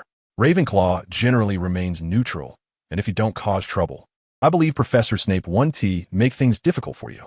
His standards are very high, and few students receive his praise, and usually it's only Slytherins. Transfiguration is taught by Professor McGonagall, the head of Gryffindor, and also the deputy headmistress. She is strict with discipline, but is fair and never shows favoritism, so you can rest easy. Professor Flitwick's Charms class is progressive, and Professor Sprout's Herbology class is relatively steady, so you can take these subjects at a comfortable pace. However, Defense Against the Dark Arts with Professor Umbridge might be different. She comes from the Ministry of Magic and isn't from a teaching background. So my advice is not to get into any conflicts with her in class. Otherwise, it would be quite unwise to provoke her. Alright, that's all I have to say. The dormitory is in a small tower away from the main tower. Our 4 poster beds are covered with sky blue silk blankets, and the sound of the breeze outside is very relaxing. Good night, everyone. I heard that over in Gryffindor, the Weasley twins have started openly recruiting product testers. Bill said gloomily during breakfast. You shouldn't be short on money, right? Are you envious? Rosen asked casually. It's not envy. Their funding should come from you, right? Are you sure it's wise to help them behind the scenes like this? I think even if you don't stop them, you should at least draw a line, especially since you're a prefect now. But look quite serious. You're overthinking it. It has nothing to do with me. Rosen remained indifferent. That was Ron and Hermione's area of responsibility, not ours. So what if students from our side buy it and skip class? What will you do then? Oh, if they skip Defense Against the Dark Arts, I would applaud. For other classes, the teachers will deal with them, and it's not my concern anyway. Rosen continued to eat his food, showing no interest in these matters. Today's schedule is really stimulating. Look, Terry chose to take classes with Rosen to get close to him, and then he found that Monday's schedule was quite, how should I say, unpleasant. In the morning, there are history of magic and potions, and in the afternoon, Defense Against the Dark Arts. My goodness, is this not giving us a way out? Rosen's eyes almost popped out. You can't play like this. Can't we have a pleasant Monday? How about we try the quick escape candy? Terry suggested cutely. Forget it. I want to oppose you using it, but if I, as a prefect, lead the way in skipping class, it could be serious. Rosen was already trying to be a good person. Then I won't use it either. Terry, who was just trying to get close to him, naturally wanted to stick with him through thick and thin. I heard that half of the students in the Weasley twins year had minor issues in their 5th year. They really are full of energy. Michael Corner has the same schedule since there are no elective classes on Monday. The dullness of history of magic has been the case for nearly 1,000 years. After all, it's impossible for one person to teach the same subject for 1,000 years without it becoming boring. The problem is that no one in the magical world is more familiar with history than Binns. So no one can replace him as long as he doesn't want to resign. Rosen had long mastered the skills in this class. He could take notes, and strictly according to what Binns said, while daydreaming about various things, especially when he used magic on his quill to record every word he heard. Professor Binns talked about the giant wars for a whole class, while Rosen was busy figuring out how to deal with the group of giants in France that Voldemort was about to recruit. Wipe them all out? Not very realistic, as the cost would be too high and would definitely be overkill. But if Voldemort really summoned them, the situation could get even worse. The most reasonable solution seemed to be to keep them neutral, but this could only be done after Hagrid and Madame Maxime relayed the information. After all, ordinary wizards find it hard to know the specific location of giants. Snape also threatened them in potions class. I think I need to remind you that next June, you will be taking an important exam, at which time you will prove how much you have learned about potion making and usage. Although there are a few people in this class who are indeed quite slow-witted, I hope you can barely pass the OWS exam. Otherwise, I will be very angry. Rosen was quite unhappy. If it weren't for the fact that most jobs required passing the potions exam, he would have considered giving it up entirely. Add moonstone powder. Stir counterclockwise 3 times. Boil for 7 minutes. Then add 2 drops of sneezewort syrup. Rosen had been greatly annoyed by this vague recipe countless times. You could at least give a specific unit. How much moonstone powder to add is unknown. Too much would be like the pile of cement Neville brewed. Too little would be similar to the foul-smelling concoction Ron produced. Who knows what the exact amount is? The most outrageous thing is that Snape apparently didn't study this calming potion during his school days because there were no annotations about it in his book. Rosen was fuming as he brewed, occasionally observing how the amounts others added at certain stages affected the final result. After a lot of effort, he finally managed to follow Hermione and was the second to produce the finished product with a white steam, although it wasn't very satisfactory in quality. But Snape hadn't pointed out his mistakes for 2 years. Maybe it's because Snape knows he can't outdo him. He maliciously thought. Soon, it was time for Rosen to go to defense against the dark arts, the class he least wanted to attend, and the only reason was Professor Umbridge. Having read the original work, and having seen how much Bernard despised this person, he was already psychologically prepared. The worst part was that Umbridge not only created chaos, but also constantly interfered with the students. Rosen felt that if this continued, something bad was bound to happen. I want you to turn to page 5 and read chapter 1, Basic Principles. Don't whisper while reading. Her lectures are even more boring than Professor Binns. At least the content of History of Magic can be understood by reading the book, but this book, Magical Defense Theory, written by Wilbert Slinkard, is simply a foreign language. Rosen remembered very clearly that this guy was a dim-wit who knew nothing, but still had the nerve to write a textbook. Just like a bunch of old men in his past life who wrote textbooks with the same level as elementary school students. Even Hermione, who was usually the most obedient, couldn't help but start questioning Umbridge's teaching. This eventually evolved into a debate among all the students. Seeing that Umbridge was about to get angry, Rosen also couldn't sit still. He snapped his fingers. Although Umbridge had told them to put their wands away, his wandless magic was more effective than all the students using wands combined. Suddenly, Umbridge inexplicably couldn't hear the students anymore and began lecturing to herself, completely oblivious to the various actions of the students below. Soon, the students developed a tacit understanding and started doodling below, just like in History of Magic class. By the time the class bell rang, no one understood what had happened. However, Delia noticed Rosen's actions on the side and asked, "Did you use a Confundus charm?" Rosen didn't deny it.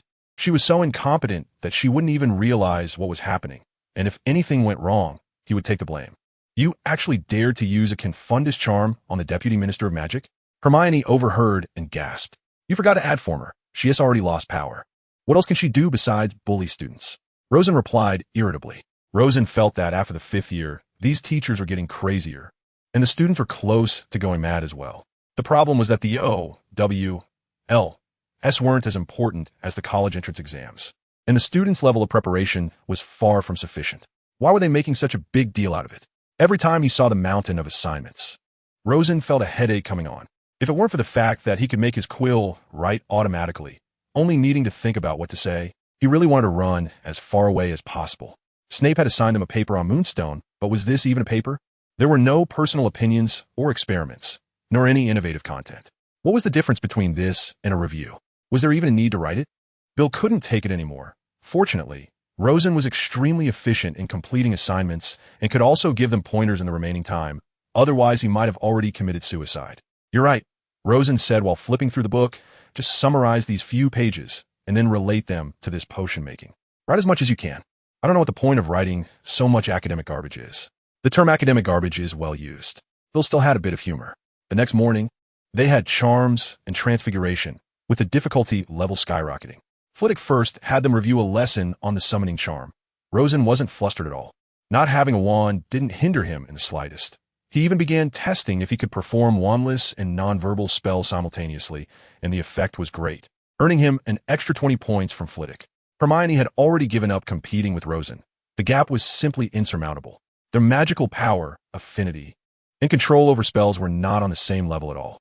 "You must remember," Professor Flitwick squeaked, standing on a pile of books, as usual, so he could see the whole class from the podium, "these exams could affect your future for many years to come. Regardless of what profession you pursue, Charms class is a core subject, no exceptions, to ensure that you all perform to the best of your abilities. We may have to work harder than before. Is that the reason you left so many charms as homework? Rosen rolled his eyes. Fortunately, these were just review requirements and not something to be written on parchment for submission. So, as long as he ensured he understood it, that was good enough. Professor McGonagall was even more frustrating. She actually started teaching the disappearing spell at the beginning of the term. While casting this spell wasn't particularly difficult, Rosen had always struggled to grasp its essence, so he couldn't use it well. Professor, he was forced to ask. The book says that the disappearing spell transports objects to a place called Merlin's shortcut, or it's simply a form of spatial transfer, while the restoration spell brings the objects back from there. Is there any way to achieve free transformation without using two completely different spells? McGonagall paused for a moment. It seemed she didn't know the answer to this question either. Mr. Peveril's question was a bit profound. Specific spell modifications certainly had to follow relevant magical theories and incantations. However, according to my memory, this should be part of spatial magic, and you could check the library for related materials. Rosen still came up empty-handed. He had, of course, checked related books, but he had never heard of anyone entering Merlin's shortcut. He had only heard it was a strange place that replicated the real world. Forget it, Rosen gave up struggling. After all, he couldn't expect to use the disappearing spell on someone and then kill them. He had no interest in continuing to delve into transfiguration. It's not like it will affect your O.W.L.S., so why worry? Bill expressed his confusion about the anxiety. Oh, indifference, Rosen retorted irritably. He was now bored, tapping his fingers on a snail, making it disappear, reappear, disappear again, and come back. However, it seemed the snail showed no signs of discomfort. But this spell wouldn't work on larger creatures and could easily lead to death. Professor McGonagall on the podium felt a bit embarrassed, feeling she had let down Rosen's trust. So she gave him extra points as compensation. It seemed that efficiency was still the key. Bill remarked as he saw Rosen continuously writing his assignments without stopping. While both of them started their homework right after class, Rosen had already finished everything, while Bill hadn't even completed half. As for those Gryffindors and Hufflepuffs who immediately played after class, well, they could only rely on their luck. Those lucky enough could borrow from a big shot, while those less fortunate might end up with a failing grade from the teacher. I want to apply for an exemption from attendance. I feel like attending class is a waste of time. Or professors could allow me to read more advanced books in class. Rosen contemplated. Why didn't you apply last year? Terry asked curiously, as it should have been within Rosen's capability the previous year. Because I was a champion last year, Rosen shrugged. So I could attend classes at my own discretion. By the way, what would have happened if you hadn't used the Confundus charm on Umbridge? Delia asked curiously during dinner. She was unfamiliar with Umbridge, so she found Rosen's early use of the Confundus charm puzzling. Blood-sucking quill. Rosen spat out a word. Her favorite tool, which worked by having the user write on parchment, but the writing was actually magically transferred to their arm. The consequences were quite evident. The wounds on the arm became more pronounced, and they were very painful and could not be removed.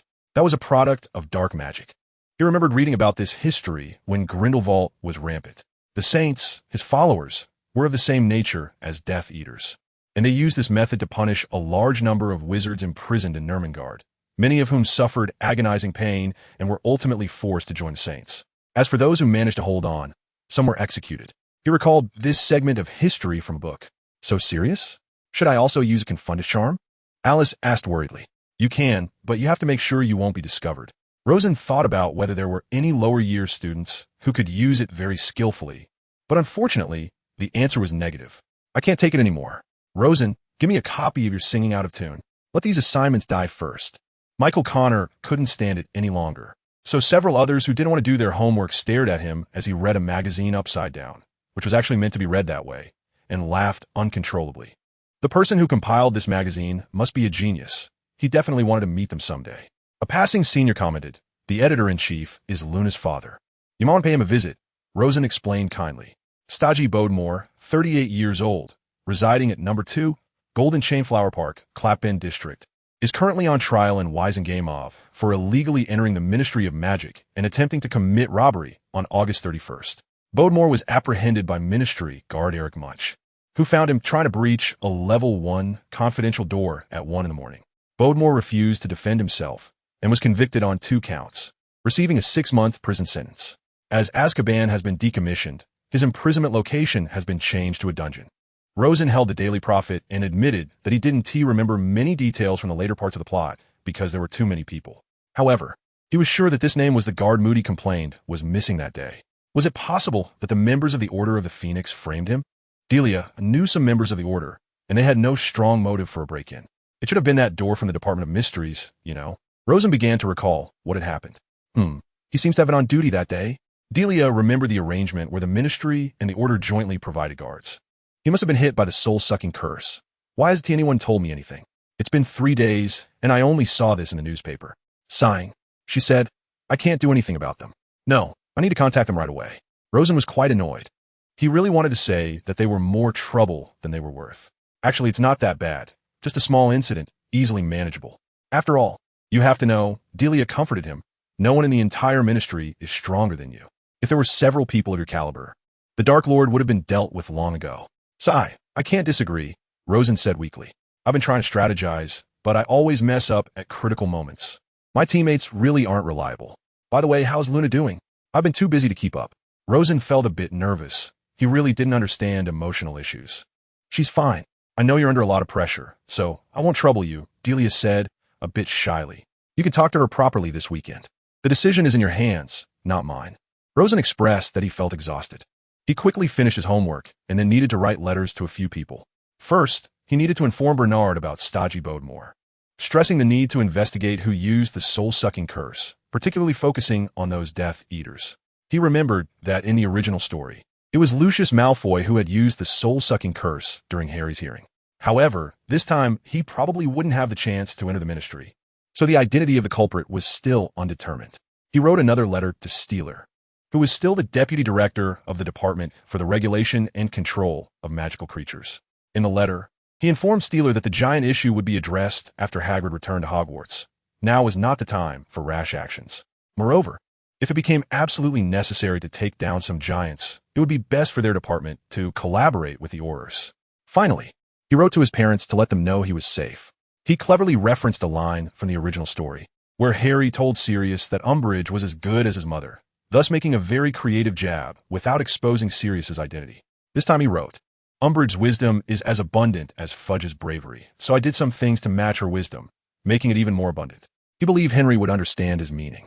The rest was not his concern. If they couldn't figure it out, they might as well tidy up and pass away. He didn't want to waste any more time. Rosen had little hope for both the Ministry and the Order of the Phoenix. Wednesday night was the Ravenclaw Quidditch tryouts. Rosen didn't know which positions were missing, but as the head boy, he was theoretically supposed to maintain order there. After all, he couldn't let Delia take his place. So, I just finished writing the letters, and now I have to stand guard and be a bodyguard for you guys? Rosen raised an eyebrow at Michael Corner. It's not my decision. It's Roger Davies, Michael replied, indicating it wasn't his fault. I don't know why he didn't go flirt with girls, but had me call you over. Probably afraid someone would cause trouble. I don't trust those Slytherin folks, Rosen said, not wanting to miss any chance to mock Slytherin. Rosen saw that the pitch was flooded enough to row a small boat and immediately understood. I knew it. No good deed goes unpunished, he said with a twitch at the corner of his mouth, calmly clearing the water away one by one. A few scattered students were sitting in the stands, apparently cheering for their friends. Then he looked to the other end of the pitch, where Roger Davies was indeed cuddling with his unknown number of girlfriends. Completely unconcerned about the Quidditch tryouts, he suppressed the urge to cast a nasty curse and shifted his gaze back. We need to select a goalkeeper, Michael said, taking on the responsibility of hosting the tryouts. He clearly wasn't happy about it either, so everyone took turns. We'll arrange for 3 chasers to conduct various offensive drills, hoping you can perform at your normal level. A shrill whistle blew, and several players took off. Michael Corner led the way, forming an eagle-headed attacking formation, a tactic used by the Irish team in the Quidditch World Cup, effective for breaking through defenses. The goalkeepers being tested all failed to stop it, and one even fell down. Seeing this, Rosen hurried to catch him, considering the principles of physics to let him land gently rather than abruptly catching him. Otherwise, it would be no different from just dropping him on the ground. Can we not have these kind of training sessions in the future? Rosen was very dissatisfied. I already have too much to do. Isn't it bad for you to cause me trouble like this? If you could educate the captain, I promise I won't bother you again, Michael Corner said quietly. Forget it. This playboy is beyond saving. We'll talk about it when you become captain next year, Rosen replied, feeling embarrassed. I really regret not telling Dumbledore beforehand that I didn't want to be head boy. I actually think Bill would be quite suitable. Maybe the headmaster wants to train your leadership skills. Who knows? You might become the Minister of Magic in a few decades, Michael shrugged. I have no interest in that. Sigh. Forget it. I'll just be a good person to the end. You guys hurry up with the tryouts. I have to stay until you're done. Rosen, there's a student council meeting on Friday night, and all head boys must attend. If you don't want to go, I can help you ask for leave. Rosen initially thought he would finally have a quiet weekend, but then Delia conveyed some bad news again. Forget it. Skipping the first meeting might be a bit too disrespectful, especially since the student council president isn't from our Ravenclaw. Rosen packed his things listlessly and walked to the meeting room with Delia. It feels so serious. This isn't the ministry. He frowned as he surveyed the portraits and armor along the way. Not everyone can chat easily with the upper echelons of the ministry like you, Delia said, pulling Rosen's hand and rolling her eyes at him. The problem is they're making it worse than the ministry meetings. Rosen was really getting a headache. If you attended a meeting at my house, you'd know that not many of those directors are serious. They make decisions while joking around. I understand. The more you demand something, the more you lack it, Delia understood. Two student council presidents, Rosen and an unnamed character, do not know each other, which is also why he is reluctant to skip out on responsibilities. If one of them has a shady deal with Umbridge and decides to report it, he might end up using the Confundus charm on more than one person. In his office, he saw a large number of contraband items, with Fred and George's products being the most numerous, followed by the Zoko joke shops. He told them not to create extendable ears, but they refused to listen. Sooner or later, their secrets would be eavesdropped on thoroughly. He flipped through the pile of items, feeling speechless. I thought Mr. Peveril wouldn't come to the meeting this year, said the female president that Rosen didn't recognize with a smile. I'm a bit stressed, sorry. Rosen politely apologized, noticing that only a few people had arrived, and began to look at the wall covered in photographs. According to the timeline, he found pictures of James Potter and Lily Evans and copied one to take to Harry. They seemed to have started dating in their 7th year, both presidents coming from the same house and being a couple. Such coincidences are rare. What a lovely couple. Too bad they died so many years ago, Delia lamented nearby. Death isn't the worst thing. Would you like to hear a story about Harry? Sure. When I was at the headquarters of the Order of the Phoenix, I told Harry the story of the 3 brothers. Memory segmentation. Harry, if you could choose one of the 3 Deathly Hallows, which one would you want the most? Harry hesitated for a moment and asked, does the Resurrection Stone really bring people back? Let's assume it does, Rosen said, going against his conscience. Then I'd choose the invisibility cloak. That way, I can hide and not live under people's scrutiny. Harry had no idea that his invisibility cloak was actually one of the legendary Deathly Hallows. Weren't you just asking about the Resurrection Stone? Don't you want to bring your parents back? You haven't even spoken to them. Rosen was quite surprised. But Sirius told me that wizards who don't become ghosts after death will move on. If I forcibly bring them back with the Resurrection Stone, they would be angry. I don't want to upset them. Then, if the Resurrection Stone only allows them to come back for a few words, just for a temporary reunion, would you choose the Resurrection Stone then? Rosen's gaze was fixed on Harry. Probably, but it's just a legend. Such an opportunity might not exist. Then why not consider the Elder Wand? You've been bullied by your cousin at home, and there are still some people bullying you at school for being an orphan. Even Rita Skeeter writes articles to slander you. If you had the Elder Wand, you would never be bullied again. No one could defeat you. Rosen felt inexplicably sad. I want to get back at them, but not like that. Harry's expression suddenly darkened. Dudley bullied me, but I'm not afraid of him anymore. I can even argue with him.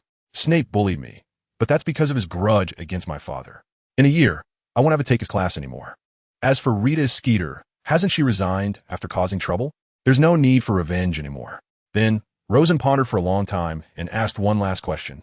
If you were given all 3 Hallows and became the Master of Death, would you want that? What does being the Master of Death mean? Well, for example, you would never die. That wouldn't be good. Harry's eyes briefly lit up but then dimmed again. If I never died, I would never see my parents again. And you will all die sooner or later. By then, you would go to another world and continue on, while I would be left here living in solitude. I can't accept that. Reality segmentation. So, do you understand why I want to help Harry? He is someone I can truly trust, more reliable than I am. Rosen rubbed his eyes with one hand holding his glasses. He can wield the power in that room of the Department of Mysteries. I may never be able to. In Godric's Hollow, there was an inscription on Ignatius's tombstone that read, "The last to be conquered is death." Death is terrible, but there are many things worse than death. A round of applause came from behind, and Rosen turned to see Dumbledore had arrived without him noticing. Ah, believe me, I just came to see how you were preparing, and accidentally overheard such a wonderful story, Dumbledore said somewhat embarrassedly. You all continue. It seems everyone is here. So should we start the meeting? I won't disturb you. Who would believe you? Rosen thought to himself, though in fact, Dumbledore had likely stumbled in here by accident. Alright, let's start with the first agenda. This is the list of those sentenced to community service in the first week, mainly for contraband items and using magic in the corridors.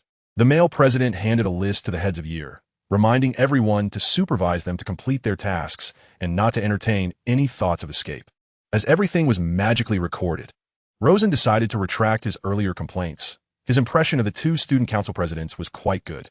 The female president's last name was Shackle, from Gryffindor. It seemed she was Kingsley's niece or something, so she knew she was working for both the Order of the Phoenix and the Ministry of Magic. The other one was unclear, but from how gentle he spoke, he was likely a Hufflepuff. This can't go on. We aren't learning anything in defense against the dark arts class. The war outside has already begun and is escalating. We must take action. After the meeting, Rosen began to think about the situation in the first week of school. The D.A., Dumbledore's army, should be established. The sooner the better. What is D.A.? Delia had never heard of this term. Defense Association, a term I invented. I plan to form a group among students to practice combat spells. It's not good to be unarmed facing Death Eaters. Rosen began to consider proposing the establishment of this organization in the agenda. Of course, it couldn't be called Dumbledore's Army, as that name would obviously create a rift between the Ministry of Magic and the Order of the Phoenix. Given Voldemort's increasingly strong influence, that would be unwise. I think it's great. Umbridge shouldn't pose too much of a threat, Delia agreed. Okay, you shouldn't get involved. Your grandfather's stance is definitely to maintain neutrality on the surface and not provoke the Dark Lord. Rosen understood the heavy burden on Delia's family, who had been in charge of the Department of Mysteries for generations. The Department of Mysteries has no power or wealth, but the secrets hidden within it far exceed those of all other departments in the Ministry of Magic combined. My grandfather actually has always looked down on the Dark Lord. Delia lowered her voice as much as possible to say, but he didn't dare to declare war easily without certainty of victory, fearing retaliation. My family is small, almost all single heirs. But if you can suppress the Dark Lord in the future and gain an advantage, he should help you. Let's hope so. But where would the advantage come from? If I could delay for another 10 years, I would guarantee an advantage. But with the current situation, it's best to hold off. If we can achieve victory at a relatively low cost, we would be grateful. Rosen felt distressed. After he took down Peter, he ended up being stabbed in the back by some pureblood families, all for nothing. Although they have been dealt with now, it is already too late.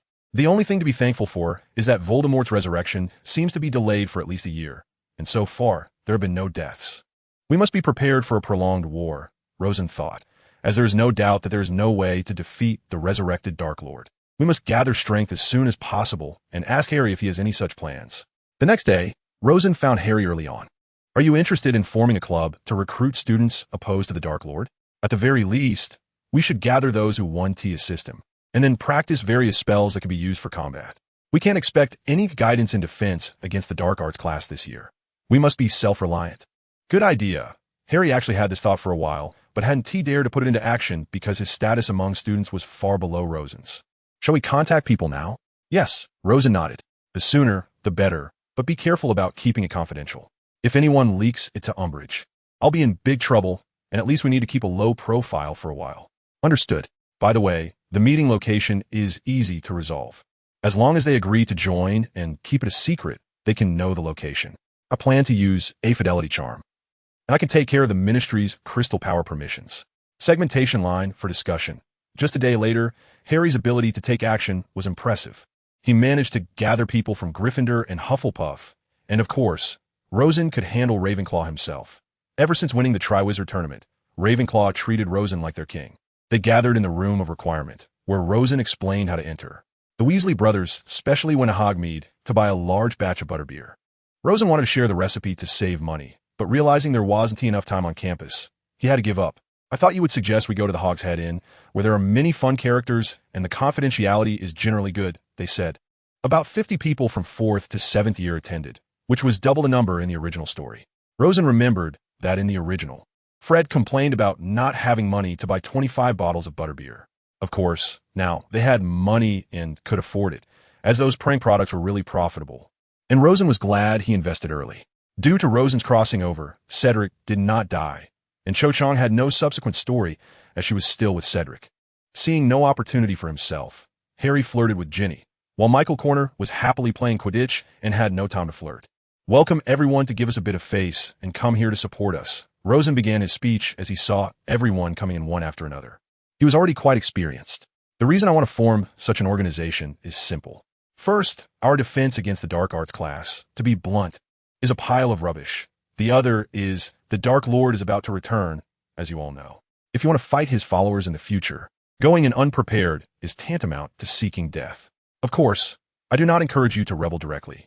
I will only suggest that when you have enough ability to protect yourselves, I believe there won't be much doubt about my strength, as you all have seen my performance in competitions.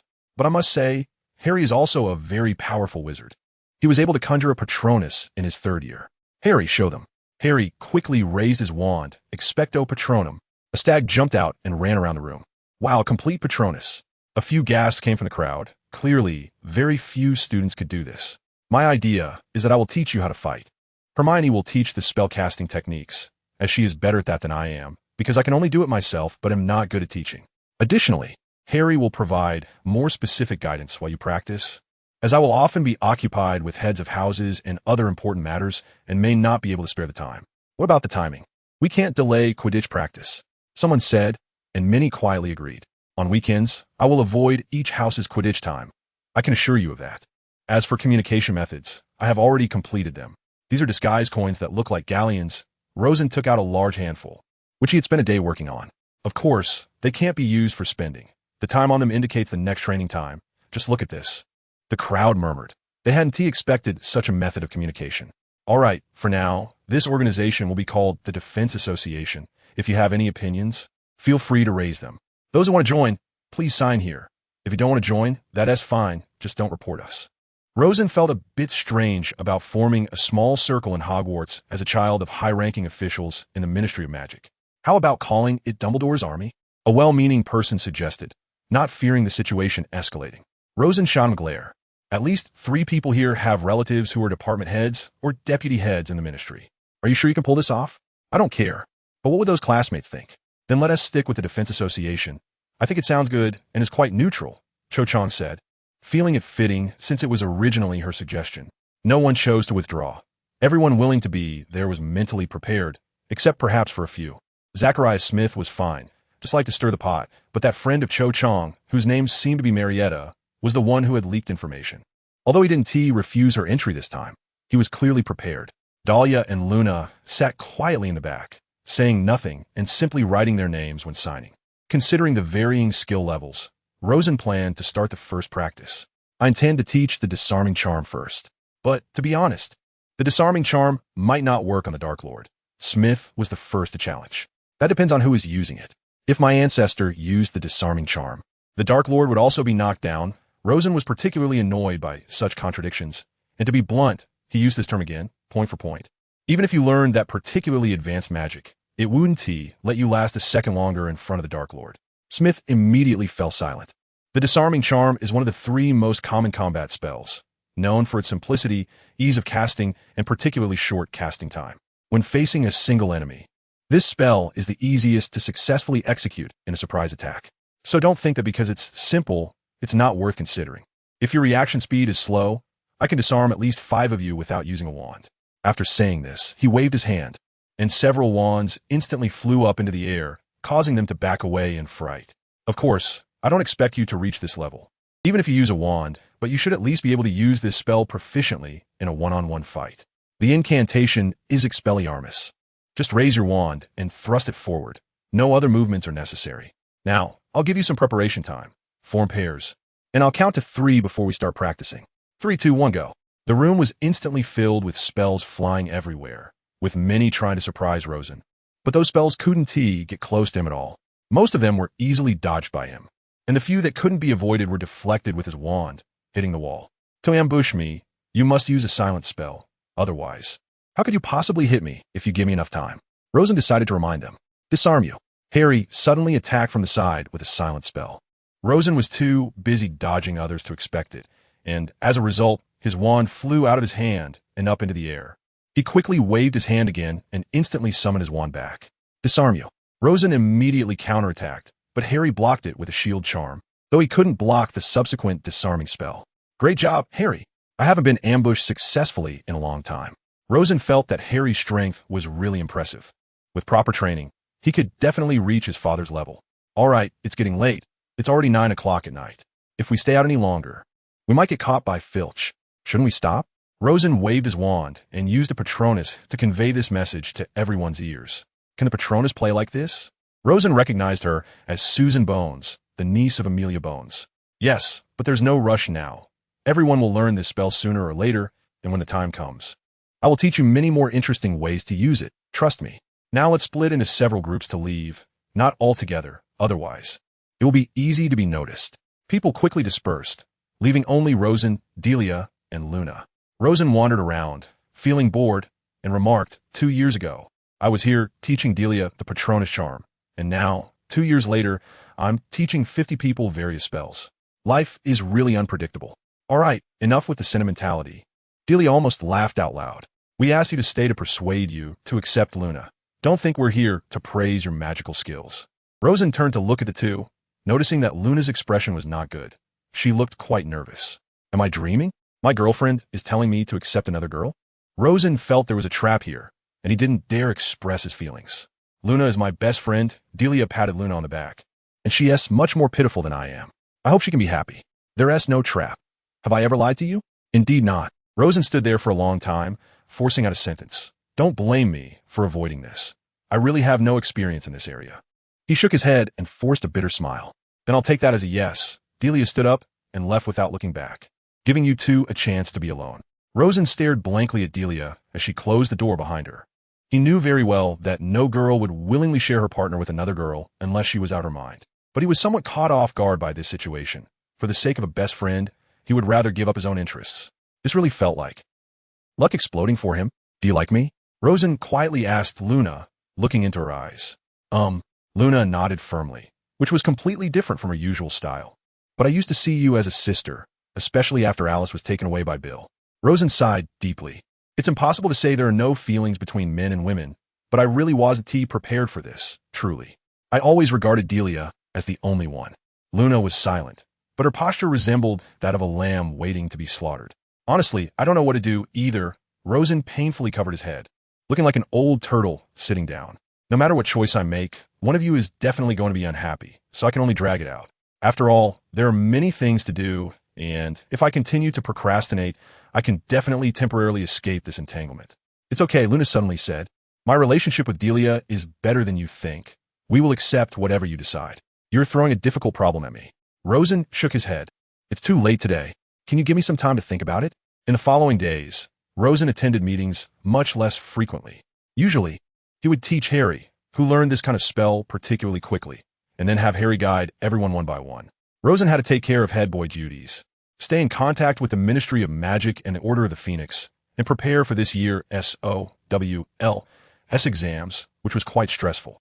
In addition, he needed to improve his strength because if Voldemort was resurrected, he would still be far from being a match. I must learn ancient runes, Rosen thought during a training session, feeling it was necessary. If I want the ability to confront the Dark Lord, I must understand every aspect from magical elements to spells clearly. Otherwise, the power of the spells cannot be maximized. The essence of ancient runes is to manipulate magical elements. In ancient times, when there were no standard spells, people relied on this to cast spells. With the proliferation of standard spells in modern times, the use of ancient runes has decreased significantly, and today, very few people can still use them. However, if one wants to manipulate spells from the source, ancient runes are still essential. Rosen had Henry send him a particularly detailed book on ancient runes and began to study hard. The first page of the book explained this fact. Then why don't you sign up for Professor Vernon's Ancient Runes class? Delia asked, somewhat puzzled. His class doesn't teach this. He only lets students identify runes. Otherwise, I would definitely sign up. Rosen said helplessly. Well, that is disappointing. Delia had now been influenced by Rosen and spoke in a similar style. However, runes are not easy to learn. They are extremely obscure and difficult to understand. For example, when Rosen was writing the runes for fire elements, he had more than once caused the parchment to catch fire because he didn't write them correctly, which made him very frustrated. Hey, why does changing a stroke lead to an abnormal effect of the runes? That's unfair. He was almost spitting blood. The strangeness of the runes far exceeded his imagination. No wonder Henry had previously advised him not to put too much effort into it. However, in order to strengthen his abilities, he could only give it his all. Through Alice, Rosen learned that Hagrid returned much earlier than in the original story. He came back just 3 weeks after the school started, though he was still battered and bruised. Since starting school, Alice had often been hanging out with Harry and the others, and Rosen couldn't persuade her otherwise, so he had to let her be. Rosen didn't get this information through the Order of the Phoenix. He felt it was better to hear first-hand stories from Hagrid, making it more reliable for planning. Hagrid, open the door. I want to hear about your story with the giants. If you failed, the Ministry of Magic will have to step in. One night, Rosen sneaked out, not even needing the Marauder's map. His disillusionment charm could evade even professors. Ah, Rosen, you came at the right time. I can't teach right now. It's really embarrassing to admit. Hagrid's hair was matted together with congealed blood, and his left eye was swollen to the point of only being a narrow slit, surrounded by bruises. His face and hands were covered in wounds, some still bleeding. It looked truly pitiful. Rosen suspected that if it weren't for Hagrid's giant bloodline, any other wizard would have probably been killed by now. What happened when you went to find the giants? What was the outcome? I need specific information to discuss with the Ministry of Magic. As soon as Rosen sat down, he eagerly asked. Hagrid pulled out a bloody, light green piece of meat from his huge wooden table and pressed it against his face. The green blood flowed slowly, making him look quite comfortable. Dragon meat? Rosen observed. Hagrid nodded, saying he got it from the black market, from the Pig's Head pub. This stuff is great for healing. Did a giant hit you? Did you deliver the gifts Dumbledore entrusted to you properly? Seeing that Hagrid was in decent condition, Rosen quickly asked. It was a giant, Hagrid said somewhat dejectedly. I set off with Ollum and found the giants. They are huge, and no one stopped us. We found them in just 2 weeks, near Dijon in France. We found the first group. Their tribe wasn't too bad, about 70 or 80 of them. Did the giants die so quickly because they were fighting among themselves? I remember wizards haven't attacked them for a long time. As long as the giants keep their distance, no one will pay attention to them. Yes, Hagrid said sadly. When I was looking for the giants, they told me that my mother passed away many years ago. We delivered the gifts in order as Dumbledore instructed. The first one was the ancient goblin fire, that ever-burning branch that Dumbledore created. The thing can't burn permanently, right? How long did Dumbledore set it to burn? If the time is too short, they might discover it and it could backfire, Rosen thought with a frown. Dumbledore told me this, but he assured me it would burn for several years without any problem. Hagrid nodded. We send one gift every other day to let them know we keep our promises. Plus, this gives them enough time to check our gifts. Once they realize this is indeed a good thing, they'll be eager for more. However, trouble arose the following night. Did the giants erupt in a civil war, or did Death Eaters come? Rosen asked. Both, I suppose. I saw Death Eaters arrive, one of whom was the executioner McNeil, who originally advocated for Buckbeak's death sentence. The others I don't recognize, but they look strong. They should be the ones who escaped from prison. Rosen quickly connected the dots to previous events. Perhaps they caused a war within the giant tribe. The leader who had been good to us was killed, and a new Gugo, the giant leader, took over, who was hostile to us and even captured us. Did Madame Maxime use her wand to help you escape? Rosen knew Hagrid couldn't cast high-level spells. Madame Maxime was the only one who could save them. Ollum attacked him. He was very fast and didn't give the giant a chance to react, but the consequences were clear. Hagrid felt somewhat hopeless. The giants hate it when wizards attack them with spells, so we had no choice but to run away and could never go back. Do you have any plans now? I plan to contact some elite Aurors for a beheading operation to eliminate that leader who is either controlled or has voluntarily allied with them, and let the others remain neutral. I believe the giants, though not very intelligent, are not fools. They should know they can't compete with wizards. Rosen knew this was the best tactic. Without taking out that leader, peace would be impossible. Rosen, we have clarified the situation with Stodge Podmore. He indeed fell under the Imperieuse curse, and his sentence has been lifted. However, we still couldn't find out who cast the curse, and we are currently powerless. Rosen held the letter Bernard gave him, pleased to see his suggestion had been effective. I have an idea. Delia suddenly had a breakthrough. Could we conduct regular checks on Ministry of Magic and Order of the Phoenix members to prevent anyone from being controlled by the Imperieuse curse? Right? Rosen slapped his thigh excitedly. It's totally feasible, and it's possible to detect someone who has been controlled by the curse after a while. It's not on the same level as the Confundus charm. I'll write to Fudge and the others right now. No time to waste. After all, the Ministry has devices to detect the Imperieuse curse. Even if the number isn't enough, my dad can make his employees work overtime. But the level of safety gained will be incomparable to before. Love you for this. Rosen excitedly hugged Delia and gave her a kiss, making her blush deeply. Don't do that. There are people around. Why didn't I think of this sooner? I got too excited. Rosen quickly apologized. And then he noticed Luna quietly doing her homework beside them, leaving him speechless. Ever since that meeting, Delia and Luna often sat on either side of him doing homework. And the three of them worked in harmony, rarely making a sound. Actually, this is quite good. There's no trouble at all. He thought to himself, but didn't dare say it out loud. As time went on, winter was approaching. The Death Eater's main job was still to woo the previous powers and find ways to resurrect Voldemort. Since Voldemort's father's ashes had been moved, he had to seek other means. But the materials required for those methods were very rare. Some were firmly controlled by the Ministry, and it was questionable whether they even existed in the world. Rosen received letters from those relatives almost every day, sharing various latest news. For example, the Knott family was collectively arrested for allegedly planning the Azkaban breakout, and their property was confiscated. Moreover, the Ministry issued a hunting order for Dementors. Apart from those who voluntarily surrendered, any other Dementors encountered would be killed on sight. As a result, Dementors in the UK have become extremely rare, and attacks on people are few and far between. Rosen once suggested deploying detection devices throughout the UK, because the appearance of Dementors causes a sharp drop in temperature and brings a lot of dark magical energy, making them easy to detect.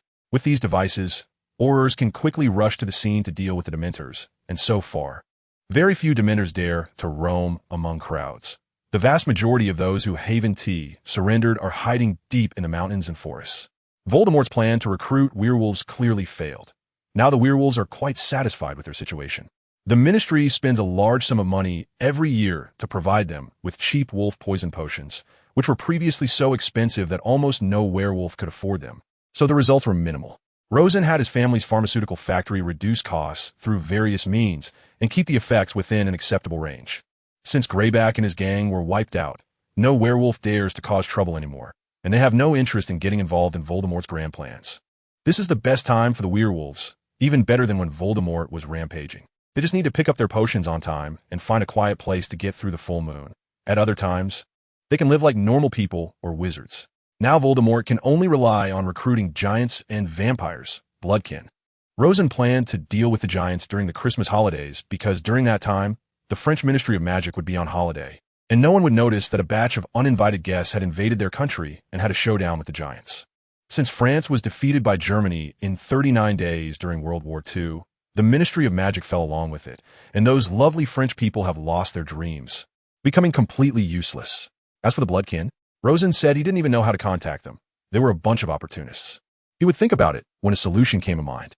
For now, given the current situation, they wouldn't help Voldemort. At the next gathering, Rosen taught the stunning spell and the shield charm, thus completing the trio of spells for dueling, leaving the remaining tasks to Harry. Each spell has its own intensity, which has no upper limit and depends solely on the wizard's strength. Therefore, the shield charm can theoretically block any curse, including the killing curse, but in reality, no one but Professor Dumbledore has been able to achieve that. So when everyone is defending, they must assess their own strength in comparison to their opponents to clearly understand whether they can block an attack or if their spell can breach the opponent's defenses. Alright, let's start practicing. Rosen cleverly cast defensive spells on himself. Not just the shield charm, but also the ancestral shield from his family. The stunning spell is no less threatening than the disarming spell, and if he were to be successfully ambushed, he might actually faint, a risk he did not dare to take. Okay, I see everyone is having a great time, Rosen noted with satisfaction as he observed that everyone had learned the spell. Next time I attend a meeting, I will consider introducing some more complex spells, like the Patronus charm. But before that, Harry still has to take on this heavy task. I know you're under a lot of pressure with Quidditch and the gatherings, so we can only take turns. Harry nodded. No problem, since I'm not a prefect. I'm not worried. Then there were also troubles with Quidditch.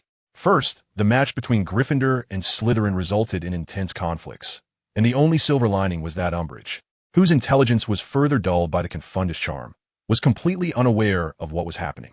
Consequently, Professor McGonagall, in a fit of anger, deducted 50 points from each house. As for Ravenclaw, Michael had a heavier burden. He had to suppress his urge to lash out at Roger Davies every day while arranging training. The result of the first match against Hufflepuff was not very ideal. If Hufflepuff hadn't lost their only leader since Cedric graduated, Ravenclaw might have been completely brought down by this utterly unreliable captain. Should we hold a vote to remove the captain and replace him with a more reliable one? Seeing Michael exhausted, Rosen felt a pang of sympathy. I'll do that next week. I've already talked to him 3 times, but it's still no use. Michael said, clearly frustrated.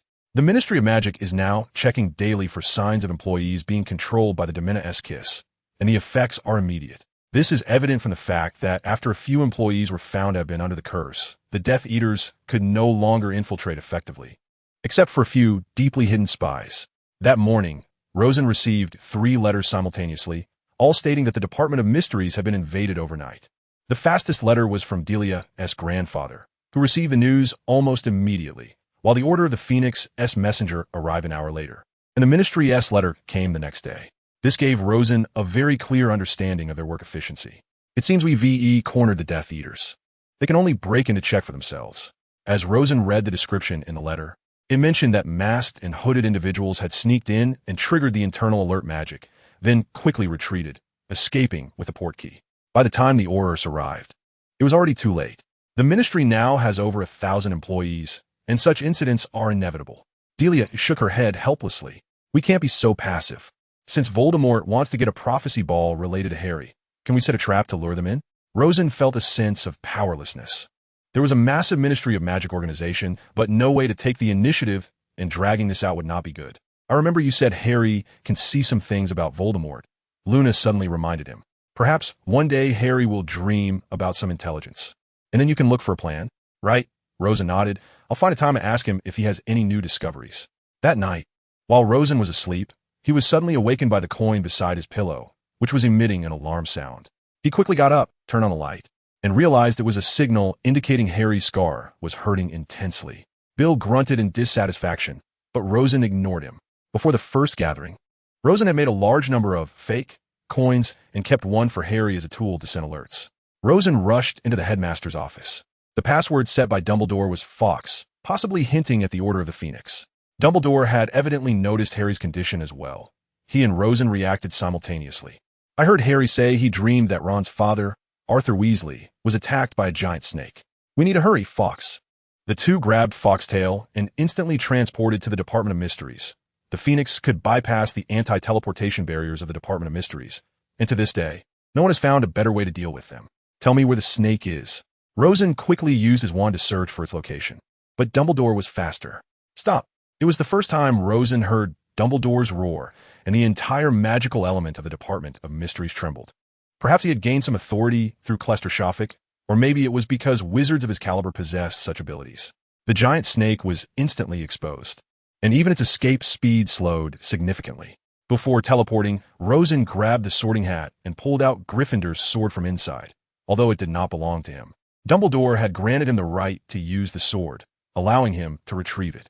He hurled the sword forward and then used his wand to control it to fly towards the snake. Seeing what Rosen did, Dumbledore decided to help him. He waved his wand forcefully, causing the sword to accelerate instantly and then fall from above. The snake's head was severed. Well done, Rosen. Voldemort's snake is finished. Dumbledore seemed quite pleased. He certainly knew that the snake was also one of Voldemort's Horcruxes. Luckily, I had previously coated this sword with basilisk venom. Otherwise, it might not have been enough to kill it. Rosen felt very fortunate for the preparations he had made earlier.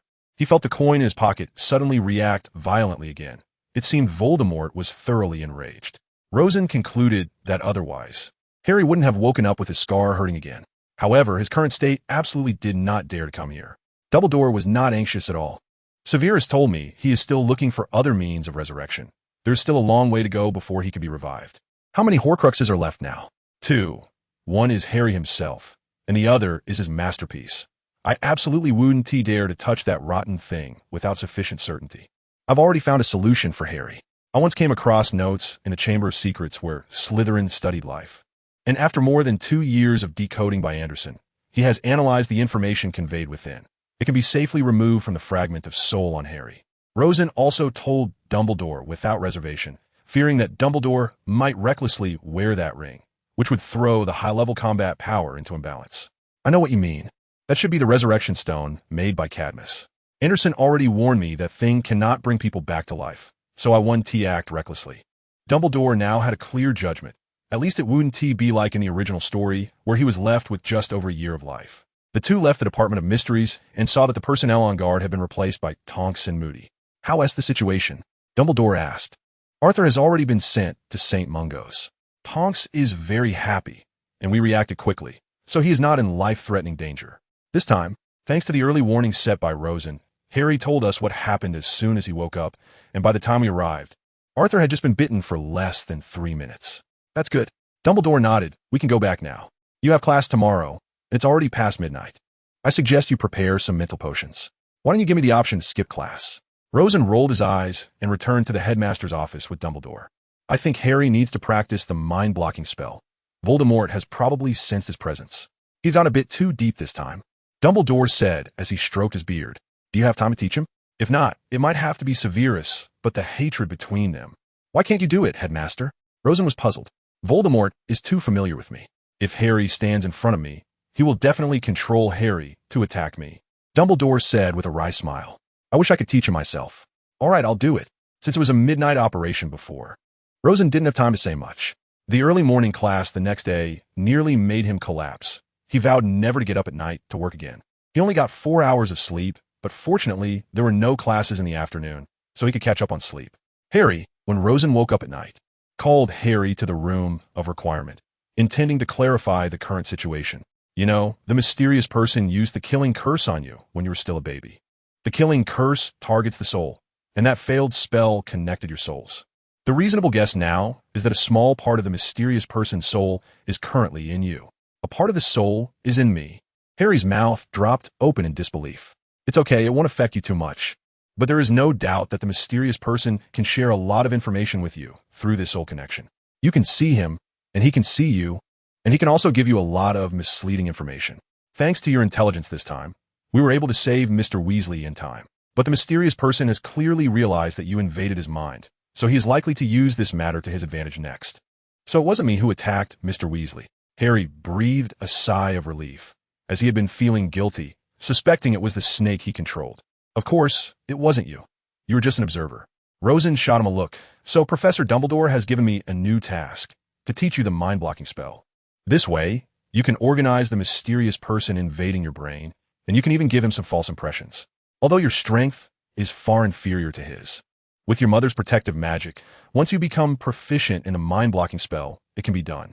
So you're the one teaching me? Harry was a bit surprised, wondering why it wasn't Professor Dumbledore himself. He has other matters to attend to, so he is using me as a laborer, or will be Snape teaching you. You can choose. Rosen didn't really want to get himself into trouble. Well, forget it, you teach me. Harry would rather fight a troll than face Snape. And he could take on more tasks in the future. Meetings as compensation. All right, we can increase some teamwork in the future because wizarding wars are not one-on-one duels, but brawls, so relying on numbers is a wise action. Rosen recalled the characteristics of the mind-blocking spell and began the lesson. First, the mind-blocking spell, as the name suggests, is used to prevent others from invading your mind. It is a magic that is closely related to the soul and is somewhat different from the usual spells learned in class. But its function is not just to resist legilimency. It is also effective against the soul curse, the forgetfulness charm, the confundus charm, which I used on Umbridge, and even against boggarts and house elves. Additionally, learning the mind-blocking spell has extra benefits, such as your mind becoming more focused and your soul getting a lot of exercise, etc. But those are aside from the main topic. Why must you learn this magic? Let me give you an example. If I were the mysterious person and I wanted to lure you out of school, I would simulate in your mind that your godfather Sirius was captured and I was torturing him. This way, you would likely rush out of school recklessly into the trap I set up in advance.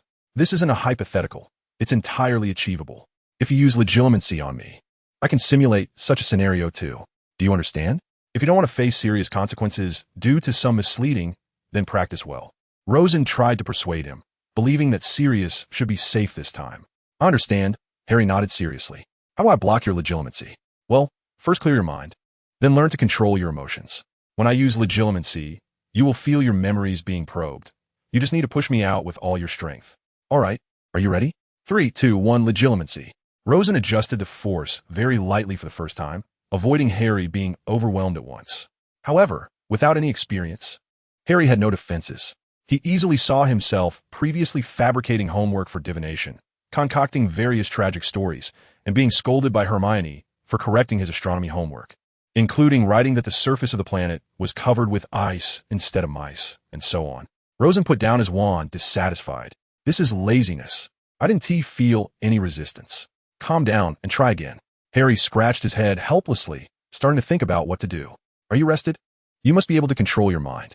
3, 2, 1. Legitimacy. Rosen watched Harry's memories like a replay.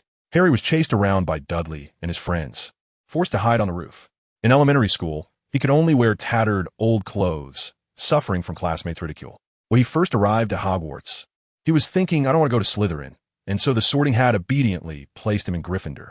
He and Rosen knocked Quirrell to the ground, protecting the Philosopher's Stone. His joy when he first learned that his godfather Sirius was wronged and the true culprit Peter was captured. He hugged Ginny, whispering some sweet nothings. Note, this memory has been modified entirely because Rosen's time travel effect caused some plot points not to occur. Suddenly, Rosen felt a force of resistance. It seemed that this was the part Harry didn't want anyone to see. Since he hadn't used much force, he was pushed out by that defensive power, leaving Harry's mind. Good. Rosen helped the exhausted Harry sit on the sofa. You see, you've already found a way to block. If you can apply this willpower in any scenario, then the goal is achieved. Harry's talent is very high, and Rosen fully utilized his strengths. So the situation where Snape taught for so long with no progress, as in the original story, would not happen at all. Moreover, Rosen knew that the key to the mind-blocking spell was understanding sadness, which was never mentioned in the book, so Harry grasped this skill in just 2 weeks. The remaining time was enough for him to practice on his own, and Rosen was also freed. The Christmas holiday is approaching quickly, and before that, they took a trip to Hogsmeade. Rosen tried to resolve the issues between Delia and Luna, but in the end, he didn't dare to, so he could only continue to drag it out. Before Christmas, Rosen and Harry organized the last meeting of the D.A. organization, which would then be paused for a month. Rosen and Harry planned to teach some advanced techniques this time to satisfy their thirst for knowledge. Now that Dementors have been declared free to attack, any Dementor that does not obediently stay in the designated location assigned by the Ministry of Magic can be killed. Considering that Dementors cannot be eliminated anytime soon, I plan to teach you the Patronus Charm. Only 3 people in the room should know this spell, so everyone is starting from the same starting line, and there's no need to rush. I know everyone has seen the introduction to the Patronus Charm before, because I informed you about it a week in advance. So just practice the techniques as written in the book, and remember to recall happy memories and recite the spell correctly. Alright, let's begin. Rosen saw Delia patiently teaching Luna various techniques, while Seamus Finnegan couldn't even produce a proper Patronus. And Neville only managed to produce a wisp of vapor, no matter what he did. He sighed slightly and began to correct every inaccuracy. George, Fred, don't you two have any happy memories? I can't believe that. Rosen felt it was incredible that the two of them couldn't summon a complete Patronus after fiddling for a long time. We've always brought joy to others.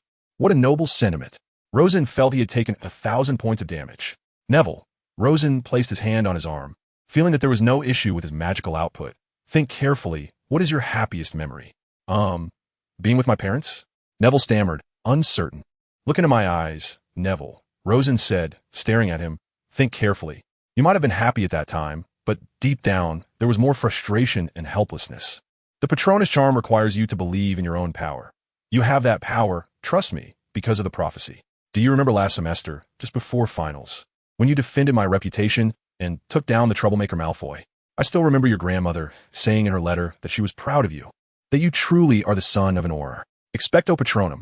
This time, Neville's wand produced not just a thin mist, but a large animal. Although it was still somewhat ethereal, the shape was clearly visible. The beast circled around the room of requirement and finally stopped in front of Neville. It was a silver lion, the symbol of Gryffindor. Brilliant.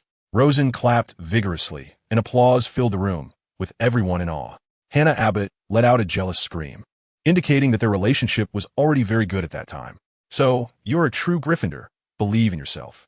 Rosen patted Neville on the shoulder and turned to guide the others. P.S. Neville's Patronus is not mentioned in the original text, so here it is assumed to be a lion based on his later character development. Let's visit Mr. Weasley at St. Mungo's. On the day before Christmas, Rosen summoned Harry and several students related to the Order of the Phoenix to go to St. Mungo's. Dumbledore had left them a key that could transport them between the headmaster's office and St. Mungo's. Arthur Weasley's condition had improved a lot. He no longer prohibited visitors as he had before. Rosen checked the sign and figured it should be on the 2nd floor in the creature injuries department, and guessed that his mother was involved in this treatment. Are you here to visit Mr. Arthur Weasley? He is currently the only patient still hospitalized on the 2nd floor. After receiving a positive response, the receptionist stood up and said, "Please follow me." They passed through double doors, walked down a narrow corridor lined with portraits of famous healers, and saw crystal bubbles with candles floating from the ceiling, resembling giant soap bubbles. Wizards in green robes were coming in and out of various doors. A door emitted a yellow stench, and faint wailing could be heard from time to time. They climbed the stairs and entered the creature injuries department. The second door on the right read danger. Dueling ward, severe bites. A copper-framed card at the bottom had handwritten notes. Lead healer, Jessica Gringotts. Department head, Margaret Hark. These were Delia and Rosen's mothers. Mr. Weasley was already able to sit up and read the newspaper.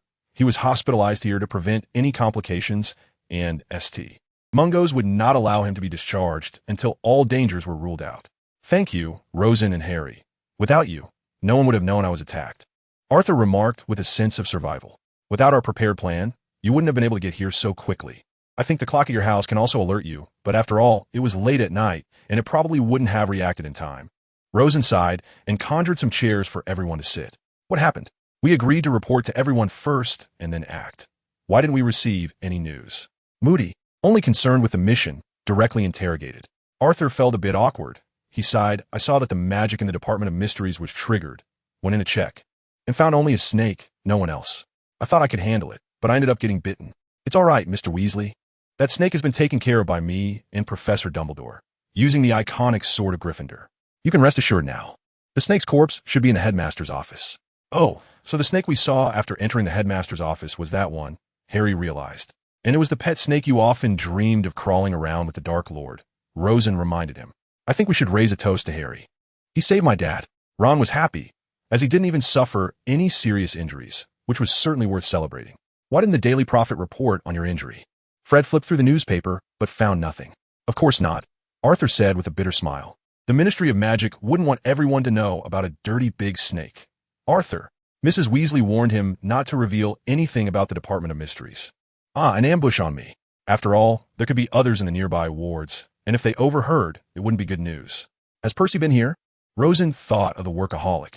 He came once yesterday, but he is indeed quite busy. You should understand him. It seemed that the plot had already been disrupted. Percy still had a good relationship with his family. Rosen chose to go home for Christmas. He was not surprised to see everyone from Fudge to the department heads occupying his family's castle and refusing to leave. After all, it was safer here than at their own homes. Shouldn't we address the giant issue? Everyone was celebrating Christmas, chatting about various gossip, but in reality, it wasn't so peaceful. So Rosen mercilessly pulled them back to reality. Do you have any thoughts?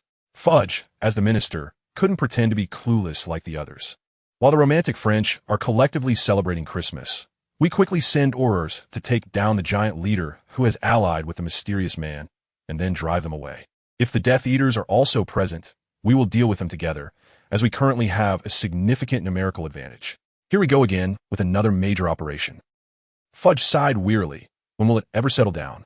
It seems we will have to wait until the mysterious man is completely eliminated. Rosen didn't give him any face and bluntly stated the truth.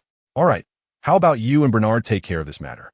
Carl, Rufus, do you both agree with Rosen's idea? It's about time we took action. Skelling had been feeling restless since he heard the news about the giants. No problem. The Auror department has plenty of manpower. It would be easy to mobilize 20 or 30 people. Carl Terrence patted his chest to assure. All right, then it's settled. After we finish eating, you will discuss a plan. We need to act during the Christmas period, right? Fudge raised his glass again. Let's celebrate the first Christmas since the war began, hoping that next year's Christmas will still see us in a favorable position. People calmly toasted each other, all knowing how brutal the last war was, so no one was optimistic. The Peveril Castle doesn't require the unbreakable vow, unless Voldemort himself comes otherwise. Even dozens of Death Eaters shouldn't be a concern. The Ministry has deployed nearly 10 Aurors here to guard the upper echelons of the Ministry, along with a large number of protective magic sufficient to delay until the Aurors and Hit Wizard arrive. Slughorn was still eating his favorite jackfruit preserves. How's our old buddy Dumbledore doing now? His Order of the Phoenix has limited numbers and is a prime target for the Death Eaters. The pressure must be immense. Rosen nodded. The pressure is indeed great. Recently, when the Ministry inspected the soul-sucking curse, they found that most of the attacked individuals were related to the Order, and every person who enters the Order has considerable strength, making their situation even more dangerous. I've always been told that Dumbledore intends to push me out of the way. I have been deceived by those people before, Fudge said gloomily, until I realized that it was this group that allowed the Death Eaters to escape from prison, secretly manipulated the Dementors, and brought us various troubles. I finally woke up. As long as Dumbledore doesn't publicly oppose me, I have no objections to whatever he does. At least it's better than those hypocritical scum. What are they up to now? Have they all been caught? Rosen asked curiously, as the newspapers didn't report much detail on this matter, and it wasn't Bernard's area of responsibility, so he hadn't looked into it. They're locked in the ministry's dungeons. The miners have been released, and none of the others with suspicions have escaped. Fudge was clearly unhappy. The problem is they triggered the Second War. And even if a Dementor's kiss were to happen to them, I think it wouldn't be excessive. It wouldn't be excessive, Bernard nodded lightly. Not to mention how many people will die in this war. For their power, status, and ambition, they gamble with the lives of everyone in the magical world. Honestly, I really want to secretly let the Dementors kiss them once, then pretend the Dementors went out of control again. Of course, saying it out loud means it won't happen. Actually, I think Rosen is overthinking. They may not want to welcome back the mysterious man because everyone knows his madness and cruelty. So even if people like Malfoy know where he is, they wouldn't actively seek him out. But since their status has been squeezed away by us, they choose to go down in flames, conducting suicide attacks. This truly shows a greatly troubled conscience. However, so far, they seem to have conducted no attacks. And the frequency of operations in my department hasn't changed much. Does this count as good news? Amelia Bones said. She is now the head of the Department of Magical Accidents and Catastrophes. It's probably because the mysterious man hasn't revived yet, and they dare not act rashly. Skelling shrugged. Then we should take advantage of the fact that he hasn't revived to solve the giant problem. If we delay, it could become very difficult if he comes back. The French are ignoring our pleas for help. Barty Crouch is still in charge of the International Magical Cooperation Department, and he said angrily, it's been half a year, and they're still saying they need to consider it. This is truly hopeless. On the other hand, the Germans are very righteous. The first batch of Aurors has gathered, and if the scale of the war expands, they will come to support us immediately. What about the Russians?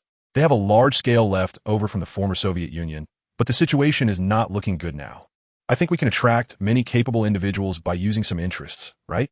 Stiller, knowledgeable and well-versed in international affairs, suggested. We are already working on that. Barty nodded approvingly. I plan to increase the import of materials from Russia to meet the needs of the war, which can also allow many of them to fight alongside us.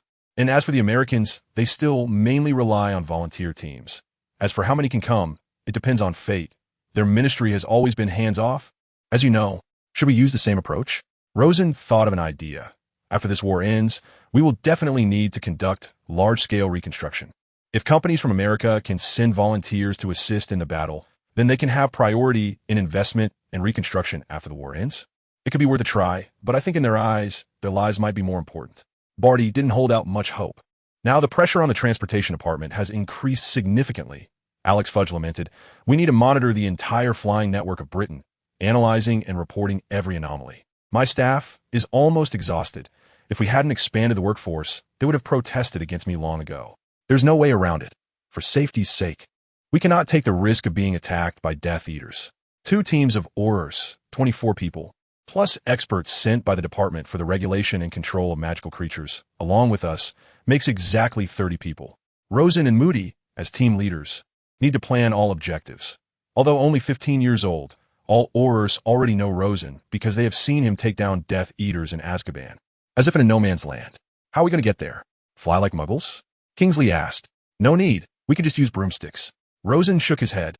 Many Aurors know nothing about the Muggle world, and it's too easy to give ourselves away. As long as we fly in the clouds, we won't be discovered. We'll reach Dijon in at most 10 hours. 10 hours. Some Aurors were shocked. So, just to be clear, those with acrophobia should not come. Moody shot a glare at one person. The main thing is to infiltrate another country, so if we are discovered, the consequences could be quite severe. Although the French ministry is notoriously slow to react, if they are second, no one would dare to take the first place, but we cannot take that risk, as we could very likely cause trouble for the International Magical Cooperation Department.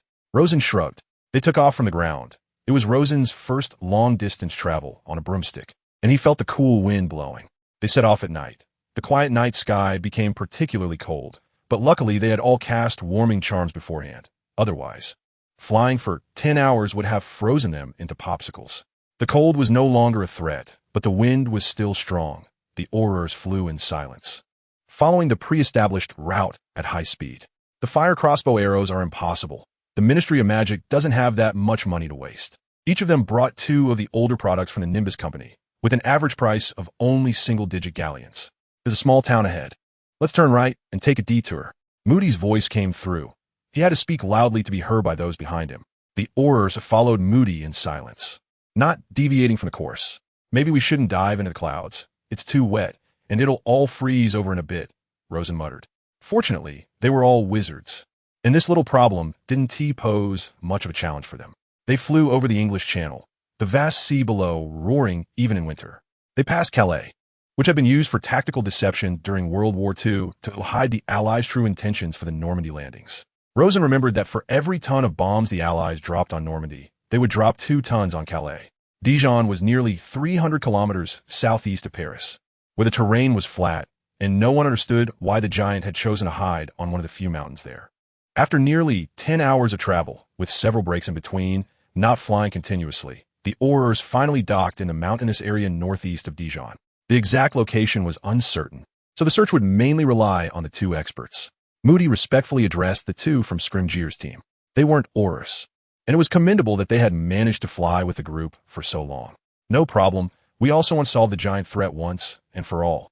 An older man nodded. We brought equipment that could determine the giant's location. He began a series of complex operations, and after a while, the instruments reported a rough direction and distance. All right, let's go. Moody waved his hand, and everyone continued on their journey. Riding brooms at this point would expose them to danger. This area had been enchanted with a muggle-repelling charm, so theoretically, only giants and some wild animals should be present. They slowly navigated through the jungle, which was much easier to traverse than the primeval forest during the werewolf extermination. The only thing to watch out for was that the 2 technical experts weren't very skilled at surviving in the wild. The Aurors took turns leading the way, trying to be as quiet as possible, but in reality, they weren't good at this mode. After all, who would be so idle as to live here? It was just asking for trouble. After a while, the equipment indicated that the giant's gathering place was less than a kilometer away. The British imperial and metric units are mixed here, and I'm not sure what data the wizarding world uses. They began to cautiously approach, ensuring they wouldn't be discovered. Along the way, there were some caves that appeared to house giants, and they hid in a gully, where they could see the giants moving about from a distance.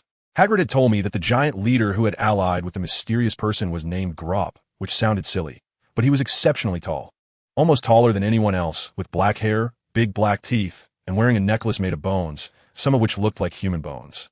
These features were enough for identification, and they also had to be cautious of any Death Eaters lurking in the shadows. Rosen lowered his voice to describe the target's characteristics to the Aurors. Shouldn't we first determine what potential enemies might be present? If we encounter Death Eaters, we can deal with them together? Kingsley asked while scanning for the target with binoculars. Let me see if there are any Death Eaters around. Rosen carried a device to detect dark magic, and he was also very sensitive to magical fluctuations. There are Death Eaters, about 4 or 5 of them, hiding in that direction. I suggest we deal with the Death Eaters first, then take down the giant leader. They haven't noticed us? Moody questioned skeptically. No, these Death Eaters are very arrogant. They think the Ministry won't come here to stir up trouble, especially since it's Christmas. But they never expected that we would come precisely because it is Christmas, Rosen said proudly. All right, let's slowly go around. We can still use the killing curse this time. If it's those few who escaped from Azkaban, we can just take them out. Moody instructed. The giant leader is over there. After we take care of the Death Eaters, we can return from this spot. Kingsley laid out the plan. The Aurors checked their disillusionment charms to ensure everything was foolproof before they began to quietly approach the cave where the Death Eaters were. The Death Eaters inside seemed to be playing some game, completely unguarded. Moody made a hand signal, and the Aurors quietly drew their wands, aiming inside. Attack! Stupefy! The 24 Aurors, along with Rosen, Moody, and Kingsley, unleashed the stunning spell, and the first round of attacks took down all the Death Eaters with remarkable effectiveness. Leading the group was N and Dalahov, the first on the wanted list. The rest were just minions. Tie them all up and force-feed them this potion to incapacitate them. I don't want them escaping while we deal with the giant. Moody began to issue orders. So, we take down this leader and then intimidate them, right? Are you sure that's reliable? One Auror felt uneasy after hearing the next steps of the plan. Intimidation is enough. We do have the capability to exterminate giants, although we are far from enough. But killing the leader should scare them away from participating in wizarding wars again. Many wizards have done this before, and it has proven effective, Kingsley explained. The Aurors approached Grob, who was eating some kind of beast meat. He sensed danger, immediately got up, and began to shout, trying to summon his subordinates. However, the Aurors reacted astonishingly quickly, coordinating their actions immediately. Two female Aurors quickly bound Grop with vines, causing him to fall to the ground. Some Aurors began to bombard him with various offensive spells and flying stones and wood. They had long mastered the use of the levitation spell together. Rosen and Moody directly targeted his eyes. In almost an instant, both of his eyes were rendered useless, and then Rosen unleashed a laser. The red beam slowly cutting through his body, spraying out a lot of blood. The scene was so gruesome that Rosen almost vomited. He gave up cutting and shouted to the Aurors, "Use the killing curse on him. I don't want blood spraying all over us." Avada Kedavra! The Aurors roared in unison. The giant's combat power was much lower than that of a fire dragon, under normal circumstances. Rosen alone could easily take down a giant in 10 minutes. With the close cooperation of the Aurors, the entire process took less than a minute. And Grop met his demise. Subsequent giants arrived one after another, but upon seeing Grop's corpse, they were too frightened to act recklessly. "We are here to warn you." Kingsley amplified his voice with a sonorous charm to intimidate the giants. "Because your leader attempted to oppose us wizards, we killed him. We do not care who your next Grop is, but whoever it is, if you dare to interfere in our wizarding matters, you will be killed without mercy. Do you understand?" The giants, who understood both English and French, Kingsley said in both languages, hurriedly translated for their companions, and everyone nodded eagerly, fearing they would be the next victims. Afterward, the Aurors left with the bound Death Eaters, and the entire process went exceptionally smoothly, without any interference. The French Ministry of Magic had no reaction at all and remained unaware of what had happened until Christmas ended. These giants would surely run away. They clearly did not want to be involved in our wizarding affairs any longer. Kingsley said calmly that he had carried out similar tasks before, so he was quite familiar with the process. "That's good, as it seems that among all the dangerous creatures, only the Blood Clan might still provide help to the mysterious person. But for now, we shouldn't worry. This group of fence-sitters won't come out to cause trouble just yet." Rosen had some rations with them and quickly left after finishing. The return trip would be much easier. They could use the Flun network to escape France. And even if the French noticed something was off, it would be too late. In fact, even if they used the Flun network to travel from England to Dijon, there wouldn't be any trouble. I must say, the efficiency of the French Ministry of Magic is beyond their imagination. Cut here, what a holy 28 families. It's practically the Death Eater Alliance. Rosen visited number 12, Grimald Place, and found Harry loudly complaining in his room. What happened? Rosen knocked and entered, having already heard more than one type of complaint. This list indeed overlaps significantly with the Death Eaters, so my family should theoretically be a pure blood family. Although I'm not, they certainly don't want to be included in this book. He saw Harry holding a copy of Born Noble, Wizarding Genealogy. What a bunch of lunatics, following Voldemort with their pure blood theory. Yet Voldemort himself is a half-blood. Isn't that ironic? He angrily tossed aside the Christmas gift that Creature had given him, which was this book. Creature had mentioned it in the original text. Besides, all for profit. These families are so wealthy.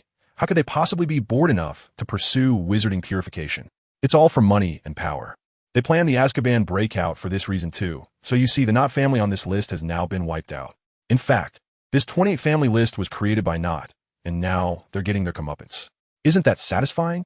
Oh, I see. Harry suddenly understood, but still felt a bit uncomfortable. I heard Hagrid say that the executioner who was predetermined to execute Buckbeak 2 years ago, McNair, is also a Death Eater. Did you catch him? We caught him. He evaded judgment at the end of the last war, but this time he won't have the chance. He'll probably get life imprisonment, Rosen said nonchalantly. He noticed Harry had butterbeer on the table and poured himself a cup. He had already shared the recipe for butterbeer with the members of the Order of the Phoenix, and now it could be enjoyed freely at home, costing almost nothing. Well, this fatty happy drink is really good. Every time I drink butterbeer, it's a joyful experience. But you're not fat. You're so tall and thin. How can you call yourself a fatty? Even if you must have a nickname, it should be Skinny Homebody, right? Harry never understood why Rosen referred to himself as a fatty. Rosen almost choked. It's just a description. Don't mind the details. How's your brain-blocking technique coming along? Rosen asked. I'm already quite proficient. Sirius helped me practice during the holidays. I occasionally dream about Voldemort, but I can close my mind at will, Harry said proudly. Rosen nodded in satisfaction. Once you have control, you won't need to be so tense. You can observe the mysterious person's perspective more, and if you have any intelligence, let us know immediately, even if it's false, as long as you don't act rashly. You have to trust my abilities. If I can't handle it, they would be pointless for you to go. Okay, I understand. Harry gave a thumbs up. Are you going to the first meeting when school starts? I plan to continue teaching the Patronus charm. Sure, I'll see how it goes. To be honest, I don't have much to teach at the moment. The spring semester soon began, and they returned to Hogwarts. Although it was wartime and the magical world was on high alert, the overall level of safety was not lower than during peacetime, and people were grateful for that. Since school started, Harry had hardly slept well. He frequently connected with Voldemort in his dreams, some of which were clearly intentional on Voldemort's part, while others were not. Rosen, I've been dreaming about the same scene for 3 consecutive days. Harry struggled to describe it, but he couldn't find the right words. The Department of Mysteries? Rosen continued writing his homework without looking up, now doing his assignments in the common room because of Harry. I haven't been there, so I don't know if that's it, but the place is very dark with a stone wall on one side that has no windows with torches on it. And on the other side is a long corridor with a black door at the end. Then I went in and saw a pile of crystal balls, all right? No need to say more, Rosen interrupted him. It's the Department of Mysteries, the place where prophecies are stored. The mysterious person likely gave you that hint in hopes of one day controlling you to retrieve that crystal ball. You just need to avoid falling for it. Okay.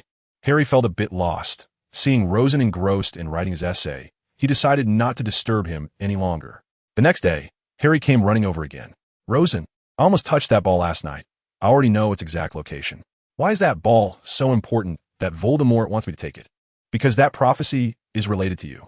According to the strange defenses of the Department of Mysteries, only related people can normally retrieve each prophecy. Otherwise, they would go mad or suffer some other curse. I don't know the specific content of that prophecy, but it roughly says you can defeat the mysterious person. And you've already done it once. All right, that's it. Rosen was dissatisfied and ushered him out. He had a pile of holiday homework to catch up on. Fine. On the 3rd day, Harry came again. Rosen, what's going on? If it's about the prophecy ball, don't bother me. I've said all I know. Rosen was quite impatient. This time it's different. This time I have intelligence. Harry said cautiously. Rosen pulled him into the room of requirement. Go on. Well, there's a Death Eater named Lucius. I remember seeing him on that wanted list. He used to work in the Department of Mysteries, so he's very familiar with the place. A certain Auror named Bode has been controlled by them using the Imperius curse, and Voldemort suspects that Bode will move that thing, which could possibly be the prophecy ball, ahead of time, but he said he wouldn't do it. He doesn't have the ability to take it away. Anything else? Rosen raised an eyebrow. This bit of intelligence is not enough to connect the dots. Nothing more. Harry spread his hands helplessly.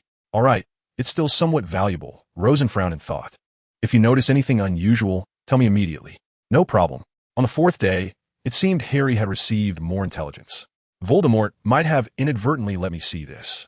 He had his Death Eaters enter the Department of Mysteries under invisibility cloaks for reconnaissance, hiding inside beforehand. This time my scar didn't hurt. Perhaps because he wanted to issue commands discreetly. Interesting, Rosen put down his pen, thought for a moment. This is still somewhat valuable. We can't let down the few members of the Ministry of Magic and the Order of the Phoenix who were attacked recently. Don't rush. If one day the mysterious person gives you some hints and tries to get you to leave school, immediately use the brain-blocking technique and let me know. Don't let him see what is happening on our side. Understood. Dividing line, Ministry of Magic employee dies under mysterious circumstances. St. Mungo's Hospital assured last night that a comprehensive investigation will be conducted into the death of Ministry employee Broderick Bode. The 49-year-old Mr. Bode was strangled by a plant in his hospital bed, and attempts to save him by the healer were unsuccessful. Mr. Bode was injured in a work-related accident weeks ago. Rosen quietly put down the Daily Prophet, feeling helpless. Died from the devil's snare. Is St. Mungo's examination really that ineffective? How could such a thing get in? Bode? Is he the person Harry mentioned to you a few days ago? Delia had heard Rosen talk about these dreams. Yes. I thought that as long as he didn't say anything classified, he would be fine, but now he has been silenced. What more can I say? St. Mungo's Hospital still cannot explain how that plant ended up in the ward, and is hoping for leads from those in the know. Sigh, I'm exhausted. Rosen lay back on the couch. Should I take the Newt exam a year early next year, graduate sooner, and become an Auror? That is not a bad idea. After all, you've been wasting time at school. Delia thought it was fine. Let's wait until this year is over. Rosen encouraged himself. We have to get through the exams first. The second Hogsmeade weekend of this academic year falls on February 14th, just in time for Valentine's Day. While flipping through the calendar, Delia accidentally discovered some big news. You mean you want me to bring you both along? Rosen's eyes slightly moved as he looked at Delia and Luna. You do as you like. Delia had no objections. I'm fine with it too, Luna chimed in. Rosen really wanted to find a crack in the ground to hide in. Over the weekend, Delia and Luna quietly followed behind Rosen. Since they had no intimate actions, no one suspected their relationship. Rosen saw that since Anandalahov was knocked out and captured by the Giants, his wanted poster had been withdrawn. It seemed the Ministry of Magic was somewhat efficient. However, there are still 9 left. I wonder when they will be caught. But considering those in hiding, there are probably far more. Delia frowned, clearly worried about the future of the wizarding world. Luna, did you get a response to my suggestion about having your father publish some heavyweight anti-Death Eater news in the magazine? Rosen planned to start with the singing counterpoint during the winter break to gain more leverage in public opinion. Dad agreed. If you give him the article, he'll publish it. However, considering sales, the payment might be quite limited. Luna hesitated as she looked at him. Sales are not a concern. As long as the article is well written, sales will rise instantly. Money isn't important. I'm not counting on this to make money. The Weasley Brothers joke shop has already found a store in Diagon Alley. I'll soon receive my first dividend. Rosen didn't mind. What mattered most was putting pressure on Voldemort's camp. So what do you plan to write about? Luna asked curiously. For example, what if the Dark Lord is of mixed blood? Rosen suggested mischievously. Or we could expose how those families are scheming behind the scenes and the large-scale jailbreaks happening. The Daily Prophet wouldn't dare, but I would. This Valentine's Day, Rosen didn't have a great time. Even while taking Delia and Luna around Hogsmeade, they were still discussing business. No wonder I'm destined to be single in my past life, he mocked himself. During this a meeting, finally more than 10 people successfully conjured a Patronus after relentless effort. The remaining members were at their limits, and Rosen understood that. So after demonstrating various uses of the Patronus, he prepared to move on to the next topic. For the next discussion, I believe that from the perspective of spells, you don't need any other spells for now, but what you lack is control over spells and combat combinations. Rosen pondered and decided to teach some combat tips. You can dodge to avoid spells, or you can use the shield charm to block attacks. So one question remains, when facing an enemy, which method should you use against their spells? Very few students had considered this question. They were mostly bewildered. Then I'll announce the answer. Rosen was too lazy to keep them guessing. If it's a one-on-one fight, the time spent dodging can be used to gain an opportunity for your next spell. So at this time, you should dodge as much as possible. Maybe you can use a stupefy spell to take down your opponent. But if it's a multi-person brawl, dodging will be very exhausting because you might be targeted, so using a shield or armor charm can effectively protect yourself. The main difference lies here, of course. There are other details, like if your enemy is very powerful and you don't have enough confidence to block, then you should obviously dodge. These are not absolute. After saying that, he intended to let his classmates continue training. However, Dobby burst in, bringing a desperate message. Umbridge knows about this place and is coming with several Slytherin students. For that, he violated the confidentiality principle of house elves and had to punish himself by running into the wall. People were so scared they were dumbfounded, and Harry trembled and asked, "Should we run?" "No need." Rosen shook his head, pulling out his wand and pointing it toward the opposite direction of the door. Opening a path to the Hog's head in, a door suddenly appeared in the wall, and Rosen whispered to Harry and Hermione, "The pub owner is Aberforth Dumbledore, the headmaster's brother. Be polite to him and just say you need to hide for a while." "Okay, what about you?" Harry noticed that Rosen didn't plan to run with them. "Of course, I'm going to solve the problem. I might have to do some illegal things. But trust me, nothing will happen. If they really want to send me to prison, I'll run away at the first opportunity." Rosen joked, patting Harry on the shoulder. "Go ahead. I'll come find you when it's safe. If I haven't shown up, just take the route back through the Biduke." Rosen and Delia stayed behind, as they were the prefects, so they had a reason to remain here, while Luna had to temporarily evacuate. Rosen conjured a whiteboard with a lot of writing on it, all about the revision plan for the O.V.L.S. exams. "Your reaction speed is really fast," Delia was surprised. "I thought if we set aside 3 to 4 hours a day for revision aside from classes, we should be able to complete these plans," Rosen said dramatically, glancing with satisfaction to see that the door had disappeared. Umbridge suddenly burst in, followed by Draco Malfoy and Pansy Parkinson, along with several Slytherin boys he didn't recognize. "Mr. Peverell, Miss Shafik," her eerie voice rang out. "I've received news that a group of students is trying to hold an illegal gathering here to conspire against the Ministry. Do you have any knowledge of this?" "Perhaps you are mistaken. There are only the 2 of us here discussing our revision progress," Rosen said expressionlessly, pointing to the whiteboard ahead, where the amount of writing was staggering. "If you think the 2 of us could overthrow the Ministry, I can only be left speechless. Let us hope it's as Mr. Peverell said." Umbridge revealed a frightening smile. "Look carefully." She waved her hand, instructing the Slytherin students to search everywhere. But they found nothing. Rosen continued to pretend to calculate the review progress with Delia, quickly writing line after line of equations to keep track of time. Although Rosen thought this was all nonsense, there was nothing he could do. Umbridge Group was too stupid to understand even this. "Professor, we haven't found any suspicious items, nor any other people," a Slytherin student reported dejectedly. "Then we'll wait here. They must be hiding," Umbridge said fiercely, hands on her hips, refusing to leave until the next day. "This is not good," Rosen thought to himself. He looked up and pointed in a direction. "Hey, who is that?" Confusion was written all over his face. Umbridge and the others turned around and were hit by a spell, collapsing to the ground. The close cooperation between Rosen and Delia worked wonders. In an instant, several people were knocked out. Rosen's casting speed was unimaginably fast, and Delia was not to be outdone, taking down 2 people in the distance whom Rosen couldn't reach. "Will you modify their memories?" Delia asked tentatively. "I will." Rosen was completely unflustered. These people had not practiced any mind-blocking spells, so there was no need to worry. He flicked his wand, and the door reappeared, slowly opening as dozens of students filed out. They were startled to see Umbridge, and the others collapsed on the ground. "Our defense against the dark arts professor and senior investigator just took a short nap. She has been very busy and needed some rest, understand?" Rosen calmly reminded them. Everyone here was reliable, so there was no concern about leaking information. "Is this what you call solving the problem?" Harry said with a bitter smile. "Let us hurry. Just leave everything to me." Rosen waved his hand, urging them to leave quickly. After that, Rosen began modifying the memories of a few people, making them think they had searched this room for a long time without finding anything, and thus waited bored until dawn. He then used the levitation charm to change their positions to standing and finally woke them all up together. "Let us go. They're lucky," Umbridge snorted, not noticing anything unusual, and neither did the students beside her. To be honest, I've never heard of a second living person who actively leaked and broke the unbreakable vow," Rosen thought. The next day, he found Cho Chang and confirmed that the informant was her friend Marietta Edgecombe. "But I believe she didn't do it on purpose. Her parents work at the Ministry of Magic, and she has gotten a bit too close to Umbridge." Her voice grew quieter until she was mumbling.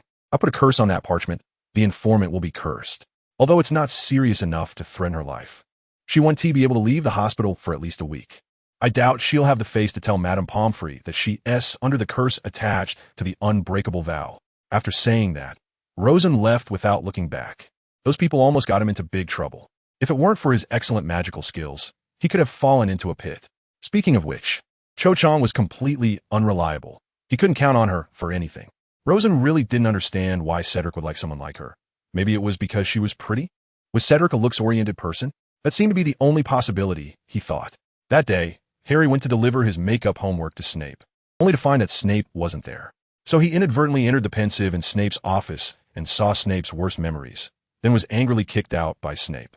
Hearing Harry's awkward escape from the potions office and recounting the story, Rosen was amazed at how strong the inertia of the plot was, forcing Harry to learn this unknown story.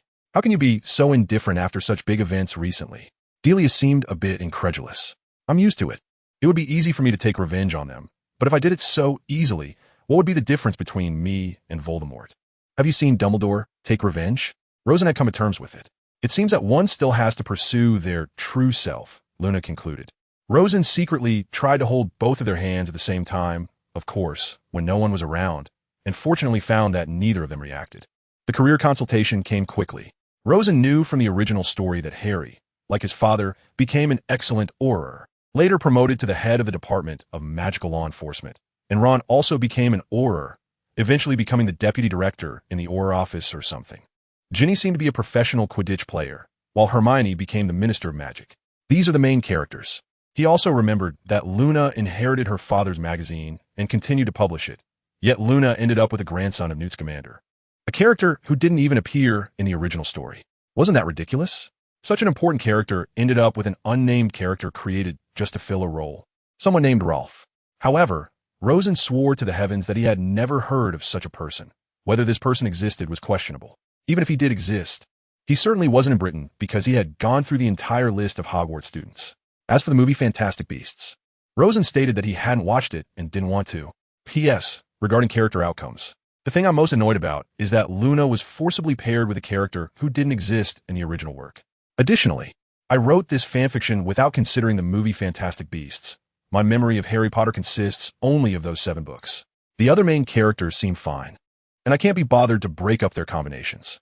I created a new female lead. How should I put it? Because none of the female characters in the original work have personalities that I really like and could be friends with, but in a romantic sense, it just doesn't feel right. Only Luna is somewhat acceptable. So, I created Delia Shafik, who is smart, kind, and mature, but not scheming, after all the protagonist. As a time traveler, has a mental age of 35. Luna, I want to ask, when you encounter a boggart, what does it turn into? Rosen had always had this question in his heart, but he had never dared to ask before. Can you guess? Luna replied with a smile, not directly answering. It can't be yourself, right?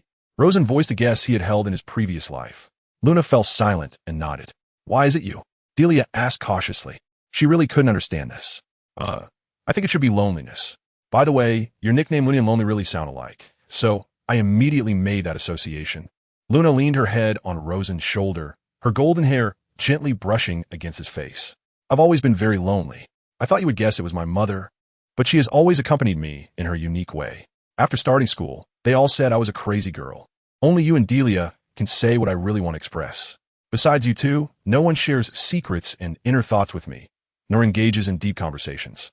So you both are everything in my life. I would rather be rejected by you than lose either of you. Rosen and Delia fell silent together. Delia had guessed something similar, but hadn't expected it to be this serious. Rosen thought that without himself and Delia in the original story, Luna would probably have had a very painful 7 years. Although she had a good relationship with Harry and the others, who among the main characters, Harry, Ron, Hermione, Neville, and Ginny, would often seek out Luna? Nobody, which was very awkward. The only clue that proved Luna was not just a background character was that Harry's daughter was named Lily Luna Potter, with a middle name used to commemorate Luna.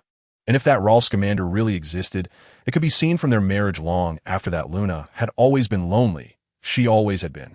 Rosen, I seriously suggest you accept Luna. I really can't bear to see her immersed in loneliness, Delia said softly, occasionally observing Rosen's reaction. Rosen sat frozen for quite a while before finally nodding, as if a great weight was on his head, unable to move. For me, this is a very tangled decision. He recalled later. Accepting Luna, the biggest victim would be Delia. I felt very sorry for her, but she didn't hold it against me, which was truly fortunate. I think among the people important to me, it's not just you, Rosen, but also Luna, so I can't just abandon her, was Delia's perspective. I had a good impression of you when I enrolled, Luna said after becoming an adult, but you hardly talked to me in your first year. Rosen had a very oppressive spring. While normal boys would be happily dating their girlfriends during spring, he was entangled in these matters. After finally resolving his emotional issues, he felt little joy, and he feared that before Voldemort's death, these matters would yield no results. This weekend, we have to do career counseling. My goodness. These professions have such high requirements for exam scores, Bill exclaimed as he flipped through a long list of forms. That's just a reference score. It's not mandatory. There are plenty of people who don't meet it, Rosen shrugged. And, with all due respect, success in the mundane world is really not closely related to grades, as long as everyone is in the same school. Rosen recalled his past life. In a physics department of 100 people, the best students all went on to pursue PhDs, but the vast majority gave up on research because they really couldn't produce many valuable results, which made it not worth continuing. The average students chose to pursue further studies with a clear idea of their future careers, like becoming teachers or switching to fields like computer science or finance.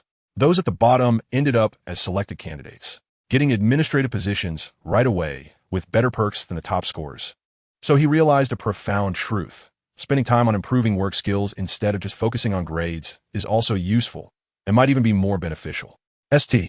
Mungo's requires a minimum of 5 main subjects, with potions, herbology, transfiguration, charms, and defense against the dark arts, all needing to be at least an E in the end. EWTS exams. My goodness, did your mother study this well? Bill stared in disbelief after looking at the scores. Well, Rosen nodded silently. She had 3 OS and 2 ES. The ES were because transfiguration and defense against the dark arts require higher proficiency, and she came from a Muggle family, unable to meet some of the requirements. Oh, Merlin, Bill said weakly, I feel like we might be unemployed. Actually, this job might suit you, Delia joked. The accounting and curse-breaking positions at Gringotts only require arithmetic and divination. Your calculation skills could probably compete with top students in the Muggle world. Then why don't I go to a Muggle university and continue researching my original field of physics? Rosen rolled his eyes. Compared to arithmetic and divination, physics is much more fun. I think I still want to be an Auror, he continued, and they also require 5 main subjects to be at least an E, which means I have to keep pushing for the next 2 years. I should be fine getting OS in all but potions and herbology, Bill said while pondering. Well, I think that's okay. I originally planned to go for a graduation trip or something, maintaining law and order along the way and dealing with dark wizards. But now it seems that's not going to happen. I will probably also become an Auror. As for switching careers, that will have to wait until after the war. Rosen sighed deeply. He initially wanted to survive in a chaotic world, not seeking recognition among the lords, but now it seemed he couldn't even become a salted fish. Delia, Luna, do you have any plans? He turned his gaze to the two. Well, I suppose so. Luna nodded. I really like my father's magazine. Rosen also read it often, though he only understood parts of it. He had to admit that Xenophilius Lovegood had incredible insight in many ways. He truly was an excellent Ravenclaw. I think I might be suited for academia, Delia said with a gentle smile. The Department of Mysteries has so many secrets and puzzles, and solving them takes a long time. I think that's okay. Rosen also appreciated it. Professor Flitwick told me that Michael Corner is back from outside. Snape only accepts students who scored an O in the potions O-W-L-S exam in the advanced class, and even he won't do, so that's quite awkward. I was also thinking about researching potions at your family's potion factory. Rosen, can you help me with that? I saw the job announcement requiring an E in W-T-S, which is a bit risky. Is there such a requirement? I haven't heard of it, Rosen said, somewhat confused, as he didn't remember that regulation. There were a lot of duds at the potion factory. They hadn't even attended Hogwarts, so where would they get their certificates? He took the job announcement from Michael and carefully read the terms on it. Oh, you should have said it's a research position. There seem to be only 3 or 5 people in the research role, and new drugs rely on them for development. So, of course, they need E or above. But you don't have to worry. If you don't get into the advanced class, you can still research potions on your own. As long as you can achieve results related to research, they will definitely hire you. Trust me. Research positions have high salaries, starting at over 1,000 galleons a year. And it's normal for mid to late career to be 2,000 to 3,000, not including equity in technology, which is more than working in the Ministry of Magic. He sighed. So can I cling to your leg? Terry was always so adorable, probably because he was just cute and honest. I know Mermish and magical theory, and I'm confident I can get an E. Can I join your father's team to work on magical products? Those things are really valuable. Sure. Rosen felt embarrassed, as everyone seemed to be trying to cling to him. He had no objections as long as Terry could handle the job. But I have to say, Bill interjected, Rosen, even if you don't take any exams, I bet the Auror office will still hire you when you turn 18. I strongly suspect that even 3 Moody's together won't be your match. That sounds about right. Your estimation is quite accurate, Rosen assessed, realizing Bill was right. But I prefer to act alone. It's more efficient. If I can reach the level of Professor Dumbledore, I wouldn't need any helpers at all. 1 could defeat 10. Oh, great-grandfather Heracles. After all, this name comes from the Hercules, seems to have that kind of strength, but I've never seen him, which is quite awkward. You might as well say that if you had Antioch's power, you could take down the Dark Lord in an instant. Delia shot him a look before her gaze softened again. I want as well. Rosen raised an eyebrow. If that sentence really means that my ancestors were resurrected through my blood, then it would save a lot of trouble. We could just call for him. What can't he handle? Just think about it. Luna also subtly ridiculed him, of course. It was all very measured and good-natured. Umbridge still found a chance to target Hagrid and Trelawney. Since Hagrid was tall and imposing, she didn't dare to move against him for the time being. So she chose to pick on the soft targets. Trelawney was temporarily suspended, and Dumbledore took time out of his busy schedule to find Firenze to substitute for her. When Rosen found time to ask Hagrid about the situation, he looked very angry. She said the magical creatures I brought to class were too dangerous, and I could tolerate that. But she actually said my giant bloodline was dirty and savage. How could I tolerate that? He was so angry that his beard trembled. By the way, Harry, Rosen, can you come with me to the Forbidden Forest? The Forbidden Forest? Hermione was puzzled. Isn't it usually forbidden for students to enter? Yes. Hurry up, Hagrid urged, while we haven't been discovered. Rosen noticed that Hagrid was leading the way with a crossbow. He guessed that it was probably Firenze that made the centaurs hostile toward Hagrid now. Or maybe he had brought his brother along. You didn't bring a crossbow when you showed us the Thestrals, did you? Hermione also noticed something was off and asked nervously. Ever since Firenze left the Forbidden Forest, the centaurs have been angry with me because, well, they seem unwilling to interact too much with humans, Hagrid explained, somewhat at a loss for words. Was Firenze hurt by them? When I saw him, he wasn't in good shape. Rosen suspected that Firenze would be retaliated against by the centaurs. Yes, he was beaten up by the centaurs, and half a dozen of them pounced on him. If it weren't for me and my brother saving him, he might have been kicked to death. Hagrid pushed aside some branches forcefully, clearing a path. Your brother? Hermione was surprised. Yes, you'll see him in a bit, but we need to pass through the centaur territory first. As they walked, the thorns ahead became denser, and Rosen used an armor charm to create an invisible shield to push the thorns aside, allowing Harry and Hermione to crawl through behind him. I'm somewhat curious how many confundus charms Umbridge gets hit with every day, yet even so, she still has the presence of mind to pick fights. It's simply unbelievable. Who's inside? I've used it on her many times too, Harry said without any hesitation. Harry, have you dreamed about that room lately? I don't mind you looking, but you have to tell me everything you see. You could very well be deceived. What is that? Just as Rosen finished her warning, she saw a group of figures darting by. It's centaurs. As soon as Hagrid said this word, they heard a low male voice say, I recall we already told you, Hagrid, that you're no longer welcome here, didn't we? How are you, Magray? Hagrid greeted warily, and Rosen observed carefully. This centaur had a bare upper body, smoothly connecting to a reddish-brown horse body at the waist. He had a proud face with high cheekbones and long black hair. He, like Hagrid, carried weapons, a quiver full of arrows, and a longbow slung over his shoulder. The Forbidden Forest isn't yours. On what grounds do you decide who can enter? Rosen had no intention of being polite to this group of centaurs. She drew her wand and pointed it directly at the centaur named Magray. Human, put down your wand, or you won't be going back. Another centaur raised his bow, trying to intimidate Rosen. Without saying a word, Rosen flicked her wand, and that centaur was sent flying. Sometimes, you have to teach you a lesson. I find you're just a bunch of bullies who pick on the weak.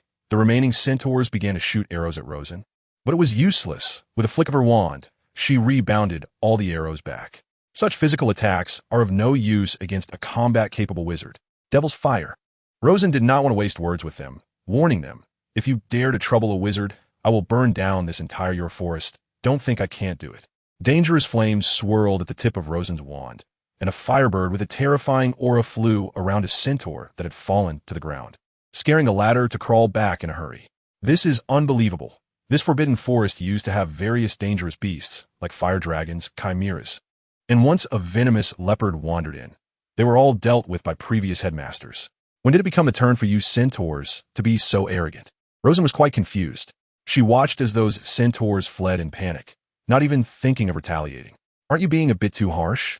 I remember your brother works in the Department for the Regulation and Control of Magical Creatures, right? Hermione reminded softly. It's fine. Centaurs never register. So the department that the centaur contacts is just a facade. Anyone assigned to work there is just wasting time. Rosen shrugged and continued walking with Hagrid. After a while, they saw a giant sleeping there, snoring as loud as an engine. However, he seemed to be much shorter than the giant chief Rosen participated in taking down. No wonder Hagrid said he was a little guy, he thought.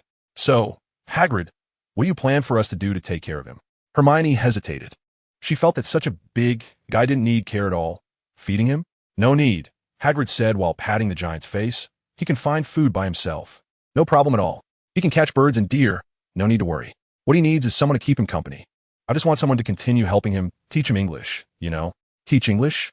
Rosen was taken aback. Hagrid, you must be dreaming. How can we do that? What's his name? Harry thought it was more important to clarify the name first. His name is Grop. Just as Hagrid finished speaking, Grop woke up and then got up, scaring away the birds in the trees nearby. Grop, how are you?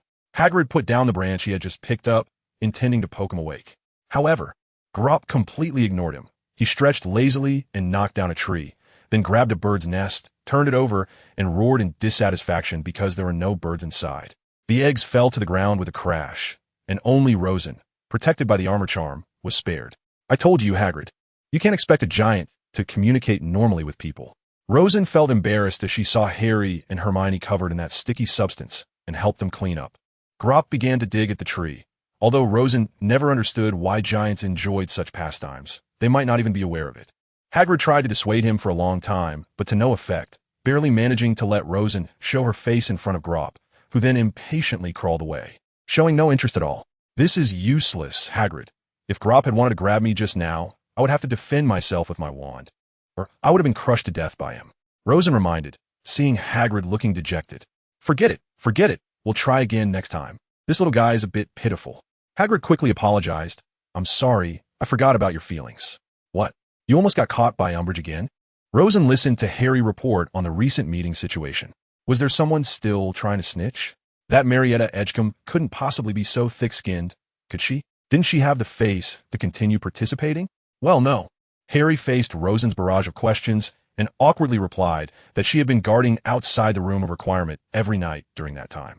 Although they had changed the room's form and she couldn't get in, they also couldn't get out. So they were forced to return through the path of the Duke of Bees and almost got caught by Filch. Rosen was speechless. Moreover, she was becoming increasingly arrogant, not only causing trouble for Hagrid, but also targeting Professor Dumbledore and Professor McGonagall, both of whom were now quite annoyed. Harry finished speaking in one breath. Rosen took a deep breath and thought, fine, let's deal with her. Had she interrogated students with Veritasserum? He hadn't seen it, but there was indeed that stuff in her office, Harry was sure. That was enough. It was time for her to go. Keeping her for a year was to give Fudge some face, as well as the Ministry of Magic, but that was no longer needed. That day, Umbridge was drinking tea in her office when suddenly her expression changed and her eyes glazed over. Minister, Professor Umbridge is here, Rosen's voice came from outside. He pushed the door open and saw Umbridge sitting there motionless with a vacant stare. What was wrong with Dolores? Fudge had finally come to Hogwarts for an inspection, and behind him were several department heads, who were all dumbfounded at the scene. She probably mixed up the Veritasserum with her tea, Rosen scoffed. He hadn't even used much force, just secretly added a confundus charm to make her unable to distinguish between the two liquids, and Umbridge had drunk it herself, rendering all her pre-prepared plans useless. She had always wanted to use this to interrogate disobedient students. Should we take this opportunity to ask her some questions? I'll do it, Sarah Peverell said as she pulled over a chair to start the interview. Fudge and the others were left dumbfounded, exchanging glances, completely confused about what was happening. However, they were all quite annoyed with Umbridge, so they silently watched the show. Soon, Sarah dug up all of Umbridge's background and experiences. Dolores Jane Umbridge was the eldest and only daughter of Orford Umbridge and Ellen Cracknell. Her father was a wizard, and her mother was Muggle-born, and the couple had a mute son. The Umbridge couple did not marry voluntarily, and Dolores secretly looked down on her parents. Orford was a lackluster individual. He worked in the magical maintenance department of the ministry and had never been promoted, while her mother Ellen was both frivolous and slovenly, and had Muggle blood. After completing her wizarding education at Hogwarts, Dolores immediately joined the ministry, becoming a low-level intern in the department for the regulation and control of magical creatures. At that time, she was only 18, but was already adept at flattering her superiors, quickly rising through the ranks by scheming and framing others. By the time she was under 30, she had become the head of the department for the regulation and control of magical creatures. Due to her cruelty and prejudice, she sentenced several Muggle-born wizards to harsh punishments and made them into ironclad cases. At that time, she had already convinced her father to accept a small pension for early retirement, ensuring that he quickly lost contact in her world. Whenever she was asked, often by colleagues who disliked her, whether she was related to the cleaning Umbridge from her past, she would display a sweet smile and deny any connection, claiming her father was an outstanding figure in Wisingamot. As she rose to high-ranking positions in the Department of Law Enforcement and later deputy minister, she clashed with many upright department heads. Bernard Peverell had scolded her misdeeds multiple times in meetings, and Arthur Weasley often opposed her proposals that seemed deliberately disruptive. However, she always managed to avoid any substantial punishment due to her cunning. Despite Dolores exhausting all her efforts to please one of her superiors, she didn't care which one. Knowing that marrying a powerful man would further secure her position and safety, her marriage was a mess. People judged her based on her work and ambition, but those who truly knew her found it hard to like her. After drinking sweet sherry, she often rambled on about her cruel and ruthless views. Some of her suggestions on how to covertly use their deserved means against the non-magical community shocked even some anti-Muggle activists. When she returned to campus, she reveled in the power she exerted over those she believed hadn't given her what she deserved. Dolores had a fear of non-human beings. She disliked Hagrid for being half-giant and was afraid of centaurs, indicating her fear of the unknown and the wild. She was an exceptionally controlling person. In her view, anyone challenging her authority deserved punishment. She was extremely enthusiastic about and enjoyed controlling and humiliating others, with little difference between her and Bellatrix Lestrange aside from their loyalty. However, her tenure at Hogwarts ultimately ended in tragedy as she abused the powers granted to her by Fudge and became uncontrollable in her fanatical pursuit of her goals. Minister, shouldn't we get rid of her? Rosen said bluntly. I don't think anyone, apart from a few, would oppose her expulsion. All right. Umbridge had been stripped of all her duties and expelled from the ministry in Hogwarts, which was a great relief. Bill was gleeful when he saw the headline in the newspaper. Yeah, apart from Malfoy and Parkinson, who looked like they lost their minds, everyone else is applauding, Rosen remarked. Look, most of Slytherin seems happy too. At least it shows they understand reason. Rosen observed the crowd's reactions. On the Quidditch side, Ravenclaw had improved significantly under the new captain, Michael, and was expected to win, but Gryffindor's keeper Ron suddenly exploded, catching almost all the balls, leaving everyone dumbfounded. The match was closely contested, but Cho Chang lost the golden snitch, leading Ravenclaw to lose the game. All right, you all did your best. Let's leave it at that. Focus more on potions from now on. That is much more important than Quidditch. Rosen comforted Michael by patting him on the shoulder. We have all been terribly let down. They are beyond help now. Sigh, let's just focus on reviewing for the exams. I want to aim for an O in potions. Michael sighed, feeling exhausted. June arrived quickly, and the teachers stopped assigning homework, starting targeted reviews instead. Rosen estimated the exam scope based on past exam questions. But he couldn't say anything out loud, because if the examiners found out, they would surely change the questions, which would be quite embarrassing. Some people particularly enjoyed creating anxiety, like that Ernie Macmillan, who kept saying things like studying for 8 hours a day.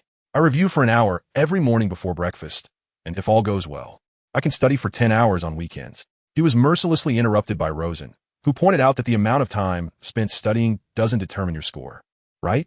Otherwise, a tape recorder would be the top student of the year. Many people started selling overpriced so-called study-enhancing and concentration-boosting potions, which were confiscated by the heads of various colleges. For the first time, Rosen exercised his authority as head boy, and with Professor Flitwick's approval. He publicly exposed those trying to sell these potions, posting the details of each potion on the bulletin board, ensuring that no one in Ravenclaw would fall for it again. Truly a great head boy, well done. If I had met a responsible head boy like you before last year's exams, I wouldn't have wasted those 12 galleons. A senior lamented. Carmichael, you're grounded tonight. Flitwick, in a fierce tone, locked up the instigator selling the brain-boosting potion, preventing him from causing trouble for the students. Finally, it was quiet, but even studying wasn't peaceful. These people were too damaging. Delia sighed as she flipped through her books. Rosen wrote down the 10 subjects he would be tested on: potions, herbology, transfiguration, charms, defense against the dark arts, astronomy, history of magic, muggle studies, ancient runes, and magical theory. Both theory and practice would be tested, and he wasn't sure if the final scores would be simply added together. Kids, I must remind you that your exam papers are under the strictest anti-cheating spells, Flitwick's sharp voice reminded them. I believe no one in Ravenclaw would dare to cheat. But I must state the rules clearly. No automatic answering quills in the exam hall, and also no memory balls, detachable sleeves, or automatic error-correcting ink. So for your futures, you must do your best in the exams. The first exam was on charms theory. Rosen originally thought it would cover principles, but after reviewing past exam questions, he realized that it was actually about writing down spells and techniques instead of using them. It seemed even muggles could score full marks on this paper. He suddenly understood. The first question was about the spell to make objects fly in the wand movement. Rosen hesitated between the levitation charm and the summoning charm, or even that strange wind-raising charm. However, considering it was the first question, it shouldn't be too difficult, so he wrote down the incantation for the levitation charm. There was still plenty of time for the exam. Rosen looked at the next question, which was about the happiness charm. He remembered that 2 years ago, Terry's happiness charm was almost ineffective on him, and he had to rely on his acting skills to score. However, this question asked about the effects of the happiness charm in different situations, and he had never experimented with the two scenarios, extreme sadness and extreme joy. I see you're trying to make this difficult for me, Fat Tiger. Rosen's mouth twitched as he was forced to analyze possible outcomes using magical theory and runes, eventually writing down a rough answer. The burping charm? Oh no, I can't remember. I'll just make up something like release and relax. Wait, no, I remember now. It's that particularly awkward incantation. Almost lost my mind. 2 hours later, Rosen finally filled in all the blanks, and he wasn't worried about the practical part. It seemed that an O was within reach. At noon, they discussed the exam situation while eating. The small exam room was right next to the auditorium, which was quite annoying. Rosen Peveril, William Terrence, Bill is his nickname. It's your turn. Flitwick called them to enter the small room in rotation. The examiner in front of Rosen was an old professor with a full head of white hair, seemingly named Tafooty. He wondered what connection this had to the famous TOEFL exam. "Ah, you're the champion of the Triwizard Tournament, right?" Professor Tafooty adjusted his glasses. "Don't be nervous, child. Please make this cup float and fill it with water." So simple. Rosen was a bit incredulous. He was too lazy to even take out his wand and just pointed his finger at the cup, then flicked his index finger up. And the cup floated steadily without him saying a word. Then, water appeared in the cup, just enough not to spill. Finally, the cup landed smoothly. "Excellent." Professor Tafooty applauded. "You are the most skilled student I've seen in controlling nonverbal spells and wandless magic. Full marks." The next part of the exam deliberately increased the difficulty because he had already scored full marks, and Professor Tafooty was just curious about Rosen's limits. When he saw Rosen making a group of stones fly around according to their own trajectories without worrying about collisions. This time Rosen used both hands to ensure everything was perfectly controlled, managing each stone individually. It can be done like this. Tafooty's eyes widened. He had never seen anyone control a bunch of objects to move separately. "Yes, that's the benefit of wandless magic. I can use each finger as a separate conduit for each spell," Rosen patiently explained. The next day was the Transfiguration exam. Rosen wasn't particularly skilled in Transfiguration, but fortunately, his abilities were solid. Although many times the results of his transformations fell far short of using spells and combat spells, he was still unmatched among his peers, barely managing to achieve excellence. However, he knew that if Professor McGonagall wanted to nitpick, she could definitely find flaws. He could see what he had done poorly himself. Rosen didn't dare to attempt wandless magic in this exam. He was afraid that imprecise control would affect his performance. However, using his wand made a significant difference. He focused on envisioning each desired form, and the final results were quite satisfactory. He saw the examiner nodding happily, so it seemed that an O was also not a big issue here. The biggest distraction in this exam came from his classmates, with some turning ferrets into flamingos, causing chaos in the auditorium, forcing Rosen to pause his spell casting to help the examiners chase away the flamingos. The third day was the herbology exam, which relied mostly on experience and memory. Rosen carefully followed the procedures that Sprout usually told them, completing the repotting of some plants. He intentionally let some magic leak out so that no plants would dare to bite him. The fourth day was the defense against the dark arts exam, where Rosen encountered Professor Tafooty again, who directly asked him to perform the Patronus charm. So, Rosen raised his wand, pouring out all his magical power. This made the examiners and students nearby change their expressions dramatically. A fiery red phoenix, surrounded by dangerous flames, burst forth with a long cry, flying around the room. If there were any Dementors in its path, they would have been incinerated by now, before gradually fading away. Fantastic! No need to test against Boggots. Your Patronus is enough to defeat all the enemies and creatures required for the exam. Tafooty applauded vigorously, while the examiners beside him were astonished, their mouths agape in disbelief. Because aside from Dumbledore, they had probably never seen anyone's Patronus with such power. Rosen has now perfected his skills in spells and his affinity for magical elements, both in terms of accuracy and power, surpassing what he could achieve a year ago. Although his magical power hasn't significantly increased, as this is a gradual process, his combat ability has still progressed remarkably.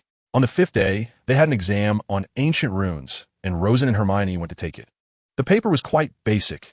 Rosen could write down the basic elemental runes without much thought. Ancient runes are used to structure the use of magic. So once he understood the entire system, analyzing individual runes became second nature. Kin represents light, and Is represents freezing. Combining these two creates a special effect. For example, when making fireworks, using just Kin achieves a regular effect. But when Is added, it not only represents freezing, but also reflects the beauty, delicacy, and elegance of snow, while also being deceptive, appearing to help you when it does not. This letter makes the fireworks more vibrant and melodious, with a delicate realism and visual deception. Additionally, it is one of the main reasons the fireworks can be ignited with water.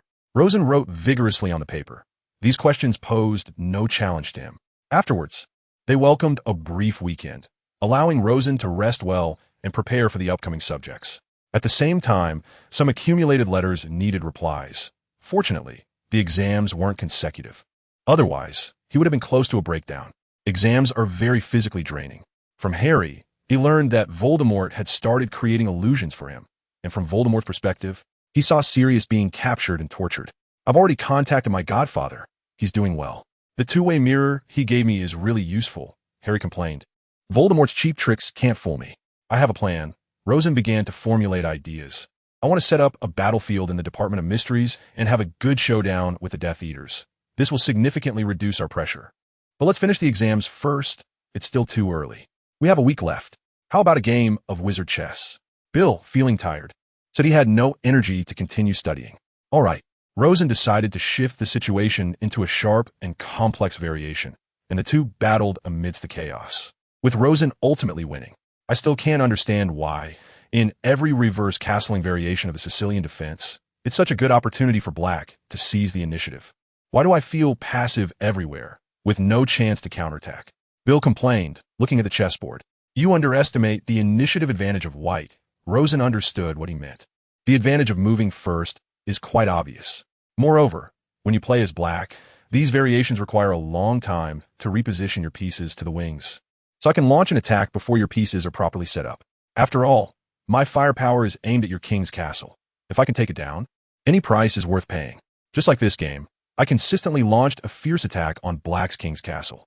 I sacrificed a piece to break through the trap on the H-file, which Bill avoided, but then he was helpless against my knight's assault on the defense wall. Ultimately, the second knight launched a stunning strike on the path of Bill's king's retreat, shattering all defenses, and with the subsequent sacrificial attacks, Bill had no choice but to concede. Recently, the number of invasions in key areas of the Ministry of Magic has increased. It seems Voldemort can hardly contain himself regarding that prophecy ball. Rosen concluded after seeing some internal news. Should we relocate early? If Voldemort comes to get the prophecy ball himself, no one might be able to stop him. And who knows if he has been resurrected all this time? Delia said worriedly. Yes, we definitely need to act early. I plan to have the Death Eaters come to steal it and solve the problem all at once. Rosen intended to set a trap to lure Voldemort in. But if the Dark Lord himself comes, can we only rely on Professor Dumbledore and your grandfather? Delia was not very optimistic. There's no way around it. Sigh. Reality is so cruel. We can't just bury our heads in the sand. It's frustrating. Rosen slumped on the sofa and picked up a book to review. Luna kindly brought some snacks and drinks from the kitchen to save the impatient Rosen from the summer heat. However, Alice, who was jealous nearby, was quite displeased. Isn't it risky to be involved with two people at once? I never said that. Rosen rolled his eyes. Why does Hermione say that arithmancy is the hardest subject? Terry asked, somewhat puzzled. Maybe because the calculations are extensive. After all, wizards aren't really good at math. I'm an exception, Rosen said, not surprised, murmuring to himself. Though his math skills were also developed in his past life.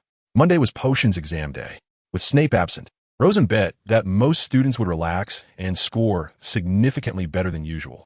Snape's potion skills are strong, but his teaching really tends to have the opposite effect. If it weren't for Rosen's strong tolerance, he would have developed a resistance to the class long ago. The potions class was an open book exam. After all, it was unrealistic to expect students to memorize complex recipes entirely. Students could also add some notes in their textbooks or notebooks. In reality, St. Mungo's and the Peveril Potion Factory needed a large number of wizards skilled in potions, and they recruit almost every year, while other units don't require it as much. Aurors are an exception, as the Auror office is the hardest department in the Ministry of Magic to enter, bar none, and the salary is also the highest. Tuesday was Muggle Studies, and Harry and the others were testing on the protection of magical creatures. Rosen was assigned an essay question about Muggle military weapons. Well, they could choose any Muggle weapon to introduce and analyze. Then obviously the atomic bomb. There's so much to write about. Rosen almost laughed to death. This was like free points for him, with the only concern being whether the examiner could understand it. Rosen first wrote the theoretical basis, starting from the discovery of the constant speed of light after people unified the electromagnetic field theory, to Einstein's explanation of a world based on the invariance of the speed of light under his theory of relativity, and then calculating the mass-energy equivalence formula, the famous energy mass times the speed of light squared. In 1938, German scientists Otto Hahn and Lise Meitner discovered nuclear fission. In 1942, Fermi built the first reactor. And in 1945, the first atomic bomb was successfully tested in New Mexico, marking the first complete atomic bomb produced by Muggles. Then there were the two bombs that caused hundreds of thousands of deaths, Little Boy and Fat Man. Next, he discussed the changes in the form of warfare in the Muggle world after the birth of the atomic bomb, and finally, the derivatives of the atomic bomb, including hydrogen bombs and thermonuclear bombs. while many people took their time answering in a slow and sluggish manner over those 2 hours. Rosen had already filled an entire sheet of parchment. Stable. Rosen felt that apart from spells and defense against the dark arts, this subject was the most secure for him to achieve an excellent grade. Wednesday was the astronomy exam. This subject required memorizing quite a bit. But Rosen couldn't understand the usefulness of memorizing these planets and their respective moons. Jupiter has a whopping 79 moons. Did he really have to memorize the specific information of each moon? Rosen wrote the exam with a belly full of complaints. The language part of this paper was genuinely annoying, and he bet Hermione wouldn't get all the answers right either. P.S. Jupiter's moons were gradually discovered over time, but I really can't figure out how many had been discovered by 1996. Let's assume the wizard's observational ability is stronger than that of Muggles. All 79 discovered so far have been found. He then wrote the characteristics of the 4 Galilean moons on parchment, such as the salt crystal of Io and the ice shell of Europa. However, these things are completely useless in everyday life, even among Muggles.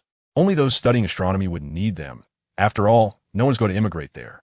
It's really exhausting. When they observed the celestial phenomena at night, Rosen was very dissatisfied because the positions of the stars and planets at that time could be calculated.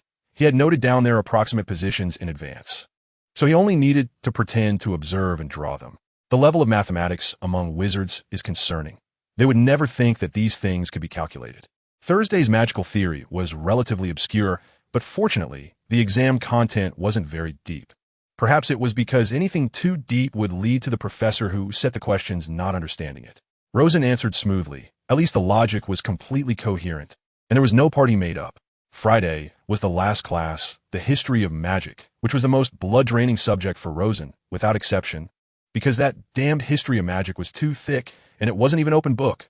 Rosen answered with tears streaming down his face, relying entirely on his usual rote memorization to recall much of the content. The first part was about names, and fortunately, these were multiple-choice questions. Otherwise, relying on just a little impression, he would really be in trouble. The first recorded ancient Greek prophet was Mopsus. That should be correct. The first to breed a basilisk was the despicable Herpo. The person who founded Hogsmeade was Hengist of Woodcroft. The eccentric wizard who liked to wear jellyfish on his head as a hat was Uric the Oddball. What the hell? Why is this person also on the exam? The witch who enjoyed being captured by Muggles and burned at the stake was Wendelin the Weird. She had been captured by Muggles, how many times? I remember it seems to be a prime number. Only 47 of them are prime. Whatever, I'll just choose that. The second part was about the Ministry of Magic, including various policies, which Rosen was somewhat familiar with. The first Minister of Magic was Uric Gamp. No mistake there. He established the Department of Magical Law Enforcement, which was also the first department. Perseus Parkinson attempted to make marriage with Muggles illegal through a bill, but clearly, he failed and was ousted. There was no sign of this policy being implemented, so when asked about its impact, I could only say something like it was unpopular. Eldritch Diggory was the first to recruit Aurors, contributing to the stability of the magical world, but he died of dragonpox during his term. It was really a pity, as he was quite capable. Artemisia Lufkin. She should be the first female minister, the one who established the Department of International Magical Cooperation and held a Quidditch World Cup. Rosen recalled the content from the book while writing the answers, all the while complaining. P.S. The above content is all real history of the magical world. Ah, thank the heavens, I am finally free. The moment the bell rang to signal the submission of papers, Rosen couldn't help but leap up from his chair.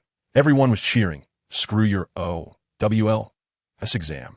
No one could stop us from enjoying our holiday.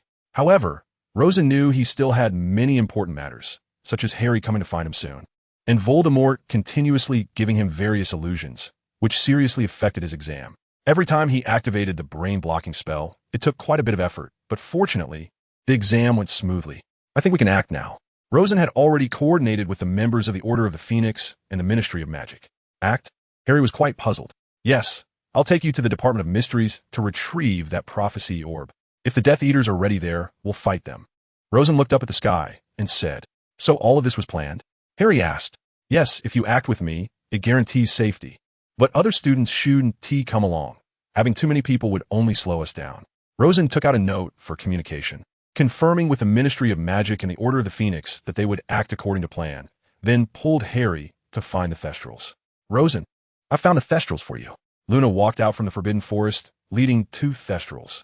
she had an inexplicable attraction to thestrals, which both Rosen and Luna couldn't understand. The huge and sturdy wings of the thestrals were tightly folded against their bodies, their eyes flickering slightly. "You two go ahead. Remember to come back safely." A hint of worry still showed in Luna's eyes. "It's fine, as long as the Dark Lord himself doesn't go. The Death Eaters can't do anything to me, don't worry." Rosen and Harry climbed onto their respective thestrals. Sitting on these creatures felt like their souls were being influenced to some extent. It was really wonderful. However, Harry couldn't see the thestrals, so he had quite a bit of trouble. "Wow, their speed is as fast as a firebolt," Harry exclaimed. "Shut up, it's cold up here. If you don't want to fill your belly with cold air, be quiet."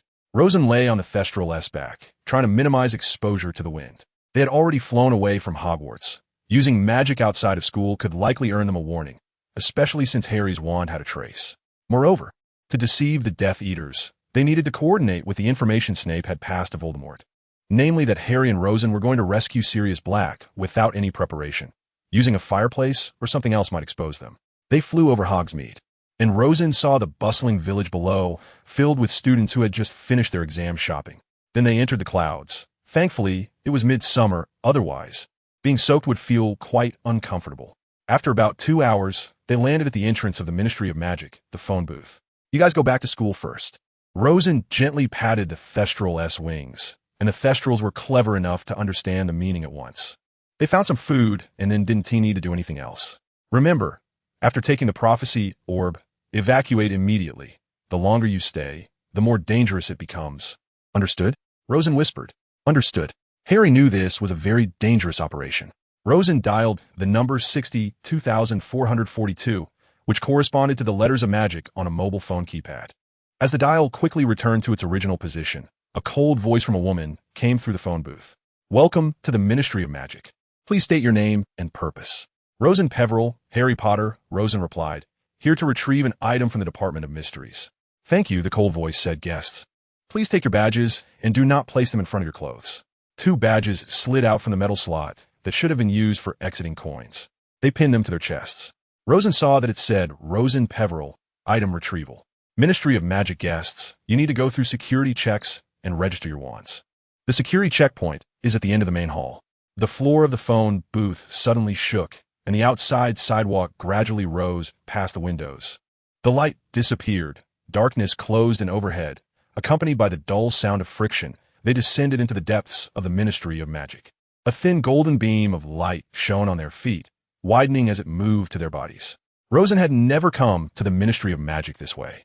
He always used the Flynn network, so he was quite curious about the scene here. At this time, the ministry was already closed, and the main hall was empty.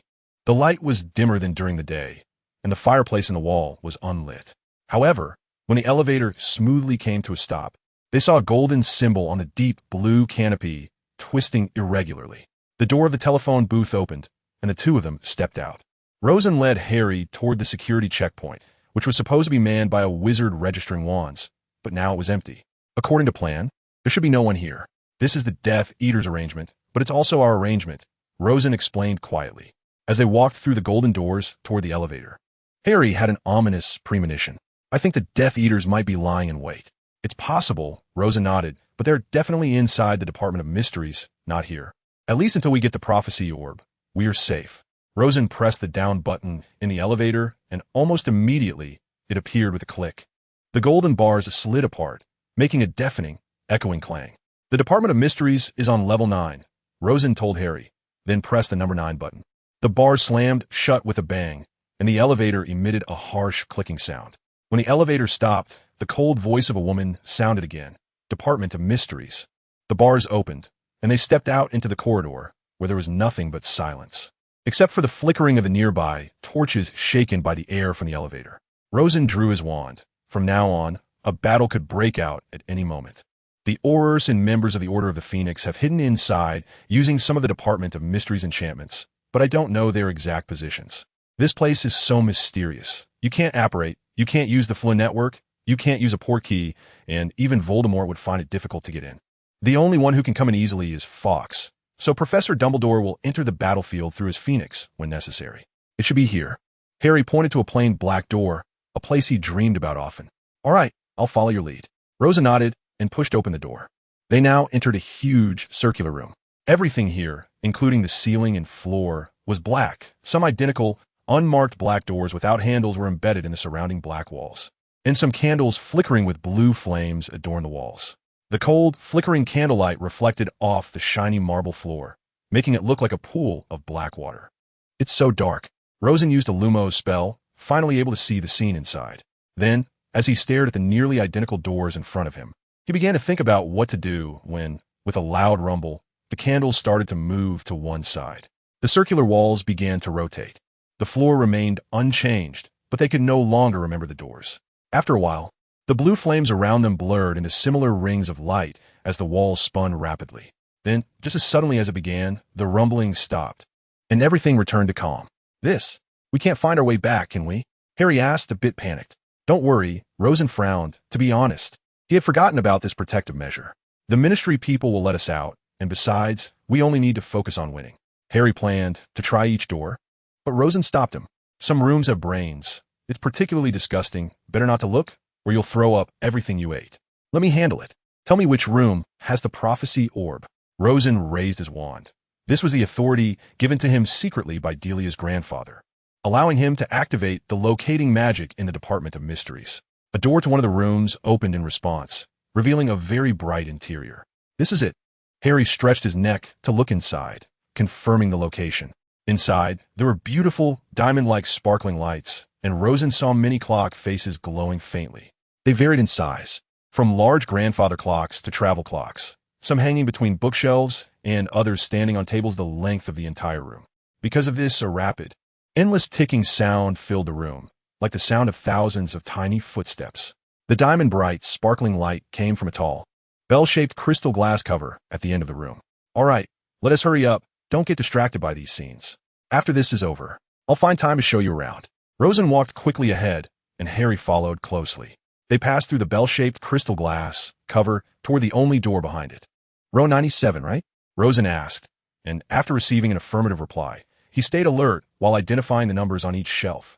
When they reached row 97, they saw a very dirty glass orb with a faint glow. If the person on the prophecy was alive, it would be bright. If they were dead, it would darken. So this is easy to identify. Rosen pointed to the text on the glass orb, which was divided into 3 lines. June 4th, 1980. S. P. T. Sybil P. Trelawney to A. P. V. B. D. Albus Percival Wulfric Brian Dumbledore. Voldemort and Harry Potter. This is it. Harry reached out, looking questioningly at Rosen. Only you can take it. I can't touch it either, or I'll activate the curse. It must be someone named on the prophecy who can handle it. Harry stood on tiptoe, cradling the prophecy orb in his hands.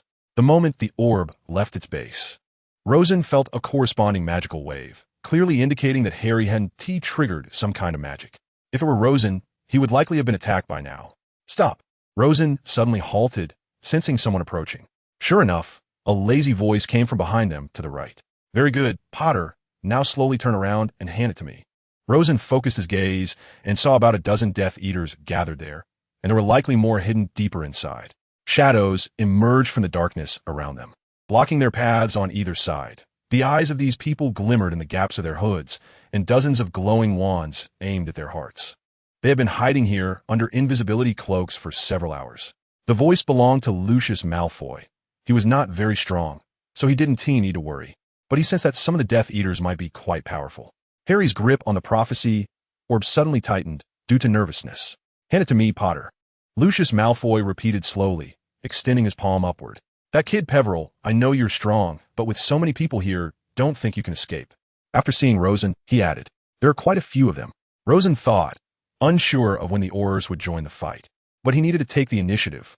So what Harry saw was deliberately created for him by the Dark Lord. Rosen asked tentatively.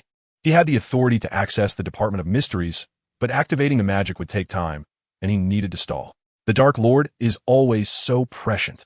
A sharp female voice came, likely Bellatrix Lestrange, as it resembled the scene from Dumbledore's memory during the trial. Hand over the prophecy ball, Malfoy. Rosen said coldly as Malfoy stepped closer. Otherwise, we'll have to use our wands. Don't even think about resisting.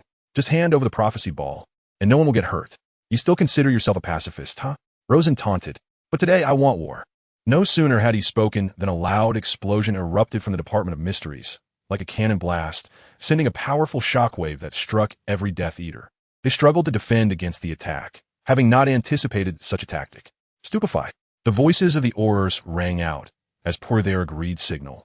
Joining the battle the moment Rosen initiated the attack. The Death Eaters were caught off guard and fell into chaos. Creature would be heartbroken.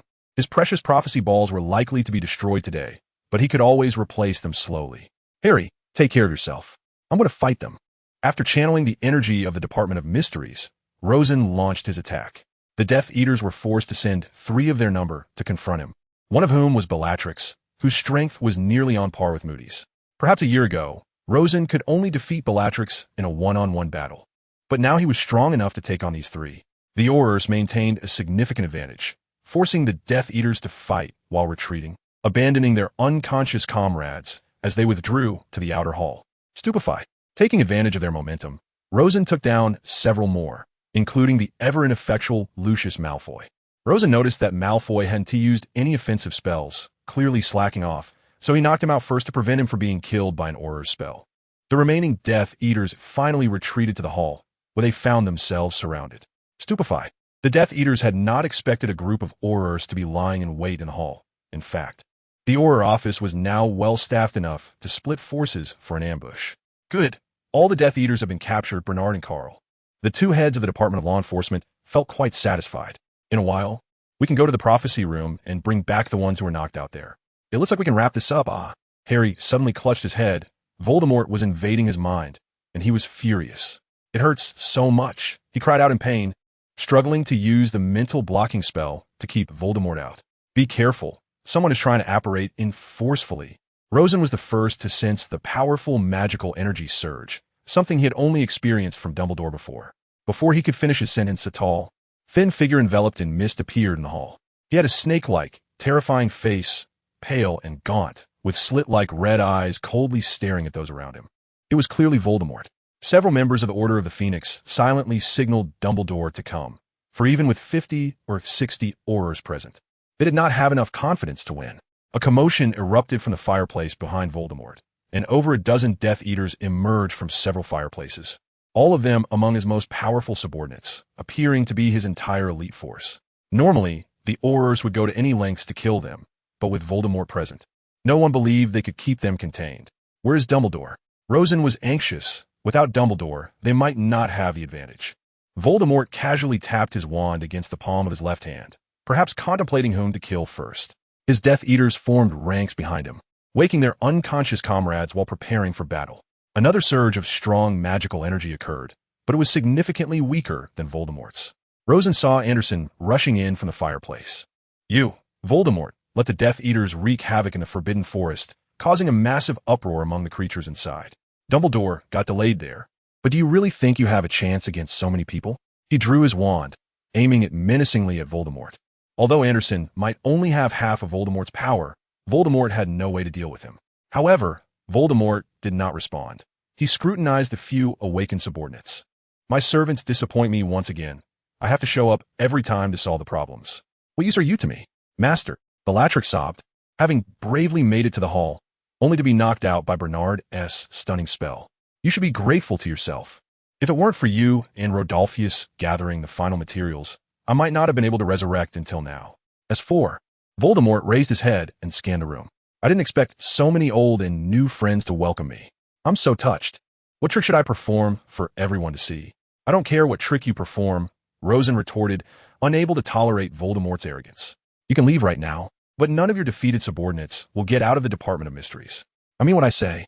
I don't know which traitor hidden in the Department of Magical Transportation opened the Flynn network here, but I have to thank him. Otherwise, Anderson wouldn't have been able to arrive so quickly. You are Rosen Peverell, aren't you? Voldemort's gaze locked on Rosen. He had a significant influence on magical elements, and Rosen felt his control over magical elements diminish greatly. I can't even be bothered to recruit you. The merciful Lord Voldemort gives you a chance. If you take them and leave here, I want the attack. I mean it. Dream on, Anderson mocked, raising his wand first. Exploding star. He unleashed a powerful Peverell family spell, a dangerously bright, white beam, flying towards Voldemort. Anderson's speed of casting was beyond anyone's imagination, and at that moment, They all believed Voldemort had lost. However, Voldemort's reflexes were equally sharp. A silver shield appeared before him, perfectly blocking the earth-shattering explosion. The Aurors unleashed their spells simultaneously, and the dozen or so Death Eaters ceased aiding their comrades, immediately engaging in battle, as Voldemort alone could not fend off so many spells. Rosen raised his wand. 650 nanometer laser. He shouted, releasing all his magic power. He didn't believe Voldemort could withstand this attack. In terms of penetration, the laser's effectiveness was far superior to Anderson's explosive spell. Voldemort reacted to this shout. The shield was pierced by Rosen's attack, but he immediately apparat, moving through the barriers of the Department of Mysteries with a speed that was not inferior to the Auror's normal movement, something even Anderson would struggle to achieve. Voldemort fired the killing curse at Rosen, but Rosen remained unperturbed, knowing Voldemort had no chance to concentrate his power against him.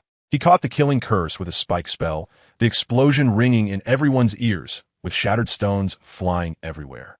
Now the scene descended into chaos. 15 Death Eaters, all elites, along with Voldemort, versus over 60 members of the Aurors and the Order of the Phoenix, alongside Anderson and Rosen. Both Rosen and Anderson simultaneously chose to abandon attacking Voldemort. Anderson used powerful spells to keep Voldemort occupied, preventing him from finding opportunities to attack others. Meanwhile, Rosen took the chance to strike from the sidelines. The Death Eaters could not withstand his fully charged attack. Avada Kedavra. The Death Eaters also sensed something was off, and several of them cast killing curses at him. Rosen couldn't withstand so many attacks, and had to both block and dodge, looking quite flustered. However, the Aurors, taking advantage of their numbers, quickly concentrated their fire on the target, creating a chaotic scene. This battle was much more difficult than the one at Azkaban. Although there were many elite Death Eaters then, they were completely unprepared, even struggling to wield their wands, and could only passively take hits from the Aurors. This time, the Death Eaters were well prepared, and with their leader Voldemort joining in, they could fully contend with the Ministry of Magic. Both sides had protective items to block a fatal killing curse. It wasn't that there were traitors in the Ministry supplying resources to the Death Eaters. In fact, Henry managed logistics very effectively, and no one could steal those items. But the threshold for these items wasn't particularly high, so it wasn't surprising that some Death Eaters could make them. Harry, holding the prophecy ball nearby, didn't know how to participate in the battle. He mustered his courage and aimed at Voldemort, shouting, Expelliarmus. A red light shot towards Voldemort, unnoticed by anyone, as that spell was completely ineffective. However, something astonishing happened. One of Voldemort's killing curses inexplicably changed direction and collided with Harry's disarming spell, creating a stalemate in midair. Such a situation typically only occurs when two evenly matched opponents are fighting. Voldemort's expression changed drastically. For the first time, he felt a sense of crisis.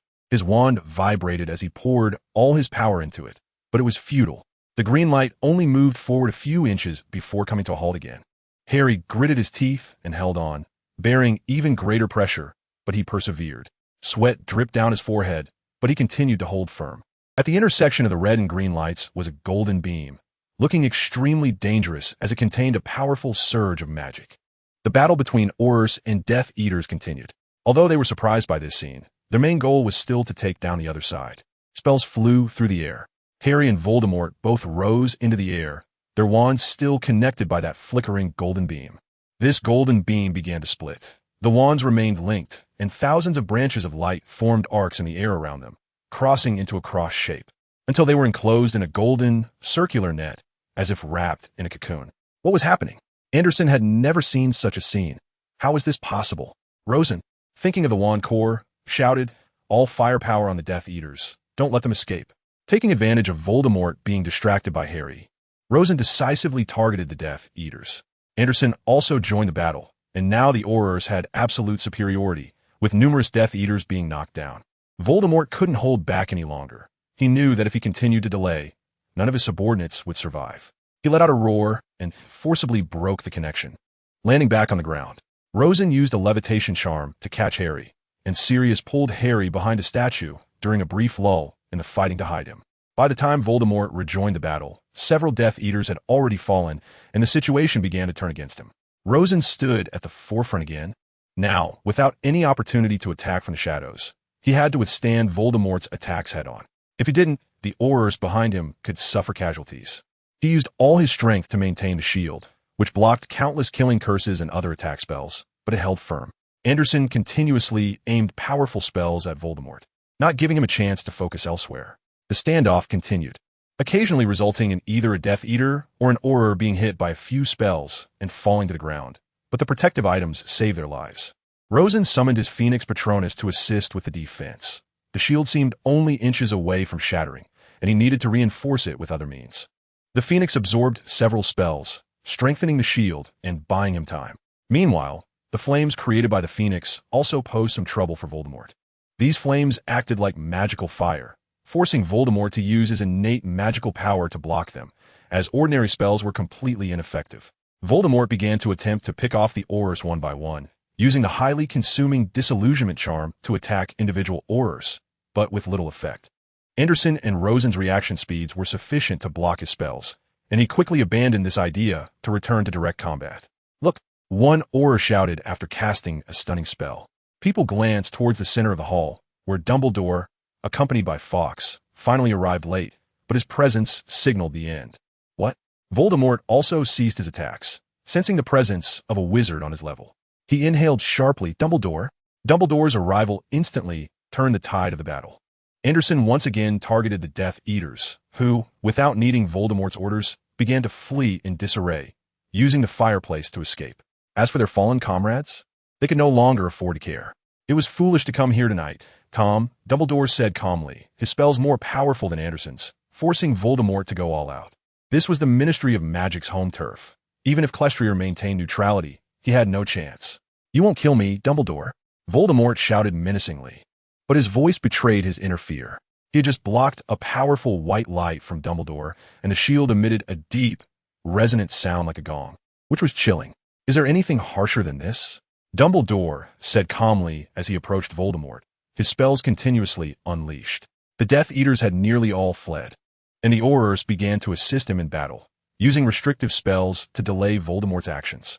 "There's nothing worse than death, Dumbledore," Voldemort roared, launching another killing curse. Fawkes attempted to rush in to give Dumbledore more casting time, but Rosen reacted quicker, sending a golden beam towards them. The two spells collided, blasting them away against the wall with a dull explosion. "You are gravely mistaken." Dumbledore's voice was soft, as if two people were discussing drinking. "Be careful. But the Headless Horseman is still protecting you, pushing you back towards the wall. You can't get out from behind it. In fact, your greatest failure is not understanding that there are things worse than death." Voldemort realized he had no more chances. He held on to maintain his dignity. "I have traveled further on the path of immortality than anyone else." With that, he concentrated all his magical power into a massive shockwave, forcing everyone except Dumbledore and Anderson to protect themselves, including Rosen. He gritted his teeth and held on, finally not being pushed back like the other Aurors, some of whom fell to the ground. Voldemort broke through the barrier against disillusionment and fled, leaving the remaining spells to hit the air. "That coward ran away," Bernard exclaimed angrily. "Dumbledore, if you had come sooner, perhaps we could have captured all the Death Eaters." "All right, the results are already quite satisfactory," Dumbledore replied. Rosen waved his hand. At least 20 Death Eaters didn't escape. Whether Voldemort, he finally dared to say this name now, still had 30 followers was questionable. Bellatrix had managed to flee, taking this most loyal follower with her, but the others weren't so lucky. Lucius was unconscious, and as for Malfoy, Crabbe, and Goyle, they were all lying in the prophecy room. The Ministry of Magic has been invaded by Death Eaters. The Aurors reacted swiftly, achieving a great victory, arresting 20 Death Eaters, with 9 Aurors and Hit Wizards severely injured, now receiving treatment at St. Mungo's. The Dark Lord has been resurrected and escaped during the battle. The reason for the attack is under investigation. Well, the newspaper still dared not report too detailed content. Otherwise, it would be too explicit. Rosen put down the newspaper and lay back on the sofa to rest. The exams were over, and he deserved a break. How strong was the Dark Lord? He heard people say that you fought on the front lines, and the Dark Lord didn't even injure you. Delia and Luna helped Rosen massage his shoulders. After the intense battle, he had briefly drained his energy. After returning to school, he finally collapsed from exhaustion.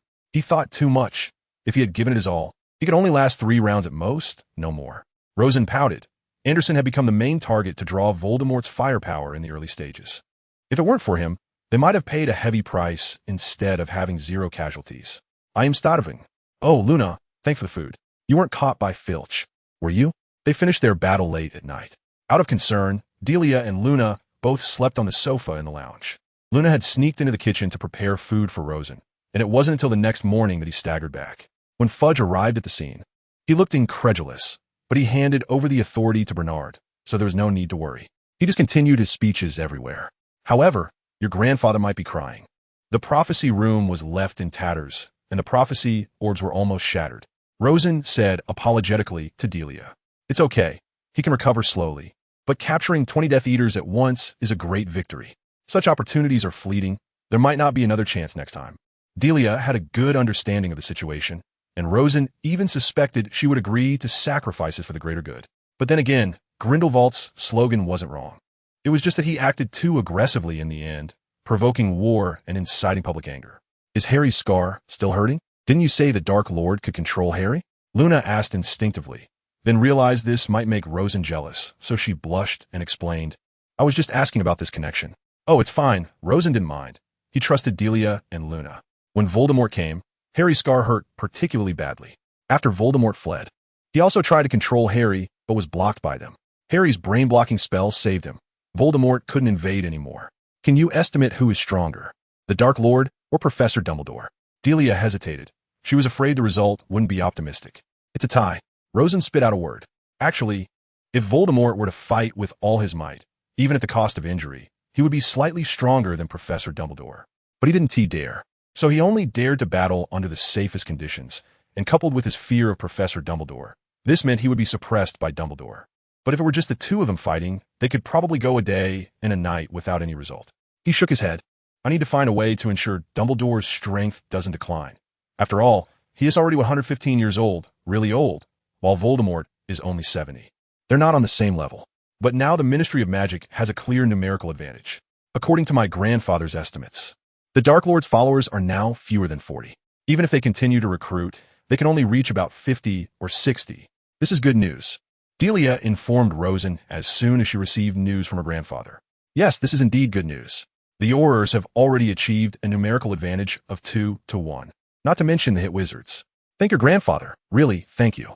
If it weren't for him giving me some authority, I might have paid a considerable price in that battle, such as using the unforgivable curses to evade the Death Eater siege. The cost of using unforgivable curses is not small. I might have to stay in St. Mungo's for several months." Rosen reflected. Clester had done everything he could, and Voldemort still hadn't discovered any of this. But is it possible? Luna's thoughts were always very jumpy. That the Dark Lord would mobilize dark wizards from other European countries to expand his forces? And the bloodline families. My dad wrote an investigative report about them. I can find it for you after I go home. A trace of worry flashed in her eyes. That makes sense. Rosen nodded seriously. I will definitely consult with the International Magical Cooperation Department on this matter. We must grasp clearer intelligence to ensure victory. Harry found an opportunity to listen to the prophecy orb he brought back from start to finish. Rosen was surprised it didn't shatter, but the prophecy about himself had probably been destroyed. See the last chapter of the 4th book, Goblet of Fire. So there was no need to worry about the Death Eaters knowing about it. Of course, Harry didn't dare to tell too many people. Currently, only a few knew about it, but it was only a matter of time before Voldemort found out, as this prophecy was no secret. Rosen even considered whether to let Dumbledore tell Snape the full content of the prophecy, but after thinking it over, he decided against it. That was their issue, and he didn't want to get involved. The semester ended, and Rosen and Harry each added 200 points to their house. But Gryffindor had been targeted by Umbridge, so Ravenclaw, even though they lost the Quidditch Cup, still won the House Cup, marking their 5th win. On the train, Rosen told Delia about his experiences in the Department of Mysteries, mentioning Lucius Malfoy's passive behavior and how he deliberately allowed Rosen to knock him out. Of course, it was also possible that he was too weak to resist. It seems that Malfoy has realized that the Dark Lord's return is not a good thing. Delia analyzed. Yes, in fact, Voldemort supporters are dwindling, which is a good thing. Rosen nodded in agreement. Can we say that the suspense of victory in this war is not great? Luna asked eagerly. Hard to say. Rosen remained pessimistic because he couldn't find a way to kill Voldemort. He really couldn't find one. The atmosphere became quite somber. However, soon Delia and Luna started playing wizard chess like they did at the beginning of the school year, with Rosen watching from the sidelines. If you have time during the holidays, you can come to my house or Luna's house. Make sure to rest. The train arrived at the station, Delia reminded. No problem. Rosen gently hugged both of them.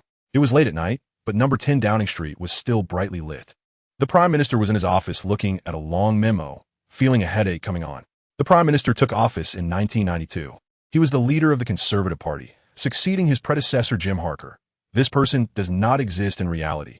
You can refer to the British drama Yes, Minister, and its sequel Yes, Prime Minister, one of the greatest prime ministers of the 20th century, who led the UK and its allies to bring down the Eastern Soviet Union and implemented a series of reforms in the UK, ending the decline of what was once the empire on which the sun never set, gaining immense prestige, to the extent that Oxford University established a Harker College in his honor. Am I going to live my whole life in Hark's shadow? He shook his head, dispelling some chaotic thoughts, and continued to read the memo. Over the past month, the situation in the UK had clearly worsened. It hadn't been this crisis-ridden since the collapse of the Soviet Union. A bridge built less than 10 years ago had inexplicably snapped cleanly in two, sending more than a dozen cars plunging into the deep waters below. Additionally, there were two unexplained and heinous murders, with the police still unable to determine the cause of death, as it appeared they had been scared to death. It was truly bizarre. No poison, no wounds. And even the doors were locked. Could it be haunted? The Prime Minister became increasingly frustrated as he tossed the memo onto the table, deciding to take a walk to clear his mind. As he passed by the portrait of Jim Hark in the hallway, he paused. He suddenly recalled the former Prime Minister, who had concluded his term 4 years ago with countless honors and accolades, retiring in glory. Not only was his own reputation unassailable, but his family had also become the biggest beneficiaries. There were several Harks among Conservative MPs and several Harks on the Forbes list of British citizens. It seemed that no one with the surname Hark was poor, truly a case of gaining both fame and fortune. He remembered old Hark saying to him when handing over the party leadership, not so much handing over, as the Conservative Party elected him after old Hark decided to resign, that a person's life, of course, relies on their own efforts. But one must also consider the course of history. He had once looked down on that notion, but now it seemed to hold some truth. The Prime Minister returned to his office and picked up a letter written by another MP with the surname Hark, claiming he could solve these problems. What a joke. He knew the Hark family had many capable people, but could they explain an incident that even the best bridge experts couldn't comprehend? Could they explain a cause of death that even the finest forensic experts couldn't figure out? Or was this incident simply orchestrated by them? Forget it. That possibility was non-existent. Creating chaos in the UK would bring no benefit to their family. Exhausted, the Prime Minister returned to his bedroom to sleep. He really didn't want to face this deteriorating situation. The next day, MP Hark visited him uninvited, repeating the same line that he could solve these problems. The Prime Minister nodded gloomily at the news from his secretary, thinking, a dead horse is better than a live one. If he has a way, so much the better. Mr. MP, I must remind you that everyone who makes an appointment with me confidently guarantees they have a solution. Yet I have yet to see a credible explanation for this matter. The Prime Minister coldly concluded his opening remarks. Oh, you needn't worry. MP Hark, thin and somewhat aged but spirited, dressed in a suit, wore a sly smile that gave the impression that everything was under control. They were merely talking to satisfy the physiological need to move their tongues and throat muscles after a meal. He quoted a classic passage from Resurrection. In reality, the reasons for these events were simply those people. If we want to resolve this, we must go through those people. After saying this, his eyes fixed intently on the Prime Minister. Those people? The Prime Minister suddenly felt at a loss. When he thought of those strange individuals, his expression changed, as if recalling some painful memories. Are you saying that these were all done by those people? His demeanor darkened significantly. Afraid so, Mr. Prime Minister. Do you remember I have a daughter named Margaret? MP Hark calmly shifted the topic. Of course I remember. I recall your other children have all gone into politics or business, but she insists on studying medicine. I was curious why she chose one of those fields. That's what the middle class does. It has nothing to do with your family. The Prime Minister had some recollection, as she was almost the only child of a high-ranking official he knew who did not intend to inherit her parents' status, but chose to be independent. Unlike in the U.S., where many entrepreneurs' children cannot inherit wealth, like the former richest man Carnegie, who donated all his money to build libraries. Those with connections in the UK could still live a comfortable life, but becoming someone like their parents required hard work. The class mobility under the constitutional monarchy in the UK was lower than in the US, but fortunately, the welfare system was comprehensive enough not to leave people in dire straits. The Prime Minister's thoughts wandered, and he suddenly snapped back. Why are you bringing this up? What does it have to do with our conversation today? MP Hark, still unfazed, said, Mr. Prime Minister, haven't you figured out yet? How do you think I came to learn about these matters? You mean? The Prime Minister's face grew serious as he analyzed the situation. Suddenly looking up, "Your daughter is one of them?" MP Hark nodded. The Prime Minister slumped despairingly onto the sofa, gazing at the gray sky. After a long pause, he trembled as he spoke. "Philip, can you provide more specifics? If you can really resolve these issues and make those people calm down, I'll appoint you to the cabinet. You can choose either the Home Office or the Treasury." MP Hark shook his head. "Mr. Prime Minister, I'm not here to seek a position, nor do I have the ability to make them calm down. I'm just here to tell you how things are. In fact, that group has always been divided into two factions. One advocates attacking us, ordinary people. But their leader was defeated previously, so they have been quiet for a while the other faction is in power. Now that leader has returned. The only way to stop these attacks is to eliminate him. Otherwise, these incidents will never cease. They must be capable. They can do magic, can't they?" The Prime Minister shouted excitedly. The secretary, who was serving tea nearby, found it strange why a group of magicians would solve the problems. Was the Prime Minister losing his mind? Note, in English, magic means both magic and tricks. The problem is that faction can do magic too, Mr. Prime Minister. Mipe hark shrujid. I'll try to communicate with them, but I think you should prepare accordingly. All right. The Prime Minister sighed heavily. Peveril Castle. Since the Azkaban breakout incident, the castle had become the meeting place for high-ranking officials of the Ministry of Magic, as it was much safer than the Ministry, eliminating concerns about being attacked by Death Eaters during meetings. Of course, there are downsides, such as Rosen particularly disliking staying at home, as who wanted to see so many high officials every day, especially when they discussed the tense war situation. He wasn't a workaholic like Stiller, daily ran about Stiller, 1-1, nor an ambitious person like Percy. Why should he get involved with them? Peveril Castle had become the most important place in the British magical community. With the protection of the Auror Department, it seemed much safer than Hogwarts. After all, Dumbledore couldn't manage so many affairs alone. At least last month, during the incident at the Department of Mysteries, Dumbledore was tied up for several hours due to the chaos caused by a few Death Eaters sneaking into the school. By the time he arrived, he had already missed the best opportunity, allowing many Death Eaters to escape. If Hogwarts hadn't been infiltrated, that battle would have been a great victory. Therefore, now Hogwarts was also deploying more Border Patrol forces. After a year of mobilization, the total number of people in the Ministry of Magic had nearly doubled, with the number of Aurors exceeding 100, creating a numerical advantage against the Death Eaters. A part-time Auror, essentially a low-spec version of an Auror, has been assigned to defend Hogwarts, just in case. High-level meetings are held almost every day. So far, you've only seen the Muggle Prime Minister 3 times? Once during Sirius's escape, once during the Triwizard Tournament with the Dragon, and once during the Azkaban breakout. Rosen looked at Fudge in surprise. He had been in office for 4 years, but still lacked understanding of the wizarding world. You don't think every Prime Minister is like Jim Hawk, with a bunch of relatives in the magical community and being resourceful, do you? I admit it was my oversight. Fudge nodded sadly. Now we can only make up for these mistakes as soon as possible. The Muggle world's reaction has obviously been much slower than we expected. You're right. This war cannot rely solely on the wizarding world. Muggles must also provide assistance if they wish to live in a society that isn't under attack. Currently, the vast majority of Dementors are under our control, but there are still a few escaped Dementors attacking Muggle society. Fortunately, with enough surveillance equipment and personnel, our Auror Department can arrive in time to prevent a larger crisis. The Giants are also not following the orders of the Dark Lord, indicating that our actions are strong. But unfortunately, this cannot be reported in the newspapers. This is all under Scrimgeour's purview, so he will be the first to report today. This is indeed good news. Rosen reflected internally. In the original work, Dementors and Giants caused immense trauma to both the wizarding and Muggle societies during the war, but fortunately, he had nipped this possibility in the bud. The next is Bernard. In principle, I don't want to praise my friends because we are discussing official business. But considering Rosen has indeed made a significant contribution this time, I must commend him. Bernard glanced at Rosen, who was scribbling on paper, unsure whether he was writing ancient runes or some physical formulas from the Muggle society. He continued, Rosen reminded me that Death Eaters, and even the Dark Lord himself, might target Ms. Amelia Bones, so we moved her in advance, and the next day, the Dark Lord himself came. Amelia Bones is still the head of her department, but now she has been moved to the Department of Magical Accidents and Catastrophes, and she can only live in Peveril Castle. Rosen recalled that in the original work, Voldemort personally killed Director Bones, so he could not bear to see this scene and timely moved her. Bones is outstanding with strong leadership skills. Her department has been operating at full capacity under her, handling various incidents promptly, which is particularly important during wartime.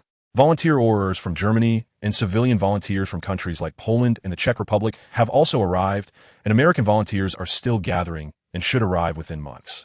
Our advantages have already been established, but we still cannot let our guard down. Barty Crouch brought another piece of good news. No wonder Poland, ravaged by war and the Iron Curtain, still has the passion to fight against darkness. Rosen sighed. Germany is the leader of the European Union, and the wizarding world is no exception, so troops must be sent. But look at the lovely French. I have no hope for them anymore. Do you think my statement is correct? The French can only win under the leadership of foreigners and women? It really makes sense. Alex Fudge sincerely remarked. Even he, the director of magical transportation, who doesn't need to deal with the French, noticed this, let alone others. By the way, Rosen, did you have any results from visiting Jim Hawk's house yesterday? Can you provide us with help? Fudge suddenly thought of Rosen's foresight in making the necessary preparations. At first, he thought it was a bit of an overreaction, but now he realizes how fortunate it is to have such a prophetic figure. Jim Hawk is actually distantly related to me. My grandfather's connection to him as a member of parliament is probably not significant, so I can only persuade him as best as I can. Rosen sighed. After the Muggle Prime Minister stepped down, his influence basically diminished, but fortunately, he experienced the last war. During the early years of his tenure as minister and prime minister, he formed an army composed of dummies, about 100 or 200 men, which can still be useful now, as their weapons can harm wizards. This army can protect high-level muggles, so we won't have to be distracted. When necessary, they can also participate in combat. Good. That's enough. We can't expect muggles to do more. Fudge nodded, somewhat satisfied. After the meeting, Anderson quietly called Rosen to his room. Rosen, actually you were wrong. Jim Hawk became the greatest prime minister of the UK in the 20th century because of you. What? Rosen was taken aback, but I haven't talked to him much. But I have talked to him, Anderson said somewhat shyly. We all believe you have prophetic abilities. So do you remember that you talked about the development trends of Muggle and wizarding societies? I told him and said that you predicted it, and then he followed through, and it turned out to be particularly reliable. Is it really that easy? Do you think I would believe it? Rosen raised an eyebrow. Actually, it was the wizarding world that stimulated him. Anderson spoke the truth. He saw our family instigating a change in the wizarding world comparable to the Muggle Industrial Revolution. And he understood. Because we learned from America, he only needed to follow suit. When he realized you were right, this strategy would be implemented all the way. So I become the behind-the-scenes boss of the UK. The wizarding world has changed because of me, and the Muggle world has changed because of me. Rosen felt a bit overwhelmed. Is this the so-called butterfly effect? Of course, in fact, Anderson also overestimated the influence of the wizarding world on Jim Hawk. An excellent politician can keenly seize all opportunities, rather than wait for someone to tell him. He only needs to see where improvements can be made. Discovering problems is more important to him than solving them. Since Sirius was released, Harry has not returned to live with the Dursleys. Nor does he want to go back to that place, spending 10 years in such a home, enduring various injustices, though it can't be called abuse. It's truly remarkable that Harry could maintain such a good mindset. Rosen has always suspected that it was his mother's protective magic that played a role. That day, Harry was still writing his holiday homework. The results would take some time to come out, so there was no need to worry for now. Rosen suddenly appeared at number 12, Grimmauld Place, and knocked on his door. Harry, come out for a moment. Professor Dumbledore and Anderson are here, and we need to complete a task together. Harry opened the door in surprise. Task? What task would require me? Oh, you're just going to observe. Since you already know the prophecy, there's no need to hide these things from you. I don't know if that prophecy signifies that the one who ultimately kills Voldemort is you, but at least you need to learn how to fight against him. Follow me. Rosen took Harry away from the fireplace and arrived at a remote village. It looked like it had once been a wizard's residence, but it was now in disrepair. Dumbledore's appearance had not changed. Since he had not been reckless, there were no signs of impending old age. Anderson, who was the same age as Voldemort, was also not far from aging. Seeing Rosen bring Harry over, Dumbledore nodded. Let's set off in that direction. Professor, what are we going to do? Harry looked around, but everything here was completely unfamiliar. He found nothing. He hadn't seen this place from Voldemort's perspective either. Let me explain. Rosen took over the conversation. First, there's something called a Horcrux, which, as the name suggests, though actually this word is Horcrux, where hor is the root of horrible indicating terror and danger. And crux can refer to a cross-like ornament or container, unrelated to the word soul. It's something Aunt Rowling created. It can store a part of a person's soul. The effect is that as long as the Horcrux is not destroyed, the person cannot die. Of course, if the soul eventually dies due to aging over time, that cannot be avoided. So, Voldemort didn't die because he made Horcruxes? Harry furrowed his brow, guessing the truth. Yes. The diary we destroyed in our second year was a Horcrux. Rosa nodded. Then why hasn't Voldemort died, since the Horcrux has already been destroyed? Harry asked incredulously. Because he made a bunch of Horcruxes, Rosen scoffed, so I think he's gone mad, mentally unstable. Splitting the soul once is enough to have a huge impact on one's mind, let alone multiple times. We've destroyed 5 of his Horcruxes, yet there are still survivors. Can you believe it? So, how many in total? Harry's voice trembled in fear. Maybe 7. The theoretical limit for Horcruxes is 7. And he can't continue to split it, but who knows? What if he invented a new magic that tears each soul fragment into even smaller pieces? That would be ridiculous. Rosen shrugged. He knew Voldemort had 7 Horcruxes, but he hadn't extracted that information from Slughorn, so why was he so sure? So we need to go to a place where he hid a Horcrux? Harry, after a series of twists, found the correct answer. Yes, look over there, a dilapidated house. Voldemort's father was a Muggle, and his mother was a witch with the last name Gaunt, a descendant of Slytherin. So this is the gaunt old house. But no descendants live here anymore. The last descendant besides Voldemort was Morphin Gaunt. He spent some time in Azkaban, and he was released recently during a document review. I don't know where he lives now, but he definitely doesn't live here because there are very dangerous spells here, and he wouldn't dare come back. Rosen waved his wand lightly, and the magical traces in the gaunt old house were immediately revealed. What powerful magic! Harry gasped in awe. This Horcrux is Voldemort's masterpiece, so the magic placed on it is the most powerful as well. Harry, step back, and we'll deal with it, Dumbledore explained, then joined Anderson and Rosen in breaking the magical mechanisms here. The remaining magic began to attack the 3 of them, but was resolved one by one. After a while, Dumbledore reached a conclusion. There was a protective spell that was very difficult to break. Unless one wore the ring, we might create a particularly huge explosion that would alert Voldemort. But once you wear it, you'll be attacked by the powerful curse on it, and your life will be left with less than a year, Rosen coldly reminded. We can't let anyone wear it either, as that would be tantamount to murder. Anderson quietly added, but it might not be good to just waste time like this. I have a way. Rosen recalled an important piece of information, then raised his wand and began to use a very ancient magic, chanting, "Awaken, Resurrection Stone, you're tainted by filthy soul fragments. It's time to purify you." After he finished speaking, the ring suddenly moved and a white light appeared inside. Then a few people saw a mass of black mist struggling against the white light. After a while, the black mist disappeared with a wail, leaving no trace. The white light quickly receded, and the ring returned to tranquility. Dumbledore took the opportunity to break the last protective spell without any accidents. So this thing is the Resurrection Stone? Anderson realized. I was wondering why it looked familiar and had a magical connection. It has the symbol of the Deathly Hallows on it. Rosen silently picked up the ring and pointed to the stone embedded in it. No wonder it's on par with the ancestor Antioch. After 1,000 years, it's still much stronger than Voldemort's Horcruxes. The soul fragments have been completely wiped out. Voldemort is so foolish. Does he think we would never know about his connection to the Gaunt family? Anderson scoffed. Splitting the soul too much is like this. We wouldn't dare to make a Horcrux in our lifetime. One would probably be enough to ruin the brain. Rosen turned the Resurrection Stone, finding everything normal. This thing can only summon the souls of the dead. I think we could try to seek help from the ancestor Antioch. Maybe he can tell us some particularly powerful magic to take down Voldemort. Rosen began to indulge in a pleasant fantasy. You're thinking too much. I know several such magics, but we can't use them. Our strength isn't enough. Anderson shot him a glare. Professor, are you interested in trying? This thing can indeed summon the souls of the dead. Although resurrection is impossible, and reanimating corpses is also impossible. Cadmus isn't that free to be a pain. Rosen, after checking the state of the Resurrection Stone, handed it to Dumbledore. So far, Rosen's treasure collection plan had been fully completed. The Hufflepuff Cup, the Ravenclaw diadem, which doesn't tea actually make one smarter. Rosen tried it on and got nothing. Even if it did, it was destroyed by Voldemort's Horcrux, the Slytherin locket, and now Marvolo's ring, along with the Resurrection Stone on it. As for Gryffindor's sword and the invisibility cloak, those two have owners. He couldn't just take them. Dumbledore paused. He knew Rosen was referring to Ariana, and this story wasn't a secret. Many from the older generation knew it, and he had never tried to cover it up.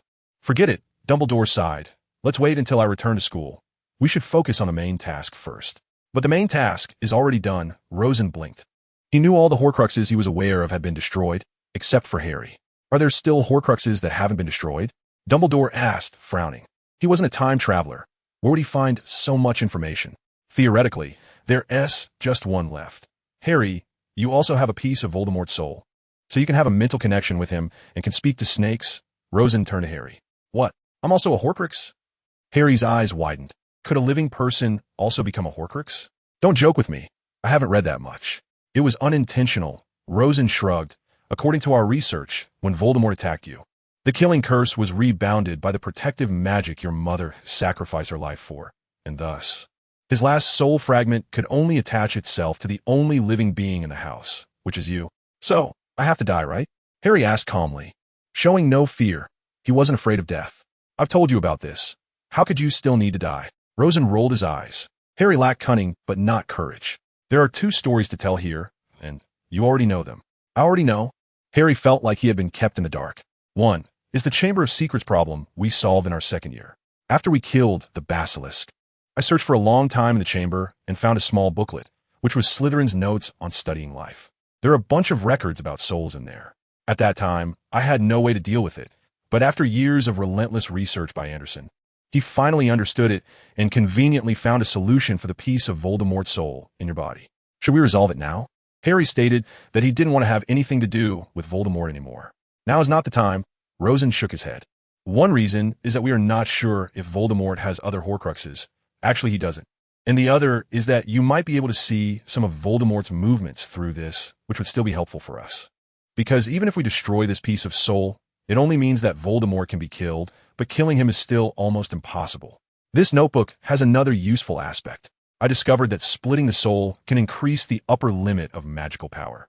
Essentially, it's about storing magic in the soul, so it can be done without making Horcruxes. However, this requires a very strong soul, which ordinary people find hard to achieve.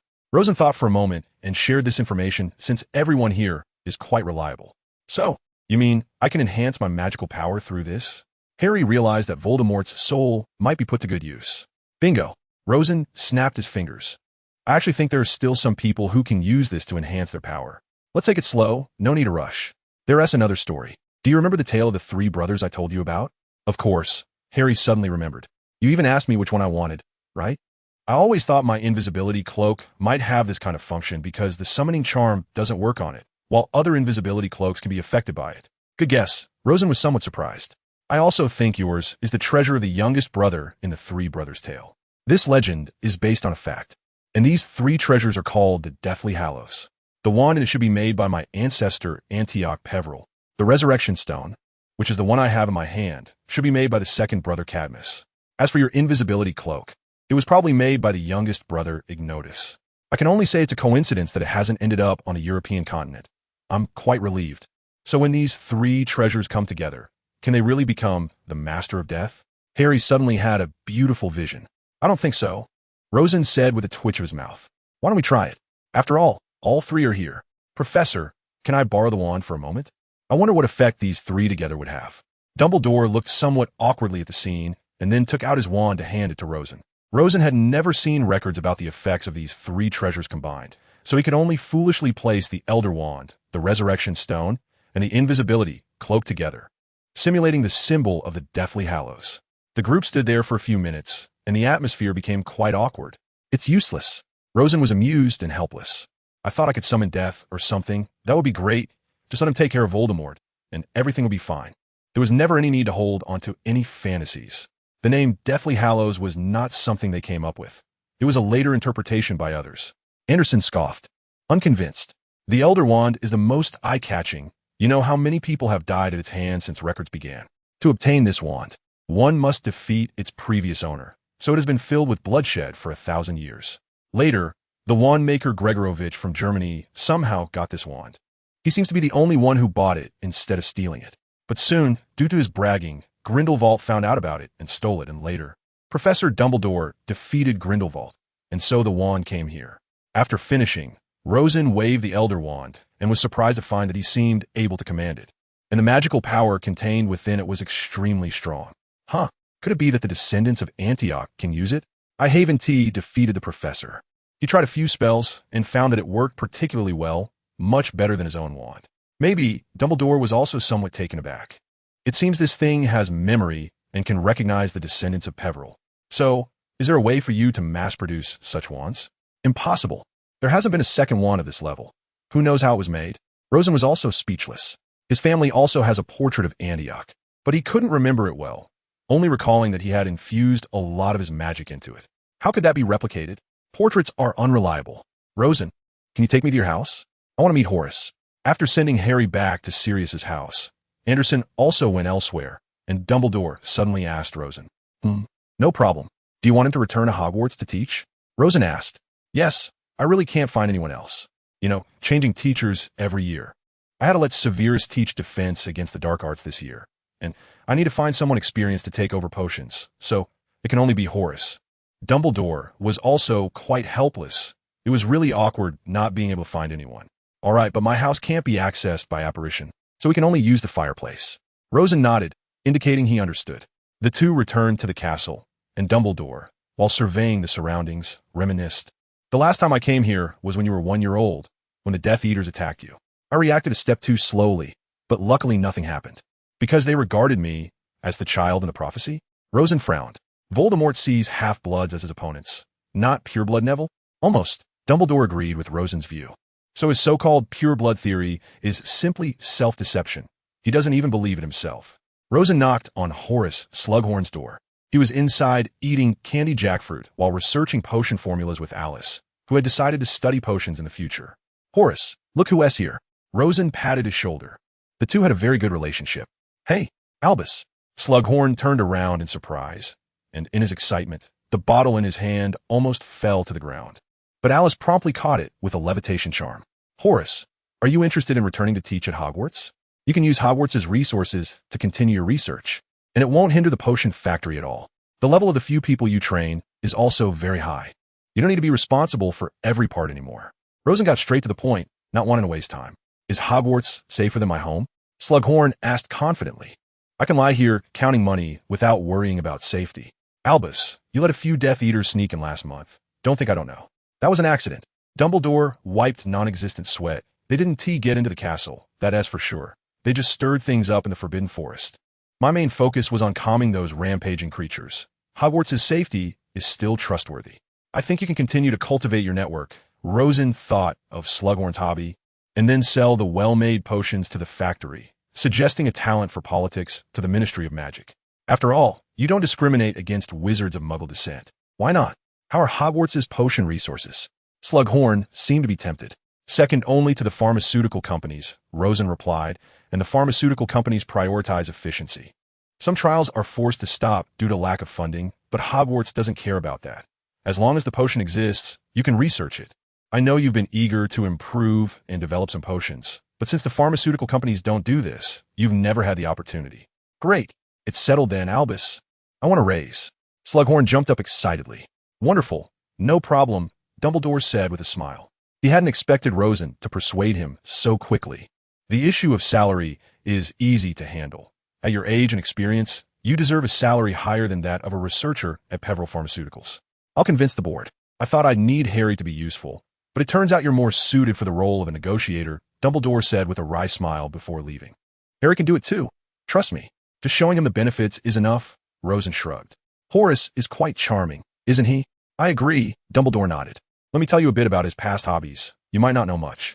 Horace enjoys material pleasures and likes to associate with famous, successful, and powerful people. He enjoys the feeling of being in control.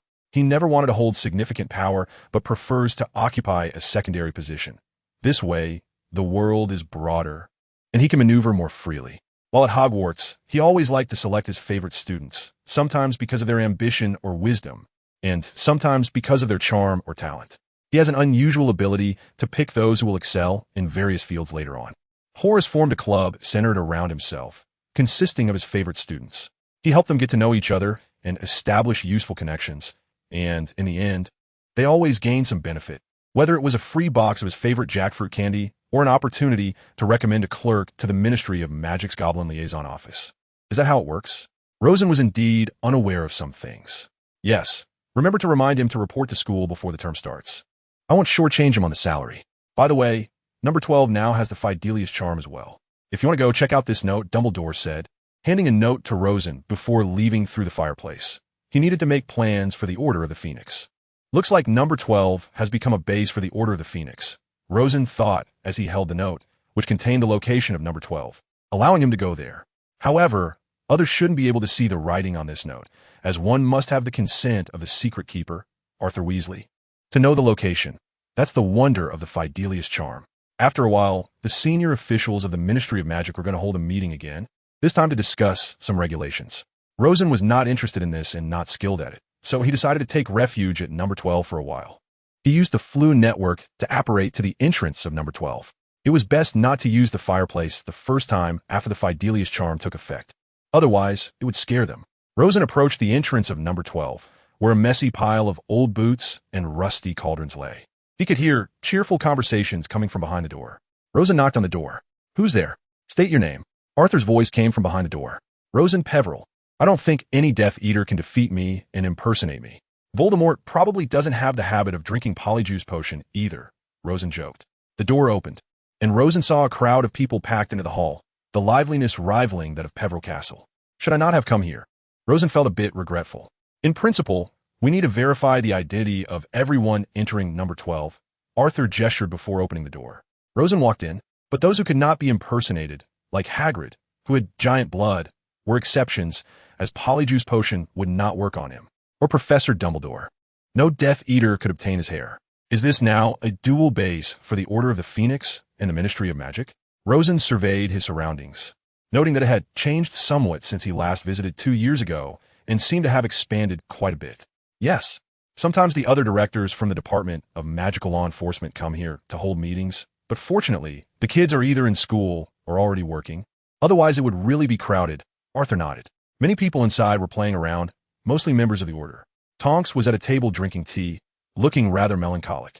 Seemingly because Mrs. Weasley didn't let her do any housework for fear of messing things up.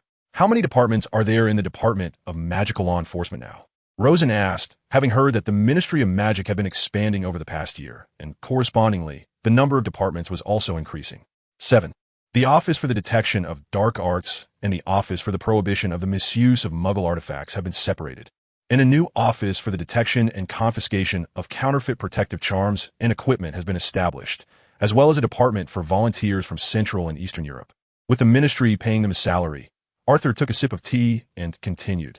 "I currently manage both the Office for the Prohibition of the Misuse of Muggle Artifacts and that newly established office, and there's a possibility they might merge." "That sounds good." Rosen nodded. The current situation seemed satisfactory. "How's Percy doing?" Since he knew Percy had not fallen out with the family, he hadn't kept up with what happened afterward. "Still working for Old Batty, but now he's specifically responsible for liaison work related to combating dark magic. Because he's efficient and can work overtime at any time. It seems Old Batty values him quite a bit." Arthur glanced upstairs. "You should find a room to rest. It's getting late." "Okay." Rosen went upstairs and saw that there were many more rooms than 2 years ago, so he picked one near the edge and settled in. The next day, Harry came over, and people began to gather and chat. "Dad's been so busy lately. Some people think it's not chaotic enough right now," Ron complained. "What's going on? Selling all sorts of counterfeit products?" Rosen had heard a bit. "Yeah, Mrs. Weasley brought out some sweets, and then added, some idiot is selling transformation badges, saying that as long as you wear it around your neck, you can change your appearance at will. 1,000 faces, endless changes. Only 10 galleons. Is this just a prank product?" Harry tilted his head, not surprised to guess the truth. "It seems St. Mungo's has recently admitted several patients who ended up in the hospital because of this product. They all had their faces turned into an ugly orange color and grew horn-like tumors all over their bodies." Rosen shrugged, starting to enjoy the cake Mrs. Weasley had made. "Is it related to George and Fred?" Ron recalled being bullied by their pranks as a child. "Not at all. They sell legal products. And I provided the startup capital and some of the technology, so I definitely know." Rosen was not worried at all. He would only exploit legal loopholes. He would never do anything that directly opposed the Ministry of Magic, except when it came to teaching Umbridge a lesson. "They're doing business in Diagon Alley now. They're very busy and can only sleep in the small suite above the joke shop at night," Mrs. Weasley added. "But to be honest, they seem to have a good business sense." Ginny had been lying in Harry's arms, while the others pretended not to see and continued chatting until Fleur appeared in the living room. She greeted everyone enthusiastically, while Ron continued to look awkward, and Harry was too absorbed in Ginny to pay attention to anything else. Rosen politely acknowledged her, knowing he had Delia and Luna, and would absolutely not dare flirt. So you've joined the Order of the Phoenix too? Rosen was puzzled as to why Fleur was here. Did she know Bill Weasley through other means? Oh no, Bill and I are getting married. Fleur looked very happy, twirling around and kissing a few people, but not including Rosen, who seemed to make her a bit nervous. How did you two meet? Rosen was confused. Wasn't it during the Triwizard Tournament's family visit that they met? But after he became a champion, he had nothing to do with the Weasley family. I met Bill while saving money at Gringotts. Fleur opened up and began talking about her long romance with Bill. However, Rosen had no interest in listening further. He lamented how strong the inertia of the plot was and started thinking about other things. Bill is very busy right now, working hard. I only work half a day at Gringotts, brushing up on my English. So he brought me here to stay for a few days to get to know his family better. There's not much to do here unless you like cooking, especially chicken. I hope you all like the roast chicken I made. With that, she elegantly turned and floated out of the room like a breeze, gently closing the door behind her. Mrs. Weasley looked somewhat dissatisfied. Mom hates her, Ginny whispered. No, she doesn't, Mrs. Weasley complained in a lowered voice. I just think their engagement is too rushed. That's all. Your father and I are a perfect match, but what do Bill and Fleur have in common? Sigh. Actually, they seem quite compatible. Rosen quietly said, they both seem to enjoy adventure and romance. That's why he likes a clingy person, Ginny sarcastically remarked. Don't say that, Ginny, Mrs. Weasley warned her sternly. At least she has family. That association is ridiculous. Just like Snape's name Severus sounds a lot like snot. Rosen gave a thumbs up. Why didn't Luna come with you? Hermione, who had been silent for a long time, finally chimed in. Why would she? Her father hasn't joined the order. Rosen was taken aback.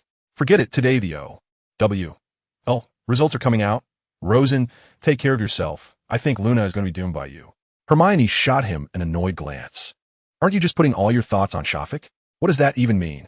Rosen covered his head in confusion, giving up the struggle. After they finished breakfast, they planned to continue discussing the O.W.L. exams when sharp-eyed Hermione suddenly spotted an owl flying in through the window. Look, our results are here. What's there to celebrate about? Rosen rolled his eyes. I don't think I'm going to get all outstanding, I never lie. I know I messed up my ancient runes exam. Hermione muttered anxiously. There must be at least one part that was completely wrong. In the practical class in defense against the dark arts, I did terribly in that too. I thought I did okay in transfiguration, but thinking back now, Hermione, can you be quiet? You're not the only one feeling nervous. Ron couldn't take it anymore and yelled, wait until you get 11 OWL. That's outstanding. Then I want to see what you have to say. No, don't say that. Hermione hysterically clapped her hands. I know I'm not going to pass anything. All right, you don't need to say that either. For Hermione, not getting full marks is failing. I know that. Rosen interrupted this endless argument, and everyone nodded eagerly. Everyone's hands were shaking, except for Rosen, who could basically predict his results. He reached out to catch the owl, then opened the envelope. The parchment inside was exquisite, and the report card was beautifully made. Clearly a lot of effort had gone into it. Rosen had a total of 10 exams. He couldn't do much with herbology and history of magic, didn't want to waste too much time on them, and ended up with an exceeds expectations, while the other 8 were all, outstanding, without any suspense.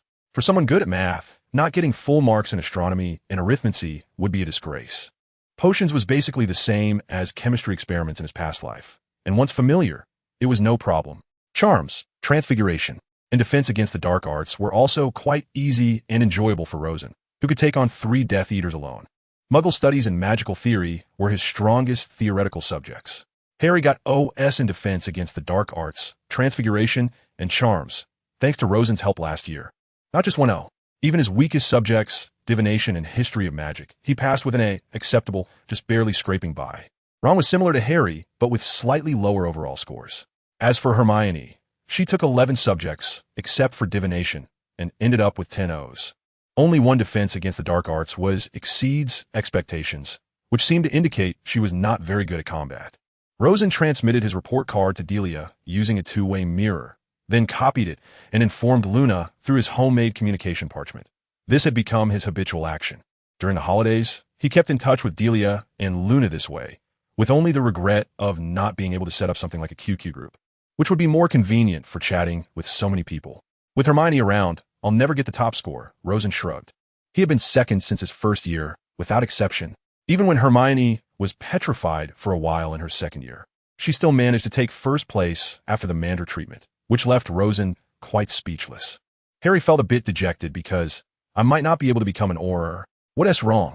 Ginny quickly hugged Harry to comfort him, while Rosen and the others turned a blind eye. I didn't get an O in potions, and Snape's advanced class only accepts those who have achieved O, and there are only a handful every year. If I don't take the advanced potions class, I can't become an Auror. Harry lay back on the couch dejectedly. Don't worry. Rosen recalled, the Auror department has taken into account the difficulties of Snape's teaching over the years. So, as long as you get an E in potions in your O, W, L, S, and self-study your advanced potions, you will definitely meet the requirements of the Auror department. Of course, even if you don't manage it. It's not a hard requirement. Even St. Mungo's and the Peveril Potion Factory no longer impose such mandatory regulations, all thanks to Snape. He was clearly quite dissatisfied with Snape. Is that true? Harry felt a glimmer of hope again.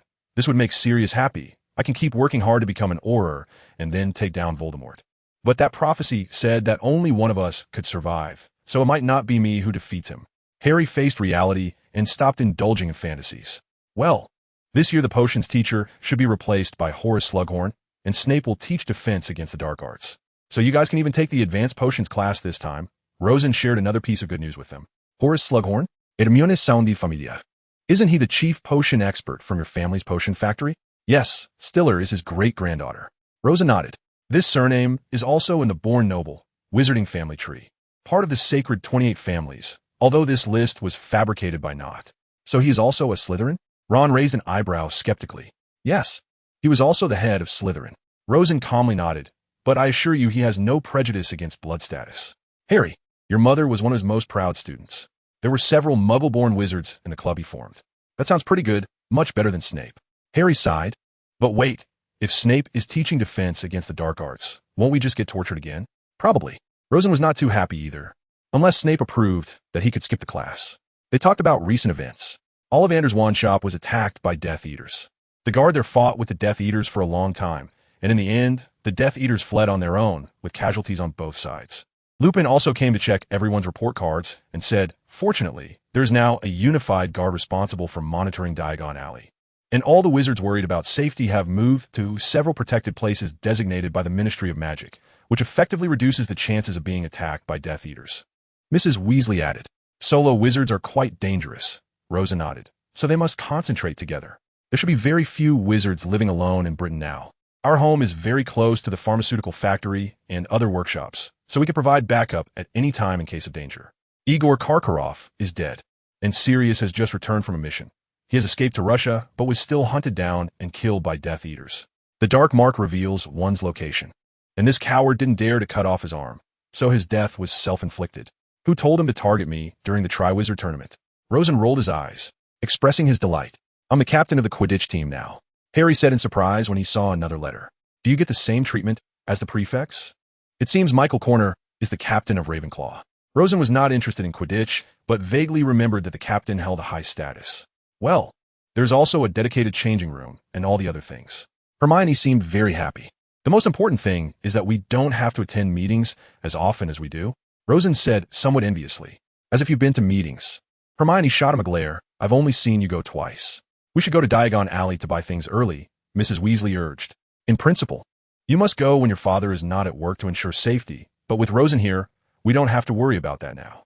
Moreover, the security forces in Diagon Alley are also quite strong, with several hundred wizards having moved their homes there, and they can join the fight at any time. When Ollivander's shop was attacked before, many nearby enthusiastic wizards came to help and drove the Death Eaters away together, Lupin added. They went directly through the fireplace to Diagon Alley. Apparition is no longer allowed in Diagon Alley now. You must use designated fireplaces because there have been multiple attacks by Death Eaters recently. Diagon Alley has completely changed.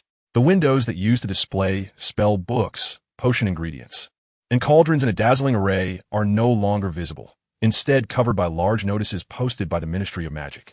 These intimidating purple notices are mostly enlarged versions of the safety advice from the brochures distributed by the Ministry of Magic during the summer, along with some notices featuring black and white action photos of wanted Death Eaters. Rosen noticed that Bellatrix has yet to be captured. It seems Voldemort took her away that day. Antonin Dolohov was executed after the giant incident, and Rodolphus Lestrange and his brother Rabastin Lestrange have also been recaptured. It is probably only a matter of time before they are tried and executed. Lucius and Mulciber were taken out by us that day at the Department of Mysteries, while Travers and Rookwood are still at large. These two must be eliminated.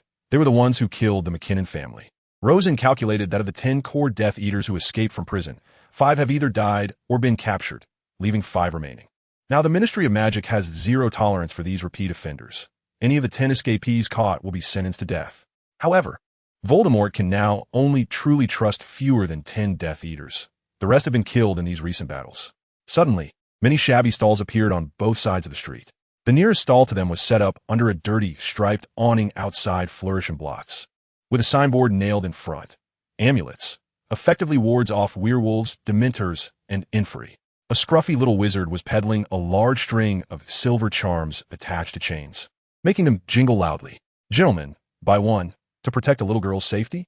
Rosen shot him a glare, looked around, and called over a guard. Rosen was now quite famous, having become a public figure alongside Dumbledore, Harry, and Lockhart. He was now hailed as the most brilliant person in Britain after Dumbledore, so when the guard recognized Rosen, he immediately ran over. How do you deal with these sellers of counterfeit goods? Rosen asked. Generally, it's confiscation and fines. There aren't many other ways. The guard seemed a bit troubled. This guy had all his products confiscated several times, but he kept coming back, and the guard office did not have the authority to actively arrest these people. All right, I understand. Thank you. Rosen nodded. Casually contacted someone from Arthur Weasley's department through a note, confident that this person would be caught again within an hour if all went well. I think we better go to Madame Malkin's robes for all occasions first. Everyone needs a new robe or school uniform. You've all grown taller. All right, let's hurry up. Mrs. Weasley looked at the list and urged. Forget it. I'll go to Flourish and Blots first. Rosen shook his head. It was too crowded, so he went to buy books. I'm not worried about being attacked by Death Eaters. Even if Voldemort himself came, I could hold him off for a few minutes. The Dark Lord wouldn't hide behind the shelves and Flourish and Blots to attack us, Ron also complained. Enough. Mrs. Weasley was very annoyed. You don't have Rosen's combat power, so quickly and obediently follow us to buy clothes. Now, Rosen entered Flourish and Blots alone to look for the books he needed. Unfortunately, this bookstore did not sell particularly advanced magic books. These things seemed to be owned only by families with deep roots, which indeed constituted a monopoly. However, it was fortunate that they had entered the standard spell era, and the threshold for magic had lowered significantly, so the wealth gap had decreased a lot. Working alone was much more efficient. Rosen quickly bought everything he needed. Sometimes, the staff would recognize him and shout excitedly, but didn't he help with discounts? What's the use? Rosen just politely greeted them and then slipped away. After buying everything, Rosen went to the store opened for the Weasley brothers. As a shareholder, he still needed to pay attention to the store's operational status. Wow. Seeing the store, Rosen was shocked. There was no place in Diagon Alley as lively as this. The storefronts around were dull and lifeless, buried under notices, while Fred and George's window display attracted people's attention like a fireworks show. Ordinary passersby couldn't help but turn their heads to look at the window, with a few particularly shocked individuals stopping in their tracks, looking mesmerized. The left window was colorful, showcasing various products that spun, twitched, flashed, jumped, and screamed.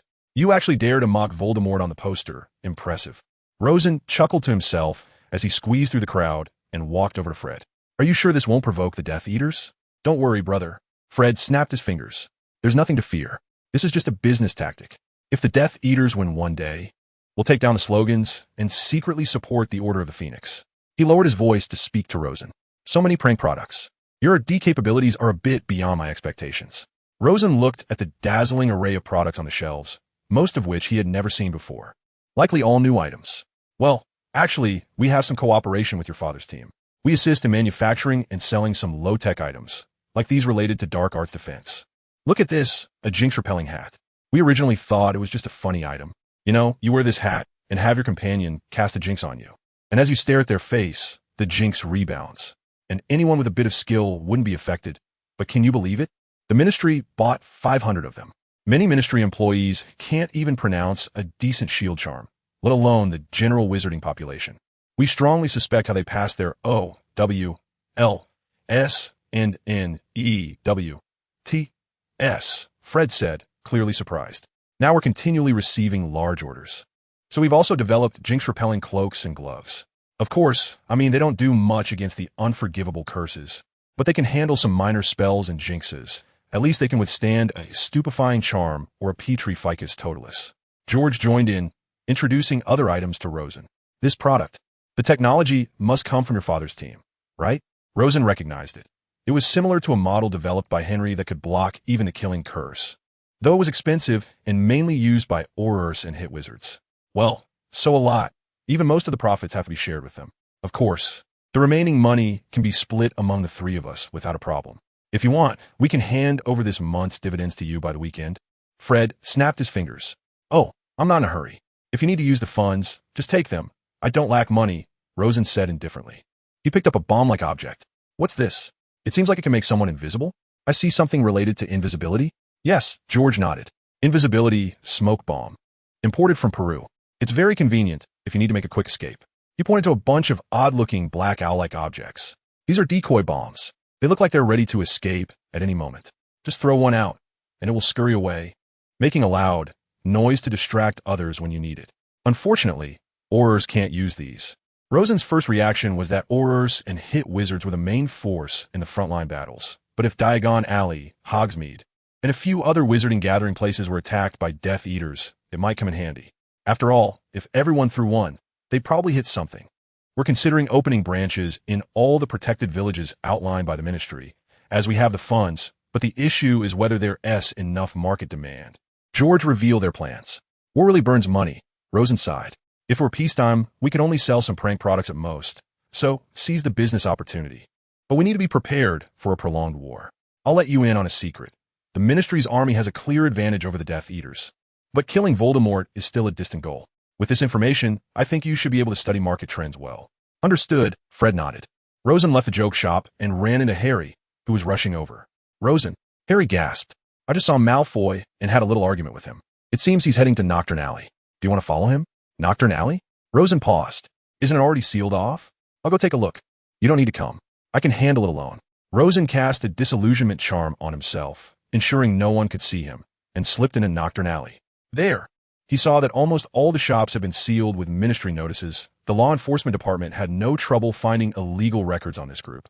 Only one exception, Borgin and Burke's, which specialized in selling all kinds of dangerous and ominous items. When Rosen arrived, Draco Malfoy had already been talking to Borgin for quite a while. I can't, Malfoy said. It has to stay in place. You just need to tell me how to fix it. Sigh, I haven't seen it myself, so it's hard to say for sure. There might be no way at all. I can't guarantee anything. Borgin still tried to evade. Then Malfoy rolled up his sleeves. Rosen guessed it might be the Dark Mark. Borgin immediately caved, starting to nod and bow, behaving submissively.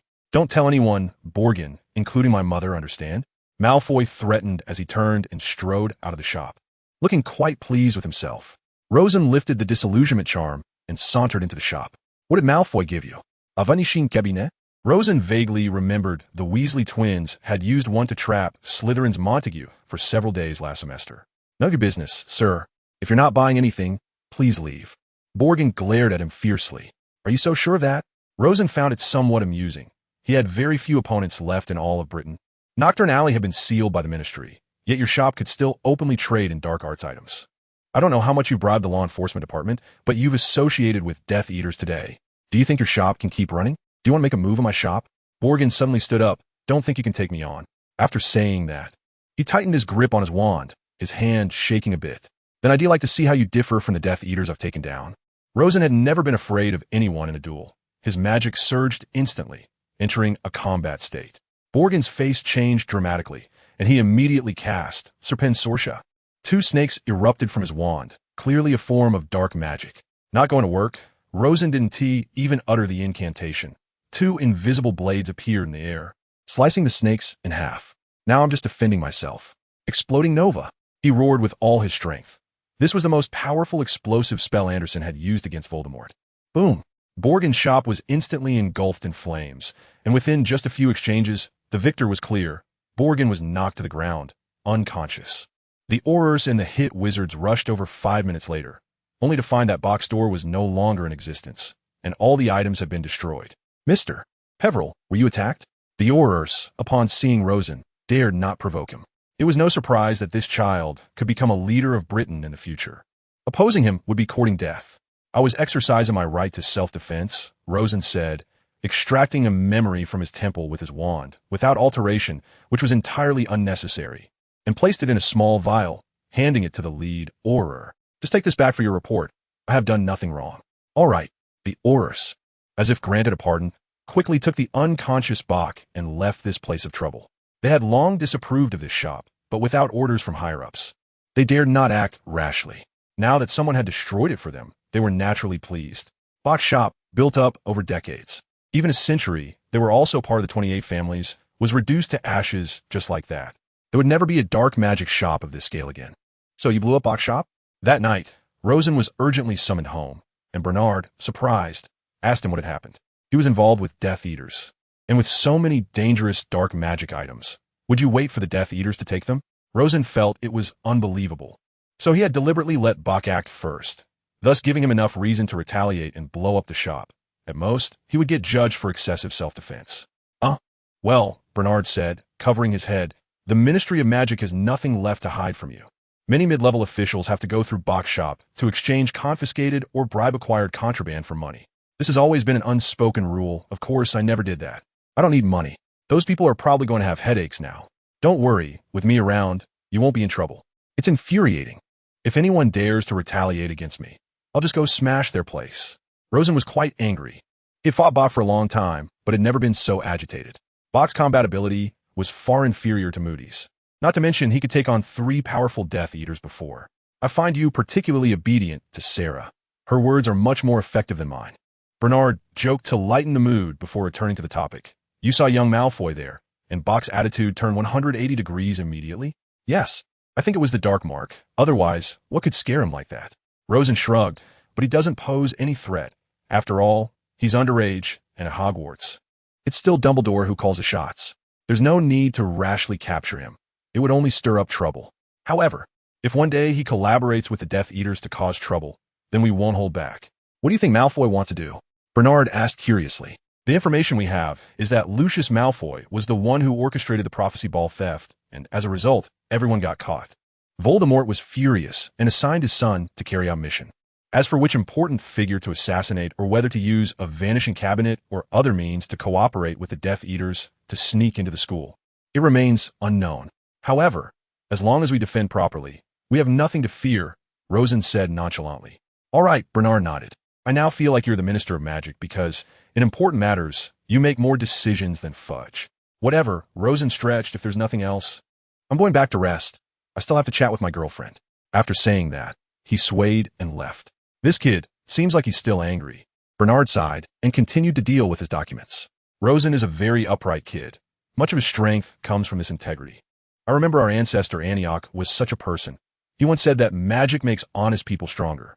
Anderson happened to pass by and, seeing Rosen's state, commented, he resembles my father, Heracles. That name happens to come from that deity who punishes the wicked and rewards the good. The end of the holiday. The remaining days of the holiday were rather mundane, with no major incidents other than the occasional appearance of Dementors, which were swiftly dispatched by the arriving Aurors. Rosen began to seriously enhance his magical power, similar to the effects brought by creating Horcruxes. He learned this method of storing magical power in the soul from Slytherin's notes. Not just him, his family also began training because enhancing their strength was crucial. Anderson expected to increase his power by at least 50, which would only leave him slightly weaker than Voldemort, while someone like Rosen might triple or even more, reaching Anderson's level. However, aside from the Peverell family, others lacked this ability. Even Dumbledore could only make limited improvements before reluctantly giving up. However, he was already evenly matched with Voldemort. What use was it to gain a slight advantage now? Anderson also conveniently sent this set of notes to relatives in America, trading assistance in enhancing their strength for another batch of volunteers. Over a month later, Rosen escorted Harry and the Weasley family to the platform, boarding the train, so the Aurors could reduce their tasks and free up more time. Aren't you two going to the prefect's carriage? Hermione awkwardly asked as she saw Rosen unhesitatingly slip into a compartment to chat with Delia, Luna, and others. No, I'm sick again, Rosen said defiantly. The fight with Bach left me with injuries that haven't healed. That's the most forced excuse I've ever heard, Hermione said, turning to leave, leaving Harry and Ginny looking bewildered. You really blew up Bach's shop? Did that old guy lose a fortune? Harry asked in a low voice. Of course. He seems to have gone bankrupt, Rosen replied gleefully. feeling a sense of satisfaction seeing Bach in such a miserable state. My grandma bought me a new wand, Neville said happily. He had previously found his old wand ineffective. Since Rosen taught him the Patronus charm, he demonstrated it to his grandma, and she was very pleased to see the Gryffindor lion, cherry wood, unicorn hair, Mr. Ollivander told me it could grant the user magical power. I tried it out, and my Patronus became stronger, Neville said excitedly, waving his hands. That's great. Rosen gave a thumbs up. How about we join the Aurors together after graduation? I'm planning to apply to take the NEWT early this year, and then sign up for the Aurors. The sooner we start on missions, the more innocent lives we can save. Maybe by then, I'll be one of your examiners. You want to graduate early? What about your graduation trip? Luna asked, surprised. Of course, it's all gone to waste. Rosen is also quite helpless. Who knows when Voldemort will resurrect? I thought that killing Peter would solve everything. But who knew that not any others would plan a jailbreak from Azkaban? If I had known, I would have taken them out together. I think I prefer herbology instead. Neville's expression was somewhat dim. I don't really like fighting. Otherwise, I wouldn't be so indifferent to a wand made of a purple wood. Ollivander said that wand is very powerful. Is your wand made of elder? Delia suddenly asked. Yes, Rosa nodded. Elder and the tail feather of a thestral correspond to the legendary unbeatable elder wand. It's the most comfortable to use. Not long ago, while helping Ollivander deal with some crises, he told me that every user of an elder wand would be attracted to the owner of a vine wand. And then I understood. He looked at Delia with a complex expression. Her wand is made of vine wood. Delia's face turned a bit red, while Luna remained indifferent. Seeing Luna's melancholic gaze, Rosen immediately realized he had said the wrong thing. It seemed his single-life personality would probably never change. He quickly changed the subject. Luna, how are sales for the Echo recently? I think the recent issues have been very exciting, with many accurate analyses of the current situation. Yes, circulation is steadily rising, and your article was the most popular. Perhaps because the Daily Prophet can't publish such news. Luna's mood quickly improved. All right, did those two Thestrals return to school? The ones that Rosen and I wrote. Harry vaguely remembered that it was Luna who helped find the Thestrals before they went to the Department of Mysteries. Oh, they came back that day. I got along very well with them, Luna replied calmly. Rosen never understood why the Thestrals were so close to Luna. That might forever remain a mystery. But speaking of which, the core of my wand is also Thestral tail feather. Could that be a reason to attract Luna? Rosen shook his head, dispelling those messy thoughts. At that moment, a bold fourth-year girl rushed in, wanting Harry to come to their compartment. She looked like some fervent admirer or little fan, but was scared away by Ginny's icy glare.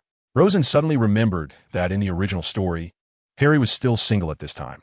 It seemed that the times had changed, and the now dating Harry probably couldn't care less. Are you still holding D.A. meetings? I want to learn some spells. I heard that this year's defense against the dark arts teacher is Snape, and I doubt I'll learn anything, Neville said somewhat dejectedly. Rosen had already informed everyone about Slughorn teaching potions, so it was easy for them to guess that Snape would be teaching defense against the dark arts. Do you still want to? Rosen was a bit surprised. Actually, I've already taught you everything I can. The remaining stuff is too advanced. Just practice on your own according to the book. Actually, Ron passed by their compartment and then slipped in. Snape teaching defense against the dark arts might be a good thing. Why? Harry was curious. Because it means he'll be gone after a year, Ron said gleefully. I don't think so. Maybe Horace won't be able to teach potions next year. After all, he is too old, and then Snape will go back. Rosen thought it was unreliable. In contrast, it seemed more likely that Slughorn would take a break due to his age, even though he still seemed energetic. Rosen, Harry, can you describe what it feels like to face the Dark Lord? My grandmother wants to know. Neville brought the topic back. However, wanting to understand the Dark Lord left a few of them dumbfounded. Rosen fought him head-on. I was just a bystander. You should ask him, Harry said somewhat embarrassedly, as he had made almost no contribution aside from the connection with the wand. Voldemort is really strong. Only Professor Dumbledore can stand up to him in all of Britain. Rosen answered without hesitation. However, my grandfather held him back, so he couldn't unleash all his power on me.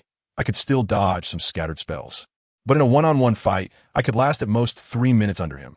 No more than that, or I might not even have the chance to escape. Just as Rosen finished speaking, a third-year girl rushed in, panting, and stammered that Professor Slughorn asked her to deliver these notes to them. What is this? Rosen wondered as he saw Harry open the scroll. It's an invitation from Slughorn. He's doing his slug club again. My goodness, he's over 100 years old.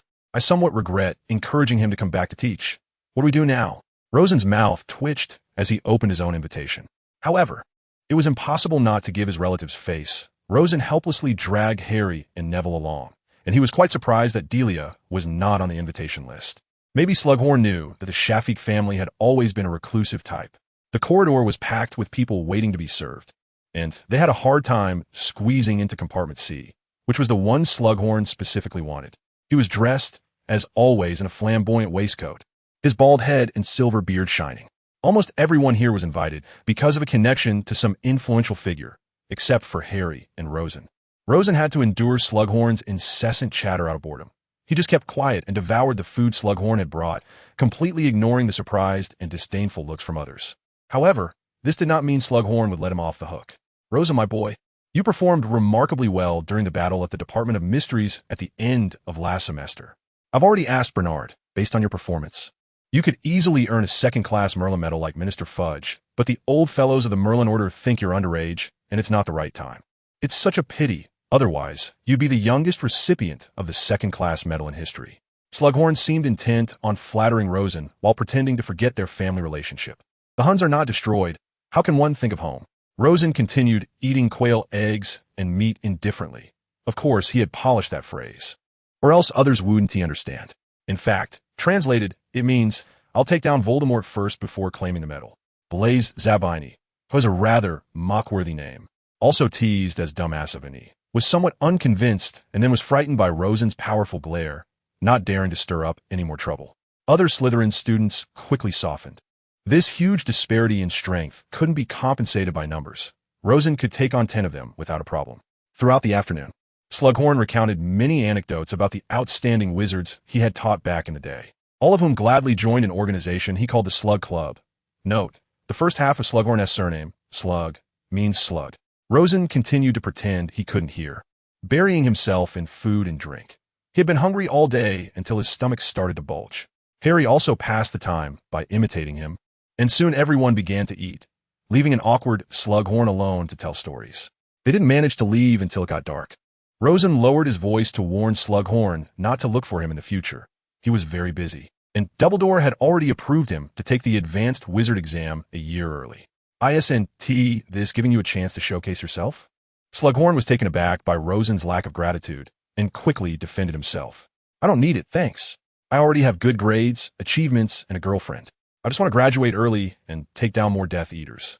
Rosen was frustrated. Hey, where's Harry? Why hasn't he come back? Ginny asked in surprise, seeing only Rosen and Neville. Oh, I just realized what's going on. No one attacked him. He must have gone to the restroom, right? The most worrying things always happen, Luna remarked, echoing what she had said the first time she met Rosen 4 years ago. Oh no, I guess he might be eavesdropping in the Slytherin carriage under the invisibility cloak.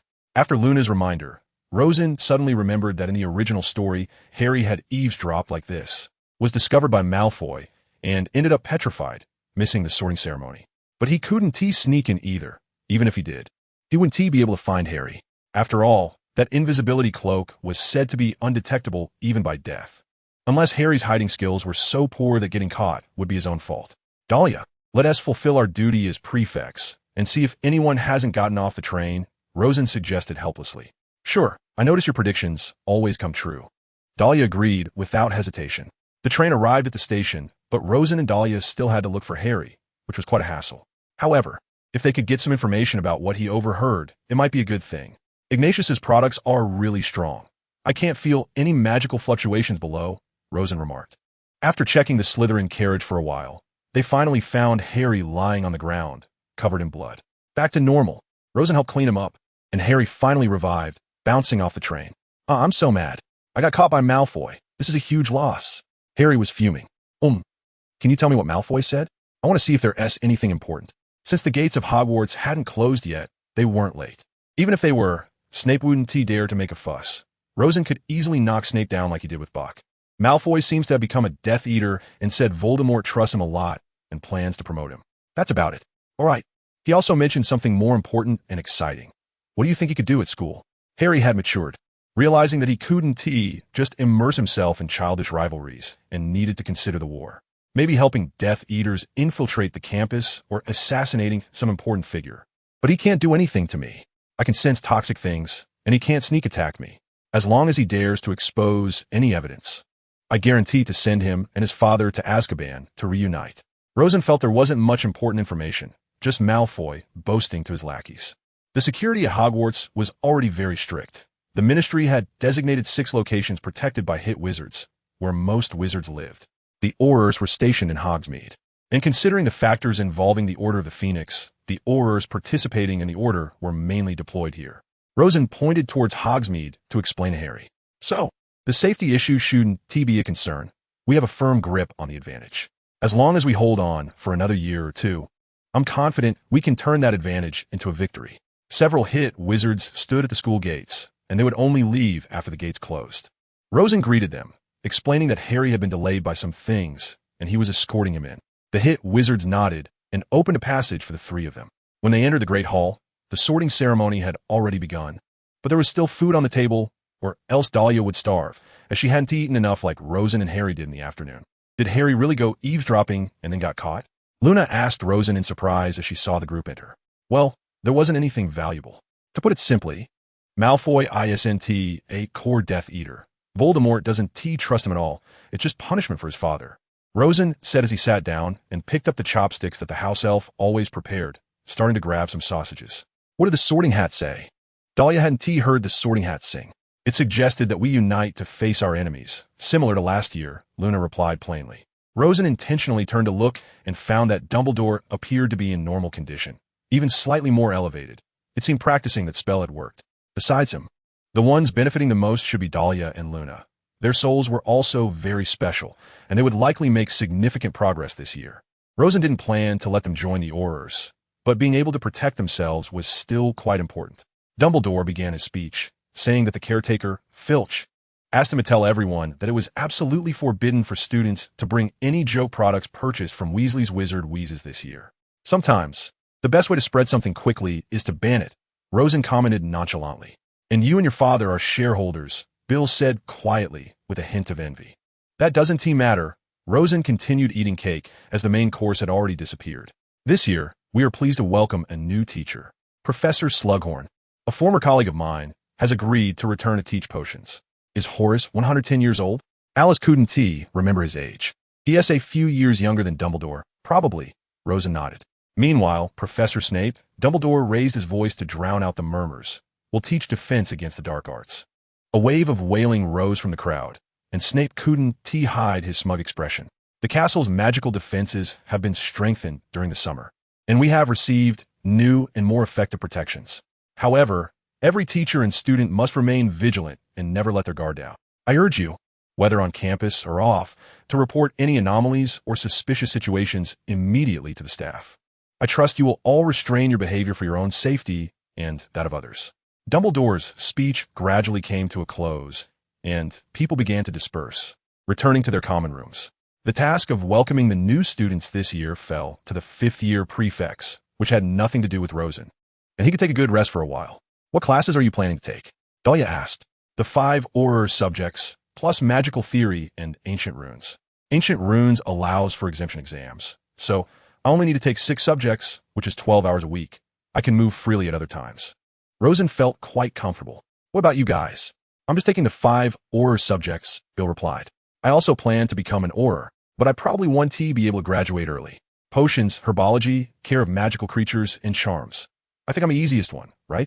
After all, your family's potion factory only requires those 4 subjects. Michael was quite happy. The first day of school was different from usual. They needed to find their respective house heads to confirm their schedules. Professor Sprout had always been kind. She allowed students with any grades to continue joining her advanced class. Of course, Professor Flitwick too. After all, Charms is a required course for almost everyone, so nobody can avoid it. Rosen looked at the school's course schedule and discussed it with other students in line. Hagrid seemed on the verge of tears, as it appeared that no one from Gryffindor signed up for the class. Only me, Terry, and a few Hufflepuffs were willing to support him. To be honest, if it weren't for the regulations of your family's pharmaceutical company, this class might not have anyone signing up at all. Michael Corner said in surprise after seeing the enrollment list. Huh, is it that bad? Rosen decided to feel sorry for Hagrid for a minute. When it was Rosen's turn to go in, Flitwick looked at his application and felt a bit of a headache. Kid, you told me before that your early application for the NEWTS was approved, but to be honest, I think you really don't need to take my class or defense against the dark arts, because you've already surpassed me. If you want to self-study, That's completely fine. What do you think? That's great. Rosen's eyes brightened. Professor, could you tell us about the textbooks for reviewing for the exam? I can review by myself. Okay. Flitwick helped him write down the relevant reference materials on parchment and continued. This way, you only need to take 4 courses. Potions and herbology must be practiced in class, no doubt about it. You can discuss the theory of magic with Professor Fudge, but he is experienced and still has a lot of value. Lastly, for transfiguration, Professor McGonagall's level is very high. She was taught personally by Professor Dumbledore, so I think it's necessary for you to learn from her. Flitwick finished analyzing all the courses for Rosen. This is your timetable. Okay, thank you, Professor. Rosen slipped away. This was his easiest semester. In the morning, Rosen had no classes, so he simply reviewed for the exams by himself. After all, being a year ahead still brought some pressure. In the afternoon, he had a defense against the dark arts class, and he needed to apply for an exemption from Snape for the first session, so he had to go once. Rosen walked to the door of the defense against the dark arts classroom and heard Hermione complaining incessantly about the pile of homework for ancient runes, a 15-inch long paper, 2 translations, and so many books to read before Wednesday. But these assignments don't seem to be necessary, right? Rosen looked at Hermione with some confusion. I haven't even attended this class, and it doesn't affect my ability to take the exam. Professor Cadmon is quite open-minded. Not doing homework doesn't mean you're not a good student. After giving him a glare, Hermione walked into the classroom with Ron, leaving Rosen looking bewildered. Is there an inherent connection between being a good student and doing homework? Rosen turned his head and asked Bill. I don't know. Bill decided to evade the question. Snape had already transformed the classroom in advance, making Rosen's scalp tingle. The curtains were drawn tightly, and only the faint light from the candles illuminated the room, making it darker than usual. There were some pictures on the walls that had not been there before, many depicting people in agony, with grotesque wounds and bizarrely twisted body parts. After the students sat down, no one spoke. They all turned to look at those eerie pictures on the wall. Dark magic, Snape began after intimidating the students, was diverse, varied, ever-changing, and endless. Battling it was like fighting a multi-headed monster. As soon as you cut off one head, another would immediately sprout, fiercer and more cunning than the last. What you are facing is something unpredictable and indestructible. Snape really had a passion for dark magic. Rosen thought as he sat there expressionless. He was completely different from Snape. On the contrary, he resembled Dumbledore, both of whom were familiar with dark magic but did not like to use it. Rosen used the stunning spell because it was very effective in combat, capable of quickly defeating opponents. During the incident at the Department of Mysteries, Rosen had hardly used any dark magic, relying purely on standard spells. Therefore, your defense, Snape raised his voice slightly, must also be as flexible, varied, and innovative as the dark magic you need to deal with. These pictures, he pointed to several as he walked, vividly depicted the situations of those victims, such as being hit by the Cruciatus curse. He gestured to a witch who was obviously screaming in pain, feeling the kiss of a Dementor, a wizard curled up in the corner, eyes vacant, or being attacked by a Lethifold, a pool of blood on the floor. So, have people really seen a Lethifold? Parvati Patil asked with a trembling voice, if he was really using a corpse. The Dark Lord has used Inferi in the past, and Snape said, this means we should assume he will use them again. Well, let's not discuss that topic for now, Peveril. He turned his body, his robe swaying behind him. What are your views on dark magic?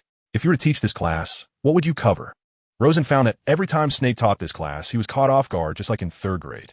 However, he was no longer intimidated and quickly organized his thoughts, responding that to combat dark magic, one must have a sufficient understanding of it. Instead of roughly prohibiting it, it was better to study its essence and weaknesses carefully. For example, we all know the power of the unforgivable curses, but if we don't study them, we will never find a way to deal with them.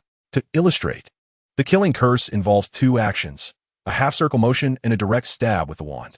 If we recognize these, we can prepare in advance. If not, we might end up getting killed. Snape remained silent, continuing to teach his silent spells. Rosen had already taught them at the D.A. meeting how to use silent spells to disarm opponents or use defensive spells like the shield charm, which Snape was unaware of. So when the students practiced, Snape was surprised to see that many of them could do it. But he said nothing, just observed everyone's performance, and when he passed by Rosen, he quietly said, you don't have to take this class anymore. I want to deduct points from you. Thank you, Professor. Rosen hurriedly expressed his gratitude. Saving 2 hours and homework each week was a big win. Then Snape went to trouble Harry again, with a saying that a short hand feeds. Rosen could only watch as Harry was bullied by Snape in various ways. However, Harry's strength was no longer comparable to that in the original story. So he easily blocked Snape's attacks, which was also related to Snape not focusing all his energy. In the evening, it was potions class. Slughorn had also revamped the potions classroom, indicating that the previous cold atmosphere had been intentionally created by Snape. There were only a dozen people present. Even though Slughorn had relaxed the grading standards to an E, when Snape taught, there were only single digits, which was quite stimulating. Rosa noticed that Alice was also there, indicating that Slughorn had approved her to advance to the advanced class early. Her talent in potions was much higher than his. Unfortunately, as soon as Bill saw Alice, he sat down next to her, not giving Rosen a chance to cling to him, so Rosen could only team up with Delia. Michael and Terry were their usual cute duo, but their potions level was still not to be underestimated. After all, only half of the Ravenclaw students managed to get an E, with most girls not entering the advanced class. The underground classroom was filled with fragrance, with a large golden cauldron masking the strange smells emanating from the other bubbling cauldrons. As soon as Harry and Ron entered, they rushed to this cauldron, and Rosen looked down on them for a long time.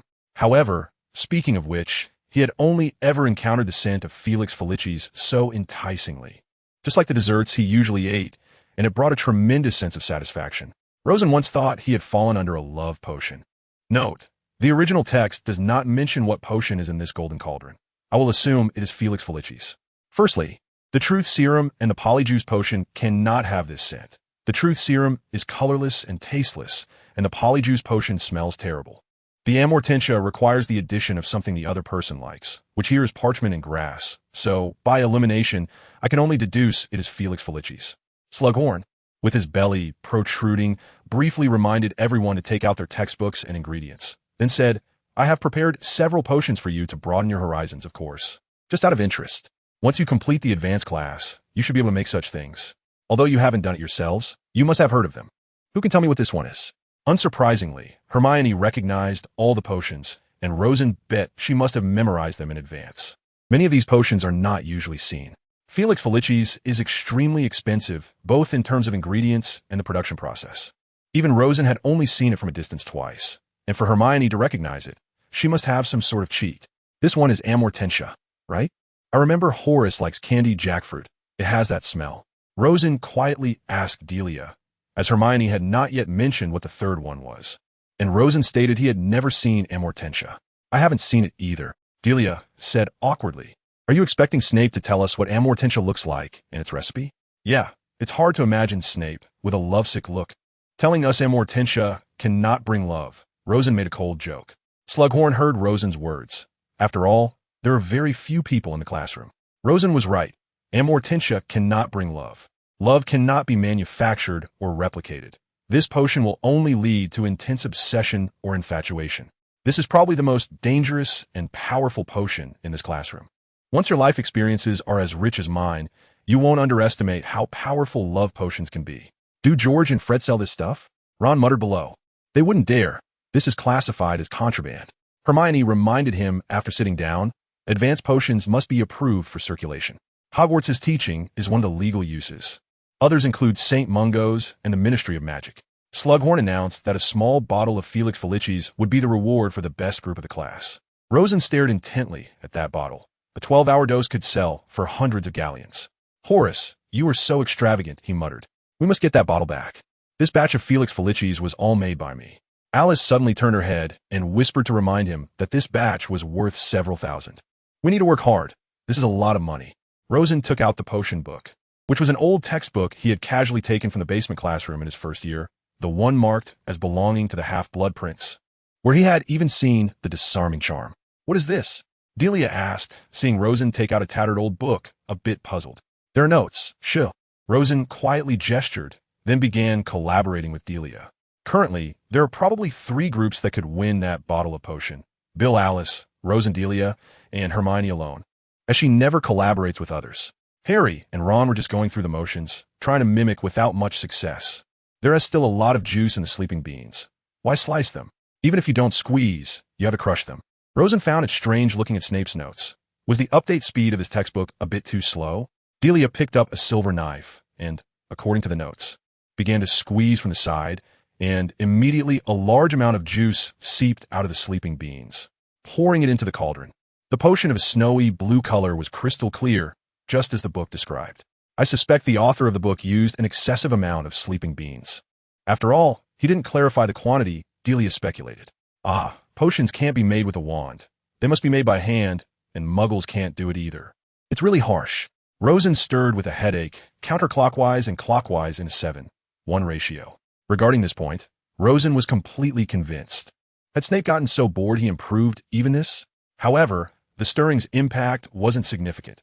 Rosen saw that although Hermione didn't initially achieve what was written in the book, as time passed and she stirred a bit longer, everything would converge to the same outcome. Alice's potion-making skills could almost outshine everyone in the room except Slughorn. She only looked at a brand-new textbook and then almost instinctively improved the process according to the factory model, resulting in a hellish potion that was simply perfect. This kind of potion was not produced in factories, and it was definitely Alice's first time making it. Rosen was astonished for a long while, unable to speak. By the time Slughorn announced a stop, Rosen and Alice's potion groups were almost tied, with Hermione following closely behind. If she had another 10 minutes to stir, she could catch up. Slughorn had to spend 5 minutes carefully comparing the two groups' potions and finally concluded, through magical detection, very well. Rosen and Delia have obtained this bottle of Felix Felici's 12 hours. I keep my word, make good use of it. Bill is too unskilled. I completely challenged your close cooperation alone. Next time, I definitely won't lose, Alice said somewhat unconvinced to Rosen before leaving. Then, the guilt-ridden Rosen and Delia chose silence. The next period was relatively mundane. Rosen handled plants and herbology with ease. After all, those magical plants were also bullies. Mandrix had once ambushed Rosen with poisonous tendrils, and he had instinctively severed them with wandless magic, which greatly angered Sprout. Professor, I didn't do it on purpose. It was a mistake. I was too forceful. I had already stuffed my wand into my backpack, and yet, Rosen had to lower his head to appease Professor Sprout. In potions class, it was basically him and Delia competing against Bill and Alice, occasionally adding Hermione, with the top 3 places usually being taken by them. However, Slughorn had already realized how valuable that bottle of Felix Felici's was, so, in the second lesson, he no longer used such rare items as rewards, but switched to some desserts. As usual, Michael decided to call Rosen over to help out when selecting Quidditch team members. Roger Davies finally graduated with his nearly failing grades. Who knows how many girlfriends he had during school? Maybe he could gather a team. Rosen thought maliciously. How's it feel to be the captain? Rosen had plenty of time. His time spent increasing magical power wasn't very long. Just 1 or 2 hours a day was enough, so he could go watch the selection. Very tiring. But I have to work hard for the grades, Michael said, looking at the younger students flying around the field. I want to demote Cho Chong to a substitute. She's too clumsy. I found a very agile student. He would be great as a seeker. Look, he pointed to a boy dodging and weaving in the air, breaking through a tight encirclement and catching the training golden snitch, looking very much like a young Harry, wasn't he? It seems like I've struck gold, Rosen nodded, cherishing the opportunity at school. In the future, when you start working on potion development, you might have to spend many consecutive days on it. And there might not be time to play Quidditch anymore. At least the training times for those professional teams conflict, so you can't join them. People taking the test were constantly hit by the bludgers or lost control of their brooms and fell from the air, but Rosen was there, catching everyone who fell. After a short break, they continued to climb onto their brooms for the assessment, while Michael and the others recorded their performances. This selection process is quite good. Time will reveal a horse's strength, and over time, one can see a person's heart. It takes several hours of flying to truly assess one's level. Just a few minutes is completely unreliable. Rosen nodded. Do you know why there are so many people here today? Terry, as an observer, quietly spoke to Rosen while Michael was focused on watching. Why? Rosen noticed that the number of attendees was indeed a bit beyond imagination. It didn't seem like there were this many last year. Michael announced that you would be here to hold the fort. So many people actually want to observe you up close. Terry winked, but unfortunately, many girls don't know you already have a girlfriend. What the hell? Rosen looked confused, thinking it had nothing to do with him since he wasn't playing Quidditch. But your image in the Daily Prophet is basically that of a young Professor Dumbledore. So, of course, they want to get close to you, Terry said with a mischievous smile. You are thinking too much. Didn't you plan to pick one of them as your girlfriend? Rosen scoffed. I'm already off the market, Lisa DePan. We're both half-bloods and honest people. Terry was quite proud. People who just got into a relationship are always very happy. Oh, indifference. It seems all the boys in Ravenclaw are now off the market. Is Michael's girlfriend Autumn? Yes, Terry nodded. Then he can endure the pain of replacing Autumn with a substitute. That is truly a noble sacrifice. Ha ha ha. Rosen commented sarcastically, who told Michael to hire him as security. But Rosen said it while not delaying his actions at all. Another second-year student fell from a broom, and he casually used a levitation charm. After returning to the Great Hall, Rosen picked up a newspaper delivered by Owl. He pretended not to see the younger students secretly watching him. After all, he didn't know them, and it was better to have less interaction. Stan Shunpike, a famous night bus conductor in the wizarding world, was arrested for suspected Death Eater activities. Mr. Shunpike, age 21, was taken into custody last night after police raided his residence in the Clapham area. Rosen was surprised and put down the newspaper, exchanging glances with Bill. Could this guy be a Death Eater? No way. It doesn't seem like the Cruciatus Curse. Bill was still reading the paper. He must have gone too far, thinking he could understand the core secrets of the Death Eaters, but in reality, it was completely unrelated, and he ended up being reported. It's entirely normal to be arrested for deliberately causing panic during wartime. Some have already dropped out. The parents of the Patil sisters are taking them home, and Eloise Midgen has withdrawn. Her father came to pick her up last night. Alice delivered some bad news to them. Rosen glanced at the teacher's table. Dumbledore was there having dinner, full of energy. With Dumbledore and the Ministry of Magic people around, Hogwarts is definitely safer than their homes, right? It's a bit hard to understand. Who knows? Professor Dumbledore rarely leaves the school now, fearing a Death Eater raid. They don't need to worry so much. Delia seemed to have understood most of it. He also doesn't need to leave the school anymore. 6 out of those 7 things have already been destroyed, and the last one can be dealt with by Harry himself when the time comes, since he is also practicing that magic. Rosen stretched and started eating.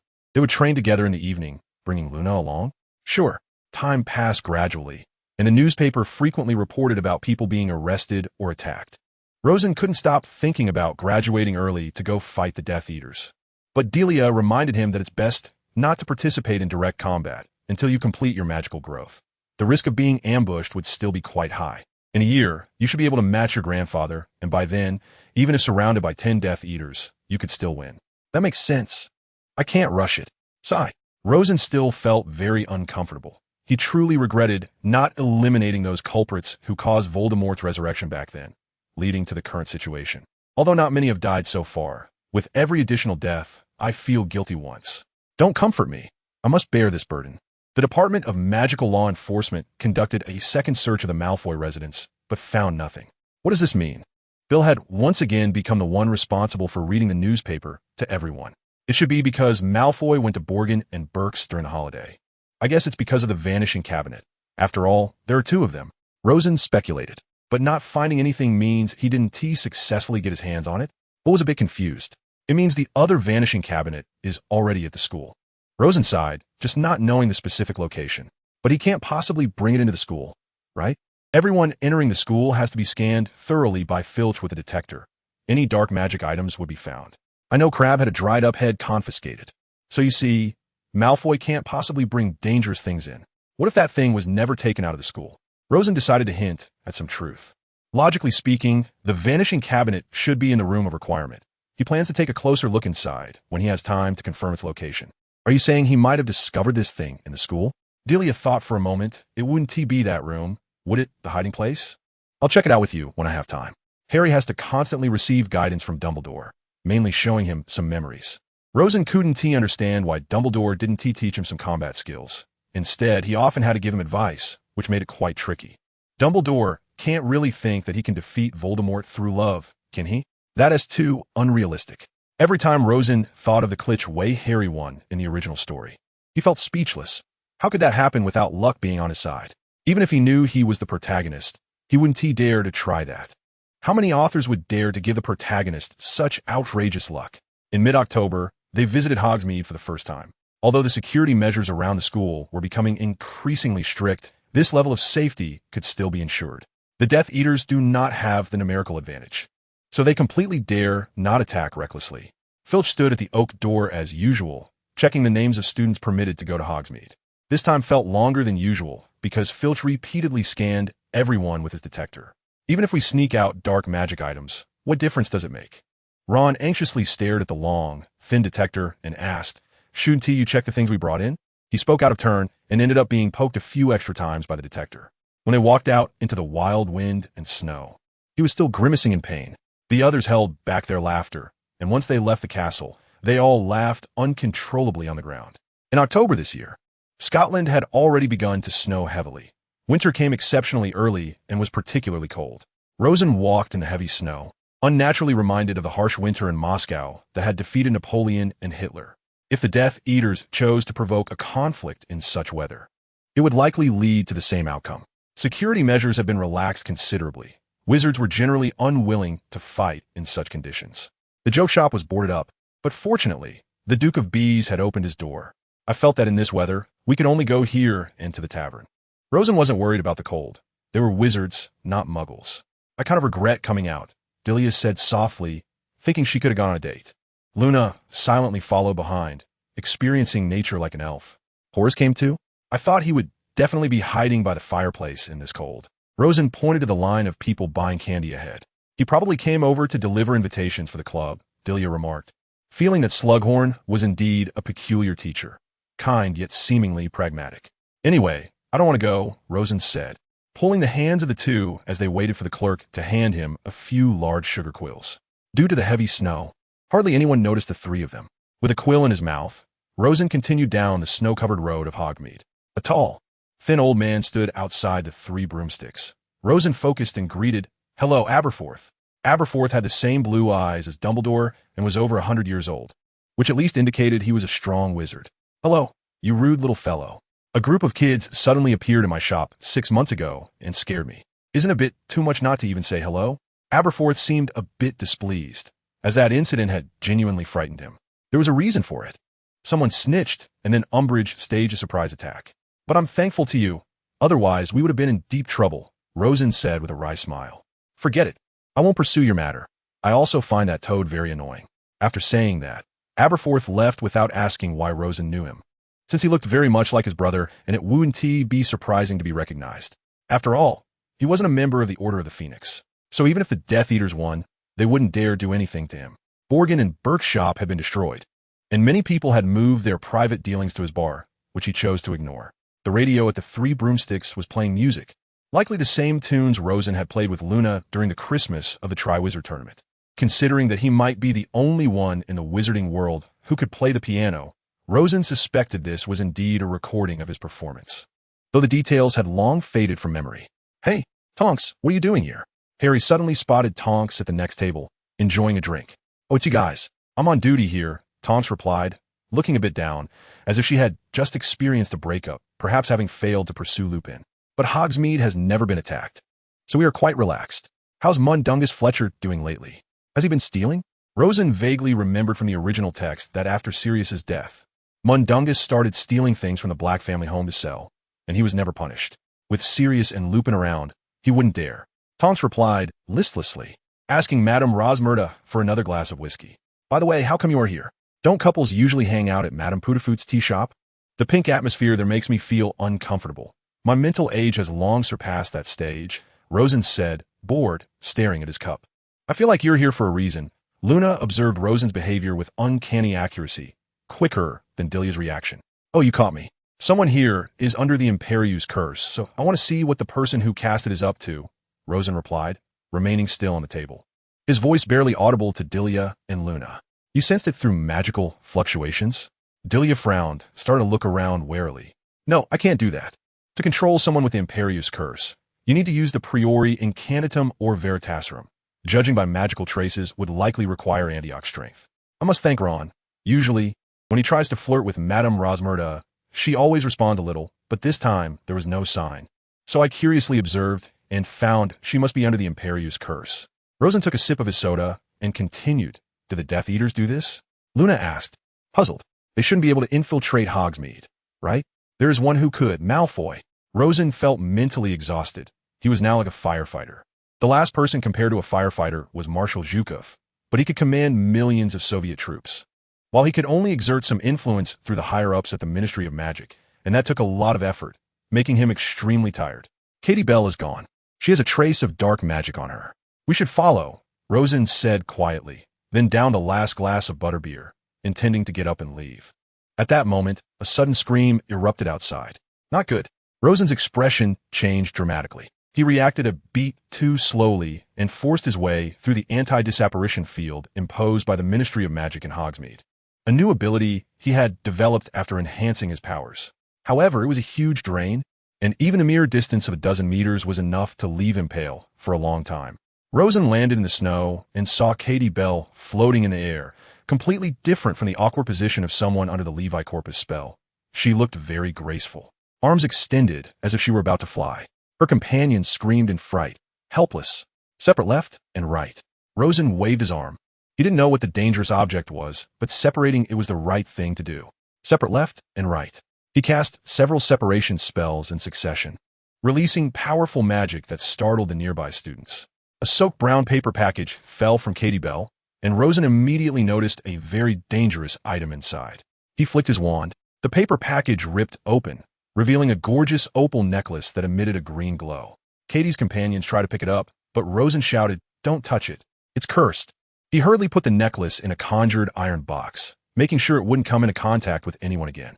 He had realized that this was likely the item Malfoy used to assassinate Dumbledore, acquired from Borgin and Burke's dark magic shop, which he bought before he blew the place up. What happened? How did Katie get this? Rosen asked, his expression serious. Katie's companion, Leanne, replied blankly, "We were just arguing about this." When she came out of the bathroom with the 3 broomsticks, she was holding it, saying it was a gift for someone at Hogwarts, and she was to deliver it. She had a strange expression when she spoke. Oh no. She must have been under the Imperius curse. I didn't realize it at the time. Didn't she say who gave it to her, Leanne? Others rushed over, and Hermione gently patted her shoulder to comfort her. No, she wouldn't tell me. I told her she was out of her mind. She absolutely couldn't take this thing to school, but she just wouldn't listen. Later, I tried to grab it from her hand. Then, Linny let out a desperate scream. "We better hurry back to school," Hermione said, still holding Linny, "so we can figure out what's going on with her. Let's go." Rosen was holding the iron box containing the necklace. Harry leaned over to take a look and immediately understood. He had seen it before. It had been displayed at Borgin and Burke's a long time ago. The label said it was cursed. Katie must have come across it. It was obviously bought by Malfoy.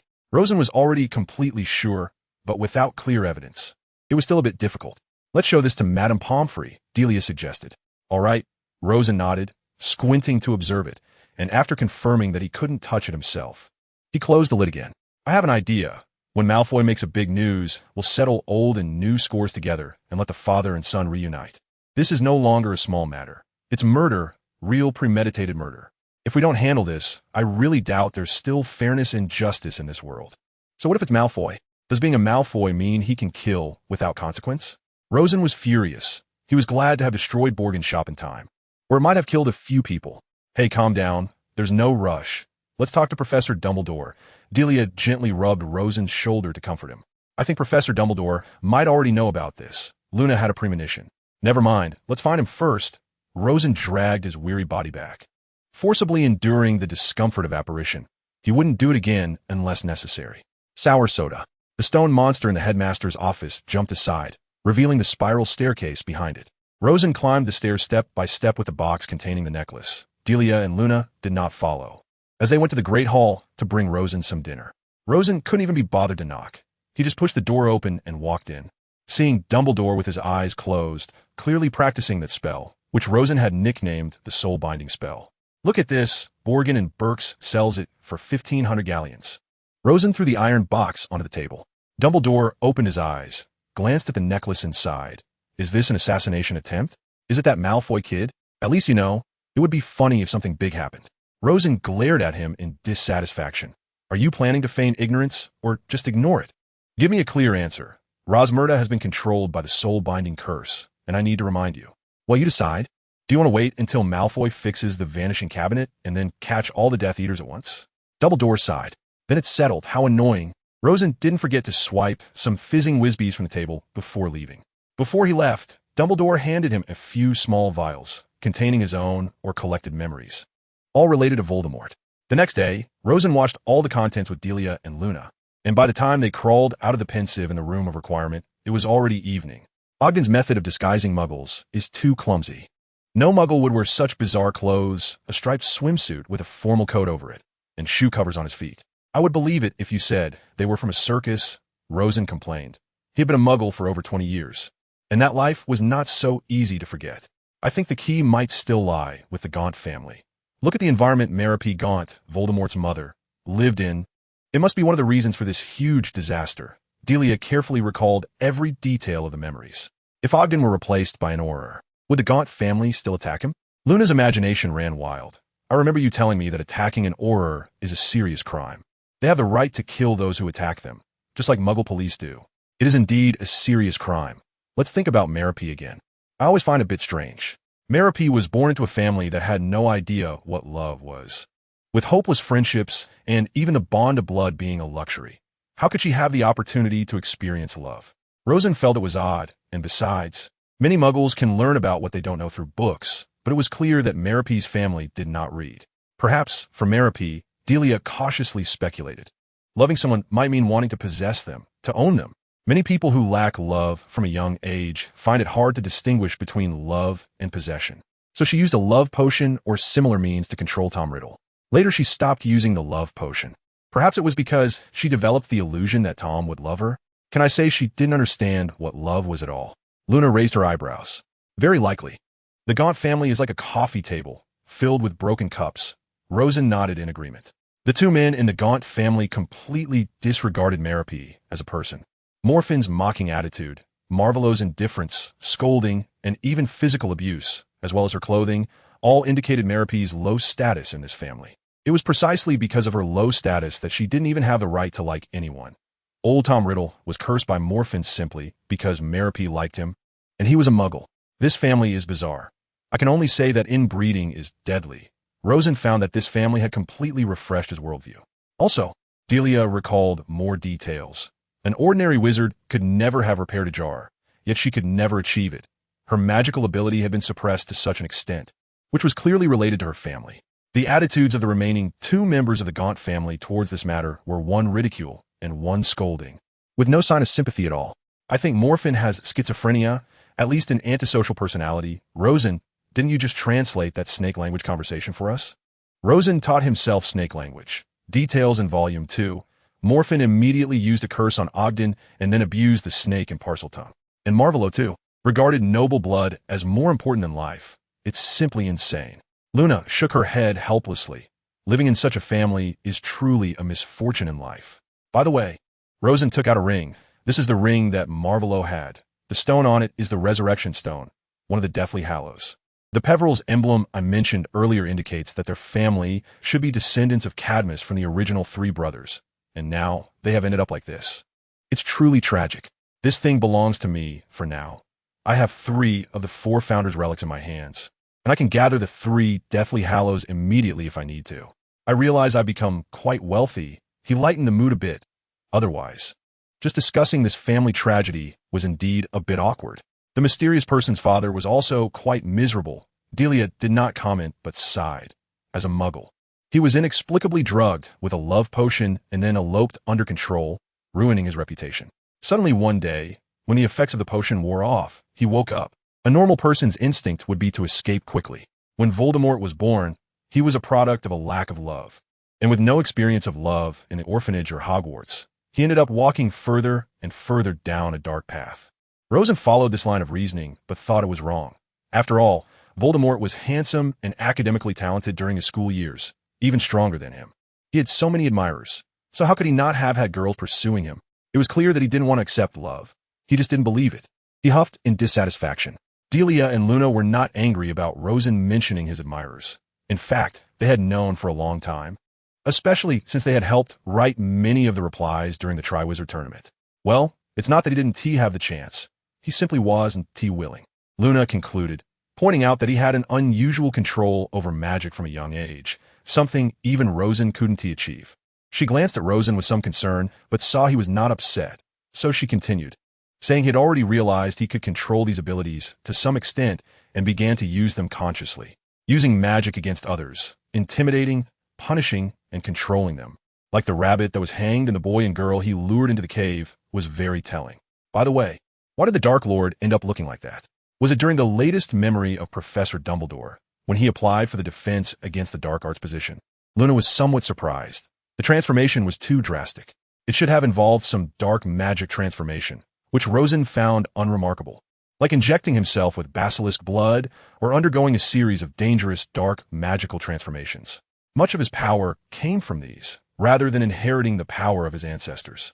These transformations and modifications would also affect a person's mindset, right? Delia seemed to understand something. Yes, Rosen nodded, which is why I would never dare to make a Horcrux or undergo such transformations.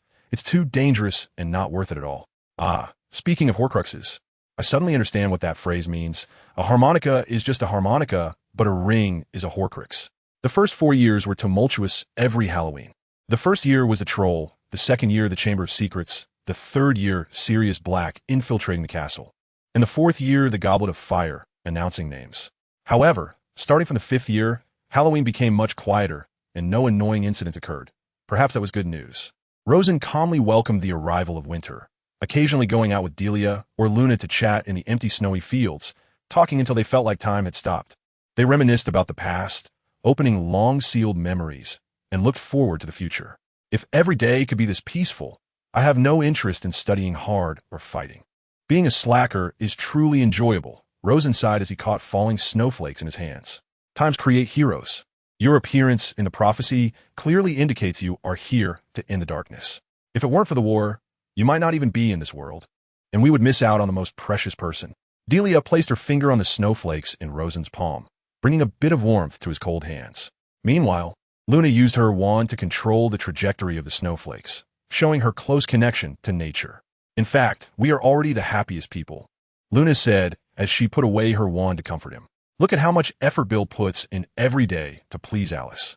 Hermione and Ron are always arguing and suspicious of each other, and Harry and Ginny often have conflicts. But we have always gotten along well, except for you not realizing these things due to your slow reactions. That makes sense. Rosen noticed the snow had stopped. What a pity. I still have half a year at school, and then I have to work. It might be hard for us to meet in the next year. It's okay. After all, a year or two isn't long in life. Delia smiled as she brushed the snow off Rosen's clothes. After graduation, the three of us can live together without anyone bothering us. Isn't that great? What about the marriage issue? Rosen felt conflicted.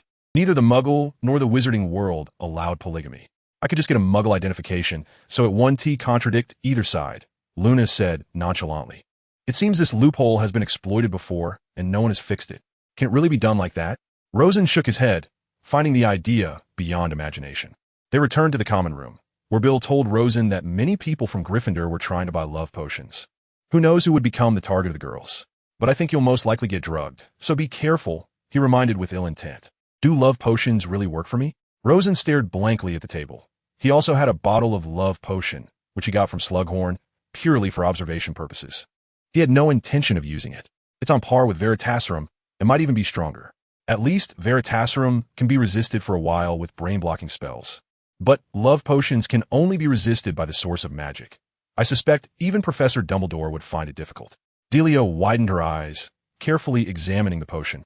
She had never seen a love potion before. Who would encounter such a thing in daily life? Slughorn invited Rosen to the slug party again. This was the last one before the winter break, so Rosen felt he couldn't decline. As for inviting someone, Delia clearly stated she didn't want to go, so Rosen chose Luna. I heard there will be a vampire attending this time. I've never seen a vampire before. On the way to Slughorn's office, Rosen shared what he had learned. Rufus Scrimgeour? Luna's eyes widened, jokingly saying, "How is that possible?" Rosen looked at her strangely. "I've seen him countless times. He is clearly a normal person. But my dad wrote a long article proving he is a vampire, and the Ministry of Magic wouldn't let him publish it. Clearly. They don't want to expose the truth," Luna said innocently. Uffed. Rosen almost spat out the water he had just drunk. "Stop joking. Let us be serious. I know you're trying to make me laugh because you never need to do this when Delia is around. But doing this with Horace might make others uncomfortable." After saying this, Rosen gently stroked Luna's hair. After careful grooming, she actually looked very good. Her hair was smooth and not messy at all. Luna obediently rested her head on Rosen's shoulder. She and Delia were both shorter than him, and the two walked slowly like this. It was unclear whether it was always this way or due to magic, but Slughorn's office was much larger than a typical teacher's room. The ceiling and walls were draped with emerald green, deep red, and gold curtains, making it look like they were in a large tent. The room was crowded and stuffy, lit with a rosy glow from a golden chandelier hanging in the center of the ceiling. Real little fairies flickered inside the lamp, each being a bright point of light. In the distance, a loud voice could be heard, sounding like a song accompanied by a mandolin. Several old wizards were enveloped in the blue smoke of their pipes. Some house elves were scurrying through the leggy jungle, carrying heavy silver trays that obscured their bodies, looking like wandering little tables. This is Elder Wapple, my former student and the author of Blood Brothers. My Life Among Vampires, of course, along with his friend Bloodney Slughorn, who was very excited to finally see Rosen make an appearance. Hello, it's great to meet you both. Rosen just needed to meet someone from the vampire or bloodline community. Otherwise, if Voldemort suddenly allied with the bloodline, it could catch the Ministry of Magic off guard and lead to serious consequences. Horace, I really want to start writing the biographies of Mr. Rosen Peveril and Mr. Harry Potter. I would love to write this book if you both would agree to a few interviews with me, each lasting 4 to 5 hours. That way, the book could be completed in a few months. It won't take much of your time, I promise. Just ask Bloodney. Bloodney, don't leave. Wapple's expression suddenly changed as Bloodney was drawn away by a group of women nearby. Vampires can be quite troublesome in this regard. Wapple quickly handed him a special cookie and pulled him back. If it's not necessary, try not to expend too much magical energy, or you'll have to replenish your blood every time you rest, which is not good, Rosen kindly reminded him. Thank you. Bloodney, pale and gasping, sat down to rest. The turnout for the slug party was noticeably larger than usual, with even Trelawney and Snape present. Trelawney was continuously cursing Firenze, but she never seemed to realize the true prophecy she had made. Her incessant chatter drew fire, allowing others to enjoy their sweets in peace. Don't sneak around. Come chat with us, Severus. Slughorn interrupted her complaints, reaching out an arm as if he were pulling Snape out of thin air. The students you teach are very talented. They perform excellently in my class, thanks to your careful training. Snape's gaze remained cold and indifferent. He didn't respond. Perhaps even he felt he was too harsh on his students. Rosen, Harry, what classes are you taking? Slughorn asked. Defense against the dark arts, transfiguration, charms, potions, herbology. Harry answered for Rosen. In short, all the courses an Auror needs to study, Snape said with a slight sneer. If it weren't for the expansion of the Auror department, many of these students would surely be turned away. If it weren't for the war, I wouldn't want to be an Auror either. Writing notes every day and then compiling them into a book to sell would be great. Being a slacker is much more comfortable, Rosen said indifferently. Luna sees the opportunity to stir trouble. The Aurors are part of the corrupt Tooth conspiracy. I thought everyone knew that. They're planning to use dark magic and gum disease to bring down the ministry from within. Instantly, the atmosphere became lively, and everyone who heard it laughed joyfully. With Slughorn nearly sitting on the floor, Snape was likely the only one with a stiff expression, but even he felt at a loss for words. At that moment, Filch came over, tugging Malfoy's ear, and in the end, it was Slughorn who saved him from further punishment. Slughorn seemed to know his grandfather. Otherwise, he wouldn't be willing to talk to him after Lucius Malfoy's imprisonment. After Snape took Malfoy away, Rosen subtly signaled to Harry, who immediately understood. He pretended to go to the restroom, but actually slipped out to eavesdrop. Bloodney, I want to ask, does Voldemort have plans to ally with the bloodline? Rosen pulled Bloodney to a corner to chat, as his power was currently suppressed by the Ministry of Magic and the Order of the Phoenix. If he wanted to turn the tide, he needed to ally with other forces. There are no signs of that among the vampires in England, Bloodney told him. The number of vampires in England is already very small, and their connections are not close. Even if they joined the Dark Lord's ranks, it would only be an individual act. However, in Romania, the number of bloodlines is large and organized. They were inclined to join during the last war, but it was abandoned due to the Dark Lord's swift downfall. I think you could focus your investigations on them. Okay, thank you. Rosa nodded. Let's have some whiskey. It will help restore some energy. The party ended, and the Christmas holidays began. This time, Rosen had no interest in staying at school. There would likely be a pile of meetings waiting for him at home. Luna, I increasingly admire your ability to change the topic. Is it a talent? Rosen recalled Luna's performance at the party, feeling a mix of amusement and exasperation. I think it's fun, Luna said, her eyes wide open. Look, everyone seems happy. I'm at a loss for words. Rosen laughed and covered his face. As the holidays approached, Rosen and his sister could only part ways for a while. But the magic that allowed them to stay in touch online eased the sadness. Rosen first went to the Black family house, where Harry detailed what he had heard. Essentially, Malfoy didn't even want to tell Snape the specifics of the plan, and Snape had made an unbreakable vow with Malfoy's mother. After listening, Rosen summarized. The key might lie in Snape saying he would help him. It's still an unbreakable vow. Harry was also surprised. Sirius told me that this kind of thing can't be violated. If it is, you die, just like the contract with the Goblet of Fire. I remember. Ron recalled his childhood. When I was 5, Fred and George wanted me to make one, and I almost did. I had already shaken hands with Fred, and then Dad found out. He went crazy. That was the only time I saw Dad lose his temper like Mom, Ron said, his eyes shining with memories. Fred said his left butt cheek was never the same after that. All right, enough about Fred and his left butt cheek. Snape seems to be acting secretly without Professor Dumbledore's knowledge. Harry pondered seriously. Then we need to tell the professor.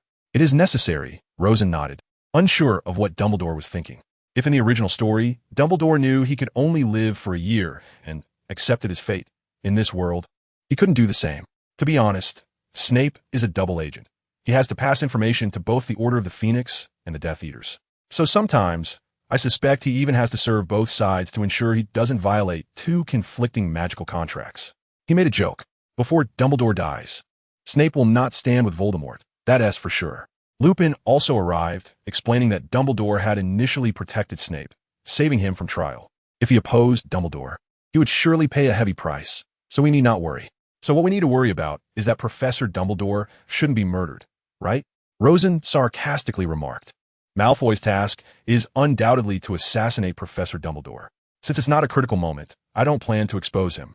I've already found his vanishing cabinet. It's in that room on the 8th floor. Don't go there. After gathering enough intelligence, I plan to let the Death Eaters fall into their own trap. That's good. Lupin nodded. I've been investigating werewolves recently and found that ever since you took out Greyback and his men, no large groups of werewolves have joined Voldemort. Now there are only a handful of werewolves on the Death Eater side, which is completely insignificant. That's good news. Let's celebrate. Rosen raised his butterbeer to toast with everyone. The Blood Clan does not show any signs of involvement for now, but if foreign forces join in, things could change. He silently prayed. Time flew by, and Rosen had been acting as a firefighter. During the winter break, Death Eaters attacked some residential areas but were repelled by the arriving Aurors. So far, apart from Hogwarts and Peveril Castle, there is basically nowhere that is safe from the war. But now, with Malfoy carrying out assassinations inside Hogwarts, the safest place is down to just one. Slughorn told Rosen that he received some craft beer, and after Rosen sampled it, he found it was poisoned, so he threw it away in disbelief. Undoubtedly, this was also the work of Malfoy. Rosen couldn't wait for him to fix the vanishing cabinet so he could catch them all at once. However, when he checked the room of requirement, the vanishing cabinet still had a long way to go before it was repaired, as Malfoy's magical proficiency was low and he had no helpers.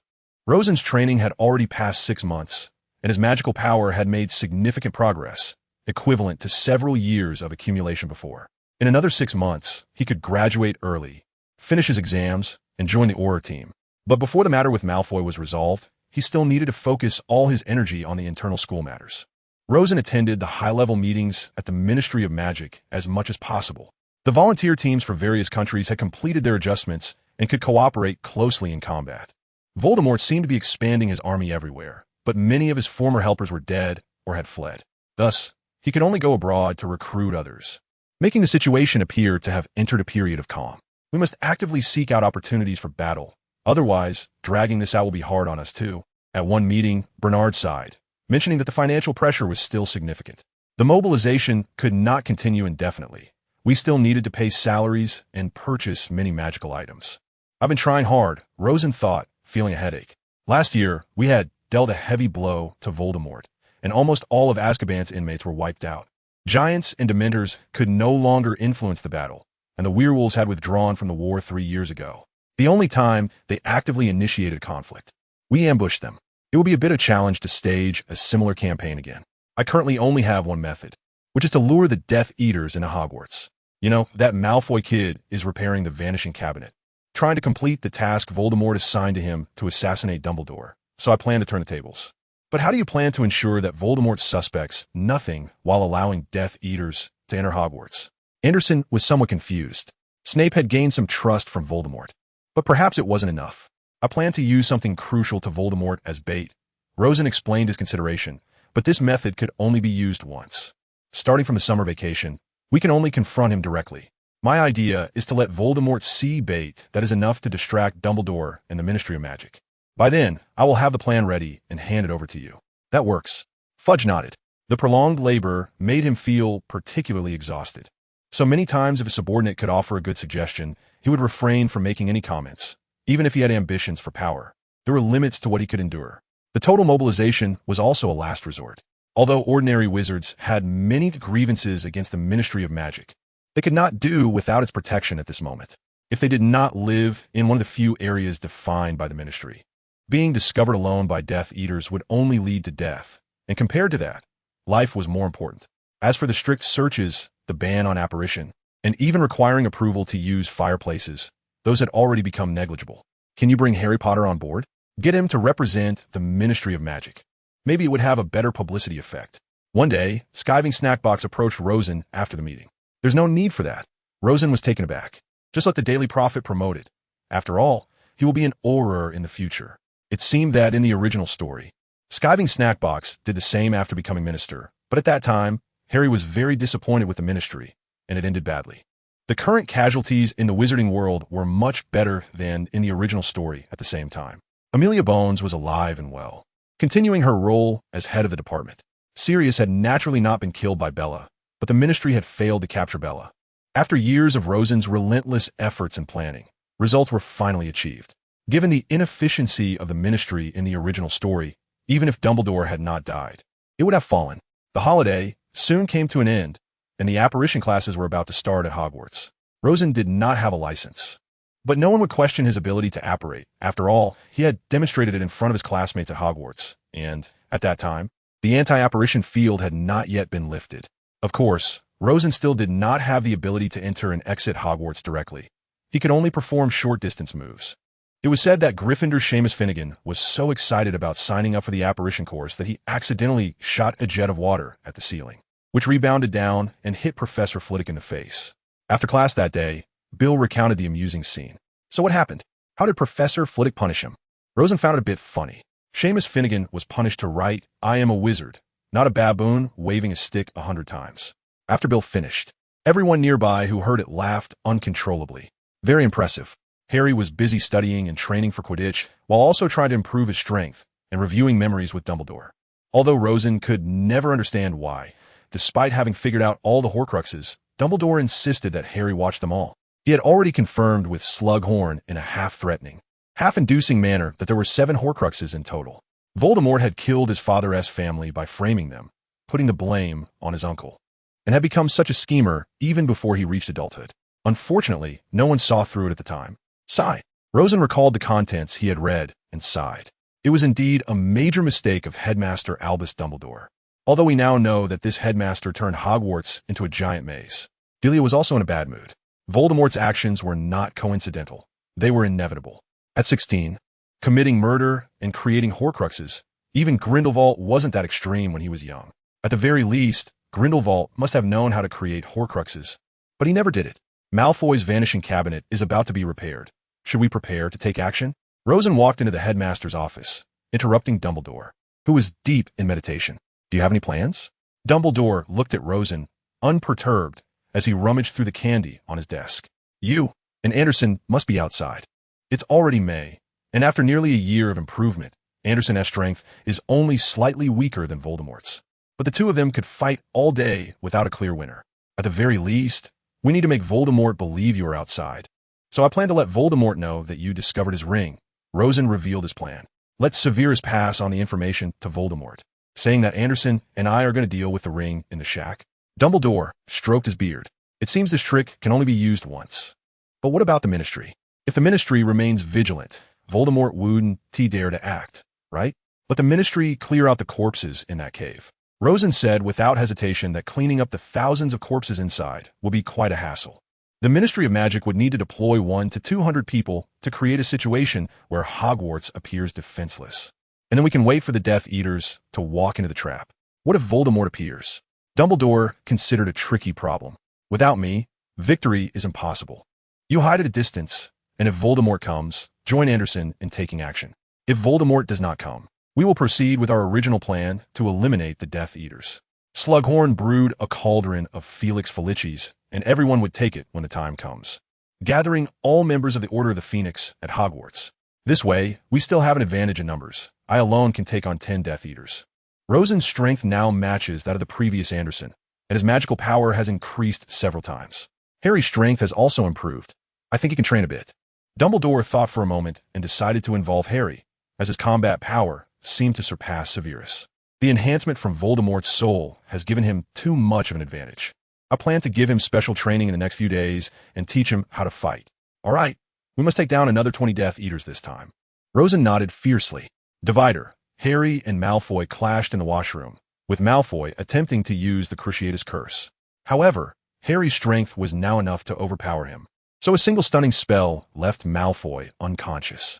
Even Snape gave up on restraining Harry, as Dumbledore had clearly stated his intention to give Harry special training, leaving Snape with no chance.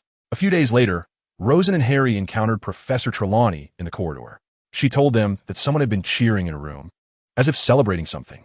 She had intended to sneak in and hide a few bottles of wine, but ended up being thrown out. All right, that person must be Malfoy. The vanishing cabinet has been repaired. Rosen pulled out a note and contacted the Ministry of Magic. Are we bringing people from the Ministry to that cave? Harry asked. Yes. We'll use the Flu Network to go directly to the Ministry. Rosen nodded.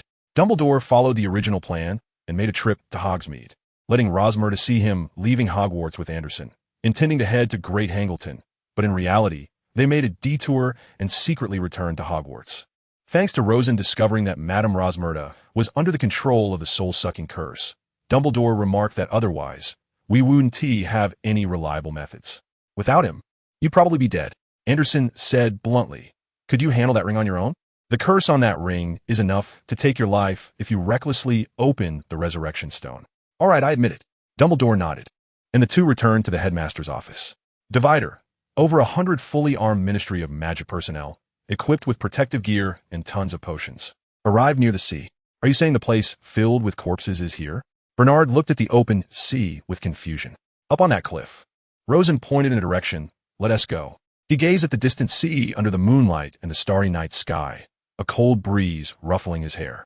He stood on a high black rock jutting out of the sea, with waves rolling beneath his feet, foaming up. He turned to look back. Behind him stood a cliff, its steep rock face dropping down, dark and indistinct. Several large rocks, like the one Rosen and Bernard stood on, seemed to have fallen from the front of the cliff at some point in the past. The surroundings were bare and desolate, apart from the vast sea and rocks. There were no trees, grass, or beaches in sight. When Voldemort was a child, he came here with other orphans from the orphanage. The rocks here are difficult to climb, and boats cannot approach the cliff as the surrounding waters are too dangerous. He obviously climbed up using magic and brought 2 children with him to intimidate them and enjoy the thrill of the place. I saw this in Dumbledore's memories. Let South blow this place up, otherwise it will be too much trouble for over 100 people to go up. Bernard ordered, and everyone used powerful spells to blow up the cliff, leaving a wide passage. They filled the nearby seawater with sand. Otherwise, everyone would have to swim over, which would be absurd for wizards. After about half an hour, they saw a cave. It was evidently protected by very sophisticated magical mechanisms. To think it's South hidden in this place. It's truly well concealed, Carl Talons remarked. If Kingsley were here, he'd probably want to take a photo. Unfortunately, for some reason, all the members of the Order of the Phoenix went to Hogwarts, bringing a group of Aurors and hit wizards with them. Since Dumbledore was leaving the school for a few days, security measures had to be heightened, as he wouldn't be able to return in time. Rosen spoke loudly, indifferent, intentionally letting those around him hear, causing a stir of discussions. Some people from the ministry began to decipher the magical script above. They were quite familiar with this kind of work, and within a few minutes, a dazzling white light appeared, revealing an archway. Great, Bernard was pleased. Continue to widen the passage. Otherwise, it would be too narrow for us to fight effectively. Explosive spells filled the air again, and the noise made everyone frown. They reached the end of the cave, where there was a dark red wall that seemed very thick, and they didn't know how to open it. Confringo, Rosen, being the strongest among everyone present, naturally took the lead, but this explosion made the cliff tremble without shattering the defenses here. What is going on? Why did this spell not work? Harry was stunned. That should have taken down a fire dragon. It should be that the entire mountain is bound. If I want to blast open this defense, I would inevitably destroy the whole mountain, but then it would be very difficult for us to clear out the corpses inside. So, clearly, we should contribute a bit of blood. This is a consistent trait of Voldemort, weakening the strength of those who enter.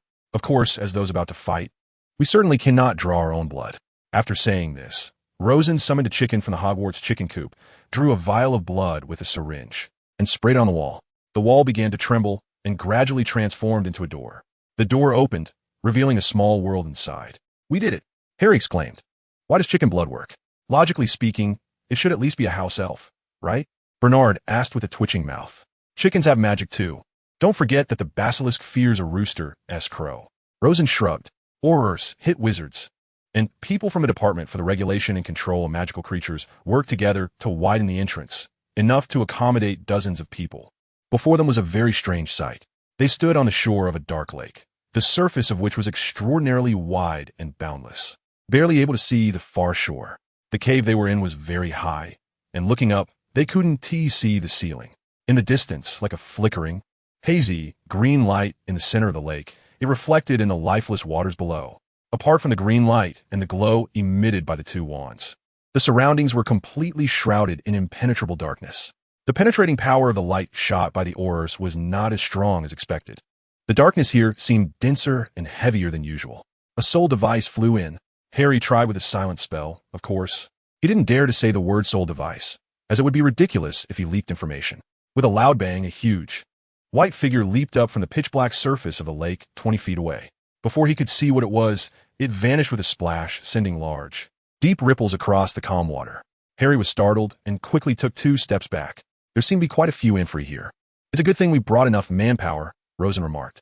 After all, one auror can take on 100 infri, not to mention these magical devices. So, shall we start moving now? Bernard asked. All right. Rosen raised his wand, parting the waters. With a roar, the still lake began to surge to the sides, as if held back by an invisible wall of air, steadily suspended in mid-air, revealing a pathway straight to the lakebed in the center. The aurors were stunned. This was the power of a top wizard. Rosen had not yet come of age and was already this strong. One could almost imagine that in 10 to 20 years, Rosen would reach Dumbledore's level of power, perhaps even sooner. Everyone looked down at the lakebed, where a mass of white figures was writhing. So many infri. Carl Terrence was also astonished. How many people did the mysterious man kill? The exact number might be found in the statistics released by the Muggle government. But that wasn't our focus today. Eliminating the infri and purifying this land was no small task, Bernard stated emotionlessly. These were the legacies of the last war, which he had experienced. Although first, Rosen raised his wand again and charged for a full minute. Everyone could feel a surge of magical energy, which then gathered into a massive sphere of light. Fire meteor shower. With a loud explosion, countless flames, powerful enough to rival fiend fire, flew towards the lake, instantly igniting a fierce battle. The infri inside were disturbed and began trying to come ashore to attack the wizards here.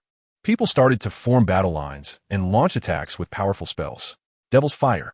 The elite among the aurors began using the fiend fire curse, since the land needed to be purified anyway, and using fiend fire to devastate it wouldn't matter too much. Better to spend a little extra money than to lose their lives. After all, with thousands of infri here, a careless mistake could easily lead to casualties. But most people didn't know how to use fiend fire, so they obediently used normal fire spells, pouring out magic power as if it were free. Rosen's powerful spells continued to bombard everywhere, while those with weaker abilities hid in the flanks, where they could manipulate more magical elements since they were farther from Rosen. The scene was reminiscent of the disaster mode in CSWell that Rosen played in his past life, where a massive horde of zombies surged forward, and players fought desperately to kill them. However, these infri moved much slower than those zombies, and their defenses were lower. A touch of fiend fire would kill them instantly. Rosen wasn't worried about Death Eater attacks. Outside, there was a strong reserve team, with at least 30 aurors and more enforcers responsible for the boundaries. Only a little more than half of the people who entered the cave had come. So even if Voldemort himself showed up, they wouldn't be afraid. The shielding magic inside the cave had all been activated. The large devices of the Ministry of Magic were not to be trifled with. The galleons spent had their returns. They eliminated the magic that Voldemort might have spent months setting up in just a few minutes. This was the advantage of having money. With the support of the Ministry of Magic's powered crystals, even the most complex spells could be easily dealt with. About an hour later, all the infri were completely exterminated, burned to ashes. The water in the lake had also evaporated, leaving the air damp, and this humidity wouldn't dissipate for a while. The staff began to spray potions, which were hastily produced by the Peveril Pharmaceutical Factory and were quite expensive, especially since there was a massive quantity needed to spray a supersized lake surface. Of course, the Ministry of Magic would reimburse this expense.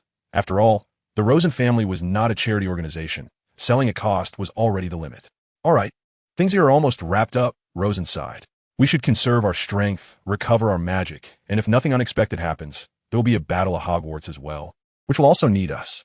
Rosen prepared to head to Hogwarts with some Aurors to set up defenses, when he suddenly received news that the Death Eaters had already entered Hogwarts. Hurry! Rosen quickly grabbed Harry and disapparated. They rushed through the fireplace in Hogsmeade to the headmaster's office, which had been temporarily opened to them by the Ministry of Magic. Normally, this was impossible. The headmaster's office was also on the 8th floor, and as they burst out, they saw the Death Eaters streaming out of the room of requirement. Damn! They came so quickly. Rosen was startled, and he and Harry immediately spread out into battle mode. Travis, where are you running? Rosen suddenly spotted the person who had escaped from Azkaban and immediately cast a stunning spell at him. He knew the Death Eaters also had shields, and regular stunning spells might not be effective, so he simply used dark magic. Although it wouldn't kill, it could instantly incapacitate the opponent. Nearby students had already been dispersed. Members of the Order of the Phoenix had taken Felix Felicis, and the Aurors and enforcers stationed at Hogwarts hurriedly arrived, and a fierce battle ensued. There were already very few werewolves who answered to Voldemort, and yet he still released them. To prevent harm to the students, Professor McGonagall, as deputy headmistress, temporarily used the school's special authority. Stonehenge go! The statues and armors of Hogwarts suddenly sprang to life, spreading out to intercept the rampaging werewolves, and could also work with the Guardians to combat the Death Eaters. Voldemort had now hit a snag. Ha! Rosen was delighted. Clearly, Voldemort was unaware that Hogwarts had this function. Otherwise, he would never have made the foolish move of allowing the Death Eaters to attack while Dumbledore was away from the school. Even without Dumbledore, after sufficient preparation, the statues of Hogwarts had considerable combat power. Professor Sprout, the head of Hufflepuff, was unable to summon magical plants in time, so she rushed into the kitchen and called the house elves to join the battle. The situation, which had originally been 50-50 between the Death Eaters and the Order of the Phoenix, reversed in an instant. Rosen also blocked 3 killing curses shot by the Death Eaters, attracting most of the firepower, but the Death Eaters also didn't have time to retreat into the room of requirement. Rosen braved a barrage of spells and disapparated to the entrance of the room of requirement. Before the Death Eaters could be surprised at how he could disapparate, their escape route had already been cut off. A few Death Eaters, refusing to give up, also attempted to disapparate, but predictably failed and were taken down by the nearby Guardians. How ridiculous! You think you could disapparate too? Dream on. Rosen was almost laughing out of anger. Did they think Hogwarts couldn't stop disapparition? He blocked the Death Eaters' escape route, while the armor statues continuously cleared out any isolated Death Eaters, knocking them down one by one, and the number of defiant Death Eaters dwindled. After about an hour, Hogwarts was completely quiet. All the Death Eaters had been captured, and this time, more than 10 werewolves and 20 Death Eaters had not managed to escape. Of course, some clever ones probably realized that something was off the moment Rosen joined the battle and returned the way they came. Then Harry covered his scar in great pain, clearly feeling Voldemort's intense anger, which resulted in the reopening of their mental connection. Harry had already become quite skilled at using the brain-blocking spell, but Voldemort was just too powerful. He couldn't completely block him out. The results were promising. Rosen was very satisfied with the outcome. Do we have any casualties? No, Slughorn said, waddling over. I fought with the Death Eaters for 300 rounds, and you've drained my Felix Felicis. How could anyone possibly be injured? It's so expensive. That pot is worth 20 or 30,000 galleons. My heart is bleeding. It's not your money. Rosen shot him a glare. I plan to use Felix Felicis in the next battle as well. The Death Eater families we've confiscated have a lot of money and potion ingredients. It would be a waste not to make good use of them. We didn't have time to account for them before, but we can't make that mistake again. Rosen performed excellently. I must give Ravenclaw 100 points and Harry 50 points for Gryffindor. McGonagall came over, panting. She hadn't fought in a long time, and most of these Death Eaters were her students, making the situation very awkward. Fortunately, you reminded me to use the spells built into Hogwarts itself. Otherwise, today's battle wouldn't have been so easy. It was all right, Rosen said nonchalantly. He couldn't understand why. In the original story, Hogwarts collapsed after Dumbledore's death. They could have easily used those statues and suits of armor, along with house elves, to take down all the invading Death Eaters. There was no need for such a debacle. It could only be said that they were too foolish. Without Dumbledore as their backbone, they completely lost direction and couldn't adapt. Since it wasn't a full moon, some people were attacked by werewolves, but they were only slightly affected. Madame Pomfrey had finished her examination. No one had turned into a werewolf. At most, they might have a bit of a peculiar taste for raw meat, which was inconsequential. Draco Malfoy didn't escape. he was sent to prison by the Aurors. Since he was a minor and had not caused actual serious consequences, plus he was largely coerced, the Wisingamot decided he could stay in prison for a few months to reflect and then be released. Of course, the Malfoy family lost a lot of money, which was undoubted. They hadn't committed any unforgivable crimes, so there wasn't enough reason to confiscate all their property. However, it's believed that Malfoy wouldn't dare cause trouble again, as a repeat offense could lead to more than just a few months. Life imprisonment was very possible. But Voldemort would no longer be able to rely on the Malfoy family for anything, as he probably had completely lost trust and patience with them. This might be a good thing for Lucius Malfoy. At least he could burn through a large sum of money after the war and live a normal life. Power is certainly important, but one has to have the opportunity to enjoy it. Rosen used the last month to thoroughly review for the NEWT's exam and completed it successfully. He was now completely famous, and the examiners wouldn't make things difficult for him at all. According to information quietly provided by the examiners, he was expected to excel in all 7 subjects, even in herbology, which he wasn't particularly good at, in order not to delay his joining the Auror department. After all, the examiners were human too. They hoped for a strong addition to the Auror ranks to help protect the wizarding world. No one is foolish. Delia accompanied Luna to complete the OWL's exam, as she had fewer final exams and less pressure. Rosen felt very satisfied, as Dumbledore was alive and the situation was more favorable for them. Tomorrow, I have to report to the Department of Magical Law Enforcement. I probably won't be able to see you for a year. Take care, Rosen said to Delia and Luna before leaving. It's all right when you return victorious. We will get married. Delia winked and Luna nodded. P.S. The 6th volume ends here. The plot will speed up because there won't be those escape scenes.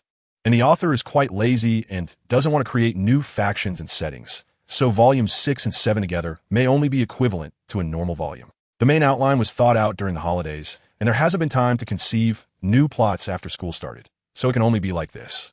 It is certain that the story will be completed, as only the last volume is left. After completion, there might occasionally be some extras added or some original chapters modified to expand the plot. To be honest, you are not the only Auror with 7 NEWT's certificates, all with excellent grades, but you are definitely the youngest and most powerful Auror ever. Bernard's assessment is very accurate. Rosen completed his final improvements and planned to report to the Department of Magical Law Enforcement after the owl delivered his transcript. Previously, he had always influenced the magical world from the shadows, but now it was finally time for him to take action himself. In theory, becoming an Auror requires a very complicated process. First is the loyalty test. Although it's called loyalty, it doesn't mean being loyal to the Ministry of Magic, but rather to ensure that the applying wizard isn't a spy from dark wizards or opposition forces. In addition, they must not have extreme tendencies, such as despising muggles or wanting to exterminate certain creatures. Only by meeting these criteria can one complete the first step.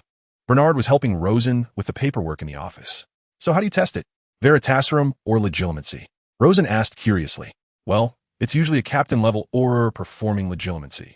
If they can use the brain-blocking spell, then they administer Veritaserum or stage a scenario. Want to hear about my story back then? Bernard continued writing documents calmly. I'd love to hear it. Rosen had never heard anyone talk about these matters. Before I begin, I want to share my feelings about the Auror department from the perspective of a newcomer. When you sign up here with excitement, when you walk in with enthusiasm, when you think you are fully prepared, they catch you off guard, leaving you terrified. It's not a battle of the same level at all. To them, you are nothing. I wrote this sentence on the wall of the Auror training room. It reflects the misunderstanding many people have about Aurors. Do they subconsciously underestimate the difficulty and pressure of being an Auror? Rosen raised an eyebrow. Yes, I was the same back then. I thought I was smart enough, quick enough, cunning enough, and resourceful enough. Anderson taught me advanced magic and ways to improve my strength. Henry's magical items provided me with ample protection. And if I ran out of money, Alfred could sponsor me anytime. I was confident. During a dark time in the wizarding world, when dark wizards were rampant and the ministry was struggling, while the hit wizards and the law enforcement were overwhelmed, I chose to sign up for this emerging profession. The interview wasn't as complicated as I imagined. There weren't a dozen Aurors scrutinizing me. No special law enforcement protection, no secret meetings, and no Veritaserum. It was just a small room outside the headquarters of the Ministry of Magic in England, with a shabby desk, 2 armchairs, and a pile of clutter on the desk. Of course, there was an examiner. At the time, I didn't know, but later I learned that it was a Laster Moody. I told myself not to underestimate anyone here, to control every bit of my awareness, and remind myself that every step here could be a test. But the examiner was overly arrogant. At least I thought I could easily take him down. Bernard began to recall events from back then, long buried. After all, it had been over 20 years. Moody should be slightly stronger than you, relying on his battle experience. But I think he shouldn't have been able to handle you, right? Rosen carefully compared the strengths of the two individuals. Almost the same. Bernard nodded. But there's a serious problem. You have no idea when they set a trap for you, when you triggered it, or when you became unable to escape. You simply don't know. I've thought back carefully, perhaps when I saw that recruitment notice, while others ignored it. I was already deep in that trap. If one day I write a memoir, I will definitely include this. Are you trying to dissuade me? Or did these things give you a deep psychological shadow back then? Rosen suddenly found it somewhat amusing. I know the Auror system is very strict, but surely you wouldn't scare me like this. People grow old and become sentimental. Bernard shook his head. Of course, truth serum and memory charms 1T work on you, and acting is impossible because no one can capture you. You could take on an entire team of Aurors alone. So I'll skip those steps and just follow the process to ask you questions. Please state your reasons for wanting to become an Auror. This form is still a bit empty and needs your input. Of course, to capture Death Eaters and then take down Voldemort. Rosen answered without hesitation. Taking down Voldemort is very difficult, but capturing Death Eaters should be effortless. Good. Bernard wrote down this sentence. Next question. What are your views on dark magic? Dark magic and light magic are both human distinctions. Although they can affect a person's character and mind, what is most important is the user themselves. Spells are not inherently good or bad. The witch or wizard casting the spell is the real determining factor of black and white. Rosen vaguely remembered answering this question before, but forgot the occasion. Maybe it was a viewpoint from past life. If you were an ordinary applicant, what you just said would likely lead to you undergoing a very strict examination. Bernard joked. In fact, that is how I answered back then, scaring the other people present quite a bit. Only Moody, being battle-hardened, didn't feel any surprise. But if the examiner were someone else, I might really have to endure a series of investigations to pass. Why do I get the feeling that Aurors are scarier than Death Eaters? Rosen felt that the whole world was filled with malice because, as far as I know, joining the Death Eaters doesn't require truth serum, nor do they threaten family members. Yet Aurors even have to monitor their own families? That is really unethical. The question is this effective? It was indeed effective in the past, Bernard sighed. Back then, the Ministry of Magic had no money and few people. There were only about 20 or 30 Aurors, far from the more than 100 now. So Aurors were actually fighting under tremendous disadvantage. And they weren't allowed to use the killing curse, which forced them to resort to any means necessary. Rosen completed the part Bernard hadn't finished saying. Yes, Bernard finally finished the application form. All right, take a look. If there are no issues, just leave it here for me to archive. From today on, you are an Auror. You don't belong to any team, operate independently, and can voluntarily take on any tasks you want. I give you this authority. That's exactly what I wanted. Rosen nodded in satisfaction after reading the form. Rosen was already of age. He had also taken all the licenses that only adult wizards could obtain, including apparition and other certificates, to avoid future troubles and wasting time having to ask Bernard to sort things out. However, Rosen's hopes of capturing Death Eaters soon fell through. After suffering a significant loss last time, the Death Eaters had completely ceased their activities, hiding who knows where. So Rosen spent his days idly, occasionally taking down a couple of Dementors or dealing with ghost-related incidents, etc. 3 days later, Lawrence came to find him. I remember you said before that you wanted to go on a graduation trip, right? Yes, but it seems that S off the table now. Do I still have that opportunity? Rosen was a bit surprised. He thought it was completely impossible. Of course, there is an opportunity. Don't forget I work in the Department of International Magical Cooperation. Lawrence waved his hand. Several countries' ministries of magic have invited you to resolve some troubles. And there is compensation involved, quite high too.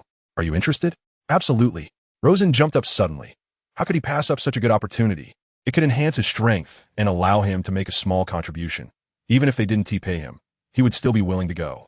All right, I'll message them now. Divider.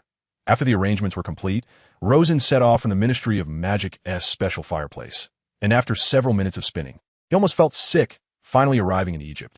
This long-distance travel was really uncomfortable. Rosen didn't want to experience it again, but considering the efficiency, he could only reluctantly accept this fastest method.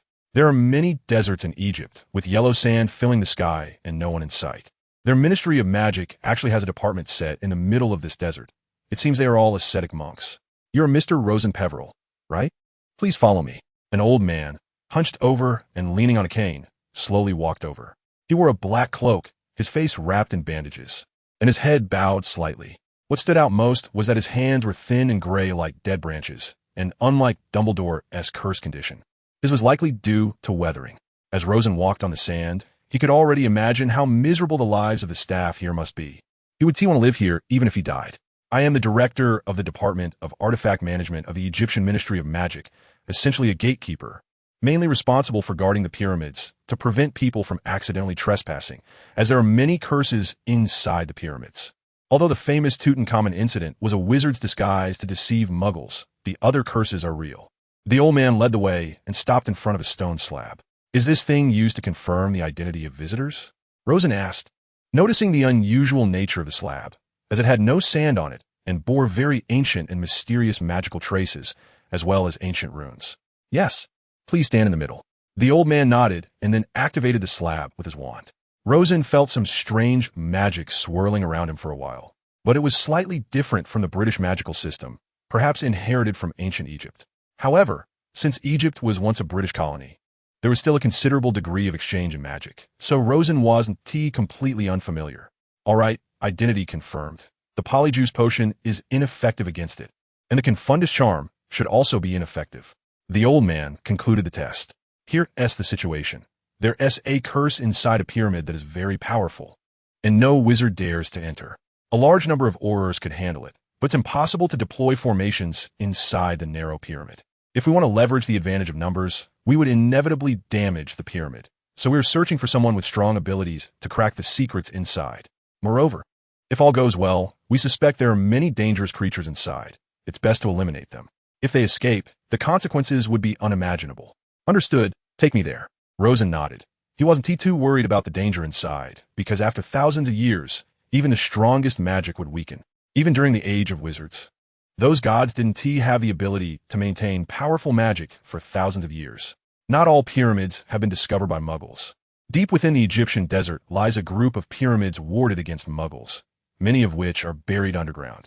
This is where the true tombs of the pharaohs are located, which also explains why Muggle archaeologists have rarely found pharaohs' mummies in the Muggle world as pyramids. The reason for this is that the curses inside are far too dangerous, and even wizards do not dare to enter easily. For Muggles, it would be a death sentence. The existing pyramids open for public visit have already been thoroughly unlocked by wizards, ensuring their safety. Otherwise, who would dare to let Muggles in? Wow, this guy is huge. Rosen followed the old man to the entrance of the target pyramid and was taken aback by its scale. The Great Pyramid of Giza probably isn't even this big. At the entrance of the pyramid, there were stationed aurors who had already received information about this. One auror nodded and replied, "This is currently the largest pyramid in Egypt. The structure inside is very complex, and we have only figured out a small part of it. Here is the map." He handed Rosen a rather rudimentary map, marked with various magical mechanisms, warning of dangerous creatures, the most terrifying of which are the scarabs, unlike the kind Muggles talk about. This type of scarab has been completely extinct in the outside world, but still exists here, possessing a tremendous toxicity that must not be allowed to escape. Therefore, we do not dare to forcefully break through the barrier from the outside, as any oversight could lead to unimaginable consequences. I understand, Rosen said, beginning to study the map seriously. It took him several hours to thoroughly grasp every detail the aurors had learned. However, there would likely be more unknown mechanisms, so he had to be fully prepared.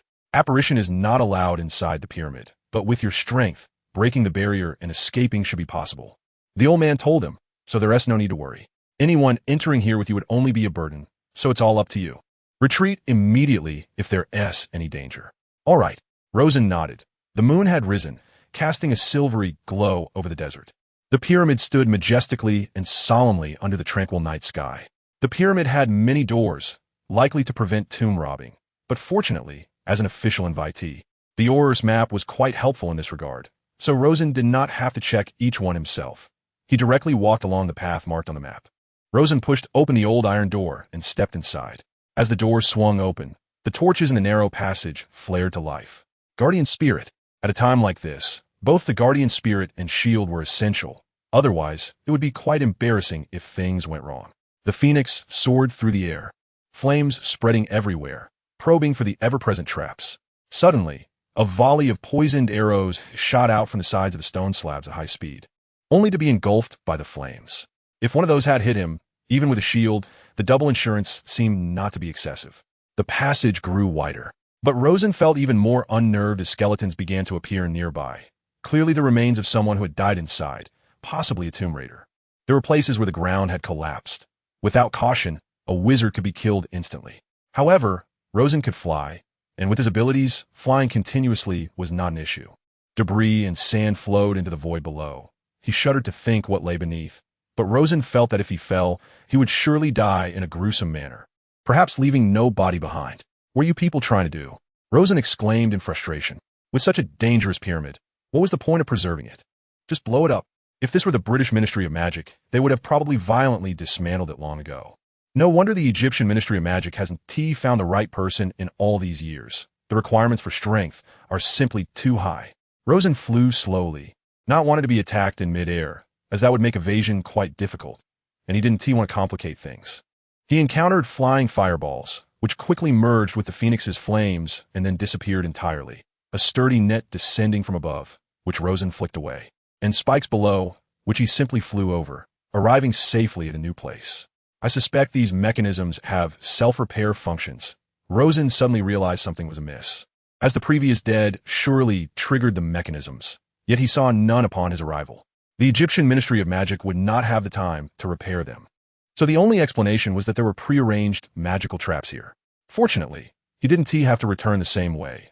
Otherwise, retracing his steps would have made him wish he were dead. Before him stood a large door over 5 meters high, adorned with brightly colored Egyptian murals. As Rosen looked at the paintings, which depicted the heroic deeds of this king during his lifetime and the people's admiration and worship of him, he hesitated to push it open, unsure if the paint might be toxic. Alhamra, no effect. There must be other spells protecting it. Rosen carefully observed the distribution of the magical protections and noticed that the magic at the edges of the door was quite weak. Confringo. He deliberately controlled the force, making the explosion very limited. The door began to move, and lacking a pivot, Rosen easily pushed it open with magic. Inside was a chamber gleaming with gold, and at its center lay a stone sarcophagus. The surrounding walls were lined with ancient Egyptian-style wooden coffins, each adorned with a human face and painted with arms crossed over the chest. It seemed to be the burial place of a pharaoh.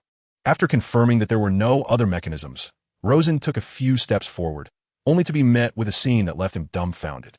The thick stone slab atop the sarcophagus suddenly began to move, slowly sliding aside, revealing a mummy, still wrapped in bandages, crawling out as if it were coming back to life.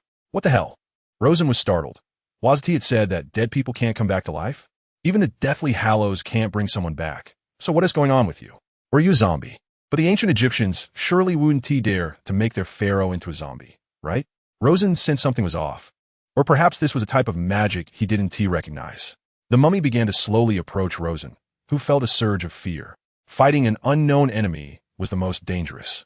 Stupefied, he tentatively cast an attack spell, but it clearly had no effect, at best causing a slight delay. It seemed this was not a living being, but something akin to a zombie. Avada, Kedavra. Rosen tried again, but the moment he cast the spell, he regretted it, as this thing obviously had no soul. A green light struck the mummy. Love is a light, green enough to make you shine, oh no. Wrong cue. Let us get back to the battle. The mummy's bandages loosened slightly, revealing a stone at the location of its heart, carved with a scarab. It seemed that during burial, the heart had been removed and replaced with this. The mummy appeared to be enraged, performing some chaotic gestures and commands, resulting in a cacophony of noise. Rosen saw the wooden coffins on the surrounding walls shaking, and one by one, mummies wrapped in bandages emerged. There were at least 20 of them, indistinguishable in gender, forming a circle around him. Oh no, it can play like this? Rosen was terrified. The Phoenix Guardian Spirit let out a powerful cry, unleashing terrifying flames that scorched everything in sight, like a glass knife slicing across the ground. The protective measures of those mummies seemed far less than that of the pharaoh, and in an instant, they caught fire and quickly burned to ashes. However, to be fair, these creatures only looked frightening. The pressure they exerted on Rosen was still less than that of Bellatrix, up until now. Then he realized he had jumped the gun, because the pharaoh seemed to be summoning new helpers again. In the next moment, reminiscent of the scene during Professor McGonagall's defense of Hogwarts. The statues by the wall suddenly came to life, transforming into tall stone soldiers wielding various weapons, bows, spears, and machetes. Did ancient Egypt really have machetes? Or were these things actually made of stone? Rosen found these figures intimidating, but they were still much easier to deal with than wizards. So he had the leisure to make sarcastic remarks. However, it seemed that stone could not be defeated by fire. Exploding star. He cast the spell again. This trick Anderson taught him was truly infallible. From initiating the conflict with Voldemort to destroying various stone walls, it was simply an essential spell for home, travel, and combat. The soldiers were shattered, returning to lifeless stone fragments that sank back into the earth. The Pharaoh continued to summon soldiers, but they were not endless after all. Rosen breathed a sigh of relief. The crisis was temporarily averted, as his speed in destroying these soldiers far exceeded the Pharaoh's summoning speed. Moreover, there were no signs of his magic being insufficient. He had only used a minimal amount so far. Let us see what else you can summon, Rosen thought smugly. Feeling that the opponent's magic was running low, and the traps in this room were likely depleted as well. Laser, 650 nanometers. Rosen used a laser to penetrate the mummy's defense, piercing through its body as well. At that moment, the mummy suddenly fell, completely losing its fighting ability. But then, black bugs began to crawl out endlessly from its chest, and the same was happening with the Pharaoh's sarcophagus. Not just one or two, but swarms of them. Clearly, they were all scarab beetles. Rosen gasped. There were so many. He felt a sense of danger, as this opponent would pose a real threat to his safety for the first time. Devil's Flame. He cast the most primal and powerful fire spell. This time, he summoned all his magic, fully intending to hold nothing back. The ground was already teeming with scarab beetles, which were highly poisonous. A large number of scarabs were burned to ash, but the rest continued to pour out in waves. The various animals conjured by the fierce fire began to devour these scarabs. Rosen currently held the upper hand, but no one knew how many scarabs were here. It appeared that the extinction of scarabs in the outside world was for a reason, as this place might be concentrated with all the scarabs in Egypt. After an unknown amount of time, Rosen felt his magic gradually diminishing at a perceivable rate, and the appearance of the scarabs finally ceased. This seemed to be it. If this continued for another 10 minutes, Rosen might have to flee, as his magic would not be sufficient to sustain a longer battle. Phew! Rosen's sight. He had finally burned all the scarabs to death, and then withdrew the fierce fire. The curses within were also dispelled along with it. In fact, these curses were nothing compared to those traps, especially the scarabs. A whirlwind swept by, and Rosen vanished from his spot, reappearing outside the pyramid. The Aurors had been waiting for a long time, along with that old chief. It's done. All the traps plus the scarabs, not a single one left. You can take your time to investigate. I'll rest for a bit. Rosen sat on a stone, panting. This work was truly exhausting. He had never expended so much magic before while fighting Death Eaters. Rosen took out his memories and handed them to the hurriedly arriving Egyptian Ministry of Magic Minister. This time, the Aurors and other staff only needed to follow this process to slowly eliminate all threats within the pyramid. The Ministry of Magic rewarded him with 5,000 galleons, along with some uniquely Egyptian magical items and potions. After studying them for a while, he felt they would indeed help enhance his strength. Compared to the matters other countries' ministries of magic asked him to handle, this was much simpler. Some could even be solved by ordinary Aurors, but no one dared to step up like the charming French and Italians. Their ministries of magic were lax, and if it weren't for the life-threatening situation, they would never take a serious attitude. By the way, a year and a half ago, British Aurors sneaked into France to drive out giants, and to this day, the French Ministry of Magic hasn't received any news about it, which really surprised Rosen. Divider, after a month out, earning tens of thousands of galleons and countless rare treasures. I'm so envious. Lawrence needed to get first-hand information from Rosen while writing his report, and after hearing Rosen's account, he was left speechless. Just this one opportunity was accumulated from years of trouble. There wouldn't be such treatment in the future. Rosen rolled his eyes, and with so much money, he had nowhere to spend it, so he could only buy some shares in a pharmaceutical factory and leave the rest in the underground vault. I thought this graduation trip would take at least a few months, maybe even a year, but I didn't expect to wrap it up in a month. What a pleasant surprise. It seems that working efficiently really has its benefits. He stretched. I'm going to rest, sleep for 3 days and nights. No one is allowed to wake me. Although Rosen was an Auror, he didn't have to perform any patrol or guard duties, as that would be a waste.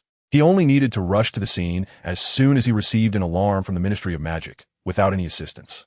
So, for the rest of the summer vacation, he would occasionally visit friends, chat, read newspapers, or spend time with his girlfriend, etc. It seemed that last semester's battle had indeed put some pressure on Dumbledore. After all, Death Eaters had secretly infiltrated the school, causing great panic among students, Rosen remarked. However, does Effie's dodgy count as Dumbledore's little fanboy? Delia was somewhat surprised. She had stayed at Rosen's house for a few days. Look at the article he wrote defending Dumbledore yesterday. It seems to have a lot of embellishments. From the perspective of someone who didn't know the inside story. That was entirely wrong. Rosen shrugged. Look at this part, although many tried to draw him out. Some even enthusiastically praised his father's actions and concluded that Albus was also someone who harbored animosity towards Muggles. But they were completely wrong. Anyone who knows Albus can attest that he has never shown the slightest anti-Muggle tendency. In fact, his later steadfast defense of Muggle rights earned him many enemies. There is nothing wrong with what S said here. Dumbledore's father retaliated against the Muggle boys who drove Ariana mad, resulting in him being sent to Azkaban. In that situation, even if he held animosity towards Muggles, it would be completely understandable, but he didn't do so, which is enough to prove he is a great man, really. Rosen felt somewhat dazed. Often, the wariness towards Dumbledore might be unnecessary because he didn't have any ambition. After all, he had declined the opportunity to become Minister of Magic more than once. And now, he only wanted to eliminate Voldemort and restore peace to the magical world. His glorious achievements will be described by others. Dumbledore's tremendous contributions to the treasury of magical knowledge, including discovering 12 uses for dragon blood, along with the wisdom he displayed in many judgments while serving as chief warlock of the Wizengamot, would benefit future generations.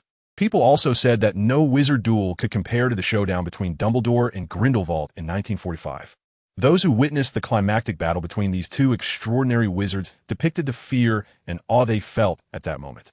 Dumbledore's victory and its impact on the wizarding world are seen as a turning point in the history of magic, comparable to the introduction of the International Statute of Wizarding Secrecy and the downfall of the Dark Lord.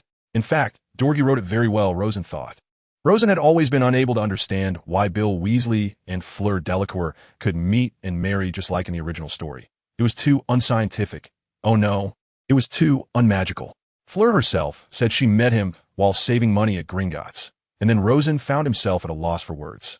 However, Rosen was not interested in Vila.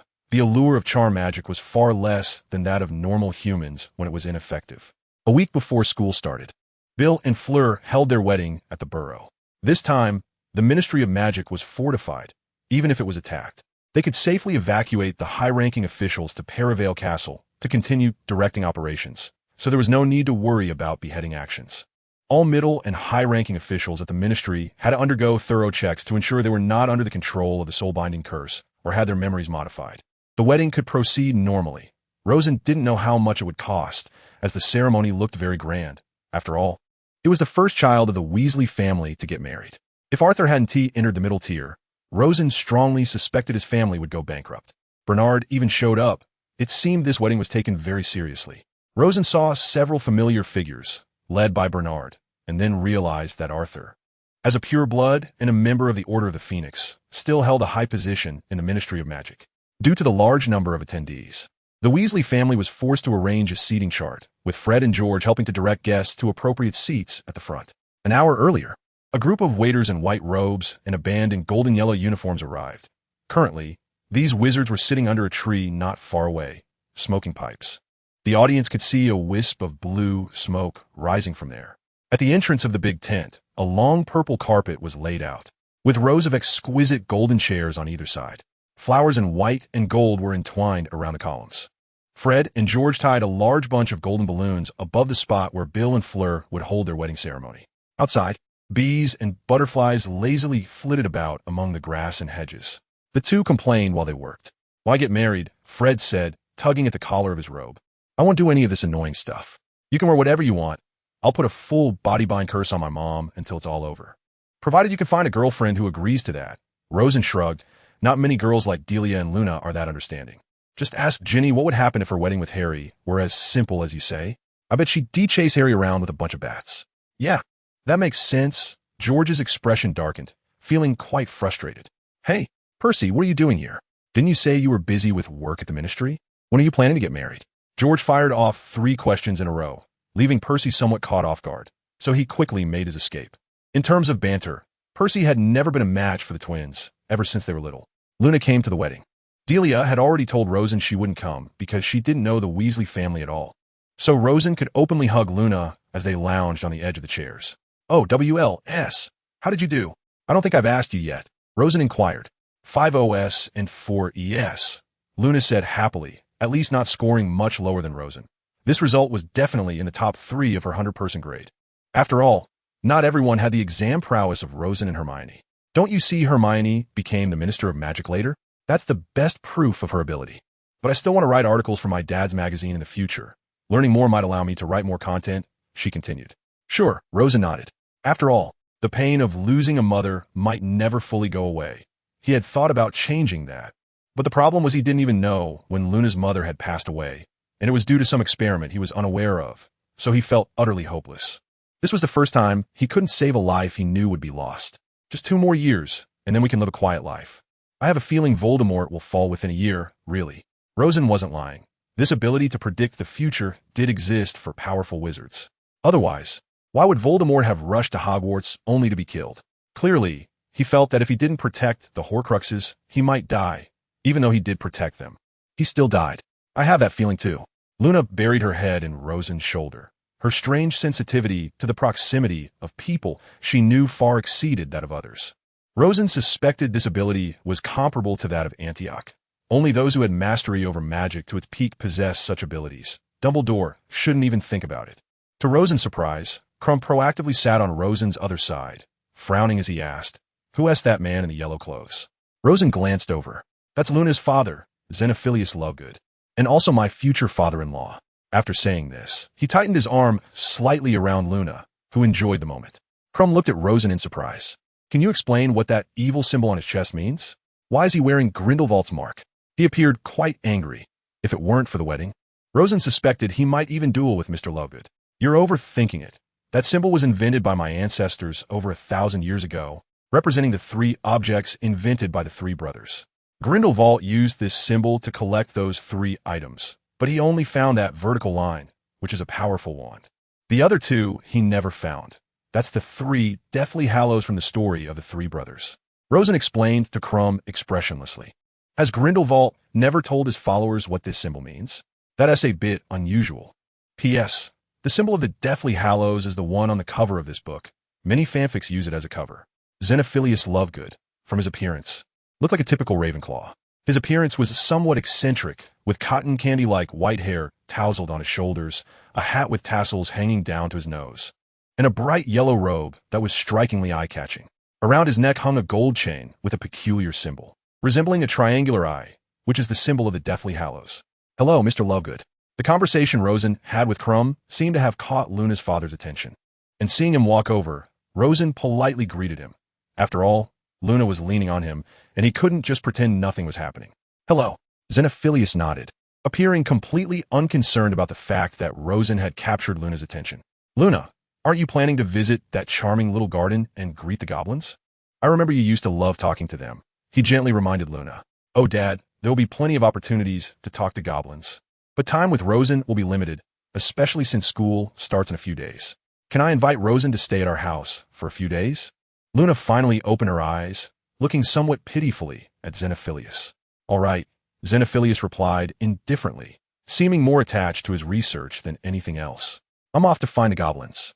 Few wizards realize how much we can learn from those clever little goblins. Oh, the proper name is garden gnomes. Our gnomes know many splendid insults. Ron, trying to be a killjoy, but I think Fred and George taught them." Xenophilius shot an unhappy glance at Ron before walking toward the garden. The wedding proceeded normally. Rosen had attended more than once and was familiar with the process. He skillfully helped himself to food, such as Mrs. Weasley's roasted sausages and the endless supply of soda brought by the Weasley brothers. Of course, the Muggle version, ice-cold cola, was also available. The Weasley family was very close to Muggles, so it was no surprise they had cola. Aunt Muriel appeared, seemingly 107 years old. Rosen sensed her considerable power, as most wizards who lived past 100 were quite formidable. Dumbledore was about 116 this year, and both Anderson and Voldemort were born the same year and were only 71. Among the elders Rosen knew, Only his great-grandfather Heracles had lived over 100 years. Most others were either unknown to him or died long before that. While Rosen was lost in thought, Muriel began to chatter incessantly, as if she intended to make up for a year's worth of conversation. Ron was frantically trying to handle everything, clearly overwhelmed. And if it weren't for Hermione's timely arrival to help him, he might have gone mad. Even Hermione, despite her careful preparation, was subjected to Muriel's mockery. "Oh my, is this the Muggle-born? Your posture is unattractive. Your ankles are too prominent. Don't take it to heart. She's rude to everyone." Ron wiped the sweat from his forehead, thinking Muriel was a nightmare. She used to come every Christmas until, thank goodness, she got angry because Fred and George put a dung bomb under her chair during dinner. Dad always said she wouldn't leave them anything in her will. They didn't care anyway. No one in the family could match their wealth in the future. At 107, your memory is this good? I think that's your family's treasure, Rosen remarked quietly. My father should also live to this age, but I'm not sure he can maintain his normal state. Dumbledore didn't come, but his little fan, Dodgy, did, the one who wrote articles praising Dumbledore. Mr. Dodgy, hello. It's great to see an old member of the Order. Rosen quickly stood up, knowing every wizard who lived to this age had extraordinary qualities. Even in the Muggle world, living over 100 usually meant being a wealthy person with excellent health care. Dodgy was also a member of the Order, which Rosen knew, but he didn't appear much anymore, only surfacing occasionally. After all, wasn't it a bit unreasonable to have someone over 100 years old fight? It wasn't a life-or-death situation or a large-scale war. Ah, Mr. Peverell, Dodgy nodded happily. In times like these, I can almost see a young Professor Dumbledore again. With a talent like you, we old folks can rest easy. But don't worry, if the situation worsens, I can join the fight at any time. I still had some strength left during the last war. If I said I didn't want to be this tired and would rather be a lazy fish, quietly studying and researching, would you believe me? Rosen said with a bitter smile, realizing that his efforts over the years to better be a lazy fish had only made him more exhausted. That's right, Dodgy laughed. Professor Dumbledore also wanted to focus on academics, but then Grindelwald wreaked havoc, forcing him to deal with it. Thus, he traveled thousands of miles into Grindelwald's territory and defeated him, ending the war. In fact, if it weren't for the Dark Lord, he might have completely retired from the wizarding world. Sigh, why do some people always want to provoke war, whether they're wizards or muggles? An old man Rosen didn't recognize lamented nearby. To realize their ambitions, Rosen sighed. For example, in this war with the Dark Lord, many pure-blood families have so much money they can't spend it all, yet they still seek power and immortality, while wanting to enslave other wizards who are beneath them. We should be thankful that the Ministry of Magic elects its ministers rather than letting them decide. After this war ends, we must prevent such things from happening again. We need to learn from muggles and transform the Ministry into a transparent department, while tightening the connection between wizards and the Ministry. So no one will want to stir up trouble anymore. It's up to you. We're already old, Dodgy murmured, recalling that Professor Dumbledore had once had similar thoughts. But due to the times, he never had the opportunity to put them into practice. Oh, so someone has already considered this, Rosen realized for the first time, thinking that war was indeed a good opportunity for reshuffling. Although that wasn't my original intention, I can only do this for the sake of future peace. The humble abode was very close to the Lovegood residence in Ottery St. Catchpole. Rosen took Luna along and operated over, as Xenophilius was out on an expedition and wouldn't return for a while. Standing on the lawn dampened by the cold dew, Rosen breathed in the fresh air of the countryside. This place is much better than my home, he exclaimed. My home is in the mountains, and we always have inexplicable forest fires that make the smoke unbearable. But if you're in the castle, wouldn't you be fine? Luna still held onto Rosen's hand. But I don't want to stay inside. It feels just like the Ministry's upper-level meeting room, Rosen said uncomfortably. I'm not part of the upper echelon. Why should I deal with them every day? It's exhausting. Many people take pride in meeting the minister or other high-ranking officials, but those who see them every day have long developed aesthetic fatigue. It's a good thing to stay as far away as possible. You really are indifferent to fame and fortune. Luna burst out laughing. The two began to hike up the winding path, with a clear stream at the bottom of the slope, where many colorful little fish were swimming about, making it look like a vacation spot. Your father really knows how to pick a place. If I ever live alone, I'll find an environment like this, Rosen said, pouting. Sure, Delia would probably like it too. Luna found that familiar feeling of being in tune with nature again. Rosen scooped some fresh water from the river, conjuring a cup effortlessly since he was of age and could use magic freely. Taking a sip, he felt the coolness refreshing him. Of course, Rosen wasn't worried about parasites. Wizards didn't fear such things. If he were a muggle, he definitely wouldn't dare to drink it. Avoiding drinking raw water was practically a modern consensus. Before long, the two reached halfway up the mountain. From there, they could see a strangely shaped black building towering at the summit. It was a round building, standing under the cerulean sky, adorned with a ghostly moon decoration behind it, resembling a giant black chess rook from a distance. Rosen hadn't seen many wizard houses, and he wasn't sure if such architecture was normal for wizards. But the layout of the Lovegood family home still felt refreshing to him. Luna walked ahead, guiding him through various bizarre plants. One unknown plant even drooled at him, making a smacking sound. Curiously, Rosen poked it with his finger. It withdrew its tentacle, seeming to possess little offensive capability. Then he quickly passed through a row of bushes filled with small red radishes, as he had been fiddling with flowers earlier. He was slower than Luna, and arrived at the small gate in front of the house. 3 hand-painted wooden signs were nailed to the half-destroyed fence, creaking as the breeze blew through. The first sign read, "Sing the opposite tune editor, Xenophilius Lovegood." The second sign said, "Please feel free to pick your favorite mistletoe." The third sign warned, "Don't touch our airship, Lee. Not ripe yet." Luna gently pushed open the door, and Rosen was astonished to find that there were not many protective spells here. It seemed Xenophilius truly trusted outsiders, hardly taking any precautions. Ravenclaw students were likely all like this. They were not adept at social etiquette, so they often approached others with kindness, even if sometimes they could be a bit reclusive.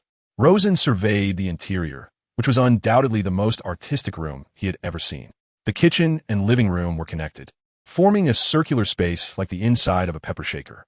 Everything here was curved, matching the walls of the entire house, including the stove, cupboards, china cabinet, and sofa. In the center of the kitchen was a colorful round dining table, painted with vibrant flowers, insects, and birds, all hand-drawn, just like the surrounding tiles. The overwhelming visual impact momentarily dazzled Rosen. "Did you paint these?" he asked, gently running his finger over the patterns, feeling the strong, artistic vibe. "Only some of them. Most of my mother's masterpieces from her lifetime," Luna replied quietly. "Oh, sorry." Rosen felt like he might as well find a crack in the ground to hide in. Too many words could lead to mistakes. "It's okay."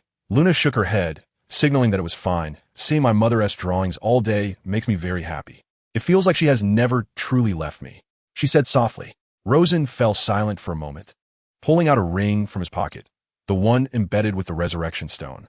The crack on the resurrection stone ran straight down along the symbol representing the Elder Wand, while the triangle and circle representing the invisibility cloak and the stone remained clearly discernible.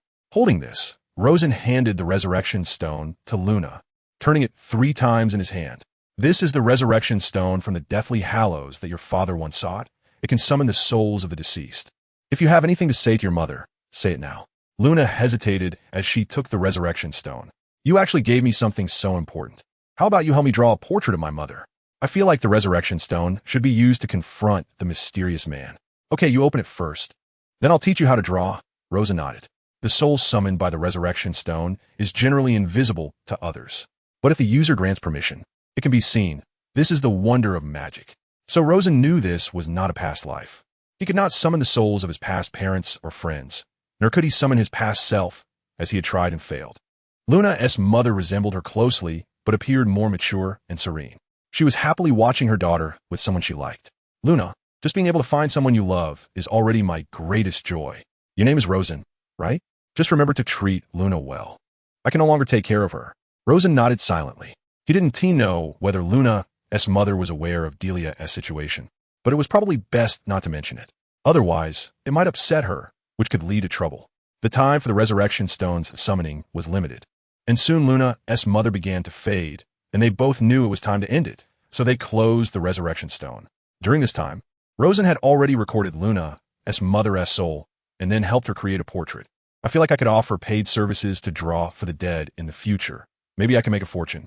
Although anyone could draw with memories, most people don't have that ability and can only seek help from others, Rosen thought wildly.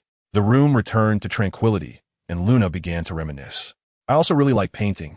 Occasionally adding a stroke or 2 on the tiles feels just like being back to the time when my mother taught me how to paint." "That's great. You'll definitely have plenty of time to paint in the future." Rosen helped Luna hang the portrait on the wall. This was fundamentally different from the soul summoned by the resurrection stone. Although the portrait could also speak and think, it was not the soul itself. It was merely a memory-like entity. Wizards continue to move on after they pass away. Of course, for someone like Voldemort, who left no soul behind after death, because it had already been split and destroyed. The two climbed the spiral staircase. The second floor was the Father's workspace and also the living room. Luna pointed to a space resembling a miniature museum filled with various bizarre collections and said, "Usually my dad writes articles here." The room was cluttered with antiques, swords, vases, old-fashioned clocks, and a few broken glass bulbs. Particularly eye-catching was a gear that was automatically rotating, constantly making a clattering sound, spitting out copies of Sing the Opposite Tune from a large machine.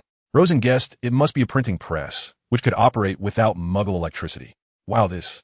Rosen suddenly spotted a huge gray spiral beast horn that resembled that of a unicorn, fixed to the wall and extending several feet into the room. "This is the horn of a curved horned snooze bear," Luna said proudly. "No, that's the horn of a venomous horned beast. I don't care about the others. But this is a matter of principle. It will explode at the slightest touch. Look at the grooves at the root. They're exactly like those in the book." After saying that, Rosen swung his wand without hesitation to isolate the venomous horned beast's horn from the outside world, so even if it exploded, the magical barrier would firmly block it. Then he slowly dispelled the dangerous magic inside. Now he had enough ability to do so, and finally, the venomous horn became a specimen with all magical fluctuations removed. "Now it's fine. You can touch it freely." Rosen sat tiredly on the sofa, allowing Luna to lean against him. "It hasn't exploded yet. I think that's a miracle," Rosen sighed, hoping not to stir up trouble again. It was too dangerous. Luna didn't speak, but looked at him apologetically. After a while, she decided to ease the awkward atmosphere. "Let me find you a room. There might be too many things in here. Sorry, but I'm not yet an adult, so I'm afraid to live with you. Where do you want to go?" Rosen rolled his eyes. He had been solo in his past life, and the legal marriage age was over 20, so he hadn't considered this issue at all. It was a small room with many exquisite animal models hanging from the ceiling. Looking around, apart from a miniature model of a griffin and a nightmare that Rosen had seen in person, he recognized the others but had never interacted with them. Upon seeing a guest enter, they all excitedly flapped their wings or moved their mouths. For the first time, seeing such a gentle fire dragon. "My tree bee almost bit me to death." Rosen gently pinched the fire dragon model, recalling the thrilling scene of his battle with the Hungarian tree bee, which lasted for 300 rounds. Of course, if it were him now, that fire dragon would probably be defeated in less than a minute. "How about we go fishing?" "Just that little stream," Luna suggested. "With what? A harpoon or a fishing net? Or should we just use magic?" Rosen paused for a moment. He rarely ate fish, probably because of a painful childhood experience with fish bones in his past life. "We can just use our hands," Luna said cheerfully as she walked ahead. The stream at the foot of the hill was as clear as a mirror, with golden willow catkins reflecting in the water, contrasting beautifully with the small shrimp and fish swimming upstream, creating a picturesque rural oil painting. The rivers here are magically protected, containing only 3 types of edible fish, each of which uses magic to conceal itself. There are also some dangerous creatures that are not suitable for human consumption, but will attack humans, Luna explained, and it seems she had a wealth of experience fishing here. Rosen carefully observed the fish inside. The easiest to catch are the freshwater plimpy, glass shrimp, and fat eel. They aren't too dangerous. Luna splashed the water, checking the temperature, but warned to be particularly cautious of fire crabs, green lodes, and water bottle maggots. "You should know about them, right?" "Wait, what's a water bottle maggot?" Rosen couldn't remember such a creature. "Oh, it can burrow into your brain, and then you'll be constantly disturbed by it," Luna murmured as if in a dream. Rosen decided to ignore her. He vaguely recalled a humorous recipe for freshwater plimpy from his past life. Ingredients: 5 medium-sized freshwater plimpies, 100 g of ISurvived root, can be replaced with ISurvived root granules, 200 milliliters of herring can juice, 3 L of Lauzon white flower snake grass water, 50 milliliters of gourd vine juice, 500 milliliters of hot bean juice, and 30 g of fish mitt. Steps include marinating the freshwater plimpy. Mix 50 milliliters of gourd vine juice into 500 milliliters of hot bean juice, and thoroughly coat the surface of the freshwater plimpy, especially the fins. After applying a medium-strength freezing charm, let it sit for 2 hours. Muggles can choose to refrigerate it for 2 hours, making the broth in a cauldron. Pour in 3 L of Lauzon white flower snake grass water, 200 milliliters of herring can juice, and 100 g of ISurvived root in order. Apply a medium flame charm to simmer. Muggles can use a gas stove on medium heat. Stir counterclockwise 7 times, then clockwise once. Repeat the stirring process until the broth turns a rich, even light purple. Cooking the soup, put Put the marinated freshwater plimpy into the broth and boil on high heat for 20 minutes. Then simmer on low heat for 15 minutes. And the delicious fish soup will be ready. Before serving, sprinkle 30 g of fish mint to enhance the flavor. Now that I think about it, this recipe might actually fit the Lovegood family's characteristics, and Rosen almost laughed out loud. Back to the point, the plimpy is a small, ball-shaped fish with 2 long legs that have webbed feet. It lives in deep lakes and feeds on water snails. Plimpies are not dangerous, but will nibble on swimmers' feet and clothes. Mermaids consider plimpies a nuisance and will tie their long legs into knots to let them drift away. Rosen had read about these in books and knew that this creature changes colors continuously, and it can only be caught when it turns golden. Otherwise, it will attack. The feeling of not using magic is truly wonderful. Rosen felt that it had become difficult for him to live like a muggle again. But this time fishing allowed him to experience it once more. With Luna beside him, the water was not cold at all. The Department of Mysteries is located on the 9th floor underground of the Ministry of Magic. In the Western magical world, this number signifies secrecy. Although it seems intentional, the history of the things in the Department of Mysteries is actually much older than that of the Ministry of Magic. Rosen had been here once before, when he and Harry lured the enemy in, and then the Ministry's Aurors hit wizards, and members of the Order of the Phoenix ambushed and nearly captured all the intruding Death Eaters. Of course, it wasn't without cost. Almost all the crystal balls in the prophecy room were shattered, and the brain room suffered heavy losses, with countless brains destroyed.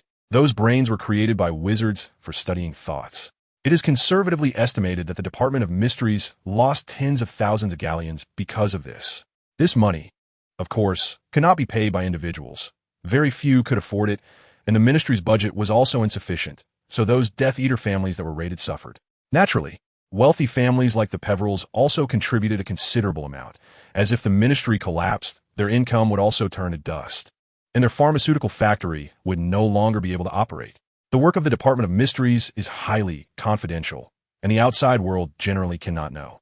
Although the head must be approved by the Minister of Magic to take office, so far, no Minister of Magic has had sufficient understanding of the Department of Mysteries, so they never go there and do not dare to interfere with internal operations. Members of the Shafik family have occupied this position for most of the time, including the current head, Clester Shafik. He has been the head since 1970, and when he learned that one of his employees, Augustus Rookwood, not only leaked secrets but also colluded with Voldemort, he was furious and personally wrote to recommend that the Wisengamot sentence him to life imprisonment in Azkaban. Rosen slowly walked out of the elevator and then arrived at the mysterious office. It was a dark, messy little office. We know that the office is quite small. It consists of a desk, a bookshelf, and surrounding stone walls, accommodating only 5 people at a time. This is where Clester Shafik is located.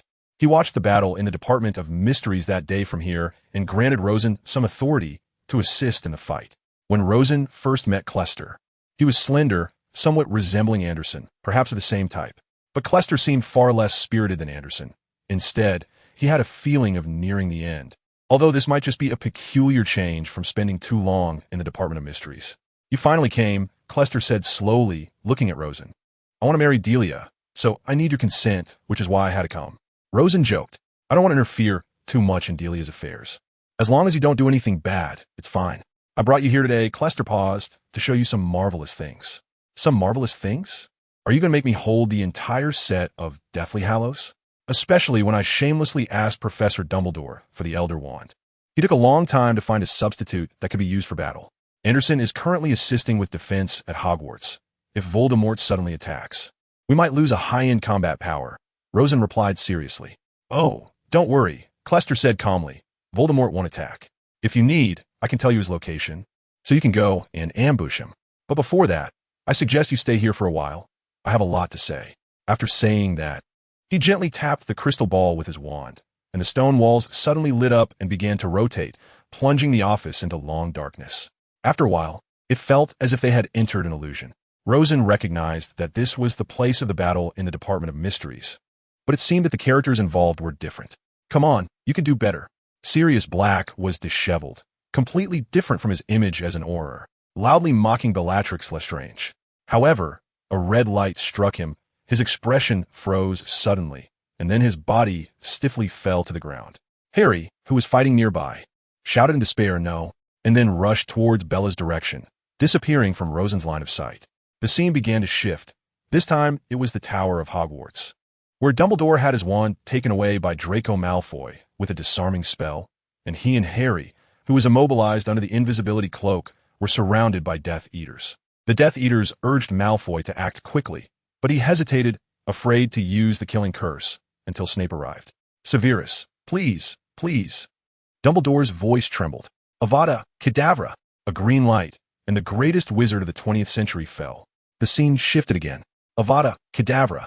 Voldemort flew in the sky, using the killing curse to kill Alastair Moody on his flying broom, while the cowardly Mundungus Fletcher disapparated away. His body fell into a forest. Time seemed to accelerate, and as magical, I was taken by Umbridge, placed at the door of her office for surveillance, while Moody died with unclosed eyes. Rosen quietly watched these scenes. Lupin and Tonks were killed by Dolohov. They had just had a child. Fred died in an explosion, still wearing a prankster smile before he passed. Snape was bitten to death by Nagini, but fortunately left his memories to Harry. Colin Creevey, Harry's little fan, was also hit by the killing curse. However, Harry pressed on, stabbing the locket with the sword. Ron dealt with the cup using the basilisk fong. Crabbe's fiendfire accidentally destroyed the diadem. Neville beheaded Nagini. And ultimately Voldemort was killed by his own rebounded killing curse, ending it all. The illusion vanished, leaving behind a silence. Do you have any thoughts? Clyster asked. This is indeed how my world is, Rosen said listlessly. So now you know why I keep my neutrality? Clyster's voice became much quieter. Because you don't have the confidence to win? Rosen guessed with a frown. I can see thousands of outcomes, but there's only one optimal solution, which is what you're doing now. The other outcomes are filled with countless regrets. In some, Harry and the others died. In others, Voldemort simply won. What I just saw is already a good ending. Without your world, if I do nothing, it will turn out like this. Clyster seemed to see through this world. Is this the wonder of the Department of Mysteries? Rosen squinted, surveying the room. Not just that. Do you know what the Deathly Hallows are for? Clyster suddenly asked an unrelated question. What are they for? Rosen was stunned. Weren't these the 3 treasures made by the 3 brothers? Similar to the relics left by the 4 founders of Hogwarts. Then do you know what it means to be the Master of Death? Clyster pressed on. I don't know. Rosen honestly replied, I tried to put these 3 treasures together, but there was no effect. You used them in the wrong place. Clyster told him the answer. You should use them under that veil. You know the first 3 lines of the prophecy. I finally figured out the last one.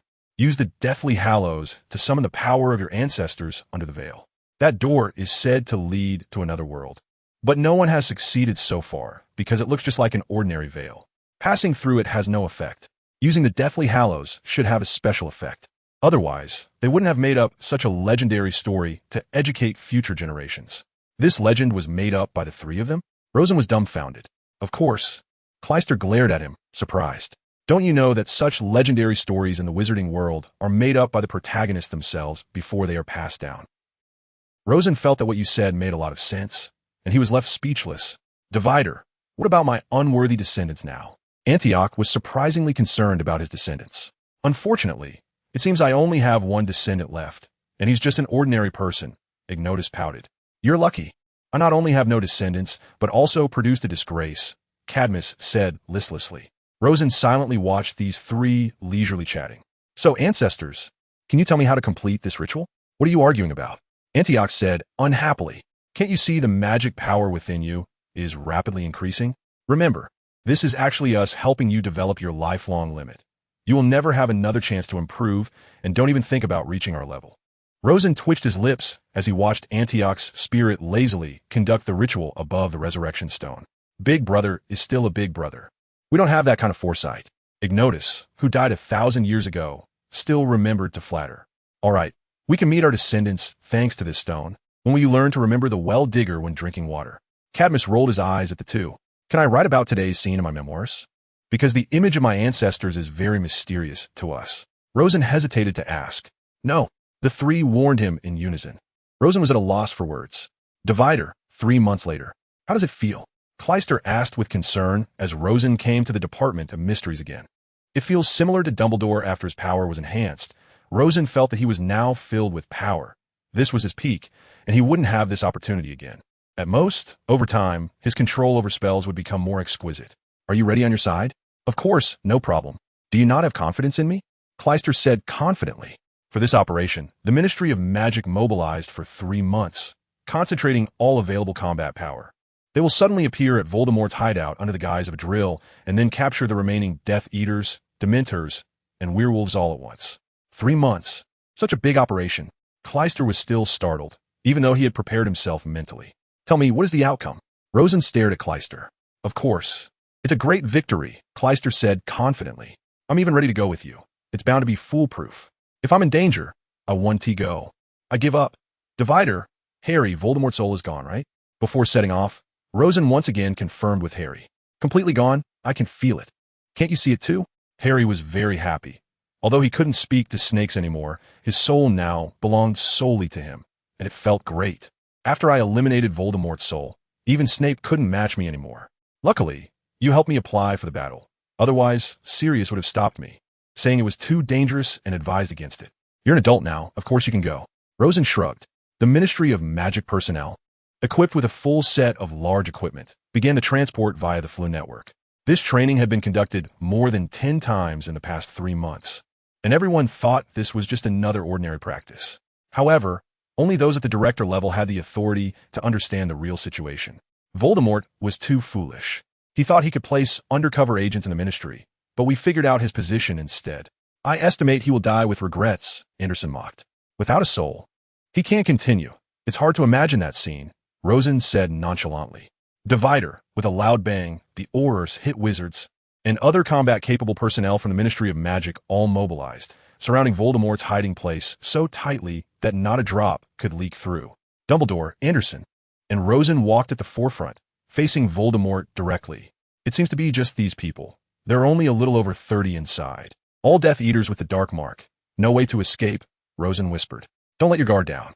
You told me before that underestimating the enemy is the greatest sin of a commander. We mustn't make a mistake this time. Anderson squinted, trying to find all hidden clues. I don't sense anything unusual, Dumbledore, being the oldest and most experienced, remarked. Fudge, forcing himself to be brave after drinking a courage potion, gathered his courage and shouted loudly with a megaphone. Death Eaters inside, listen up. If you surrender now, the Ministry of Magic will guarantee you the treatment of a normal wizard. Those who haven't killed anyone will be assured of their safety. If you resist, be prepared to be killed. Are the heavy-duty weapons ready? Bernard turned to ask. No problem, a middle-aged man who looked like a supervisor replied. Volunteers from various countries, Aurors, the Muggle government's dummy army, and even house elves from Hogwarts and other places. You are going too far, right? After Fudge finished speaking and looked at the huge array, he was very astonished. Voldemort and the Death Eaters appeared. They were hiding on a mountain, and if they didn't come out now, after the bombardment from those artillery-like weapons, probably no one would survive except Voldemort. No, wait. Rosen was the first to sense something amiss. It seemed Voldemort had performed a series of magical enhancements on his subordinates. Look at their strength. It's obviously improved significantly. This is bad. Dumbledore also felt it was unexpected. Voldemort's actions were more ruthless than ours. What are you worried about? The numbers are more than tenfold. How can we lose? Crester Shoffick couldn't help it. Do you think if we were going to lose, I would still give up my neutrality and come over?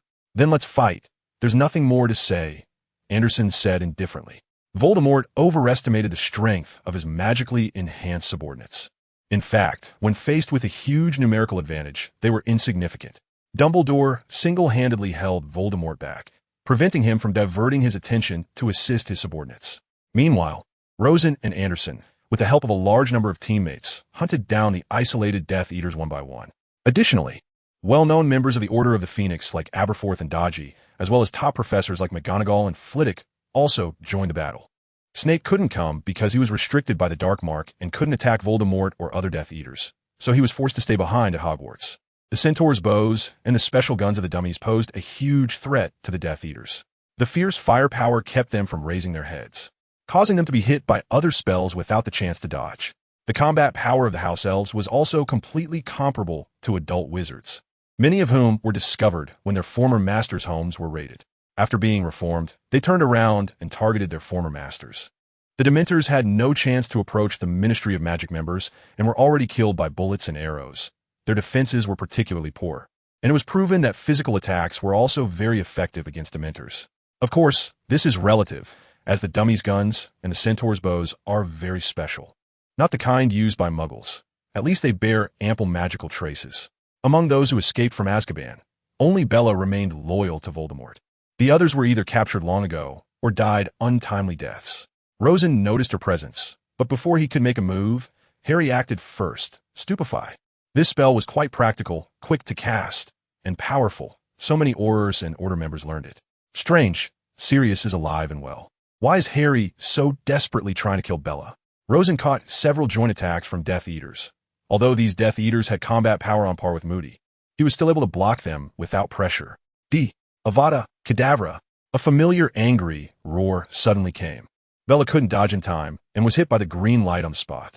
This follower of Voldemort, who had killed countless people, finally died under this spell. It's you. Several Death Eaters were stunned. Haven't you gone mad? How could you come out of St. Mungo? Because I was healed.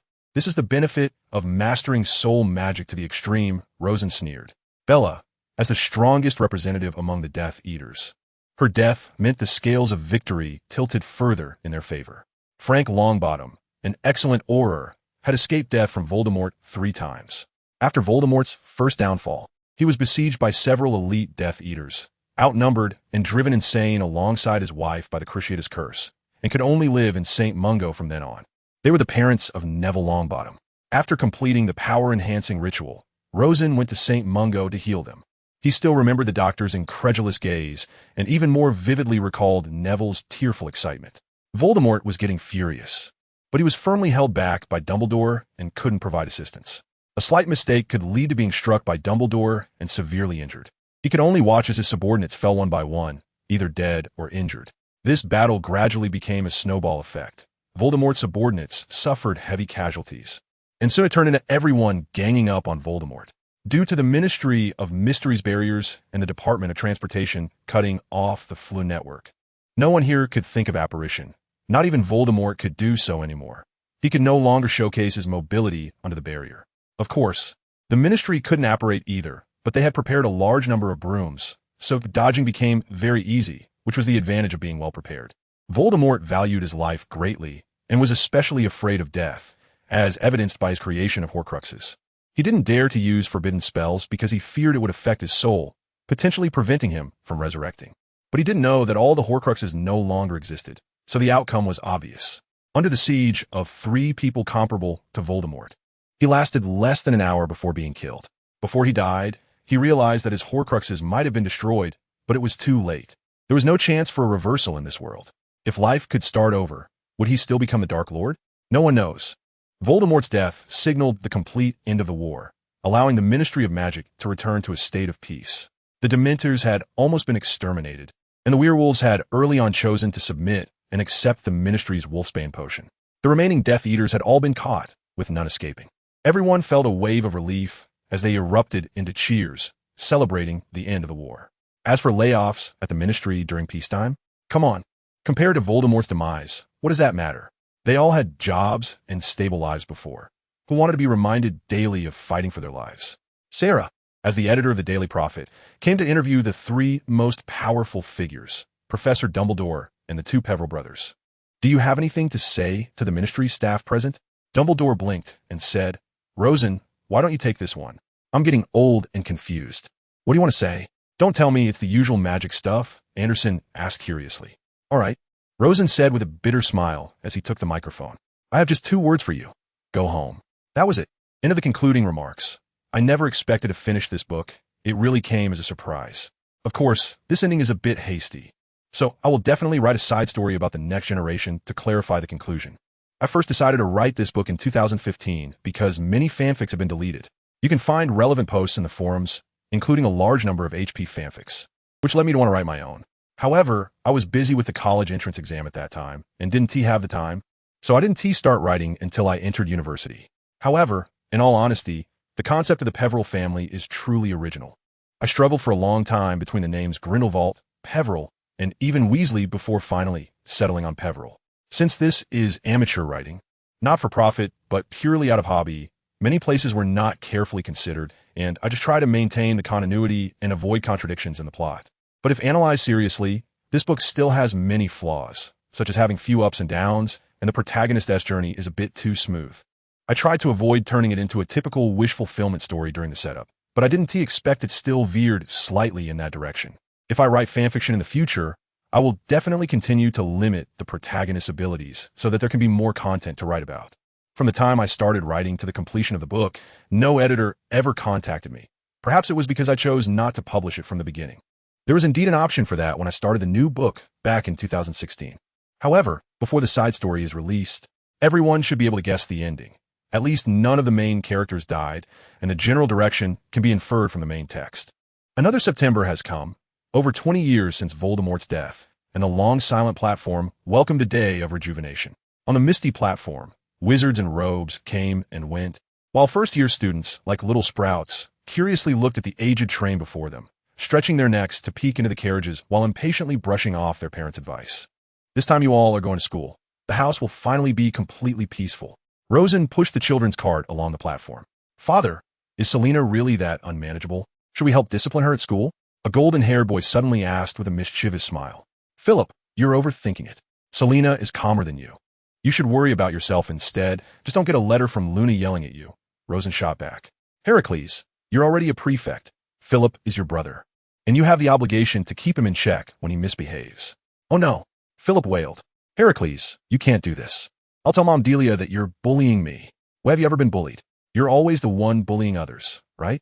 Another boy, who had been silent, suddenly spoke up.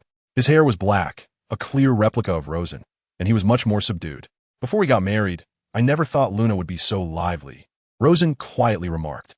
Heracles, Alex, you two are my and Delia's children. You both carry my style. And then Philip and Selena, born of Luna, seem like they want to tear the roof off. I still have lingering fears. If your father weren't the strongest wizard in Britain, that house would have probably been destroyed long ago. So, Father, why didn't you let Mom Luna bring us to the platform? With her here, we'd be very well behaved. Philip replied with a grin. She's at home, cleaning up after the two of you messes, Rosen said, getting more annoyed, and playfully rapped Philip on the head. I'm counting on Heracles and your Uncle Bill to keep you in line. They don't have to worry about your special identities and can just discipline you directly. Is Uncle Bill that scary? I heard he seemed to get bullied by Father when he was in school. Alex, the usually silent boy, suddenly chimed in. Rosen felt defeated by the children. He realized he probably shouldn't have told them so much. Anyway, I don't care.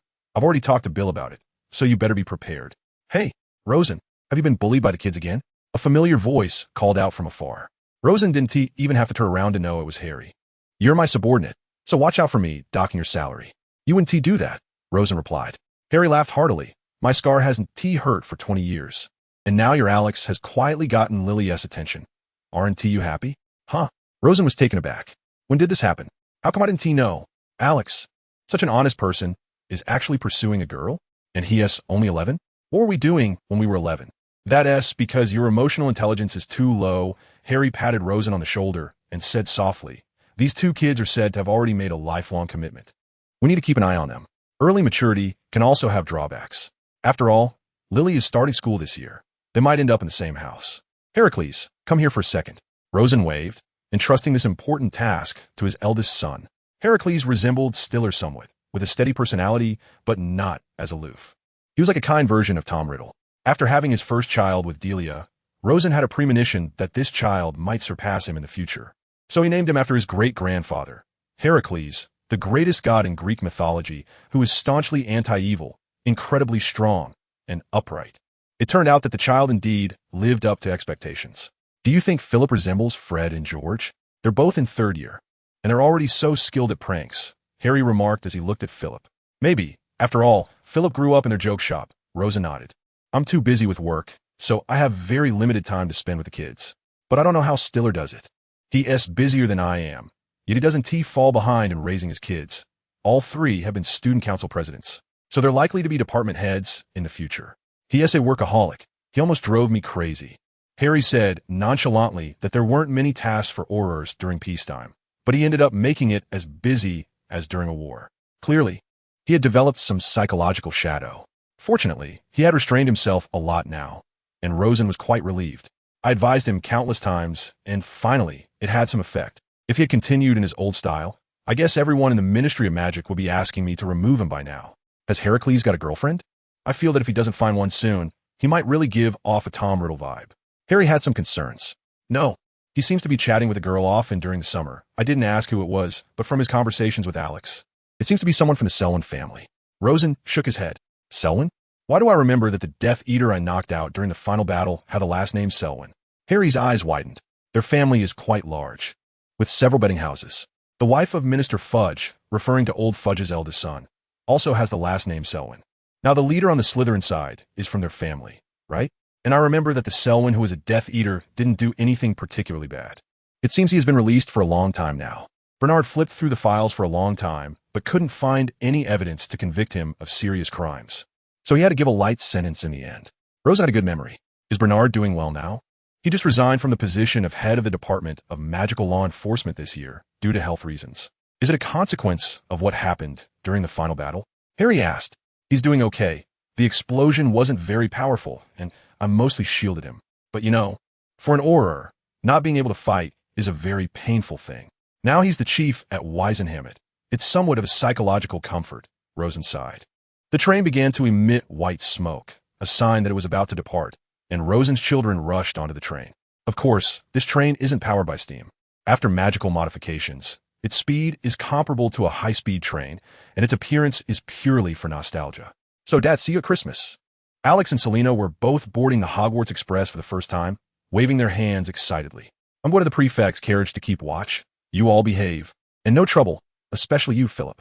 Heracles hurriedly ran toward the prefect's carriage, having heard that his father was also a prefect back then, but apparently not very competent. He didn't want to be compared to his father's laziness. TCH, it's just to be with that senior from the Selwyn family. Philip immediately teased as he saw Heracles close the door, making a face. Father's saying is good. You call that judging a gentleman's heart with a petty person's mind. Alex was very gentlemanly as he organized his things, took out the prepared cake and coffee, and began to enjoy them leisurely. Give me one. Selena unceremoniously grabbed the biggest cake, saying, You're free today. Hey, that was something I worked hard to make. Alex panicked and tried to snatch the cake, but it was useless. Selena held it high above her head, and Alex couldn't reach it for a while. So, he pulled out his wand and said, Disarm you. In Selena's terrified gaze, the cake flew out of her hands, and Alex caught it steadily. Got it. Selena was almost scared to tears. You always use spells to bully me, just because Dad praised you for learning the disarming spell on the first try. Alex suddenly felt a bit helpless. I didn't mean to. Please don't cry, really. The carriage door suddenly opened, and Lily Potter bounced in. Upon seeing the scene, she put her hands on her hips and said, Alex, did you bully Selena again? Do you want me to help teach you a lesson? She looked at Selena. Yes, you must teach him a good lesson. Selena nodded firmly with tears in her eyes. Then the carriage was filled with Alex's screams. Divider, you acted very well. Lily whispered into Alex's ear. Of course, I've learned to act since I was little. With a sister like this, if I let her bully me honestly, I probably wouldn't have survived until now. Alex rolled his eyes. Dad always said I resembled him the most, and that wasn't said for nothing. That's good, Lily chuckled. And the two sat in the boat, crossing the Black Lake of Hogwarts. Did I hurt you? Of course.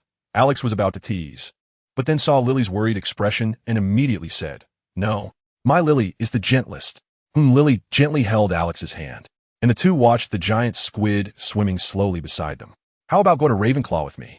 I feel like if I don't go to Ravenclaw, my dad might actually beat me to death, Alex joked. Sure, but I don't know if the Sorting Hat will place me there. Compared to you, I'm too stupid. A hint of sadness flashed in Lily's eyes. It won't be.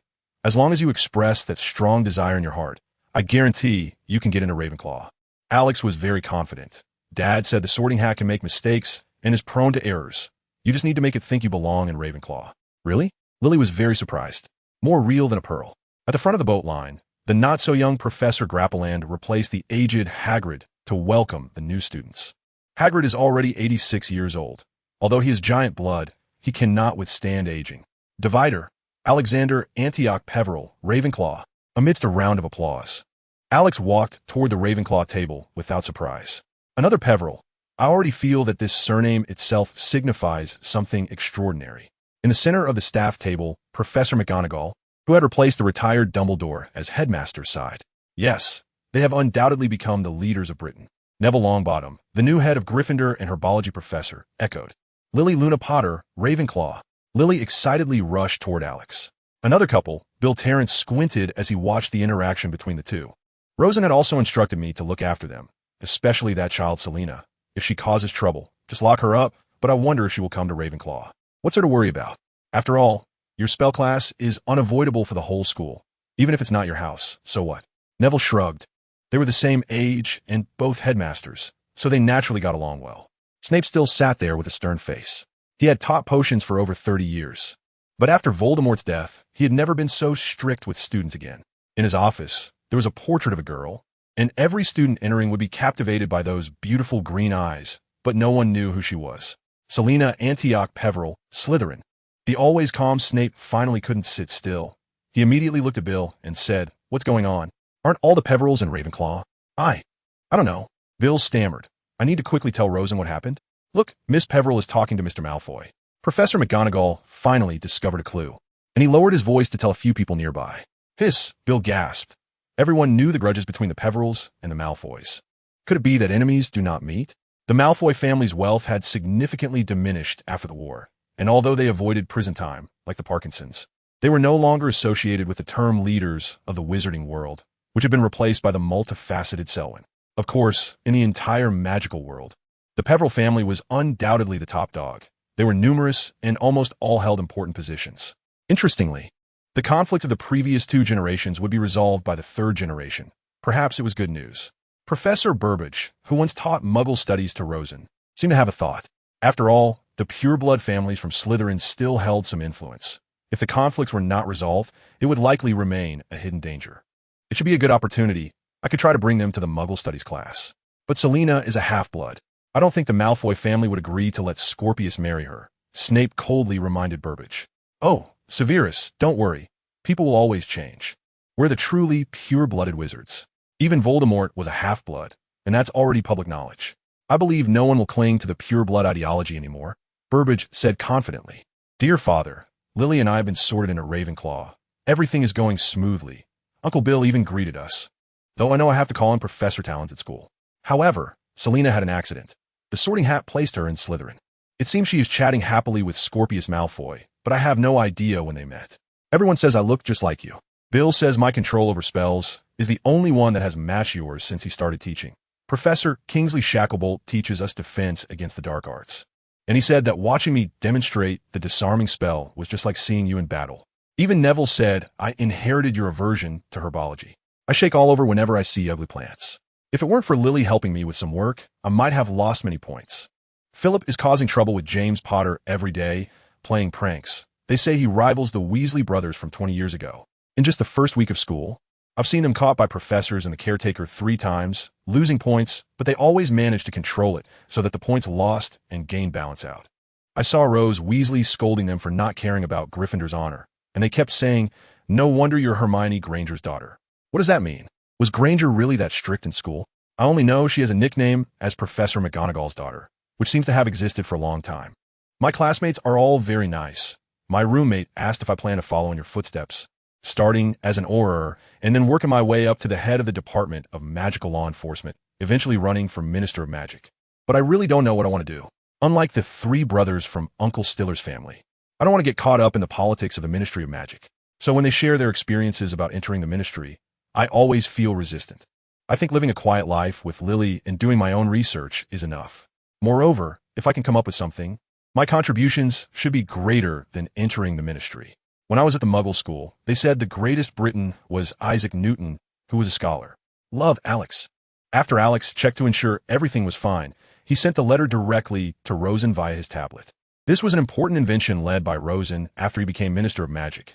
Its greatest significance was to make owls collectively unemployed. Oh no, that is not right. It was to allow wizards to receive messages from any corner of Britain instantly, including newspapers like the Daily Prophet and the Echo, as well as letters from family. Next, Rosen planned to connect with the entire European continent and promote the tablet's widespread use. Divider line. Rosen now lived in a manor next to the castle. Since the number of people in the castle had increased significantly, he built a manor nearby for peace and quiet. It was no challenge for him. Back so early today. You didn't pass the work to Stiller again, did you? Luna was still furiously writing at the table, and she had already tidied up the messy room that Philip had made. Wizards were far superior to Muggles in this regard. Do you really not believe that today's tasks were few? Rosen smiled wryly, lying on the sofa. Is it that I have too many past offenses and have completely lost your trust? How does it feel for the house to be completely quiet? Is your work going smoothly now? Delia timely helped Rosen out of his predicament. Fantastic. Rosen stretched widely, finally able to relax at home instead of being caught in another crisis. Let me see if there are any personal letters today. Luna handed him the tablet from the table. Bill sent a message, saying Selena had been sorted into Slytherin and was chatting happily with the Malfoy kids. A bit unexpected, but not surprising. After all, Philip had already entered Gryffindor 2 years ago and was causing mischief with James. I was used to it, so having another Slytherin was normal. But why did Stiller, Lawrence, Sarah, and Alice's kids all go to Ravenclaw? Well, I had 2 exceptions. Rosen shook his head, swiping to the next message. Anderson sent a message saying that if Selena really married that Malfoy kid in the end, he would persuade the Order of Merlin to give her a medal. This would be our first thawing of relations with Slytherin. Damn, why can they issue medals for such trivial matters? Did Stiller suggest this? Who cares? By the time they get married, I might be out of office. Let my successor deal with it. Alex wrote a letter in the first week, just like my replica. Oh, he doesn't want to go to the ministry and wants to do research? That's great. It makes it sound like I'm exhausted every day at the ministry. If it weren't for Voldemort, I would keep my distance from ministry. Rosen thought for a moment and began to write a reply. Rosen's troubles were far from over. He initially thought everything would be calm after Voldemort's death, but to modernize the British wizarding world, he was drawn into another war without smoke. The magical world underwent an unprecedented large-scale transformation, with tablets, magical televisions, transportation, and mass production of various potions and magical items all achieved under his leadership. However, just getting things sorted in Britain was not enough. Many members of the Peverell family began to venture into the continent, mainly in America, pushing for synchronization across Europe. Rosen was about to plunge into a new round of busyness. Fortunately, Stiller was there. Rosen appointed him as deputy minister specifically to let his workaholic nature reach its fullest potential. Delia was doing research in the Department of Mysteries, and Cluster gave her a deputy director position, even though this department generally does not have deputy directors. Even without considering family ties, given Delia's academic abilities, Rosen would have readily approved it. Luna was at home, writing articles with her father to publish in the Echo. After numerous suggestions from Rosen, this magazine finally became a normal one, no longer filled with various nonsensical writings. The current head of the Department of Magical Law Enforcement is Hermione, and the director of the Auror Office is Harry, just like in the original work. However, Rosen can swear to the heavens that he didn't do it on purpose, because they are truly suitable for these 2 positions. As for the former Bernard, he has recently resigned due to injuries sustained in the final battle and has taken up the position of Chief Justice of the Wisingamot. When will this kind of life come to an end? Should I participate in the next ministerial election? Rosen feels a bit melancholic. Synopsis: a science student travels to the world of Harry Potter. What will happen? How will this world change? Will it change the plot, saving those characters who are both admirable and regrettable? Will it enhance strength to defeat Voldemort and protect loved ones? Or will it explore the mysteries of magic, becoming revered like Merlin by wizards for generations? Everything is in Harry Potter, my stage.